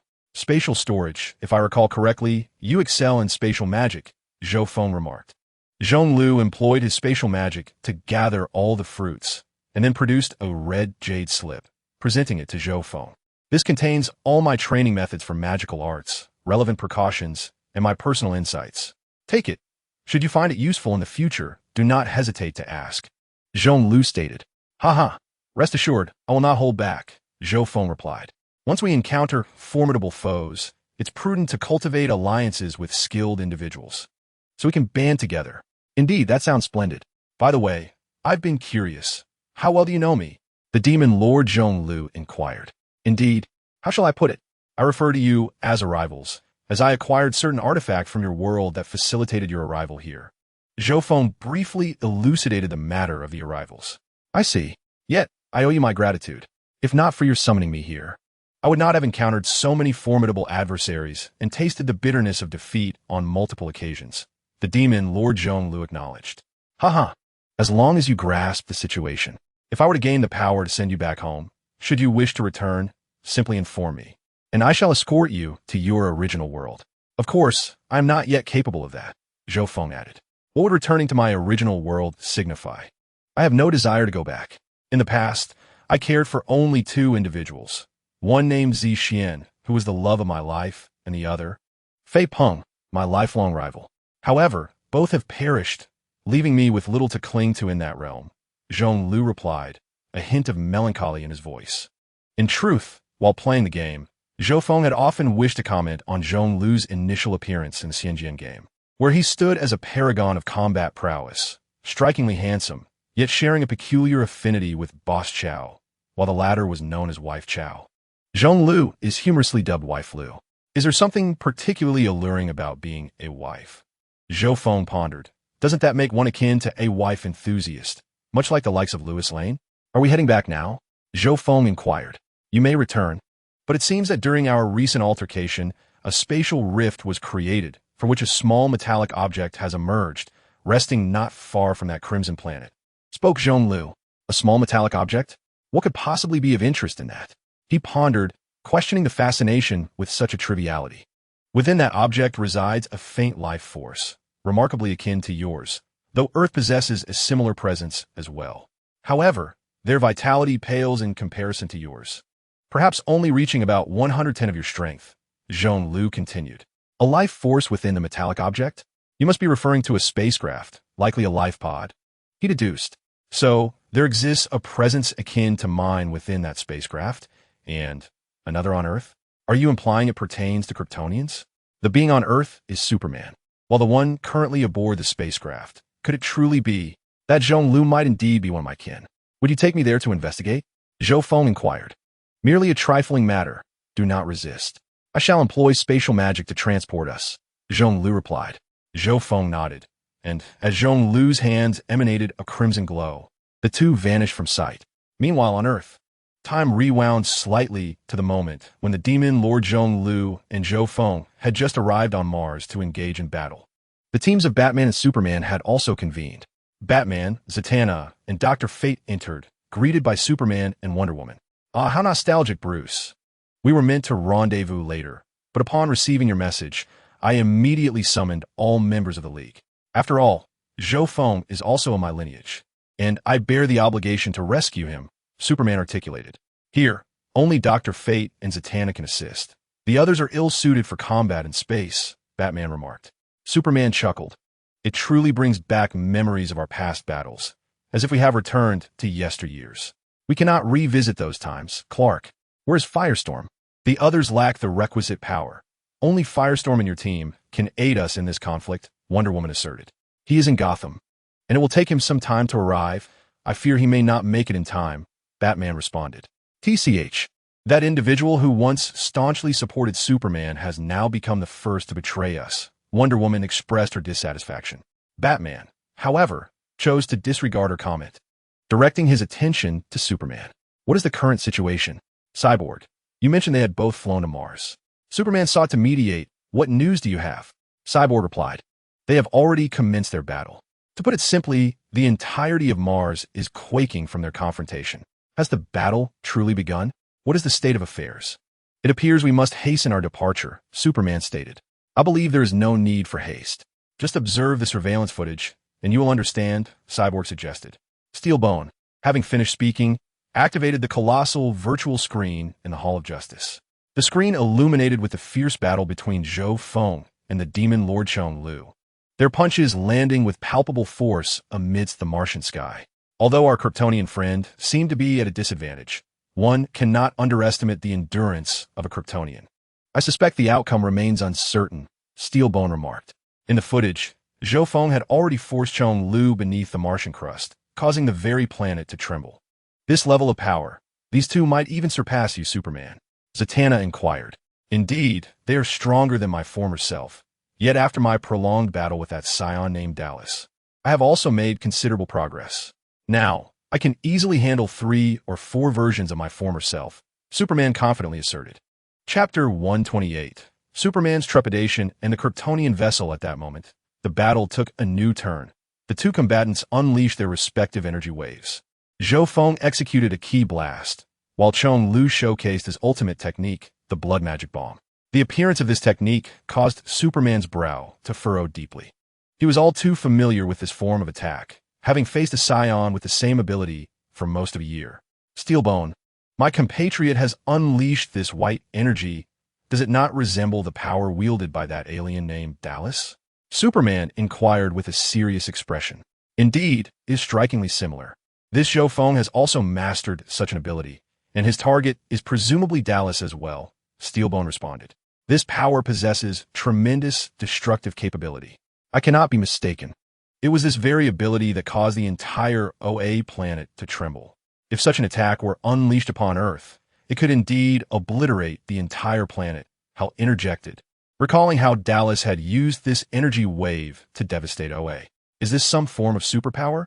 Yet this ability seems excessively formidable, capable of annihilating planets? Zatanna questioned. Indeed, this power is extraordinarily potent. After battling that individual for over half a year, I am acutely aware of the destructive force it embodies. Superman gritted his teeth, emphasizing the gravity of the situation. Should we not proceed to offer our support? Zatanna asked. For the time being, let us refrain from intervening. We must first ascertain the nature of this energy known as Ki, Superman replied. However, for now, he stands with us, Clark. You cannot judge a person's character solely based on the similarity of their powers, Batman interjected. That is not my intention, Bruce. We simply need to understand what this energy truly is. Trust me, if this Zhou Feng finds himself in peril, I will be the first to rush to his aid. Superman assured. After all, Earth currently faces the invasion of Dallas and Sinestro, and since he indeed wields the same power as Dallas, we must discern whether he is friend or foe. At that moment, Lex Luthor voiced his agreement with Superman's assessment. Though he secretly allied with Batman to confront Superman, Lex Luthor remains exceedingly cautious when it pertains to the survival of the Earth.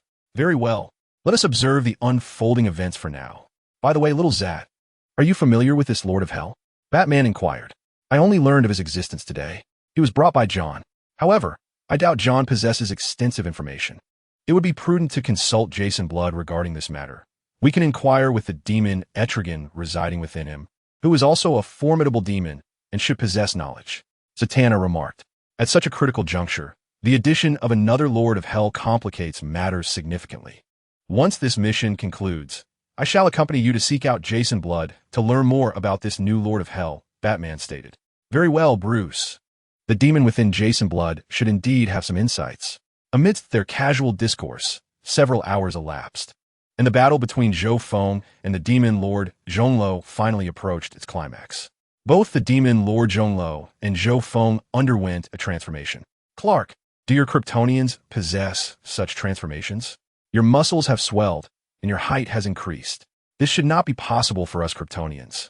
Such a transformation seems to stem from the power known as Chi, Superman replied. It appears that even aliens are adept at a trick or two of transformation. Hey, Superman, why not give it a try? Perhaps your Kryptonian lineage conceals some transformation prowess, Hawkgirl suggested. Do not jest. Nevertheless, this ability to transform is indeed formidable. Whether it be Darius's golden hair transformation or Zhou Feng's muscular enhancement, the demon transformation of the new Lord of Hell is immensely powerful, significantly amplifying strength. It is an utterly outrageous battle. The entire surface of Mars has been ravaged, with 70% of the terrain destroyed. Goodness, this is merely the aftermath of their battle. One can only imagine the devastation that would ensue if they were to clash on Earth. Therefore, we must strive to avoid engaging in combat with Darius and Sinestro on our planet, for even in victory, a 70 to 80% destruction of Earth and a catastrophic loss of human life would render the triumph utterly meaningless. Look, they have ceased their combat. It seems they are conversing, Steele said. Observe that individual named Zhou Feng. He has produced a golden rope that instantaneously binds the Lord of Hell.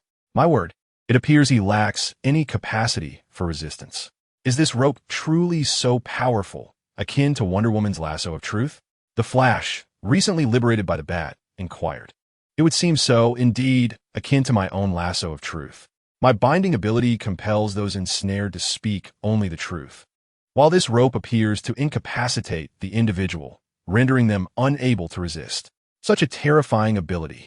Moreover, have you noticed that this rope flew out on its own, ensnaring the new Lord of Hell? Hal remarked. Heaven help us if he is not on our side. Otherwise, this very rope could easily dispatch each of us one by one. Every weapon must possess its vulnerabilities, and this rope should be no exception. With careful observation, we ought to be able to discern its weaknesses. At this moment, Batman spoke up. Well said, Bruce. In this world, nothing is devoid of weaknesses. If one is determined enough to seek them out, they will surely be found, Superman concurred. Oh my goodness, look. That Kryptonian, named Zhou Feng, has given a red fruit to the demon known as Chong Lu, and now he can wield the power of Chi as well. Someone inquired. Suddenly, everyone witnessed the demon Chong Lu and Zhou Feng disappearing together. It appears they are about to return. Superman, let's go meet this Zhou Feng. Batman proposed. All right, Bruce, let's go together. Zhou Feng, still somewhat weary, led the way to a great chasm on Mars. There it is, that small metallic object. I can sense it right there, the demon Chong Lu remarked. Following the direction indicated, Zhou Feng beheld a small manned spacecraft, approximately 3 meters long and 1 meter wide, unmistakably of Kryptonian design. Let's open it and see who is inside, Zhou Feng declared, stepping forward to grasp the spacecraft's door and forcefully pull it open. Inside lay a beautiful girl of about 14 or 15 years, with golden hair and a prominent symbol on her chest. It appears my assumptions were correct. It is indeed Kara Zor-El, Superman's cousin. Chapter 129. The golden-haired young girl gazing at the spacecraft's interior, where the golden-haired beauty resembled a slumbering princess. Zhou Feng mused that this must be Kara Zor-El, a goddess in the dreams of countless men on Earth in his previous life, and one of the most beloved characters among female heroes. Is this woman one of your kind, Zhou Feng?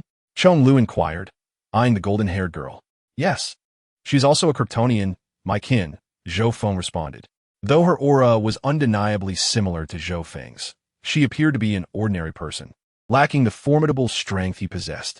Zhou Feng's extraordinary physical prowess stemmed from his racial heritage. However, this girl seemed far less powerful than anticipated, though her aura mirrors yours. She is significantly weaker. Is she truly your kin? Chong Lu questioned.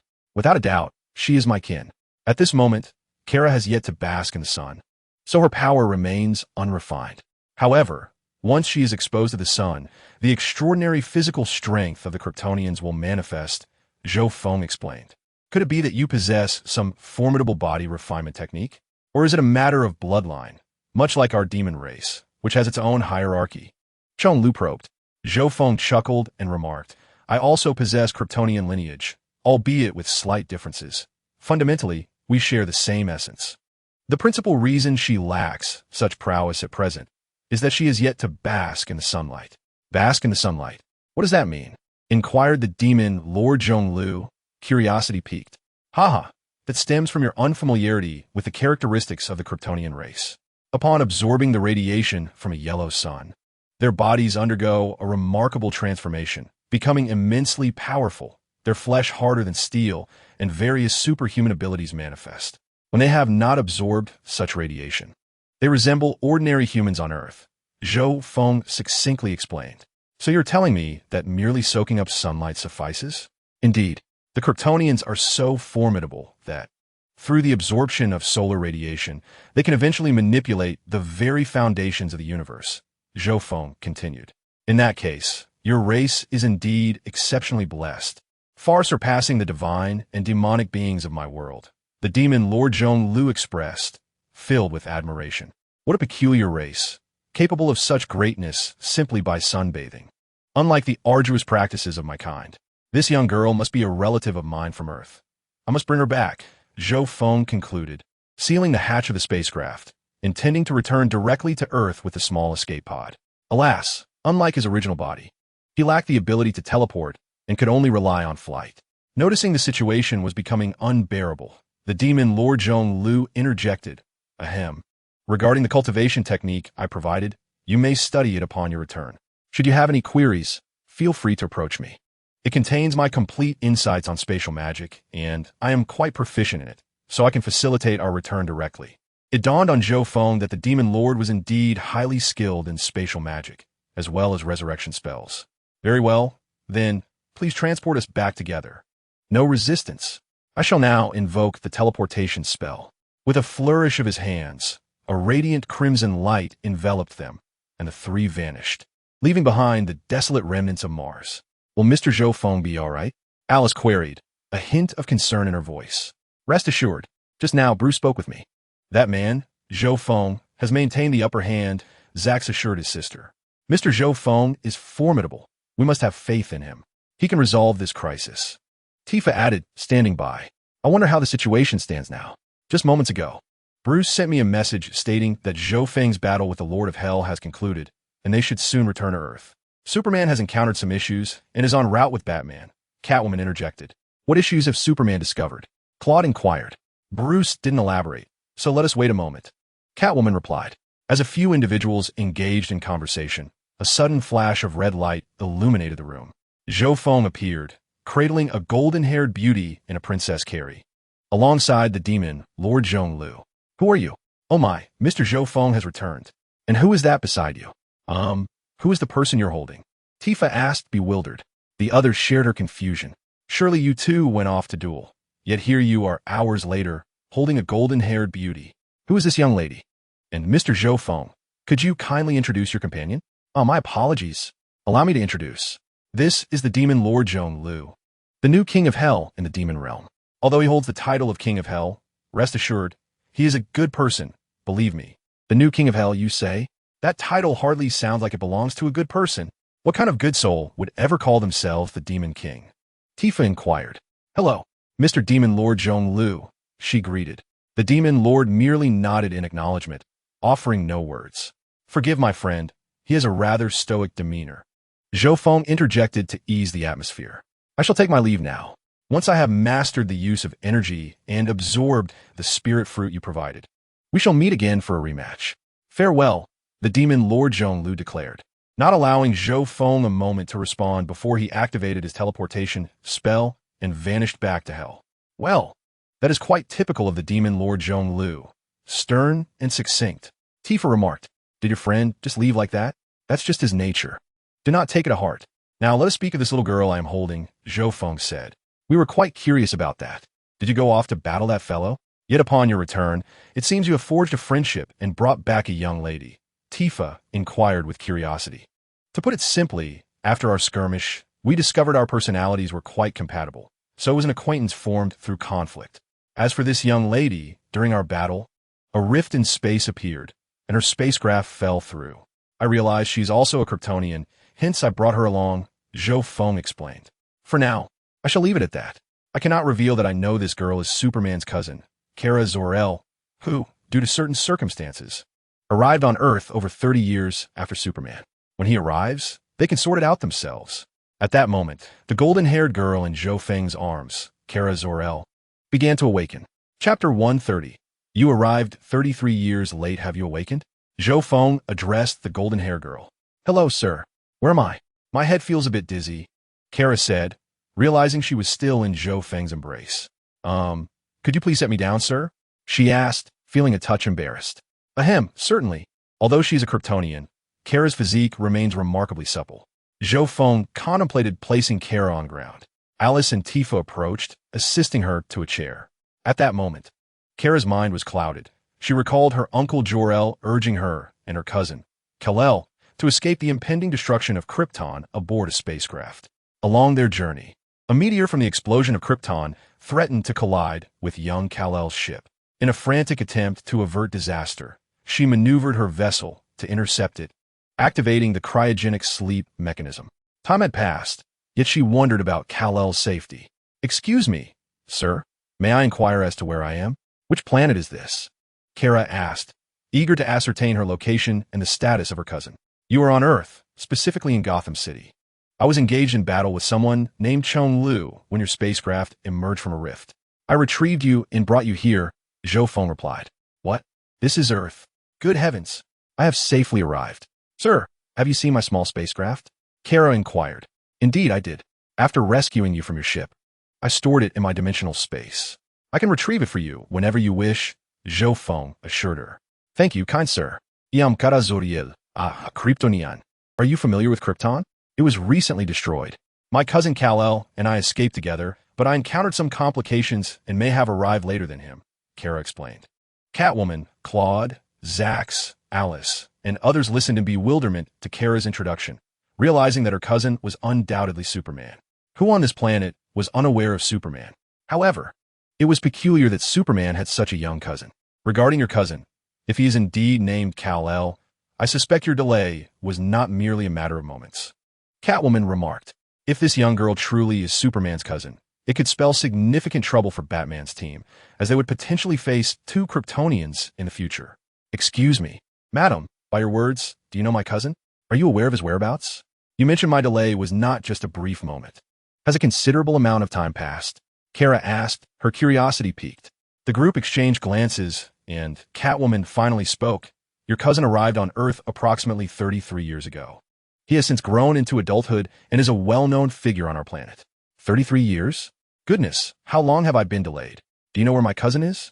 I am eager to see him, Kara exclaimed, a hint of excitement in her voice. Well, you are quite fortunate. Your cousin will be arriving shortly, Catwoman remarked. What a remarkable coincidence that Superman is also on his way to find Zhou Feng, while Zhou Feng has brought along Superman's cousin. Is my cousin really coming here? Kara inquired with a hint of excitement. Oh, so, I am about to meet my cousin. Wait, he has been here for 33 years. He is already a middle-aged man, while I remain a maiden. Goodness, what a tangled web this is, Kara exclaimed. Indeed, it is rather complicated. However, Catwoman just mentioned that Superman is coming. What is the meaning of this? Zhou Feng queried. The demon that suddenly came to seek you out is actually due to a certain individual named Constantine, Catwoman explained. What does that scoundrel Constantine have to do with this? Wait, there's indeed a connection. Constantine, at this time, should have visited the three-palace demon in hell. And according to Zhu Zhongluo, he must have slain the three-palace demon. This implies that Constantine encountered Zhu Zhongluo. It seems something transpired between Zhu Zhongluo and Constantine, leading Zhu Zhongluo to the mortal realm, where he encountered himself and engaged in combat. Constantine previously lost a fragment of his soul to a demon, prompting his visit to hell. For reasons unknown, he summoned the new Lord of Hell, known as Demon Lord Zhu Zhongluo, to the mortal world. Where this new lord seeks you, Mr. Zhou Feng. Little Jia could not contend with him, so he regrettably disclosed your address to that demon. Catwoman continued. That is quite all right. I suppose it is a case of not fighting to know each other, which is rather pleasant. It allows me to make a new acquaintance. Zhou Feng replied. Huh, I'm glad you do not mind. After all, it was Zatanna who provided your address to that demon. If it were to be pursued, the Bat team would find themselves in a rather difficult position. Batman intended to assemble the Superman team to come to your aid. However, after viewing the footage of your battle with that demon, they decided to wait a bit longer. Bruce informed me that he wishes to come and inquire about certain matters.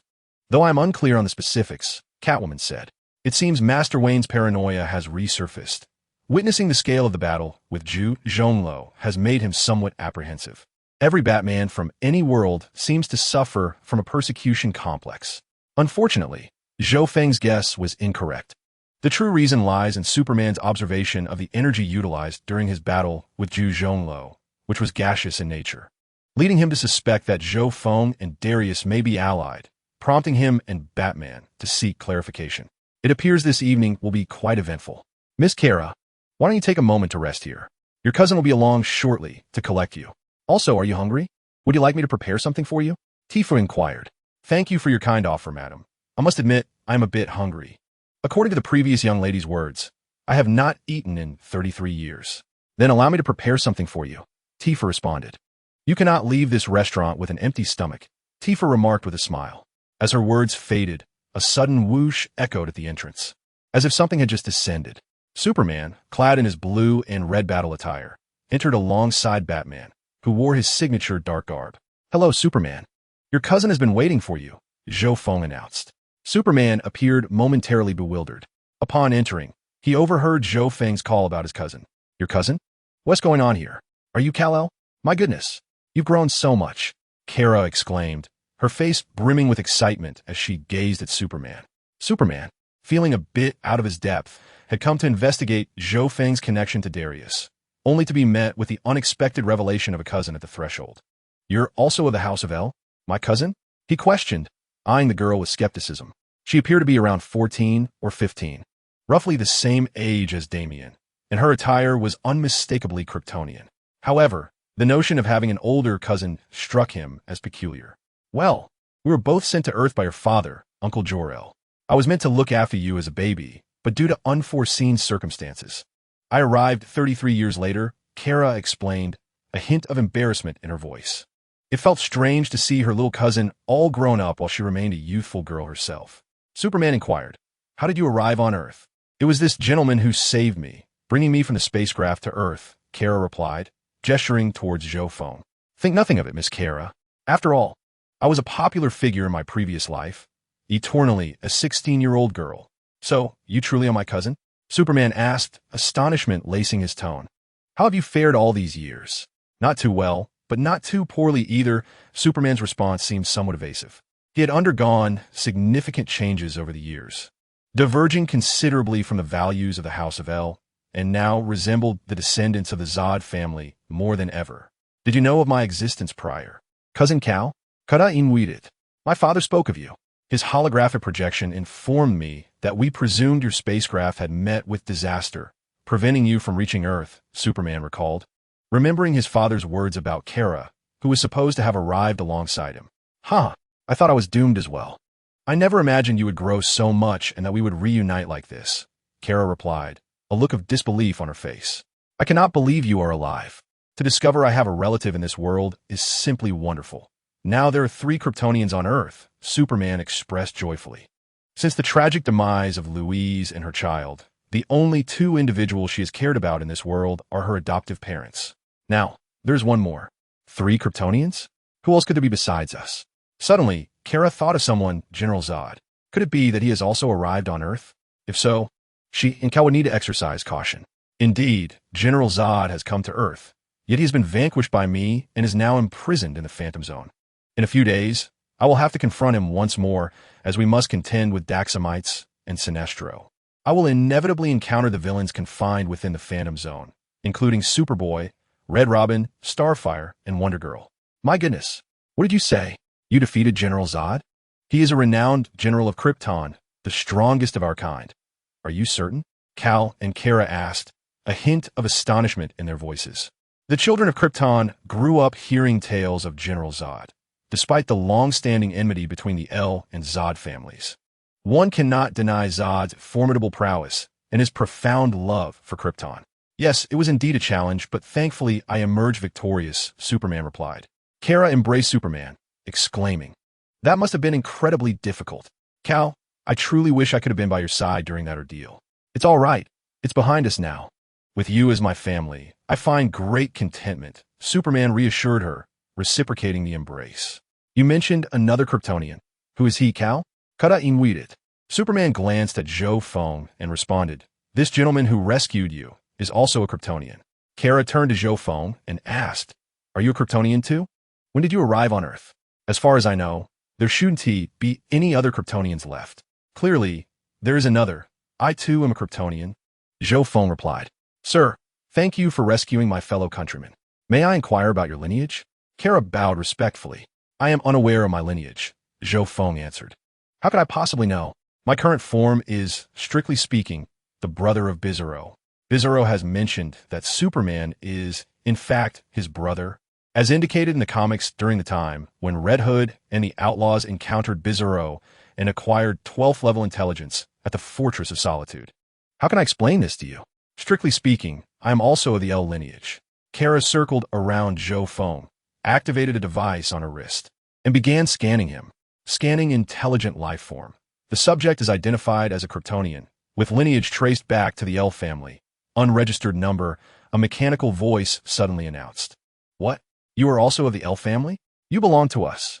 Kara exclaimed with palpable excitement. Superman was equally astonished. What is happening? In the span of a single day, I have gained 2 relatives. The intelligence system confirmed the blood relationship, Kara announced, and the system subsequently scanned Zhou Feng again. Scan complete. The subject is identified as Kal-El's brother and Jor-El's son. What? Are you also my cousin? Are you my brother? At that moment, both Superman and Supergirl gazed at Zhou Feng, utterly bewildered. What on earth is this absurd intelligent detection system? It can even detect that. How on earth am I supposed to explain this? My body is a clone. I am merely a doppelganger, but that certainly won't suffice. If you are also of the El lineage, then why have I been oblivious to your existence? Moreover, there is no record or identification number for you in the intelligence database. This is exceedingly peculiar. Could it be that you are Uncle Joe's illegitimate son? The flames of gossip ignited in Kara's eyes. What is happening? Superman thought to himself, slightly helpless. Could it be that my father truly left me a half-brother? Clearing his throat, he interjected, you shouldn't think too much into this. I am not. Perhaps I am from another universe, a Kryptonian, which is why there is no record of me. That was the only explanation he could muster, as he had conveyed the same to Tifa Claude. From another universe? So, in your universe, are you Carl's brother? Kara inquired. Strictly speaking, yes, I am considered Superman's brother. Goodness, was he forcibly assigning himself a brotherly relationship? You are my brother? Chapter 132. The news of Brainiac. Strictly speaking, I am indeed your brother, albeit from another universe. Therefore, in this universe, we shall go our separate ways. Do not regard me as your brother, Zhou Feng said somewhat awkwardly. What the predicament? Why did you have to give me a Bizarro body? Only for it to be revealed that I am Superman's brother? No. Although I am from another universe, you are the El lineage, and you will always be our kin, Kara exclaimed with excitement. How wonderful. So I now have 2 cousins. No, you still have only one cousin, Superman. And I am not your cousin, Zhou Feng firmly rejected. Though you hail from another universe, you are still of the L lineage, Kara insisted. You seem quite resistant to our brotherhood. Have I done something to upset you? Superman asked. Please, do not overthink this. I am merely a Kryptonian from another universe. While I may share some blood ties with you, you need not consider me family, Zhou Feng replied. He felt increasingly tangled in his own explanations. Now that Krypton has been destroyed, I have no relatives left. As members of the L lineage, we should support one another. The golden-haired girl gazed at Zhou Feng with her big, innocent eyes. Please, do not look at me with such pitiful eyes. I am merely a doppelganger. Are you not aware of your own formidable charm? Superman remained silent, unlike Kara, who was still a young girl. He had matured and could tell that Zhou Feng did not wish to establish a familial bond. Moreover, Zhou Feng was from another universe, just like that being named Drellis. Whether they were related remained uncertain. Batman stood aside, observing this familial drama unfold. Suddenly, there were 3 Kryptonians present, although one hailed from an alternate universe. Parallels exist between parallel universes.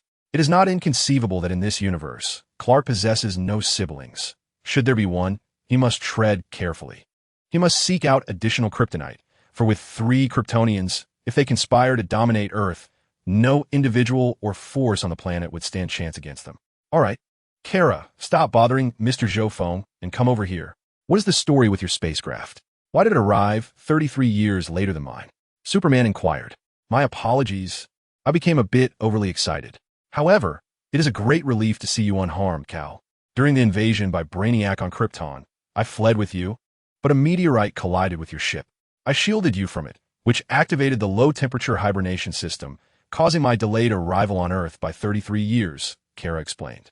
The mention of Brainiac triggered memories. Within numerous narratives, Krypton's destruction was largely attributed to his invasion, and he even abducted an entire city of Kryptonian residents as his trophies. This peculiar character, despite his significant role, has seldom been showcased in a moment of glory. Although he kidnapped a city of Kryptonians, he was ultimately vanquished by Superman. A Kryptonian himself, who obliterated his own army in the New 52 continuity when he suppressed Doomsday's cells. You just mentioned Brainiac's invasion? Wasn't our Krypton destroyed due to natural disasters? Superman queried, taken aback. The specter of his father had conveyed to him that Krypton's demise was due to overexploitation and natural calamities. Yet Kara now spoke of Brainiac. Indeed, there are some elements of truth to that, but the primary cause was Brainiac's invasion. Our Kryptonian civilization was immensely advanced, with hundreds of colonial planets.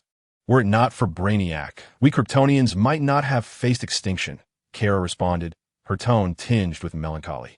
Could you enlighten me further about this Brainiac? Superman asked. Should it be true that his Kryptonian mother perished due to the invasion of this extraterrestrial, he needed to prepare for the possibility of his arrival on Earth. At the mere mention of Brainiac's name, fear washed over Kara's face, as though she were transported back to that fateful day of invasion when countless skeletal robots descended upon Krypton, resulting in widespread massacre, the blood of Kryptonians flowing like rivers. Had it not been for her mother's timely intervention, she too would have perished in that devastation. Frankly, Kara wished to forget that day, but since her cousin inquired, she felt compelled to recount the tale of Brainiac. Very well, Cal, you are now an adult, and there are certain truths I can share with you.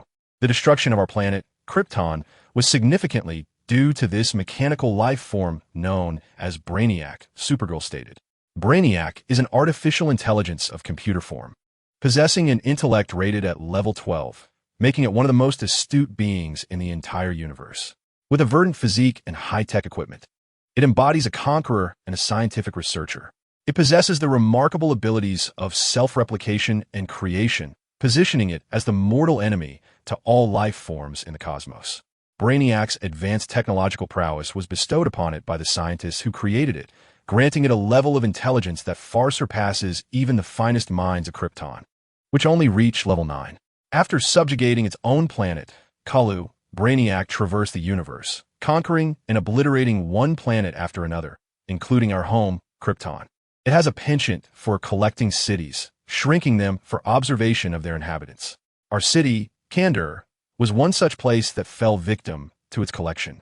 Furthermore, Brainiac commands a fearsome robotic army, and its capabilities extend far beyond what has been mentioned. Its strength is formidable.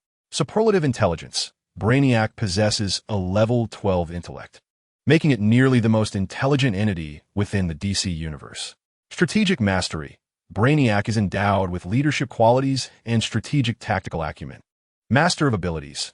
It can manipulate energy waves and explosions, control electrical currents through its form, replicate the skills of others, and engage in self-evolution and repair.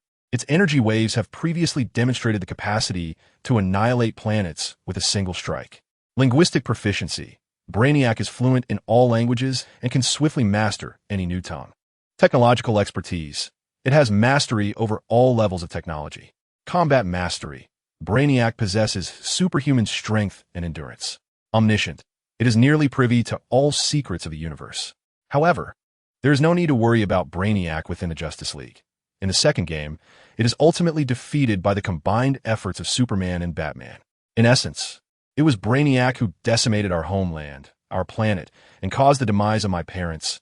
Leaving us homeless, Superman lamented, his eyes tinged with sorrow. Indeed, Cal. We should refrain from provoking it. It is far too terrifying, Kara replied, still shaken. Kara, you may not yet grasp the extent of our power on Earth. Rest assured, if it dares to come to our planet, it will meet its end, Superman declared with unwavering confidence. By the way, Kara, I wish to inquire if you have heard of a race known as the Scions in the universe. Superman asked. Scions? I have not heard of them. Are you seeking something from these extraterrestrials? Kara responded. Yes, a Scion intends to invade Earth, and I must protect this place, hence my need for information about them. I thought you might possess some knowledge, Superman explained. I'm sorry, Cal, but I truly have not heard of the Scion race, Kara admitted, feeling a tinge of disappointment for not being able to assist her cousin. No worries. I merely wanted to ask. Do not take it to heart, Kara. Although Superman felt a hint of regret, he offered her words of comfort. It is possible that there may be information in the Kryptonian archives. Are they from a remote little planet? I should know of any advanced civilizations. Does your father's archive not contain this data? Kara inquired. My father's database lacks this information as well, and they are certainly not lagging behind. Their racial strength should be on par with ours. At least, after basking in the sun of our Earth, I would not be one of their adversaries, Superman remarked. Does this mean you have embraced the radiation of this planet's yellow sun? I inquired, recalling what Uncle Joe had mentioned. After absorbing the radiation, our strength will experience a surge of millions of times, Kara interjected. No, not merely millions of times. If it were only that, it would not suffice to wield the power to move a planet, which I am capable of doing. Hence, we should add a few hundred million to that figure. And you will also acquire various superpowers. You will comprehend all of this once you have absorbed the sunlight, Superman said with a look of pride. Goodness, that is truly astonishing. So, you're implying that our strength will amplify by trillions? Is that correct? Kara exclaimed, covering her mouth in disbelief. Superman nodded affirmatively. Indeed, fortunately, it is nighttime and you have just arrived. Otherwise, a mere flick of your wrist could lead to the loss of human life on this planet. Thus, you must accompany me. I will teach you how to control your power, Kara. All right, I shall follow you, Cal. I have nothing much to gather. But, could this compatriot return my small spacecraft to me? Kara asked, giggling as she addressed Zhou Feng. Zhou Feng promptly moved to an open area outside and retrieved the Kryptonian spacecraft from his storage space. Here you go, Kara. You may return with your cousin. And make sure to learn how to control your abilities, Zhou Feng advised. Thank you. Feel free to visit us when you have time. Now let us go, Cal. I have many questions for you, Kara said to Superman. Hold on, Kara. Sit here for a moment. My main purpose for coming this time was to seek out this gentleman. While meeting you has indeed provided me with a tremendous surprise, Superman stated. Are you here to see me? Zhou Feng inquired. Sir, we witnessed your battle against that demon from hell on Mars, which left us utterly astonished. Once again, we appreciate your willingness to assist us against Darius, Batman interjected. However, we are quite curious about one matter. The energy you and Darius wield appears to be strikingly similar, correct? Superman asked, looking at Zhou Feng. Ah, so this is the crux of the matter. After all this time, you have come to interrogate me, suspecting that I am an accomplice of Darius. What you refer to is called chi, right? Well, let me clarify. My recent venture into the universe of the Injustice League was largely successful, aside from a brief encounter with Dr. Fate and the task of capturing Darius below. I believe I understand the situation now. I grasp your meaning. That energy is indeed called chi, and it is identical to the abilities employed by Darius. This power is unique to his universe and cannot be replicated by others, Zhou Feng responded. Therefore, you and this Darius hail from the same universe, correct? Batman asked as he approached. I assure you, I do not deceive. I did not originate from the same universe as him, yet I possess knowledge of their realm. His arrival here was precipitated by my acquisition of certain artifact from their universe, a matter that is rather intricate. Please take a seat and allow me to elucidate. Subsequently, Zhou Feng, akin to Superman or Batman, succinctly recounted the events. In any case, these matters have already been disclosed to Tifa, Claude, and Ace. Given Batman's extensive connections, it would be far simpler to inform him directly, thus preventing any resurgence of his persecution complex. It is indeed astonishing.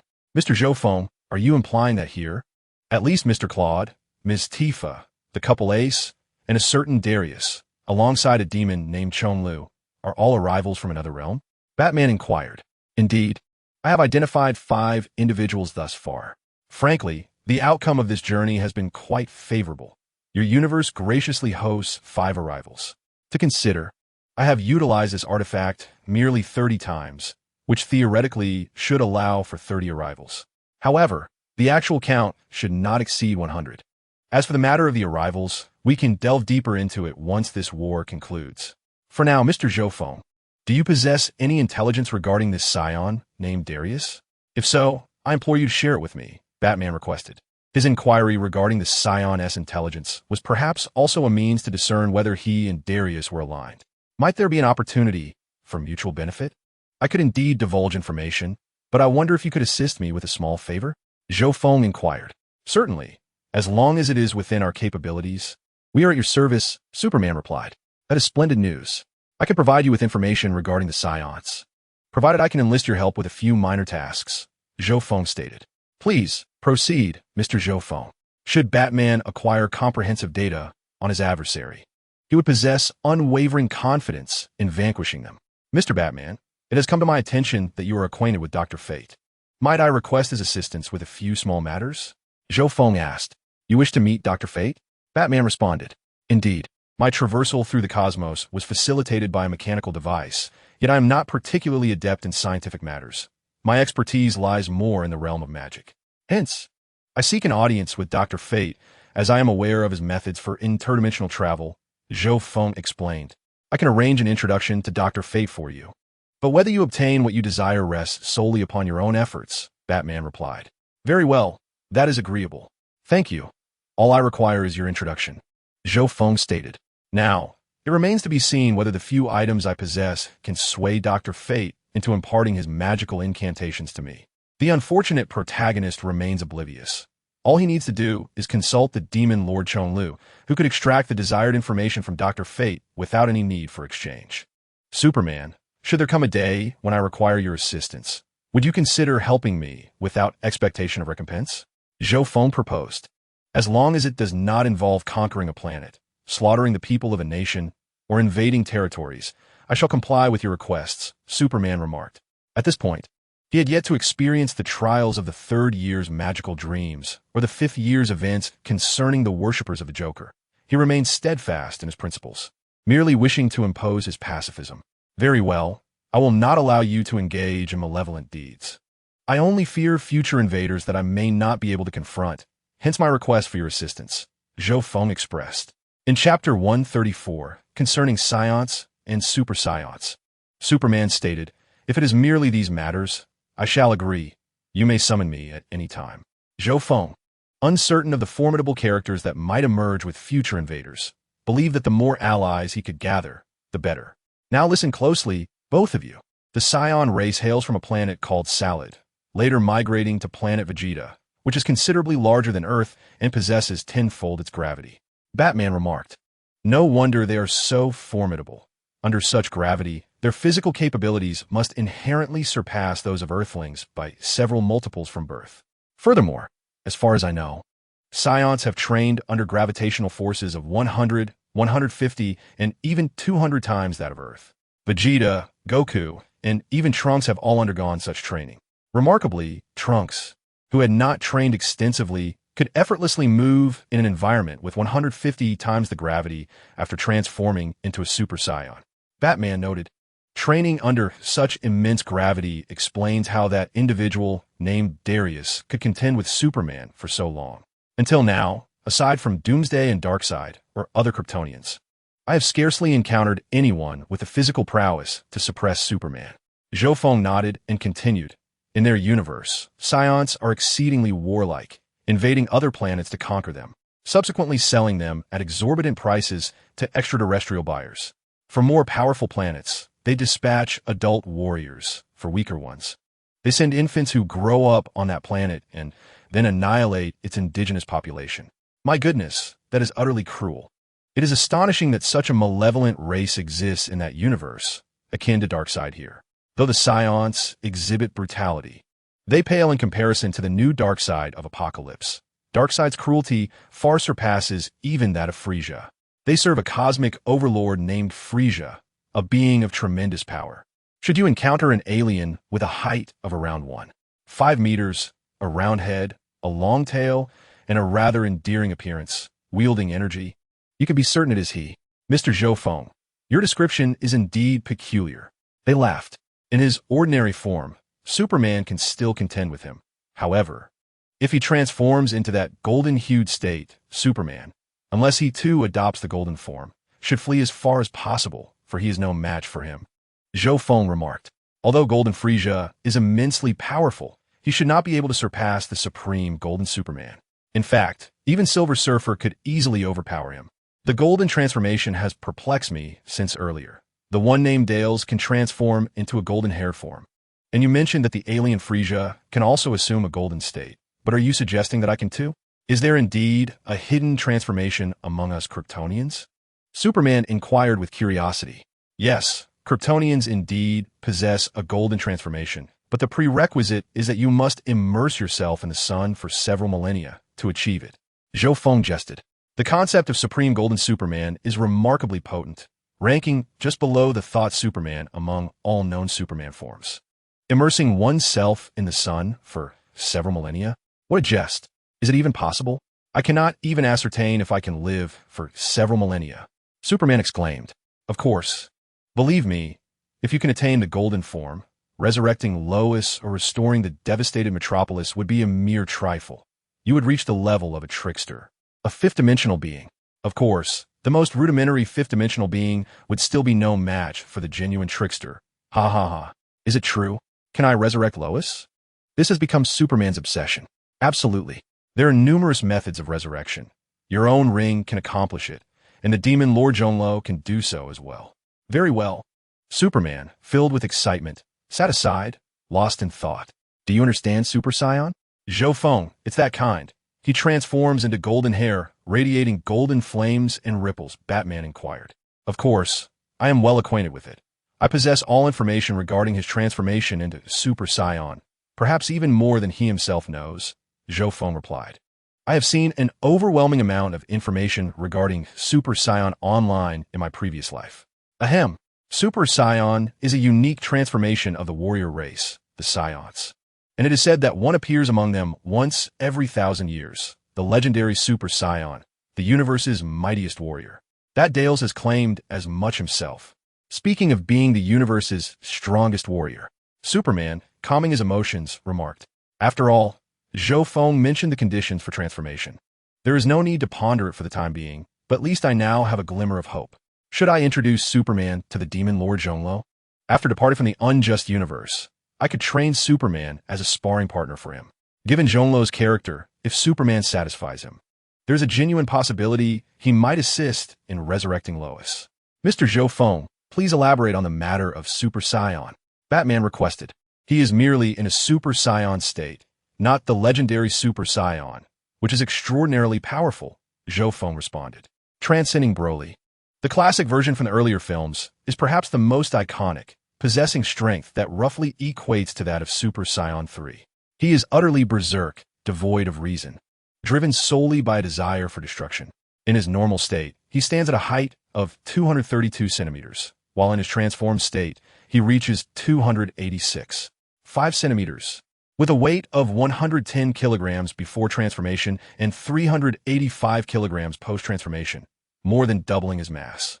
This transformation bears some resemblance to the third stage of Super Saiyan, yet allows for prolonged maintenance without expending energy, all while maintaining speed. There exists a new version introduced in Dragon Ball Super, who, upon arrival, is swiftly overpowered by the standard Vegeta and subsequently by Super Saiyan, only to adapt to Super Saiyan God Red within mere minutes. Interestingly, upon transforming into Super Saiyan, he quickly dominates Super Saiyan Blue Goku and Vegeta, presenting a rather humorous spectacle. Zhou Feng elaborated on the transformation conditions and strengths of Super Saiyan 1, 2, and 3, which I shall not detail here. One can easily find this information online without further embellishment. Let me highlight a few specifics.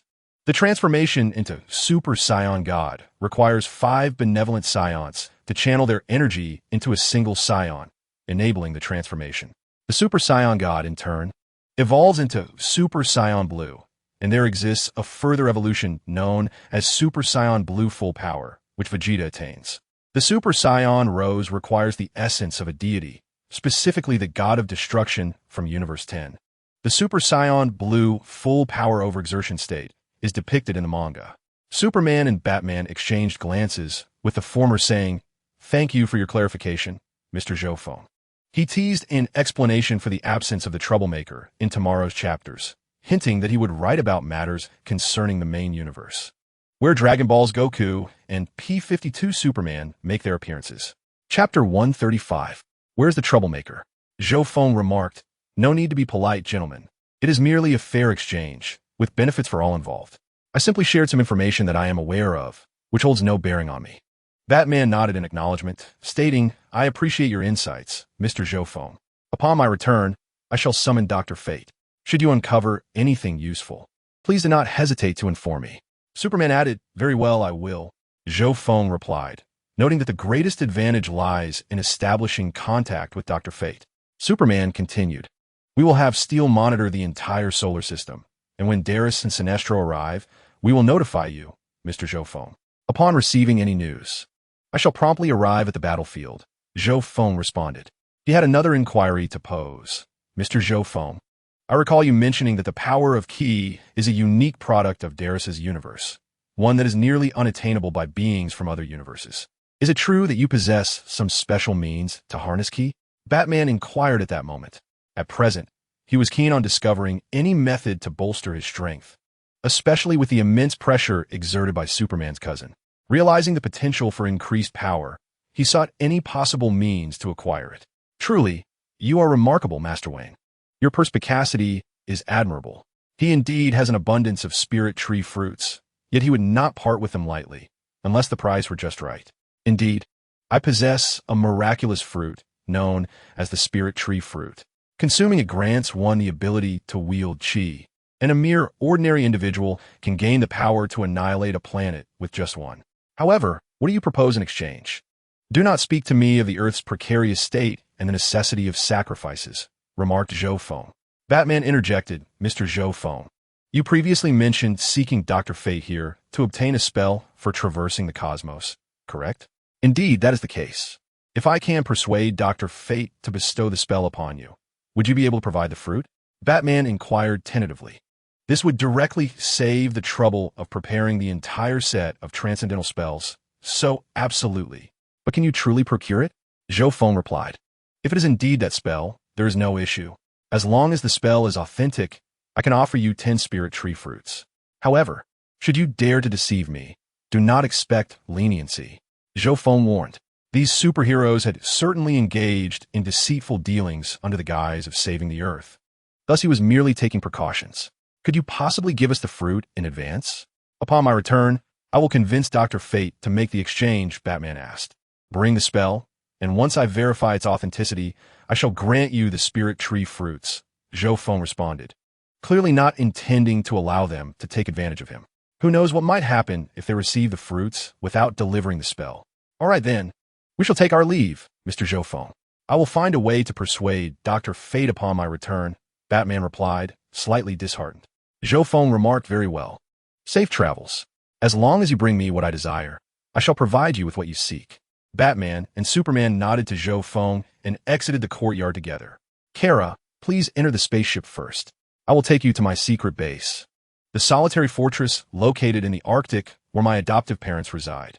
My father's specter is also there. You can absorb solar radiation and learn about Earth while you're at it, all right? Your adoptive parents on Earth? And Uncle Joe? That sounds splendid. Whatever you say, I shall follow, cousin, Kara replied. I apologize, Kara, but I may not be able to be by your side for a while. You are aware of the alien invasion. I must protect this planet, Superman stated. It's all right, I understand. Our House of El is a lineage that embodies hope. You are meant to protect this planet. Go forth, cousin. Kara smiled encouragingly. Superman remained silent, but nodded, pondering whether he still represented hope for Earth, given the greater fear humans seemed to harbor towards him now. Without uttering another word, he lifted Kara's small spaceship and soared into the sky, while Batman boarded his Batplane and departed.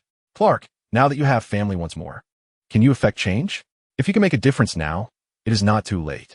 On the other side, upon witnessing Superman and Batman depart in succession, Zhou Feng turned to Tifa and Cloud, the couple. Tifa, Cloud, I engaged in a fierce battle with a friend named Chong Lu, and I have gained new insights into power. I may need to enter seclusion for a while. During this time, I shall remain upstairs.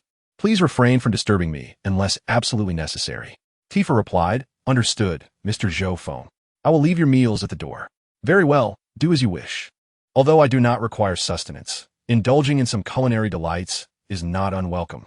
Even before traversing the unjust universe, I sensed that I was on the verge of breaking through to the mid-level deity realm, and after my battle with Chong Lu, that bottleneck has shattered.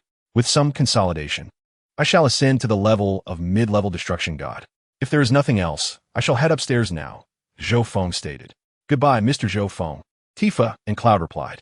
Nodding, Zhou Feng ascended to the upper floor, sitting cross-legged.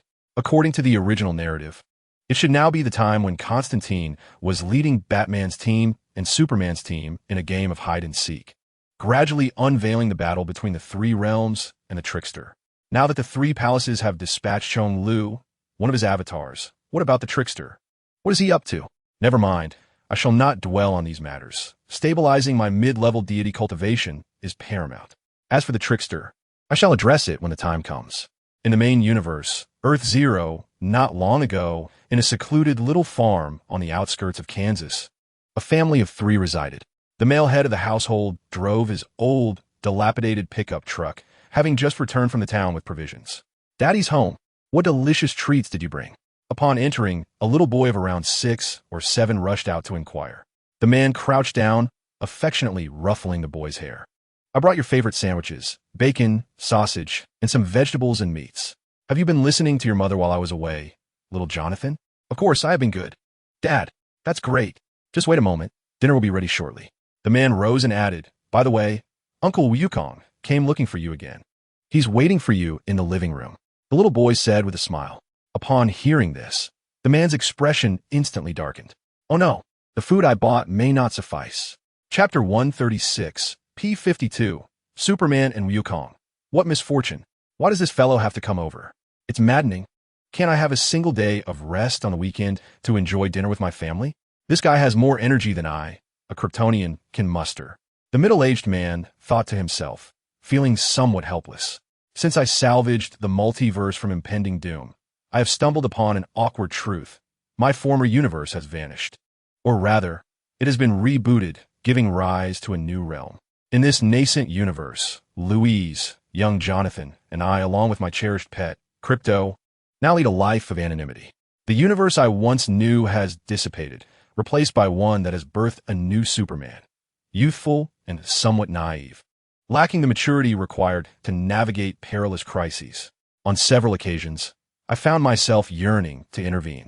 Moreover, my erstwhile companions have also faded into oblivion, replaced by younger champions, including a youthful Batman, Flash, Green Lantern, Aquaman, and Cyborg, who surprisingly forms the backbone of this new league. In this universe, I have even found myself romantically involved with Wonder Woman, Diana. Nevertheless, having arrived in this new universe, and with a successor at last, I am finally afforded the luxury of respite. These past few years have allowed me to shed the Superman mantle and relish a comfortable retirement. Spending time with Louise and witnessing our son, Jonathan, flourish into a healthy young boy. I occasionally keep an eye on the newly emerged heroes, assessing their growth and determining whether they might require my assistance. All was progressing splendidly until the day I encountered an individual named Sun Wukong, an event that would alter everything. That day commenced as any other. As I ventured out to observe the new heroes and gather intel on my former adversaries from the old universe. Everything seemed to be in order initially, but upon my return, I found myself followed by an insistent shadow. Thus began my arduous ordeal, as I was frequently dragged into conflicts by this character. With my Kryptonian physique, I had previously feared no one in close combat, except for a select few like Doomsday and Darkseid. Yet, since this individual entered my life, I have experienced the sensation of fear for the first time, developing an aversion to combat. Goodness, I began to wonder if this person was a formidable rival crafted for the new Superman, a match for my younger counterpart. Considering I am now in my 40s, my body struggles to keep pace with this adversary.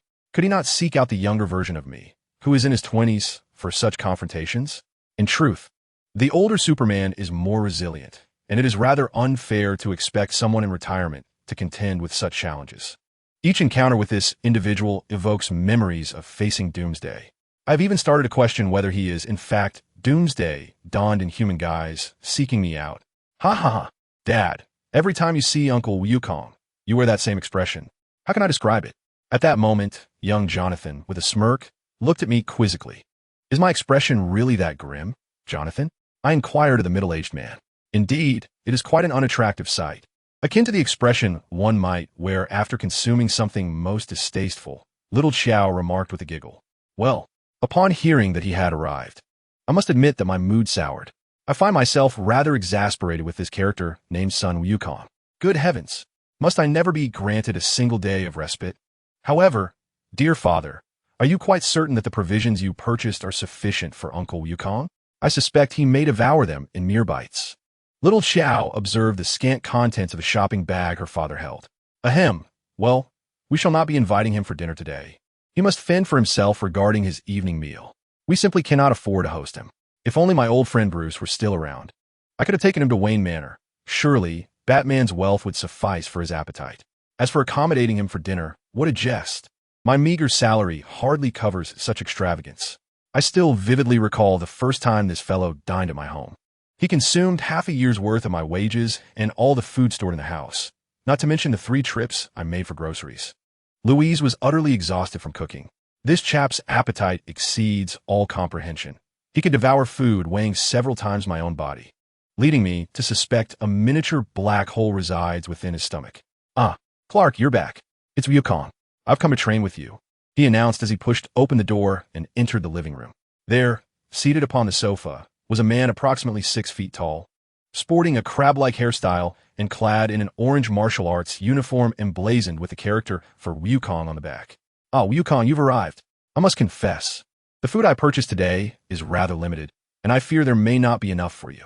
Moreover, I'm not feeling my best today. I shall not be able to train with you, Old Superman said. Henceforth, you may refer to me as P. Superman or Old Superman, correct? Yet, you said the same yesterday. Are you still unwell? How about I venture into the sea to catch a whale? A bit of hearty meat would surely help you recover more swiftly. Your world is quite peculiar. There are no large game to hunt, and I find myself yearning for dinosaur meat. Wukong mused, scratching his head. Upon hearing this, Old Superman couldn't help but exclaim, is this truly human speech? Our world lacks dinosaurs and other colossal creatures for you to consume. Instead, you wish to catch whales? And for what purpose? To bolster your health? I require no such aid. With my Kryptonian physiology, as long as I'm not dead, a bit of sunlight suffices for my recovery. Even in death, the regeneration matrix can resurrect me. In truth, there is no need for you to pursue whales. They are rare creatures and should not be hunted. Such endeavors in the ocean are arduous and could lead to exhaustion, Old Superman advised. For heaven's sake, unless you wish to feast on dozens of whole cows, pigs, or even elephants, hippos, or rhinos, there is naught on land that could satisfy your appetite. Yet, from his words, it seems he was once accustomed to feasting on dinosaurs.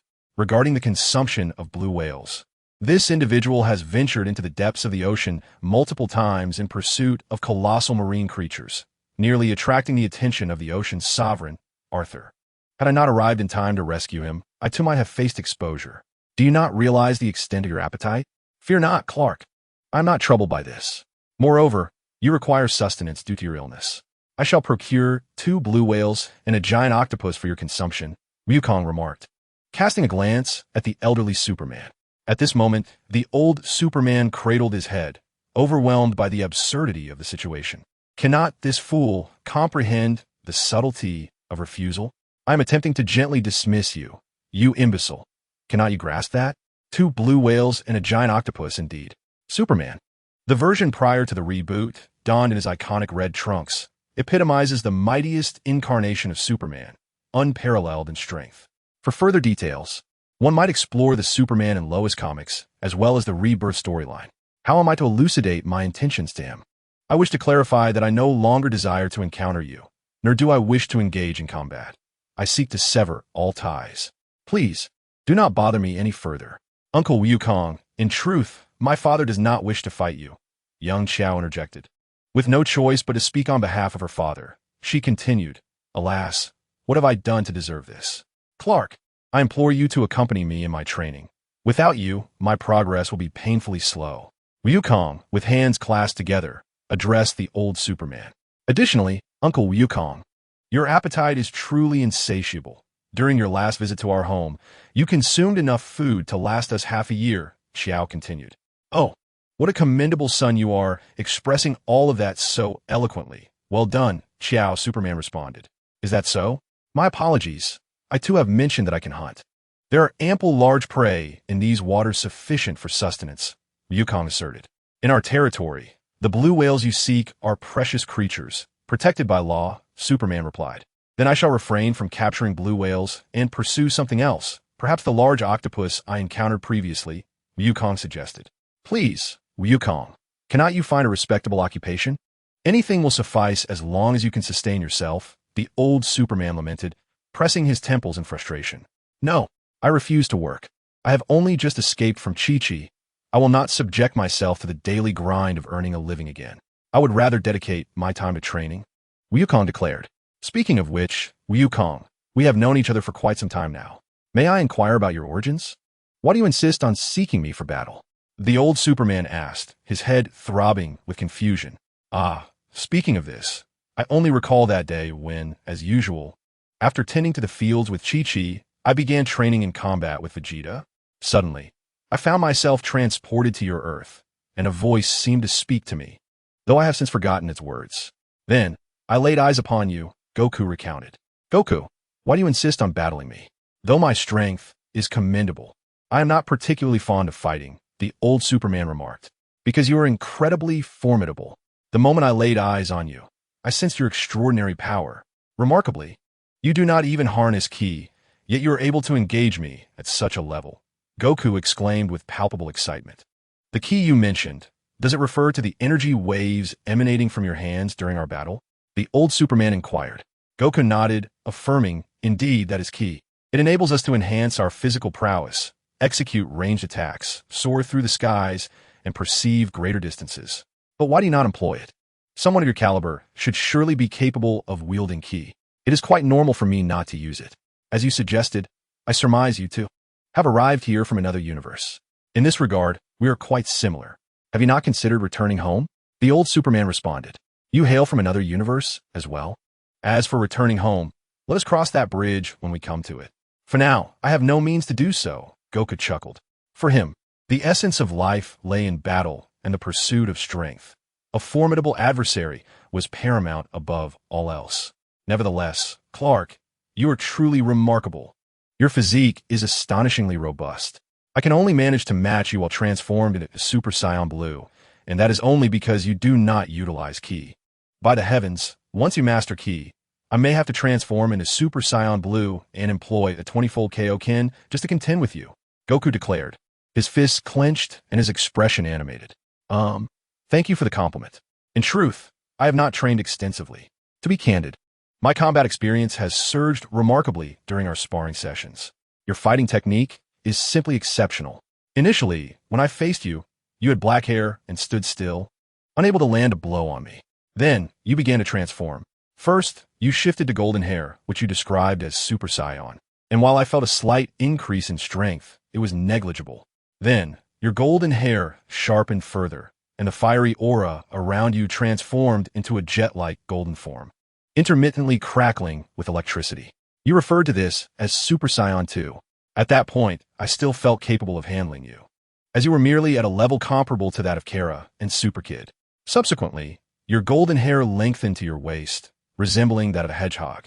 Your brows vanished, and your gaze grew ferocious, accompanied by continuous arcs of electricity. You claimed this form was Super Saiyan 3, which prompted me to take you a bit more seriously.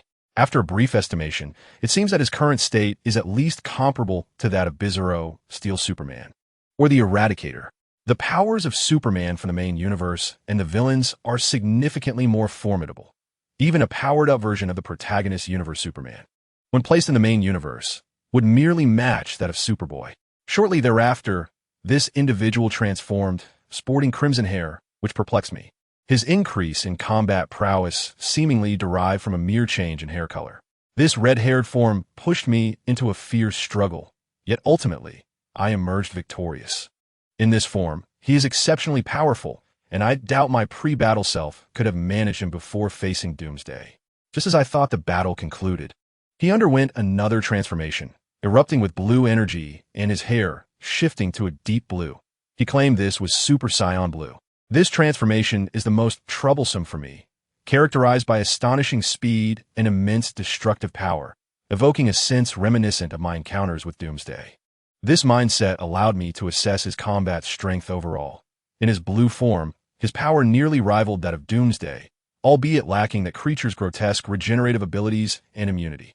Reflecting on my first encounter with Goku, we battled for an entire day and night, both of us utterly exhausted by the end. Yet I must admit, whenever I caught a glimpse of the sun, I could swiftly recuperate, had I not sensed his lack of malice. Believing he merely sought to spar with me, I might have almost resorted to lethal measures.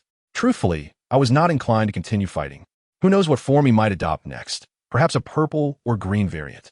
Nevertheless, thereafter, he frequently sought me out for practice, sometimes transporting me to Mars or other locales, employing a technique he called instant transmission, allowing him to appear in any location at will.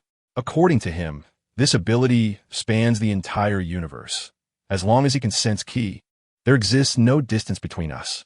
To be honest, after so many encounters with this individual, I found myself somewhat exasperated.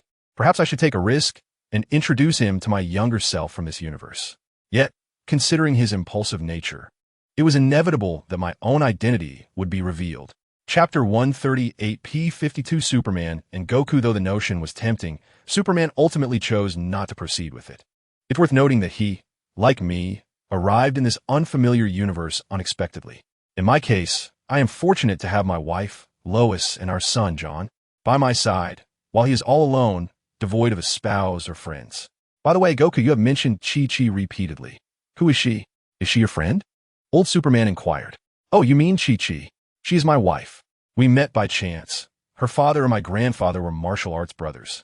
When we were young, we made an informal marriage pact, and later, we wed, Goku replied. What? Chi-Chi is your wife. Does that mean your relationship ISNT going well? Do you truly not miss her? The elder Superman inquired. Not at all. I once faced death for a full 7 years, so Kiki can manage on her own. Goku replied. Hearing this, the elder Superman felt an overwhelming urge to strike him. Are you even speaking sensibly? Earlier, you didn't even know who this Kiki was. I thought she might be your adversary, yet she turns out to be your wife. Have you finally escaped your marital bonds? She can take care of herself. Have you divorced? The elder Superman continued. Though having died once, that resonates with my own experience. I too was annihilated by Doomsday once. Listen, Goku. Today let us converse rather than engage in combat. Shall we? The elder Superman suggested. Oh, can we practice? Goku lamented with great disappointment. Let us talk about your family. Don't you miss them? The elder Superman pressed. Ah, Gohan is already an adult, and Goten is no longer a child. They can fend for themselves, Goku answered. How long have you and your wife, Kiki, been living together? The elder Superman asked. Let me see. My son Gohan is in his 20s now, and little Fong is over a year old. By my calculations, that makes it about 25 years, Goku replied. The elder Superman's jaw dropped at Goku's response. This man, who appeared youthful, had a son in his 20s. Is little Fong your daughter? He asked. Your children have grown so much. How old are you now, Goku? You look remarkably young. Are you in your 40s? The elder Superman was astonished, having thought him to be around 28 or even younger. Ah, I'm 47 this year. To be honest, I was never one for arithmetic. I even told others I was 16 when I was 12. Goku chuckled, scratching his head. Well, you certainly maintain yourself well, Mr. Goku. Might you share your secrets of preservation? Clark chimed in. Have you returned, Clark? Huh, I knew you would wear that expression. Who would have thought that my omnipotent husband, fearless against any foe, would also have a day of trepidation? A woman, clad in an apron with flowing red hair and appearing to be in her late 30s, emerged. Please, Louise, that is hardly amusing. Besides, I wager you'll be cooking all day again. Remember the last time you exhausted yourself in the kitchen? The elder Superman remarked, slightly exasperated. Ah, that was no pleasant experience. But are you about to be dragged out for exercise again? Louise teased, covering her mouth with a smile. I'd rather face Doomsday than endure that, the elder Superman replied. Who is this Doomsday? Is he a formidable foe? Could you introduce me to him? Goku inquired, his excitement palpable. The expressions of Superman and Lois froze momentarily. It was astonishing that someone would willingly seek to battle Doomsday, demonstrating Goku's ignorance of the creature's terrifying nature. Wukong, although you possess great strength, the creature known as Doomsday is exceedingly brutal and immensely powerful. It boasts a body that is nearly immortal, boundless stamina, and no matter how many times you vanquish it, it can rise again from the depths of hell. Furthermore, it possesses remarkable regenerative abilities, enduring even the most grievous wounds. The old Superman stated with a serious expression, no matter the method of attack, it cannot be killed. Its recovery is formidable, and its stamina is limitless, coupled with rapid learning capabilities. Does this not resemble Majin Buu? Wukong inquired. Upon hearing this description, Wukong was reminded of himself, the world's Majin Buu.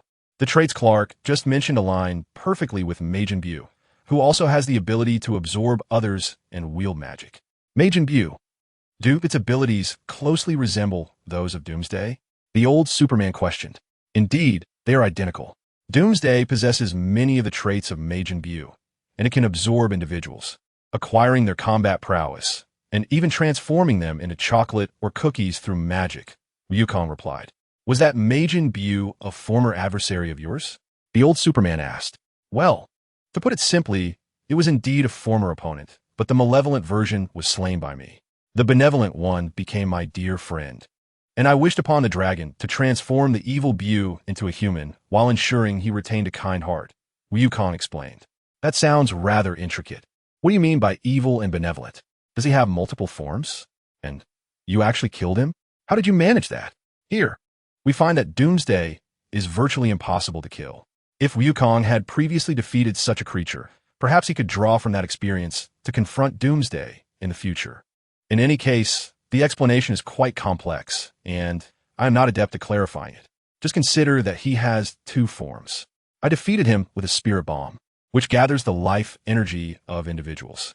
On that day, I concentrated the energy of everyone on Earth and obliterated him, leaving not even a single cell behind, Wukong recounted. Then, it seems this creature is not as formidable as Doomsday. To my knowledge, Doomsday has conquered death itself. Even if it is annihilated to the atomic level, it still regenerates. However, it is impressive that you could befriend such a creature, the old Superman remarked with admiration. He could scarcely imagine approaching Doomsday as a friend one day.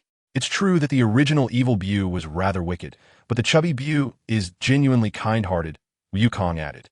You're asking me these questions because you are concerned about facing Doomsday in the future, are you not? Fear not, I shall assist you in battle. Moreover, if it truly cannot be killed as you say, I possess a technique known as the magic seal wave, which can imprison it, Wukong assured. Is that so? Thank you, Wukong. It seems you are indeed a good person, a friend worth having, the old Superman responded. Just as Wukong and the old Superman were engaged in pleasant conversation, an incongruous voice suddenly interrupted. Hey, let me see who has taken my most beloved toy, Superman. Oh, is it you, the little monkey with the long tail? Before them stood a diminutive old man, no taller than 1.20 meters, clad in an absurdly comical suit reminiscent of a cartoon character. Rascal, what are you doing here? Exclaimed the elder Superman, taken aback. Chapter 139. The transformation of the Super Saiyan God, the whimsical old man before them was none other than the formidable trickster from the fifth dimension, known as Rascal. Oh, Clark, I missed you a bit. It's been ages since we played together, the eccentric old man remarked. Elder Superman felt an overwhelming sense of trepidation. Although Rascal appeared endearing and utterly ridiculous, this was merely a facade. The true terror of Rascal was known only to Superman himself. His godlike magical abilities and reality-bending powers could obliterate him in an instant. Each encounter with Rascal required cunning and strategy, while others needed kryptonite or magic to contend with Superman. However, Rascal's magic could effortlessly render Superman an ordinary man. Goku approached Superman and commented, "Clark, your friend seems rather unimpressive. He looks quite peculiar. Do not be deceived by his appearance. His terror far exceeds your imagination. He is a fifth-dimensional being, transcending our existence," Elder Superman warned. "Really? How does he compare to you?" Goku inquired. "His magic can easily transform me into an ordinary human. In our world, he can manipulate reality at will. He is virtually omnipotent," Superman replied. "From what you say, he sounds incredible. I would love to spar with him," Goku exclaimed with excitement. "Greetings. I am Sun Wukong. Are you truly called Rascal? Is it your real name? I've heard you are quite formidable. Would you indulge me in a match?" Goku asked while extending a friendly greeting. "Oh, I suppose I could. Hello, traveler from another world. Recently, our universe has seen an influx of visitors from various realms, and you are certainly one of the more intriguing ones," Rascal responded, observing Goku. "Is that so? You know I come from another world. Will you spar with me?" "Ah, my friend, though I appreciate your enthusiasm, I am primarily interested in Superman. Please step aside." With a wave of his hand, Rascal instantly immobilized Goku. "Well, why can't I move? What have you done? Release me," Goku shouted, struggling against his invisible bonds. "What is your intention for coming here? Do not harm the innocent," Superman urged hastily. "You are so heartless, Clark. We were once the best of partners. Since you arrived in this new universe, you've neglected our games. So I've come to find you," Rascal lamented, resting his chin on his hand, gazing at Superman with a hint of melancholy. Superman had no desire to partake in his perilous games. One misstep could lead to chaos. "Release Goku. If you wish for me, do not harm the innocent, and abide by our rules of engagement," Elder Superman declared. "Dad, who is he?" At that moment, Superman's son, Little Joe, questioned from the side. Superman clenched his fists and replied, "Little Joe, go inside with your mother. He is far too dangerous. I cannot allow Little Joe and Louise to confront him. If I can compel him to utter his name backward, then I may be able to send him away. Come inside with me. Jonathan, hurry." Louise, visibly anxious, clutched her child tightly. "I know the trickster all too well. Despite his seemingly harmless appearance, he is terrifyingly unpredictable and utterly indifferent to everyone except for Superman. Is this your little baby, the one you and Louise brought into the world? How adorable. I was so saddened that you didn't invite me when he was born. Come here to Uncle. I have candy for you, the trickster exclaimed as he snapped his fingers. "Don't," Louise shouted in a panic. In an instant, little Jonathan vanished, only to be reduced to a fraction of his size, appearing in the trickster's grasp. "Clark, I beg you, bring my little Joe back," Louise cried. "You scoundrel.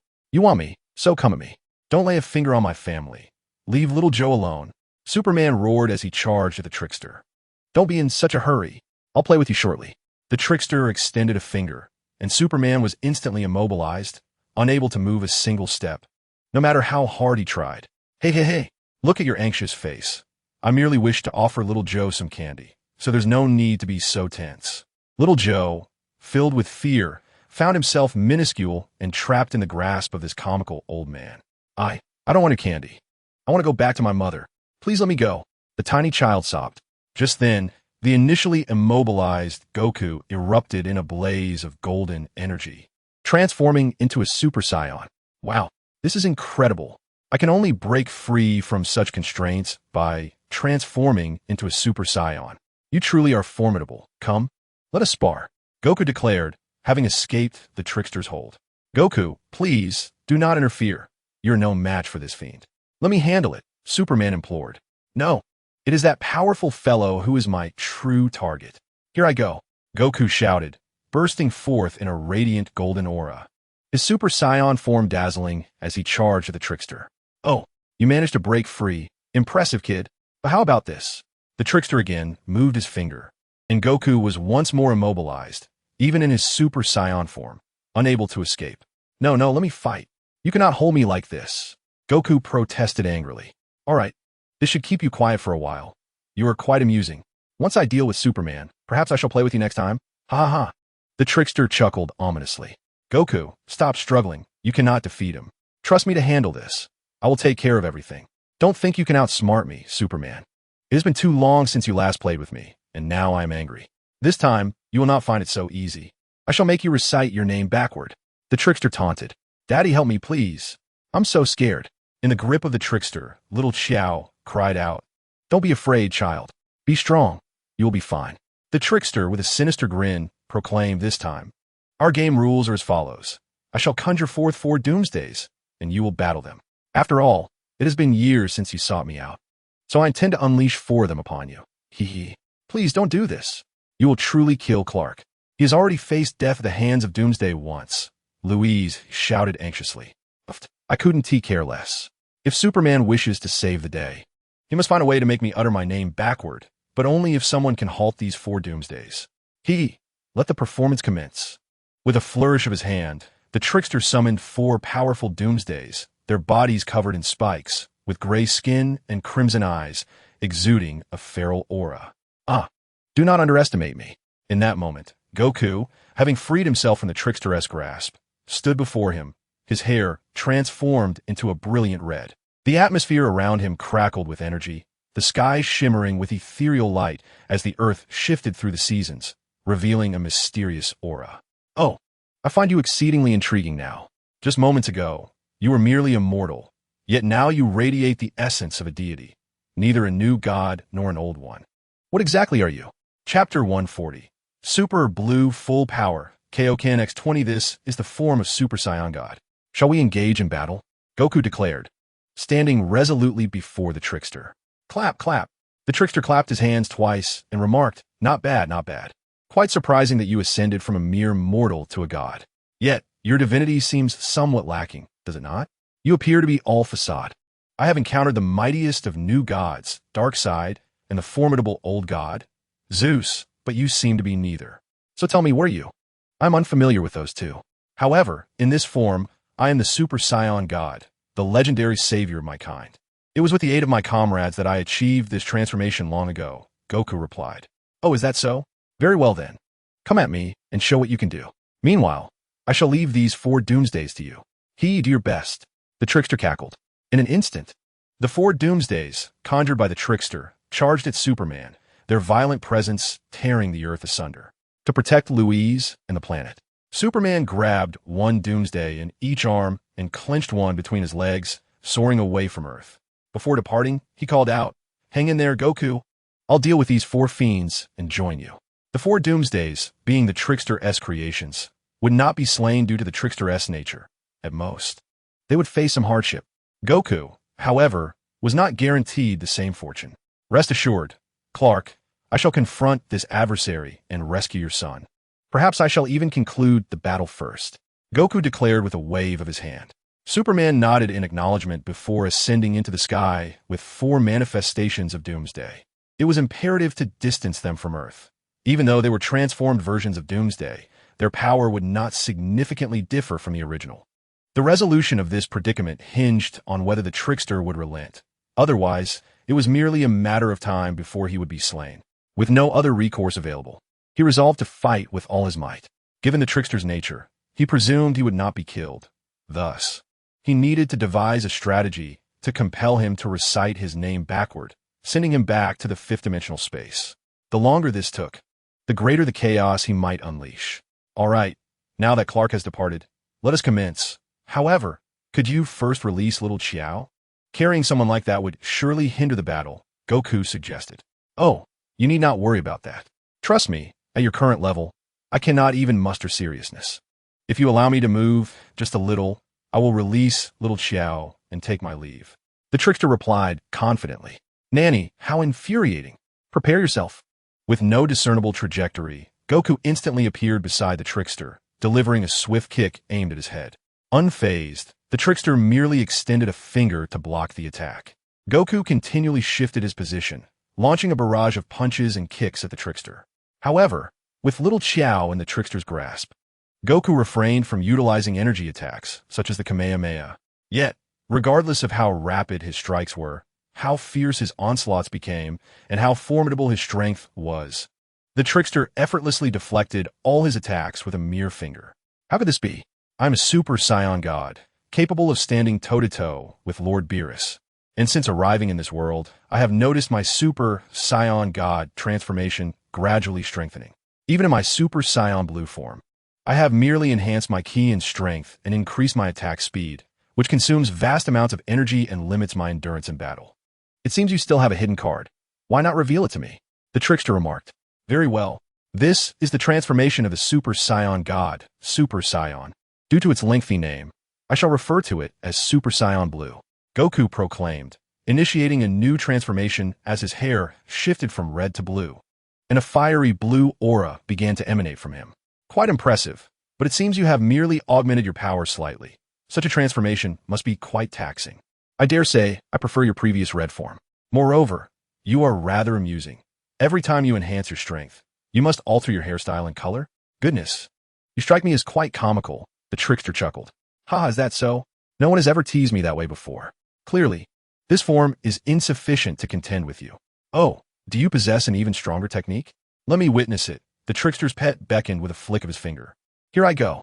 This is a 20-fold Kaioken combined with Super Saiyan Blue, Goku declared with determination.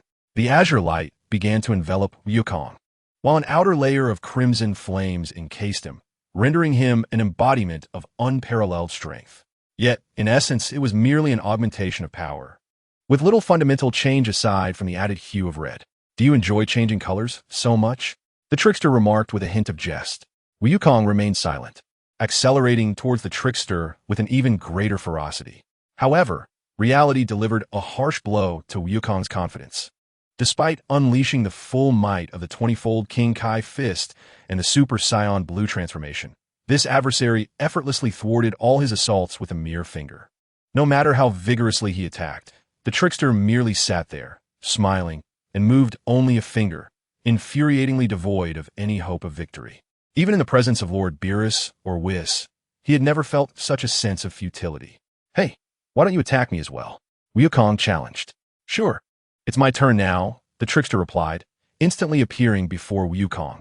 With a gentle flick to Wukong's forehead, an excruciating pain surged through Wukong's body, causing him to revert from his Super Saiyan Blue form back to his black-haired normal state, collapsing to the ground. Remarkable. How could it be just a single strike? He thought, realizing he had been rendered utterly powerless. Oh, my apologies, I may have been a bit too forceful. But you did ask me to strike you, and I merely flick your forehead. Hee. The trickster chuckled. How dare you underestimate me? I still have techniques left to unveil. Wukong retorted. His only chance to defeat this foe lay in the mastery of Ultra Instinct and Fusion. Yet, truth be told, he had unintentionally entered that state during the power tournament. Whether he could achieve it once more was uncertain. There seemed to be no alternative, as other techniques had proven utterly ineffective against this opponent. The two were clearly not on the same tier. He felt as if he were facing Lord Beerus before achieving the Super Saiyan God transformation. Ultra Instinct was only marginally superior to his current state, and against this adversary, defeat seemed inevitable. They existed in entirely different dimensions. Should he attempt fusion? But Vegeta was not present. Even if he merged with Vegeta, it would merely enhance his power. Whether Gogeta or Vegeto could prevail against this foe was questionable. Perhaps he should consult Clark. Thus, he resolved to activate Ultra Instinct, hoping it would amplify his strength tenfold. However, in essence, it would not significantly alter the situation. He would gamble on fusion. I have one more technique called fusion. Tomorrow, the fusion warriors will make their debut. Fusion skills, do tell, the trickster inquired. Even two seemingly weak individuals, when united, can transform into an extraordinarily powerful warrior. Could you grant me some time? I shall instruct Clark on the art of fusion, and together we will become an indomitable force to confront you, Goku proposed. So, your intention is for me to bring Clark back, allowing you both to fuse and challenge me. Is that correct? The trickster inquired. Indeed.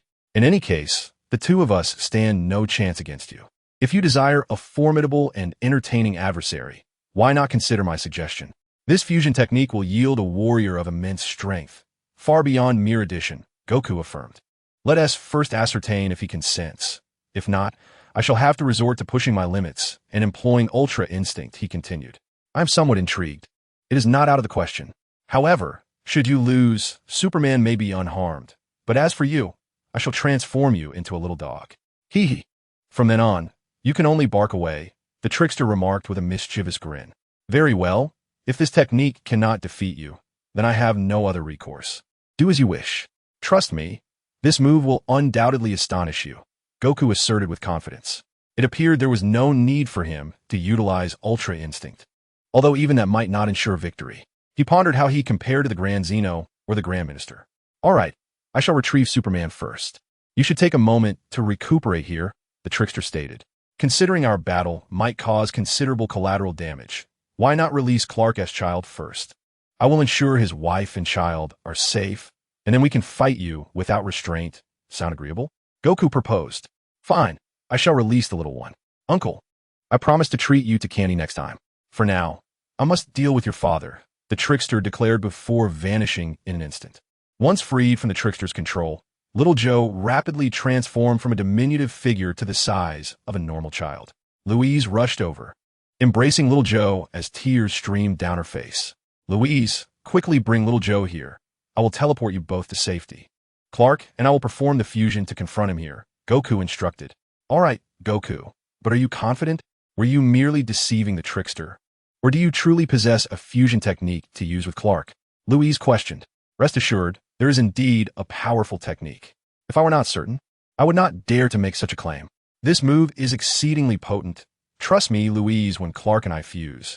It will surpass the strength I exhibited while teaming with my former ally, Vegeta, Goku replied with unwavering assurance. Louise nodded, saying, I believe in you, Goku and Clark.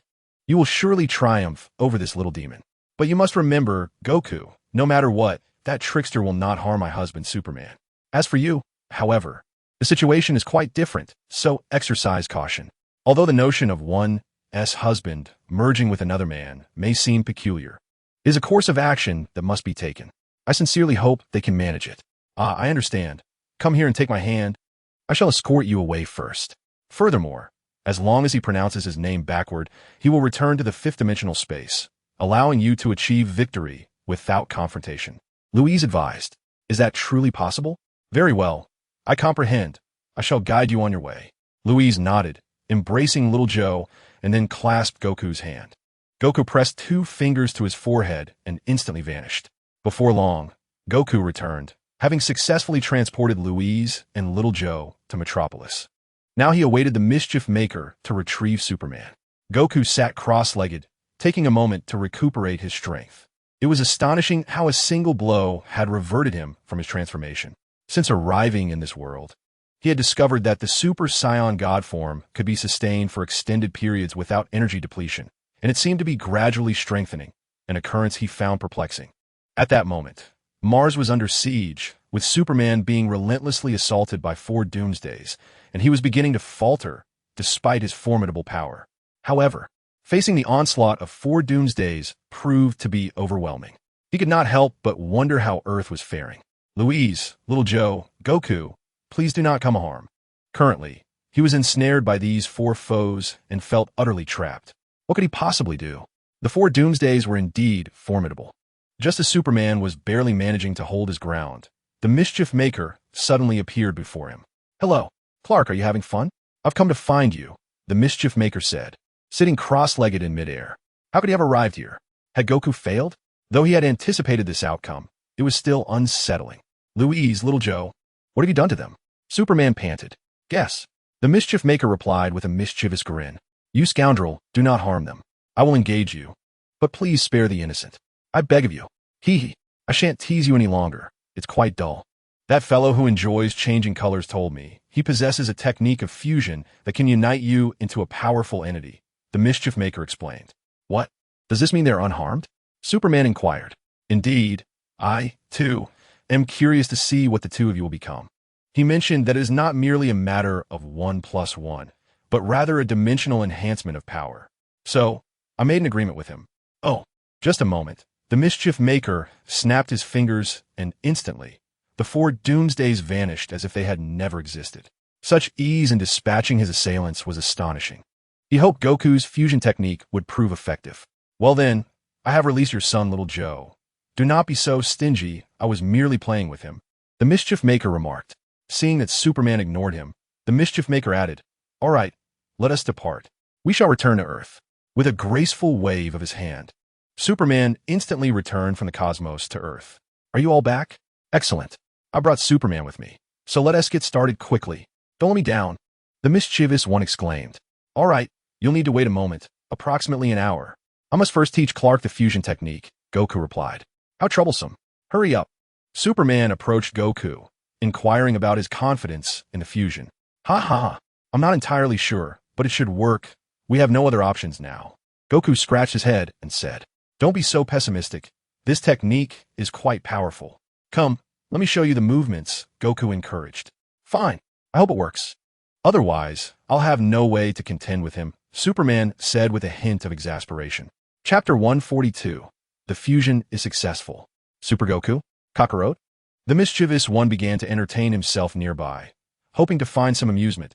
Otherwise, he would have to deal with both of them. Initially, he never intended to truly harm anyone.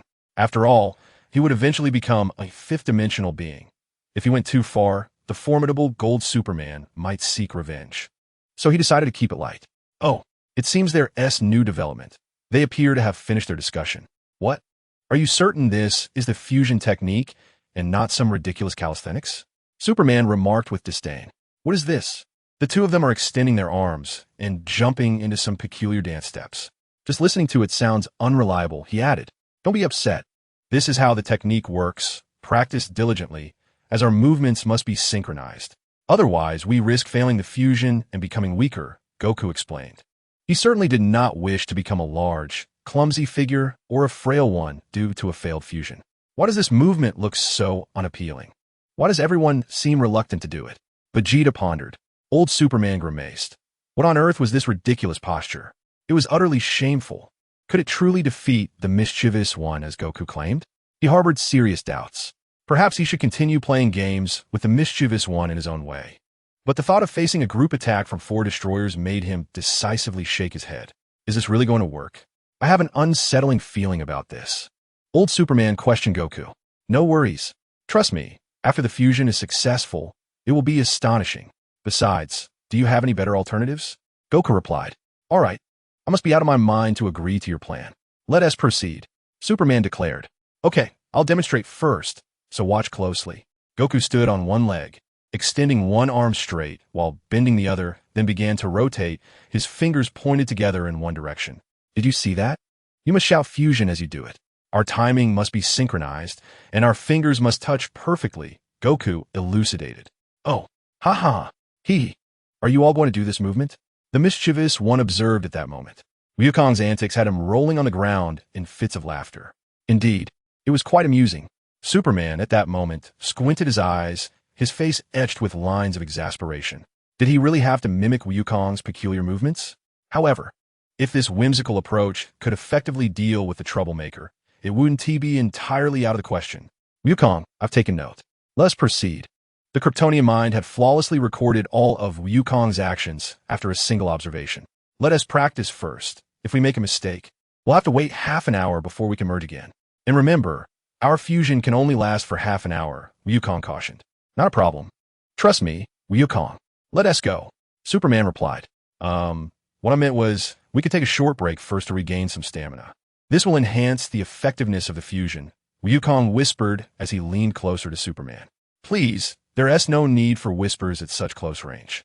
No matter how softly you speak, she can't hear you, Superman remarked, casting a glance at the troublemaker. Haha, Superman is absolutely right. Just take a good rest. Would you like me to use magic to help you recover? The troublemaker offered, floating in midair, addressing Wukong.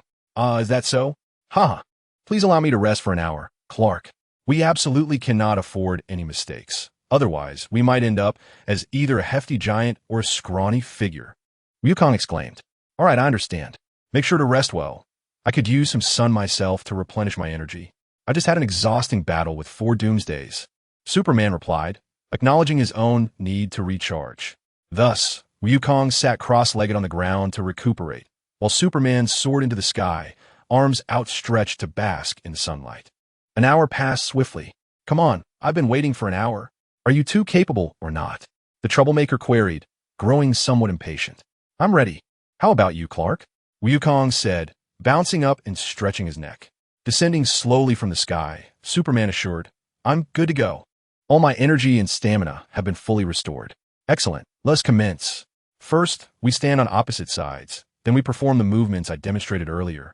Spinning towards each other until our fingers touch, Wukong reiterated emphatically. Superman nodded in agreement as they both positioned themselves and began their comical routine, rotating closer and closer. Fusion. Fusion. A blinding flash of white light erupted.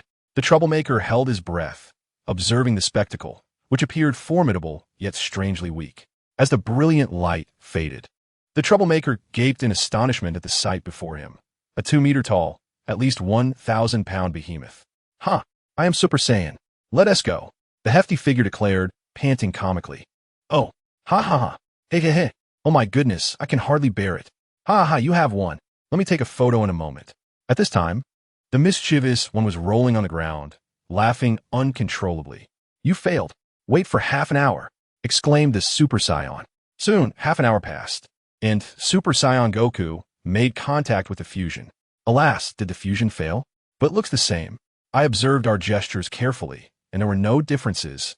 Goku remarked, Please, enough already, my friend. I have had my fill. What on earth did you manage to fuse into? The Super Saiyan said, covering his face. Huh. When you were fusing, I overheard your conversation. So, I slightly bent Goku's finger, but I didn't expect this surprise to be so monumental. The mischievous one chuckled. Darn it. I knew we did nothing wrong. There's no choice but to try again. This time, you must not cause any trouble. Goku instructed the mischievous one. All right, you may begin. This time, I won't interfere. Let's see what they can conjure up. The sight of the big guy is simply too amusing, he thought, having already alleviated much of his discontent. If he could laugh heartily again, he would let them off the hook. Goku and the Super Saiyan once again took their positions and commenced a new round of fusion. As they fused, the entire Earth, no, the entire space began to tremble, with a dazzling array of colorful light flashing across. This time, the mischievous one finally beheld a man approximately 2 meters tall, clad in a blue martial arts uniform and draped in a red cape, with a determined expression before her.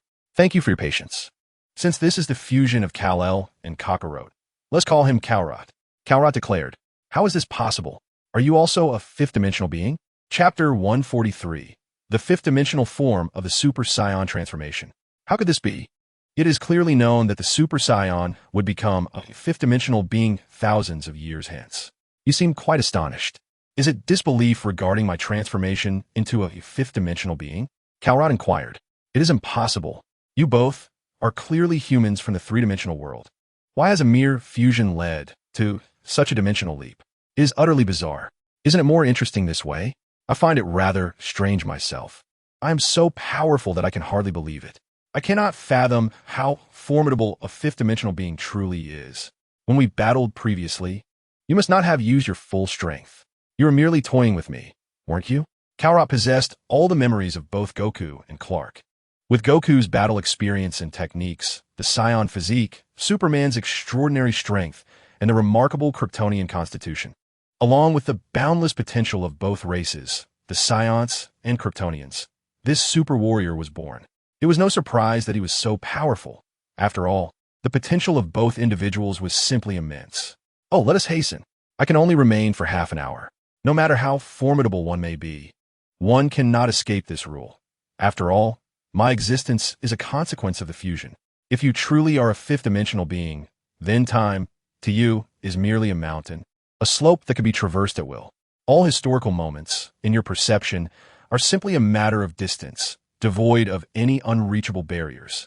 Thus, the notion of existing in a mere 30 minutes should not apply to you, as the trickster aptly pointed out.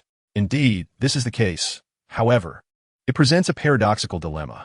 If I were to transcend time, I would not exist, for should the past be altered, the fusion of the two would never occur. And thus, I would never be born. If I do not come into existence, who would then alter this reality? Therefore, you merely possess the combat prowess of a fifth-dimensional being, yet fundamentally remain a fused life form, the trickster remarked. Do you truly believe this? I have not encountered any fifth-dimensional entities besides yourself. Thus, I find it difficult to ascertain. Nonetheless, although you have ascended to the status of a fifth-dimensional being. Among all such entities, only that little demon bat can match me in prowess. I am, after all, at the pinnacle of the fifth-dimensional realm, the trickster continued confidently. Are you implying that even though I have attained fifth-dimensional status, I still pose no threat to you, and you could easily defeat me? Karlrot inquired. Though I do not wish to dampen your spirits, considering the effort you both have exerted to become fifth-dimensional beings, the reality remains. You have only just reached this level. I can still handle you with ease, the trickster asserted with assurance. Ah, indeed, this form cannot possibly rival yours. Yet, it seems you have overlooked a crucial detail. Goku's transformation abilities. Have you forgotten? His transformation capacity, from what I can discern, does not appear particularly formidable. It merely alters his coloration, which is inconsequential to me, the trickster scoffed. You are gravely mistaken. The Super Saiyan transformation is a profound metamorphosis. The first stage amplifies combat prowess by 50 times, the second doubles it, and the third quadruples it. The Super Saiyan God represents a qualitative change. While the Super Saiyan Blue is an enhancement beyond the Super Saiyan God, Karlrot began to elucidate. No way, according to his implications. Could it be that in the realm of the formless, this enhancement is also sustained? If so, then it is undoubtedly myself who would be outmatched. He is merely posturing. The trickster is all too aware of the immense strength of fifth-dimensional beings. With every increment of power gained, the path becomes increasingly arduous. To amplify strength by 50 times, followed by a doubling and a quadrupling, and to undergo a qualitative transformation based upon fifth-dimensional foundations. This would touch the very edge of the sixth dimension. The sixth-dimensional beings are of the order of the creator goddess Perpetua and her progeny, the architects of worlds, overseers, and counter-surveillance entities. Sixth-dimensional beings are indestructible, far superior to us fifth-dimensional entities, akin to the level of the primordial deities. Such an ascent in power is simply unattainable. I am thoroughly acquainted with the world of dimensions. Do not attempt to tell me that you can transform into a sixth-dimensional being. Should you truly manage such a feat, I would willingly concede today, the trickster remarked. However, without testing it, one cannot ascertain the truth. Since I have never undergone such a transformation, I too remain ignorant of the extent of power it might confer. Let us proceed to experiment. Then, we shall commence with the transformation into Super Saiyan 1. After speaking, Khaled suddenly enveloped himself in a burst of golden light. At that moment, his hair and overall appearance mirrored that of the Super Saiyan 1 form. Yet his eyes shifted to a golden hue instead of the characteristic green of a Super Saiyan. His power and speed were indeed augmented by approximately 50-fold. However, in a five-dimensional realm, victory is not solely determined by strength and speed, the trickster remarked. No need to rush. We still have Super Saiyan 2 and Super Saiyan 3 to explore.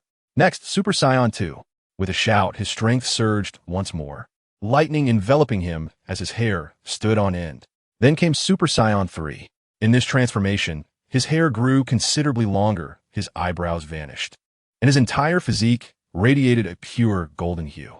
One could distinctly sense a significant enhancement. Yet this form could only be sustained for a mere 2 seconds before Khaled reverted. The aura he exuded was undeniably formidable, almost overwhelming. Why did you cancel it? The trickster inquired, puzzled. His previous appearance was reminiscent of Clark's ultimate golden transformation, albeit with slight variations. Although his power had indeed escalated, it seemed as though the transformation had been forced, hinting at some underlying issue. Haha, I sincerely apologize. The transformation into Super Saiyan 3 significantly affects my temporal existence and depletes energy at an alarming rate, rendering it unsustainable for long. However, engaging in such back-and-forth transformations is rather pointless. Why not attempt the transformation into Super Saiyan God directly? Khaled suggested. This transformation lacked the preceding commotion. Yet the entire earth trembled, not in a cataclysmic manner, but as if in celebration, suffused with various spiritual energies. The sky began to cycle through the seasons, and a mysterious aura enveloped the planet. A dazzling light flashed, revealing Khaled, whose physique appeared considerably less muscular yet more refined than before. Adorned with red golden hair and surrounded by a golden red spiritual energy, It was previously unnoticed that the Super Saiyan God transformation resulted in no energy depletion, combined with Clark's strength, rendering this form extraordinarily powerful. One wonders if it has indeed reached the 6 dimensions you mentioned. The expression of the trickster grew serious for the first time. Chapter 144. The Trickster's Power. Are you prepared? Let us commence. I estimate I have approximately 25 minutes remaining, as I've already expended considerable time conversing with you. Khaled stated, TCH, even if you transform like this, do you believe I would fear you? Bring it on, the trickster confidently retorted. A powerful aura enveloped the surroundings as Scarlet, with a glimmer of intensity in his eyes, earnestly fixed his gaze upon the trickster. In a flash, he surged forward with lightning speed, launching himself at Sheru. Instantly, an overwhelming surge of energy erupted along with Scarlet's movement, causing the very fabric of space around them to tremble. The trickster, akin to a kite caught in a fierce gale, found himself propelled away at an alarming velocity. Regaining his composure, the trickster steadied himself just as Scarlet executed a swift teleportation, reappearing beside him and delivering a powerful kick. However, such an assault proved to be of little consequence to the trickster. I must admit, I was rather anticipating more. Is this truly your level? Scarlet mused confidently, a smirk gracing his lips. This is merely a warm-up. Do not be hasty. I have only exerted 30% of my strength thus far. With that, he vanished in an instant, seizing the trickster and effortlessly dragging him out of the dimensional realm. For a 5-dimensional being, the creation of an alternate spatial domain was a trivial feat. The battle unfolded without any unnecessary spectacle, as it was entirely unwarranted within the dimensional space. Both combatants moved at a velocity imperceptible to the naked eye, perpetually clashing amidst the continuum of time and space. Try this technique. The Kamehameha, Scarlet proclaimed, his hands positioned at his waist, as an immense power converged within his palms before he thrust them forward. The resulting energy wave expanded into a colossal sphere, its diameter spanning several meters, hurtling toward the trickster with ferocious intensity, eliciting a look of dread upon the trickster's face. In response, the trickster conjured a blue magical orb, colliding it with the energy wave. Yet, this feeble counter merely momentarily halted Scarlet's assault before the massive energy wave shattered the trickster completely. Oomph. Do not tell me such an attack could annihilate you, trickster. Stop hiding and come forth, Scarlet declared, arms crossed. Huh, I merely wished to grant you a fleeting taste of victory. The trickster reappeared unscathed. Oomph. Scarlet darted toward the trickster with electrifying speed, eschewing any embellishments, and delivered a fierce punch aimed directly at the trickster's head. Yet, undeterred by Scarlet's wrathful strike, the trickster extended his own diminutive fist to meet it. In a clash of raw power, their fists collided, sending a tremendous force reverberating through the air, compelling Scarlet to stagger back a step. Conversely, the trickster was propelled backward like a deflected ball, retreating several dozen meters before regaining his stance. Oh, please tell me you do not genuinely wish to eliminate me. The trickster lamented, a sorrowful expression adorning his face. Surely you can handle this level of power. Now, I shall unleash my full strength. Subsequently, Scarlet slightly bent his body, lowering his center of gravity considerably. At the same time, his aura began to surge dramatically, and the inverted golden red hair became even straighter. The golden red flames transforming into a state of violent intensity, intermittently interspersed with flickering blue lightning. What a terrifying aura! Is this the extent of his full power? The Mischief Maker exclaimed in astonishment, sensing the might of Scarlet's complete form. Come here, let me test your full state. How powerful are you now? Before the Mischief Maker could finish his sentence, Scarlet seized him by the neck and transported him into the hyperdimensional space. In this hyperdimensional realm, a new battle commenced, with both 5-dimensional beings fighting with unrestrained fervor. The intensity of the conflict had transcended description. The level of combat had surpassed that of a singular universe, with both combatants now reaching the pinnacle standards of a vast multiverse. All right, I believe I now grasp your level. It is comparable to mine and that of that deceased bat, the Mischief Maker stated, coming to a halt. Why have you stopped fighting? I still have about 10 minutes left, Scarlet replied. I never intended to harm you. Today's battle has already brought me great joy, and I plan to return to the 5-dimensional space for a brief respite. I likely won't disturb you for several years, he added. This news is bittersweet for me. For my inner Clark, it brings joy, as he will not be disturbed by you for some time. However, for Goku, it is quite disheartening, as he has finally encountered someone as formidable as you, Karot remarked. Haha, someone actually likes me? Very well. Strive to grow stronger, Goku. I know you can hear me. Your red transformation possesses even greater potential, while the blue transformation resembles a form of overexertion. It would be wise to refrain from using it in the future, the Mischief Maker advised. Oh, understood. Upon arriving in this space, I also discovered the transformation of Super Saiyan God, which is entirely different from my previous world. It no longer consumes any energy and resembles my normal state perfectly. I shall endeavor to develop this heart form, Karot noted, clearly having switched his persona to that of Goku.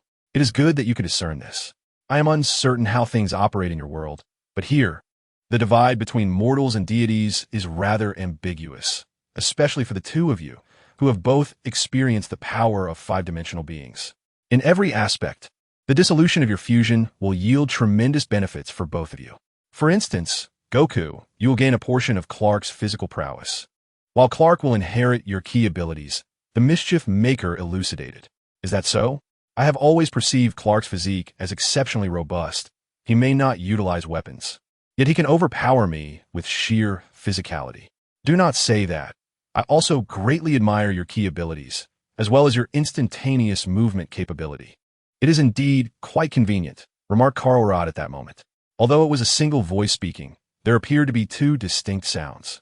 How marvelous it would be if I could possess Clark's physical prowess. My progress would be exponentially greater. It feels rather peculiar to converse as one, yet speak in two different voices. Haha, I share your sentiment. Initially, after locating you in this realm, I intended to send a doppelganger to another universe to engage with another version of you for a while. However, due to our combined battle with Wukong, my energy has been depleted. I must return to the fifth-dimensional space to replenish my strength. I suspect that, for a time, the Mischief Makers across various universes will remain silent. Farewell. I thoroughly enjoyed today. Both of you provided me with immense surprises. I must share some unfortunate news. Wukong, you two have captured my attention, just like Superman. Hee hee. Oh, what splendid news, exclaimed Karot. For Clark, he now has someone to share the burden of mischief with. For Wukong, he has acquired a worthy opponent. The subsequent chapters will primarily elucidate the reasons behind the absence of mischief makers in the unjust universe, while subtly laying the groundwork for the unfolding narrative. Chapter 145, the 143rd, Joining the Justice League. Just as the mischief maker departed, Karot also disengaged from the fusion, reverting to Wukong and Old Superman. How we truly separated? Inquired Old Superman. Indeed, there are two methods of fusion. One involves the Kais of our world, who confuse by merely wearing the corresponding earrings. The other method is the fusion technique, which we executed earlier. Its duration is 30 minutes, after which a mandatory separation occurs, Wukong explained. At that moment, Wukong suddenly began to bounce about energetically, performing a few punching motions. Clark, I can distinctly feel that my physical capabilities have increased by several hundred times. I am confident that I could amplify the Kaioken to 100 times without issue. Wukong exclaimed with excitement. Is that so? I too sense the energy you mentioned. It resides within me. It seems this fusion has granted us each a small gift from the other. Wukong, this must pertain to the Kryptonian physiology I have acquired. I wonder if I possess any of my own superpowers, such as heat vision or ice breath, Clark pondered. How splendid.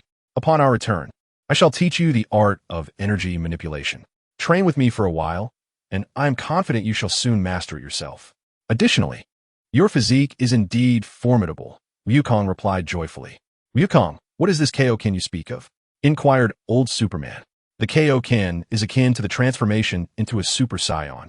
It significantly enhances my combat prowess, albeit with stringent physical requirements.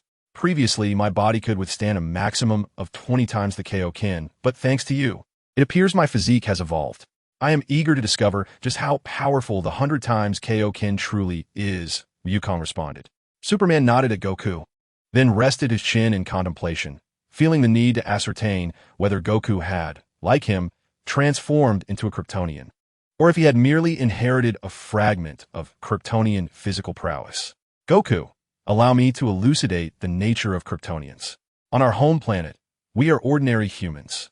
It It is only upon arriving on Earth and basking in the light of a yellow sun that we awaken to various superhuman abilities. I am uncertain whether you have acquired my Kryptonian lineage or if you have simply received my superhuman constitution. Does it make any significant difference, Clark? Goku inquired. Indeed, it does, Superman replied. If it is merely a physical constitution, then congratulations. This physique bears minimal weaknesses, and I hold great confidence in my abilities. There are but a handful of entities in the universe capable of inflicting harm upon me. However, if it is lineage, you would awaken powers such as heat vision, super speed, and cold breath, but you would also inherit certain vulnerabilities, namely to red suns and kryptonite. Superman explained. Yet, it seems you have only acquired the physical traits, akin to what I have gained from your ki.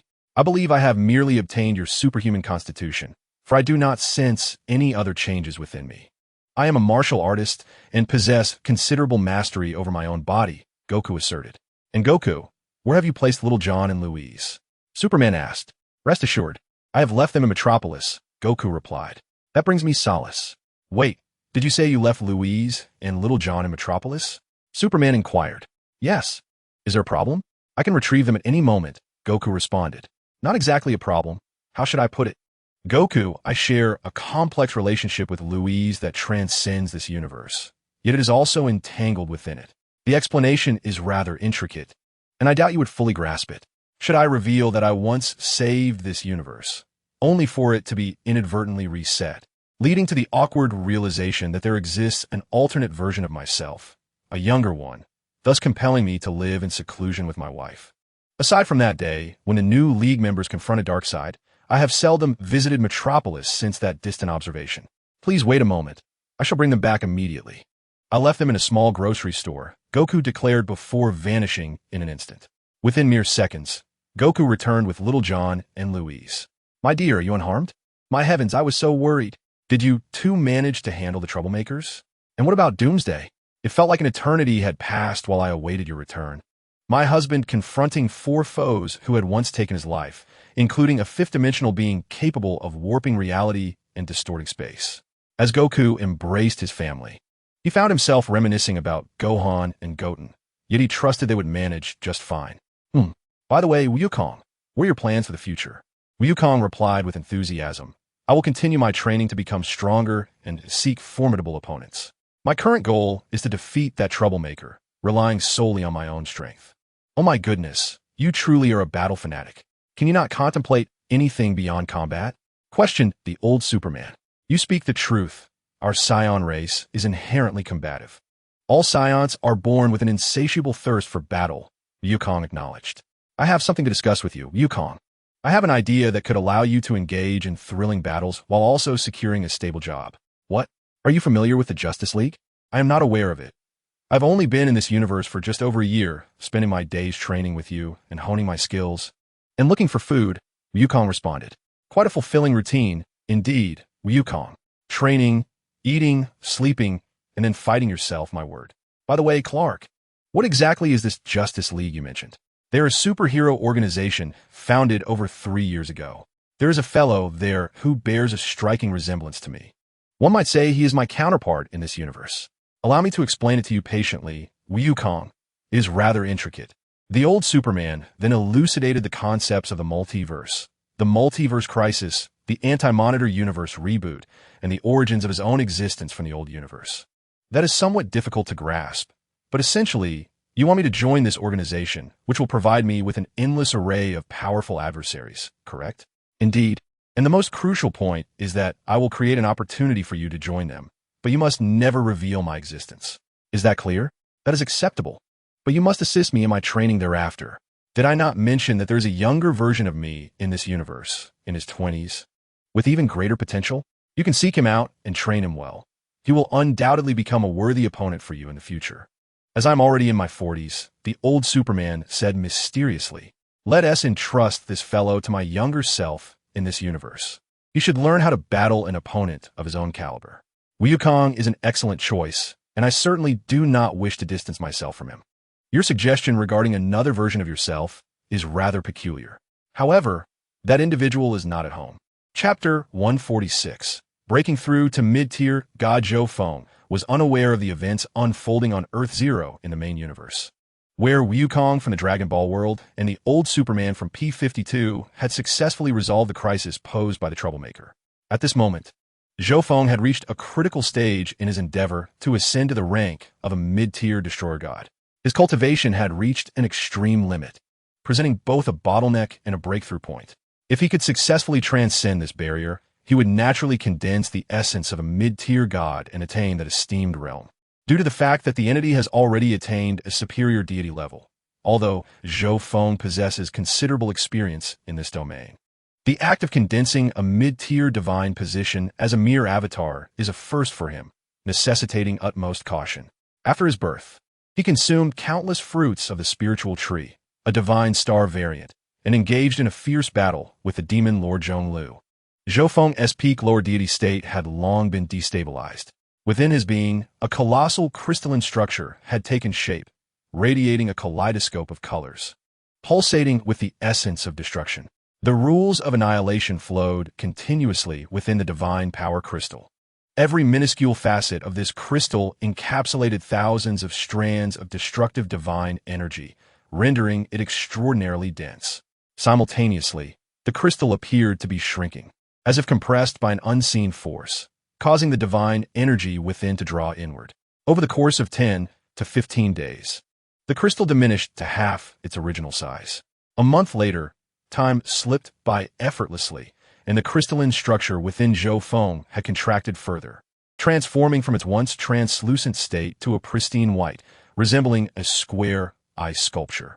Due to the overwhelming density of divine energy, the crystal emitted peculiar sounds, akin to fractures. Nevertheless, Zhou Feng did not falter. He understood that, regardless of the peril, this path must be traversed, lest all his endeavors prove futile. Even though Zhou Feng possessed a physique surpassing that of Zero, the struggle remained arduous. Gritting his teeth, he persisted in his cultivation, urging the crystal to condense further. At this juncture, the divine energy began to resist, slowing the process of concentration considerably. Despite his yearning for haste, progress remained stifled. Ultimately, the entire crystal transitioned from its vibrant hues to a stark white, and then to an absolute black, resembling freshly unearthed coal or charred wood. Zhou Feng waited in quiet anticipation. At this stage, further cultivation was unnecessary, akin to a chef who has placed all the ingredients into a pot, meticulously regulating the heat while awaiting the outcome. Indeed, shortly thereafter, the crystal emitted a cracking sound, initially a solitary crack, which soon multiplied, causing Zhou Feng's body to resonate with similar sounds reminiscent of explosions. The surging mid-tier divine energy commenced a thorough refinement of Zhou Feng's physique. His body was elevated to an unprecedented realm.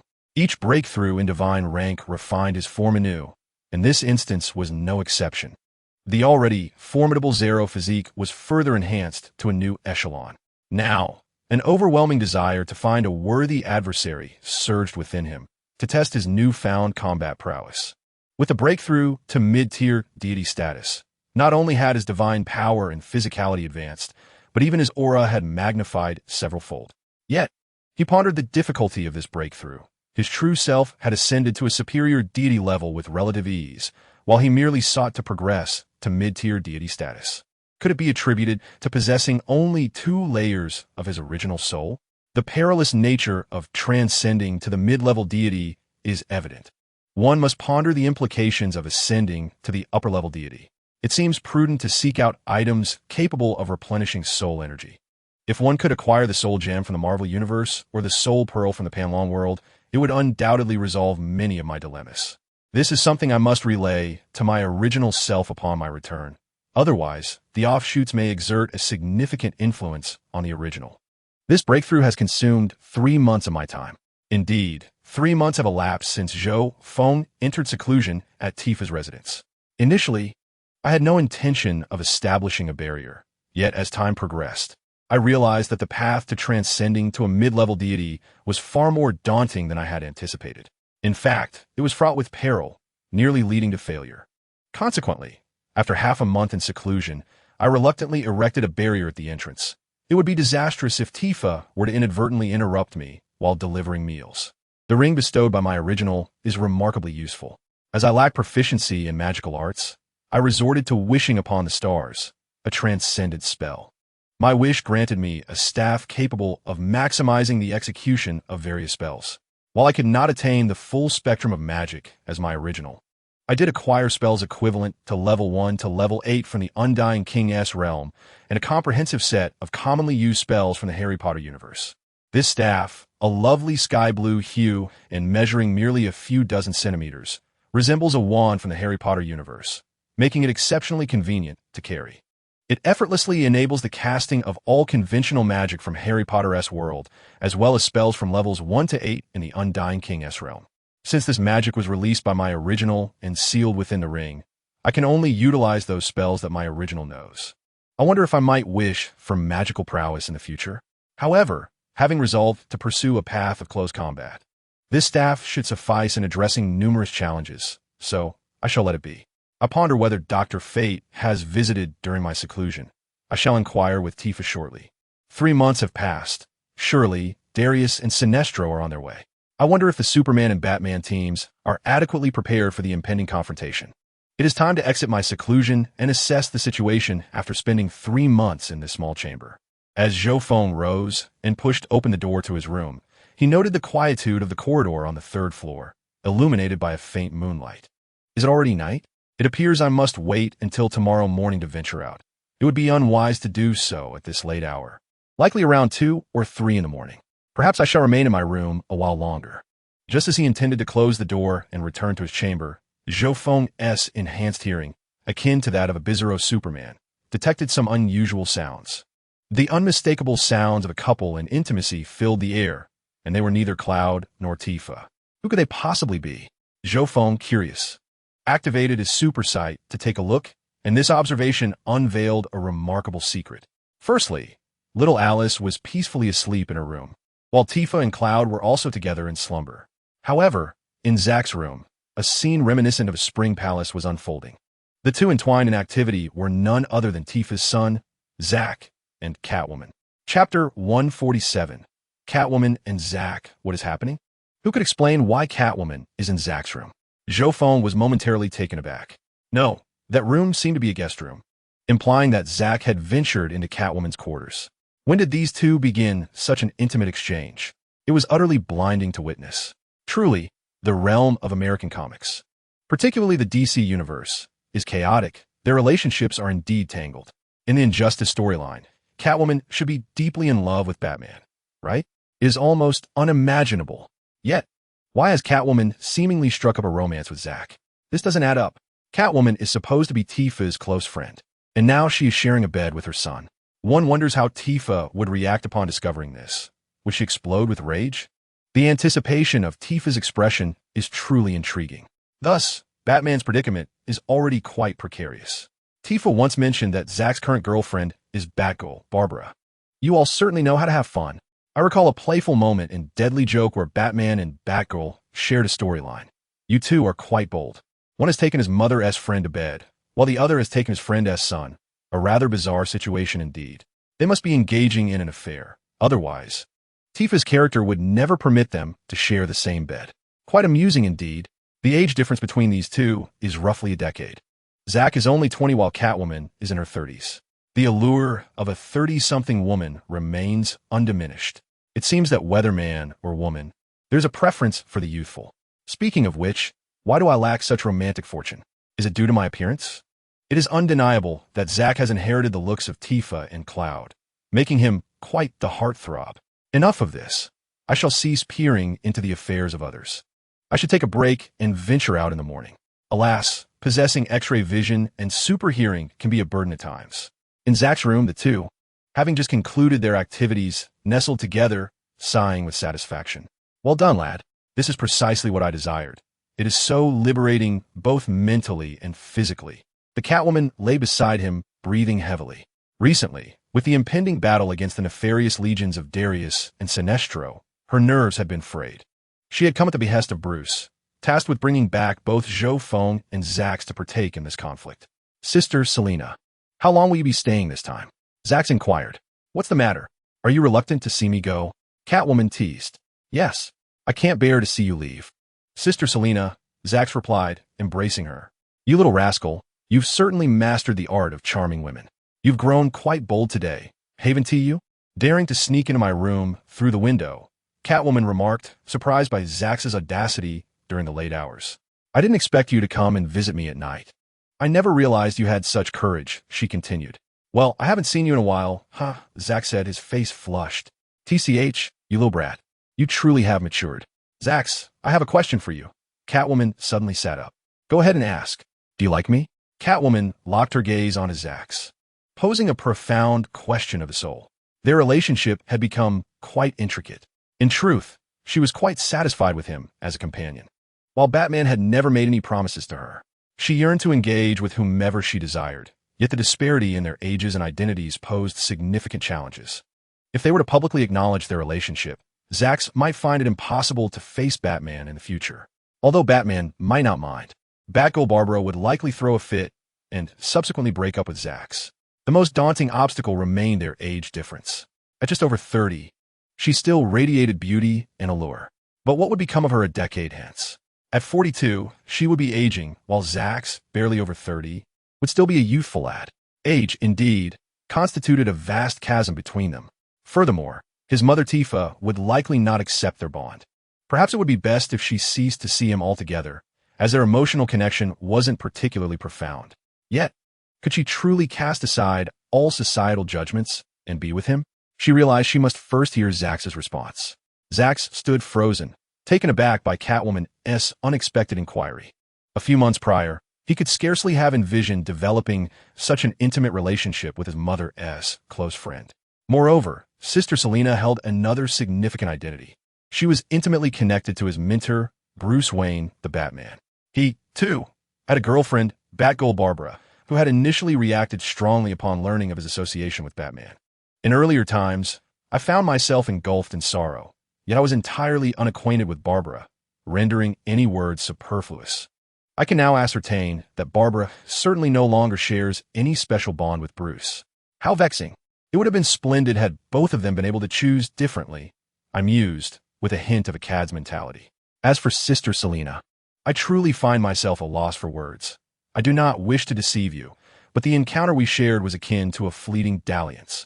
After much contemplation, I resolved to speak honestly. My response indeed painted me as a complete scoundrel. The last time we were ablaze with mutual desire, but this occasion was solely driven by my own needs, compelling me to stealthily enter Sister Selena's chamber in the dead of night. Moreover, she did not reject my advances. I am indeed a wretched cad. Had I not intervened so brazenly, it is likely that Sister Selena would soon have become my mentor's wife. In truth, Catwoman would ultimately escape the bonds of matrimony, and poor Master Wayne would never experience genuine exhilaration. Very well, I agreed to one condition. After tonight, we shall have no further ties. No matter how you implore me in the future, I shall not engage in such affairs again, Catwoman declared, her gaze fixed upon me. Though I longed to retain her as a lover, circumstances dictated otherwise. While our relationship remained undisclosed and tenuous, it was best to sever all ties. I understand, Sister Selena. I acquiesced, having resolved internally to end my association with Catwoman for the benefit of both parties. Chapter 148. Zhou Feng is approaching the fray. Let's speak of other matters. We have discovered the armies of Darius and Sinestro, and I have come to inform Zhou Feng that he must join the battle, Catwoman announced. Although I had anticipated this outcome, a twinge of disappointment lingered within me. Yet who am I? I am a being who has toyed with the affections of both the Riddler and Batman, and I would not allow myself to be shaken by the words of this young man. What? Upon hearing this, I sprang upright from the bed. The arrival of Darius and Sinestro signified that the final confrontation was imminent, and Superman and Batman's team would never acquiesce to their demands. However, Mr. Zhou Feng remains in seclusion and has yet to awaken. Moreover, his chamber is enveloped in a mysterious barrier, preventing anyone from entering. Indeed, during this period, Steele has been monitoring the entire solar system and discovered Darius's vanguard approximately 3 days ago, Catwoman recounted. Yet, according to my mother, Mr. Zhou Feng has not roused since entering his retreat, his room surrounded by an enigmatic veil that we cannot penetrate. Hence my frustration. He is a key force, and if he cannot partake in the battle, Our chances of success will be severely diminished, Catwoman lamented. Zack contemplated for a moment and then said, "Very well. I shall persuade my father to join the battle. Together, we shall fight, as both he and I possess formidable strength. It appears we have no other choice. If Batman and Superman's team falters, our families and the Earth itself will face dire consequences, and survival will be beyond reach. We must take this risk. By the way, the knot Mr. Zhou Feng mentioned is likely some form of magic. Perhaps we should summon Dr. Fate or Miss Satana to examine it. They might offer some solutions." "I share your sentiment. If all else fails, we may have to resort to this course of action, hoping that Mr. Zhou Feng will not be displeased. After all, this concerns the very fate of the Earth," Catwoman remarked. "Recently, I've heard my parents speak of Mr. Zhou Feng's extraordinary prowess. Awakening him would surely benefit our cause in this war," Zack added. "However, do not be too despondent about our current predicament. If he refrains from joining the fray, our chances remain substantial. Do you remember Superman's cousin who arrived on Earth 3 months ago? That Kryptonian girl possesses immense potential in such a brief span. Her combat abilities have nearly matched Superman's," Catwoman noted. "Is she the blonde girl saved by Mr. Zhou Feng?" "It's hard to believe someone so young could be his cousin," Zack replied. "Who could have anticipated? If we manage to overcome this crisis, we will have 2 Kryptonians to contend with in the future," Catwoman said, a hint of exasperation in her voice. "One Kryptonian has already caused us considerable strife. I can scarcely imagine dealing with 2. How will Bruce win this battle? If he were to unleash his full might, Clark would have perished countless times over. Despite the despair and pessimism, he remains unwavering in his resolve. How prepared are you all? Do you feel confident in winning this battle?" Zack inquired as he rose. "Honestly, if Mr. Zhou Feng joins us, our odds are around 80%.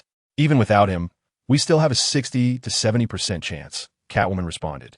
"Our current lineup boasts Superman, Wonder Woman, Supergirl Kara, for Eradicators, Shazam, and Black Adam.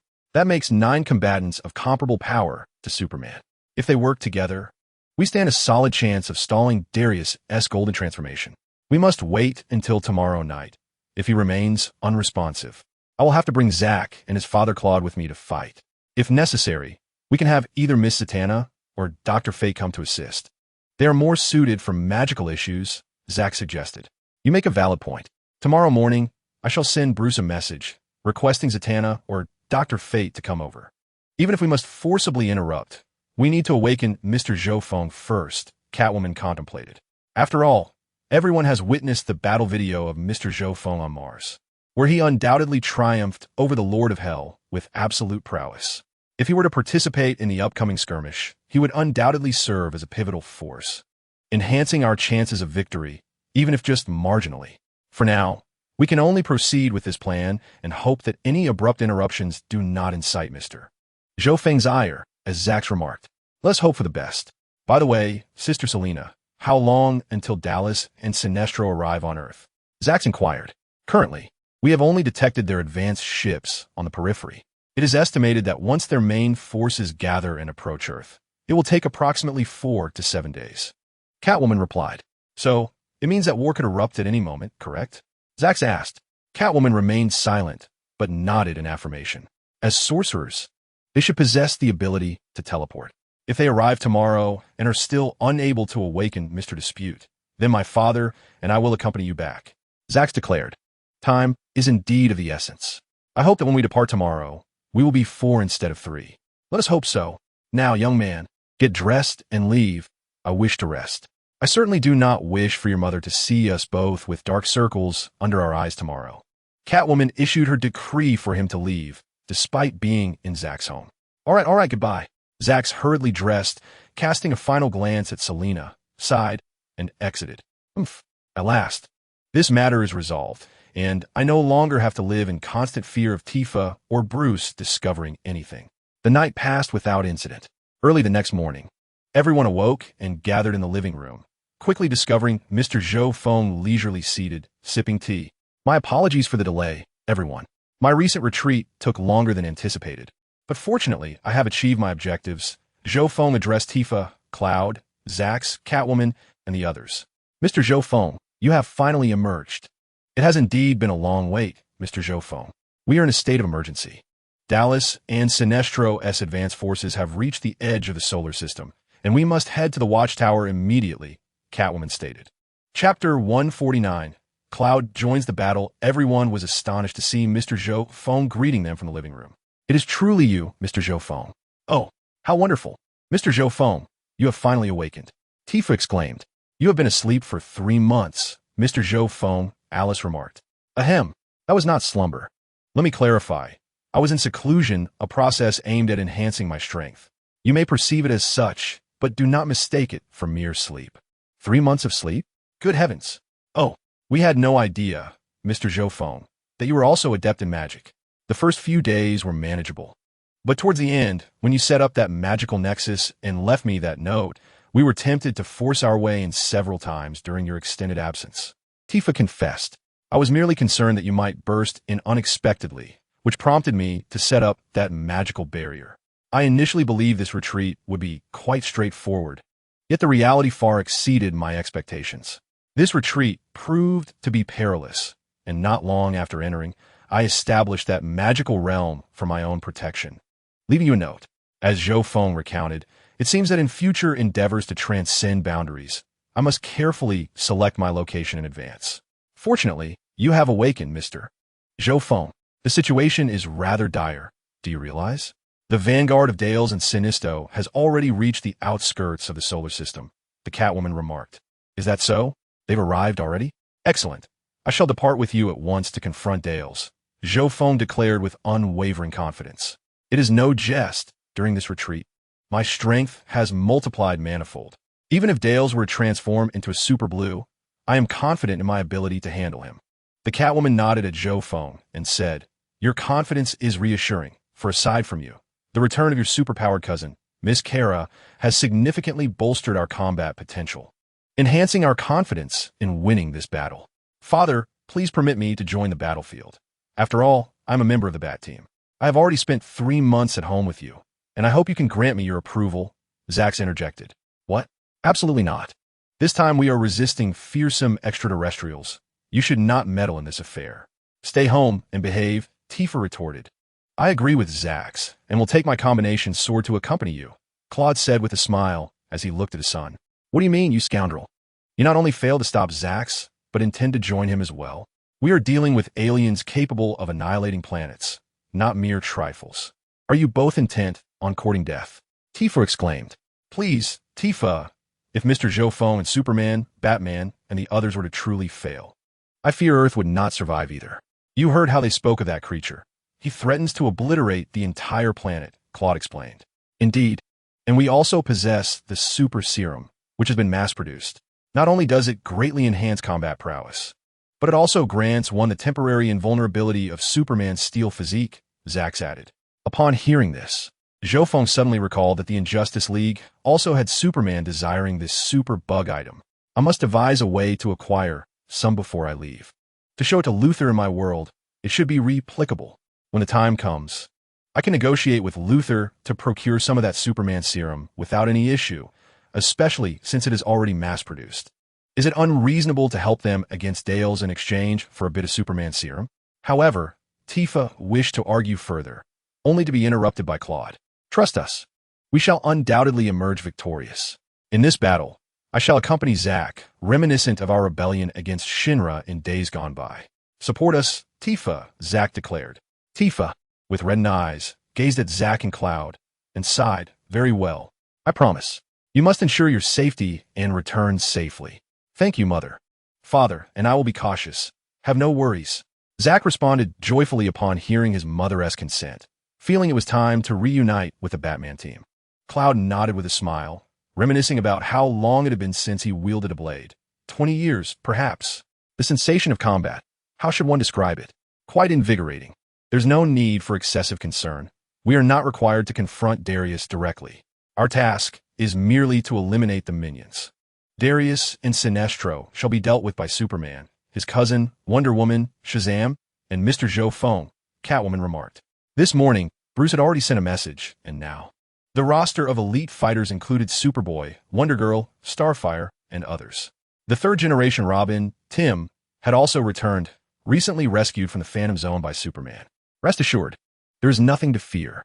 Trust me, I shall confront Darius alone, while the remaining superpowered individuals handle Sinestro and clear away their minions, Zhou Feng confidently asserted. Hearing such confidence from Mr. Zhou Feng brought me considerable relief. Thank you, Mr. Zhou Feng. Please take good care of both Zack and Cloud, Tifa said, bowing deeply to him. Have no worries. Once this war concludes, I guarantee your husband and son will return safely. That should suffice, considering they are both heading into battle. Zhou Feng reassured her. Tifa had every reason to be concerned for her husband and son. Thank you, Mr. Zhou Feng. Since father and brother are permitted to partake in this battle, might I join as well? The young girl, Alice, suddenly interjected. Absolutely not, came the chorus of disapproval. What do you mean? If father and brother can go, why can't I? Am I that weak? Alice protested, clearly dissatisfied. You are merely a girl, not yet 16. What business do you have there? Stay at home and behave. This is serious. Your presence is unnecessary, Cloud replied sternly. Please, Alice, we truly are going to fight. Do not complicate matters. Remain at home.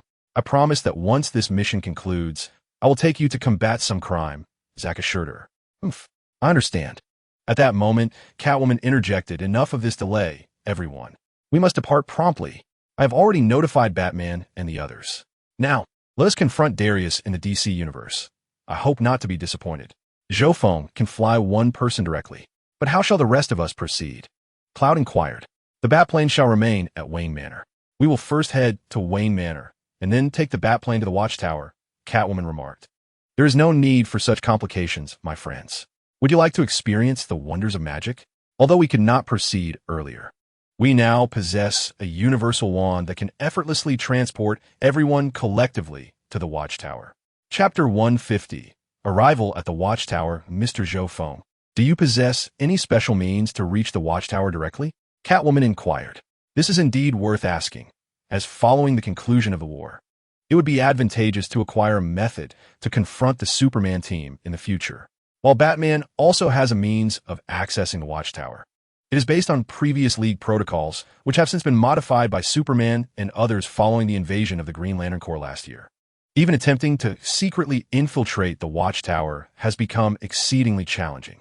I neglected to mention earlier that I possess a remarkably powerful wand. Anyone who wields it can effortlessly cast the spells contained within, entirely without the need for magical energy. Even mere mortals can utilize it. How marvelous!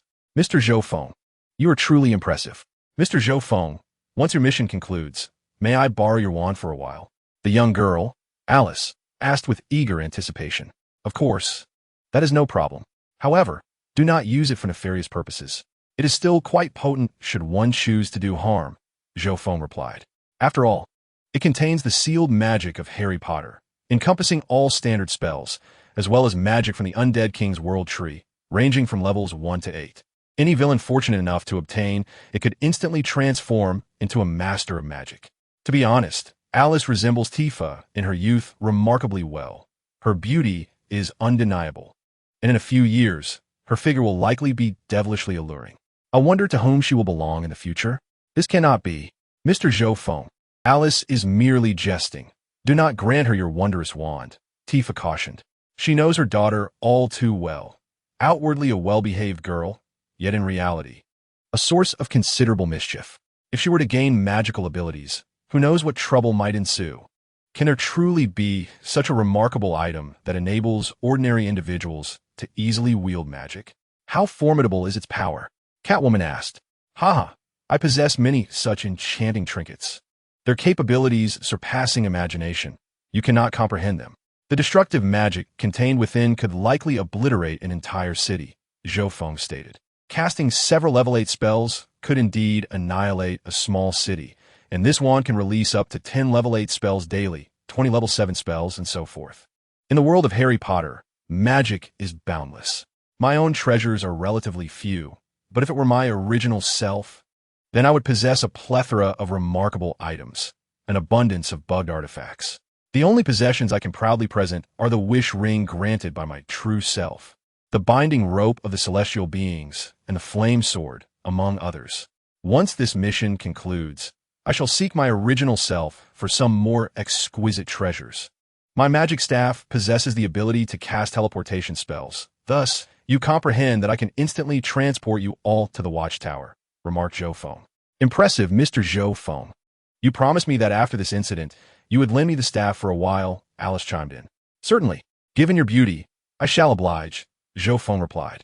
The capability to wield teleportation magic is indeed remarkable. I am unacquainted with the rules and principles governing its use, yet this matter must be conveyed to Bruce. He must devise a means to persuade Dr. Fate, for if Dr. Fate agrees to provide Zhou Yu with the incantation, it is likely that Zhou Feng can utilize this staff for trade. With a smile, Zhou Feng revealed his blue staff from his cloak and said, Are you all prepared? I shall now teleport everyone to the watchtower. Absolutely. I have nothing to pack anyway, Catwoman responded. My father and I only need our weapons, that is all, Zack said. By the way, I should inform Batman that we will not be taking the Batplane. Instead, we will use Mr. Zhou Feng's teleportation magic. The watchtower is currently under full surveillance, and should we appear suddenly, we may be attacked, Catwoman advised. Very well, relay the message to Batman and Superman. I will then initiate the spell to transport us, Zhou Feng confirmed. Catwoman stepped aside to activate her communicator, reaching out to Batman, Bruce Wayne. What is it, Catwoman?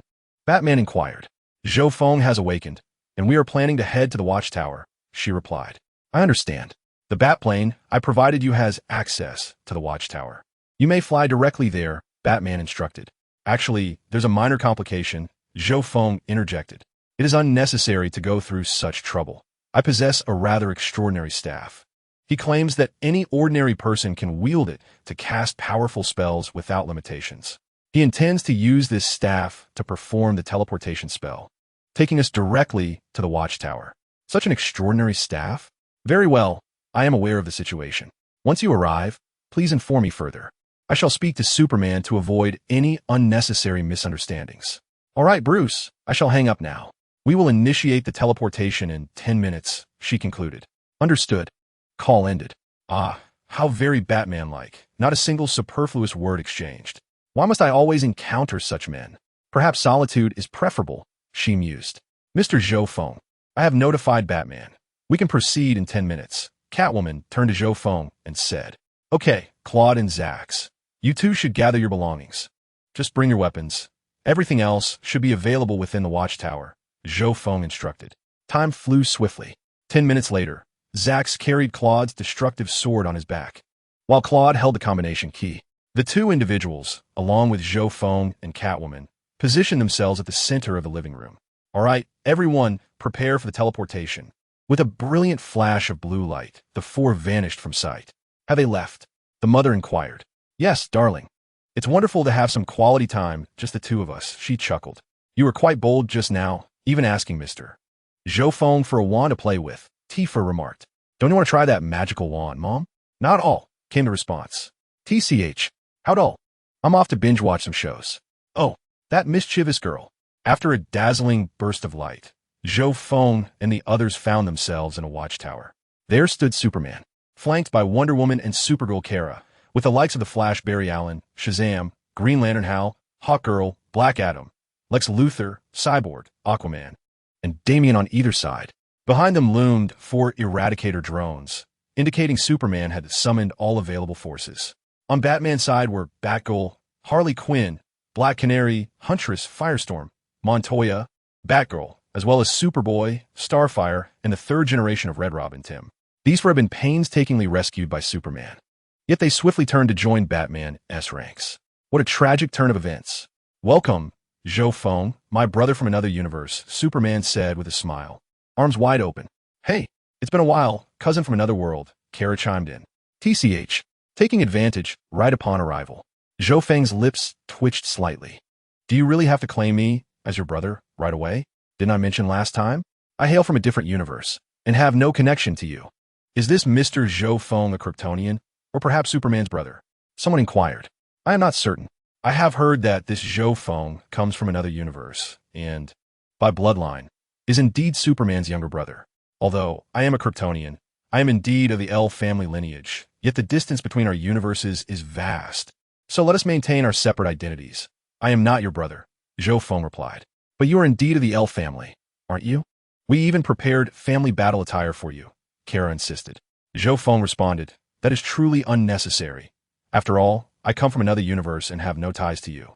What is going on with Superman? Why does he insist on claiming Zhou Feng as his brother? Kara pondered, recalling that it had not been so warm prior to their arrival. Unbeknownst to Zhou Feng, after successfully rescuing Superboy, Wonder Girl, the third generation of Red Robin, and Starfire among the Titans, they had completely disregarded the gratitude owed to their savior and immediately joined Batman's team. Superman had originally intended to gather some high-level allies to tackle the impending crisis, but instead, he inadvertently provided his adversary with 4 formidable reinforcements. Feeling exceptionally frustrated, Superman contemplated whether he could persuade Zhou Feng to join his side. To that end, he even encouraged Kara to assist in convincing Zhou Feng. As the current situation unfolds, Zhou Feng has become closely allied with Batman's team, prompting Superman to harbor concerns about Zhou Feng potentially joining the Bat family after the war concludes. This possibility weighs heavily on Superman, leading him to publicly acknowledge Zhou Feng alongside Kara, regardless of your willingness to accept it. The blood of the House of El courses through your veins. Even if you hail from another universe, you are still my kin, Kara asserts.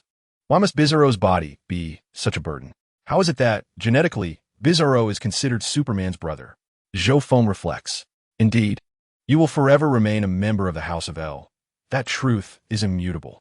I believe, Mr. Zhou Feng, your visit is not merely to claim familial ties, but rather to assist us in confronting Darkseid and Sinestro. We should discuss this matter further, Catwoman interjects, standing beside Zhou Feng. Zach, have you missed me? You haven't called me in ages, Batgirl Barbara inquires as she approaches Zach. Of course I've missed you. I've been preoccupied with preparations for the impending conflict against Darkseid and Sinestro. I apologize for the scarce communication, Barbara. Zach replies sheepishly, scratching his head. Now that Zach and Catwoman have established their separation, he feels compelled to devote himself entirely to Barbara. Is that so? Have you brought me a gift? Barbara leans closer, her curiosity piqued. Absolutely. However, it's a home. I can present it to you once the war is over, Zach responds promptly. After returning, he plans to make do with something from Alice's collection to appease his dear sister, who will undoubtedly assist him. Really? By the way, is this your father? Hello, sir. I'm Barbara Gordon, Batgirl. Barbara greets politely. Typically courteous, Claude, however, maintains a stern demeanor and merely offers a curt nod to Barbara, ignoring her greeting. My father is understandably tense with preparations for this war. Please don't take offense. Zach hastily explains. It seems he must find time to communicate with his father, Claude, especially since Barbara was unaware of his identity during their previous encounter. Welcome back to the team, Zach, Batman remarks. Zach nods apologetically at his mentor before taking his place behind Batman, while Claude joins his son at Batman's side. Although they are united against Darkseid and Sinestro, the two teams exhibit considerable differences. This is the Watchtower, Bruce. While we may be collaborating now, your voice does not hold sway here, Wonder Woman states. Diana, Bruce is now our ally. Such words are unwarranted, Superman interjects. Though this is the Justice League's headquarters, the construction of the Watchtower was financed and sponsored by me. Batman counters. That may have been the case before, but the current Star Watchtower is predominantly funded by Luthor, Wonder Woman concludes. Enough, Diana. This is a collaboration, not a quarrel, Superman stated. All right, Superman, I understand, Wonder Woman Diana replied, sensing Superman's rising anger and choosing to remain silent. Meanwhile, Zhou Feng observed the unfolding drama with keen interest. In the world of the Injustice League, Wonder Woman had been derisively dubbed Wonder Woman by internet users in her past life. A character notoriously unlikable. TCH, you wretched little harlot. After lying in a hospital bed for over a year, you dare to show your face again? At that moment, Montoya, standing behind Batman, suddenly interjected, pointing an accusing finger at Wonder Woman. What did you just say? If you have the guts, say it again. I will tear you into pieces, Wonder Woman exclaimed, her fury ignited by Montoya's words. Montoya showed no signs of backing down, immediately retaliating with further accusations. Did I say something wrong? Who has been trying to usurp Lois's place and climb into Superman's bed since her death? Before Montoya could finish her sentence, the enraged Wonder Woman lunged at her, ready to throw a punch.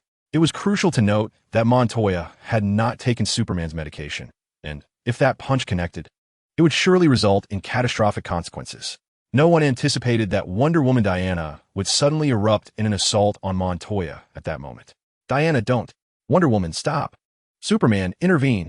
Everyone cried out in a flurry of urgency.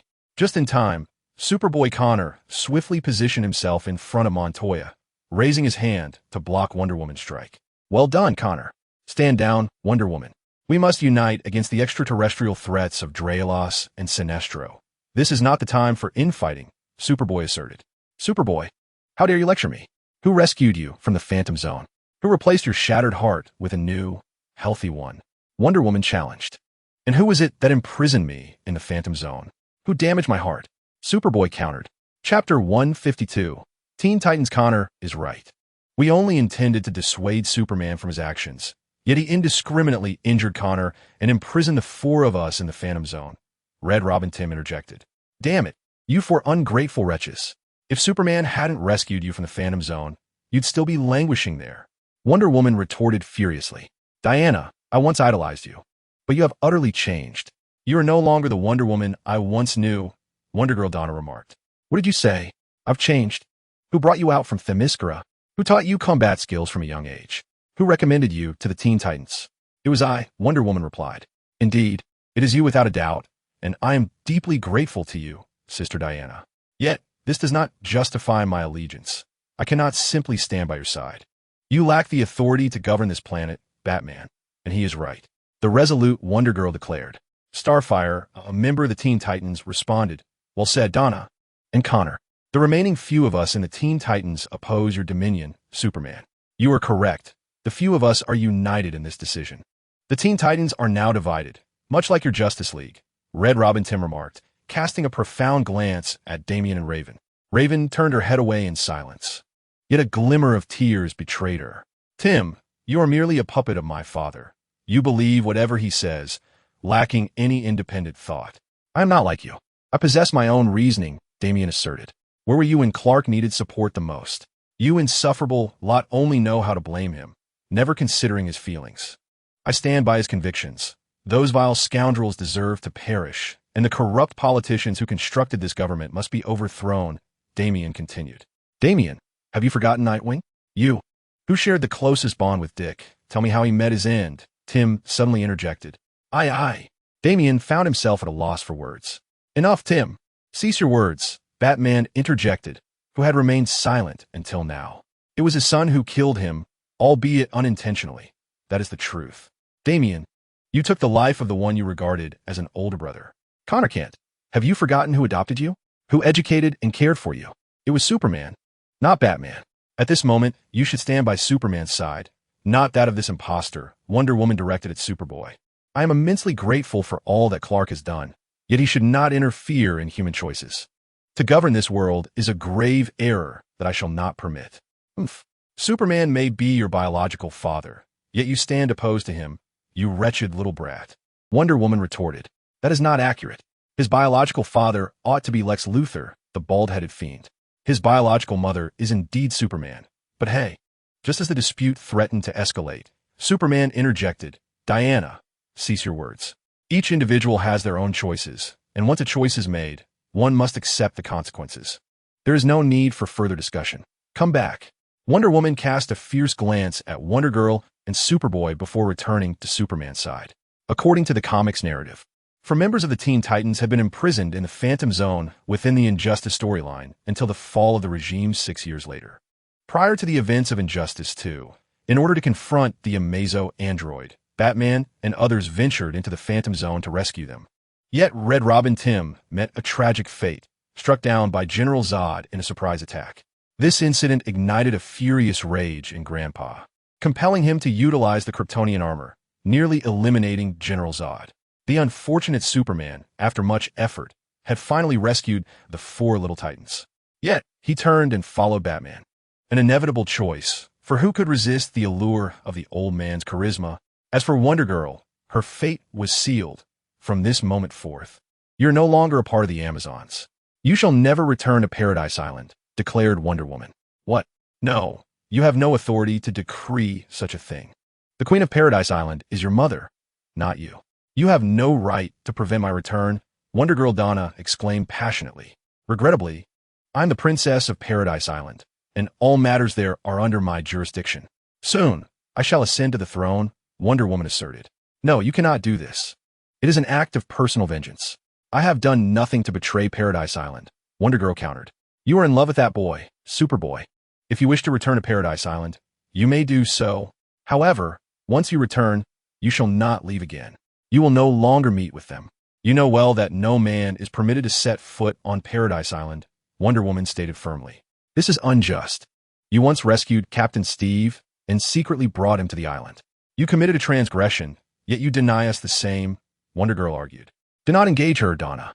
Trust me, I will defeat Superman, and you, Wonder Woman, I will ensure you return to Paradise Island with the freedom to come and go as you please. Superboy Connor proclaimed. The lad speaks wisely. Indeed, there are many on Paradise Island who resist Diana. In the 5th year, the unjustly imprisoned Wonder Woman of the Injustice universe was defeated by the Wonder Woman from the mainstream world, only to be confined by this world's Paradise Island. Ultimately, it was Black Adam and Supergirl Kara who liberated her. Now, I must insist, we cannot allow our guests to witness this farce. Mr. Zhou Feng. He belongs neither to our team nor Batman's. He currently occupies a neutral position. We have convened to confront the invasion of Darius and Sinestro's legions. Not to engage in internal strife, Lex Luthor interjected. Luthor is correct. Let us not become the subject of ridicule. Diana, return to us. This is their decision. I shall reiterate, Superman proclaimed. I apologize, Diana. I regret that Montoya spoke so harshly. We are not here to quarrel, but to address a crisis that threatens to obliterate our world. Let us converse, Superman urged, as the leaders on both sides began to speak. And those who had been bickering retreated to their respective factions. That's Superboy, Connor, is it? Why do you harbor such disdain for Kara? I just learned that, technically, he is your biological father, and you two are the L lineage? Clark, your child has grown so much. Kara inquired, her expression one of bewilderment, realizing that much had transpired during her absence. This morning, I was just brought to the watchtower by my cousin. Chapter 153. You are of the House of El, the bearers of hope, not of the Zod clan. I have heard of you. You're Superman's cousin, correct? Forgive me, but I'm not his son or anything of the sort. Strictly speaking, I am his clone, a fusion of human and Kryptonian genes, as Superboy remarked. I am Lex Luthor's creation, a clone fashioned from his own DNA and that of Superman. Who created you as a clone? It couldn't possibly be you, could it, Cal? Kara inquired. You must be aware that cloning is illegal under Kryptonian law. This boy is not my clone. He is a friend of Lex Luthor's, Superman responded. Let us just say, I'll explain everything later, cousin, if that's all right. All right, Cal. May I ask you a question? Since I arrived here today, I have noticed some troubling issues, Kara queried. From your earlier conversation, it seems you were once a team, all comrades, correct? Yet now, for reasons unknown, you find yourselves at odds. Could you enlighten me on this matter? Some events transpired that created a rift between us, Superman replied. Just a rift, Superman? Kara, you are her cousin, are you not? Wouldn't you wish to know the reason? Why not ask your dear cousin?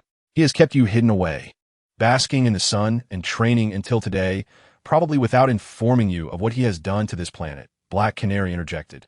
In this scenario, Black Canary harbors a profound animosity towards Superman, for her husband, Green Arrow, was brutally slain by him. What has my cousin done to this planet? What do Cal and the others mean? Kara turned to Superman, seeking answers. Kara, you are still quite young. There are matters you do not yet comprehend. All you need to know is that I have brought a long-awaited peace to this planet, Superman stated. How amusing, a long-awaited peace bestowed upon us Earthlings by an alien. Imposed, no less. Why do you not reveal to your cousin how violent you truly are? You dismantled the world's governments, compelling all of humanity to act according to your will. Batgirl, standing behind Batman, chimed in. Cal, tell me, what have you done to make them so loathe you? Kara asked anxiously. Kara, you must understand that Superman has saved this world multiple times, while the governments and foolish politicians have engaged in endless conflict. Thus, your cousin chose to dismantle these governments and establish a new one led by us, Wonder Woman explained.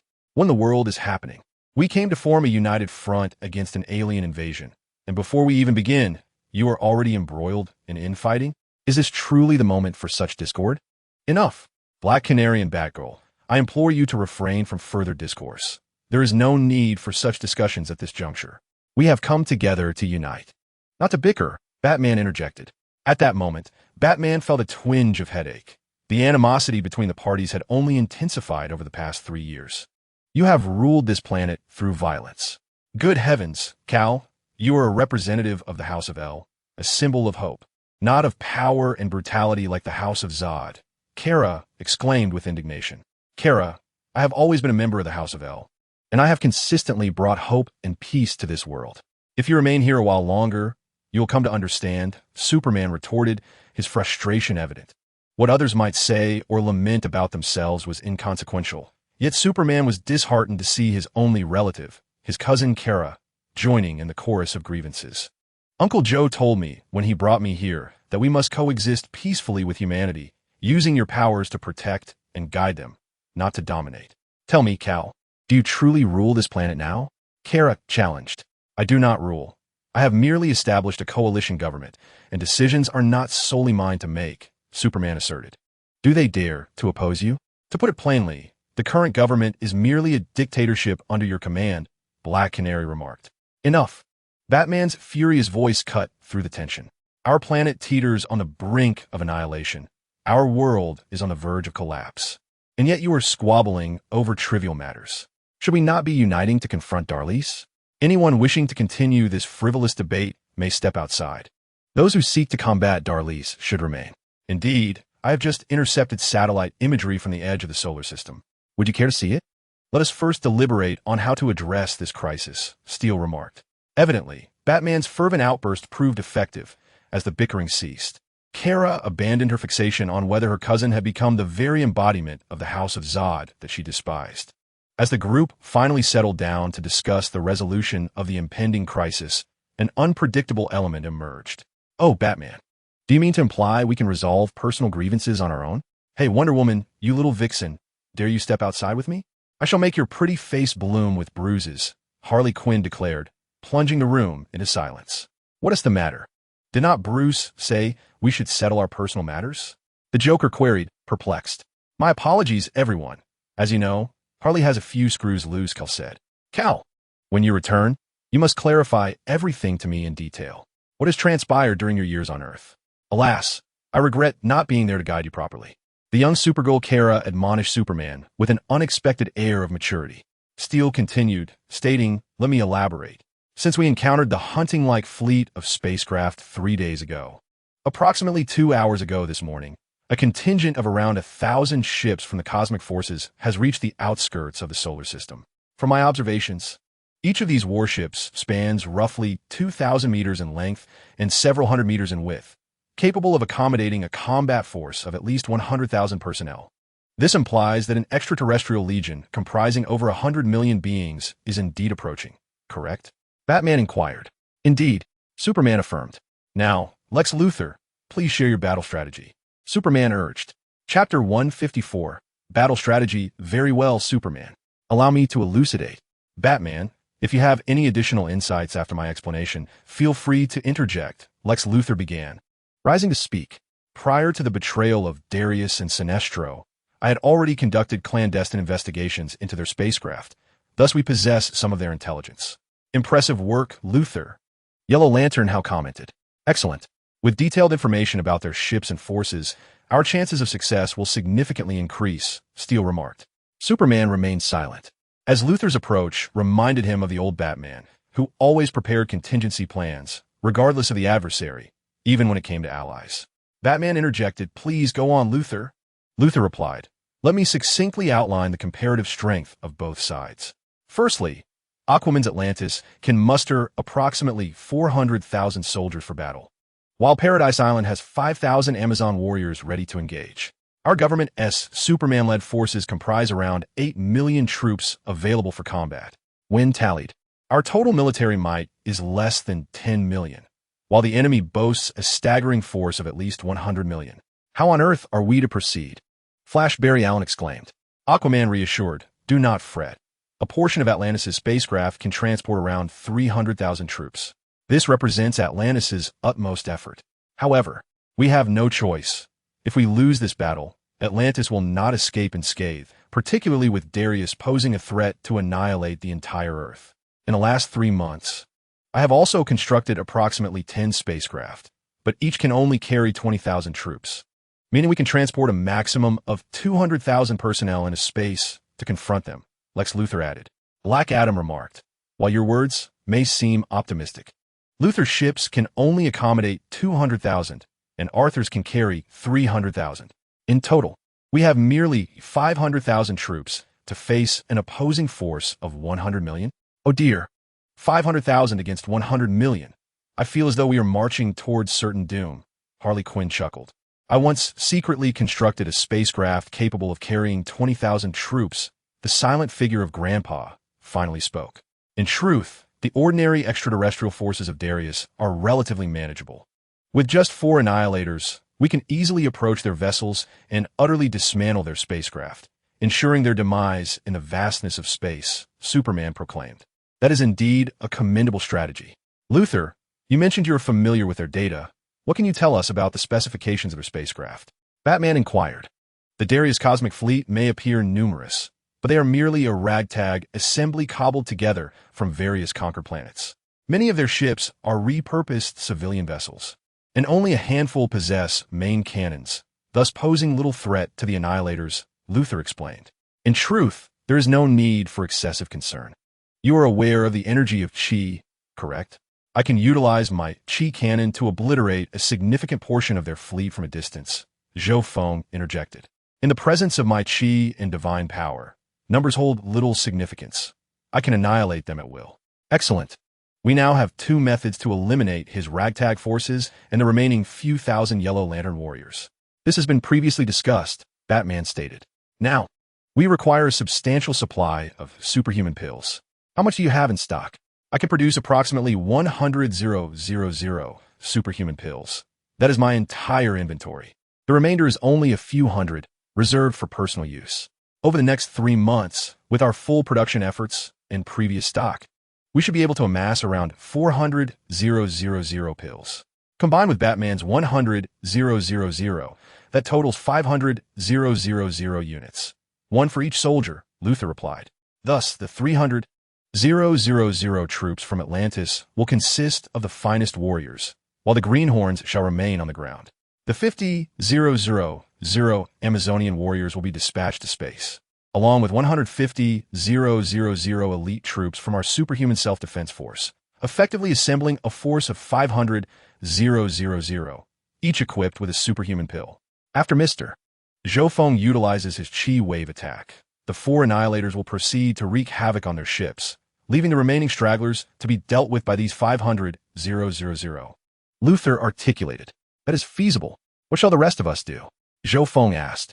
Mr. Zhou, you previously mentioned your intention to confront Darius alone, did you not? Lex Luthor suddenly inquired. Indeed, I can handle Darius by myself, Zhou Feng affirmed.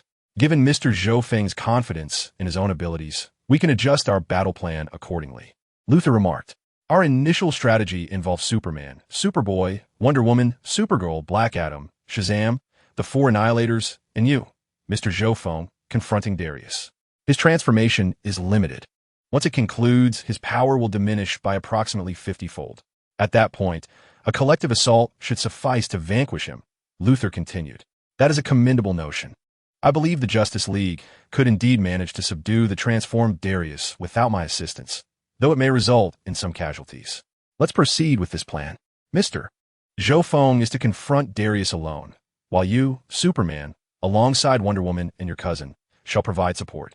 Should he falter, you are to intervene immediately, Batman stated. The remaining members will unite against Sinestro and his Yellow Lantern Corps, Lex Luthor added. Superman turned to Zhou Feng and inquired, Mr. Zhou Feng, do you truly possess the confidence to face Darius alone? His might is exceedingly formidable. I believe our collective strength would be the safest approach. If your concerns about my ability to contend with Darius persist, allow Superman and his cousin to remain by my side, while Wonder Woman returns to command the Amazonian forces. Zhou Feng replied, Very well, Mr. Zhou Feng. Since you are resolute in facing Darius on your own, we shall acquiesce to your wishes. Superman nodded in agreement. Let us commence gathering our forces in the coming days.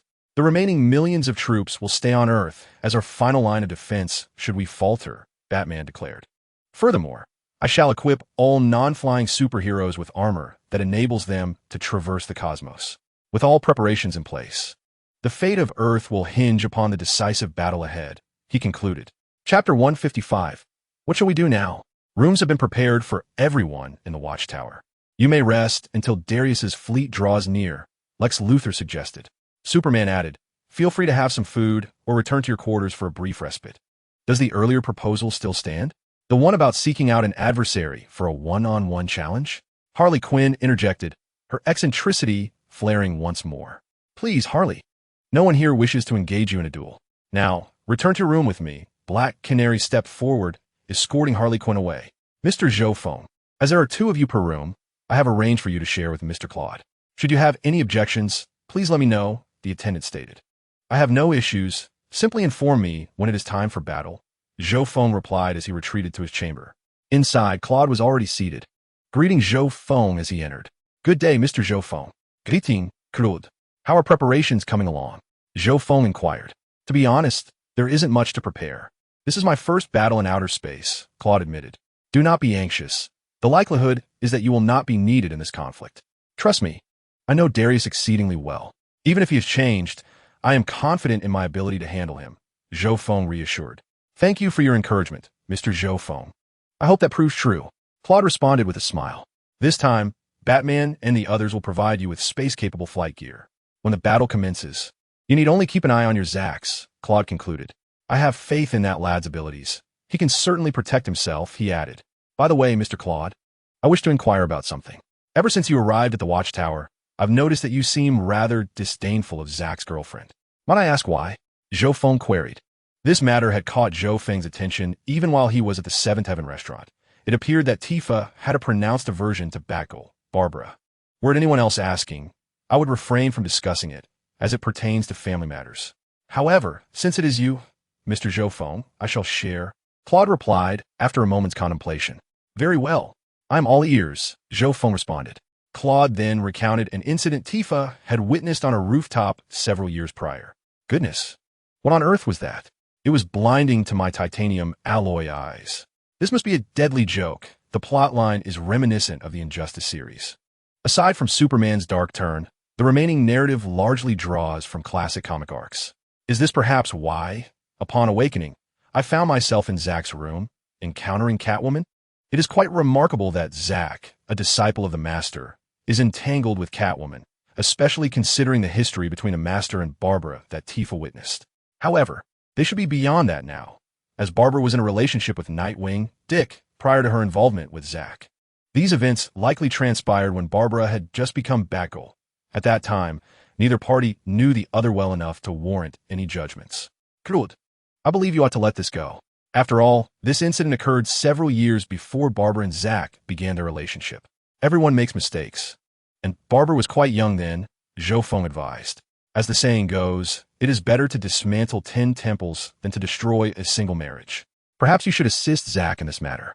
His entanglement with Catwoman should be a thing of the past. You are right, Mr. Zhou Feng.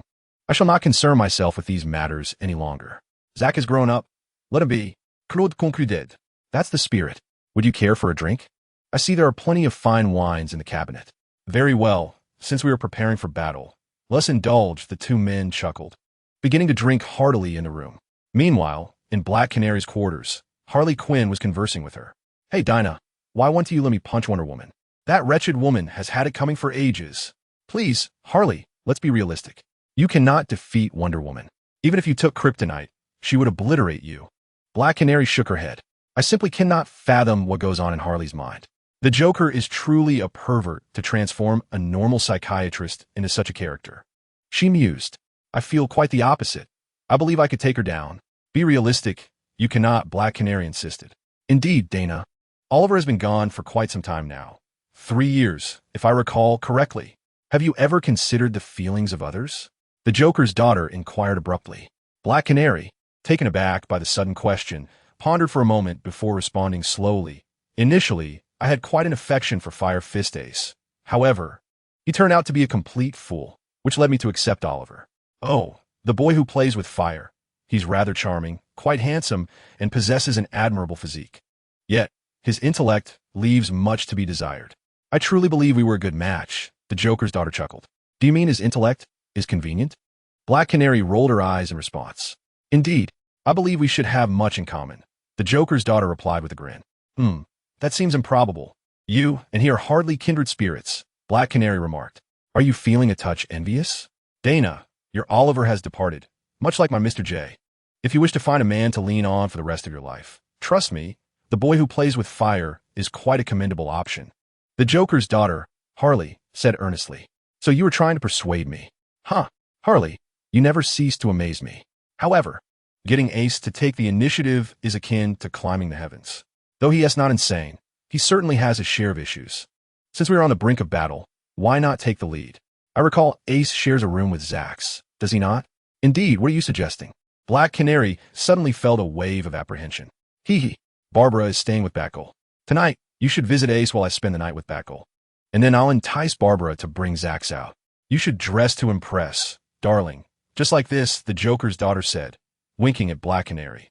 Is that truly feasible? I'm already a mother. Can I really attract him? Black Canary stammered.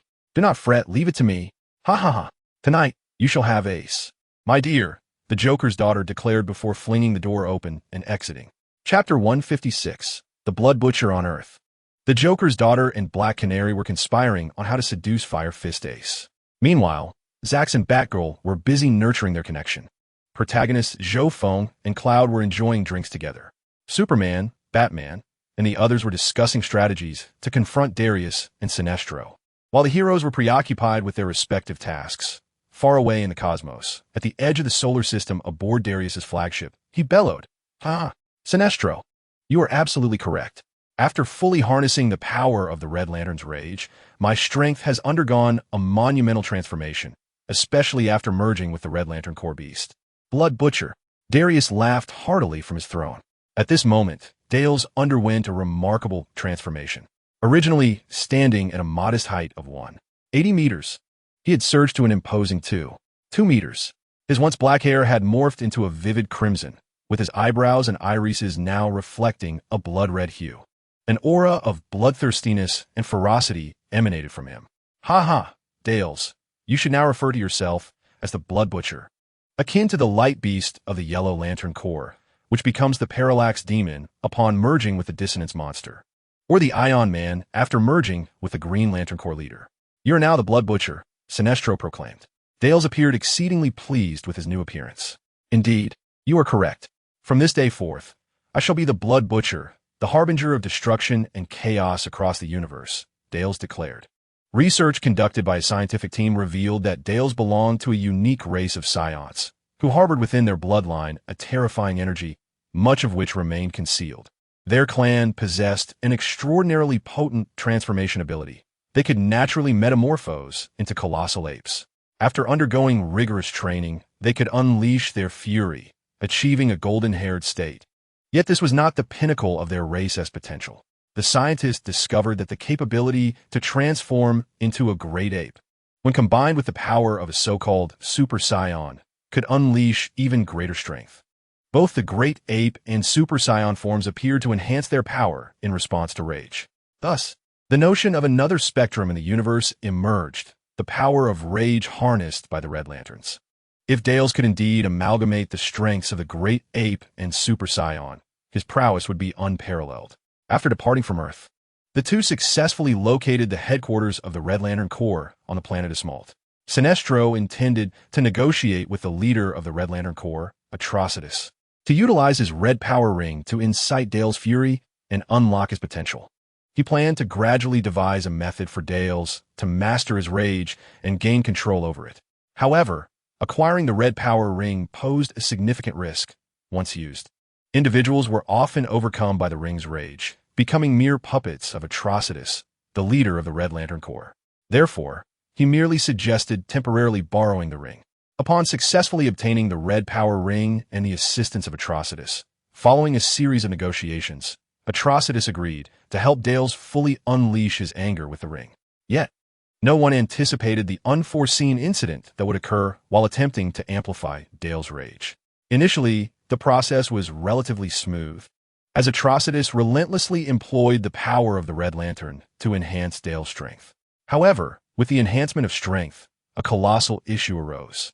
It seemed that Darius was experiencing a horrific ancestral regression effect. This phenomenon appeared to stem from the power of his forebears, as his height surged from a mere 1.8 meters to an astonishing 2 meters. His musculature expanded explosively. Initially, he was elated. After all, Having such a formidable subordinate was indeed a cause for celebration. Yet, the unfolding events often defied all expectations. As the intensity of his rage escalated, Darius involuntarily transformed into a super scion, marking the true onset of calamity. This transformation exceeded all imaginations. Darius relentlessly amplified his energy, causing his height to further ascend to approximately 2.6 meters. The once golden radiance of the super scion began to shift to a verdant hue. His physique swelled dramatically, becoming robust and stocky. The golden hair characteristic of the super scion morphed into a vibrant green, expanding explosively. His pupils faded, and an aura of profound terror emanated from him, resembling a world-destroying demon. The headquarters of the Red Lantern Corps trembled, and all members emerged in response.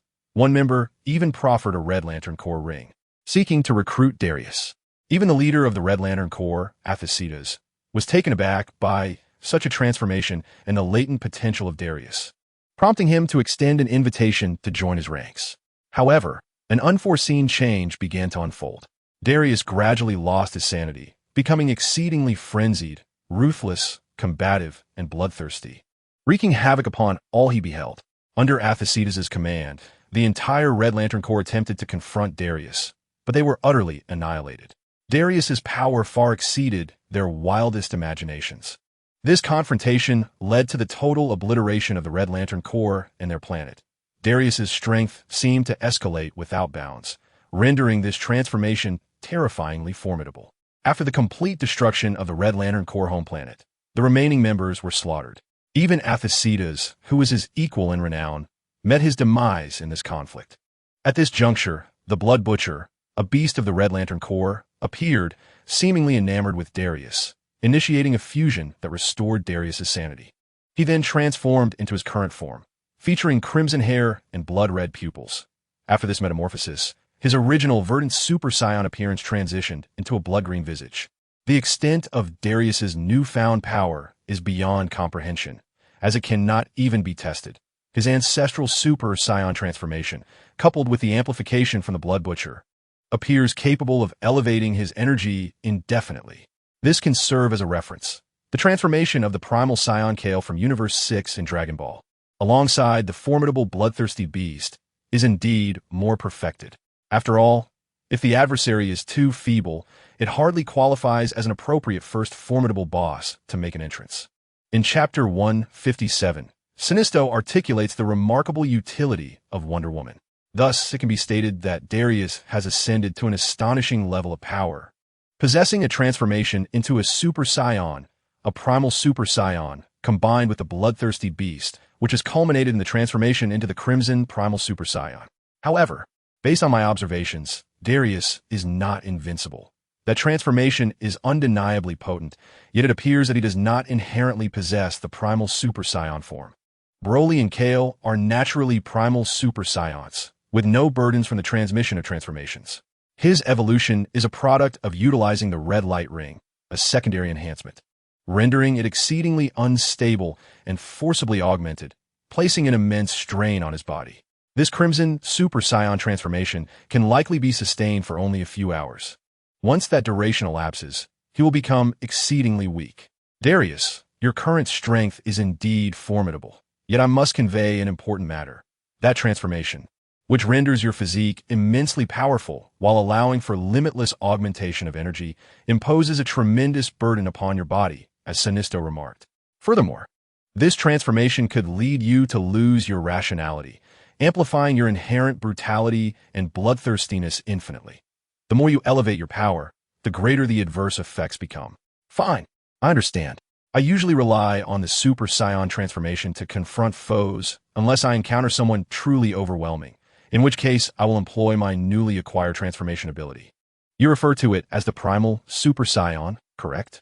Nevertheless, I doubt anyone could compel me to unleash such a transformation. Darius confidently asserted. Sinisto, shaking his head in exasperation, thought, "Fool, your mind is filled with brawn, and you've clearly failed to heed my words. It seems I must devise a contingency plan to unify the entire universe. Should someone discover his weaknesses, eliminating him would be remarkably effortless." Darius, I recall you mentioning an encounter with a scion named Goku, who bears an uncanny resemblance to you during the invasion of your world on Earth. Is that so? Sinisto inquired. That is his Earth name. His true name is Kakarot. Why do you ask about this individual? Darius responded, puzzled. With a smirk, Sinisto asked, I remember you saying he has a son, a half-breed scion born of Earthlings, possessing extraordinary combat potential, correct? Indeed. I had initially intended for his son to transform into a giant ape and subsequently eliminate his father before bringing him aboard my spaceship, Darius replied. Oh, then why did you abandon that plan? I had no desire to relinquish it. However, that boy, once transformed into a giant ape, proved to be incredibly powerful, yet lacked the primal ferocity, bloodlust, and combative essence intrinsic to scions. I suspect it is due to the influence of his Earthling heritage, Darius elaborated. And furthermore, the combat potential of that young lad is exceedingly formidable. I fear he may pose a threat to my position, just as I intended to eliminate him. I was rescued by his father, Kakarot. Subsequently, I was defeated by that Kakarot and found myself in this universe. You are aware of the events that followed, are you not? Dales remarked. I eagerly anticipate Kakarot's expression upon seeing me.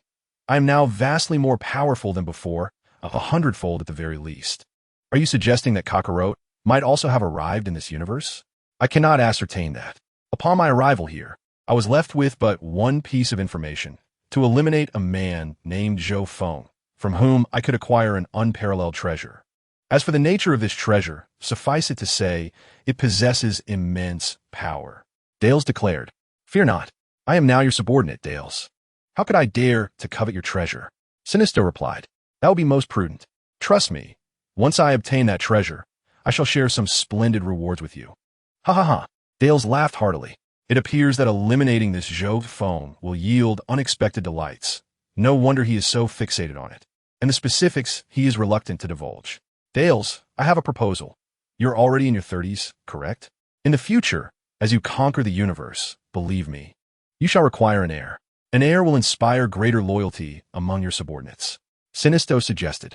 However, what if those younglings were to threaten my position in the future? Dales inquired. You are overthinking it. That is highly improbable. How could your child possibly threaten you? Take our universe's overlord, Darkseid, for instance. Most of his subordinates are his relatives, sons, daughters, uncles, and the like. It is foolish to distrust one's own kin. If you cannot trust them, whom can you trust? No wonder he has fallen prey to my manipulation.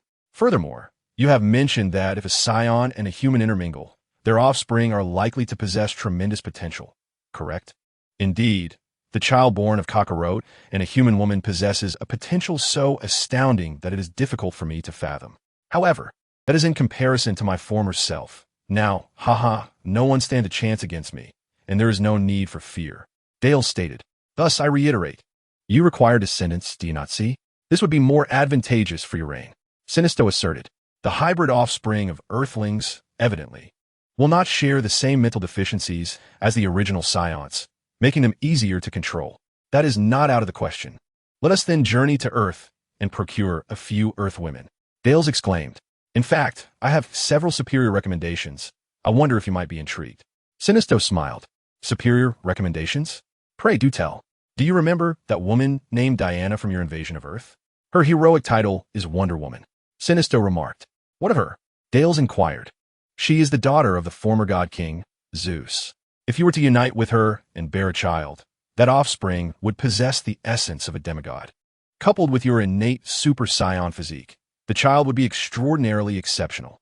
Thus, our objective is to capture him directly. What do you think? Sinestro elucidated. If we could merge the scion bloodline of Darius with that of the ancient divine lineage, the resulting child would be beyond comprehension in strength. Additionally, we should not overlook the daughter of Darkseid. The bloodline of the new gods is equally invaluable. Are you referring to the woman clad in armor, whose strength is formidable and combat prowess is fearsome? I recall Superman mentioning that she is currently gravely injured, Darius remarked. Indeed, however, not long ago, my intelligence operatives on Earth informed me that she has recovered and returned to the League, Sinestro replied. You still have spies on Earth? How astute of you. After all, you are our leader. Such trivial matters should be left to me. Wouldn't you agree? Very well. I shall handle the combat aspects, while you manage the intelligence. By the way, since you have spies in place, what is the current situation on Earth? Darius inquired. Chapter 158. My spies on Earth, I thought you would refrain from asking. Allow me to summarize briefly. Since our departure, they seem disinclined to submit to us and are actively preparing for war, Sinestro stated. They dare to challenge me? Excellent. In that case, we shall utterly annihilate them. Currently, the entire Justice League, even united, stands no chance against me, Darius declared. Do not underestimate them, Darius. Normally, indeed, no one in the Justice League poses a threat to you. However, since its inception, the League has triumphed over countless adversaries they were not meant to defeat, Sinestro cautioned. You mention others. I am different. I shall demonstrate the might of the Scions, the fierce warrior race of the cosmos, Darius asserted. Initially, that fellow known as Superman had considerable strength. I had intended to recruit him as one of my subordinates. It appears I must abandon that notion, and Darius. I have already informed you that Superman shall never submit to anyone, Sinestro remarked. Very well, it seems we have no choice.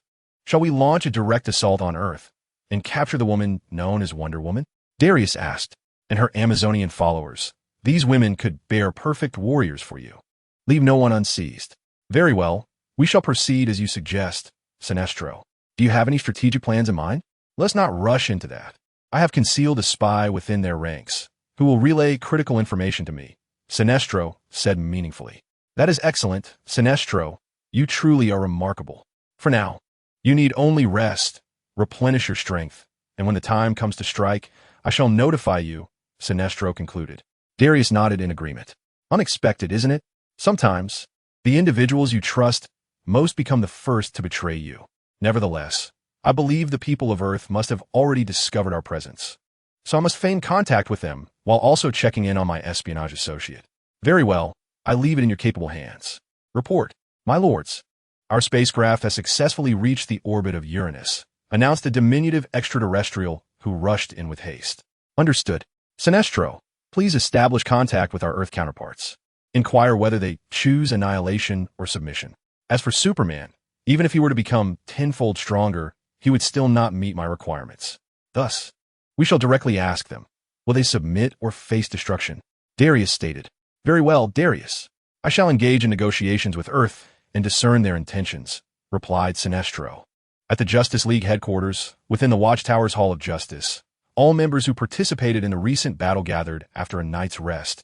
For mere moments ago, Darius' fleet had sent a communication signal. Now that we are all present, let us receive the communication signal. Batman declared, You, Superman, shall represent us in negotiations. Leave it to me. I will converse with these extraterrestrial beings. Greetings, Earthlings. I am Sinestro, your old acquaintance. As the signal connected, Sinestro appeared on the virtual screen clad in his distinctive yellow uniform, oozing arrogance. Oh, what do I see? Is that not the esteemed members of the Bat Team? It seems Superman has triumphed. You have successfully apprehended them. Would you like me to arrange a celebratory soiree? These matters are of no concern to you.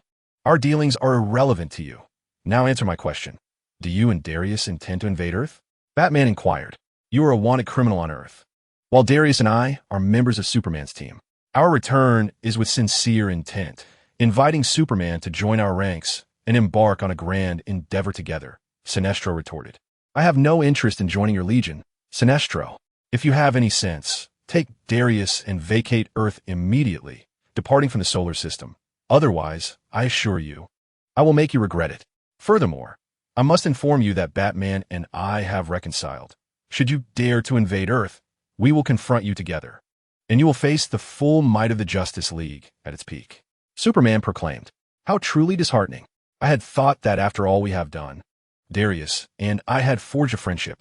Yet, you choose to reconcile with Batman and refuse to join us. Have you forgotten who assisted you during your most desperate hour? When the Green Lantern Corps invaded, who saved the entire Justice League? Who saved you? That was merely a transaction. You aided me against the Green Lantern Corps, and I fulfilled all your demands in return, Superman replied. Is this how you repay your savior? Oh, Earth Champion? Very well. It seems our discussions have reached an impasse. I shall not allow the Earth to become your vassal, nor can we acquiesce to your terms. You might as well abandon that hope, declared Superman. Then you are indeed prepared for war. I presume you have noticed the multitude of troops we have brought with us? Sinestro threatened. Regardless of the number of soldiers you deploy, victory shall ultimately belong to us. Over the years, countless extraterrestrial invaders have attempted to conquer Earth, and you must have witnessed their fates. Batman retorted. Silence, Superman. Allow me to handle this. You may observe from the sidelines. Sinestro continued. The two conditions you proposed are utterly unacceptable. If you persist in this manner, war is our only recourse. Do not underestimate our chances of success. Your intelligence appears rather outdated. You may not yet be aware that the Red Lantern Corps, along with their home planet and all their members, have been ruthlessly annihilated by Darius. The Red Lantern Corps has been utterly destroyed by you? Hal inquired. Oh, my old friend Hal, it has been far too long. You are correct. We orchestrated a grand spectacle on their home planet. You may recall, we staged a similar display when we rescued you from OA. Sinestro said malevolently. How could you do such a thing? That was an entire planet. Indeed, and if you refuse to comply, your Earth shall soon become a magnificent display of cosmic fireworks as well. Ha ha ha. Well, since you insist, this indicates that you are fully committed to war. Is that not so? In that case, Sinestro, farewell, let us prepare for battle. Batman concluded, abruptly severing the communication. There is no need for further discussion. Prepare for war. Everyone, Superman, join me. I have matters to discuss with you. The rest of you, return to your quarters and stand by. We may engage in combat at any moment. Batman commanded. Chapter 159. Batman's doubts, a solemn expression enveloped the faces of the assembled heroes. All had heard of Darius's obliteration of the Red Lantern Corps home planet, and the impending battle would undoubtedly be formidable. The camaraderie that once filled the air dissipated, and members of both Batman's and Superman's teams silently retreated to their respective quarters. At that moment, Harley Quinn approached Black Canary, whispering, How'd it go last night? Did you manage to deal with that Fire Fist guy? Black Canary rolled her eyes at the inquiry. Harley, I scarcely wish to revisit last night's events. Goodness, I've completely lost hope regarding Fire Fist Days, she admitted, feeling somewhat constipated by her thoughts. What do you mean by that? Not in the mood to discuss it. Please, Dinah, I endured quite the ordeal last night. Squished together with Batgirl. You know she's a total lesbian. I was at quite the disadvantage. Harley complained. Fine, I've done what I needed to do. Is that satisfactory? Farewell. I'm off to get some sleep. The Black Canary seemed impatient and dismissive. What was the situation? Meanwhile, in the room of Zax and Fire Fist Ace, Zax expressed his surprise. I never anticipated that Dana would harbor feelings for me. To which Ace replied, Why not just accept it? Dana is a wonderful woman. Zax continued, reflecting on his joy from reuniting with Barbara after a long separation. It was a delightful evening, he remarked. Ace, visibly irked, retorted, How frustrating. I turned down Dana last night, and why on earth did you not come back? Why? Your actions will undoubtedly hurt Sister Dana, Zax admonished. I can't shake the feeling of betraying Oliver. He entrusted me to take care of her. I never imagined Dana would wish to marry me. Ace lamented, cradling his head in his hands. Well, I can't assist you in that regard. It's up to you, Ace. However, Oliver would surely want Sister Dana to find happiness. You have not wronged Oliver. There is no rule against marrying the widow of a deceased friend, Zax reassured him. Perhaps I should contemplate this further. I must rest as battle is imminent. Good night. Ace sighed, still troubled by the unanswered question of where he had been the previous night, now appearing weary.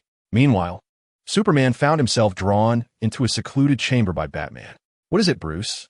You seem to have something on your mind, Superman inquired. Clark, I suspect one among us may be a mole for Sinestro, Batman declared with startling gravity. What? Are you certain, Bruce? What leads you to this conclusion? Superman pressed. Today, he initiated a video communication, displaying an unusual level of confidence in our conversation.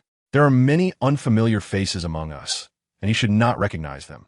Yet, upon closer observation, it seems he is well acquainted with everyone, which is quite alarming, Batman explained. You may be overthinking this, Bruce. The situation may not be as you perceive. Superman responded, aware of Batman's notorious suspicion. We cannot dismiss any possibilities, and this is far too evident. I am 80% sure that one of us is indeed Sinestro's spy, Batman insisted. Very well, what shall we do now? Superman inquired. If Bruce, the Dark Knight, held such a strong conviction, Superman chose to place his trust in him. Bruce had never let him down in such matters. We need to test a few individuals I suspect, Batman suggested. What kind of test do you propose? And you have several suspects? Pray, do enlighten me, Superman urged. I am employing the process of elimination. First, I exclude you and myself, then the Flash, Barry Allen, who I imprisoned for over a year and never had the chance to meet Sinestro, Batman stated. Wonder Woman, Diana, follows the same logic. She has been in a coma for nearly 2 years, thus she is also excluded. Just tell me your analysis of the remaining suspects. Bruce, Superman requested. There are 3 primary suspects that raise the most concern, Batman concluded. The first suspect, a man named Zhou Feng, while also a Kryptonian, has an enigmatic origin. Your team's Fire Fist ace did mention that he hails from a different universe, didn't he? I have previously harbored doubts about him, particularly because the abilities he wields are strikingly akin to those of Darius, Superman remarked. Batman paused momentarily before responding. Just like Darius, he too is from another universe. Once I depart from you, I shall take it upon myself to probe into his character. It would be an opportune moment to clarify the outcome of our dealings with him.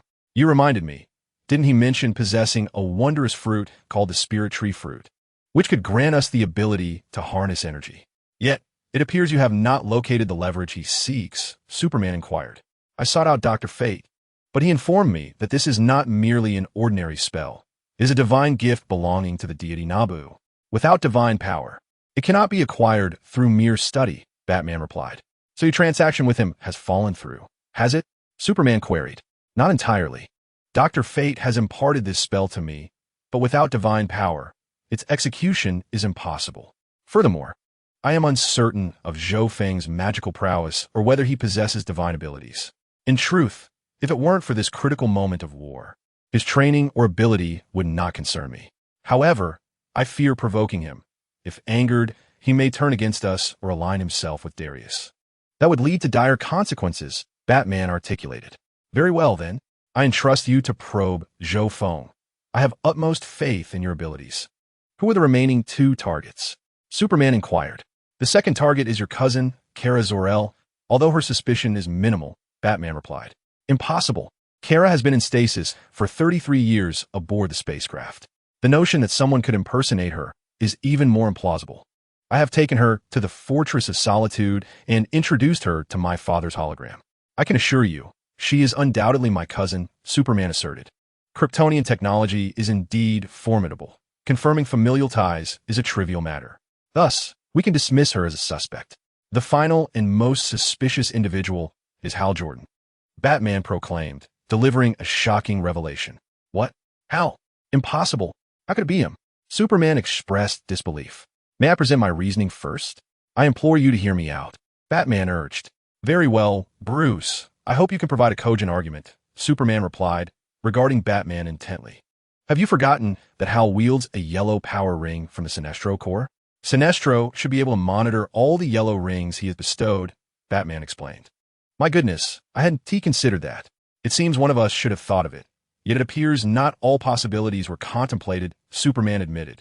Lex Luthor once suggested that Hal should refrain from using the yellow power ring for the time being and see if he could acquire the green power ring instead.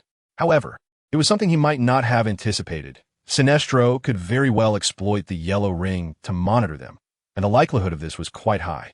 I will go over shortly and instruct Hal to cease using the Chaos Ring, and I would prefer he not participate in this battle, Superman remarked. This means we would be down 1 combatant, but it is unavoidable.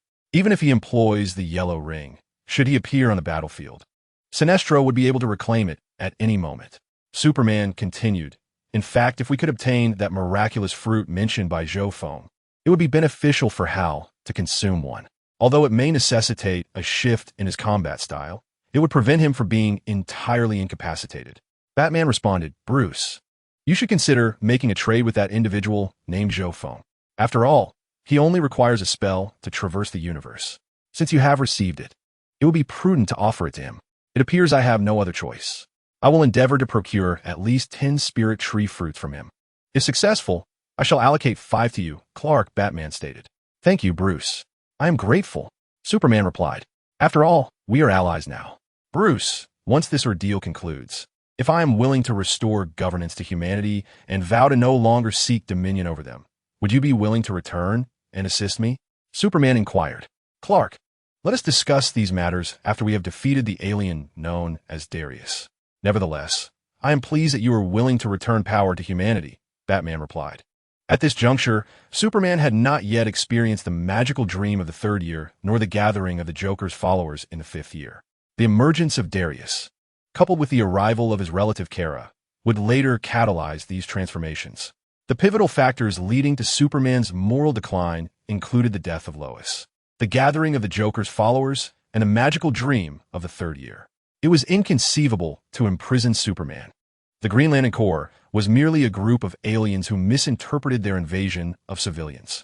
If Superman could indeed restore governance to humanity, although they might harbor suspicion towards him in the future, it was not an insurmountable issue for him.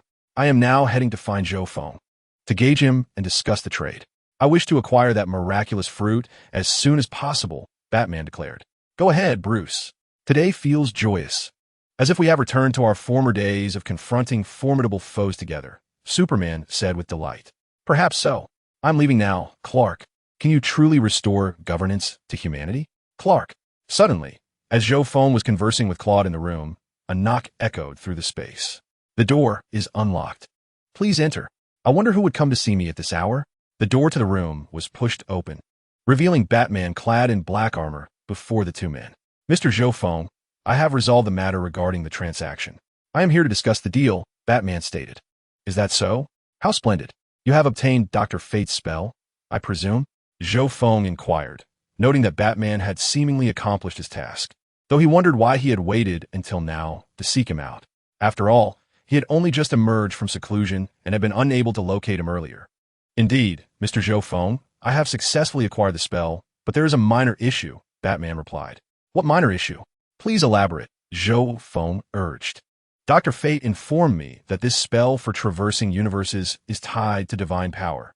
Thus one must possess such power to wield it effectively. Ordinary mortal sorcerers cannot utilize it, Batman explained. I thought it was something serious. I am a mid-level deity myself, so activating this spell should not pose a challenge. I can simply hand it over to my essence when the time comes. This is of no concern to me.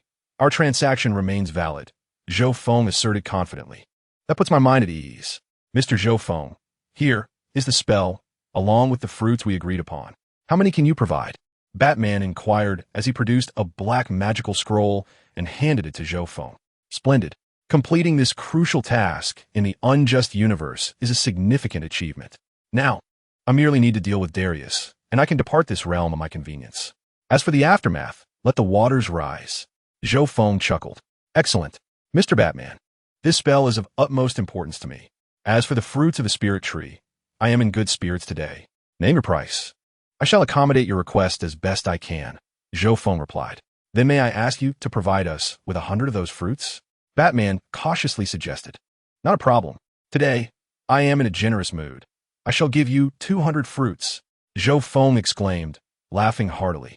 It seemed that Zhou Feng possessed a far greater quantity of fruits than Batman had anticipated. The next step was to experiment with the fruits and discern the power they would bestow.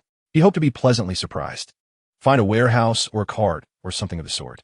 I will fetch the 200 fruits for you, Zhou Feng instructed. Or perhaps you have a small backpack. Hand me one, and I shall cast a spell known as the infinite extension technique, Batman proposed, almost forgetting about the magical staff he had acquired, which could perform all standard spells from the HP world, including the infinite extension spell. He could also cast it to provide them with a piece of spatial equipment. Infinite extension technique? What is that? Batman inquired. For instance, if you give me a small backpack, once I cast the spell on it, its internal space will expand to be larger than several rooms combined, Zhou Feng explained. Batman retrieved a small pouch for storing batarangs from his utility belt and handed it to Zhou Feng. Is this small dart bag acceptable? No problem, this will do.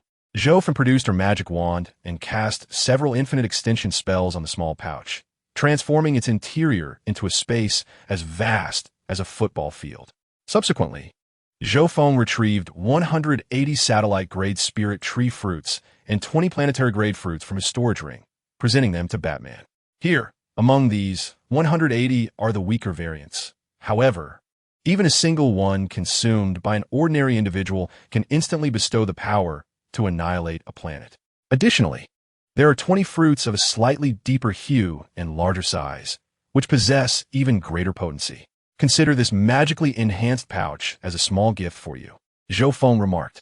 The satellite-grade fruits can augment combat power by 30,000 to 50,000 while planetary-grade fruit can elevate it by 300,000 to 400,000 points. Chapter 161. The decision to consume the fruits having accomplished his paramount goal in this unique world, Zhou Feng was in exceptionally high spirits. These casually conjured spatial trinkets could be gifted without hesitation, as they held little value to him. It was hard to believe that a mere incantation could expand the pouch's capacity by hundreds of times. Batman, accepting the dart bag, mused, "I wonder if he would be willing to create more such spatial bags." To the creator, these spatial items may seem trivial, yet to a tactical master like myself, they are extraordinarily valuable. Mr. Zhou Feng, may I inquire what costs are associated with using this magic? Could you assist us in crafting more of these bags? Batman inquired. Creating more was indeed no burden. After all, he expended neither magic nor materials. Merely a wave of his wand sufficed. Yet, what compelled him to assist them without reason? Though he was in good spirits today, he thought, "All right, I shall craft 10 for them. You have little of value for me to trade. But given my favorable mood today, I will generously gift you 10. Bring me 10 small boxes or bags this evening, and I shall create 10 for you." Zhou Feng announced. Batman replied, "I am immensely grateful. I will bring over 10 small items tonight. The subsequent crafting will be quite the task for you, Mr. Zhou Feng." This was a clear case of informational disparity leading to oversight. The interdimensional travel spell was undoubtedly invaluable to him. He should devise a means to reap benefits from this arrangement. Perhaps Zhou Feng's wand, capable of executing magic at will, could yield even more magical artifacts. Once again, I sincerely thank you for your support, Mr. Zhou Feng. Not all. It is my pleasure. By the way, do you have any other matters to discuss, Mr. Bruce? Zhou Feng inquired. There is an inexplicable feeling that Lord Yi has come today, seemingly not merely for a transaction, but perhaps for another purpose, though I remain unaware of what it might be. Mr. Zhou Feng, I have no further matters to discuss, so I shall take my leave now. Having finished speaking, Batman departed from the room of Zhou Feng and Claude. It all felt rather perplexing, yet it matters not. Acquiring the spell to traverse the cosmos is already a cause for immense joy. Now, I merely await Dales to present himself. Before long, Batman, having exited, arrived at the secret conference room with Superman. "How goes it, Bruce?" Superman inquired. "He should not be a spy. That much can be reasonably ruled out. Sinestro could hardly afford such a formidable infiltrator," Batman replied. "Then I am relieved. I just came from Hal. He has already surrendered the Yellow Lantern ring to me. So you can rest assured," Superman affirmed. "In that case, all suspects should be eliminated, correct?" "Pretty much, but I cannot guarantee that it encompasses everyone. I will continue to monitor the movements of each individual. My transaction with Zhou Feng has concluded. We received a total of 200 spirit tree fruits, 20 of which are potent, while the remaining 180 are of average efficacy," Batman explained. "Excellent. Do you have any opinions on this matter, Bruce? If we have 200 fruits, that means each of our main members can have one," Superman remarked. "As for those who consume the fruits, I suggest we select 20 from my team and yours to partake of the potent fruits. The remainder can settle for the ordinary ones," Batman proposed. "Do you have suitable candidates in mind?" Superman inquired. "First is Hal. Having lost his ring, he should gain formidable power from consuming such a fruit." Superman nodded in agreement.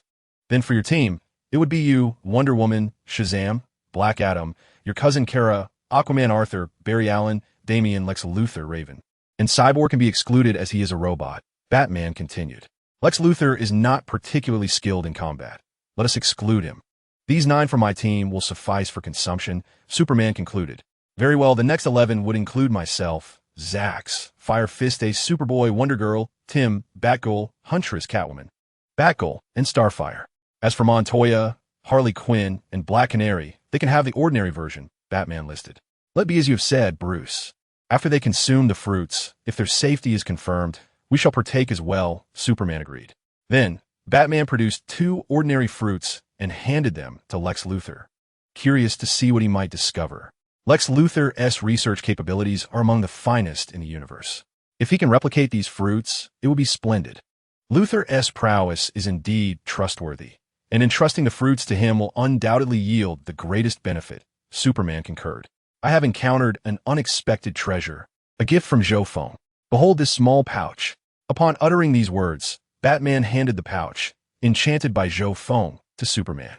As Superman received the pouch and examined it, he swiftly discovered the fruits contained within, along with an astonishingly vast space.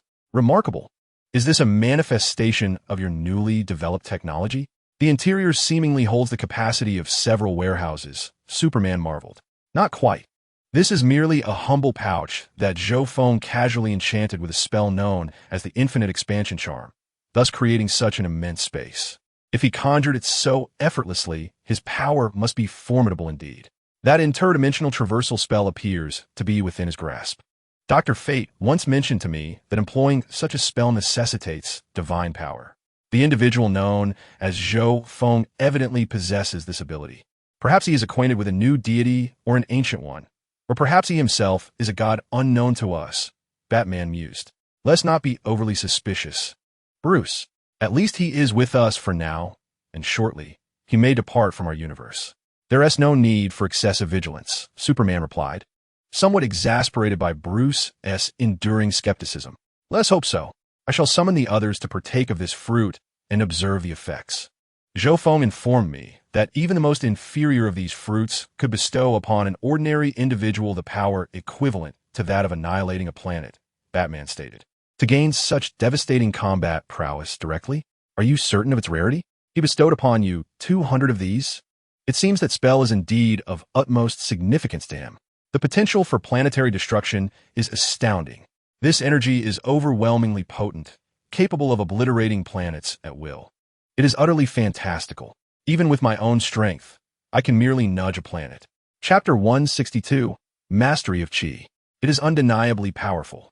I hope it is as he claims. Now, let us hasten to gather everyone. We must first test the potency of the fruit, Batman declared.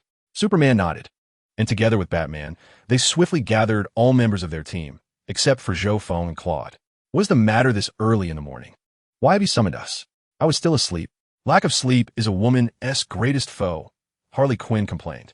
I suspect there's something urgent they need to inform us about. It was Superman and Batman who called us together. They must have discovered something critical, Cyborg noted. Stop complaining. Harley, we all rose early for this. Black Canary remarked. But why is Mr. Zhou Feng and Mr. Claude nowhere to be seen? Catwoman inquired. Allow me to elucidate, everyone. I recently struck a deal with Mr. Zhou Feng and acquired a miraculous fruit. Upon consumption, even an ordinary person can harness the energy of Qi, which is the very power utilized by the impending invader, Darius, Batman elucidated. Thus, the transaction you completed with him has reached its conclusion, and Dr. Fate has bestowed upon you the incantation he sought. Consequently, you have procured the miraculous fruits from him. Correct, Bruce? Catwoman inquired. Indeed, as we are now allied, Superman and I have resolved to divide these fruits equally, Batman affirmed. Our team owes the acquisition of these fruits entirely to Batman. Thus his team shall receive a greater share, Superman remarked. Stepping forward, Superman declared, we have obtained a total of 200 fruits, of which 180 possess ordinary effects, while 20 exhibit potent capabilities. After deliberation with Bruce, we have decided that I, along with Wonder Woman, Shazam, my cousin Kara, Superboy, Black Adam, Bruce, Zax, Firestorm, Hal, Damian, Tim, Batgirl, Huntress, Flash, Batwoman, Aquaman, Arthur, Raven, Wonder Girl, Starfire, and several others, 20 in total, shall consume the potent fruits, while the remainder shall partake of the ordinary ones. Oh, how disheartening. Is a no portion for me? Harley Quinn lamented. These 20 individuals will consume the potent fruits, leaving over 100 remaining, sufficient for each person present to receive one. Thus, there is no need for concern about not obtaining a share. Each of you shall receive a fruit, Batman reassured. Upon acquiring the energy of these fruits, you will also gain the ability to fly, which will greatly facilitate our impending battle against Darius, Superman added. How splendid. I feared I would be left out. We too can soar through the skies like Superman, Harley exclaimed. Lex Luthor, we shall allocate 2 fruits for your research, so you may examine whether this fruit, which enhances strength and grants the power of energy manipulation, can be replicated or improved, Superman proposed. Very well, I will investigate this fruit, Lex Luthor replied. Superman and Batman exchanged nods, and Batman retrieved approximately 60 fruits from his spatial bag, stating, all right, those 20 who were just called, step forward. Take these and enjoy. The vibrant ones, slightly larger in size, are the potent fruits. The rest may consume the ordinary ones. After partaking of the fruits, It is imperative that everyone quickly acclimatizes to their newfound powers, Superman instructed. I certainly do not wish for anyone in our team to lose control and inadvertently obliterate a city or even a planet. That would be disastrous, Batman cautioned. To have the power to annihilate a planet is truly remarkable, Harley exclaimed. Clark, as for the others, I shall not concern myself. After all, Harley Quinn is a complete lunatic. It is best not to give her such perilous substances, Wonder Woman advised. Hey, what do you mean by that? Do you want to fight, Wonder Woman? Harley retorted. We can step outside for a duel at any time. The Joker's daughter expressed her dissatisfaction. To be candid, both Superman and Batman were quite concerned about Harley. Her mind seemed to be in a whirlwind. If she were to truly utilize the power of the spirit fruit, gaining the ability to obliterate planets and cities at will, one could only imagine the chaos she might unleash in the future. Bruce, I believe, Superman whispered to Batman. It will be prudent to refrain from allowing her to consume such fruit. Batman pondered briefly before responding. Superman, Harley has undergone significant transformation. She is no longer the lunatic she once was. Trust me, she won't lose control. If she were to cause any trouble, I would personally see to it that she is incarcerated. I believe we should remain cautious and prevent any potential disasters. It would be wise not to grant her this benefit. Perhaps you might consider my perspective, Superman insisted. Trust me, Superman, Harley won't go astray. She might have in the past, but now she has completely liberated herself from the Joker's shadow. Very well, Bruce, if you are resolute in your decision. Among us all, she's the one I find most concerning, Superman replied. Thank you, Bruce. I appreciate your faith in me, and I assure you, I will not falter, Harley said, touched by his confidence. Batman nodded in acknowledgement of her words. Just remember, if she stirs up any significant trouble, Batman, you'll have to clean up the mess yourself. Do not expect our assistance, Wonder Woman remarked, somewhat dissatisfied. Rest assured, Diana, I will manage it, Batman replied.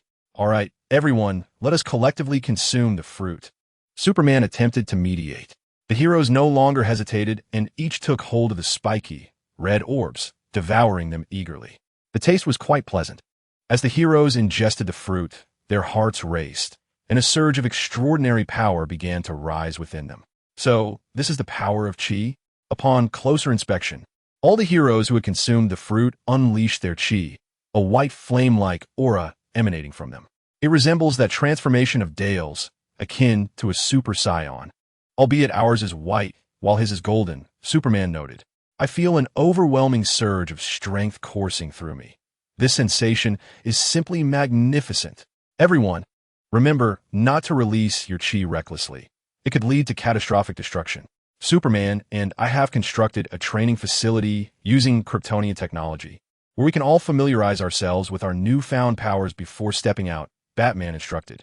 Thus, the members of Superman's team and Batman's team collectively consumed the spirit fruit provided by Zhou Feng, embarking on a journey to master the power of Chi.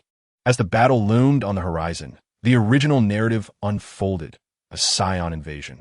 Clark, I'm unfamiliar with the application of this energy, called Chi. You have engaged with that individual named Dales for quite some time. Do you possess any insights? Alfred inquired. Bruce, although I have sparred with him numerous times, those were merely ordinary battles, and I remain uncertain about harnessing the energy of Chi, Superman remarked with a shrug. Well, it appears we must enlist a coach to provide temporary instruction, Batman replied. It seems we must seek out Mr. Zhou Feng once more. Shall you go, or shall I? Clark, this time, let your cousin Kara go as a negotiator, Batman suggested with a meaningful glance. Kara hardly knows him. They have only met once or twice. You want her to go? I have already made a trade with him. If we seek him again, we shall surely have to offer something additional. Kara is a girl, and at times, men find it difficult to refuse a girl's request. Come on, why not send your Catwoman or Batgirl instead? Bruce, while Kara is my cousin. She is merely 15, Superman expressed his dissatisfaction. Do not be angry, Clark. If Kara goes, we can have Mr. Zhou Feng assist us free of charge. You and I would inevitably have to offer something in return. Batman countered. Fine, I shall go myself and see if there is any Kryptonian technology to exchange. Superman declared before turning to leave. Observing Superman's departure, Bruce's lips curled into a sly smile. Knock, knock, knock. Once again, a series of knocks echoed from Mr. Zhou Feng's room. Hello, Mr. Zhou Feng, I am Superman. I have a matter for which I seek your assistance. What could Superman possibly require my help with? Zhou Feng pondered. Assuming it pertained to mastering the use of Qi, 200 spirit tree fruits should suffice for Superman and Batman's entire team. Please come in. Superman entered after pushing the door open. He politely shook Zhou Feng's hand and spoke, Mr. Zhou Feng. The fruits you provided have been consumed by all members of both teams. However, they struggle to adeptly wield Qi. Moreover, after acquiring the power of Qi, they find it somewhat uncontrollable. Would you be able to assist us? Indeed, assisting you is no problem. In exchange, could you provide me with some Superman serum? Zhou Feng inquired. Superman had previously indicated that this time, the Superman serum would be utilized as a strategic resource, concentrated to confront Darius. Guiding them in Qi usage would facilitate a more straightforward transaction for himself. Is it merely some Superman serum you require? That is no issue, Mr. Zhou Feng. But it will have to wait until this war concludes. Once it is over, I can provide you with 200 Superman serums, Superman responded. All right, it's a deal. By the way, Claude, you should join us as well. Teaching one is akin to teaching many. Your presence is inconsequential, and I shall provide you with a spirit tree fruit. This is the planetary version, the one with enhanced effects. You should consume one as well. We are about to confront Darius, and mastering the power of Qi will significantly augment our combat prowess. Having said this, Zhou Feng retrieved a red, spiky fruit from his storage space and handed it to Claude. Claude accepted it without any pretense. He reached out and accepted the fruit offered by the autumn equinox, savoring it with delight. This sensation was truly powerful. I felt my physical prowess enhance significantly, and the energy was remarkably potent. At that moment, Claude also released his own aura, a fiery white wave. Let's embark on this journey. In preparation for our training, I have utilized Kryptonian technology to construct a specially designed training ground. Exceptionally durable, Superman remarked. Is that so? I must admit, I am quite eager. The destructive capability of energy is formidable, especially among those who have consumed the fruit of the spiritual tree. With dozens training together, a single careless strike could potentially lead to the annihilation of a city, Zhou Feng responded. Superman, Zhou Feng, and Claude navigated through winding paths until they arrived at the newly established training facility. The space was evidently crafted with spatial folding technology, although situated within the watchtower. The interior was astonishingly vast, comparable to a small city. The surroundings were adorned with silver-white, unknown metals. These metals were forged from the core of a white dwarf star, possessing hardness several tens of thousands of times greater than any known metal on Earth, Superman elaborated. Excuse me, Superman, do you require any magical equipment or anything else? May I trade for some of this metal? Zhou Feng inquired. The metal refined from the core of a white dwarf star was something he desperately wished to acquire, hoping to present it to his main body to determine if it could be crafted into formidable artifacts or magical weapons. Magical items, you say? Mr. Zhou Feng, would your remarkable little wand be available for trade? Superman tentatively questioned. Certainly. A mere wand can transform even an ordinary person or someone unversed in magic into a master of sorcery, effortlessly wielding various elemental spells, teleportation magic, mental spells, curses, and blessings, Zhou Feng explained. You can wish upon the stars, and this magic still retains 4 wishes. Using it once to obtain a wand incurs no loss on my part. This metal, refined from the white dwarf star, would undoubtedly be of great utility to my main body. Huh, that is splendid. It is settled then. How many tons of this metal can you provide? Zhou Feng asked. The extraction process is not particularly complicated, but retrieving the core of a white dwarf star requires me to locate one. The last one I found yielded over 400 tons, and I have nearly exhausted it. If you can secure it, then Carla and I should be able to do the same. If we each find a white dwarf star and refine it, we could obtain at least 1,000 tons of this metal. In exchange, I shall provide you with that little magical wand, Zhou Feng proposed. Very well. Once this war concludes, I shall take Carla and you, Mr. Zhou Feng, to search for white dwarf stars in the cosmos. They are relatively abundant in the universe, Superman replied. That is wonderful. Rest assured, I will ensure that everyone becomes familiar with the manipulation of energy, at the very least ensuring that allies remain unharmed. Zhou Feng arrived at the training ground, gathering all the members who had consumed the spirit tree's fruit. He succinctly explained the origins of Qi and its fundamental manipulation. Over the next few days, he instructed them in the art of void dance and the basic application of shockwaves, ensuring they could at least manage the chi within their bodies. Time swiftly passed, and 3 days later, the scene shifted to Chapter 164, the onset of war. In the vastness of space, the Superman team, the Batman team, the Atlantean army, and the Amazonian warrior legion had boarded their spacecraft, arriving in orbit around Jupiter. In the distance, the colossal cosmic fleet of Darius was arrayed in formation. A sight to behold. Batman inquired whether to establish video communication with the opposing side. Connect them, Steel, he commanded. I, too, wish to see what they have to say. Steel nodded and pressed a button on his mechanical eye, projecting a virtual screen. On the screen appeared Darius and Sinestro. However, Darius looked entirely different from before. Once a robust figure around 6 feet tall with black hair, he now towered between 6'11" and 7 feet, his hair a striking crimson, and his eyes a blood-red hue that exuded terror. You are Darius. How have you transformed into this? Superman asked, astonished. Ha ha, humans often change. Wouldn't you agree? Let me tell you this. My power has seen an unprecedented enhancement. Are you familiar with the Lantern Corps? There are 7 spectrums in the universe, 7 legions. But no, the Red Lantern Corps and the Green Lantern Corps have been obliterated by me, leaving only 5 remaining. Ha ha ha. The Red Lantern's beast, Bloodrender, has merged with me, and now my strength is unparalleled. Prepare yourselves. You shall soon meet your doom, Darius declared. Ha ha ha. Superman and Hal, it seems you have uncovered my little trick. Hal, how disheartening that you removed my yellow lantern ring. I truly lament that, he continued.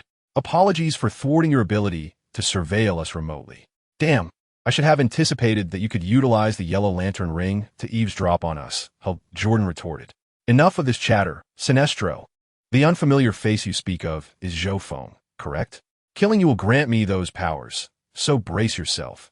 This time, you are doomed, Darius proclaimed. Before their encounter, Sinestro had relayed all the intelligence he had intercepted to Darius, who was exhilarated to locate Zhou Feng. Bring it on. Though you have fused with the Red Lantern's beast, Bloodrender, I can still defeat you. To avoid harming Earth, let's battle on Europa, where I shall beat you so thoroughly that you will regret your existence, Zhou Feng asserted, glaring at Darius, who can't boast. Even if you transform into a Super Scion and merge with the Red Lantern beast, I will still thrash you, he concluded. Ha! I hope a battle ensues soon. Your confidence remains unwavering. It seems that all members of the Justice League have acquired the power of Chi. You possess the fruit of the Spirit Tree, do you not? Soon, I shall seize all of those for myself. The Spirit Tree's fruits are destined to belong solely to me, declared Dales. If you possess the capability, come and take it. I have an even superior version of the Spirit Vegetables, retorted Zhou Feng defiantly. Enough of this banter, Dales and Sinestro. Our conflict is now inevitable. Come forth. Today we'll either witness your destruction of Earth or our triumph over you, proclaimed Superman. Hal, I offer you one final chance. Join me, and I shall grant you the position of vice leader of the Sinestro Corps, second only to Dales and myself, proposed Sinestro. No thanks. We shall defeat you, Sinestro. Just as we previously shattered your schemes, Hal promptly rejected. Why waste words with them? If you wish to vanquish me, come to Europa. With that, Dales transformed into a crimson beam of light, departing from his flagship and soaring towards Jupiter's moon, Europa. Leave Dales to me. You deal with the remaining minions. Zhou Feng also transformed into a white beam of light, charging towards Europa. Let us commence according to plan. Everyone, collectively unleash your chi blasts to assault their fleet. Then consume the Superman medication to confront them head-on. Kara and the others, you two should first head over to Zhou Feng, if support is needed. Immediately signal the 4 Eliminators, along with Superboy, Black Adam, Shazam, and Wonder Woman, to assist, instructed Batman. Be careful, Bruce. You are responsible for commanding the entire battlefield. Ensure Sinestro and his Yellow Lantern Corps are defeated. Dales is my concern for now. The 3 of us will proceed first. Should we falter, I will call for reinforcements. Superman stated before he and his cousin Kara transformed into 2 azure beams of light, soaring towards Europa. The heroes collectively assumed the stance for the Kamehameha and unleashed a shockwave. This was Zhou Feng's wicked whim. When teaching everyone to unleash chi blasts, he had imparted the methods of the Kamehameha. On the front lines, Dale's cosmic battleship was struck by the heroes' chi blasts, demonstrating the formidable strength of chi. One by one, the ships exploded upon impact. Countless alien legions were reduced to fragments, and in this critical moment for Earth's survival, the heroes cast aside any moral reservations regarding killing. This was a war that could only be won, not lost. Impressive, this assault is truly fearsome. Indeed, I feel as though each of us is a mobile cosmic artillery. No wonder Mr. Zhou Feng asserts that the power of Qi can annihilate planets. It is indeed potent. Any one of us could easily obliterate one of their warships with a mere flick. I sense that our army need not even engage. Oh, roar, haha. Let us go. Comrades, let us shatter it. Ha ha ha. Let us see who can destroy the most warships, cackled Harley Quinn madly. Do not charge too far ahead. Harley, prioritize safety. Batman advised with a shake of his head. The heroes collectively ingested the Superman serum, harnessing their newfound speed to launch themselves directly at the enemy spacecraft, aiming to dismantle their battleship with utmost determination. As Batman concluded his words, each hero transformed into a radiant white light, propelling themselves towards Dareth's warship. Oof. Do you think the outcome is already decided? All members of the Yellow Lantern Corps prepared for battle, vowing to annihilate every last one of them. Despite finding themselves at a disadvantage, their spirits remained unyielded. However, the power of this rage was indeed formidable. Once they acquired the essence of the spirit tree, they would organize a legion to consume its fruits, effortlessly dominating the entire universe. The two armies finally clashed head-on. Chapter 165. The Annihilator Corps in the vicinity of Jupiter's orbit. The Earth Alliance quickly confronted the Sinestro Dareth Legion. Although Dareth's forces boasted overwhelming numbers, the combat prowess of the Earth Alliance was enhanced by the Superman serum and the fruits of the spirit tree provided by Zhou Feng, rendering them significantly more formidable. Sinestro, today marks your demise. You will threaten Earth no more. We shall defeat you here, Hal Jordan declared resolutely. Get your best shot. I anticipate hearing the demise of that Zhou Feng, alongside Superman and his cousin, very soon. You have no idea what power I have acquired this time. Sinestro responded with unwavering confidence. Once he utilized the fusion of blood and the transformation into a blood-red primal super scion, Dareth's combat capabilities would escalate infinitely. Enough with the empty rhetoric, Sinestro. Let us see your true abilities in action. Wonder Woman retorted. Ha ha ha. Do you believe that possessing the power of rage guarantees your victory? My Yellow Lantern Corps now boasts a membership of 10,000. During our recent conquests across various planets with Dareth, we have encountered numerous talents, significantly bolstering the core strength, which now surpasses the combined might of the previous two Red Lantern Corps. Thousands of Yellow Lantern warriors, grinning menacingly, surged toward the Earth Alliance, utilizing their yellow light to conjure a myriad of weapons, manifesting cosmic monstrosities and unleashing energy attacks. However, these Yellow Lantern warriors had gravely underestimated the extent of the enhancement provided by the Superman serum and the power of rage to the Earth Alliance. Dozens of heroes capable of wielding this energy could effortlessly eliminate a Yellow Lantern Corps member with a mere strike. The Atlantean forces and Amazonian troops, enhanced by the Superman serum, grouped into teams of 5 or 6, swiftly hunted down Yellow Lantern warriors within moments. In no time, numerous warriors of the Sinestro Yellow Lantern Corps fell in battle. Haha, Sinestro, it appears the odds are not in your favor. We estimate that we will soon resolve the situation with you and your forces, and then we shall turn our attention to Dareth, Hal Jordan proclaimed. At this moment, Hal Jordan had donned a green space suit and ingested the superhuman serum, harnessing its energy to confront Sinestro. Without uttering a word, Sinestro summoned a monstrous creature resembling a centipede with his yellow power ring, sending it hurtling towards Hal Jordan. You shall soon regret your bravado, Sinestro declared. Hal skillfully evaded the creature's assault and retaliated with a shockwave, dispelling the illusory beast. Let us see your true abilities, Sinestro, he challenged. Sinestro commanded his alien forces. Open the hatches and deploy small craft to engage the Earth Coalition in space. We possess a decisive numerical advantage. Do not cluster together, lest we grant them the opportunity for mass destruction. In an instant, all alien troops surged forth from their battleships, akin to a swarm of locusts, descending upon the super serum-enhanced Earth forces. These diverse extraterrestrial beings comprised the Serval army assembled by Sinestro and Darius during their recent campaigns against other planets. With the arrival of this alien contingent, casualties began to mount among the Atlantean and Earth Coalition forces. The Amazonian warriors, capable of fending off individual foes, found themselves overwhelmed as the numbers swelled into the hundreds, compounded by the support of the Yellow Lantern Corps. Hold strong, sisters. If we falter, Earth will perish. Annihilate these alien vermin. Wonder Woman rallied. Onward, for the Amazons, the warriors collectively shouted. To Sinestro, these alien troops were mere cannon fodder, easily summoned at his whim. Presently, Darius ruled over countless planets, and he harbored no fear of attrition. Indeed, as the large-scale alien forces engaged in battle, the Earth Coalition began to suffer significant losses. This cannot continue, Batman, the Flash remarked as he approached his ally. I know Superman left me a contingency plan. Are you familiar with the exterminators? Batman replied, turning his head. But we only have 4 exterminators.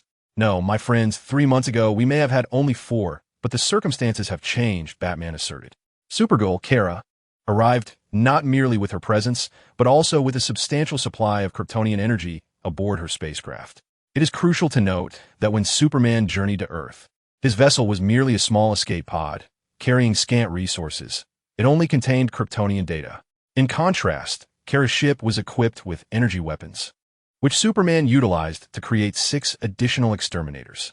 We now possess 10 annihilators, crafted from the energy of Superman's cousin's Kryptonian spacecraft. Before departing, Superman entrusted me with full command of these entities, and the moment has arrived for their deployment. Upon Batman's command, the 10 annihilators soared forth from the command center to engage in battle. The legion of annihilators, each nearly as formidable as Superman himself, entered the fray, dramatically altering the tide of the conflict. In mere moments, the alien forces of Drellis and Sinestro's Yellow Lantern Corps began to suffer significant casualties. Where did these wretches come from? At this rate, annihilation is merely a matter of time, Sinestro lamented, as Hal Jordan and Aquaman Arthur approached him. With a swift motion, Hal unleashed a shockwave that shattered the cosmic monster conjured by Sinestro's yellow ring, while Aquaman brandished his trident to strike at Sinestro. Weren't you just boasting about our imminent defeat? Aquaman taunted. Hal, Arthur, do not waste your breath on him. Eliminate him directly. We must assist Superman. Wonder Woman interjected, having already neutralized several of Sinestro's Yellow Lantern minions. You think the 3 of you can handle me? I have ruled countless planets and obliterated numerous worlds. My power of fear has only intensified, Sinestro declared, as the yellow ring on his hand began to emit a blinding light. It appears the time has come to unveil my ultimate trump card. Prepare to witness the true might of the Yellow Lantern's fear. Chapter 166. The colossal Yellow Lantern Beast, all surviving members of the Yellow Lantern Corps, gather at once to aid in the manifestation and formation of the planet-destroying beast.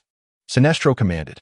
This was the culmination of their rehearsals, as all Yellow Lantern members united, channeling the immense energy of their rings to conjure a colossal monster the size of a planet.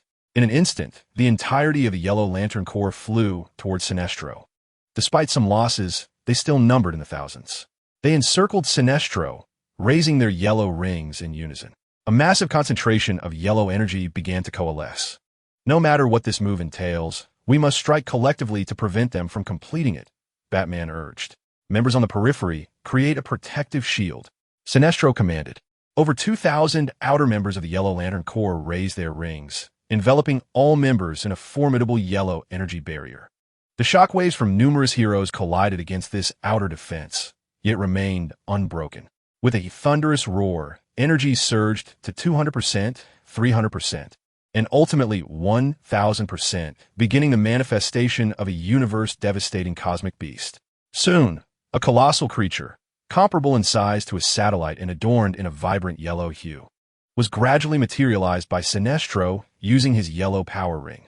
This beast bore a striking resemblance to a gargantuan dragon, its body bristling with spikes and featuring 3 menacing heads, each with a fearsome countenance alongside a pair of enormous wings.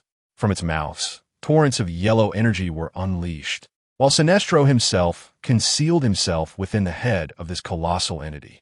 The other members of the Sinestro Corps occupied positions on its chest and wings. Ha ha ha! This is the might of the Sinestro Corps. You are all doomed. Sinestro cackled. Oh my, that creature is truly massive, Hal Jordan remarked. Cyborg, can you measure its size? Asked Batgirl. I conducted a quick measurement. This beast is somewhat larger than the moon, Cyborg replied, his eyes gleaming with a red light. Oh, splendid. Does anyone have any brilliant ideas on how to deal with this behemoth? Harley Quinn inquired. Everyone, remain calm. We shall collectively assault this creature, Batman ordered. Okay, it seems we are up against a cosmic beast larger than a planet. This is rather fortunate news, Wonder Woman stated.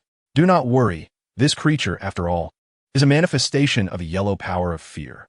We can prevail, Hal Jordan assured. Yet, he alone understood the dire reality. The strength of life forms conjured by the power rings was proportional to the power of their originators. With so many members of the Sinestro Corps under Sinestro's command, the resultant creature would likely possess formidable strength. Do not fret. All who can harness energy, gather together. The rest shall continue to eliminate the remnants of Sinestro's forces in this universe, Batman commanded. The battle plan is as follows. 10 annihilators created by Superman will engage the beast head-on, while the rest of us will collectively unleash energy attacks upon it, Batman detailed. Understood.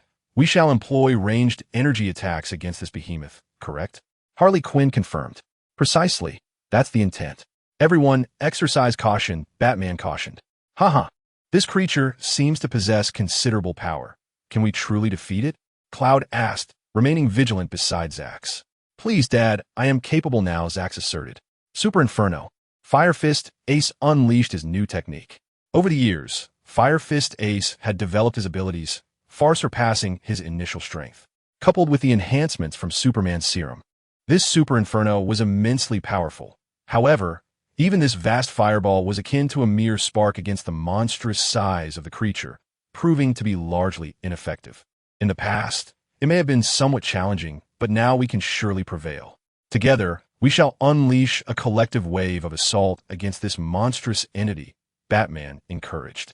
No sooner had Batman finished speaking than the colossal yellow beast, with 3 heads, simultaneously opened its mouths, gathering vibrant orbs of energy within. Those unable to harness the energy were ordered to retreat and disperse, Batman instructed. Despite his timely warning, it was slightly too late. 3 massive streams of yellow energy erupted from the creature's maw, instantly annihilating several spacecraft from Atlantis and the Earth Coalition. Damn it, what are you waiting for?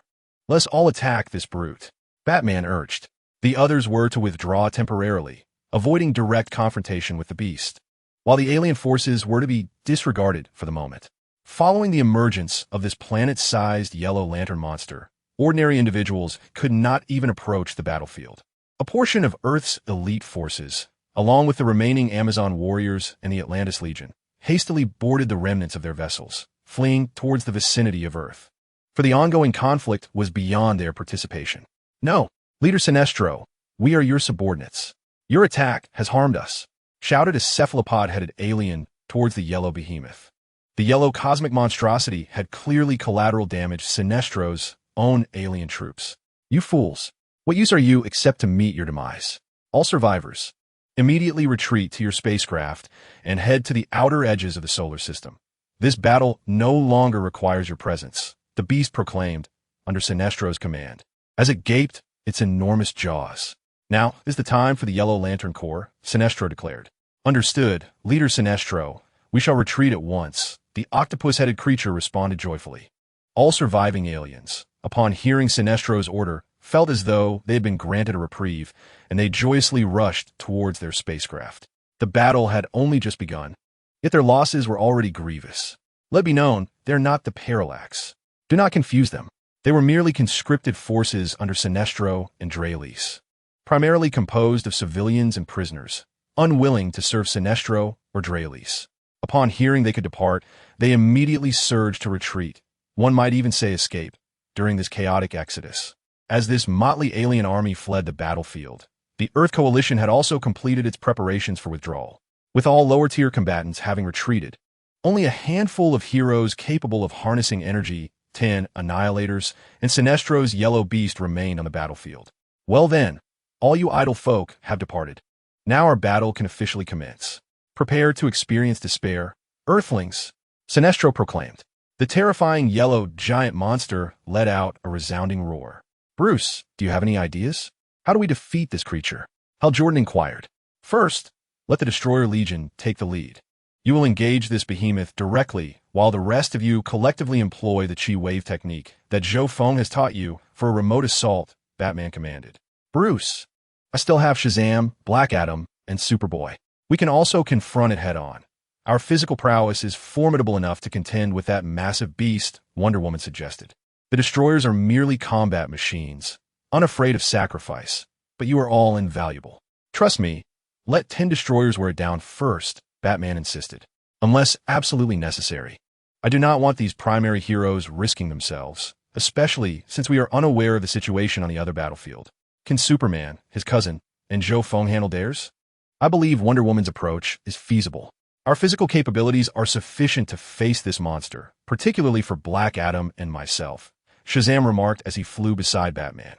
Black Adam, possessing the same power of Shazam, was indeed slightly stronger in combat than Superman. Moreover, after consuming the mystical fruit known as the Spirit Tree, his physique had significantly enhanced, rendering him even more powerful. No, we must adhere to my plan and let the destroyers lead the charge, Batman reiterated. If we can minimize casualties, we must strive to do so, with 10 destroyers dispersed to distract this colossal cosmic creature. Ample opportunities for attack have arisen for the other heroes. All the superheroes commenced their unique assaults on the cosmic monster, which lacked any special skills and merely retaliated with its chi wave. Ultimate War God Slash. Claude and Zack's father-son duo combined their ultimate techniques against the Yellow Lantern Giant. However, their dual ultimate war God Slashes inflicted minimal damage, merely severing a portion of its yellow energy armor. Please, this move is 100 times more potent than what I used previously, Claude exclaimed, his combat prowess significantly augmented after consuming the Morning Potion and the Spirit Tree fruit. Coupled with his son Zack's support, their attack felt like a mere pedicure to the giant monster. Is he stronger than the foes you faced before, Dad? Zack queried. My previous adversaries pale in comparison to this creature. I could effortlessly defeat Sephiroth now, but battling a monster as immense as this is a first for me, Claude replied. Shazam and Black Adam began to collaborate, unleashing magical lightning to assault the giant. 2 massive bolts of lightning struck the cosmic beast. Yet this attack proved as ineffective as the prior attempts. The ultimate martial god, dominating slash merely grazed the beast's skin. It must be noted that this colossal creature, formed by the collective assembly of the Yellow Lantern Corps, possesses an extraordinary level of both defensive and offensive capabilities. Is there anyone left with a secret weapon? Batman inquired. I have one more move, a technique I had conceived long ago, Fire Fist Ace replied. Then let us proceed without delay. My friend, do not dawdle.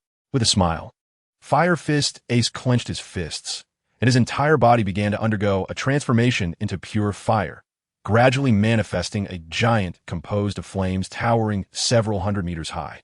I call this technique the Fire God, the Super Fire Giant, the Fiery Colossus proclaimed. Next comes the Super Flame Eruption. This technique is a mimicry of my former adversary, Admiral Akainu. However, Ace had no idea what the situation was like in his own world at that moment. The Fire Giant spread his arms wide, unleashing a torrent of flames that stretched for thousands of meters, igniting the Yellow Lantern Beast. The Super Flame Eruption, inspired by his past encounter with the Marine Admiral Red-Haired, showcased Ace's enhanced strength, a result of consuming the superhuman drug and the Spirit Tree fruit, allowing him to conjure such a massive fiery figure. Though this move would be undeniably spectacular on land, against a creature the size of a planet, it merely resembled a flicker of flame, proving to be of little consequence. This move is indeed powerful, Ace, but it seems rather ineffective, someone remarked. Step aside and witness my prowess. I have devised a formidable technique over the past few days, Wonder Woman declared, raising her Fire God sword. After gathering her strength, she unleashed a tremendous crescent-shaped wave of sword energy with a resounding shout. The sheer magnitude of this sword energy was terrifying, seemingly capable of cleaving the very heavens apart as it struck towards the beast's neck. However, the creature raised its right claw to defend, and the energy severed a portion of its claw instead. Oh, what a pity! I originally aimed for its head, Wonder Woman lamented. That was truly impressive. Diana, when did you master such a technique? Well done, Diana. We need more of that. After releasing the colossal sword energy, Wonder Woman floated in the vacuum of space, panting as she explained, I was once incapable of such a feat, but after consuming that spirit tree fruit, I learned to harmonize my energy with my divine power. I can now unleash it, but this technique consumes 80% of my strength. To utilize it again, I will need to rest for about an hour. That is already quite remarkable. My goodness, that strike severed one of its claws, exclaimed the Flash. I feel that with a few more hits, this giant will be finished. All right, we shall create an opportunity for you. In an hour, unleash your full strength, aimed precisely at Sinestro's head, Batman instructed. Chapter 168. The colossal yellow lantern beast of planet size, Feel despair. Heroes of Earth. Your assaults are akin to mere tickles against the monstrous entity formed from the amassed might of all the Yellow Lantern Corps. Sinestro declared arrogantly from the core of its head. Cease your bravado, Sinestro. If you possess the courage, eliminate us all. Once I have dealt with these 10 annihilators, it shall be your turn, he retorted, disregarding the hero's taunts to focus intently on controlling the colossal beast to confront the 10 annihilators. Batman, I have received a retreat signal from the Earth United Forces. What is the situation on your end? The voice of Lex Luthor resonated through the communication device. Luthor, is it you? How fares the situation on Earth? Wonder Woman inquired. Earth is managing well. Surprisingly, support has surged since your confrontation with the aliens, Luthor responded. Luthor, we have encountered unforeseen complications in battle. I have ordered the majority of our forces to withdraw. The Atlanteans, the Amazons, and a portion of the Earth United Forces should soon arrive. Many among them are wounded, and I need you to oversee their reception, Batman stated. Understood. I will attend to the injured promptly. What is the current status of the battle? Are you holding up? Lex Luthor queried. Currently, stability is maintained across Earth, with no significant issues arising. My primary concern remains the cosmic battlefield, as that conflict ultimately dictates the fate of our planet. It appears to have reached a stalemate. You should have seen from the satellite that Sinestro and the remaining members of the Yellow Lantern Corps have conjured a colossal monster the size of a planet. We are devising a strategy to confront this cosmic creature, Batman explained. Best of luck. By the way, what of Darius? We are still uncertain. They departed several hours ago. Darius was led away by Mr. Zhou Feng at the onset of the battle. Superman and his cousin Kara rushed to assist, but we lack further information, Batman replied. He indeed harbors grave concerns regarding the battlefield situation involving Darius. However, the individual named Zhou Feng appears remarkably confident in dealing with Darius. We hope they can resolve the matter swiftly and provide support here. The prowess exhibited by Zhou Feng during the battle on Mars was evident. We trust him.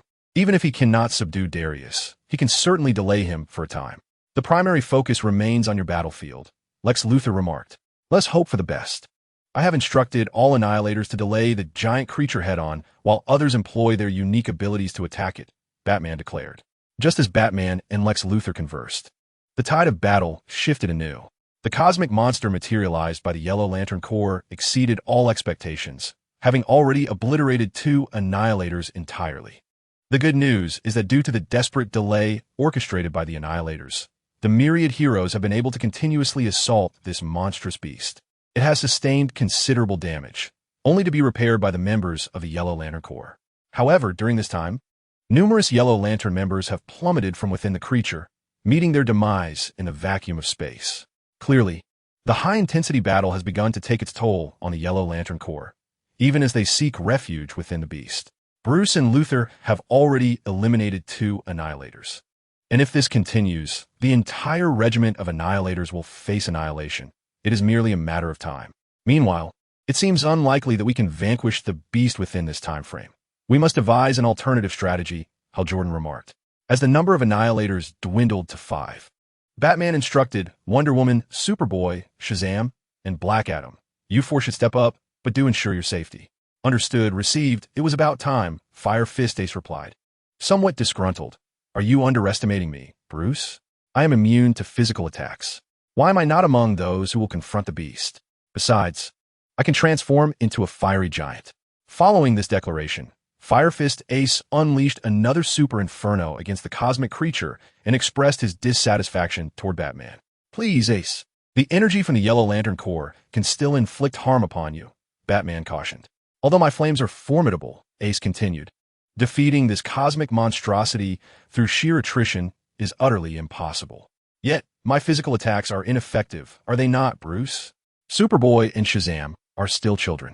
After consuming the Superman serum, my physical prowess is not significantly inferior to theirs. I shall take my turn shortly. Come on, Bruce, we are not the same as before. With the Superman serum, our physical capabilities, while perhaps slightly less than Superman's, are still formidable, especially since everyone here has also ingested Mr. Zhou Feng's miraculous fruit, Batgirl interjected. There's another option, everyone. We could each consume 10 tablets of the Superman serum at once, which would elevate our physical abilities to a new level. Montoya, the shared lover of Huntress and Batgirl, proposed. Have you lost your mind, Montoya? Such a method, once the effects wear off, would lead to your demise. Your physical constitution cannot withstand such an intake of the Superman serum, Batman immediately countered. It is not yet time for such despair. This approach is akin to suicide, and I doubt it would yield significant results. Batman promptly dismissed Montoya's suggestion. Everyone hold on. I have reinforcements. I will summon them immediately. They possess strength comparable to Superman, perhaps even exceeding it, Luthor declared before terminating the communication. It appears I must deploy my secret weapon earlier than intended, having initially hoped to keep it hidden for a while. Do we truly have another combatant with strength akin to Superman? I was unaware, Wonder Woman remarked. I too am curious as to who Lex Luthor will send to our aid, Batman added. At this moment, Luthor, have you finally resolved to take the risk of incurring Superman's wrath by unleashing the clone you have meticulously created? Meanwhile, on the other side of the Earth, Lex Luthor terminated the communication, turning away from the command center and descending in the elevator to his clandestine laboratory. After traversing several hidden chambers, Luthor arrived at the entrance of a mysterious incubation room. He entered a series of passwords, scanned his retina, and verified his fingerprint before the door to the incubation chamber swung open. Inside, 2 incubation pods lay in wait, filled with a verdant liquid. Cradling 2 life forms peacefully in slumber. One resembled an infant, while the other was a robust adult male with pallid skin. This unique Bizarro from an unjust universe possessed the same powers as Superman, including heat vision and cold breath. Can you guess the identity of the infant? Chapter 169. The cloning of the clone. These 2 clones represent Lex Luthor's secret arsenal. The smaller of the 2 is a clone derived from the genetic material of Darius and Superman, cultivated just a few months prior. Since Darius's second arrival on Earth a year ago, Luthor has recognized the immense potential of the Scion race, rivaling that of Kryptonians. Previously, Luthor had successfully cloned several iterations of Superman, the most notable being Superboy. Luthor is eager to witness the strength of the hybrid life form birthed from a union of the Kryptonian and the Scion races.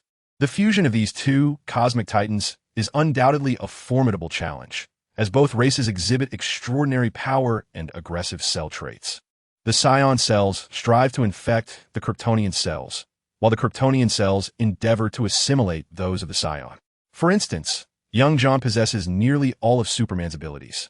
Most of the initial experiments ended in failure, and despite countless modifications to the cloning protocols, Luthor struggled to achieve a flawless genetic fusion. However, an unexpected incident during one experiment unveiled a peculiar atavistic phenomenon within the Scion cells, rendering them even more formidable. Luthor embarked on another cellular fusion experiment, during which the Scion cells began to dominate, seemingly intent on completely assimilating the Kryptonian cells. This provoked a vigorous counterattack from the Kryptonian cells.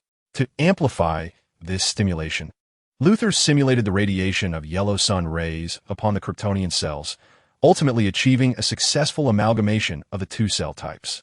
After innumerable attempts and failures, this solitary success remains, though it has only existed for a few months and is still in its infantile state. The infant has been born for several months, and Luthor estimates that it will take 4 to 5 years for him to reach maturity, with a complete and thorough cultivation possibly requiring 8 to 10 years. This being naturally possesses all the vital signs of both Scions and Kryptonians. With a furry tail, he can absorb the rays of yellow stars. It is almost unimaginable how powerful this little creature will become when he fully matures. Although he possesses immense potential, it is evident that he cannot partake in this battle. His aim is to nurture another entity within the cultivation tank. This entity is named Bizarro, a clone created 8 years ago from Superman's cells. Originally, He would require 2 more years to fully mature. But a few days ago, after Superman collected the remaining spirit tree fruits for himself, it was discovered that these fruits could hasten Bizarro's maturation. After administering a significant amount of spirit tree fruits to Bizarro, this clone has now fully matured.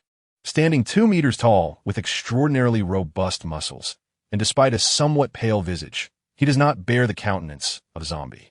I had initially planned to awaken you after this war, but clearly, time is of the essence. The Earth Coalition has found itself at a disadvantage. And should this battle fail, Earth itself could face destruction. Therefore, you must be activated, Luthor declared, standing before the immense glass tank.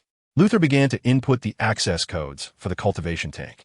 The supply of the cultivation fluid was cut off as the awakening program commenced. Mr. Luthor, please provide retinal authorization, voice authorization, and fingerprint authorization, a mechanical voice intoned. I am Lex Luthor. Hello, Mr. Luthor. Standard authorization has been successfully completed. Luthor directed his gaze toward the recognition system. Retinal recognition has been authorized. He extended his index finger to complete the final fingerprint authorization. Fingerprint authorization has been approved. The awakening program is now initiating. With a crackling sound, the red and green liquid within the tank began to be slowly drained, and the system automatically released stimulating awakening gases. Within the glass tank, a tall and pallid man gradually opened his eyes. Clone, I cannot provide you with extensive explanations at this moment. You are my creation. I am effectively your father. I am Lex Luthor, and you must strictly adhere to the commands I give you. Do you understand? Luthor stated. Father, Who am I? The pale giant slowly inquired. You currently do not have a name. I shall think of one for you later. Right now, Earth is facing an immense crisis, and you must save this world. Do you comprehend? Luthor responded. All right, I will listen to Father. I have prepared a new uniform for you. It is on the table over there. Please go and put it on. The clone nodded and approached a nearby table, where he discovered a deep blue Superman costume. Clumsily, he began to put on. Perhaps due to his ineptitude, or some unknown force, the clone ended up wearing the costume inside out, the iconic symbol completely inverted. Why are you wearing it like that? I don't know, he stammered. What abilities do you possess now? I need to conduct a simple test to determine if you have met my expected standards.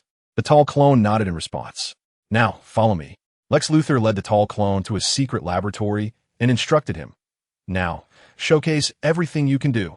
Yes, Father, replied the pale, towering clone, who was already turning crimson. He unleashed Superman's signature heat vision, followed by an icy breath that emanated from his mouth. That was not the end. After emitting red beams, the clone's eyes shot forth white rays, which were capable of causing massive explosions, albeit lacking the burning and cutting power of heat vision. Excellent. According to my calculations, your physical strength, defensive capabilities, and overall attributes are nearly on par with Superman's. And you have now also mastered the use of energy. This is quite a pleasant surprise. You may now set off. Lex took the clone to the observation tower's command center and pointed at the virtual screen. Do you see that enormous planet? It is called Jupiter, and there's a colossal yellow cosmic beast over there. That is your target. At all costs, even if it means sacrificing yourself, you must destroy it. Understood. I will destroy that beast at any cost, the clone declared before soaring from the observation tower toward the battlefield near Jupiter's orbit. You must win. Chapter 170. Superman's plea for help. Bruce, what is the situation? After the clone departed, Lex Luthor immediately activated the communication device to contact Batman, who was far in space. The situation is still unclear, Luthor. If this continues, there may be casualties, but we will ultimately prevail, Batman responded. I still have several powerful fighters who have not yet engaged directly. I will wait until that yellow beast has eliminated all remaining annihilators before sending Superboy, Wonder Woman, Shazam, and Black Adam into battle. The consequence of this strategy is that there may indeed be casualties among the four, with the weakest Superboy being at risk. Bruce, listen. I have dispatched my reinforcements. I recall telling you that I secretly created a clone of Superman. Originally, he would have taken 2 more years to fully develop. But with the fruit of the spirit tree, I shortened the time by using only 10 fruits, Lex Luthor informed Batman. So, Luthor, have you finally decided to unleash this secret weapon of yours? Batman inquired. At times, Luthor's character bears a striking resemblance to my own. He prefers to be thoroughly prepared for any undertaking, often devising multiple contingencies. The existence of this clone was merely a vague suspicion on my part. Yet I was astonished to discover that Luther had indeed brought it to fruition. Observing Luther's confidence, it is apparent that this clone possesses formidable strength. This predicament is unavoidable. In the aftermath, Superman is likely to be exceedingly angry. Throughout these years, he has regarded me as his closest friend. While I have secretly created a clone behind his back, Luther lamented. Superman has already shown a willingness to change significantly. He should not be excessively enraged, Batman remarked. We cannot dwell on that now. I have moved past it. This clone stands at 2 meters tall, with skin as pale as death, clad in Superman's uniform. Furthermore, he mistakenly wore the uniform inside out when he ventured out, which should make him easily identifiable, Luther added. Understood. Upon his arrival, I will assign him an appropriate task. Batman responded. You must ensure victory, Bruce. I have done all that I can. This clone was originally intended as our trump card against Superman. I understand, Luther. Your sole responsibility now is to secure things and withdraw the coalition from Earth. The rest will be left to us. Rest assured, should you face defeat, I will rally the remaining forces of Earth to wage a desperate battle against Darkseid, and I shall sow the seeds of vengeance. I shall take my leave now, Bruce. What exactly are these seeds of vengeance that Luther speaks of? What is happening, Bruce? Were you just on the phone with Luther? Wonder Woman inquired. Indeed, we are about to receive a powerful ally, one whose strength rivals that of Superman. Strength comparable to Superman? Is there another Kryptonian? Wonder Woman asked curiously. Almost. He is a clone of Clark, secretly created by Lex Luthor, Batman replied. What? That scoundrel Luthor? How dare he betray us like this? I must ensure he pays for his treachery when we return, Wonder Woman said, somewhat indignantly. However, at a critical moment, Luthor has also sent him to join the fray. This is not the time for infighting. Having an additional strong ally is beneficial for us, Batman asserted. On the battlefield, the yellow cosmic monstrosity has eliminated 2 more annihilators, leaving only 6 remaining. Everyone hold your ground. Observe the members of the Sinestro Corps closely. They are at the end of their rope. If we can prolong this confrontation, victory shall undoubtedly be ours, Hal Jordan encouraged. We can continue to fight him for 3 days and nights. Oh, this behemoth is remarkably resilient. What is that approaching? The heroes quickly turned to look. A blue figure, draped in a red cape, soared from a distance and crashed forcefully into the yellow monster. Superman? Clark, is that you? You have finally arrived, Clark. The blue figure collided forcefully with a massive yellow beast, the tremendous impact causing the creature as large as a planet to stagger back several steps. A gaping hollow formed in its body, from which dozens of Yellow Lantern members tumbled forth. Well done, Clark, someone exclaimed. Wait, if you look closely, that's not Clark. Goodness, his skin is so pale, and the symbol on his chest is inverted. Finally, someone discerned the discrepancy. Fear not. He is a secret weapon created by Lex Luthor in collaboration with Superman, essentially a clone of the Man of Steel. His strength is not significantly inferior to Superman's, and Luthor has sent him to aid us. He is our ally. It was crucial not to dampen morale.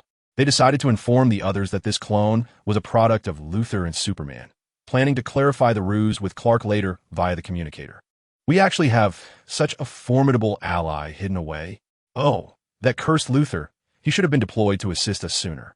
Father, my father sent me to help you defeat this yellow monstrosity, the clone stammered.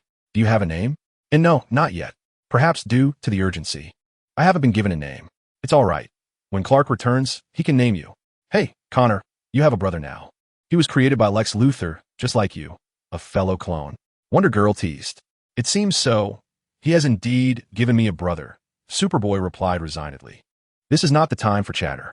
Listen up, Superboy, Wonder Woman, and you, Shazam, Black Adam, along with the clone. You 5 will advance together and coordinate with the 6 Annihilators to launch a frontal assault on that beast, Batman instructed. Understood. Let's go, everyone. With the involvement of the clone Superman, the tide of battle began to turn in favor of the Earth Coalition, the cosmic beast gradually losing its momentum. Damn that Darius. What on earth is he doing? Hasn't he dealt with those 3 yet? Sinestro said, clearly irritated. Just as victory seemed near, a communication channel connected to Batman's earpiece. Ahem. Bruce, I know this may not be the best time, but could someone send someone over? We're struggling to hold our ground here, came the voice of Superman himself. Have you found yourselves at a disadvantage? Where's Mr. Zhou Feng? How is he faring? Batman inquired. If we were at a disadvantage, I wouldn't bother you. Ahem.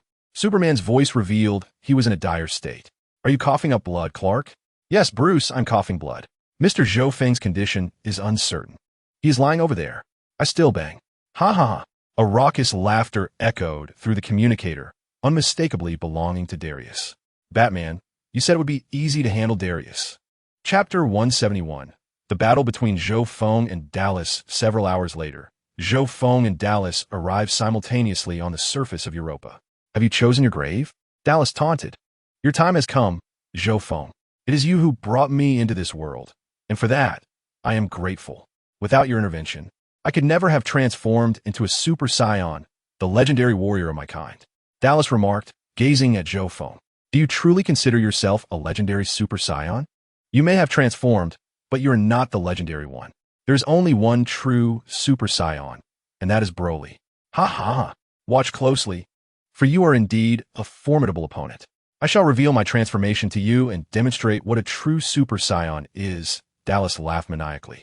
As a scion, Dallas was not foolish. He could sense Zhou Feng's immense power and swiftly transformed into a super scion. With a resounding boom, Dallas's crimson hair and eyebrows turned golden, his gaze becoming razor-sharp. This is going to be interesting, Zhou Feng thought, charging forward without a moment's hesitation. The two engaged in a fierce exchange of blows, their fists colliding with tremendous force. At this moment, Superman and Supergirl, Kara, also arrived on the scene. Kara, should we intervene? Superman inquired. Let's observe the situation first. I believe Mr. Zhou Feng can handle himself for now, he replied, watching the intense struggle unfold. Coming from another universe, Zhou Feng appeared to possess a deep understanding of Dallas, exuding confidence in his ability to overcome him. Thus, Superman decided to conserve his strength and await the outcome. With a cold smirk, Dallas charged at Zhou Feng, who raised his fist to meet him head-on. With a resounding crash, Dallas's form surged forward with remarkable speed, only to be sent hurtling back like a deflected ball, crashing to the ground and leaving a long trail in his wake. Zhou Feng's power had been amplified twice by divine energy, rendering him even more formidable. The already powerful body of the Bizarro Superman, enhanced by divine strength, now exuded immense might.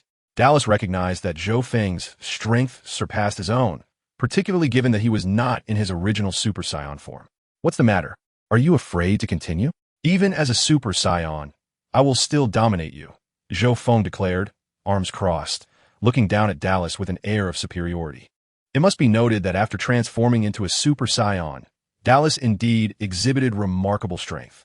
However, he remained merely a Scion, and his physicality could not rival that of Kryptonians. A significant part of his ability to overpower Superman likely stemmed from the fact that the Superman from his universe was comparatively weaker. Impressive. Are you of the same lineage as that Superman? Rising once more, Dales inquired. Indeed, I'm also a Kryptonian, and I shall demonstrate some other abilities shortly, said Zhou Feng with confidence. Be cautious, my cousin. Within this fellow resides an immensely powerful force. Kara cautioned. Cough, cough. Worry not. I am well aware. I have already resolved to regard you as my cousin. Dales replied, exasperated. Ah, it is merely a pity. To acquire that wondrous artifact, I must regrettably eliminate you. Otherwise, the temptation of having you as my subordinate is indeed significant, Dales remarked. You must be mistaken if you think I would accept being under your command, Zhou Feng retorted. You are formidable, Zhou Feng, but do you believe this to be the extent of my power? Dales asserted. In an instant, Dales moved, positioning himself before Zhou Feng, a similarly potent aura erupting from him. The two engaged in a battle at an imperceptible speed. The clash of their powers reverberated. Yet it was primarily Zhou Feng who struck Dales, with Dales rarely landing a blow in return. With each hit, Dales' fury intensified. The speed of Kryptonians was astonishing, nearing the speed of light. Though perhaps not reaching it, their velocity was still hundreds of times that of sound. Suspended in mid-air, a formidable energy gathered between Dale's palms, and concurrently, the aura emanating from him surged. Subsequently, a wave of energy akin to the Kamehameha descended forcefully towards the ground. Zhou Feng, unperturbed, surged forward, relying on his superlative Kryptonian physique, rendering such an attack trivial. With a swift motion akin to an active volleyball, he effortlessly batted the energy blast away. Rubbing his wrist, Zhou Feng realized his hand had grown slightly numb. Dales, if this is all you possess, I shall swiftly send you to the afterlife. I have yet to even employ a weapon, Zhou Feng declared. Is this truly his full power? Remarkable. Kara marveled. Kara, the might I wield is the energy. Have you not noticed? Ever since we consumed the fruit, the power of Ki has been enhancing our bodies, Superman remarked. Clark had recently discovered that since ingesting the fruit of the Tree of Spirits, his strength had been amplified, his physical abilities elevated to a new level, effectively doubling his power. He now felt confident in his ability to defeat Dales in his Super Saiyan form. What? I had not realized that. I have only been on Earth for 3 months. Absorbing stellar radiation has already enhanced my physique at an exponential rate. Yet after consuming that fruit, I felt little change. Kara replied. Superman shook his head, feeling somewhat helpless. His cousin truly possessed a touch of naivete. However, this is quite agreeable. Henceforth, you shall eternally reside in the splendid world I have devalued for you. Remarkably, it appears I have underestimated you. I had thought no one could compel me to unleash this power. Dales abruptly halted and declared, Come now, cease your grandiloquence, my friend. Unleash all that you possess. I shall respond in kind, Zhou Feng retorted. Very well. Soon you shall witness the extent of my newly acquired power, a force even I struggle to control. You shall serve as my sacrificial offering, Dales proclaimed. Puffed. Such bluster. Unless you can transform into a Super Saiyan god or the like, Zhou Feng scoffed. Chapter 172. The Defeat of Zhou Feng, Transcendence. Ha ha ha. I shall allow you to experience what true despair is, what genuine cruelty entails. Dales cackled with a bloodthirsty sneer. Dales clenched his fists at his waist, beginning to unleash an immense surge of energy. Mr. Zhou Feng, quickly, thwart him. He may be on the verge of a new transformation. Do not let him succeed. Superman urged. Do not fret, Clark. Trust in my ability to handle this. Zhou Feng replied confidently. Dales's aura intensified, his once golden hair gradually shifting to green, muscles swelling dramatically, straining against his attire. His formerly upright hair erupted in an explosive manner. Is this transformation the Super Saiyan, third stage? Trunks, Cell, and Goku have previously utilized this form. While it dramatically amplifies strength, it also significantly drains stamina. Moreover, it tends to slow one's speed, and since this fellow's speed was already inferior to mine, what purpose does this transformation serve? Is he merely turning himself into a target? Dales once again elevated his energy. His height, originally 2 meters, surged to 2 meters and 40 centimeters, enveloping the entire moon of Europa in his overwhelming aura as the heavens began to shift in color. Wait a moment. This does not resemble the Super Saiyan third stage transformation. That form does not exude such a formidable presence. Damn it. It just struck me that this resembles Broly's legendary transformation from the heated battle in the Super Battle film. Although it bears a striking resemblance to the Super Saiyan third stage, muscles expanding exponentially. This transformation increases one's height by 30 to 40 centimeters and multiplies their weight 3 to 4-fold, all while conserving stamina and enhancing speed. Furthermore, it possesses a remarkable ability. As one's energy escalates, so too does their strength. This transformation is the fabled warrior of the Saiyan race, manifesting once every 1,000 years, a berserker, bloodthirsty, and combative. Yet Dales is not Broly. Although his hair has turned a blood-red hue and his stature has increased, this is due to his fusion with the Red Ribbon Army's Blood Butcher. How could he possibly have access to the legendary Super Saiyan transformation? The protagonist had just confidently asserted that he was not the fabled Super Saiyan, only to be swiftly proven wrong. The notion of a legendary Super Saiyan is indeed a formidable mindset to contend with. I recall from the latest cinematic installment that Broly, in a mere few hours, transitioned from being overpowered in his Super Saiyan form to dominating the Super Saiyan Blue. Even the once invincible Gogeta, who had reigned supreme for decades, could only subdue him by transforming into Super Saiyan Blue. This transformation of the Super Saiyan is the epitome of true power, capable of infinitely augmenting one's energy, and in terms of raw strength, even Super Saiyan Blue pales in comparison. Darius did not afford Zhou Feng much time to ponder. His transformation was complete. Before Zhou Feng stood a towering figure, approximately 2.5 meters tall, exuding a blood-green luminescence, his physique bursting with muscle. Darius's originally green hair was now adorned with a crimson sheen, and his eye sockets were devoid of pupils. All right, Zhou Feng, prepare to bleed profusely. Darius cackled ominously.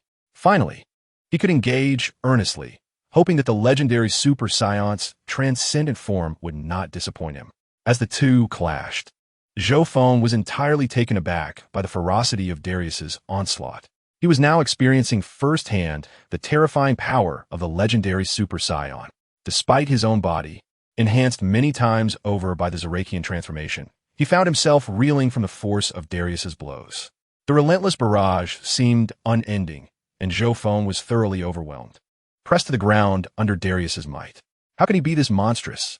I completely overestimated his strength, yet I still underestimated him. But could he blame himself?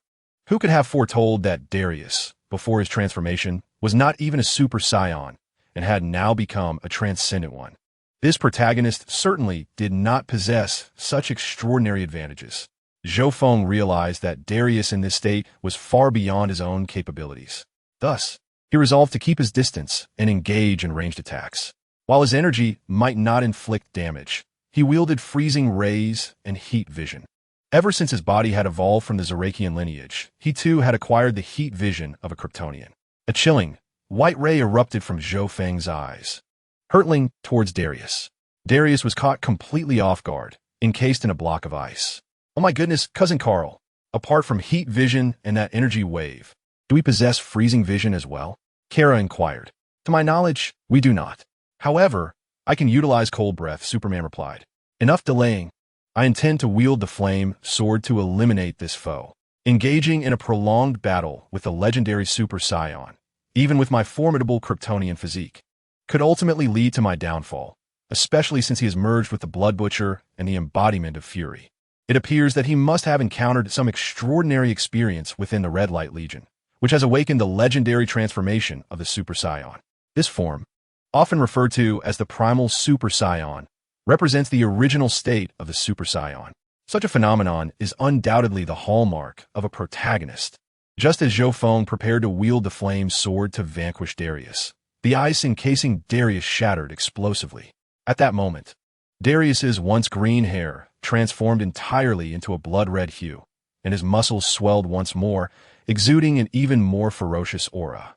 Without uttering a word, Darius charged forward, delivering a powerful punch to Zhou Feng's chest and seizing his hair to strike his head violently with his knee. Zhou Feng was utterly stunned, feeling a sharp crack as the bones in his chest broke.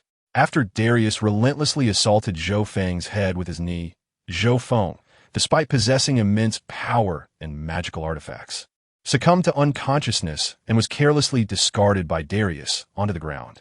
Now that this fellow is taken care of, it's your turn, Darius cackled maniacally, drenched in blood. As he turned to Superman and Kara. Kara, I will take the offensive and hold him off. You check on Mr. Zhou Feng's condition, Superman instructed. All right, Kararipiet, albeit with a hint of trepidation. Subsequently, Superman charged in and exchanged several blows with Darius, yet he was no match for him. At that moment, Superman sought assistance from Batman, as hope in others was dwindling. Cousin Zhou Feng, are you all right? Zhou Feng faintly sensed someone shaking him, but his head throbbed painfully. Alas, the situation had escalated tremendously.